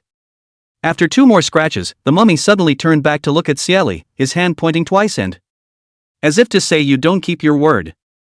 Xie Li glanced at the rocket car. With a hook of his finger, the black pot returned to him, followed by the mummy. Only a touch. As the words fell, the mummy arrived under the box, tilted its head to look at Xie Li, its wooden eyes blinking in. Looking at the black pot in Xie Li's hand, he carefully stretched out his withered hand, getting closer and closer. Suddenly, its withered wood-like hand gave birth to a shoot, such as the dead wood in the spring green like jade. And this cut-off shoot was suddenly scorched black as it touched the edge of the black pot's wall. Ow! The mummy wailed in agony, and then danced around in excitement, and kissed his own burnt and charred shoots, which wound their way into the palm of his hand. Becoming part of its hand, it happily spread all over the place. Xie Li. Lin Qiye. So, that's why it likes the black pot? Does being scalded by a pot have any magical effects? Lin Qiye wondered. Xie Li kindly answered, maybe it wants to be ironed. Trying to have a dark, shiny, black skin. Lin Qiye. What a bolo. They know there must be something to it. But since they weren't wood, where could they know what wood tastes like when it's burned in a black pot? However, they knew that this mummy was a woodworker that could be pressed. Behind woodworking is the whole world. Before letting the mummy leave, Lin Qiye solemnly set up a KPI for it: work hard. Swallowing more weapons to get up close and personal with the black cauldron. This time it's all on account of your first visit, otherwise just one weapon wouldn't have been enough for sure. The mummy nodded solemnly and walked away majestically, with an aura called struggle. Looked at the Lin Qiye very emotional, even if the wood which has a running head looks all in high spirits. With the mummy gone, Xie Li lifted her head, her gaze cast to the bright moon in the sky. The bright moonlight splashed on his face, reflecting a faint glow. He turned his head to look at Lin Qiye beside him, and the two of them looked at each other as if their hearts were mind readers. The two of them waddled together toward the cafeteria, and Sun Lao, who had treated them so lovingly back then, cooking night after night nowadays. Both made feelings for them. Tonight's snack was extraordinarily hearty, and Sun Lao came up to the table to sit with the two of them. Looking at the two teenagers who were eating deliciously, Sun Lao's eyes softened and he made a point of pouring himself a little bit of dibble. Liquor will cover the bottom of the cup, almost finished. In the future, the old man wouldn't be able to keep cooking for you guys? With that, he tilted his head slightly, took a small sip of his wine, and feel the pungent flavor spread across your tongue. Lin Qiye was a bit touched inwardly, and for a year, his and Pear's midnight snacks are from this old man. Hey, you could have vacuum-packed the dish and we could have eaten it just the same. How advanced takeout and express delivery are nowadays. Xie Li chewed. Sun Lao. Lin Qiye glanced at Sun Lao and lowered his head to take a mouthful of rice mixed with sweet and sour pork. The touch is gone. You two eat more. Two living treasures. Sun Lao gently shook his head, his eyebrows smiling. I look forward to the day when you are like the masked squad. Come back in triumph, and when the time comes, make a whole bunch of delicious food to gluttonize those boys. Good. Xie Li nibbled. Aha! Lin Qiye picks at his rice. Eat more. Sun Lao pinched two pig's feet into Xie Li's and Lin Qiye's bowls respectively.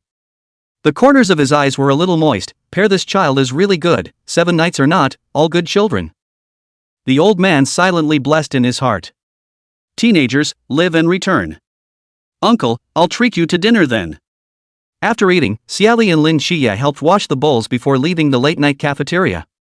Before leaving, Xie Li turned around and said, Uncle Sun, we'll send you souvenirs from now on. Just walk side by side with Lin Qiye. Sun Lao looked slightly stunned, then laughed, from the inside out, from the heart, laughing. Fine lines climbed to the corners of his eyes. The slightest ordinary person is not forgotten by the radiant teenager. 118, woohoo! Turning day. The cell phones that were initially taken up by the boot camp recruits were issued down. Their training is over. They can be considered vigilantes. Just haven't sworn and issued the cloak and star blade yet. For the change of identity, Xie Li did not feel much. He got the phone first. Brush up on the bloggers and video numbers you follow. Brush with gusto.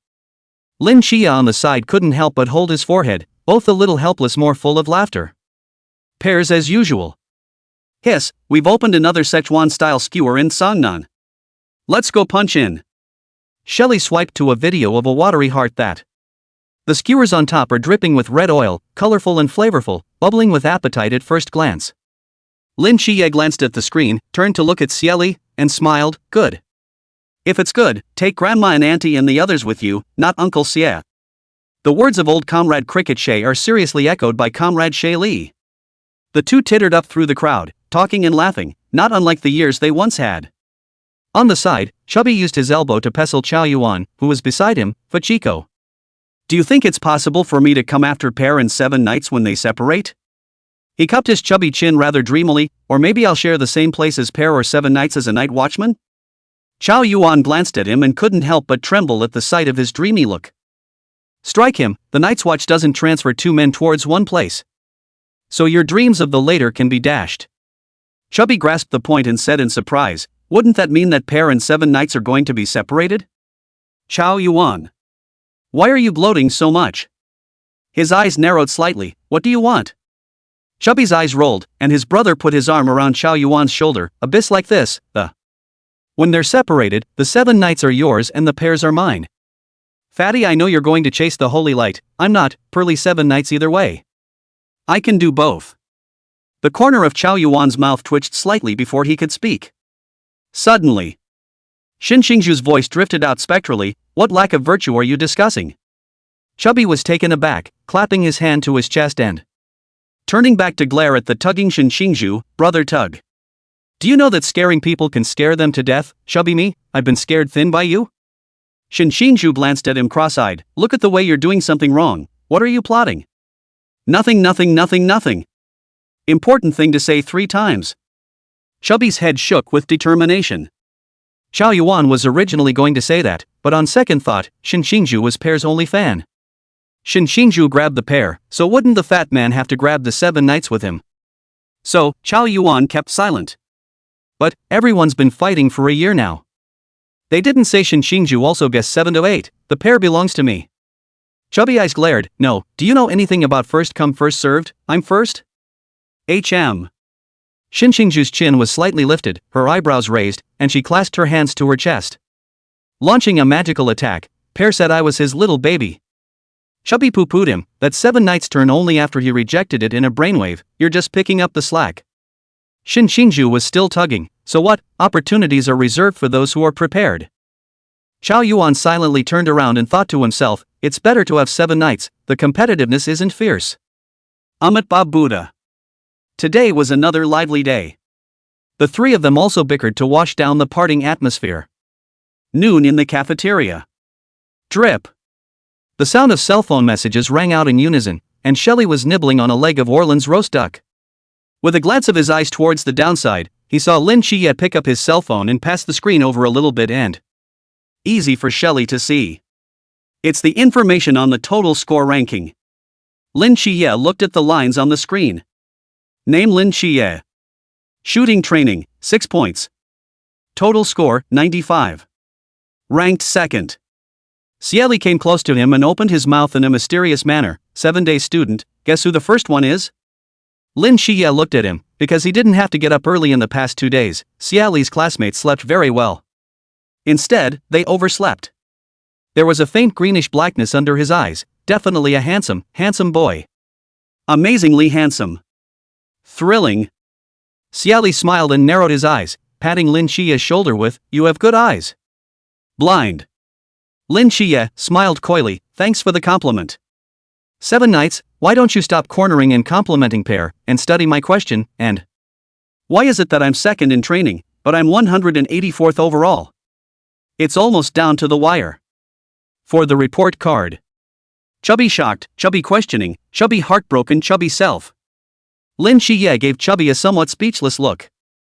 Squeezing out Chubby, who was trying to get between him and Pear, here's the composite score of the. Don't you have a scale in your heart as to what your usual behavior is like? Xin Xingzhu joined the group chat as he glanced at Chubby, you're not doing anything but maneuvering and shooting. It's mediocre. Being squeezed out. Chubby looked at Xin Xingzhu as if he was sinking. Patting myself on the chest in grief, you're so heartless and solid. You're an eel-changing man. Shelley's name hangs over everyone's head with a 3-figure ho-hum cross. Compared to Lin Qiye, who his shortcomings shooting is only a humble 6 points, Xie Li is well-rounded, Like a hexagonal warrior. Ahem. Chubby's demeanor suddenly squared up and he got under the table and across the room in a serious manner. Then a serious voice spoke, 7 nights Pear, your scores are so high that there's a huge probability that you guys can't be transferred to a place unless. He left it in suspense. Xinxingzhu still remembered what the instructor had said to him earlier, join the special squad. Xiao Yuan, otherwise the matter of you being separated is ironclad. Chubby. TT. You guys are stealing my words, yuck. Being able to look at the rankings from Lin Qiye's cell phone, Xie Li was too lazy to take his own cell phone. He's still holding the Orleans roast duck leg in his hand, nibbling on it. It smells so good, don't panic, We had a contract in the first place. Join the vigil without leaving Canyon and without transferring. Lin Qiye added, what about a contract in black and white with legal benefits? Chubby, ? It can still be like that? Xiao Yuan, ? Me. The difference is so big. Xinxingzhu, ? Why didn't I think of signing one at that time? Lin Qiye kindly asked Xinxingzhu, you didn't sign it? Well, at least it's Forbidden Ruin Sequence 068. There should be special treatment for geniuses. Fatty and Xiao Yuan looked at each other and shivered inwardly. Lin Qiye, who remembered the revenge of a treasure, was so dark-hearted. Xinxingzhu. Can I just say that I suffer from a lack of culture? 119, report.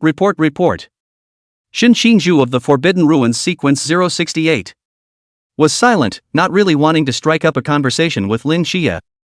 Chubby inwardly let out a big sigh, the chance to take advantage of the situation was gone. After eating, Comrade Xie Li, who had taken his cell phone, had already pulled on Lin Qiye to start hacking in a corner somewhere. The game is being played after a year and the hands are quite raw. So, the two of them were pushed off the tower when they were double caged by piggyback plus raw hands. The game's background music is quite mournful, and Xie Li sighs, hands are quite raw. Lin Qiye consoled him, it's all because his teammates are too good, Pear is already very good. Xiao Yuan, who had crouched down and watched for a handful of minutes, suggested, why don't you pull me along? We'll team up offline. Chubby beat his chest, took out his cell phone and got off the game. Xinxingzhu glanced at Chubby. Showing some willingness to team up, I know this game. Form up. Xie Li clapped, our offline battle team is formed. No, do you guys dish? Lin Qiye was still maintaining his sanity with his cell phone. Xiao Yuan's cell phone had already downloaded the game, and he patted Lin Qiye's shoulder, 7 nights. We couldn't be more unreliable than those 3 unreliable. Lin Qiye was silent for a moment, yes, 1 hung up and 2 gave away their heads. It couldn't be any worse than this. Group.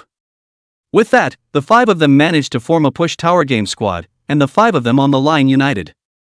Because if you don't unite, you can face each other offline in a second. Your numbers are all so plain. So muttered Chubby, with a wave of his fat hand. Give them n sets of game skins. The other 4 were blinded for a moment by the glow of money. Some strange tolerance for the added aid of a slight dish. Without the constraints of training, everyone let loose and it's kind of common for people like Xie Li to get together and play games. Daxia border. Somewhere in the deep woods. Ho! Take it, this black pot must be taken. A gallant woman did a double take, the founder of the Night Watchman's 10-year joke, a genius comrade with no shortcomings in all aspects, we, Phoenix, must abduct him. No. Recruit to our squad. Captain, calm down. I can't calm down. He's an even more perverted existence than the 3 god agents. This was someone who had crushed a divine agent by himself, and once he grew up. That achievement definitely won't be much worse than those people. The svelte man with the glasses sighed softly, but Captain, there are rules from above that. Special squads can't take on new recruits without folding. Ways are what people come up with. There are no people who can't be recruited, only phoenixes who don't try. Why High City? Swirling quickly through the corridor and winding up in a certain door, the voice arrived before the man, Captain, it's too late. Pear and Lin Qiye's scores are out, your once number 1 throne is gone. A certain Pear 100 wedding. It's a new record for the Night Watch. Being pretending to be deep, Wang Mian's hand shook, and 2.5 yuan of the countryside fluttered and spilled some out.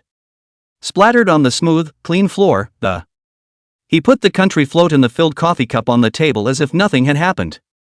To the swirling vortex that opens wide against his face, keep your ugly face away from me. Word has gotten around the team about our bad vibes. Captain. I'm obviously so handsome. Maelstrom demurred, but the entire group got up from the table and... The station is not formal, but poke the captain's heart. Xie Li children examined 100 wedding he said. Phoenix, the squad must love him. Captain, do you want to make an effort with your old feelings? I still like Pear's little friend, she's so soft and nice. The corners of Wang Mian's mouth twitched slightly, and his entire body collapsed on the recliner. Speaking with the air of a captain, Comrade Vortex, are you sure he didn't nick you? Maelstrom waved his hand unconcernedly, as long as, don't care if he me or I am. Man up and don't worry about that detail. King face.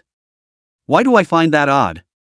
Wang Mian pondered for a moment, then went straight to the point. You think I haven't tried, it's no use. He's going to be a geek. It's a fact that in the past 2 days, Wang Mian texted with Xie Li when he had time, and Xie Li took care of him. But it didn't mean that, and made it clear that it was going to be a geek. Ah. Swirl was disappointed for a moment, then, retreating to his second, what about Lin Qiye? The king's face looks at him. The gaze clearly contained the regret of you're more or less out of your depth, Swirls. Do you think they'll be close enough as hairdressers? Maelstrom. He sighed, you can't sleep with two kinds of people under one comforter. King face, question mark. What kind of wolfish talk is that? Swirl continued, just like we can't sleep under one comforter with a decent person. King face. Does she know you're slandering Chance's innocence like this? Maelstrom walked away with a rather disappointed and long-winded sigh, that back-carrying disappointment. No more than 2 days of ease had passed before the shrill whistle of muster sounded once more, and the... Letting Xie Li yawn as he went to gather, Lin Qiye didn't hold back a glance at him. And then fished a lollipop out of his pocket and handed it to him. Xie Li is just a little boy who loves to eat snacks, even though he's gotten a year older. Still a chewy little boy. They arrived at the training ground within 3 minutes, all recruits arrived and the meeting officially started. The familiar instructor Han Hao appeared on the martial arts stage. He solemnly produced a paper from a vellum bag, this muster that. It's because everyone's transfer orders have come down, and I'm here to announce them. So that everyone is prepared. The crowd's hearts tightened and their gazes involuntarily turned to Xie Li for no other reason. The man had a lollipop in his mouth. Is such a serious place suitable for lollipop feeding? Bailey Tu Ming, Guangshan 010. Molly, Gus 017. Xiao Yuan, Huaihai 007. Xin Xingzhu, Shangjing 006. Lin Qiye, San Nan 136. When these words came out, the crowd looked at Lin Qiye in an uproar, with shock and disbelief. There is touch and compassion. Xie Li, San Nan 136. The crowd continued to clamor as they looked at Lin Qiye and Xie Li with shock and disbelief. There is touch and compassion. The few people who had learned the inside story looked at Xie Li and Lin Qiye with a bit of envy, the treatment of geniuses. How come they didn't catch it? Xiao Yuan was fine, he was relatively calm in his mind, but Xin Xingzhu wasn't quite as good. He inwardly 10,000 times lamented his own this is all eaten uneducated How necessary is a labor contract? If, by some chance, he could do it again, he would. There will be a contract with the vigil. Report. Someone in the crowd suddenly shouted. Say. Why were Xie Li and Lin Qiye transferred to 7 Sangnan? They were the best recruits as. It's not fair. There are righteous people everywhere, and young John locks eyes with Hong Ho in the crowd. Stalwart. He's from the special forces. He knows that a soldier's command is to obey. But obedience is no reason to obliterate justice. The duty of the military is to maintain justice, to maintain principles, and to weed out the weak and the strong. Han Hao's eyes narrowed slightly as he looked straight at Zhang Zhong on the martial arts stage. Zhang Zhong, I remember you as a soldier. Do you question the orders from above? Instructor. Zhang Zhong looked back at him. I am, and just because I am, therefore, I can't let injustice happen where I see it. If even I, a soldier witnessing injustice, cannot dare to speak up for it. What kind of soldier am I then? The youth's words are powerful. Many people are somewhat touched to look at Zhang Zhong. They say that military orders are like mountains and cannot be disobeyed. Then under the fact that the eyes see injustice. Do they as soldiers have to look injustice in the cold eye just like ordinary people? Report. Someone yelled. Speak. That's not fair. Report. Speak. They're number one. Report. Speak. Report. Speak. With every report, the men who spoke for fairness, with their backs erect and their eyes resolute, fearlessly looking towards the stage, needlessly facing the presence of the upper echelons. Even if they're weak. But they are brave and fearless. With the birth of injustice, there will always be those who fearlessly step forward to find fairness, and they, by nature, are the ones chasing fairness. They slay the darkness in the night. They chase the dawn in the night. They exist for fairness, they are the night watch. The one who guards the long night of all living beings, and the one who ferries all living beings. One after another many people stood out, Hong Hao was the instructor but did not come out to stop them. Instead, they were allowed to speak one by one, casting their eyes on Xie Li and on Lin Qiye. He figured that Pear, a little kid with a tough core, would be changed a little by the crowd. The heart of the matter. Xie Li's classmates reported to the congregation at the top of everyone's lungs. Stepped forward and turned on the martial arts stage, with a smile on his lips and a flying brow, and saw him go up and standing under the scorching heat, as if being ferried through a thin layer of light, For no apparent reason, Lin Qiye thought of the things that happened before he was blind. Pear was the one clustered in the center of many, many children. The stars are flying high with abandon. Like a round little sun. At this moment Lin Qiye recognized with extreme clarity the difference between Xie Li and him. Xie Li is the sunshine, is the light no one will not like, is he. He was the one who privatized the sun so that it only surrounded his side. Day after day, year after year. Xie Li with a smile on his lips, a sunny teenager, he stretched out his arms, signaling everyone to be quiet for a moment. Everyone watched as the person in question appeared and quieted down to look at Xie Li. 120, who knows? Maybe it's human nature to be strong. Or perhaps Xie Li's character is too inviting, as if there is no sorrow and grudges around him. Xie Li is strong and good-tempered, and she smiles at everything she does. Most of the camp liked him. It was Xie Li's casual hand-raising. It was admiration. It's the envy of. The teenager gave the impression that he was fine. They want to be Xin Xingzhu. Look how happy tugging Xin Xingzhu is. Xin Xingzhu seemed to notice the gaze of the crowd, hands clasped his chest, chin slightly raised, just proud. The opportunity.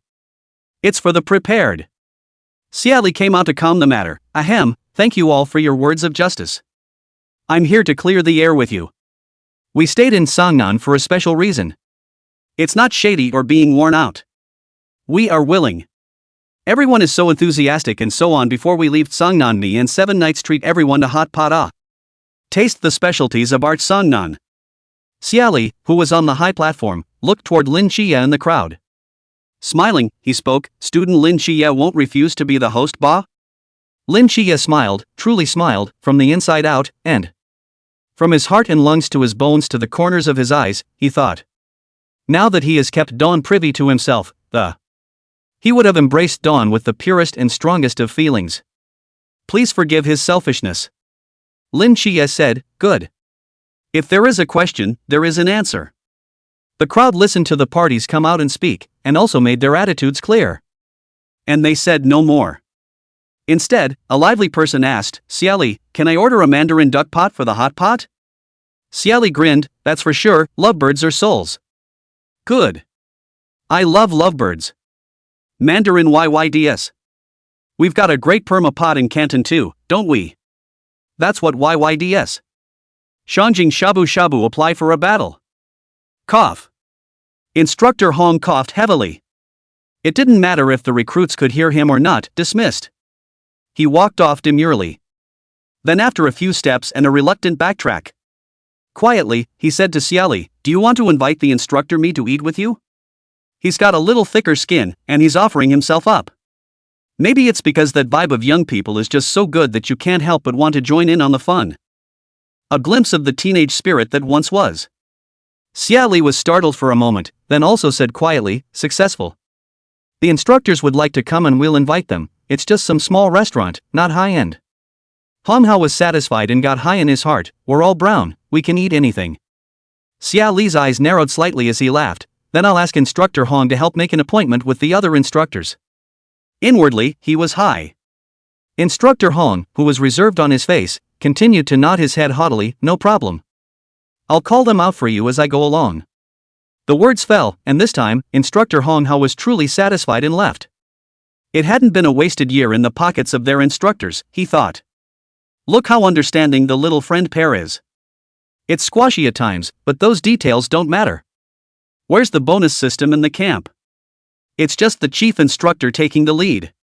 The instructors underneath them joined in as they watched the group of kids get energized. You throw in a little, I'll throw in a little. People are just so hardwired to implement the bonus system. Of course, maybe it's because there's a reason their instructors put a lot of shoes on those teenagers. As to whether it's guilt or fondness, who knows? 121, people are masked, they are illiterate. Come on, guys, don't crowd us, let's fill out a flavor compilation. Good luck finding the hot pot restaurant. Chubby Time was as mellow as a tinker cat and, taking out a notebook plus a pen, he busied himself rather self-consciously. I, Li Liang, vote for Mandarin Duck Pot. Zhao Ming, 1 vote for Shangjing Shabu Shabu. Money Jing, 1 vote for the Guanshan Nutri-Pot. Xie Li and Lin Qiye gave a thumbs up in unison toward Chubby, nodding their approval. Chao Yuan and Shen Xingzhu, who were on the side, looked at each other. Oops, being shown up by the wallflower fatty. The wind picks up, dark clouds cover the area, and a light rain falls. Snap. The drizzle is gradually getting heavier. Shirado wiped a handful of rainwater from his face and, frowning and waving the notebook in his hand, hey, it's raining, come on. Let's continue in another place. When he moved, the vast crowd moved after him, and the atmosphere of the young people was hot and it's still hot under the rain. I don't know what time it was, but the two of them, Chao Yuan and Shen Xingzhu, stood next to Xie Li and Lin Qiye. These two, one with his hands clasped to his chest and the other with his arms folded, were quite distinctive in their own ways. I've got tidbits of information. The instructors want you to form special squads. Shen Xingzhu looked at the group of recruits. Oh, can't say they are recruits anymore, but the night watchmen who were hiding in the building in a big way due to the rain. He stole a glance at Xie Li, from his hands clasping his chest to his hands in his pockets, the whole thing tugging coolly. The rain condensed into droplets that fell on the ends of his hair. If we're going to pick teammates, do you have a suitable candidate? Chao Yuan glanced at Shen Xingzhu with a wry smile and did not speak, and for a year, the few of them also understand Shen Xingzhu's character. The words are more ruthless than anyone else, and the heart is softer than anyone else. Always tilting his head high and proud. In fact, Chao Yuan chanted Umat Ba Buddha in his heart. This. Xie Li's voice was slightly elongated, as if he was showing off. Shen Xingzhu and Chao Yuan both couldn't help but look at them with their afterimages, trying to wait for a definitive answer to come out of Xie Li's mouth. Xie Li used her hand as a small umbrella over her head. His words suddenly changed. Why are we talking in the pouring rain? It seems psychotic. As he said this, his long legs took a step and ran directly toward the eaves of another building. Let's go. Get out of the rain. Xie Li ran away, his intentions flying, his reckless back falling into their eyes. After a year.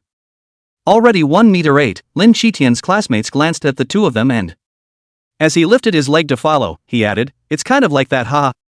Chao Yuan. Makes sense, yes, but 7 nights you don't say it. Shen Xingzhu's direct idle behavior fans pay the bill. To Chao Yuan, he said, look what you admire, heh. Chao Yuan. Crap, I want to roll my eyes too. The two tossed their heads and went after them as well.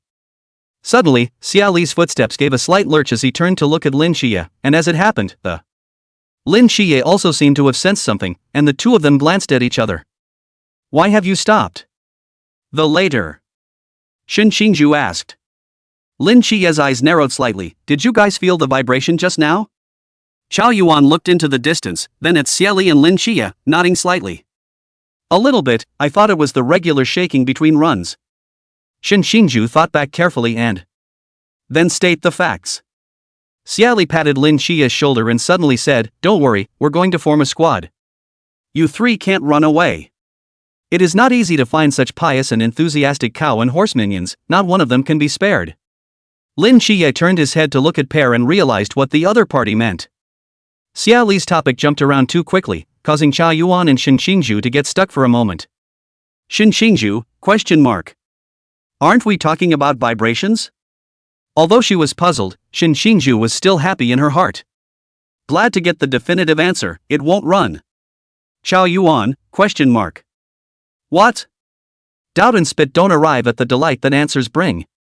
But Chao Yuan still had to pull the stomp on Fatty. Fatty should be happy to know. After all, every day I think about being friends with you guys.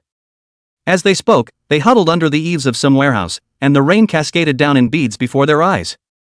Xie Li pulled his hair that had fallen in some rainwater. Turning the conversation back around, I think there might have been an earthquake somewhere just now. He looked out over the haze of the distant sky and frowned.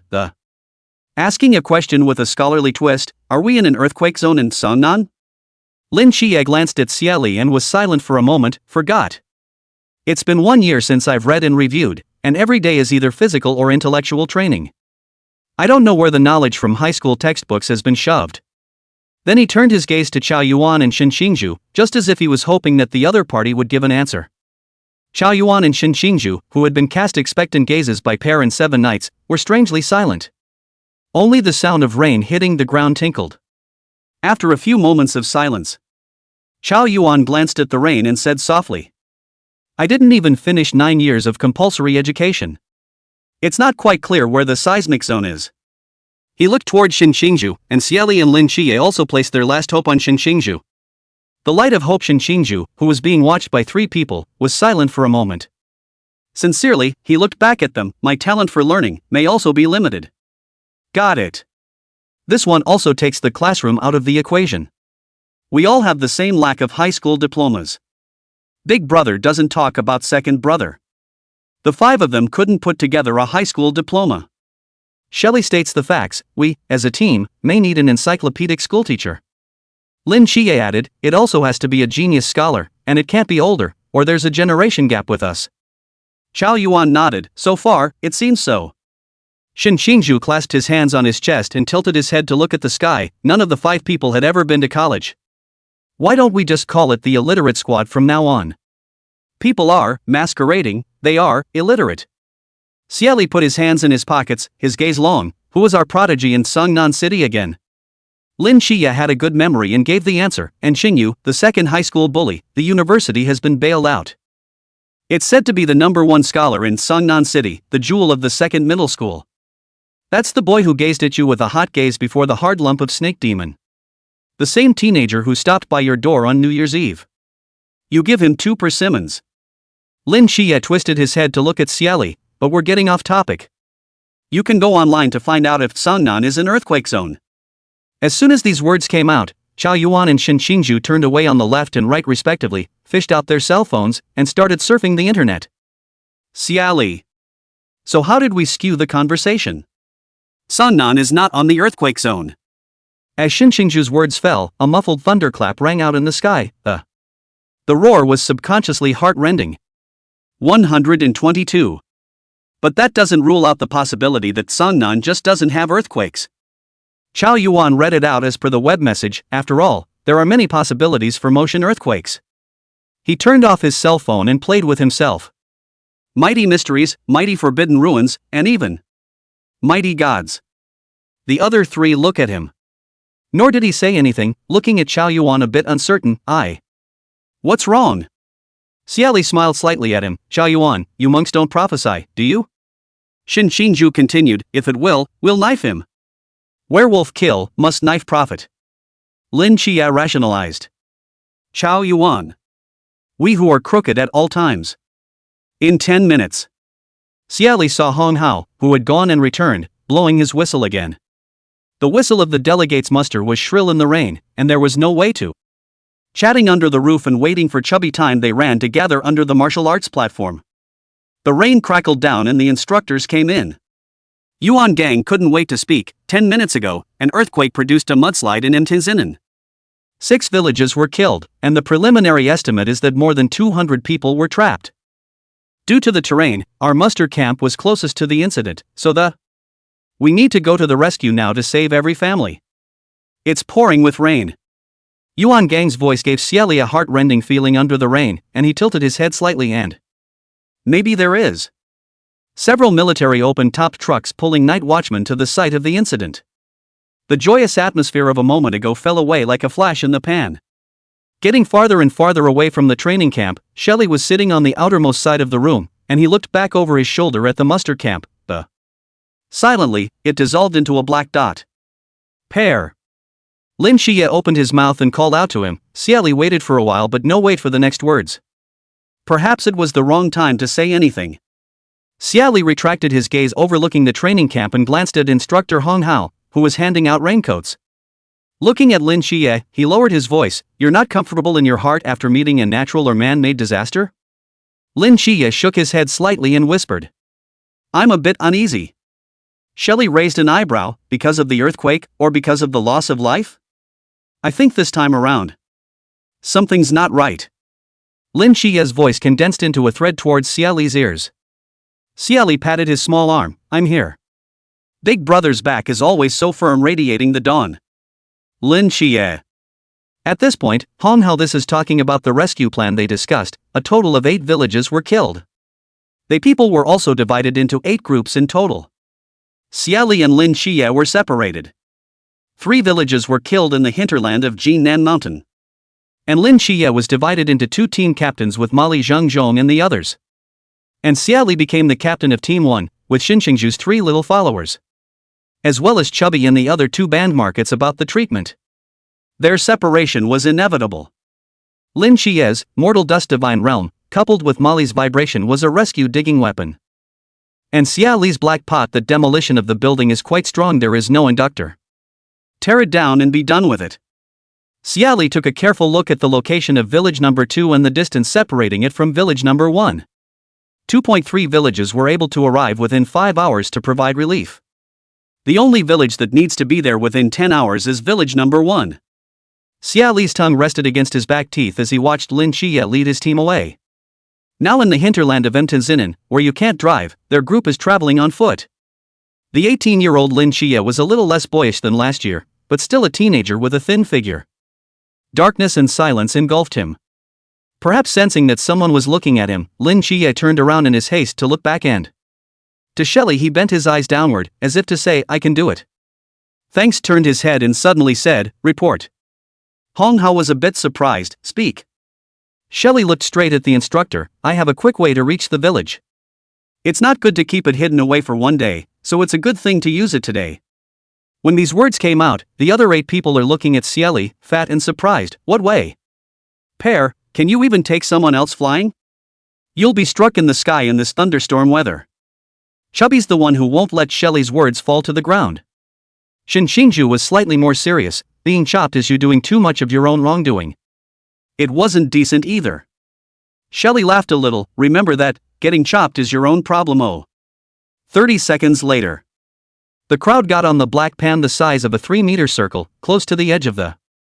Grab the edges hard with both hands. Take off. When Xie Li's words fell, the black pot whooshed straight up into the sky. Ah! Chubby's voice echoed in mid-air, Pear, you didn't say the pot flies so fast. Xinxingzhu, Pear is highly concentrating his mental power, don't shout at him. Chubby, oh. Rumble.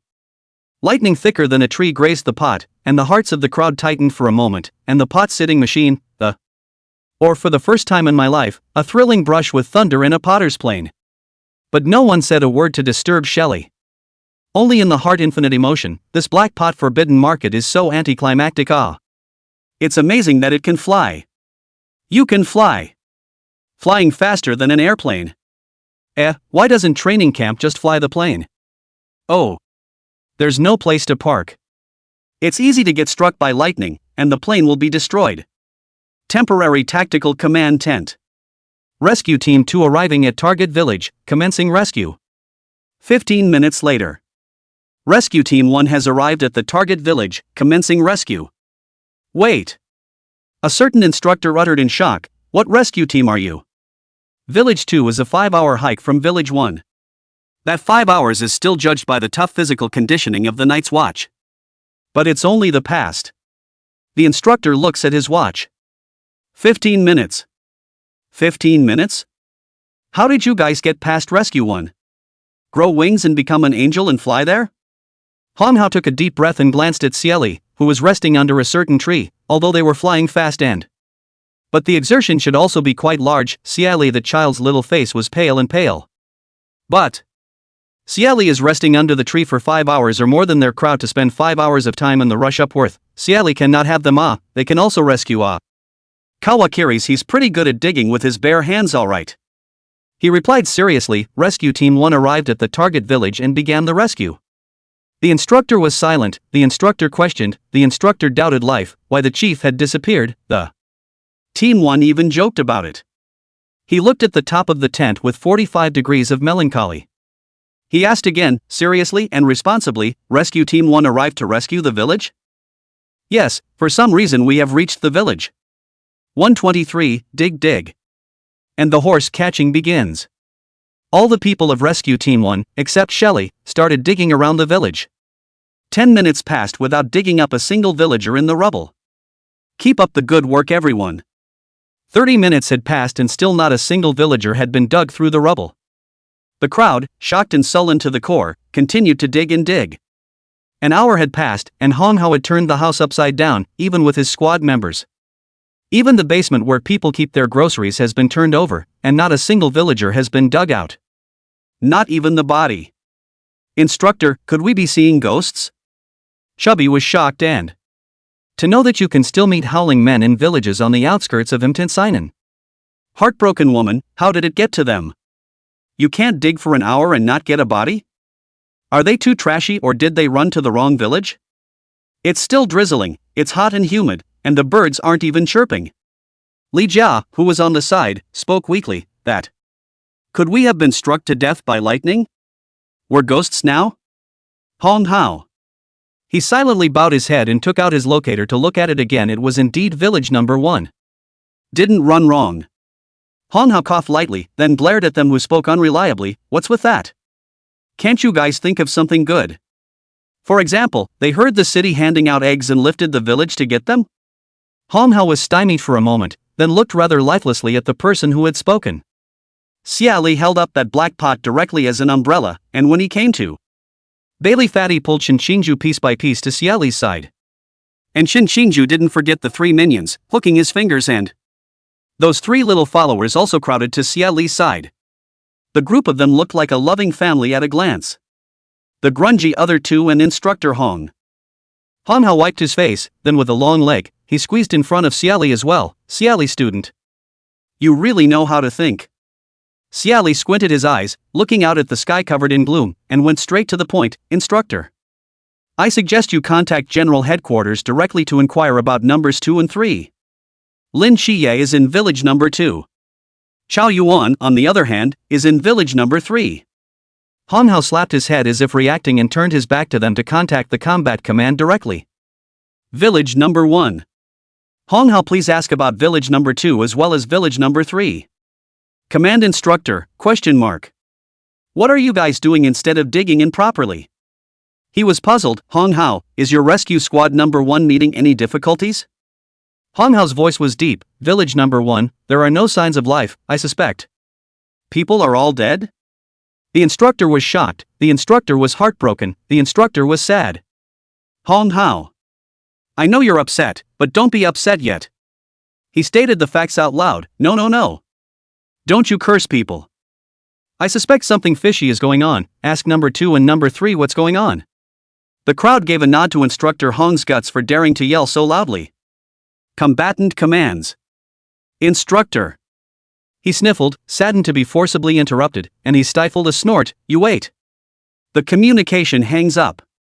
He contacted Rescue Squad 2 directly and can't get in touch. Try again, still no contact. The instructor's heart sank, and after contacting Rescue Squad 2 personnel 3 more times, still no response, he decisively switched to contacting Rescue Squad 3. Address book, through. Rescue Team 3, any instructions? The instructor was silent. Anything unusual in your area?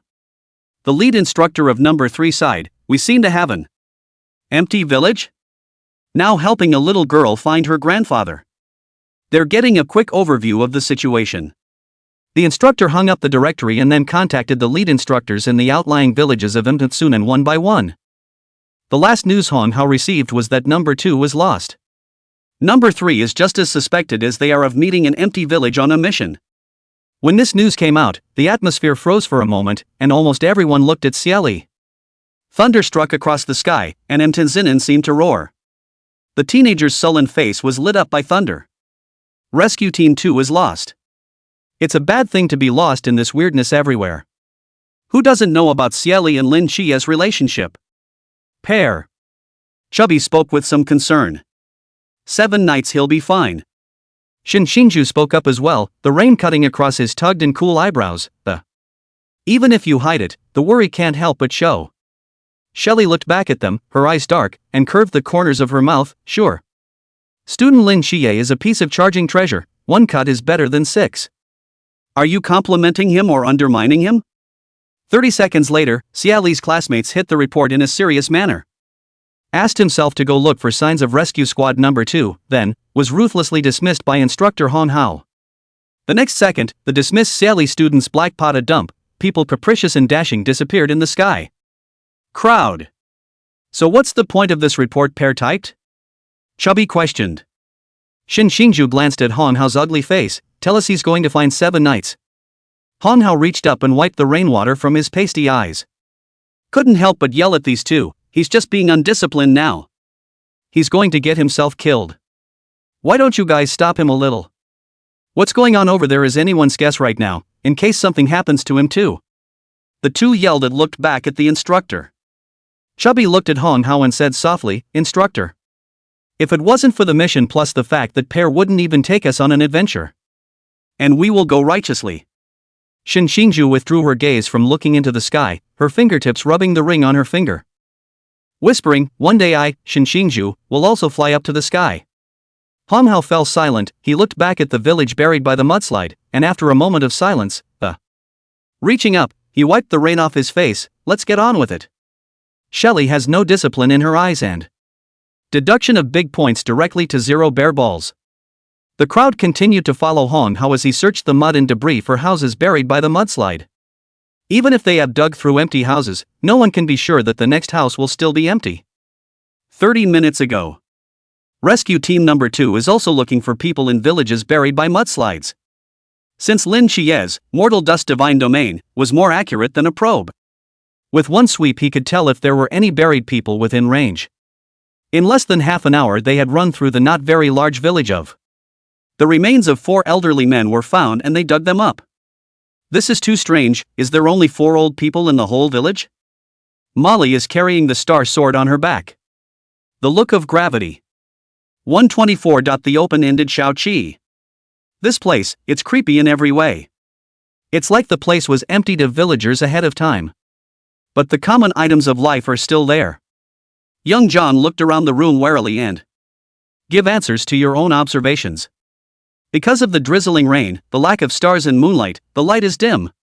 The ruins as far as the eye can see under the gloomy sky are very capable of giving an eerie and bizarre feeling. Another chimed in, strange indeed, I looked closely at those 4 old people are still older and should not be able to move around easily. Lin Qiye had been gathering information from the moment he entered village number 2 until this moment. Seeing this empty village, he was certain of one fact. The people of the Church of the Ancient God, here they come. It's about him and Pear. They sent Han Xiaoyun from the Sea Realm to kill them from the Pool Realm during the last New Year's Eve. This time, I don't know what realm it is. And Han Xiaoyun might be among them.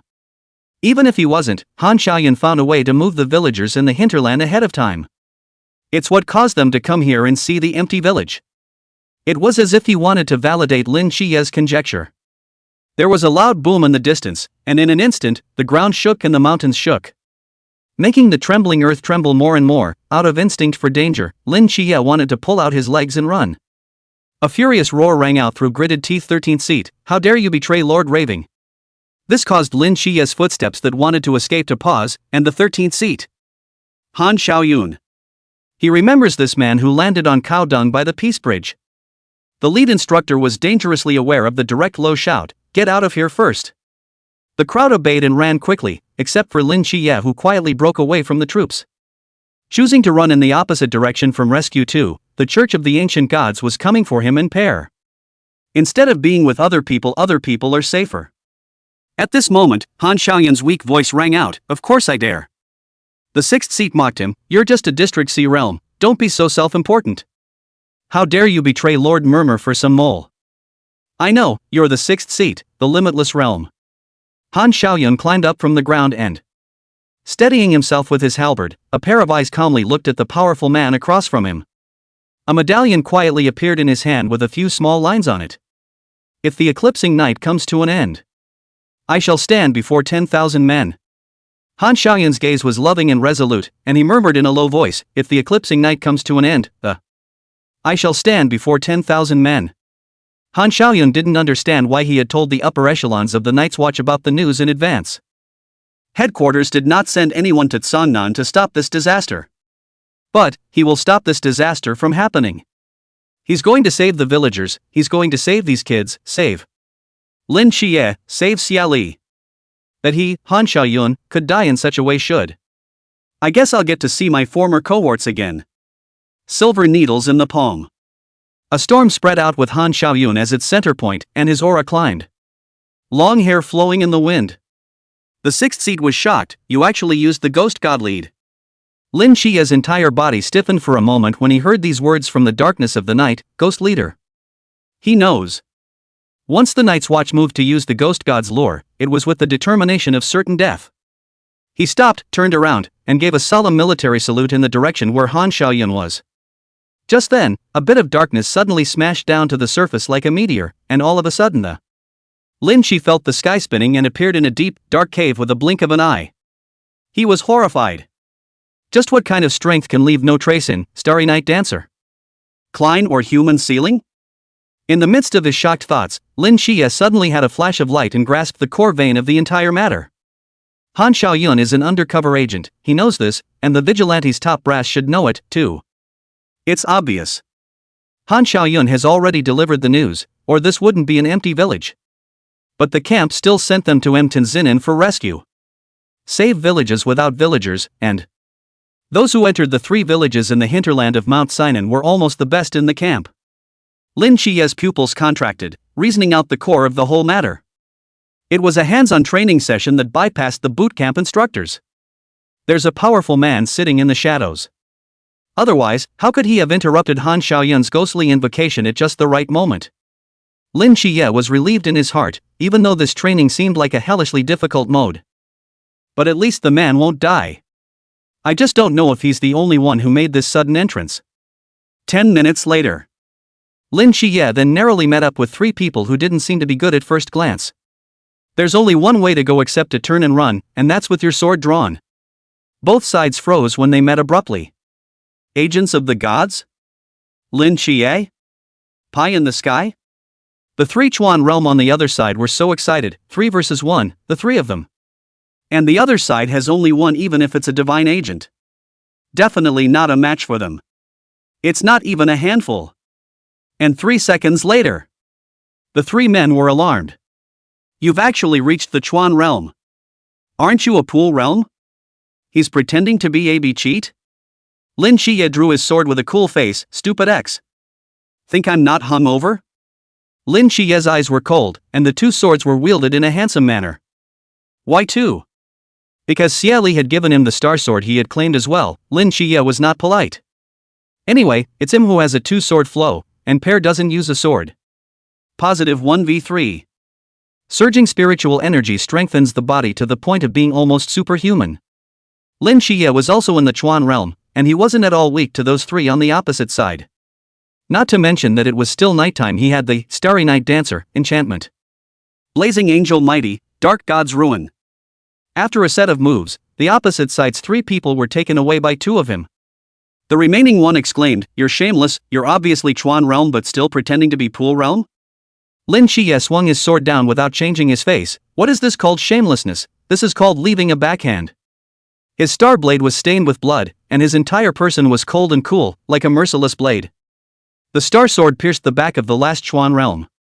Lin Qiye backhanded the star sword without changing his face as blood spurted out. He turned indifferently. After taking 2 steps, Lin Qiye fell back and started searching for loot on them. That's a long story for this plugin, so long story short. Wasn't Lin Qiye as weak as hell for summoning a certain ancient god during that time just after the new year? Pearlie's mental energy was repeatedly coursing through his body, resisting that acrobatic detonator, this jumping around.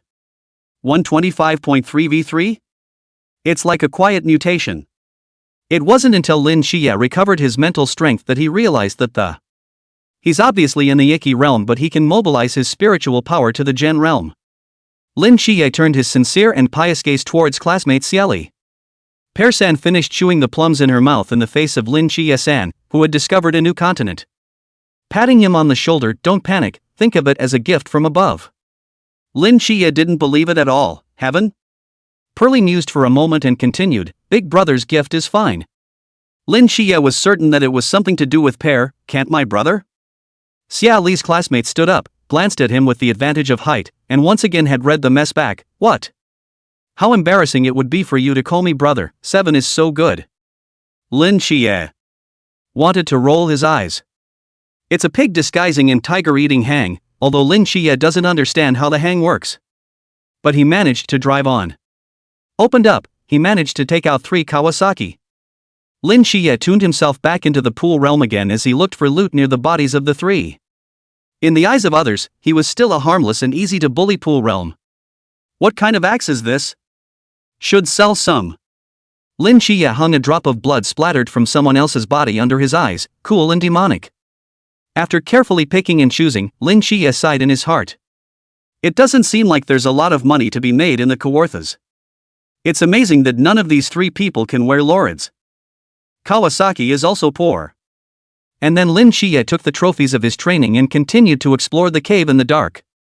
In the meantime, deep inside the cave in the earth vein, the space here was huge and empty, tens of stories high. In the hollow, a huge geoduct slowly raised itself up and it's about 17 or 18 stories high. The fiery red lines all over his body looked like burning flames. It cringed as it looked at the 3 smelly men in front of it, and one of the rough-looking men even kicked it in the feet and legs, and the geoduct sneaked in to retract his feet. Ma-e Tim bragged, "Lord Rumor is really powerful, a small earth dragon is easily taken in one shot." Rumor was now gloomy, and the news of Han Xiaoyan's defection had given him a twinge of unease, and his "Are you? Is it cracked? Or the big collar man?" Suddenly, Han Xiaoyun is in the sights of a god?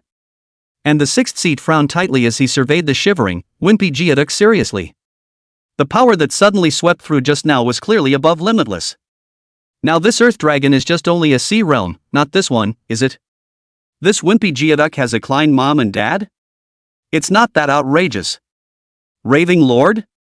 Seeing that both of these men were pensive and silent, Mai Tian cautiously opened his mouth to remind them of their business. "Should we get Lin Qiye over here and kill him, and then remove that black pot called Xie Li after?"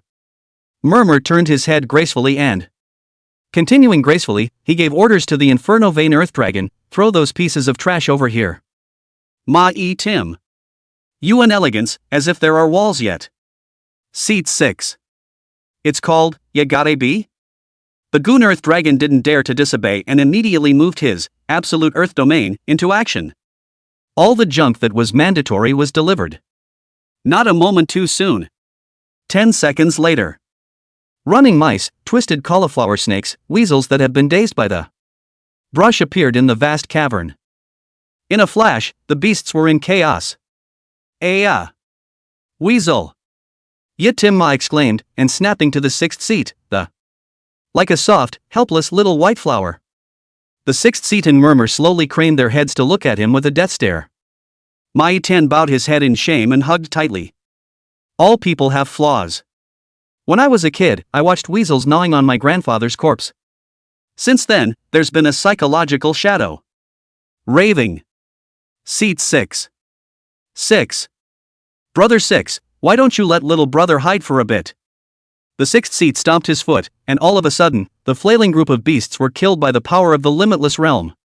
Murmuring gracefully, he took a deep breath and said to the Goon Geoduck, "Take those young men and throw it in here as well as get this garbage out of here." With a low growl, the Goon Geoduck once again carried out the command of the ravings. This time, Molly, Zhang Zhong, and Lin Qiye were thrown over. They were feeling a heavenly spin, and were thrown over in an instant that. They looked at the large hollow and quickly stood up, their expressions filled with gravity. There was no time to catch up before we saw a massive inferno vein earth dragon, a scaly sea realm that. A limitless who wanted to kill Han Xiaoyun, and another sea realm. Lin Qiye. What kind of hellish difficulty mode am I getting here? Any one of them could beat me into dust. The enemy lineup is quite luxurious and our content. A crotch pull. What's this about 7 knights? Molly tightened her grip on the star blade. A 3v3 situation. Lin Qiye's voice was a bit numb. Ma Tim laughed at Lin Qiye's self-importance. Just with you guys you still wanna go 3v3? Too much of an onion, don't you think? A little pool realm trash dares to compete with the sun and the moon. He looked arrogant and domineering, looking at them as if they were ants. A loser is not a loser. Molly sneered, bald Mediterranean, old and ugly. Ma Tim looked at Molly angrily, you seek death. He turned his head, Lord Rumor, destroy this woman. Murmur gave him a light look, you're teaching me things? Yet Tim Ma was silent, yet Tim Ma shut up, yet Tim Ma turned around. Under an absolute field of victories. Murmur laughed gracefully, you will not make a futile struggle to. There's no way you guys are gonna have a chance to turn this thing around. How did 3 pool realms escape from 2 sea realms and 1 limitless with a glimmer of life? Unless, by some miracle. Snap. Han Xiaoyun landed from mid-air, this time not on Cao. His face was calm, his halberd cutting through the air pointing at the 3 men, and in a light tone that. Say the decisive words, if you want to kill him, step over my dead body. Ravenous. Ravenous? Timothy Ma. Renegade. Seat 6. Him. And snap. The chief instructor landed from mid-air, still looking like a stuck NPC. Yuan Gang looked at the ravings angrily, trying to harm them, delusional. 126, Xie Li murmured, it's weak again. It was as if crows were quacking through the large cavern. Raving. You two are sick. Timothy Ma. Seat 6. Maya Tim on the 6th seat could not help stealing a glance at the ravings, and seeing their grace shattered, the rage at the 2 men who fell from the sky. The 6th seat was more distressed by the ravings, and with a slight frown on his brow, he turned away without saying a word, A vicious leg kick lands for the goon Geoduck. The sudden kick left the goon Geoduck unprepared, and it was kicked so hard that it trembled and it shivered and shook in fear. The whole space began to flutter and drop dust as it trembled, The scene was as if a thick haze had suddenly risen, and makes it almost impossible to see around you. Human sorrows and joys don't mix, and the atmosphere in the church of the ancient god is bewilderingly awkward. And the Night's Watch side is. Wow! Molly flashed an 8-toothed smile, what a living miracle! Young Zhang plainly applauded outright. Yuan Gang and Han Xiaoyun looked grave, and Yuan Gang directly said, you guys run. At the same time, Han Xiaoyun and Yuan Gang struck at the same time. Yuan Gang surprised the Goon Earth Dragon by stealing a strike, and then immediately met the 6th seat. Infinite Realm. You broke through. Ow. Lin Qiye pulled Molly and Zhang Zhong and ran without looking back. When Xie Li arrived, he saw the sky-covering pile of oversized objects in mid-air. Beneath the night, above the clouds. The 2 men and the beast were facing each other. Lin Qiye's black coat as well as his long hair that went past his waist were blown by the wind, between the stars and the moon. He is not like a mortal, cold, noble, ethereal and elegant. Looking down on the 1 man and the mysterious being across from him with a condescending look of absolute superiority. An endless majesty was revealed in his eyes. Xie Li was eerily silent when he saw him with his superb eyesight. Can someone tell him what's going on? Why did his sidekick go from being a boy to a long hair to the waist, delicate skin, eyes like stars? Sirens. Xie Li was tempted to silently turn around and pretend that nothing had happened today, or else. From now on, how could he go to the bath with Lin Qiye and sleep in the same bed? We're going to erect a wall of separation between people. The wall of separation between people. And so on. Xie Li's eyes suddenly widened slightly, and his gaze couldn't help but fall to a certain place on Lin Qiye's body. Is Lin Xiaoqi really just a human demon now? Leave STH. No way, no way, no way. This is scarier than a siren. A transvestite Xie Li can be awkward at best, but if she's a straight-up transsexual. Just oh so expensive. His former male Harry boy is going to be overpowered in the future by a really big male lead. He would also be honored to become a villainous cannon fodder who has defiled the female lead's body. Let's just say that taking the Goldfinger like a villain is a real risk. This Xie Li quietly between heart attacks, Lin Qiye is not a person who likes to pretend be. He didn't have the time to let the opposite side appreciate his handsomeness, and the main fight was a quick one. One person facing 2C realm, he didn't talk too much and came up to directly open a big Night Lord judgment. Black cages descended from the infinite stars, imprisoning them in their cages, piercing them with 1,000 arrows with black thorns. They are nailed in a cage from which there is no escape. Falling 1,000 stars. Still coming. Ma-E-Tim was desperate. As soon as this great one opened, the night sky above, that one twinkling star suddenly glowed brightly, like a meteor shower across the darkened sky, the meteors rubbing out blinding flames during their fall, they cut through the darkness and fall to earth. It seems like a big and beautiful confession. Xie Li, who was standing on the pot, saw such a nice scene, and the watery heart's hands folded together and make a wish on a shooting star to get rich. Bang. Bang. Bang. Sounds like fireworks exploding. The firelight of the stars completely buried the goon earth dragon in Ma-E-Tim. Lin Qiye raised his hand, raised his sword. Split straight down. The thunderous blade fell just as the fire was going out in the stars. The incomparable blade cut through the dark night sky like lightning. It chopped out horizontally with a chilling aura. Only heard two crunching sounds, as if the whole world was frozen in this moment. A mystery, a man, dead by the sword. Lin Qiye slowly lowered the twin swords in his hands without expression, his calm, watery gaze that. It landed without a ripple on top of the two bodies that were plummeting. Drops of bright red blood, like beads on a broken string, It dripped continuously down the straight blade that was already dyed scarlet. He, the Dark Lord, is supreme in majesty. Xie Li. Oh no, it's been mounted by Lin Qiye. And Lin Qiye, whose B-gram value seemed to be stretched to its fullest, was thinking. A dragon corpse at the peak of the sea realm is good material for summoning. The thought was overwritten in a flash. Where are the Pears? Is he all right over there? Could the Church of the Ancient God have sent someone more powerful to kill him? Only to see, full Lin Qiye student turned around and flew. That's about as fast as an incoming missile launched 6 months ago. Xie Li? What's he running for? Just then, like a missile, Lin Qiye suddenly stifled a grunt, and his body swayed, falling in a straight line from 10,000 meters. He was like a falling meteor, cast down to earth. Lin Qiye knew that this was Nyx's soul leaving his godhead. A wave of unprecedented weakness and exhaustion surged through his soul, the whole thing was as if it had been banished, hollow and empty, belonging to nothing that. There is no place to return to and no place to come from. With his eyes open, he looked up at the stars on the clouds, and raised his hand with a strong. I don't know if I'm trying to catch something or be caught by something.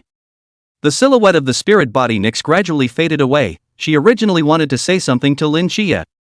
When he saw the young man coming like a shooting star, he couldn't help but be stunned for a moment. Thup knows. Come for brother.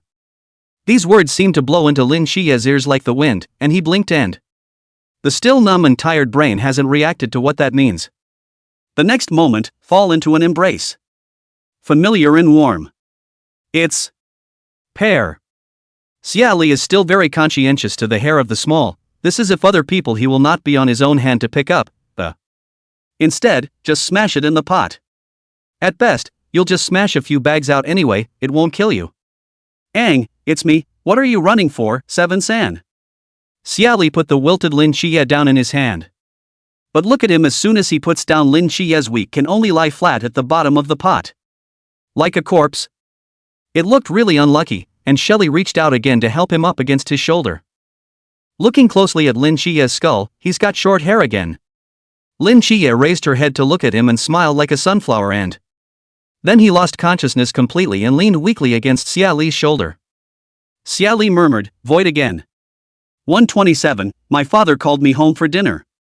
The black cauldron swept through the long sky as fast as an airplane. Suddenly, Xie Li felt the bumps. Black pots and whatnot hit the opponent let out a miserable owl. Flying scourge? Xie Li was shocked. He did not think that this flying in the air can also fly accident. Hit what? What man?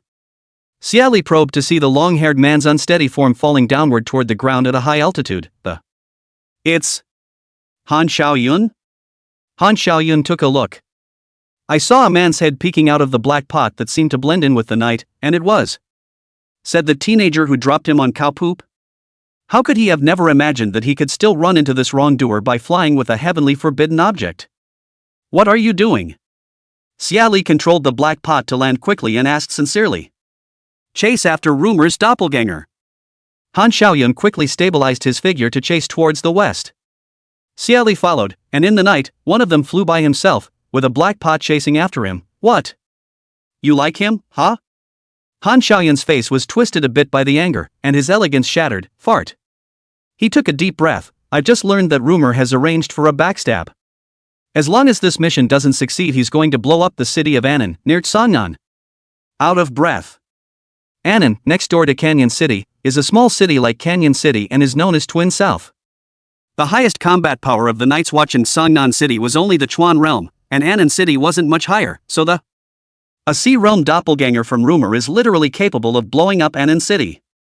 Xie Li understood and realized. He said, come on the pot. Han Xiaoyun hesitated between flying on his own and taking the Shunpan airplane, or choosing to take the Shunpan airplane. With his weapon in hand, he rolled over and landed on the black cauldron, and as soon as he came in, he saw the unconscious Lin Qiye. Unable to help himself, he lamented, this kid is awesome, facing 2 sea realms by himself. Xie Li answered for him, of course. He is a man with a protagonist's aura. Your vision was bad before, but it's okay now. Han Xiaoyun thanked Li in his heart. Really? Te thanked the man for not saying anything about ever cow dung at this time, and he sank his eyebrows, after them. Xie Li glanced at him, and the black cauldron accelerated noiselessly. In the meantime. Drip, drip. Some secret lab alarm suddenly went off. Deafening. The duty officer who was awakened took a look at it, and it was an icon of a locating instrument that, which is in the Songnan Xinan mountain belt, is moving across the map at a rate visible to the naked eye. All of a sudden, he was scared out of his 7 souls. Linlin's 7 knights has been captured. 10 seconds later. Commander-in-Chief of the Daxia Night Watch. Yi Fan received an urgent communication. Commander, it's not good. Lin Qiye has been captured. At our current speed we'll be out of Songnan city limits in less than 10 minutes. Surprised, Yi Fan subconsciously asked, what? Lin Qiye was captured. Songnan City is in danger. Commander. It's just under 10 minutes away. Yi Fan was shocked. Who on earth could capture Lin Qiye under that person's nose? Once Lin Qiye left, wouldn't Songnan? The commander-in-chief's scalp tingles. He makes a quick decision, hangs up the calm. Dial the number called Taboo directly. Drip. Time seemed to be stretched out indefinitely. Yi Fan's palms condensed with sweat. Speak. The other party picked up, but in a bad tone. Yi Fan didn't have the heart to care about the other party's tone. He went straight to the point. Is there big trouble over in Songnan? Are you still okay? Yes, for Lin Qiye to be arrested, there must be a big trouble in Songnan that's even more terrifying than the destruction of the city. That was the worry that made Yi Fan raise his heart to his throat. Is there trouble? Someone wondered, and someone looked over to Yuan and Six, who were fighting. Yuan was so angry that Six tried to run away as he clicked and nibbled on the peaches. Yevon heard this tone of voice and heart settled down a little. Did you know that Lin Qiye was taken? The other was silent, but justified. I don't know. Yi Fan. But now I know. Stand down, don't bother me if there's nothing else. Yi Fan. The other party hung up the communication mercilessly. Drop. The busy signal stings. Yevon gracefully, deeply, takes a breath, his hands are shaking, and lightly gritting his teeth, give me a word. Samuel Hsi was sighing at the moon, and halfway through his sigh he paused, and suddenly turned around and finish your sigh with the back of your head facing the moon. Who else could be the one who took Lin Qiye away without a sound except for that Xie Li with the black pot? Drop. Han Xiaoyun wrinkled his eyebrows. He seemed to hear the ringing of an incoming call? And then he saw Xie Li fumble the phone out of his pocket and pick it up. It was just so watery and picked up. Hello? Xie Li was also puzzled as to why his father was calling him at this time. Is it knowing that he is doing something sacred and great? Pear, is 7 nights by your side? Old comrade Xie took a long breath. In, what? And 7 is hospitalized, and he can't get through on his cell phone, he can't get in touch, what's this? You take him and hurry back to C. Oh, old comrade Xie, did you would lie to me? When comrade Lao Xie said that Lin Qiye's phone couldn't be reached, Xie Li went straight to work on Lin Qiye. Feeling up and down his pockets, he managed to get Lin Qiye's cell phone out of his pants pocket. At first glance, there were no missed calls at all. Xie Li's eyes lowered, his fingertips pressed, turned off the screen, and asked old comrade Xie with a smile. Comrade Xie's thick skin continued to gnaw on peaches. I lied to you for what? Nothing crazy, cursing shout she his aunt. Ah, no injustice, I ate too much rice, idle ah. You've got to hurry up and bring him back. You're graduating in less than 2 days anyway. Oh. Xie Li's voice lengthened slightly as his gaze landed on Lin Qiye and turned around. He dared to be certain that Lin Qiye really did have a protagonist aura that probably prevented him from out of Songnan. What happens if you don't come back? Old Xie coldly grunted, very tempered, not come back? If you don't come back, you'll run away. Wait for the dog eat dog 8 o'clock drama. Love, hate, hate, hate, love. It's where you should go from here. Xie Li quietly rolled his eyes in his mind, and directly hung up the phone as soon as he. Turning his head, he said to Han Xiaoyun, go by yourself. The look was rather capricious. Han Xiaoyun, ? I know you're unreliable, but can you be this unreliable? For what? Aren't you the Night's Watch? Xie Li looked at him and said in a serious manner, my dad called me home for dinner. Han Xiaoyun, ? I think, you're not fit to be a night watchman, we watchmen. No little home of my own. Being driven off the black pot, Han Xiaoyun looked at the black pot that flew back again, he pursed his lips and. Or, Shelley, I don't think you're fit to be a night watchman, change your occupation.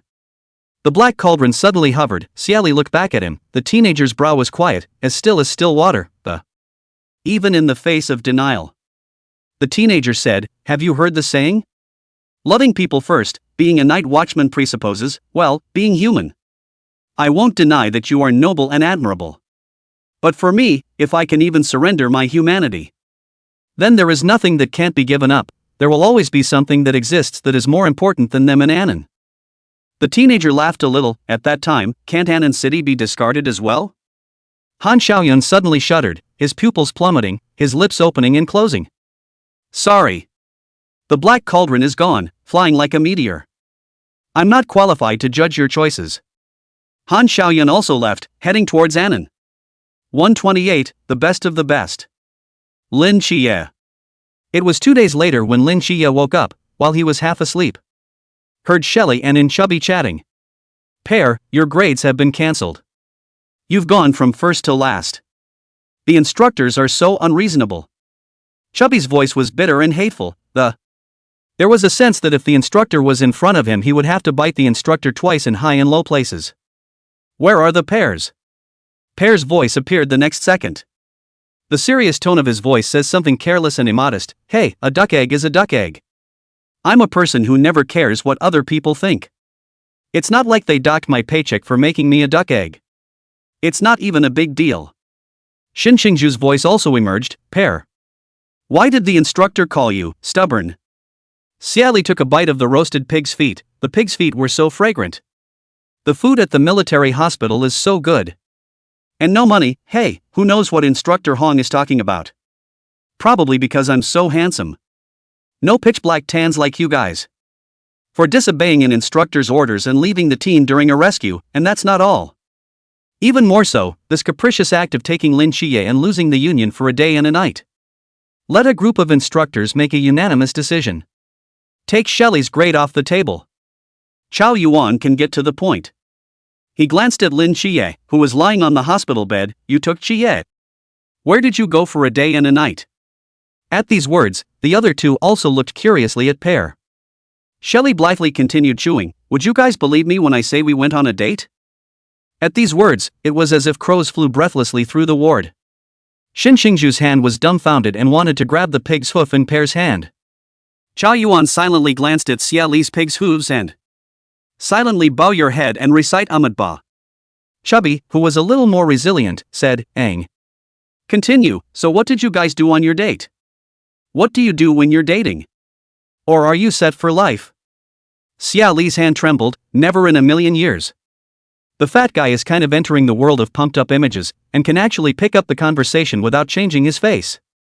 Xie Li take pig's trotters point fat, smiling open, hello Tsang non specialties say, the. Are you harboring ill intentions toward noble Lin?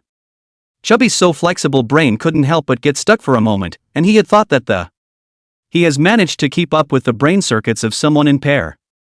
I didn't realize that Pear's brain circuits were just 98%. Master of abstraction. Chubby was speechless. Chao Yuan glanced at him surreptitiously. He wanted to grab someone's pig's trotters and slam them hard on the floor. Seeing Chubby crying and looking at him, Comrade Xie Li slightly touched a throe of conscience and said, Ahem. It's nothing really. It's just that 7 nights Aunt fell and was hospitalized. I took him, unconscious, to sneak a peek at my aunt. When he got to the door, he suddenly remembered that he certainly couldn't see anyone in this condition. The two of us just sneaked around in the shadows for half a day. Xin Xingzhu. This is actually, really something my idol could do. Tug looks down slightly, seemingly very busy looking at the floor tiles. Chao Yuan. No wonder I couldn't make it to the top. I probably wouldn't have made it to the top with you around. Chubby. Then you're still winding me up, pesky pears. Go out and buy 10 pounds of pears to nibble on. Ahem. Lin Qiye on the hospital bed woke up, Xie Li 4 people staring at him in unison. Staring Lin Qiye into silence for a moment, the main factor of this silence was Pear is nibbling on a pig's trotter. Chao Yuan had peanuts in his hand. Xin Xingzhu had sugar-fried chestnuts in her hand. Chubby is peeling an orange. The 4 of them gathered around his hospital bed. Chatter. And when Chubby saw that he had woken up, he went up and took a step forward and spoke in a particularly loving manner. Come, 7 nights. Have some oranges to moisten your throat. Lin Qiye got hard. Harder fists. This fat guy wants to be his dad. Crawl. Student Lin Qiye was particularly direct, even the local dialect of Tsangnan bubbled up. Fatty is aggrieved. Fatty is heartbroken. He's just a warm-hearted chubby who wants 7 nights to eat oranges. They already knew what happened in Rescue Village number 2, that they had been attacked by the Church of the Ancient God. 7 nights was also lucky to escape from death. The chubby juggling seeming demon sneered a bit and condescendingly, he looked at Lin Qiye, who was lying on the bed in a weak state. Today this orange. You are to eat or not to eat? Shelley flicked her nose. What's wrong with not eating? Chubby shook his body. Crap. I can't believe I got carried away for a moment. Forgetting that a certain Pear was still watching, he turned and shoving the orange into his mouth. If I don't eat it, I'll eat it myself. What else? Xie Li got up and patted Chubby's shoulder, said in a serious tone, Chubby, don't want to think about elder status. Otherwise Comrade Lao Tse will show you once again what it means to be a human sledgehammer, and Lu Zhishan as a bun. Thinking of the way Samuel Hsi's punch sent a man to the 9 springs. Chubby was really shaking this time. Nothing happened just now, After the crowd had fooled around for a while, Lin Qiye held a cup of water and asked, Are the instructors and other teammates okay? Shelley, quite well, alive and well. Chao Yuan, it's the chief instructor lying in the ward next to yours, wounded, but not seriously. Chubby, not much for the others. Xin Xingzhu added, all 123 villages are empty. They heard about the free rural welfare checkups plus eggs and $50 and went into town early in the morning. It's rumored to be a message from one of our undercover vigilantes who risked his life to bring it back. The High Command has decided to take the trick of capturing the core of the ancient Church of God. Xie Li's gaze hovered over Lin Qiye's hair. Congratulations, in this operation. You take the best of the best with a perfect score. Lin Qiye met Xie Li's gaze and tried to smile a little. But inside, there was some depression. I just heard you guys say that your grades were cancelled? Hearing this question, Xie Li smiled and threw the sugar-fried chestnuts served by Xin Xingzhu in his mouth. Chewy, yeah, it's not like there's a bonus anyway, so deduct it. It's not a big deal. 129, what a prick. Lin Qiye's classmate looked at him with a ghostly gaze and issued a devilish remark, in case, there's a bonus. Just in case, there is a bonus. Just in case, there is a bonus. Just in case, there is a bonus. This devilishly seeming statement circulated in Shelley's head 3 times, realizing that, as poor teenagers, a certain pair is loyal and obsessive about making money. He looked at the sickly Lin Qiye. The teenager's face was pale and bloodless, and held back from disliking the sick man. That was too solid a statement to make, and silently turned around and went to visit the instructor lying next door to the boardwalk. Xie Li drifted away, the back with a certain determination. Lin Qiye on the hospital bed was dumbfounded. No, Pear, why are you leaving? I've got the next line. You can have all my winnings. Chubby suddenly let out a big laugh, laughing his head off, that chubby face piled high with smiles and even his eyes narrowed into slits, revealing a strong sense of gloating. He laughed out loud as he covered his rounded stomach with his hand and as if laughing so hard that his stomachache was too much to bear. And the words kept coming out of his mouth, ouch. 7 nights. What are you going to do about it? Pear is angry. Look at his determined back as he leaves. TSK, tisk. Xiao Yuan took advantage of the situation and eagerly held an apple in front of Lin Qiye. 7 nights. There are apples left without pears, come and try this, it must be delicious just as I am. Lin Qiye averted his eyes and didn't even look at the apple. No, my favorite food is pears? It's never going to change in this lifetime. Chubby got on the bandwagon and stuffed him with a big green pear. Eat it. You eat it later, I'll bring you pears every day. Xiao Yuan couldn't help but fling an eye-blade at Fatty, this dead fatso. What a deep heart. Lin Qiye. He willed himself, this pear is not a pear, don't eat it. Xiao Yuan. Made a fool of himself, didn't he? Chubby. How come I can't get to the top? 7 nights, Pear doesn't want you anymore. I'll take it from Chubby me. It was as if crows flew through the ward in unison, quacking breathlessly. Shin Xingju was different, he was obsessed with his idol. Seeing Shelley out was a sight for sore eyes. Directly following Xie Li out of the hospital room, she tugged with her hands on her chest, Pear. Shelley inclined her head at him, huh? Remember to contact by phone. Shin Xingju turned her head to lock eyes with Xie Li and said, very seriously. They went out of the infirmary, presumably for a meeting. After the meeting they would each travel to the city they were assigned to. Xie Li looked at him and smiled, good. Shin Xingju swallowed a mouthful of water, although it was a bit meaty but he still said. I will wait for you. Until we meet again. Xie Li patted Shin Xingju's shoulder. There's no such thing as, when the time comes, you're broad afraid you won't be able to part with your teammates in Squad 006. Instead, they are pragmatic, trying to earn money, trying to buy a house in Songnan and settle down. Grandma likes you guys quite a bit and wants you to visit often for New Year's Eve. As soon as these words came out, Shin Xingju's throat felt like it was blocked by a pile of cotton, and Jia. They can have homes too. Could have a home in Songnan. He looked down abruptly, the heart of his eyes faltering terribly, and put his hands in his pockets instead, concealing his inner touch. Okay, are your house prices in Songnan expensive? Xie Li, because Lin Qiye's yard was sold or have successively paid attention to the price of housing in recent years, for sets of 120 square feet, 700,000 yuan, a small farmhouse then 300,000 yuan. A townhouse strip lot like my house has to be more expensive, at $1.2 million. Shin Xingju. What an expensive house. Indeed, you have to work on it. Xie Li patted Shin Xingju's shoulder again, wordlessly encouraging him to cheer. Shin Xingju energetically raised her chin and worked toward buying a house. By the way, you're going to Shangjing Squad 006, right? As I recall, the chief instructor was the lieutenant of Squad 006. You stop by and ask them what the benefits package is like for Team 006. At these words, Shin Xingju directly charged and pushed open Yuan Gang's door and then the tugger stiffly squeezed out a gentle smile. Instructor, we came to see you and how are you hurt? Yuan Gang couldn't help but tremble in his heart at Shin Xingju's smile. Didn't this prick stab everyone except Xie Li? What's with the big smile on his face? Yuan Gang muttered inwardly, keeping his instructor demeanor on his face. It's okay. Shin Xingju, Lieutenant. Yuan Gang is shaking even more inside, although we are all 006, but you haven't joined the team yet. He maintained his composure and his eyes were serious as he eyed Shinshiju. How are the perks of Upper Kyoto Squad 006? After Shinshiju suffered the loss of being uneducated the last time. Already blood supplement, labor law and entry benefits and other issues, there is no 5 insurance and 2 gold. There's no meal allowance or transportation subsidy. Shouldn't we night watchmen have a life insurance policy? That's how bonuses for completing missions are judged, by the way. Shinshiju asked seriously and earnestly, vigilantes, split the house? Can the house be subdivided elsewhere? Yuan gang. My brain hurts. You're still the same familiar prick. Oh no, it's evolved into sea urchins. More prickly than a hedgehog.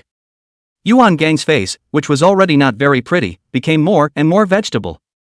Looked aside. Xie Li quietly laughed, big white eyes conspicuous. He quietly voiced, "Instructor, are you okay?" Yuan gang silently turned his head to look at him. Xie Li seemed to see in the bottom of the instructor's eyes a ghostly grudge. Like sinister. Yuan gang looked at Xie Li. Shinshiju is a sea urchin, you're a durian. It's prickly and smelly and expensive. They looked at each other for a few moments and Yuan gang resigned himself in his heart to tell Shinshiju about the benefits and treatment of 006 squad.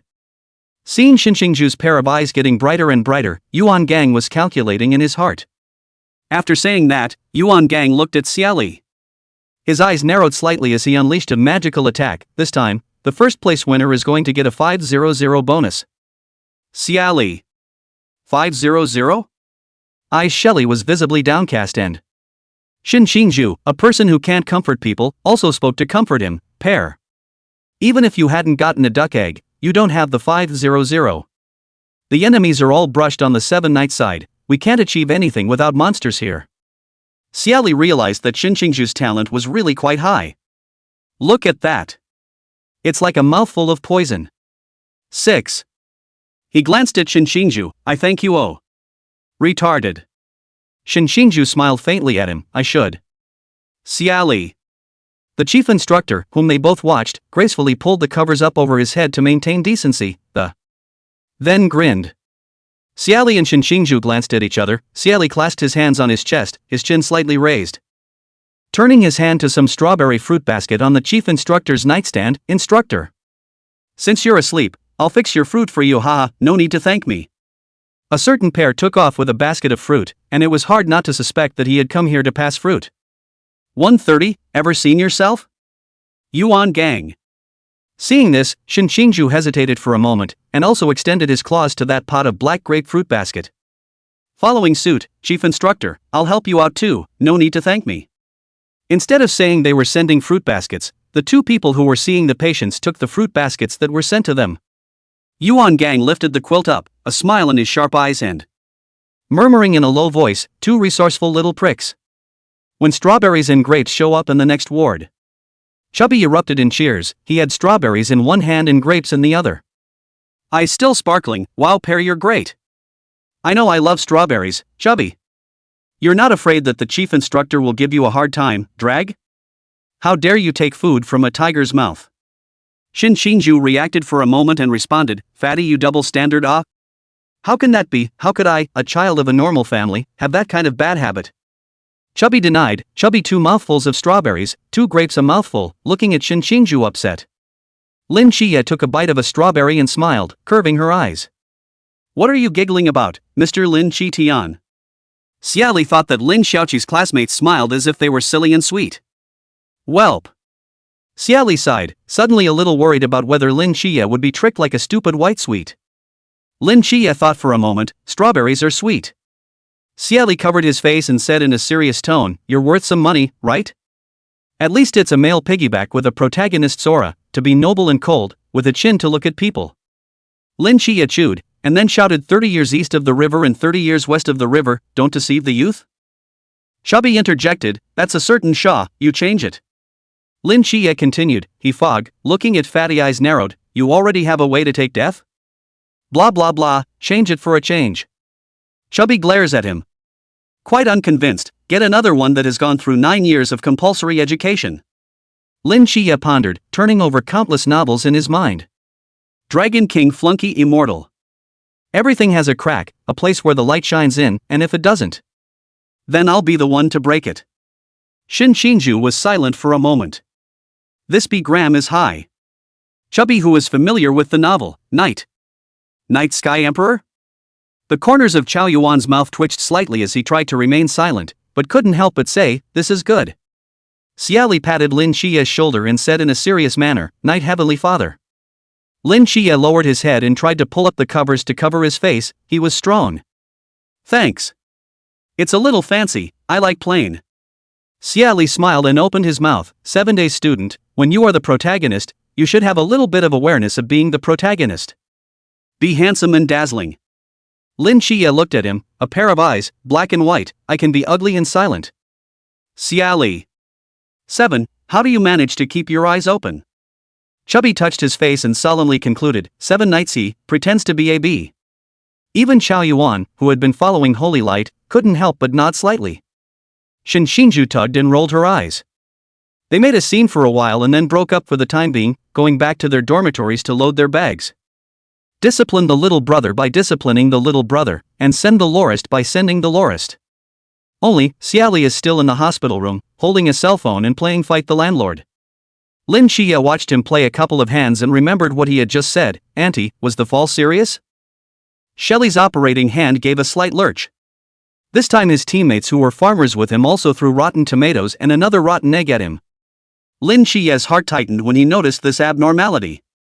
Auntie was getting old. The consequences of a fall are not the same as they are for a young man. Somewhat uneasily, he asked. It's not a bad fall, is it? Xie Li glanced at the poker game. Bad cards, to lose. He directly screened a pass. Sitting from the chair to the edge of the bed, he met Lin Qiye face to face and shook his head. No. Auntie didn't fall. Lin Qiye gradually let out a sigh of relief. That's good, Auntie is getting old. I don't know how long it will take to heal from a fall that hurts. Xie Li suddenly asked, 7 nights, have you used the Mortal Dust Divine Domain to check yourself?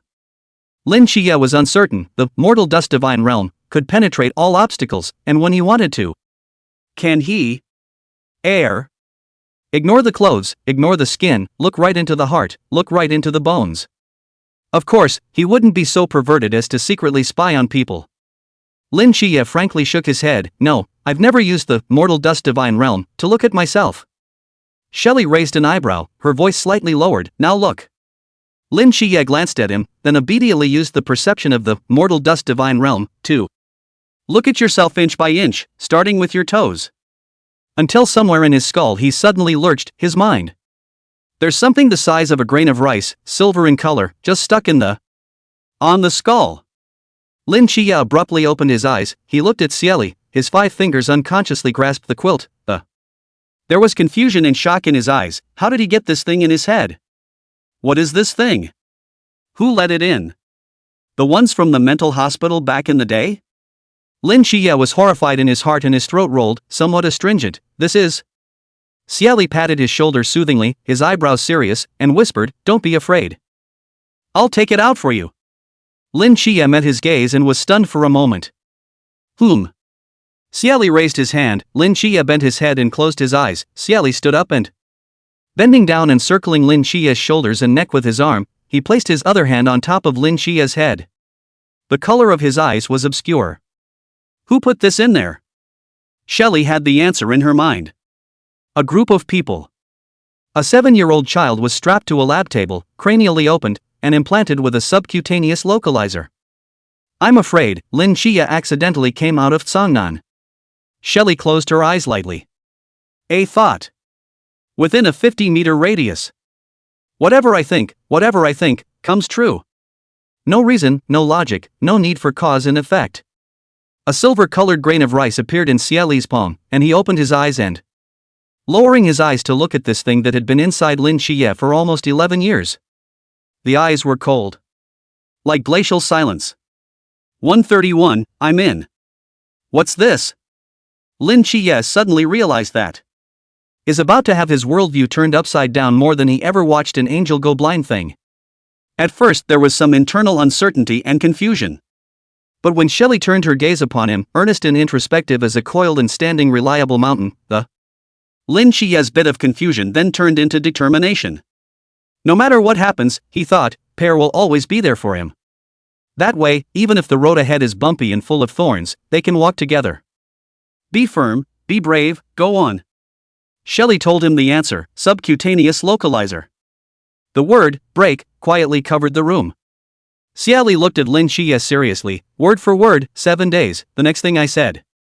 It'll be a little cruel, but I think you have a right to know.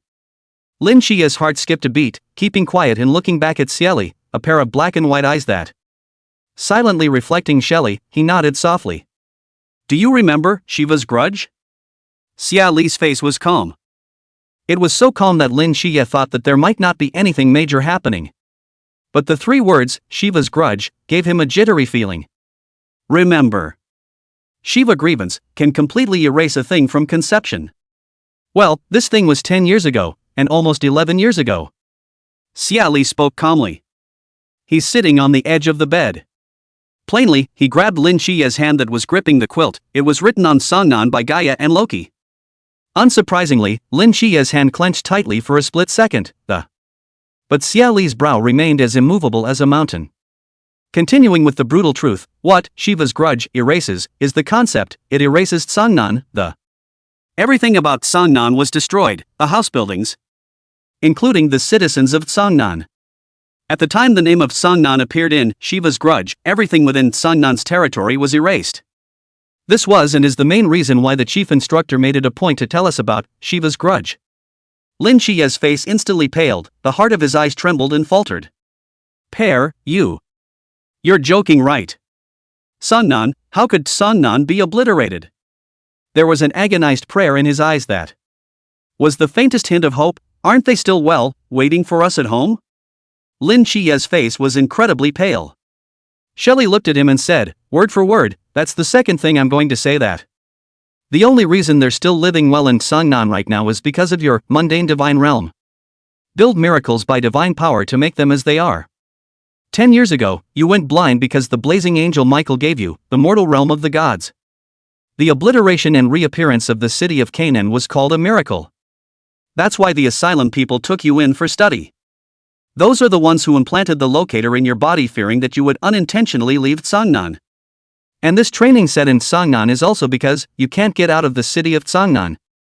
Lin Qiye suddenly sighed in relief. He didn't care if Songnan existed because of his mortal dust divine realm. Not to mention not caring what it is that Canaan exists for. Now, in the present, in the here and now, it's good that it still exists. Lin Qiye's heart suddenly tightened. Pear, are you disappeared 10 years ago? Xie Li remembered that when he asked old comrade Xie Li this question. Old Xie's sad face with a sad face and a sigh to the moon, Pear, Having said that, I won't lie to you. I'll be honest with you. You're in a worse situation than Ga dropped.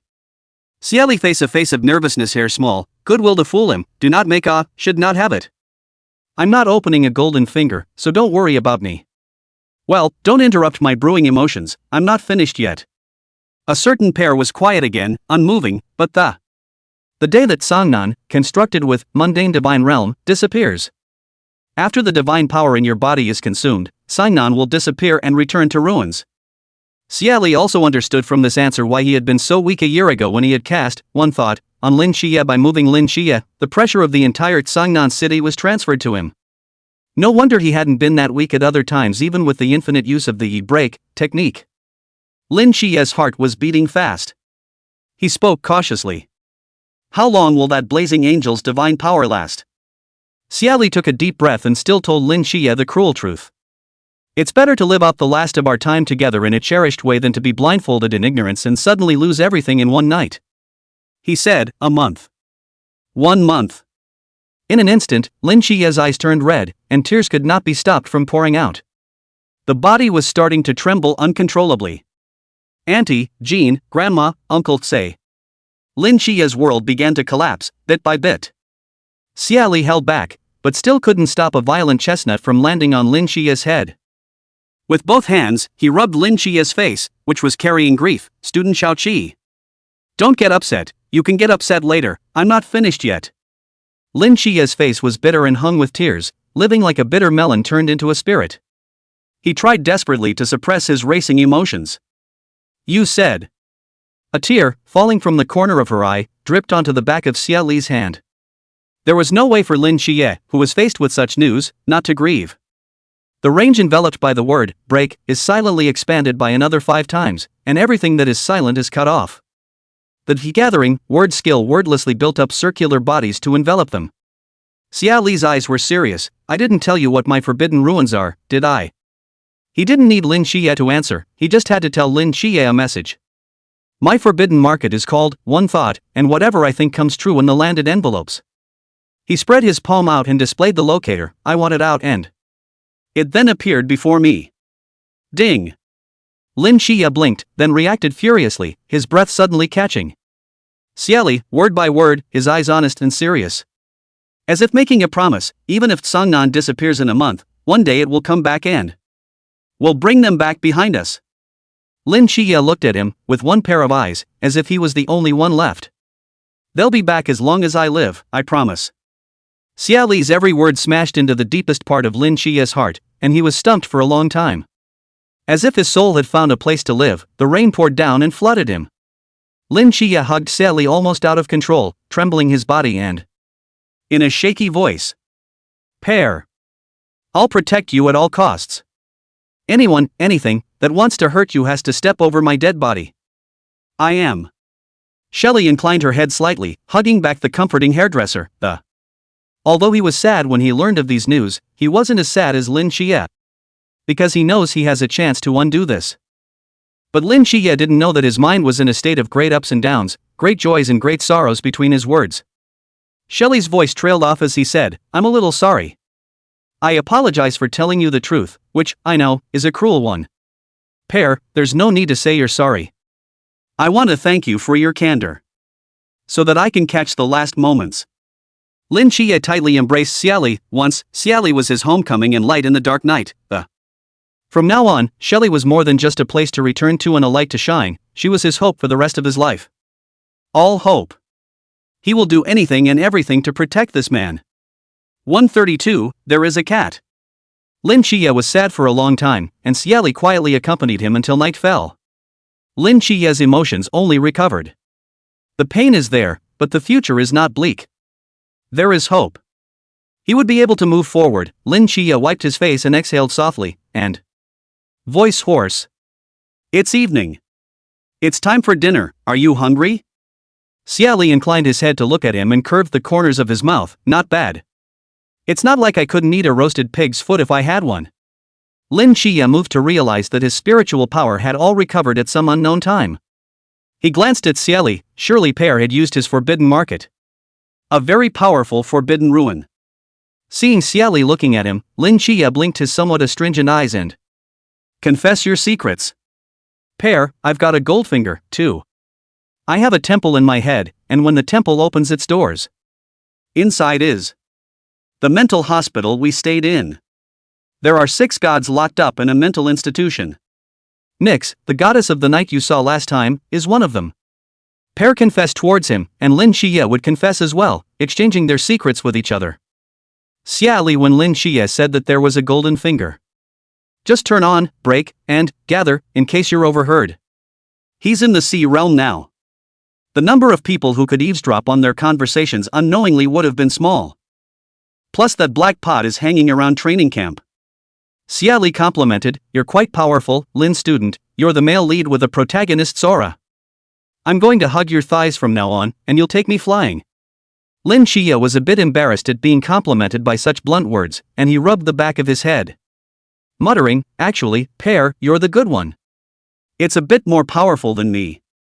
I don't even have my own forbidden ruins, it's all those gods' divine ruins. Xie Li.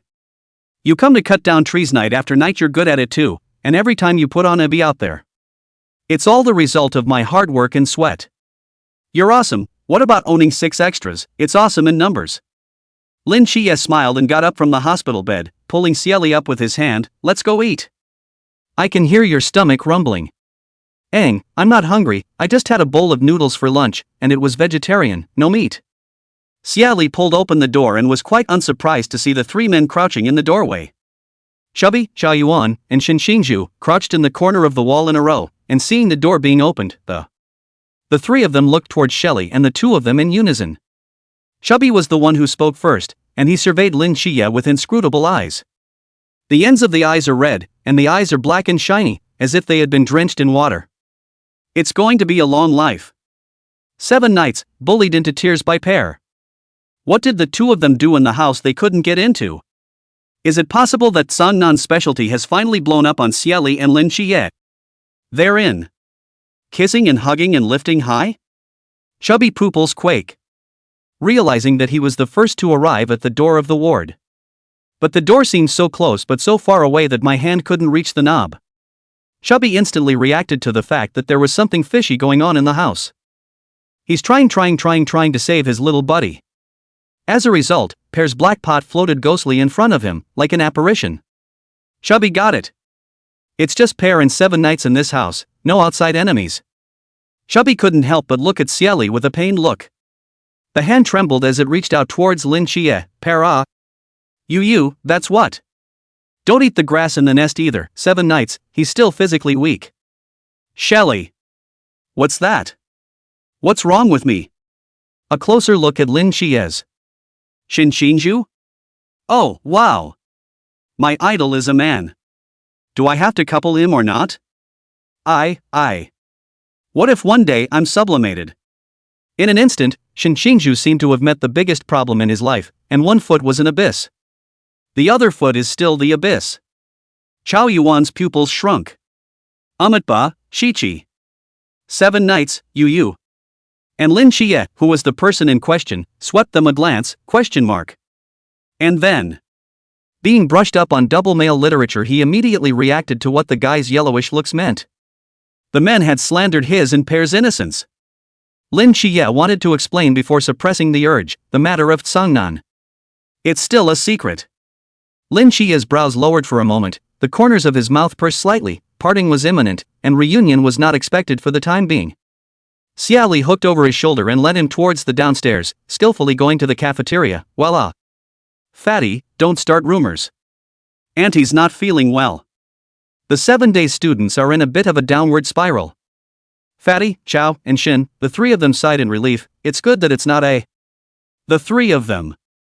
Fatty pain in the heart of the pair are not heartbroken people, want to engage in sex also change the time to engage in it.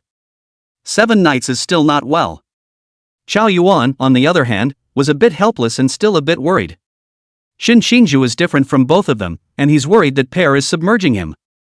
None of the 3 men's brainwaves, on 3 separate levels entirely, would have been right. And I'm a man of principle, I'm not going to eat the grass in the nest. Xie Li's blowing down the broken hair in front of his forehead. Handsome is handsome, but the person looks immodest. Lin Qiye glanced at him, still somewhat silent.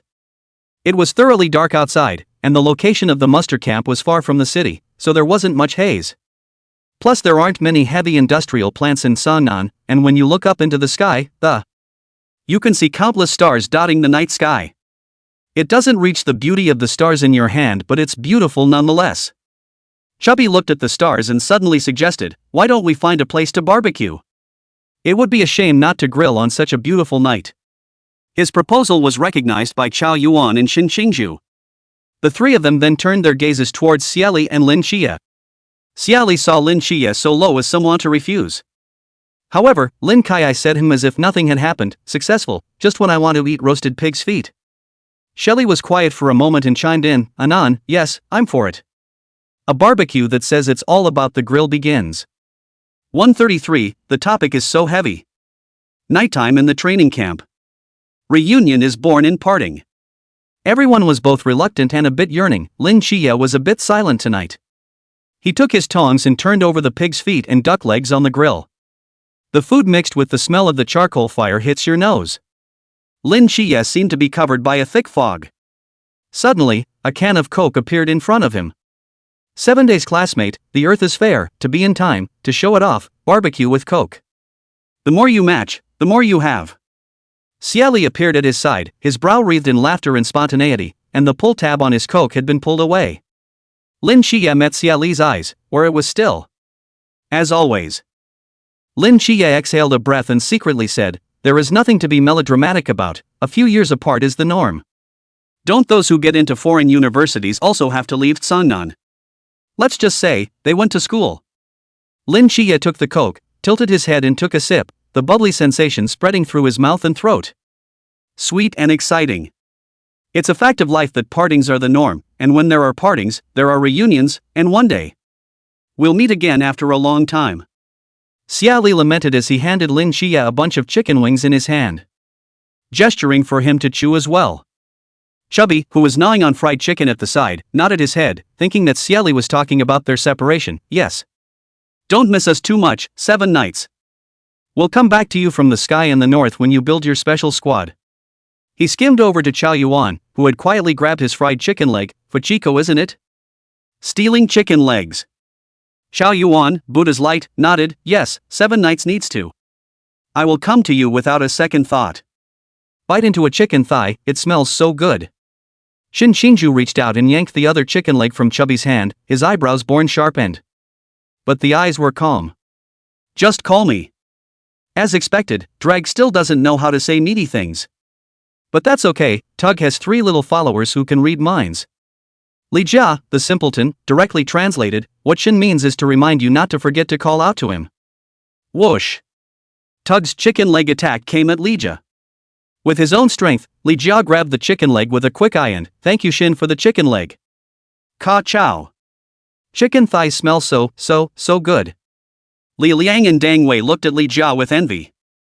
Brother Shin is biased. Yeah, don't even need a chicken leg to hit me. Listening to them cricket themselves, Shin Xingju. Cough.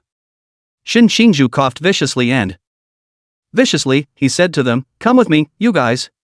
Then Tugger several took his 3 little followers to the corner named Friendly Exchange's really training quail. The 3 quail were honestly disciplined. Tug's soft, kind interior was carried into their ears by the wind. I'm telling you, don't try to be a hero without me. If you can't beat them, you have to run, and all the bull rules are less important than your own little life. Did you hear that? Shin Xingju could have died by himself, could have gone on to be the great pointless hero by himself. Could do stupid things on his own, but he still selfishly wished that the people he cared about, being able to be selfish. Being able to protect your little life. Shin Xingju pointed at the 3 little followers with a cold frown, almost as if she was telling them plainly that if you can touch the fish, touch the fish. If you can swing it, swing it. Don't be some big hero to carry the sky. Even if the sky is falling, there is a tall man to take care of it. The most you can do is to inform the tall man. Did you hear that? Yes. Get it all. Listen to Shun. Xie Li looks toward that corner. Even after getting the answer from his junior, Shin Xingju was still uneasy to continue pointing. He understood Shin Xingju's mind, and if he was a comrade in arms, they want the other person to be able to hold up the sky and be able to stand on their own. If they are friends, they are all walking side by side and fighting together. Only family, and the only thing you ask of him is live well. A family member can be crippled without having to be good, without having to be on top, without having to stand alone. He can be crippled and it can be imperfect, it can have flaws. Pear, I think he has a point. Lin Qiye bites into a chicken wing. Seriously, he opened his mouth to Xie Li, you take a note too. Xie Li took a sip of coke and smiled. He patted Lin Qiye's shoulder and laughing, he said, need you say, I'm a man who knows quite a bit about what it means to know what's good for you. I can't beat you, but I can outrun you. It's the little life that's the Green Mountain tea. Lin Qiye laughed. He didn't refute Xie Li's words on his face. But the mind remembers meeting the Ghostface King a year ago. Liar. Pear is a big liar. Hey! Suddenly, Chubby slapped his left hand on his right hand and realized. He stood up and circled around Xie Li and Lin Qiye. Like a master who has had an overnight epiphany, I can see why the instructor called Pear stubborn. The ideology we were taught in training camp was to give up the small for the big. Sacrifice yourself for the good of all. He deflated. Continuing, and where there is a paradox between Pear's thoughts and those passed on by the instructors, that's why Pear is stubborn enough to dock him points. Chow Yuan, who had been quiet, said, in Buddhist terms, this is called probation, and as the Buddhist saying goes, there is a cycle of cause and effect in everything. Watching them discussing with great interest, Xie Li joined the group chat. He held up a finger and wiggled it, no.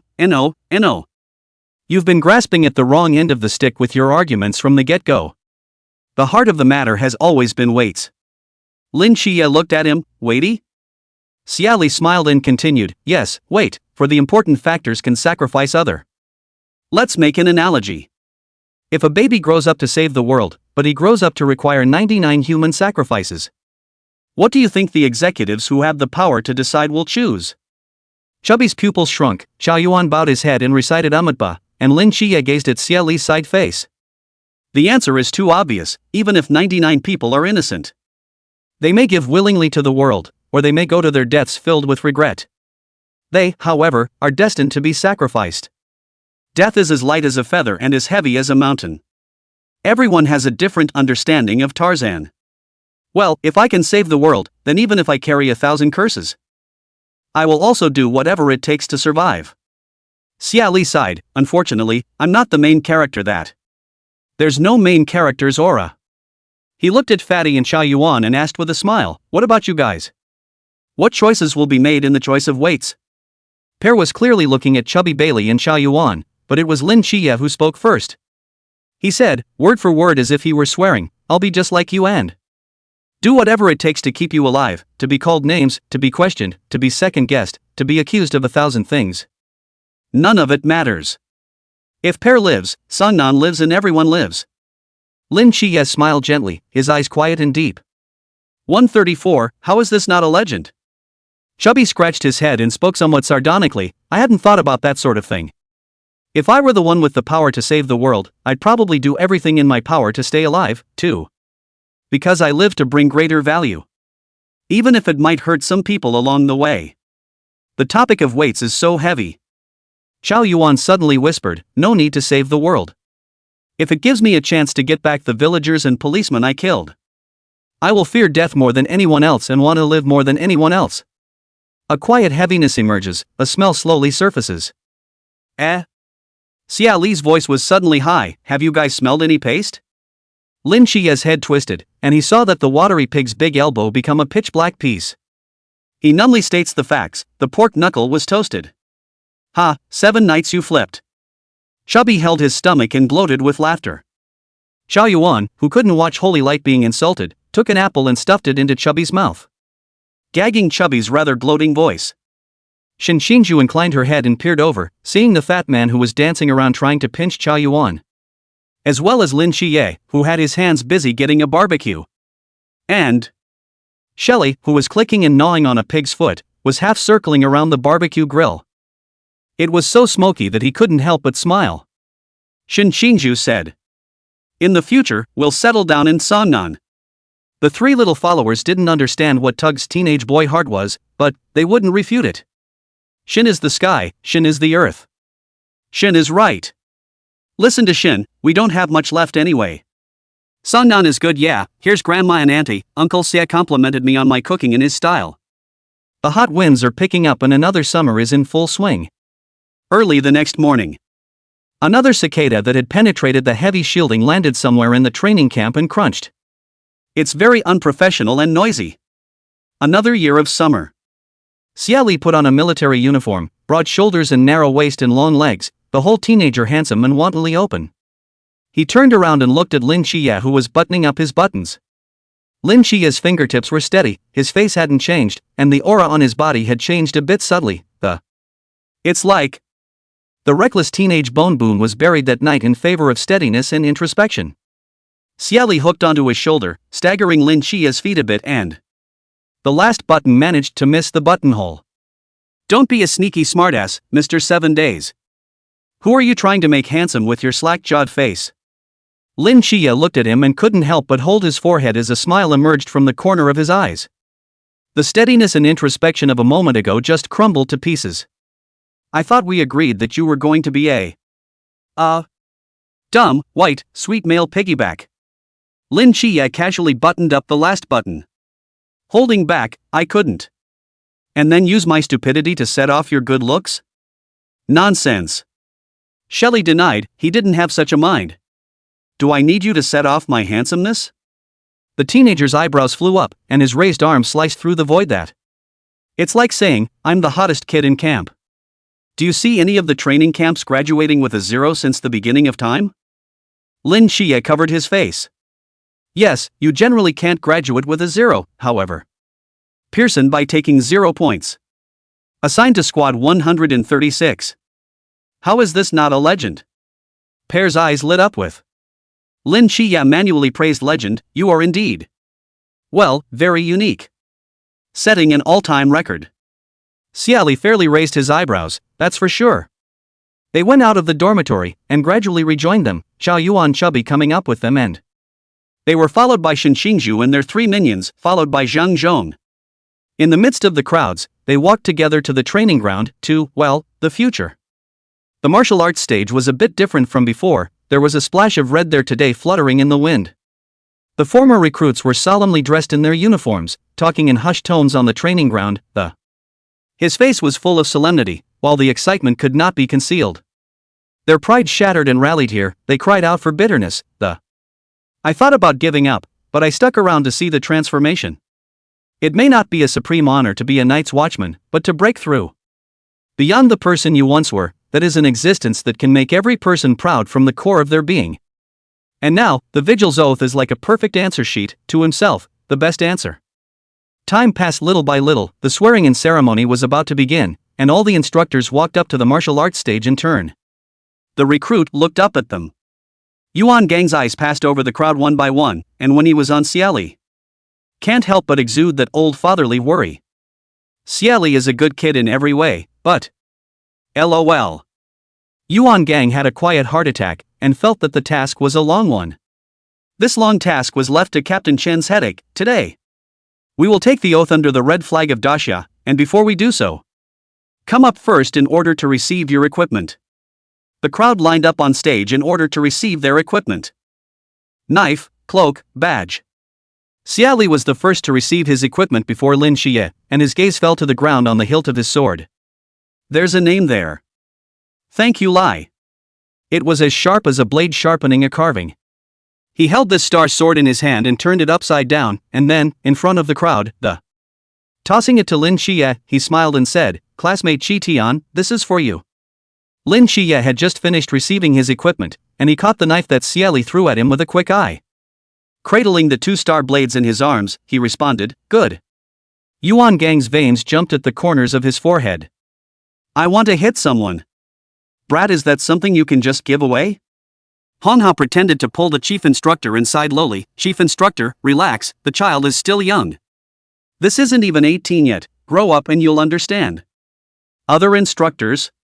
Old Hong, your reputation won't be salvaged in this term. Give it up. Straightforward and wise, old Huan was silent and silent, unable to bear to see them crooked, no. Did you forget that Pear doesn't use a knife? That knife is a widow's life after him. Chief instructor. Hong Hao. They both looked at each other, sight for sight, and one of them looked up into the blue sky and one looks down at the floor. Other instructors? You guys are so abstract. Han Li gave a grudging look at old Huang who was speaking. This was how the rising star of their sword world had fallen. 135, masks are for others to see. After they all took on the stage and prepared, Xie Li heard the chief instructor start the product introduction. Oh no, the use and maintenance of equipment. Xie Li hung his eyes and listened. Finally the chief instructor finished the introduction and started the cue process. Begin the Pledge of Allegiance under the red flag of Daxia.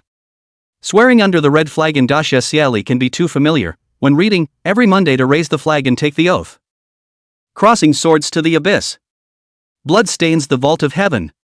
After the oath should have gone their own way, recruits are one by one carrying luggage on the training camp instructor love-sponsored bus to Tsangnan. Eat fondue. It was called a passionate, free-flowing chat, and while Lin Qiye was unconscious, Xie Li took the 3 minions and the 3 minions of the minions to finalize the invitation to the training camp comrades to have hot pot. There are 5 hot pot restaurants in total, 2 Mandarin ducks, 1 Sichuan in Chongqing, 1 Guangshan, and 1 Shangjing copper pot. All on one street. The young people who got off the bus one after another saw the owner and the shopkeepers with their eyes shining brighter than one another. Ah! Boss, they're so handsome, there's something uniquely handsome about them.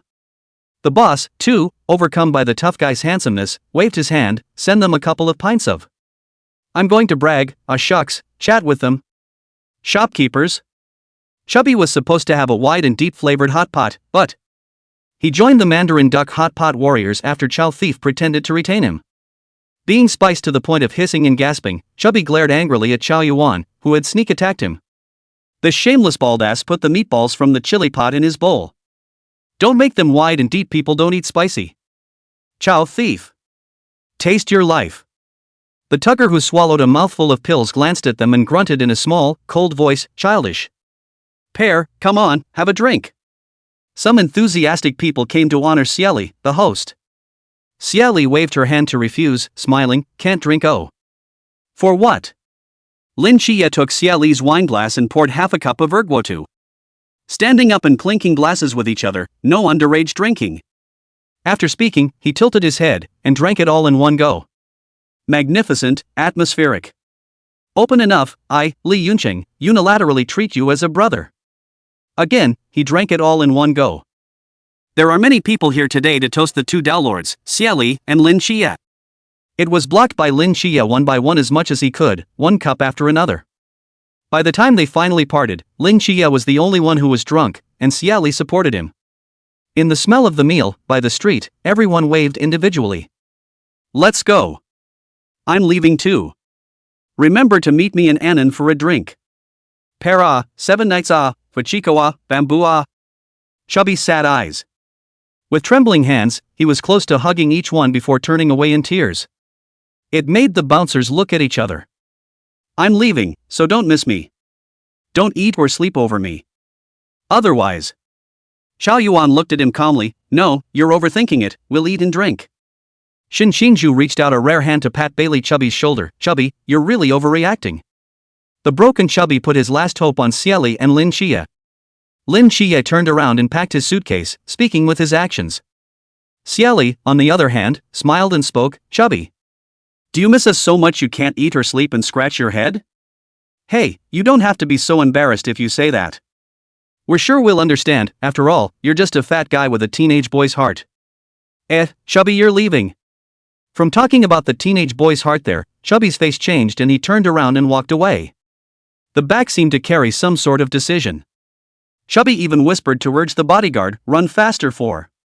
He was afraid that if he didn't leave, the piece of black history that once smelled the feet of 7 knights would be known by the bodyguard.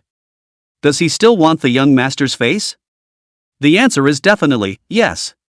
The wind struck Chubby was gone, and Xiao Yuan didn't talk much, saying briefly, 7 knights, Pear. I'll go and wait for you. Xiao Yuan is also gone. Shin Xinju was left, and he smiled, we'll be back.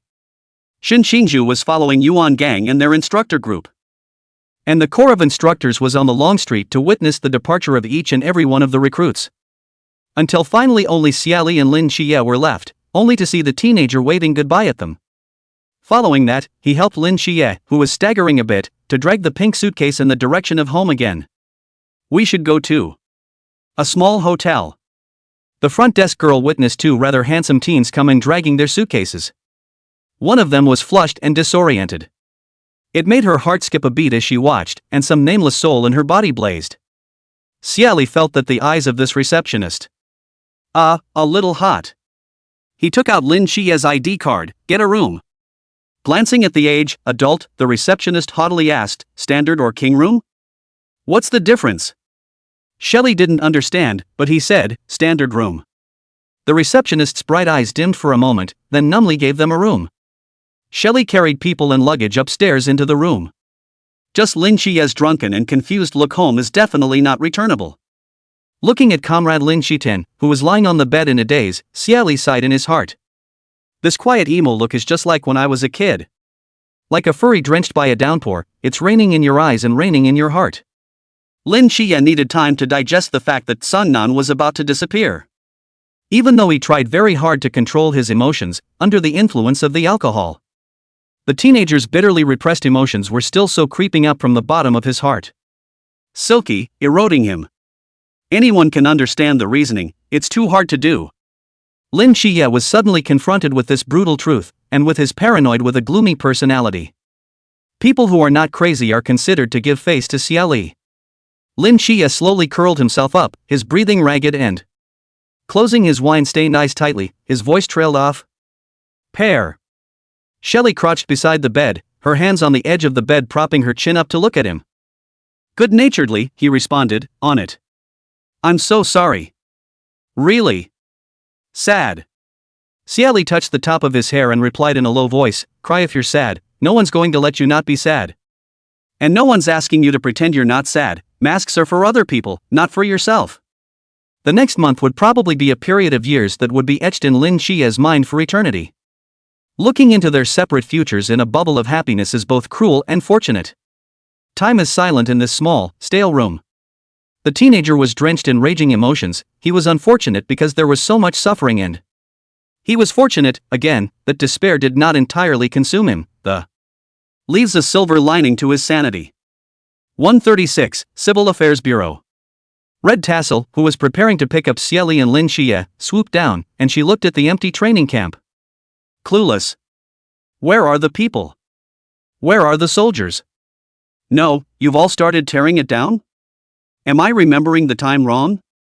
Puzzled, Red Tassel finally fumbled for his cell phone to contact the captain. An old man, about 50 years of age, with long white hair held back by a wooden pin, came to the peace office. The face is old, but the eyes have a sense of humor. When this phone rang, Chen Mai's heart was relieved. Smiling politely at the other man, taking care of a team issue, excuse me. Without waiting for the other party to speak, Chen Mai sure took his cell phone and disappeared, leaving Wu Shangnan alone to face the storm. Wu Shangnan? Captain, don't you go. Don't leave me alone. Chen Mai can't hear you. Chen Mai walks fast. That speed is quite dead, Vice, not dead, Captain. Hey, Captain, I went outside the training camp and didn't see Pear and 7 Knights, either of them. Not to mention the 2 of them. This camp's about to be demolished. Is it possible that they have an emergency situation here? I'm sorry, said Red Riding Hood, starting to make a mental guess. Listening to this situation, Chen Mai's brows wrinkled up. He was organized. They're not at the training camp. Red Tassel, you wait a moment. I'll contact Instructor Yuan for a sidebar. Good. When the phone hung up, Chen Mai intended to look for Yuan Gang, only to take a look at the screen. 2 unread messages. Chen Mai, ? He clicked away. It's a text message from Xie Li. Xie Li, Captain, we're going to the city to have a break-up dinner with the guys. You don't have to pick us up. We'll come back on our own. Xie Li, eating hot pot. So he went to eat hot pot. Pear is still quite reliable. Chen Mai's hanging heart was released back into his stomach. Then he was lifted up again by the husband of the house. Husbandman has been side-tracking the questioning of 7 Knights and Pear. This made Chen Mai a little uneasy in his heart. Daxia human ceiling. Chen Mai pondered for a moment, developing the care of Captain. Sent Pear and 7 Knights out today to Comrade Xie. Comrade Xie was probably busy with business and ignored him. Chen Mai then took a deep breath and went in to face one of the human ceilings. Fu Zi. When he walked into the house, Chen Mai always felt as if he had forgotten something. 10 minutes passed. Red Tassel crouched in the wasteland of the training camp range as a mosquito tried to bite her. 30 minutes passed. The mosquito still tried to bite her as Red Tassel crouched in the wasteland within the confines of the training camp. An hour passed. The redhead burns another crop of mosquitoes, silently, pulls out her cell phone and seriously sorry for the self-reliance, called to Lin Qiye. Drop. Lin Qiye fell asleep, his thick eyebrows still furrowed.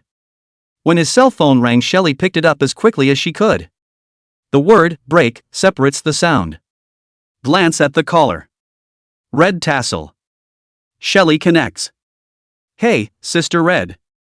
A question mark popped up on the redhead's head, ? That's the sound of Pear's, isn't it?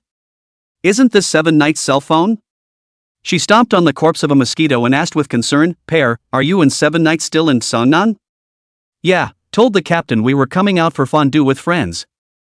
I purposely didn't let you guys pick us up.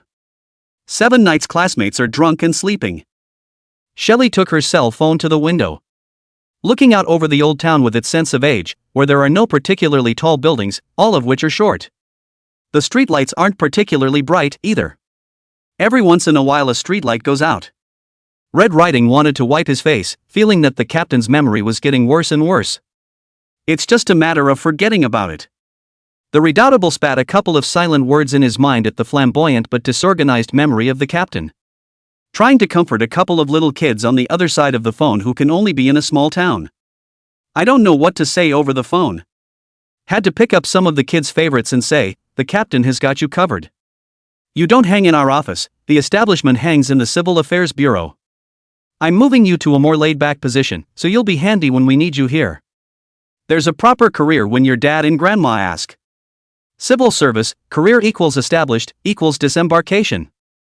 Xie Li smiled and said, Captain is so reliable. As for them being in their 20s and 90s, they're just hanging out at the civil service office watching people get divorced and married or something. This little detail is unimportant. Originally, Red Riding was able to put up with it. But hearing this red tassel couldn't help himself. The reliable captain has forgotten all of us members of the team because of Fuzi's arrival. Husband? Xie Li remembered the point of knowledge that had been popularized. Daxia has 5 human ceilings. A sword, a ride, a dignity, a void, a husband. Hongming nodded her head. I'm guessing it's that husband. He came in a carriage. I've been sitting here since this afternoon and I haven't left. It said that it's because there was a divine fluctuation on the side of Mkatsunan the day before yesterday. A ceiling was purposely mobilized to come here. Xie Li counted the days. The day before yesterday? Wasn't it the day their training camp went to the rescue? The fluctuations of the gods should be. Lin Qiye made the commotion. The redoubtable voice continued, and a little puzzled up, I feel. It's like he's waiting for something. Xie Li laughed and gave the answer, wait for the captain to invite for dinner. After all, the captain's top-notch at cooking, and he craves it. Red Riding. What a naive person. The redhead chatted with Pearlie's classmates for a few more minutes before hanging up and turning to her car. There is no point at all for a female warrior to drive a mountain road in the night. She, Red Riding, was no dainty schoolgirl. The phone hung up. Xie Li thought about it and turned his hand to call Comrade Lao Xie. Drop. Comrade Xie answered very quickly, the loud voice still shook the sky, do what up, Pear children? Did Dad ever tell you not to bother him when there's something important going on? You're interrupting Daddy's mahjong playing fun, 80,000, touching the cornflower. Egu, Lao Xie you're lucky yo. Stepping on. A cacophony of voices came faintly across the phone, It was as if Comrade Lao Xie was happily playing mahjong in the mahjong store at the entrance of the village. Xie Li envies it, but Xie Li won't say anything. He's going to interrupt Comrade Lao Xie's happiness, then there must be something Comrade Lao Xie. The sky is falling. Don't you know there's someone waiting for you with gray hair? I can't eat, you can't let them down. Old Xie was choked by Xie Li's emotional description, this is said as if his affair dead He fumed, don't you dare besmirch the cleanliness of Dad's mind and body. Dad's not like that. Dad wouldn't be human if he was like that. Xie Li calmly, oh, I understand, the Sea King chanting. 137, the cold benches. Sea King? It's a smear. A living slur. Comrade Lao Xie passionately opened the microphone, spraying to disturb his happy Xie Li. Defending his dignity, nonsense and nonsense. Papa was a man of clean mind and body that. There's no such thing as a messy relationship. The sea, what sea, has nothing to do with me. Xie Li waved the black pot at the air and went straight to the point, husband's here, supposed to want to see you. Oh. Xia Huayan continued to play mahjong, threw out a missing chicken, very casual, not see. A nice guy like Dad wouldn't talk to someone who had abused a little kid, it would taint me. Xia Li's heart skipped a beat, he did it? Samuel C. replied casually, that's not true, I'm just watching from the sidelines. After all, is he the director of the mental hospital? Those under his jurisdiction are his pot. Dad is such a no-nonsense guy. 6 cylinders. But you don't have to worry about getting the short end of the stick, after all, your dad and I had a medical scare back in the day. They lost a lot of money, but Auntie Seven was too honest to save it for Seven's wedding. I'd say that boy's character can get a wife? You don't get to marry one in 8 lifetimes. Dad, you're off topic. Xie Li held a black pot against her chin end. His source was Comrade Lao Xie, but again, Comrade Lao Xie looked a bit unreliable. It was also fortunate that Lin Qiye had a filter on him and didn't ask him where he learned this information from. Sure. Xie Li also thought that it might be because Lin Qiye was still immersed in sadness and didn't notice this small detail. Comrade Lao Xie lovingly answered Xie Li's question, not off topic. Dad, I just don't have the respect for the old and the young, touch. The corners of Xie Li's mouth twitched slightly. Old comrade Xie really is very epileptic, and very reasonable. He agreed, success, let's bench him. Pear-san, why are you so devoid of the virtue of honoring the old and loving the young? Are you still a new age, a new youth? Old Xie scoffed loudly and the voice buzzed into Xie Li's ears. Xie Li smiled slightly, looked really good, is no one to see. His tone was tinged with amusement. No, I'm quite a feudalistic and superstitious person, aren't I? I don't know anything about honoring the old and loving the new generation. I, for one, believe that under the whole sky, there is no one who is not the king's land, and that there is no one who is not the king's subject in the rate of the land. Comrade Lao Tse. He was super terse. I have a successor to the throne. I am very pleased. Xie Li. I'm still the son. Pearson-san hung up the phone with an expressionless face. Turning around, he picked up Lin Qiye's cell phone to order a whole bunch of takeout. Fried chicken, Coke, fries, burger, pizza, spicy hot beef noodle.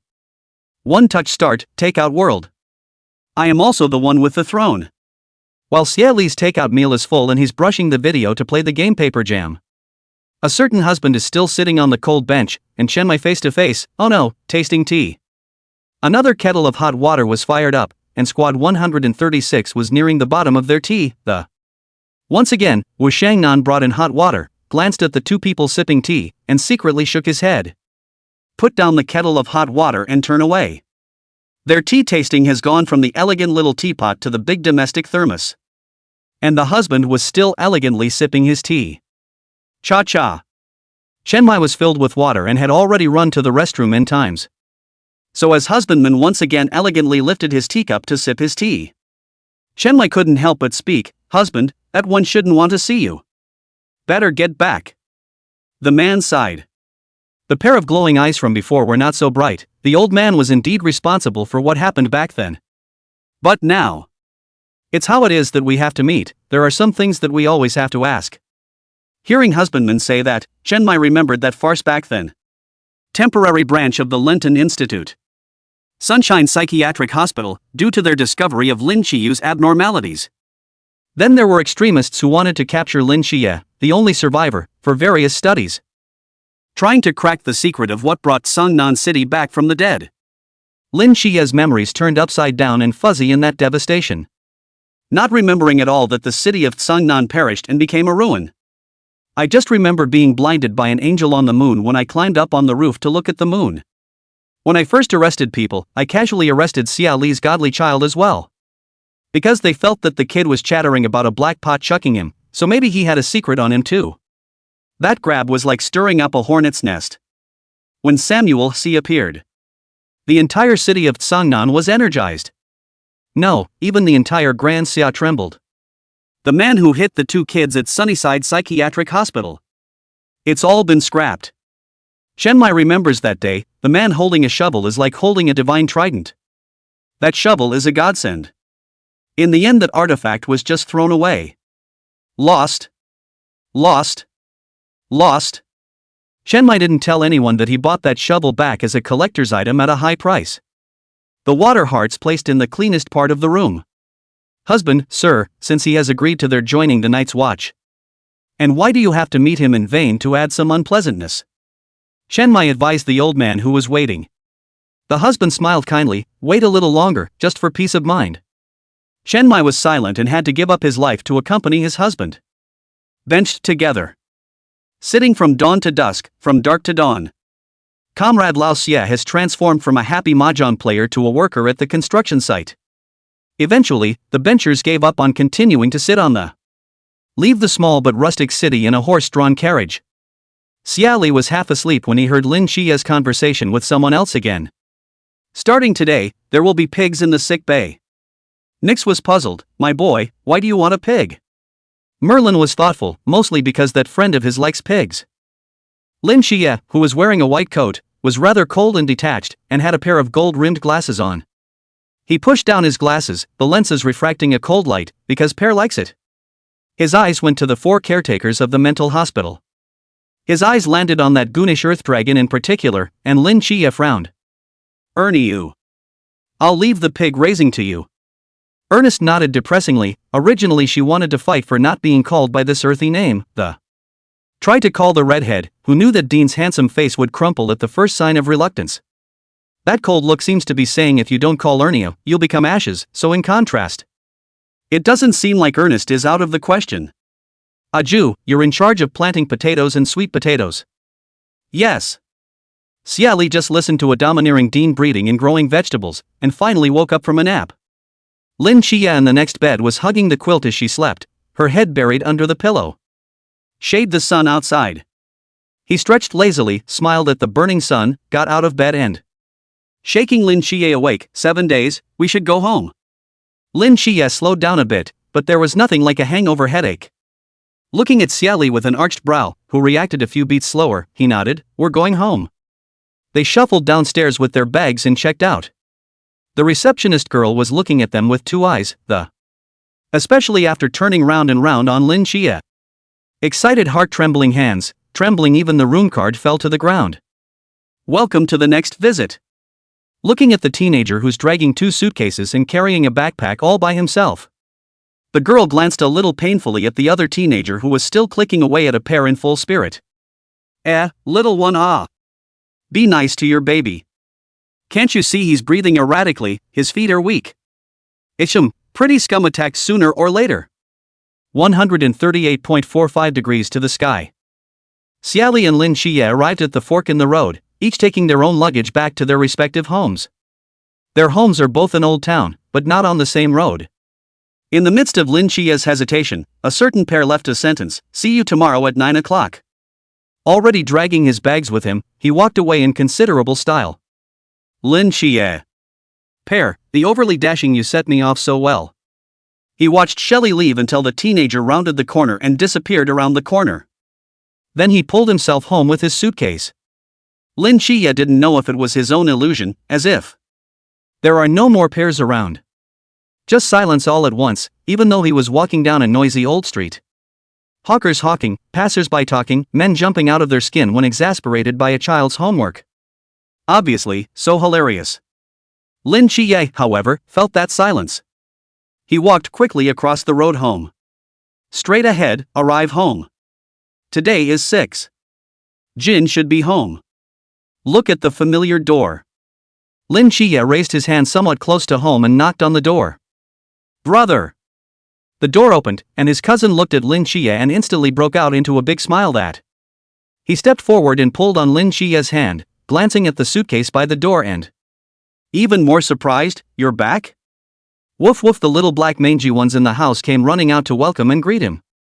Lin Qiye curved his eyes, well, back. Yang Jin helped push the suitcase. Lin Qiye looked around the room and was a bit puzzled. Where's Auntie? Working late today? No overtime. Auntie helped Grandma Pear to sell vegetables in front of the market. It's crowded and lively there. She loves it. So, Jin, go. Let's go buy some vegetables and come back to eat. Lin Qiye happily wanted to take Jin to buy some. After all, he was a rich man now, and it was still quite alright to bring his brother flowers. Yang Jin was half-hearted and smiled as his big white teeth appeared. Success. They 2 brothers went out to buy. Little black mangy lying on the balcony eyed at the 2 brothers. Kicking his hind legs, he suddenly sighed a little sadly. The reunions are getting shorter and shorter. Xie Li dragged her suitcase back to the house, first knocking on the front door and the rhubarb in the backyard woofed twice, and he concluded. There was no one at home, so Xie Li turned around and dug in his backpack, and managed to pull out his keys. I had just opened the big iron door when I heard a voice from behind me. Oh, my, the drunken Pear has finally come home. Leaving Dad alone with an empty home. Old Comrade Xie's staggering voice rang out. Xie Li was slightly speechless as he turned back to take a look, a little surprised that. Because Comrade Lao Tse stood next to someone unexpected. The teenager was dressed in a clean white t-shirt and jeans, with a pair of white sneakers under his feet. With a pair of spectacles on his face, he saw Xie Li looking over. With a friendly smile at Xie Li, long time no see, classmate Xie. Anqing fish.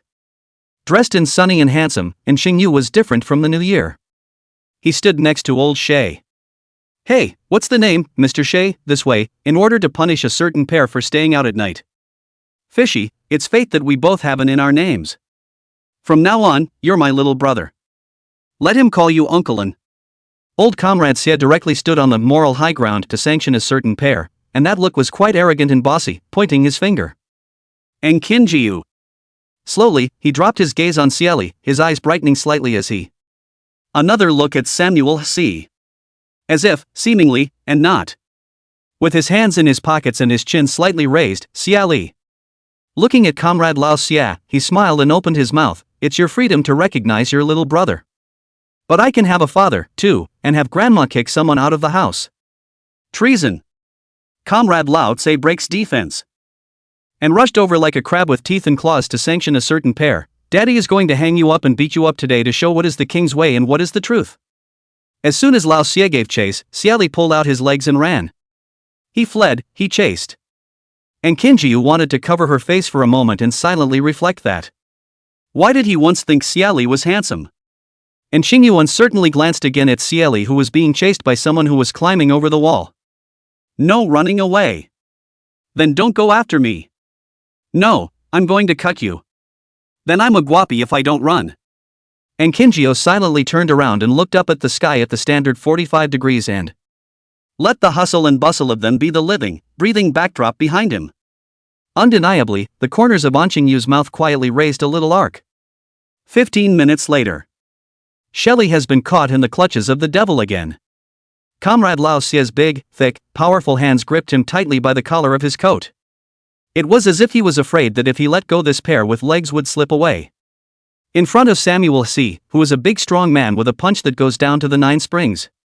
Xie Li's classmates look rather soft and innocent and pathetic. It's the stark contrast that comes with size. "Hi, Dad." Xie Li did understand what it meant to know what was going on. Raising a wide smile towards comrade Lao Xie, standard 8 teeth. "Don't call me Dad, I don't have a son like you." Samuel Xie is cold. Samuel Xie is ruthless. Samuel Xie's hand moved stupidly, wanting to whip his son. Seeing this, and Xingyu, who was on the side, hesitated for a moment and stepped forward to speak. "Uncle Xie Li Zi, he." Old Xie picked up the conversation, unhindered, unblocked. "He doesn't know the sky's the limit. I have no such son." And Kinjiu. "That's not what I was going to say." Niani Pear San glanced at Xingyu, who was righteous enough to do so. Quite a skillful change of designation. Comrade Lao Xie. He took a deep breath and roared, "I don't have a son like you." Xie Li nodded, agreeing, "Brother." And Xingyu wanted to laugh, but was too embarrassed to do so and could only look down at the ground. 139, eating cassoulet? Old Xie had itchy hands and dangerous eyes. "Brother, do you want some chicken? I'll make you cassoulet." Xie Li's knowing smile grew warmer and warmer. And also special natural turnaround, affectionately holding the old comrade Xie's arm. Comrade Lao Xie looked down at him and snorted coldly, "Cassoulet? It's you who wants to eat it." Xie Li smiled sweetly, her eyebrows arched. "Brother, you really understand my heart, thank you brother. You're so nice, and your cassoulet will be delicious." Xie Huayan. It's not for nothing that comrade Lao Xie hasn't succeeded in punching Pear every time he's tried to do so. All will be defeated by that sweet, sweet smile. The little brat grew up knowing what it means to know what's right. Comrade Lao Xie is still on the end, his righteous face gravely stereotyped. "No. I don't know how to make cassoulet, so just think about it in your dreams." The wind blew, and the dull hairs on Xie Li's head seemed to deflate, and he looked at old comrade Xie with a sigh of relief. The look in his eyes was one of disappointment, almost like, "Dad, why are you such a loser?" On the side of Anqingyu, a little resistance, he glanced several times at the smiling pair classmates. Out of the affection of 2 persimmons, he coughed softly, "I can make cassoulet, or else I'll do the pears and you'll do the work?" On, Chang. Xie Li scattered the old comrade Xie's arm, and walked mercilessly. He praised in Xingyu, "I knew it, the schoolmaster knows everything, the cassoulet is not a problem. Unlike. No more." He crickets old Xie brightly and looks at him with an itchy hand. Xie Li looked at Xingyu with a bit of encouragement in his eyes, with Xingyu's intelligence and wisdom. He immediately saw the meaning in the other man's eyes. "Want a cricket with me, Lao Xie?" Xie Huayan. And Qinjiu. Xie Huayan took a deep breath and came in front of Xingyu. Reaching out, he patted Xingyu's shoulder. Little An, are you interested in beating up your nephew? Xie Li, question mark. As if she saw the question mark on Xie Li's head, Xingyu smiled faintly at Xie Huayan. Uncle Xie. Why don't we worship heaven and earth? 3 times, 9 kowtows. We'll be brothers, and we'll live and die together. Live and die together. Xie Li. Why do I feel weird about that? Xie Huayan silently withdrew his hand that patted Xingyu's shoulder and put it in his pocket. With a face of deep understanding, he said, well, forget it, you're still a youngster. I'll be dead soon. You'll lose a lot of money if you die with me. Don't you know how to make cassoulet? Take this boy and do it. And Xingyu sighed rather disappointedly as Xie Li called out to him and rolled up his sleeves. Go. Let's go pick out the chickens. Lao Xie took Xie Li's suitcase into the house, and Xingyu followed behind Xie Li. Seeing that the other didn't come out with any semblance of a question, he was a bit puzzled. Aren't you curious, Pear?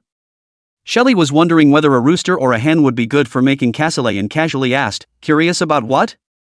The chicken coop is in the backyard, a bit away from the small yard, otherwise the chickens would be crowing and disturbing the sleep.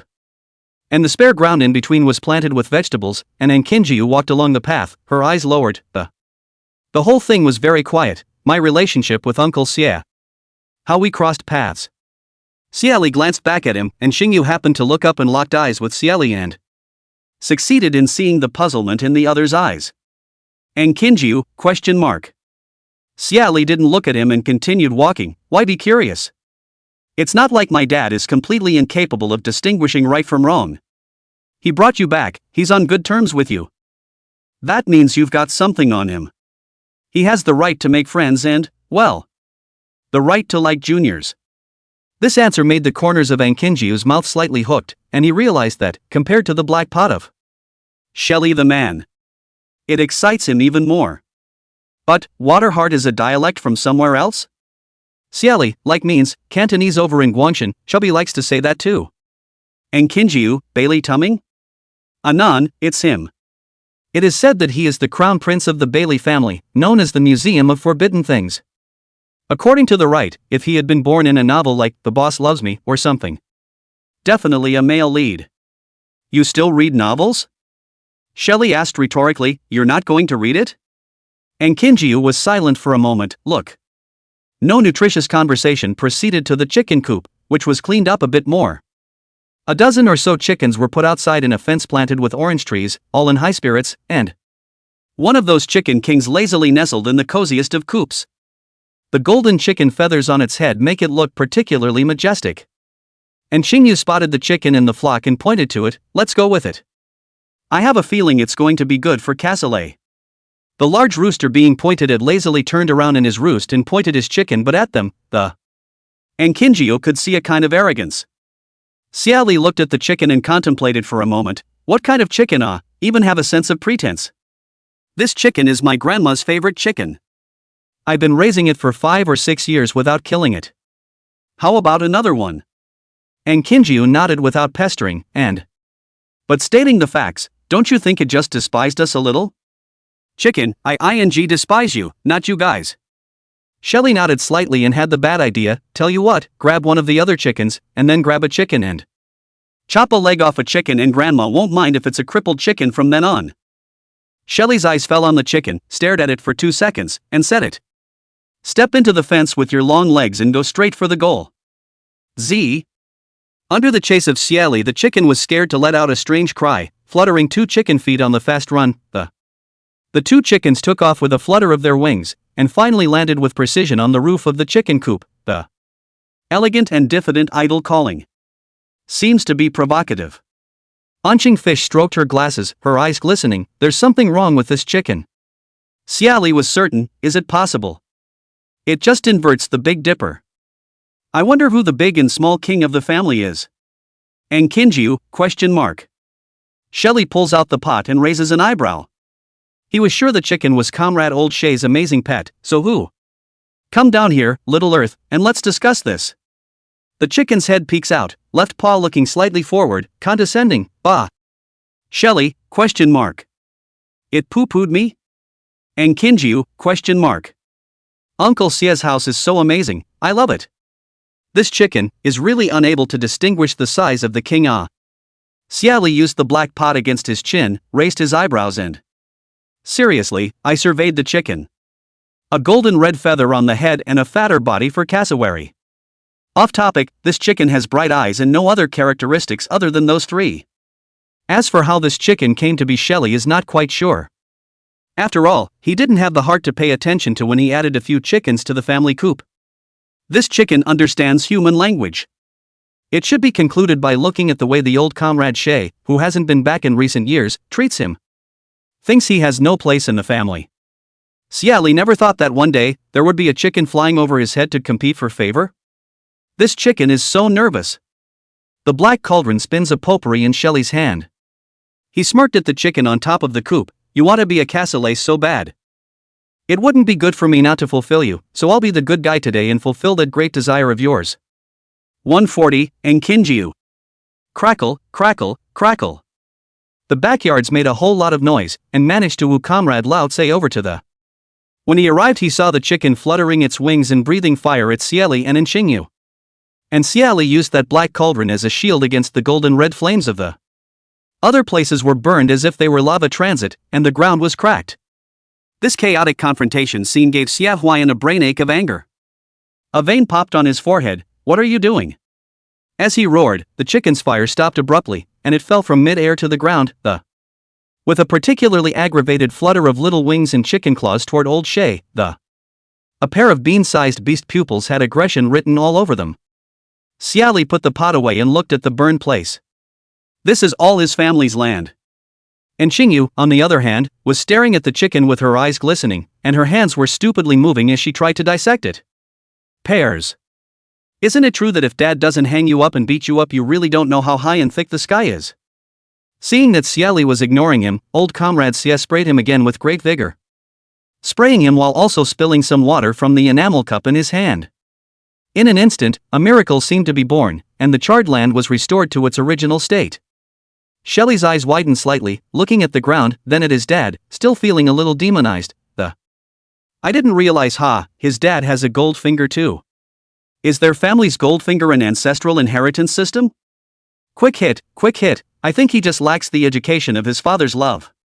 At that moment, the chicken that ran to the feet of Samuel Xie suddenly mouthed the words of a human being. It's a wordy teenage voice.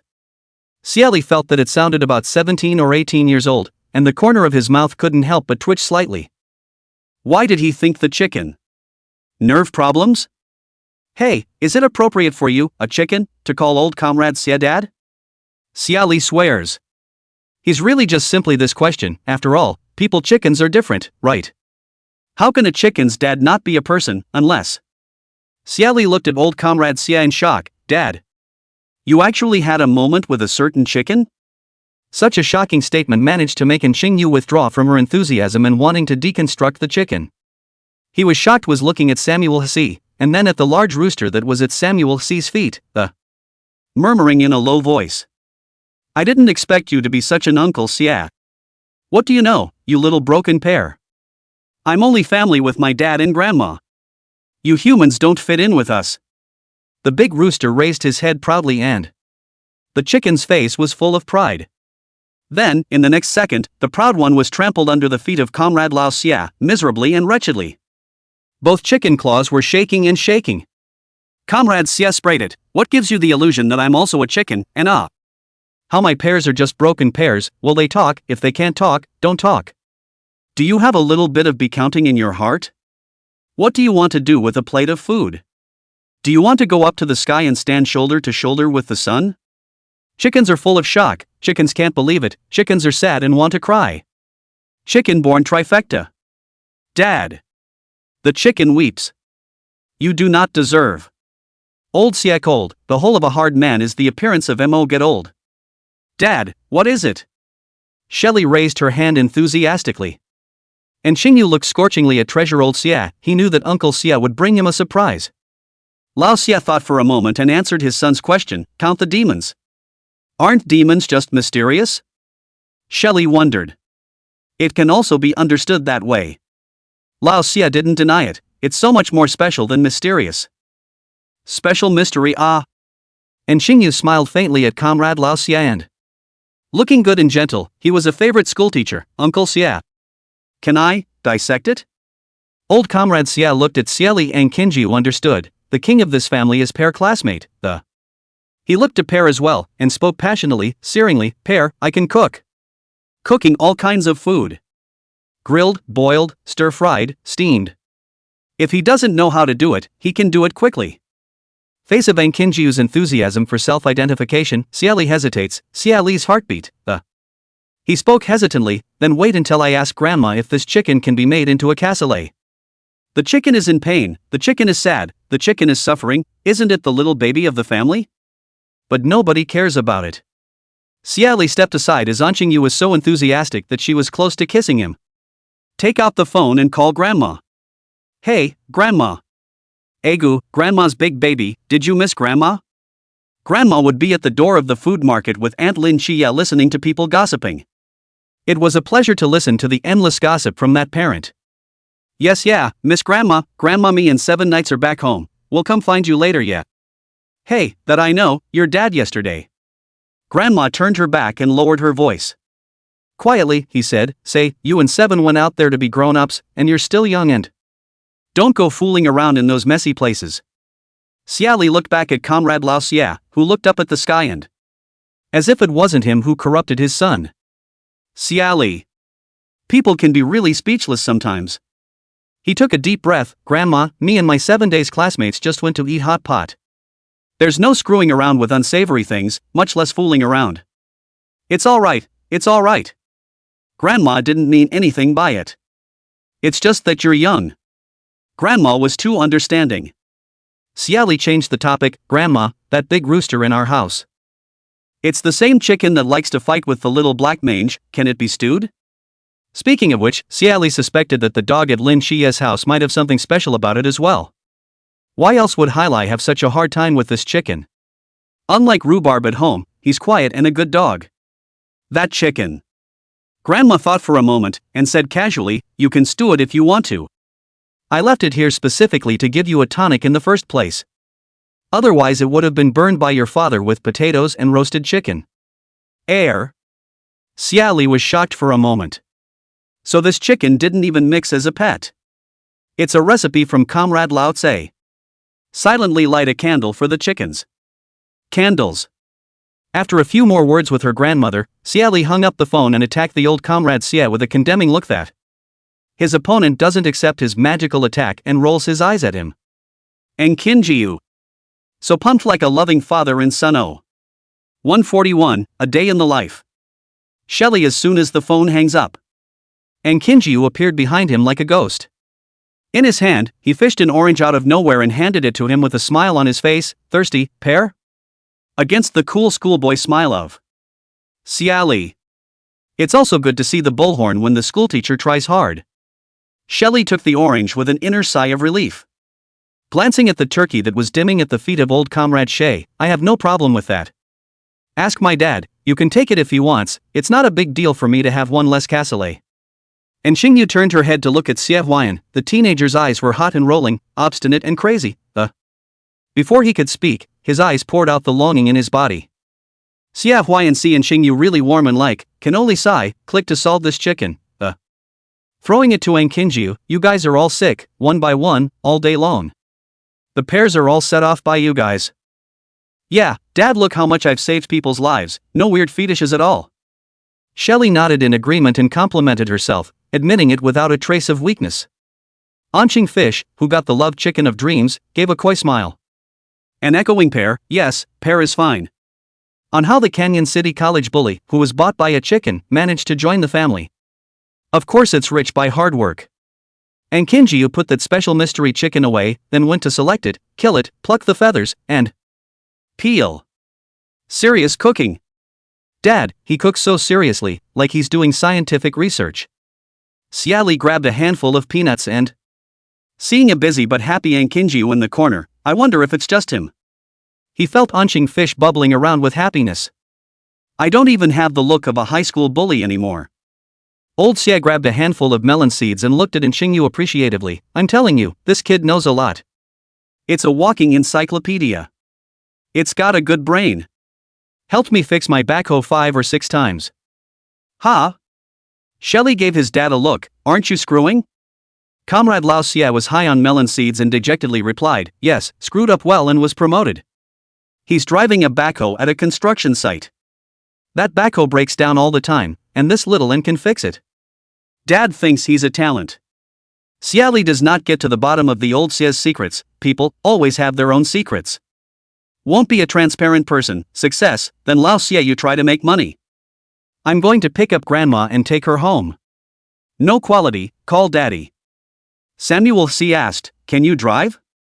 Xie Li chewed, will. Old Xie, drive on, or you'll have something to pick up with those legs. Grandma didn't go on a tricycle? Old Xie sighed, I was going to ride, but didn't Aunt Xiaoqi go alone? The old lady rode with her, and she didn't want to labor the old lady, and she didn't know how to ride herself, so. It was your great father, me, who sent them there. Old comrade Xie threw up his head with great pride and. Wait for the compliments to come. Result, Xie Li, oh. Xie Huaiyan was silent for a moment and yelled at him. You actually don't provide dad with emotional value? Do you know how many people envy you for having a father like me? Old Xie had a seizure. Anqing, who was chopping chicken, heard it and looked up at the 2 fathers and sons who were standing under the corner of the wall. A small nod of the head as the hands rise and the chicken is in pieces. And agree inwardly with the words of old Xie. Okay, don't yell, it hurts your voice, and I recognize that you're a good dad. Xie Li coaxed his dad with a bit of filial piety. What kind of breed is that chicken? It actually breathes fire. Old Xie got high, a quick flash of obscurity in his eyes, by Fong Bird. Xie Li was startled, his hand peeling peanuts gave a slight lurch and. He still knew a bit about the many mythological systems of Daxia. The python bird, said to have been the mount of the god of fire in ancient times, helped Yellow Emperor Xianyuan turn the tide of battle in the great battle between the Yellow Emperor Xianyuan and the demon god Qiyu. He silently looked at the chicken under the corner. Ancient divine bird? It? Old Xie was very unpolite and gave him a blank look. What do you think? Of course not. At best, it's a mongrel chicken with the bloodline of Bifong. I said phoenix. Could every phoenix still be the ancestor of the phoenix? Bifong is the race. A little twerp. He cowed out his melon again, and saw that the diligent Anqing had already put the chicken in the pot. He urged Xie Li, alright, pedal your tricycle and go pick up your grandmother. Aang. Xie Li put the rest of the peanuts in her pocket, clapped her hands and couldn't help but glance at the billycock in the corner and. Casually, I pedaled my tricycle and went to the food market to pick up my grandmother. Comrade Lao Xie's killing determination is a bit beyond Xie Li's expectation. I've been raising chickens for 5 or 6 years and I just killed them. The chickens said, you humans, aren't his dad and grandma humans? Xie Li couldn't help but sigh in his heart, hoping that there wouldn't be any dog blood plot pouring over his head in it. It's too bloody for him. Xie Li thought again, the old comrade Xie and grandmother should be his real father and grandmother. If the kind of kid that doggedly raised someone else's family or took advantage of them shouldn't be able to do what his dad and his grandma did to him. Comrade Xie looks untrustworthy, crazy, and hasn't been home in the last few years. In fact, during Xie Li's growing up years, Xie Huaiyan was a father who was a long way beyond the passing line. When Pear is bullied by other kids, he is not asking or reasoning, he goes up and just rolls up his sleeves and torturing each other's little friends. 3 generations of a family. From grandpa to grandkids, no one is left out. Throwing ice water in the winter and manure in the summer, the main event is a civilized retaliation. And he told Pearly by word of mouth, look. It's easy to try to toss them without breaking the law. Wisdom, it's important. Little Pear raised her hand, her voice childish, not quite as high as Comrade Lao Xie's thigh, but Daddy. What if they splash us like you? Old Xie grunted coldly, they can't learn. Pearly, why schmo? Old Xie was smug, because I cursed them. Question mark. Being young is a good way to fool people. Little Pear looks at old Xie's high and cold look, bouncing around adoringly looking at him. Daddy is so powerful. That's for sure. Comrade Lao Xie bent down and picked up his bouncing little friend and in your arms, with the baby in one hand and the basin in the other. Turning to go home, don't tell your grandmother about the great things Daddy did today. Good da. Comrade Xie is quite reliable and treats him well. Xie Li thinks that even if he's not his own father, It also has to be a lineage of care. When Xie Li arrives, Auntie had already bought a huge pile of meat and vegetables, hooting and hollering to go home to give Lin Qiye a welcome. Plus Grandma's footsteps are a big pile of fish and shrimp and meat and stuff too. The old man misses Xie Li, the eldest grandson he hasn't seen in half a year. Is that meat? That's Grandma's love. Xie Li rode his tricycle home with his grandmother, and her love in the hot summer air. When they arrived home, Grandma was no stranger to wanting fish either. It was as if Xingyu had taken advantage of Xie Li's absence to come here and brush her face. Like a diligent little bee, Xingyu had dinner at Xie Li's house after the just happily lead the corpse of that Bifrost away into the night. Before she was about to step out of the gate, and Xingyu paused in her steps, then turned and came to Xie Li, who was playing Fight the Landlord on his cell phone under the persimmon tree. Pear, is it easy to leave a contact? In fact, Xingyu had known Xie Li's cell phone number, but just wanted to brightly and squarely from the other side. Xie Li looked up at him and suddenly bent her eyes. Convenient. Xie Li gave him his cell phone number, and Xingyu was a bit of a throwback. Glancing at the poker game on his cell phone screen, he genuinely asked, "Do you want to open up?" Xie Li narrowed his eyes and waved his hand. "No need, it's no fun if the landlord opens the door." "Go well." And Xingyu pursed the corners of her lips, said goodbye and happily left with the chicken. Tonight you can solve a special mystery. I wonder what the cells will be beautiful like. 142, reporting for duty. Early morning. The house was filled with the aroma of breakfast, and my aunt was in the kitchen both making pancakes and steaming buns to bake meatloaf. "Mom, making so much?" Cousin appeared in the kitchen doorway with an early riser, little black lie. At first glance, I was surprised by the wide variety. Is this a ing breakfast stand going out? Pears like to eat. Make more for 7 to bring to him. Auntie moves skillfully as she makes a home-cooked breakfast that steamed chive dumplings are still being kneaded in my hand. Cousin glanced down at the little black mangy man, while the other was grinning, and the next moment the Kirolai has managed to land a leg kick. "Cousin Priggish, don't block the doorway." Little black lie. Little black lie goonishly barked twice, woof woof. The cousin glared back at it. At that moment, there was a knock on the door. My aunt and cousin froze for a moment. It was not even 8 o'clock, and who was knocking on their door? Cousin reacted faster to open the door, and as soon as he did, Xie Li, wearing a t-shirt and casual pants, appeared in the doorway with a smile. "Little cousin. It's been a long time, how are you and Auntie, did you miss me?" His 2 hands were full of things, from the specialty fruits of Sungnan to potatoes grated from the ground, the bean curd, big white radish, and 2 durian, pineapple. The whole thing looks like a Christmas tree with colored lights. Pears. The cousin was a little surprised and startled. Xie Li came in rather self-consciously carrying her things, and then set them down by the kitchen. Taking the family version of the big deluxe pancake that his aunt handed him and a smile that was going to crack behind his ears, he took a bite, his voice slurring a little as he complimented his aunt's handiwork. And then he settled his gaze on the little black mange that wagged its tail at him, and squatted down in front of the absently, he stroked the ugly, little black dog, the little short tail wagging quite happily. "Little fat ball, do you remember me?" Xie Li nibbled on a pancake and smiled as he talked to the dog. Little black mangy wagging his tail like a harpoon dog. Xie Li gently pinched its ears and said with a smile, "Getting fat again?" "It's almost a ball." When he said that, he glanced at his cousin who was helping in the kitchen. Xie Li grabbed Xiao Hailai's chin and bluntly complimented, "Isn't a gene particularly good?" The little black mangy nodded subconsciously, "Yes, the master is the best." Noticing the force on his fingers, Xie Li's smile deepened. "Oh ho! His family's gold fingers are suspected to have been made by his ancestors." Lin Qiye's family's golden finger is suspected to have nepotism as well, and the cousin's identity is not ordinary nah. "Pear, what are you doing up so early today?" In my sleep, I heard Xie Li's voice speaking. Lin Qiye also pondered for a while if he was dreaming, but in the end, it was really Xie Li.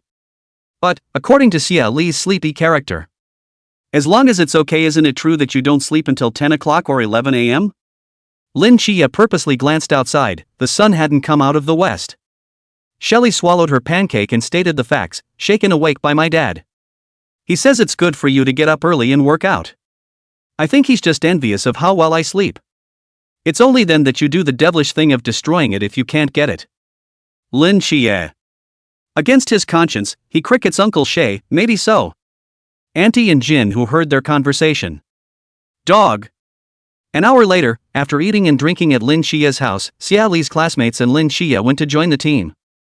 First, I went to the Civil Affairs Bureau in the old town of Songnan to recognize a door to slip around.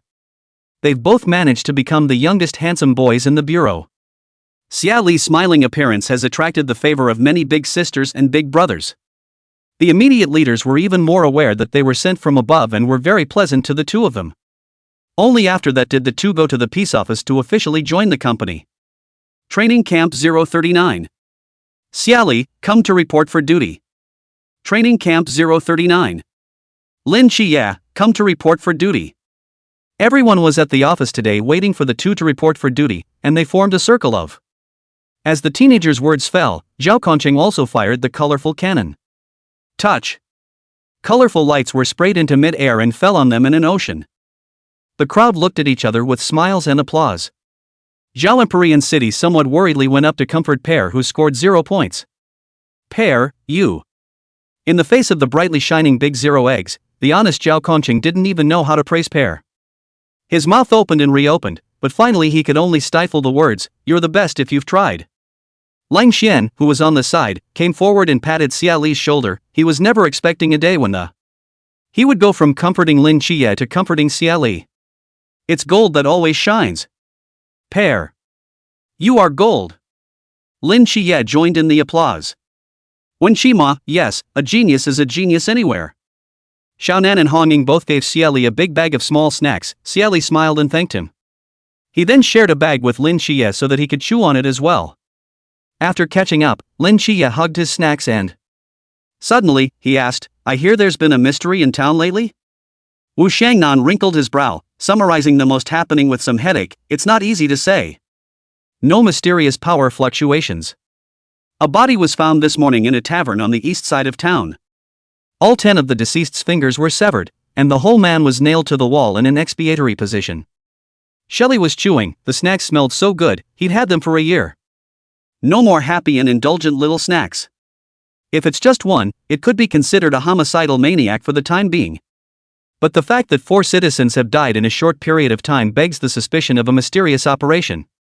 Wu Shannon finished his sentence. The hand kind of itched to touch Shelley's slightly fried head. Pear, the little friend, is still so fond of snacks. 143, IQ crazy online. Shelley has a professional demeanor, and he spoke, that does look a little bit like mysterious work. Quietly. But don't most of the mysteries like to eat people? Why don't they just set up a plate and eat it? As soon as these words came out, the captain and vice captain, who were the intellectuals of the team, looked at each other. All of them wanted to cover their heads. It didn't seem unreasonable for Pear-san to get 0 points. Lin Qiye glanced at Xie Li, who was eating spicy little gluten. Yui speaks, probably a picky eater mystery. Shannon Wu.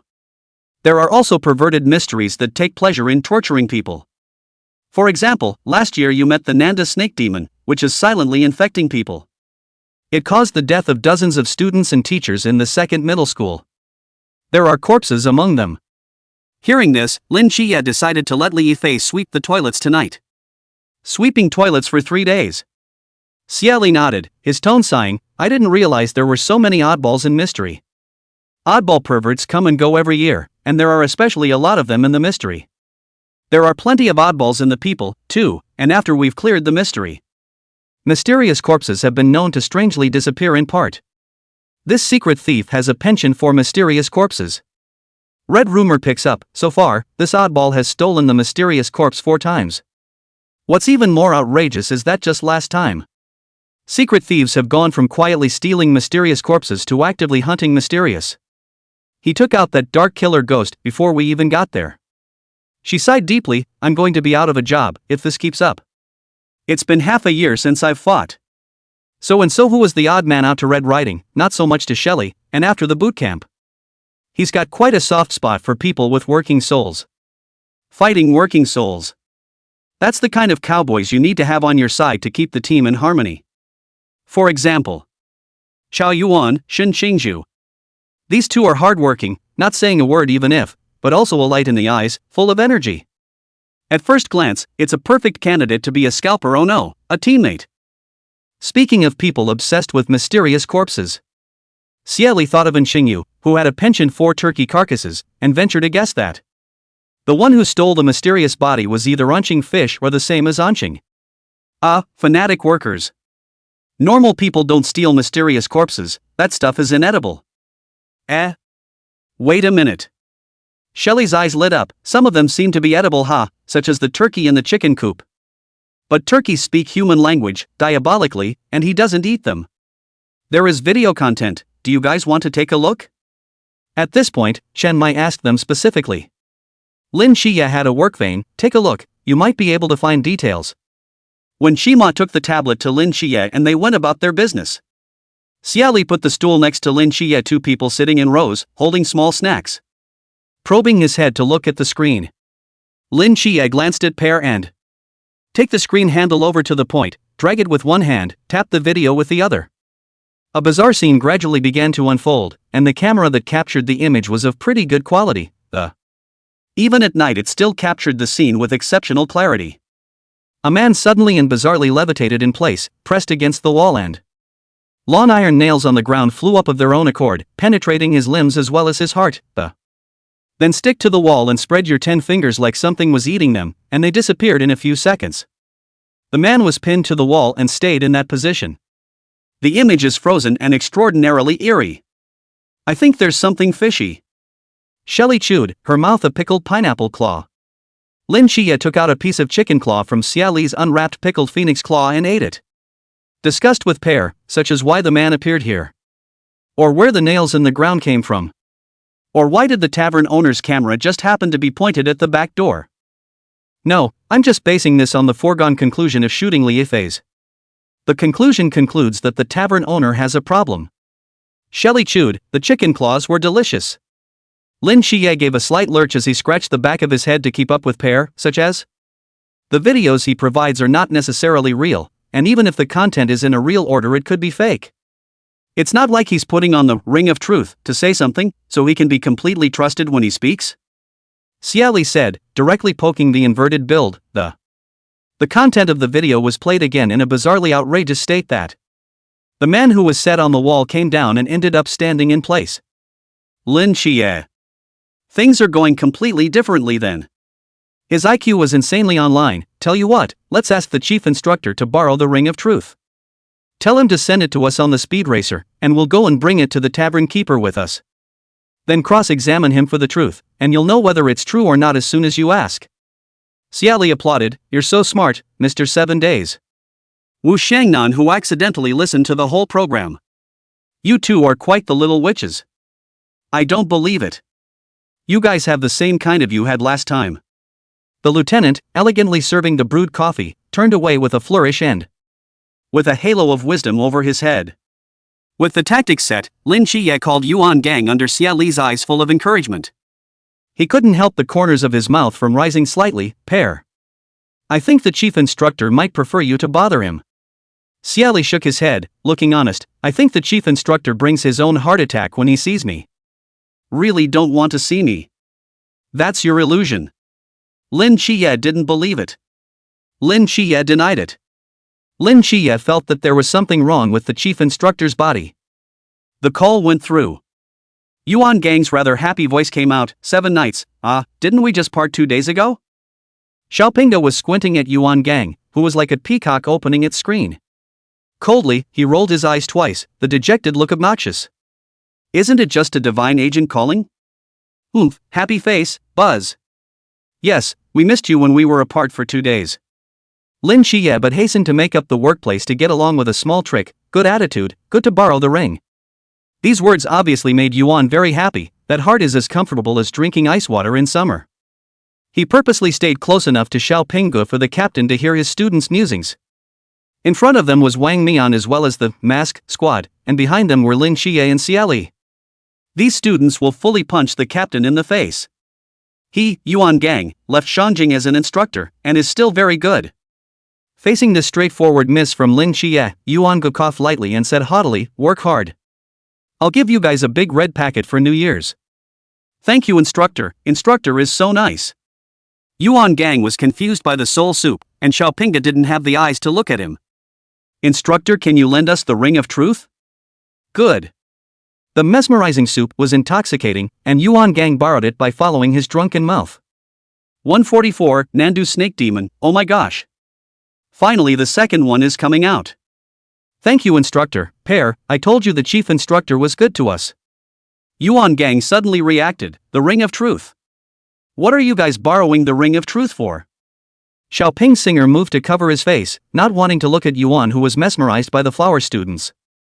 Xie Li's grinning voice came out, we want to verify that so-and-so, who provided the suspect's evidence, is not telling the truth for a legitimate cause. Lin Qiye explained a little, there's a bizarre murder in Songnan, and it's suspected to be a mysterious crime.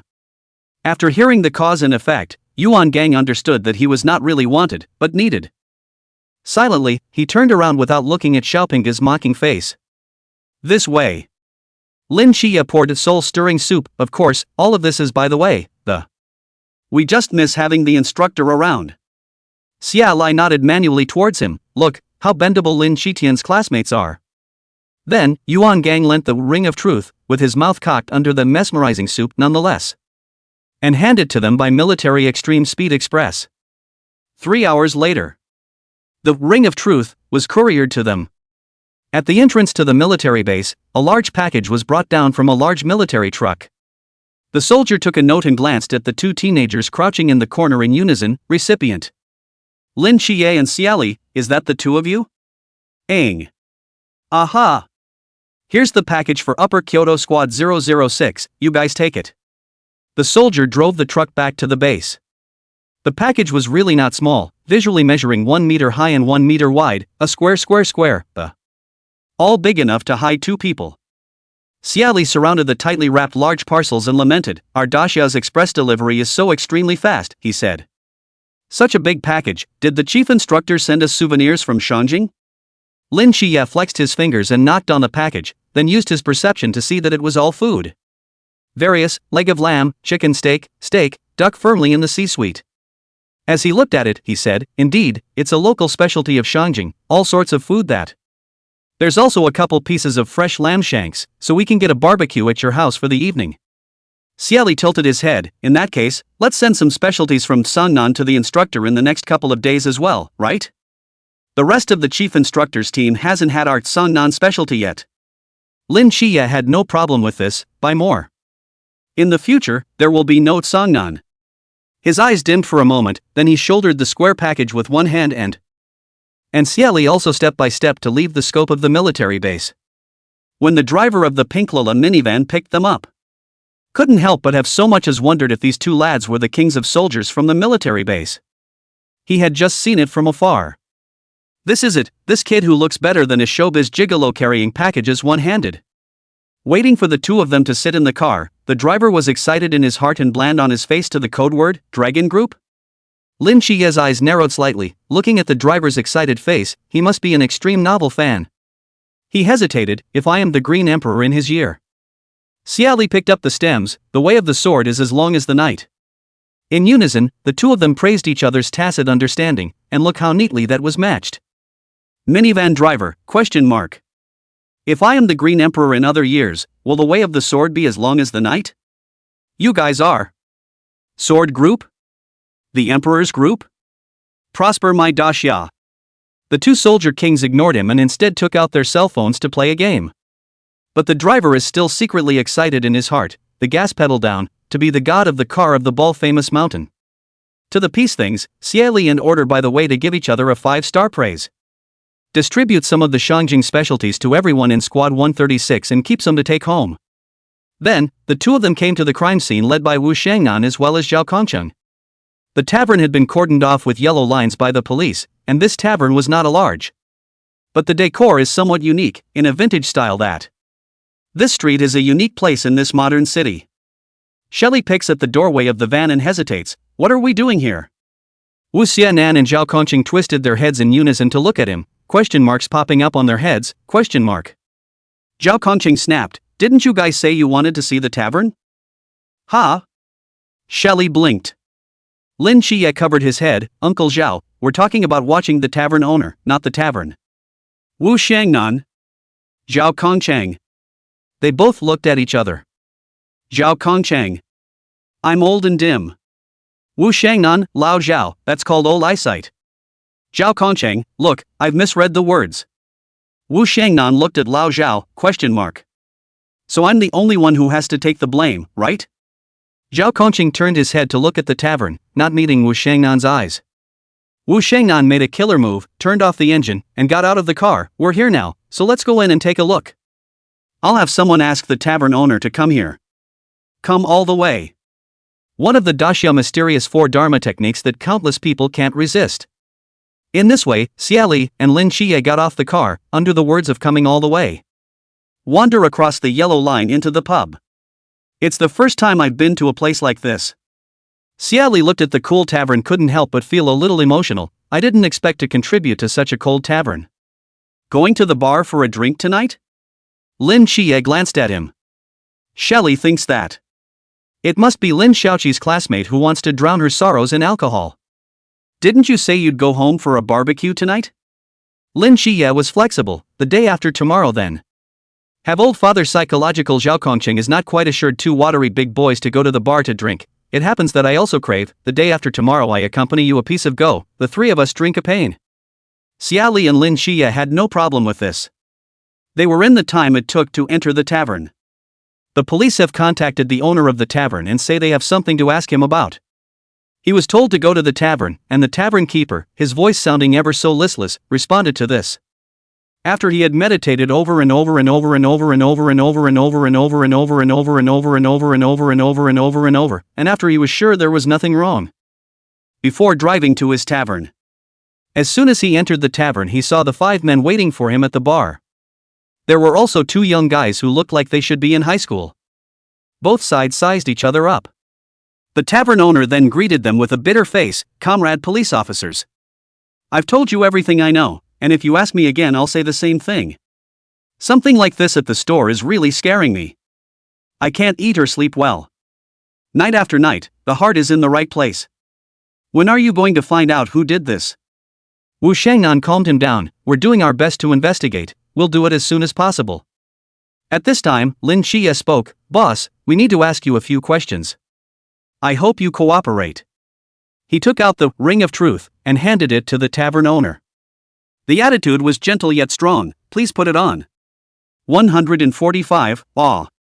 The tavern owner is not a stupid bee, so when he saw this ring that was scattered with suspected forbidden objects, hands clenched into fists and slightly scrunched up, a little scared, he asked, "What's this?" I'm just a small business owner. You're not going to torture me, are you? You're breaking the law. He wimped out, as normal people do when faced with the unknown.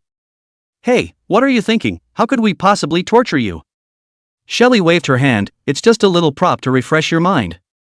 Helps refresh your foggy brain. Lin Qiye, bring it on. Facing the crowd, the tavern owner will put the ring of truth on, with confidence. That clueless look was half aware of what would happen next. Ring of truth, belt. Lin Qiye put his hands in his pockets and asked the tavern owner, "Is that video true or false? Where did you come from?" The tavern keeper hasn't realized the gravity of the situation. He himself tells the truth. It's true, I shot it. That doesn't sound wrong. Wu Shangnan and Zhao Kongchang glanced at each other, both of their mouths twitching slightly, and they knew that even putting the ring of truth on the tavern keeper won't turn someone who isn't a murderer into a murderer. Xie Li was simpler and rougher. He directly asked, "Did you have anything to do with those people being killed?" Wu Shangnan and Zhao Kongchang thought.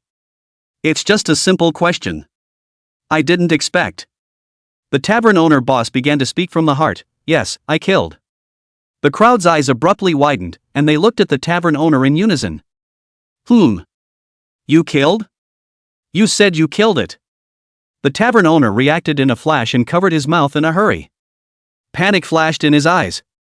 Oops. How to say what's on your mind? To die.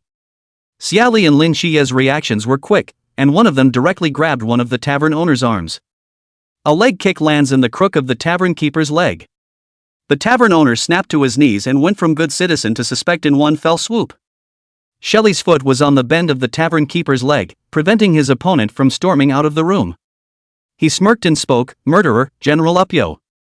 The teenager's brow with a smile made 10,000 mud horses fly through the tavern owner's mind.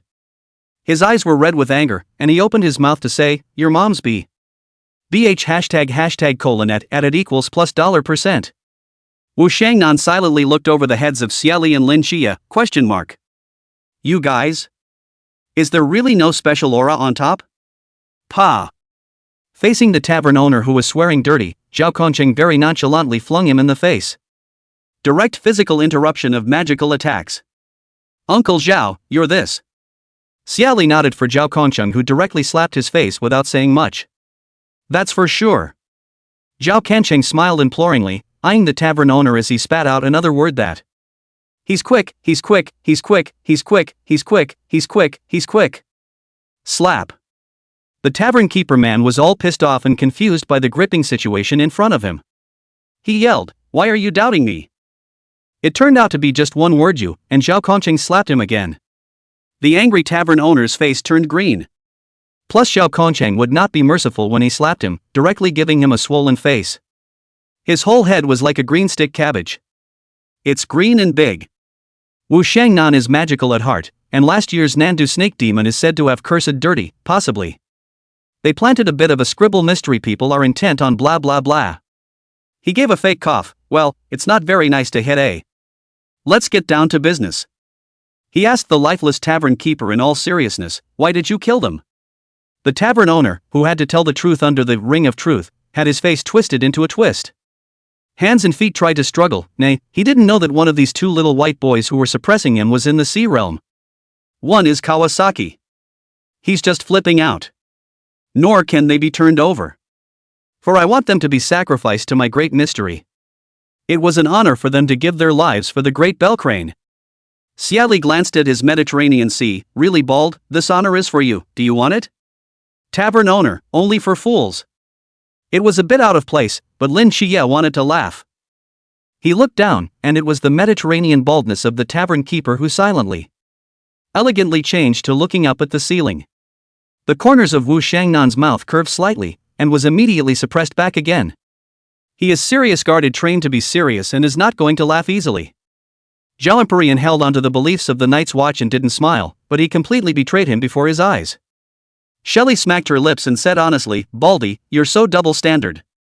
The tavern owner's face continued to twist as he spoke from the heart, Bah. You're the bald one. Your whole family is bald. I'm the handsome man in the sky. It's called double standard. Foolish mortals are not worthy of comparison. Just you, handsome? Lin Qiye issued a sole question.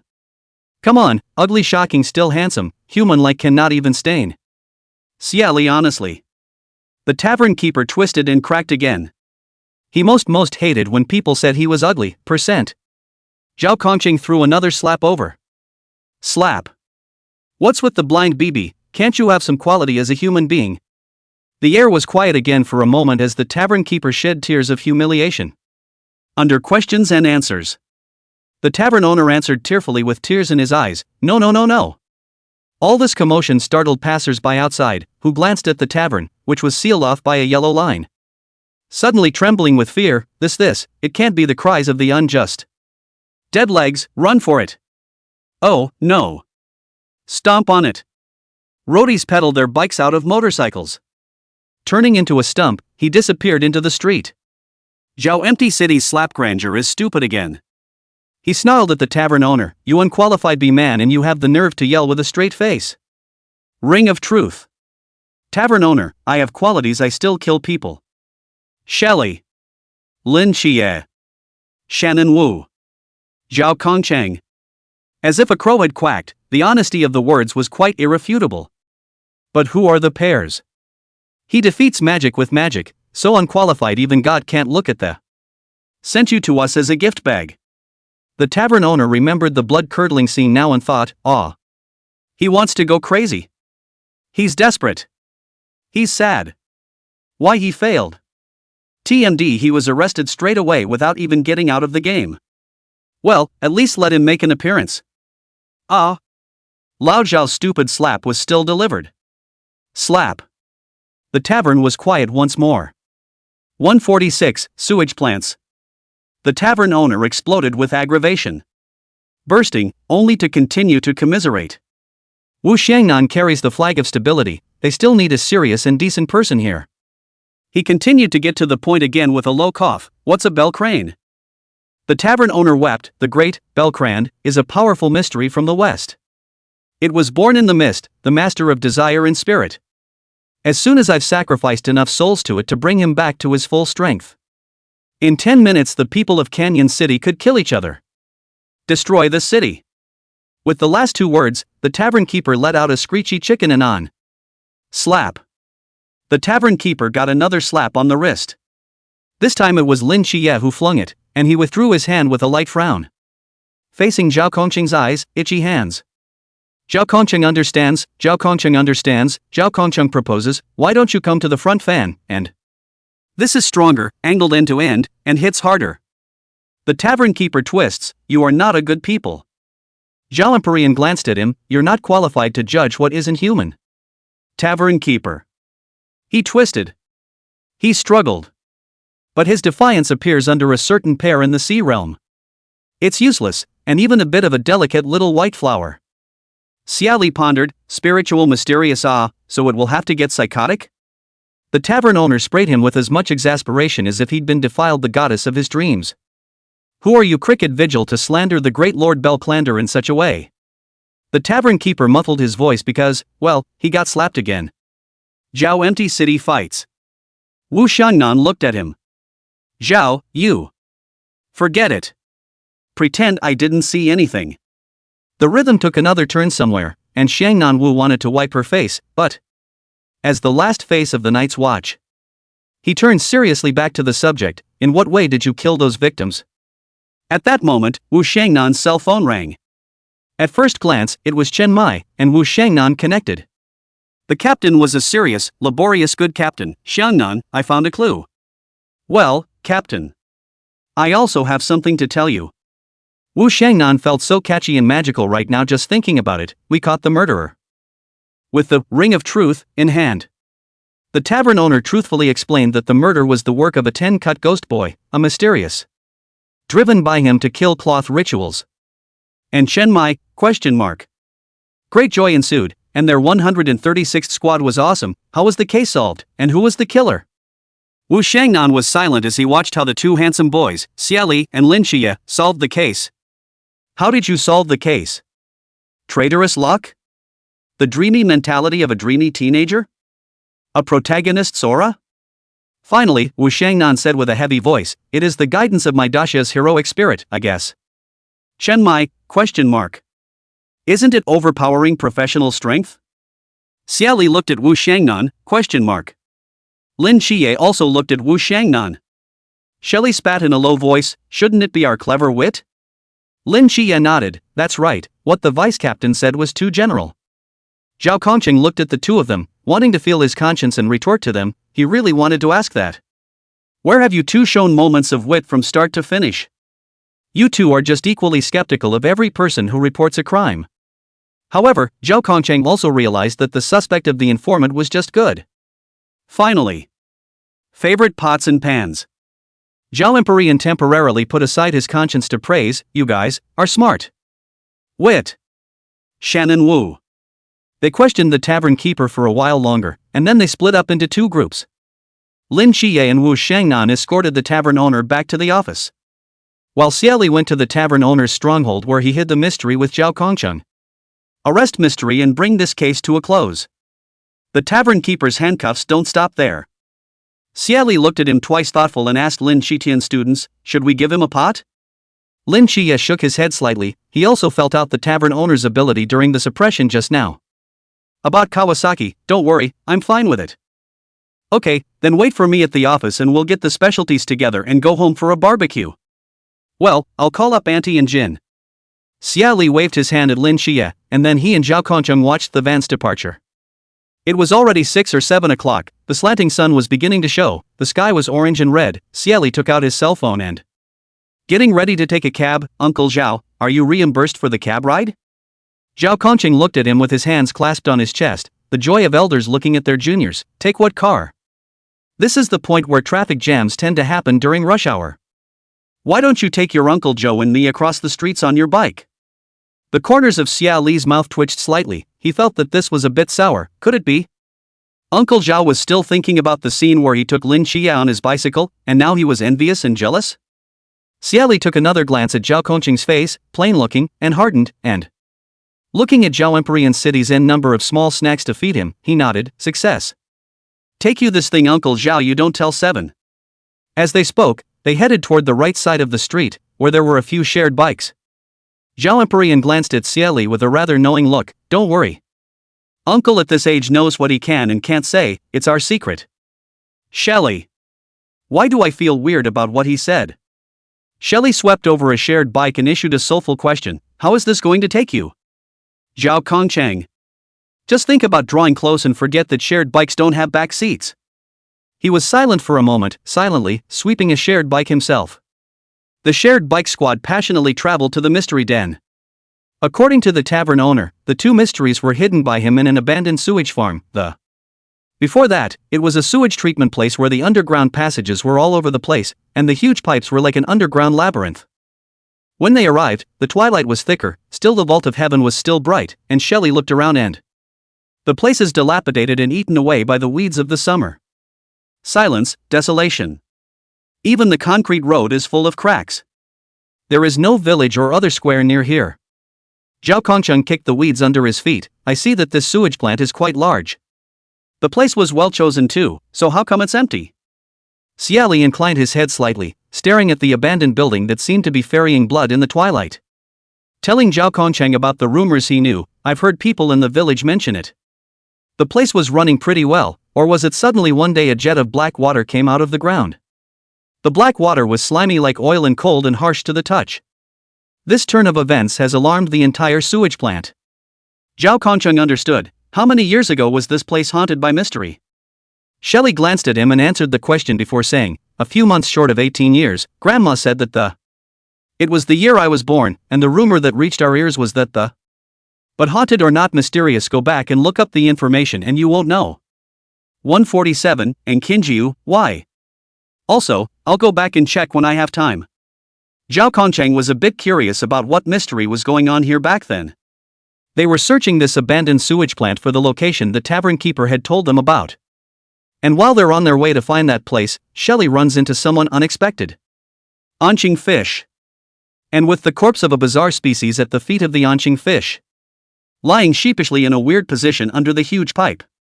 And Xingyu turned back alertly, her eyes brightened slightly when she saw that it was Xie Li. Then he saw Zhao Kongcheng by Xie Li's side return to his normal self. He knew that this man is the night watchman Zhao Kongcheng. Bizarre mystery bodies in huge sewer pipes. A seemingly svelte teenager. How coincidental is that combination?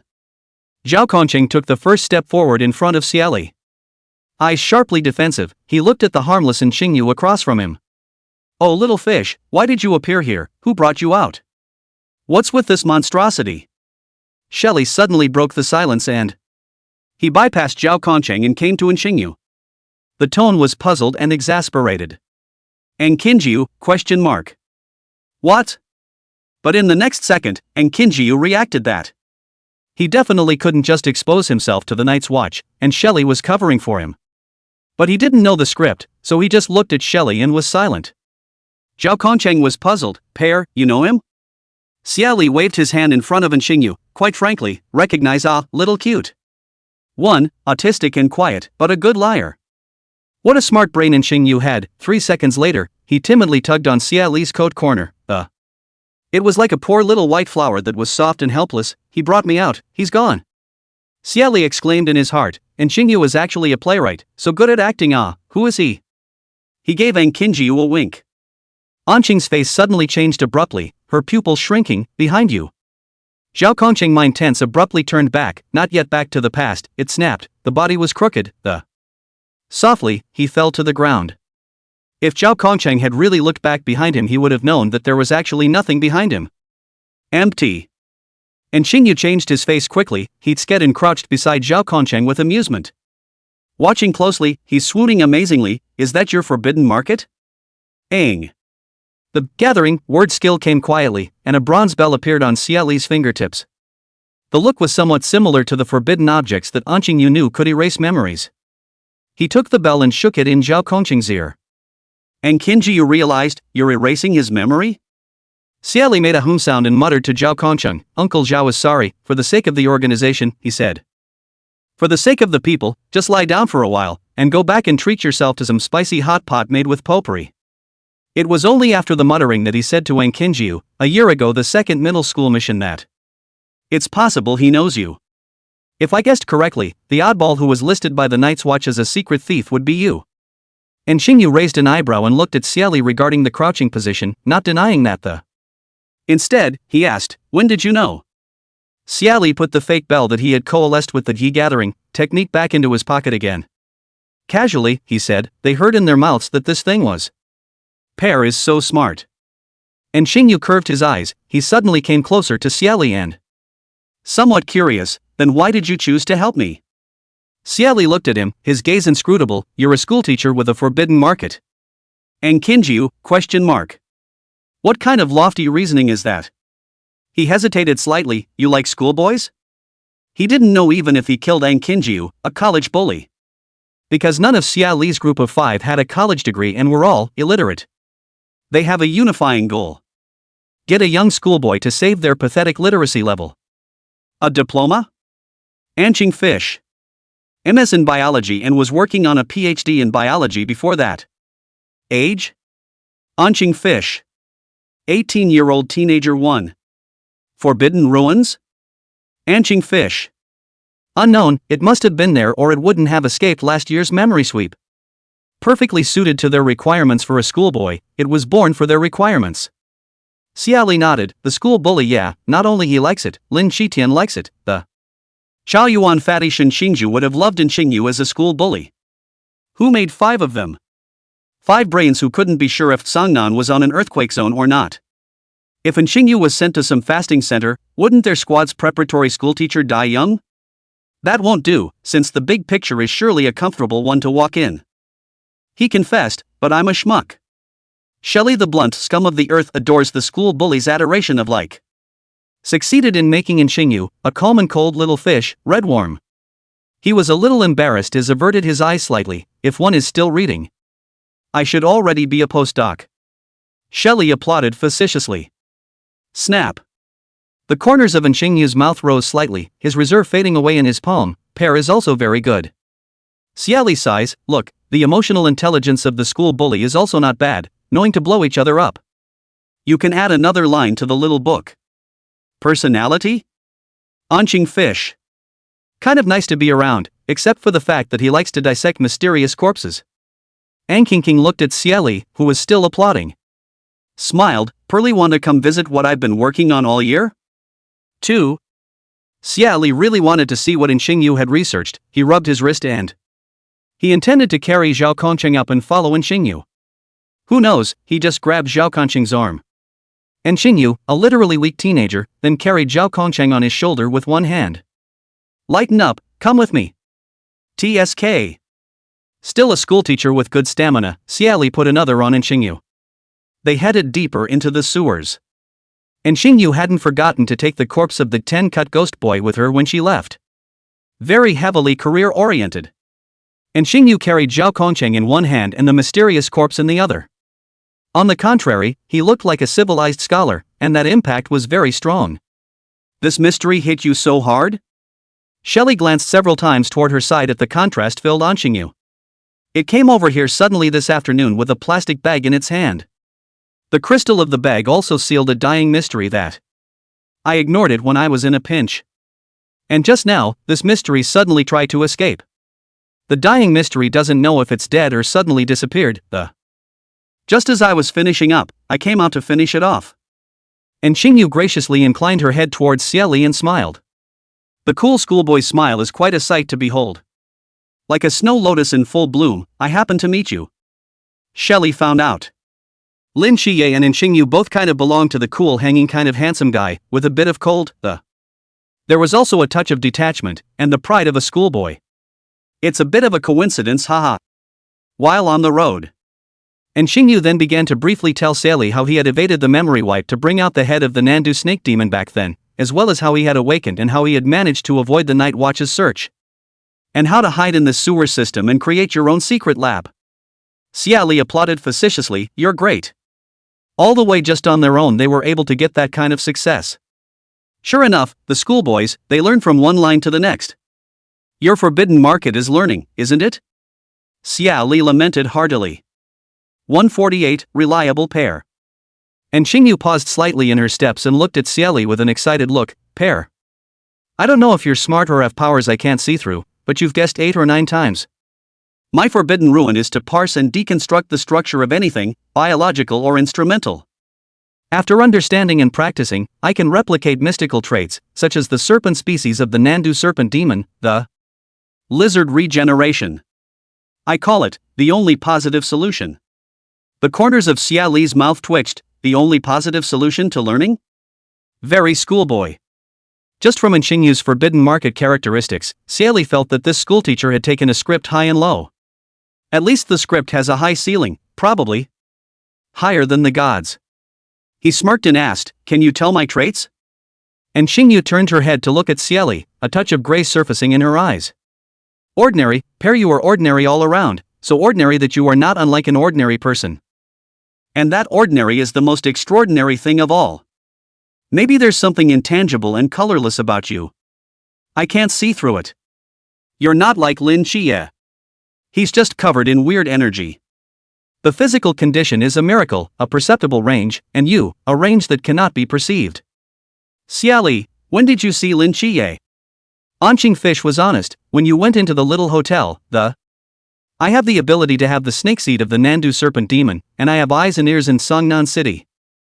They came to the secret laboratory, and Xingyu showed Xie Li the results he had achieved in the past year. He shows one and Xie Li gives him a nod. And Xingyu Polytechnic Man's reserve was thrown to the sky, his smile grew brighter and brighter. Until the display of the last of the pythons. His eyes burned, this is the most beautiful chicken I've ever seen in my life. Xie Li was silent for a moment and honestly said, what if you meet Phoenix later? And Kinjia changed her tone, this is by far the most beautiful chicken I've ever seen. The accounts of Biffen vary from myth to myth. But one feature is that he breathes fire, and the power of its flames. I expect it's a match for Samadhi. Samadhi fire?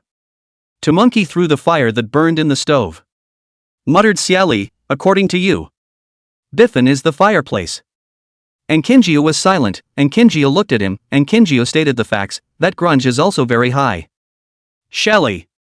Is that by Fong a stove fire and Comrade Lao Tse one of the 3 Qings, Taishan Lao Jun?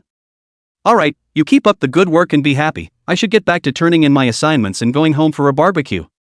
Xie Li was carrying Zhao Conqing on the ground with one hand and left. And Xingyu suddenly asked, Xie Li, don't you have any other questions? Xie Li looked back at him, such as? And Xingyu locked eyes with him, will it jeopardize Songnan, will it harm ordinary people?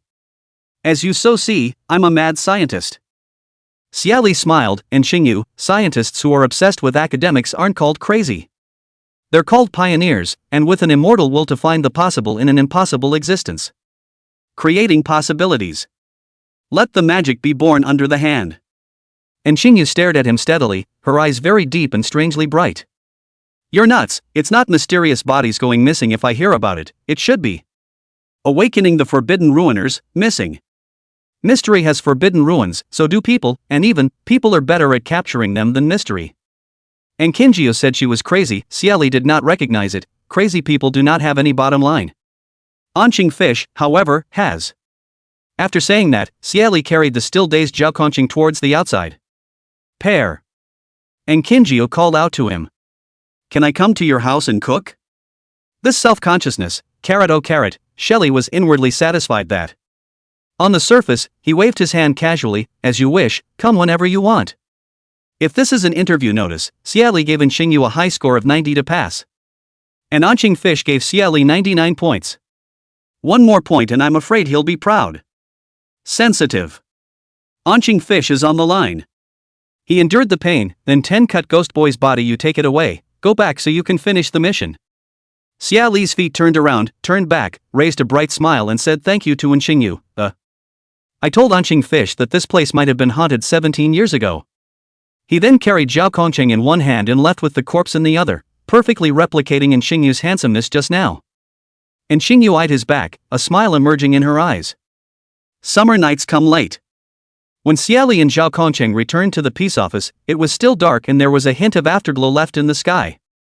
Zhao Kongcheng was explaining his and Xie Li's mission to the crowd. Our operation went well this time. When we get to where the tavern owner said we'd find that 10-cut ghost boy. Pear knocked the monster away with a single pot, but no one expected that mystery to split. He didn't notice for a moment and took a hit, blacking out.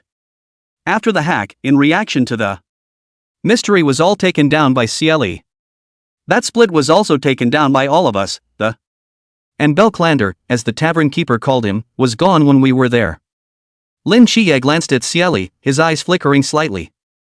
And then said, it seems that Bell Crane has other mysterious powers. Chen Mai complimented Xie Li like a parent, you guys have been great today. Come on home and eat, 7 nights has everything sorted and packed.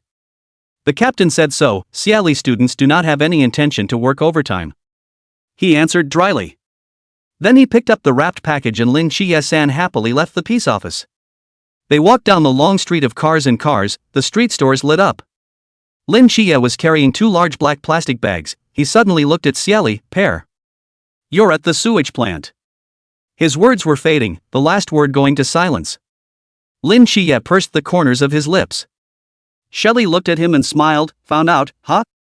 Xie Li's frank attitude made Lin Qiye also couldn't help but smile a bit. Well, if there are no accidents. Uncle Zhou won't be accidentally attacked by a 10-cut ghost boy with a black eye. Pear is very reliable. Xie Li didn't hide it from him. We met in Xingyu who just slaughtered the 10-cut ghost boy at the sewage plant, and he now knows my dad, and his relationship seems to be pretty good, and Lin Qiye picked up, he's a schoolteacher, and you gave him 2 persimmons on New Year's Eve. Relationships are considered fair.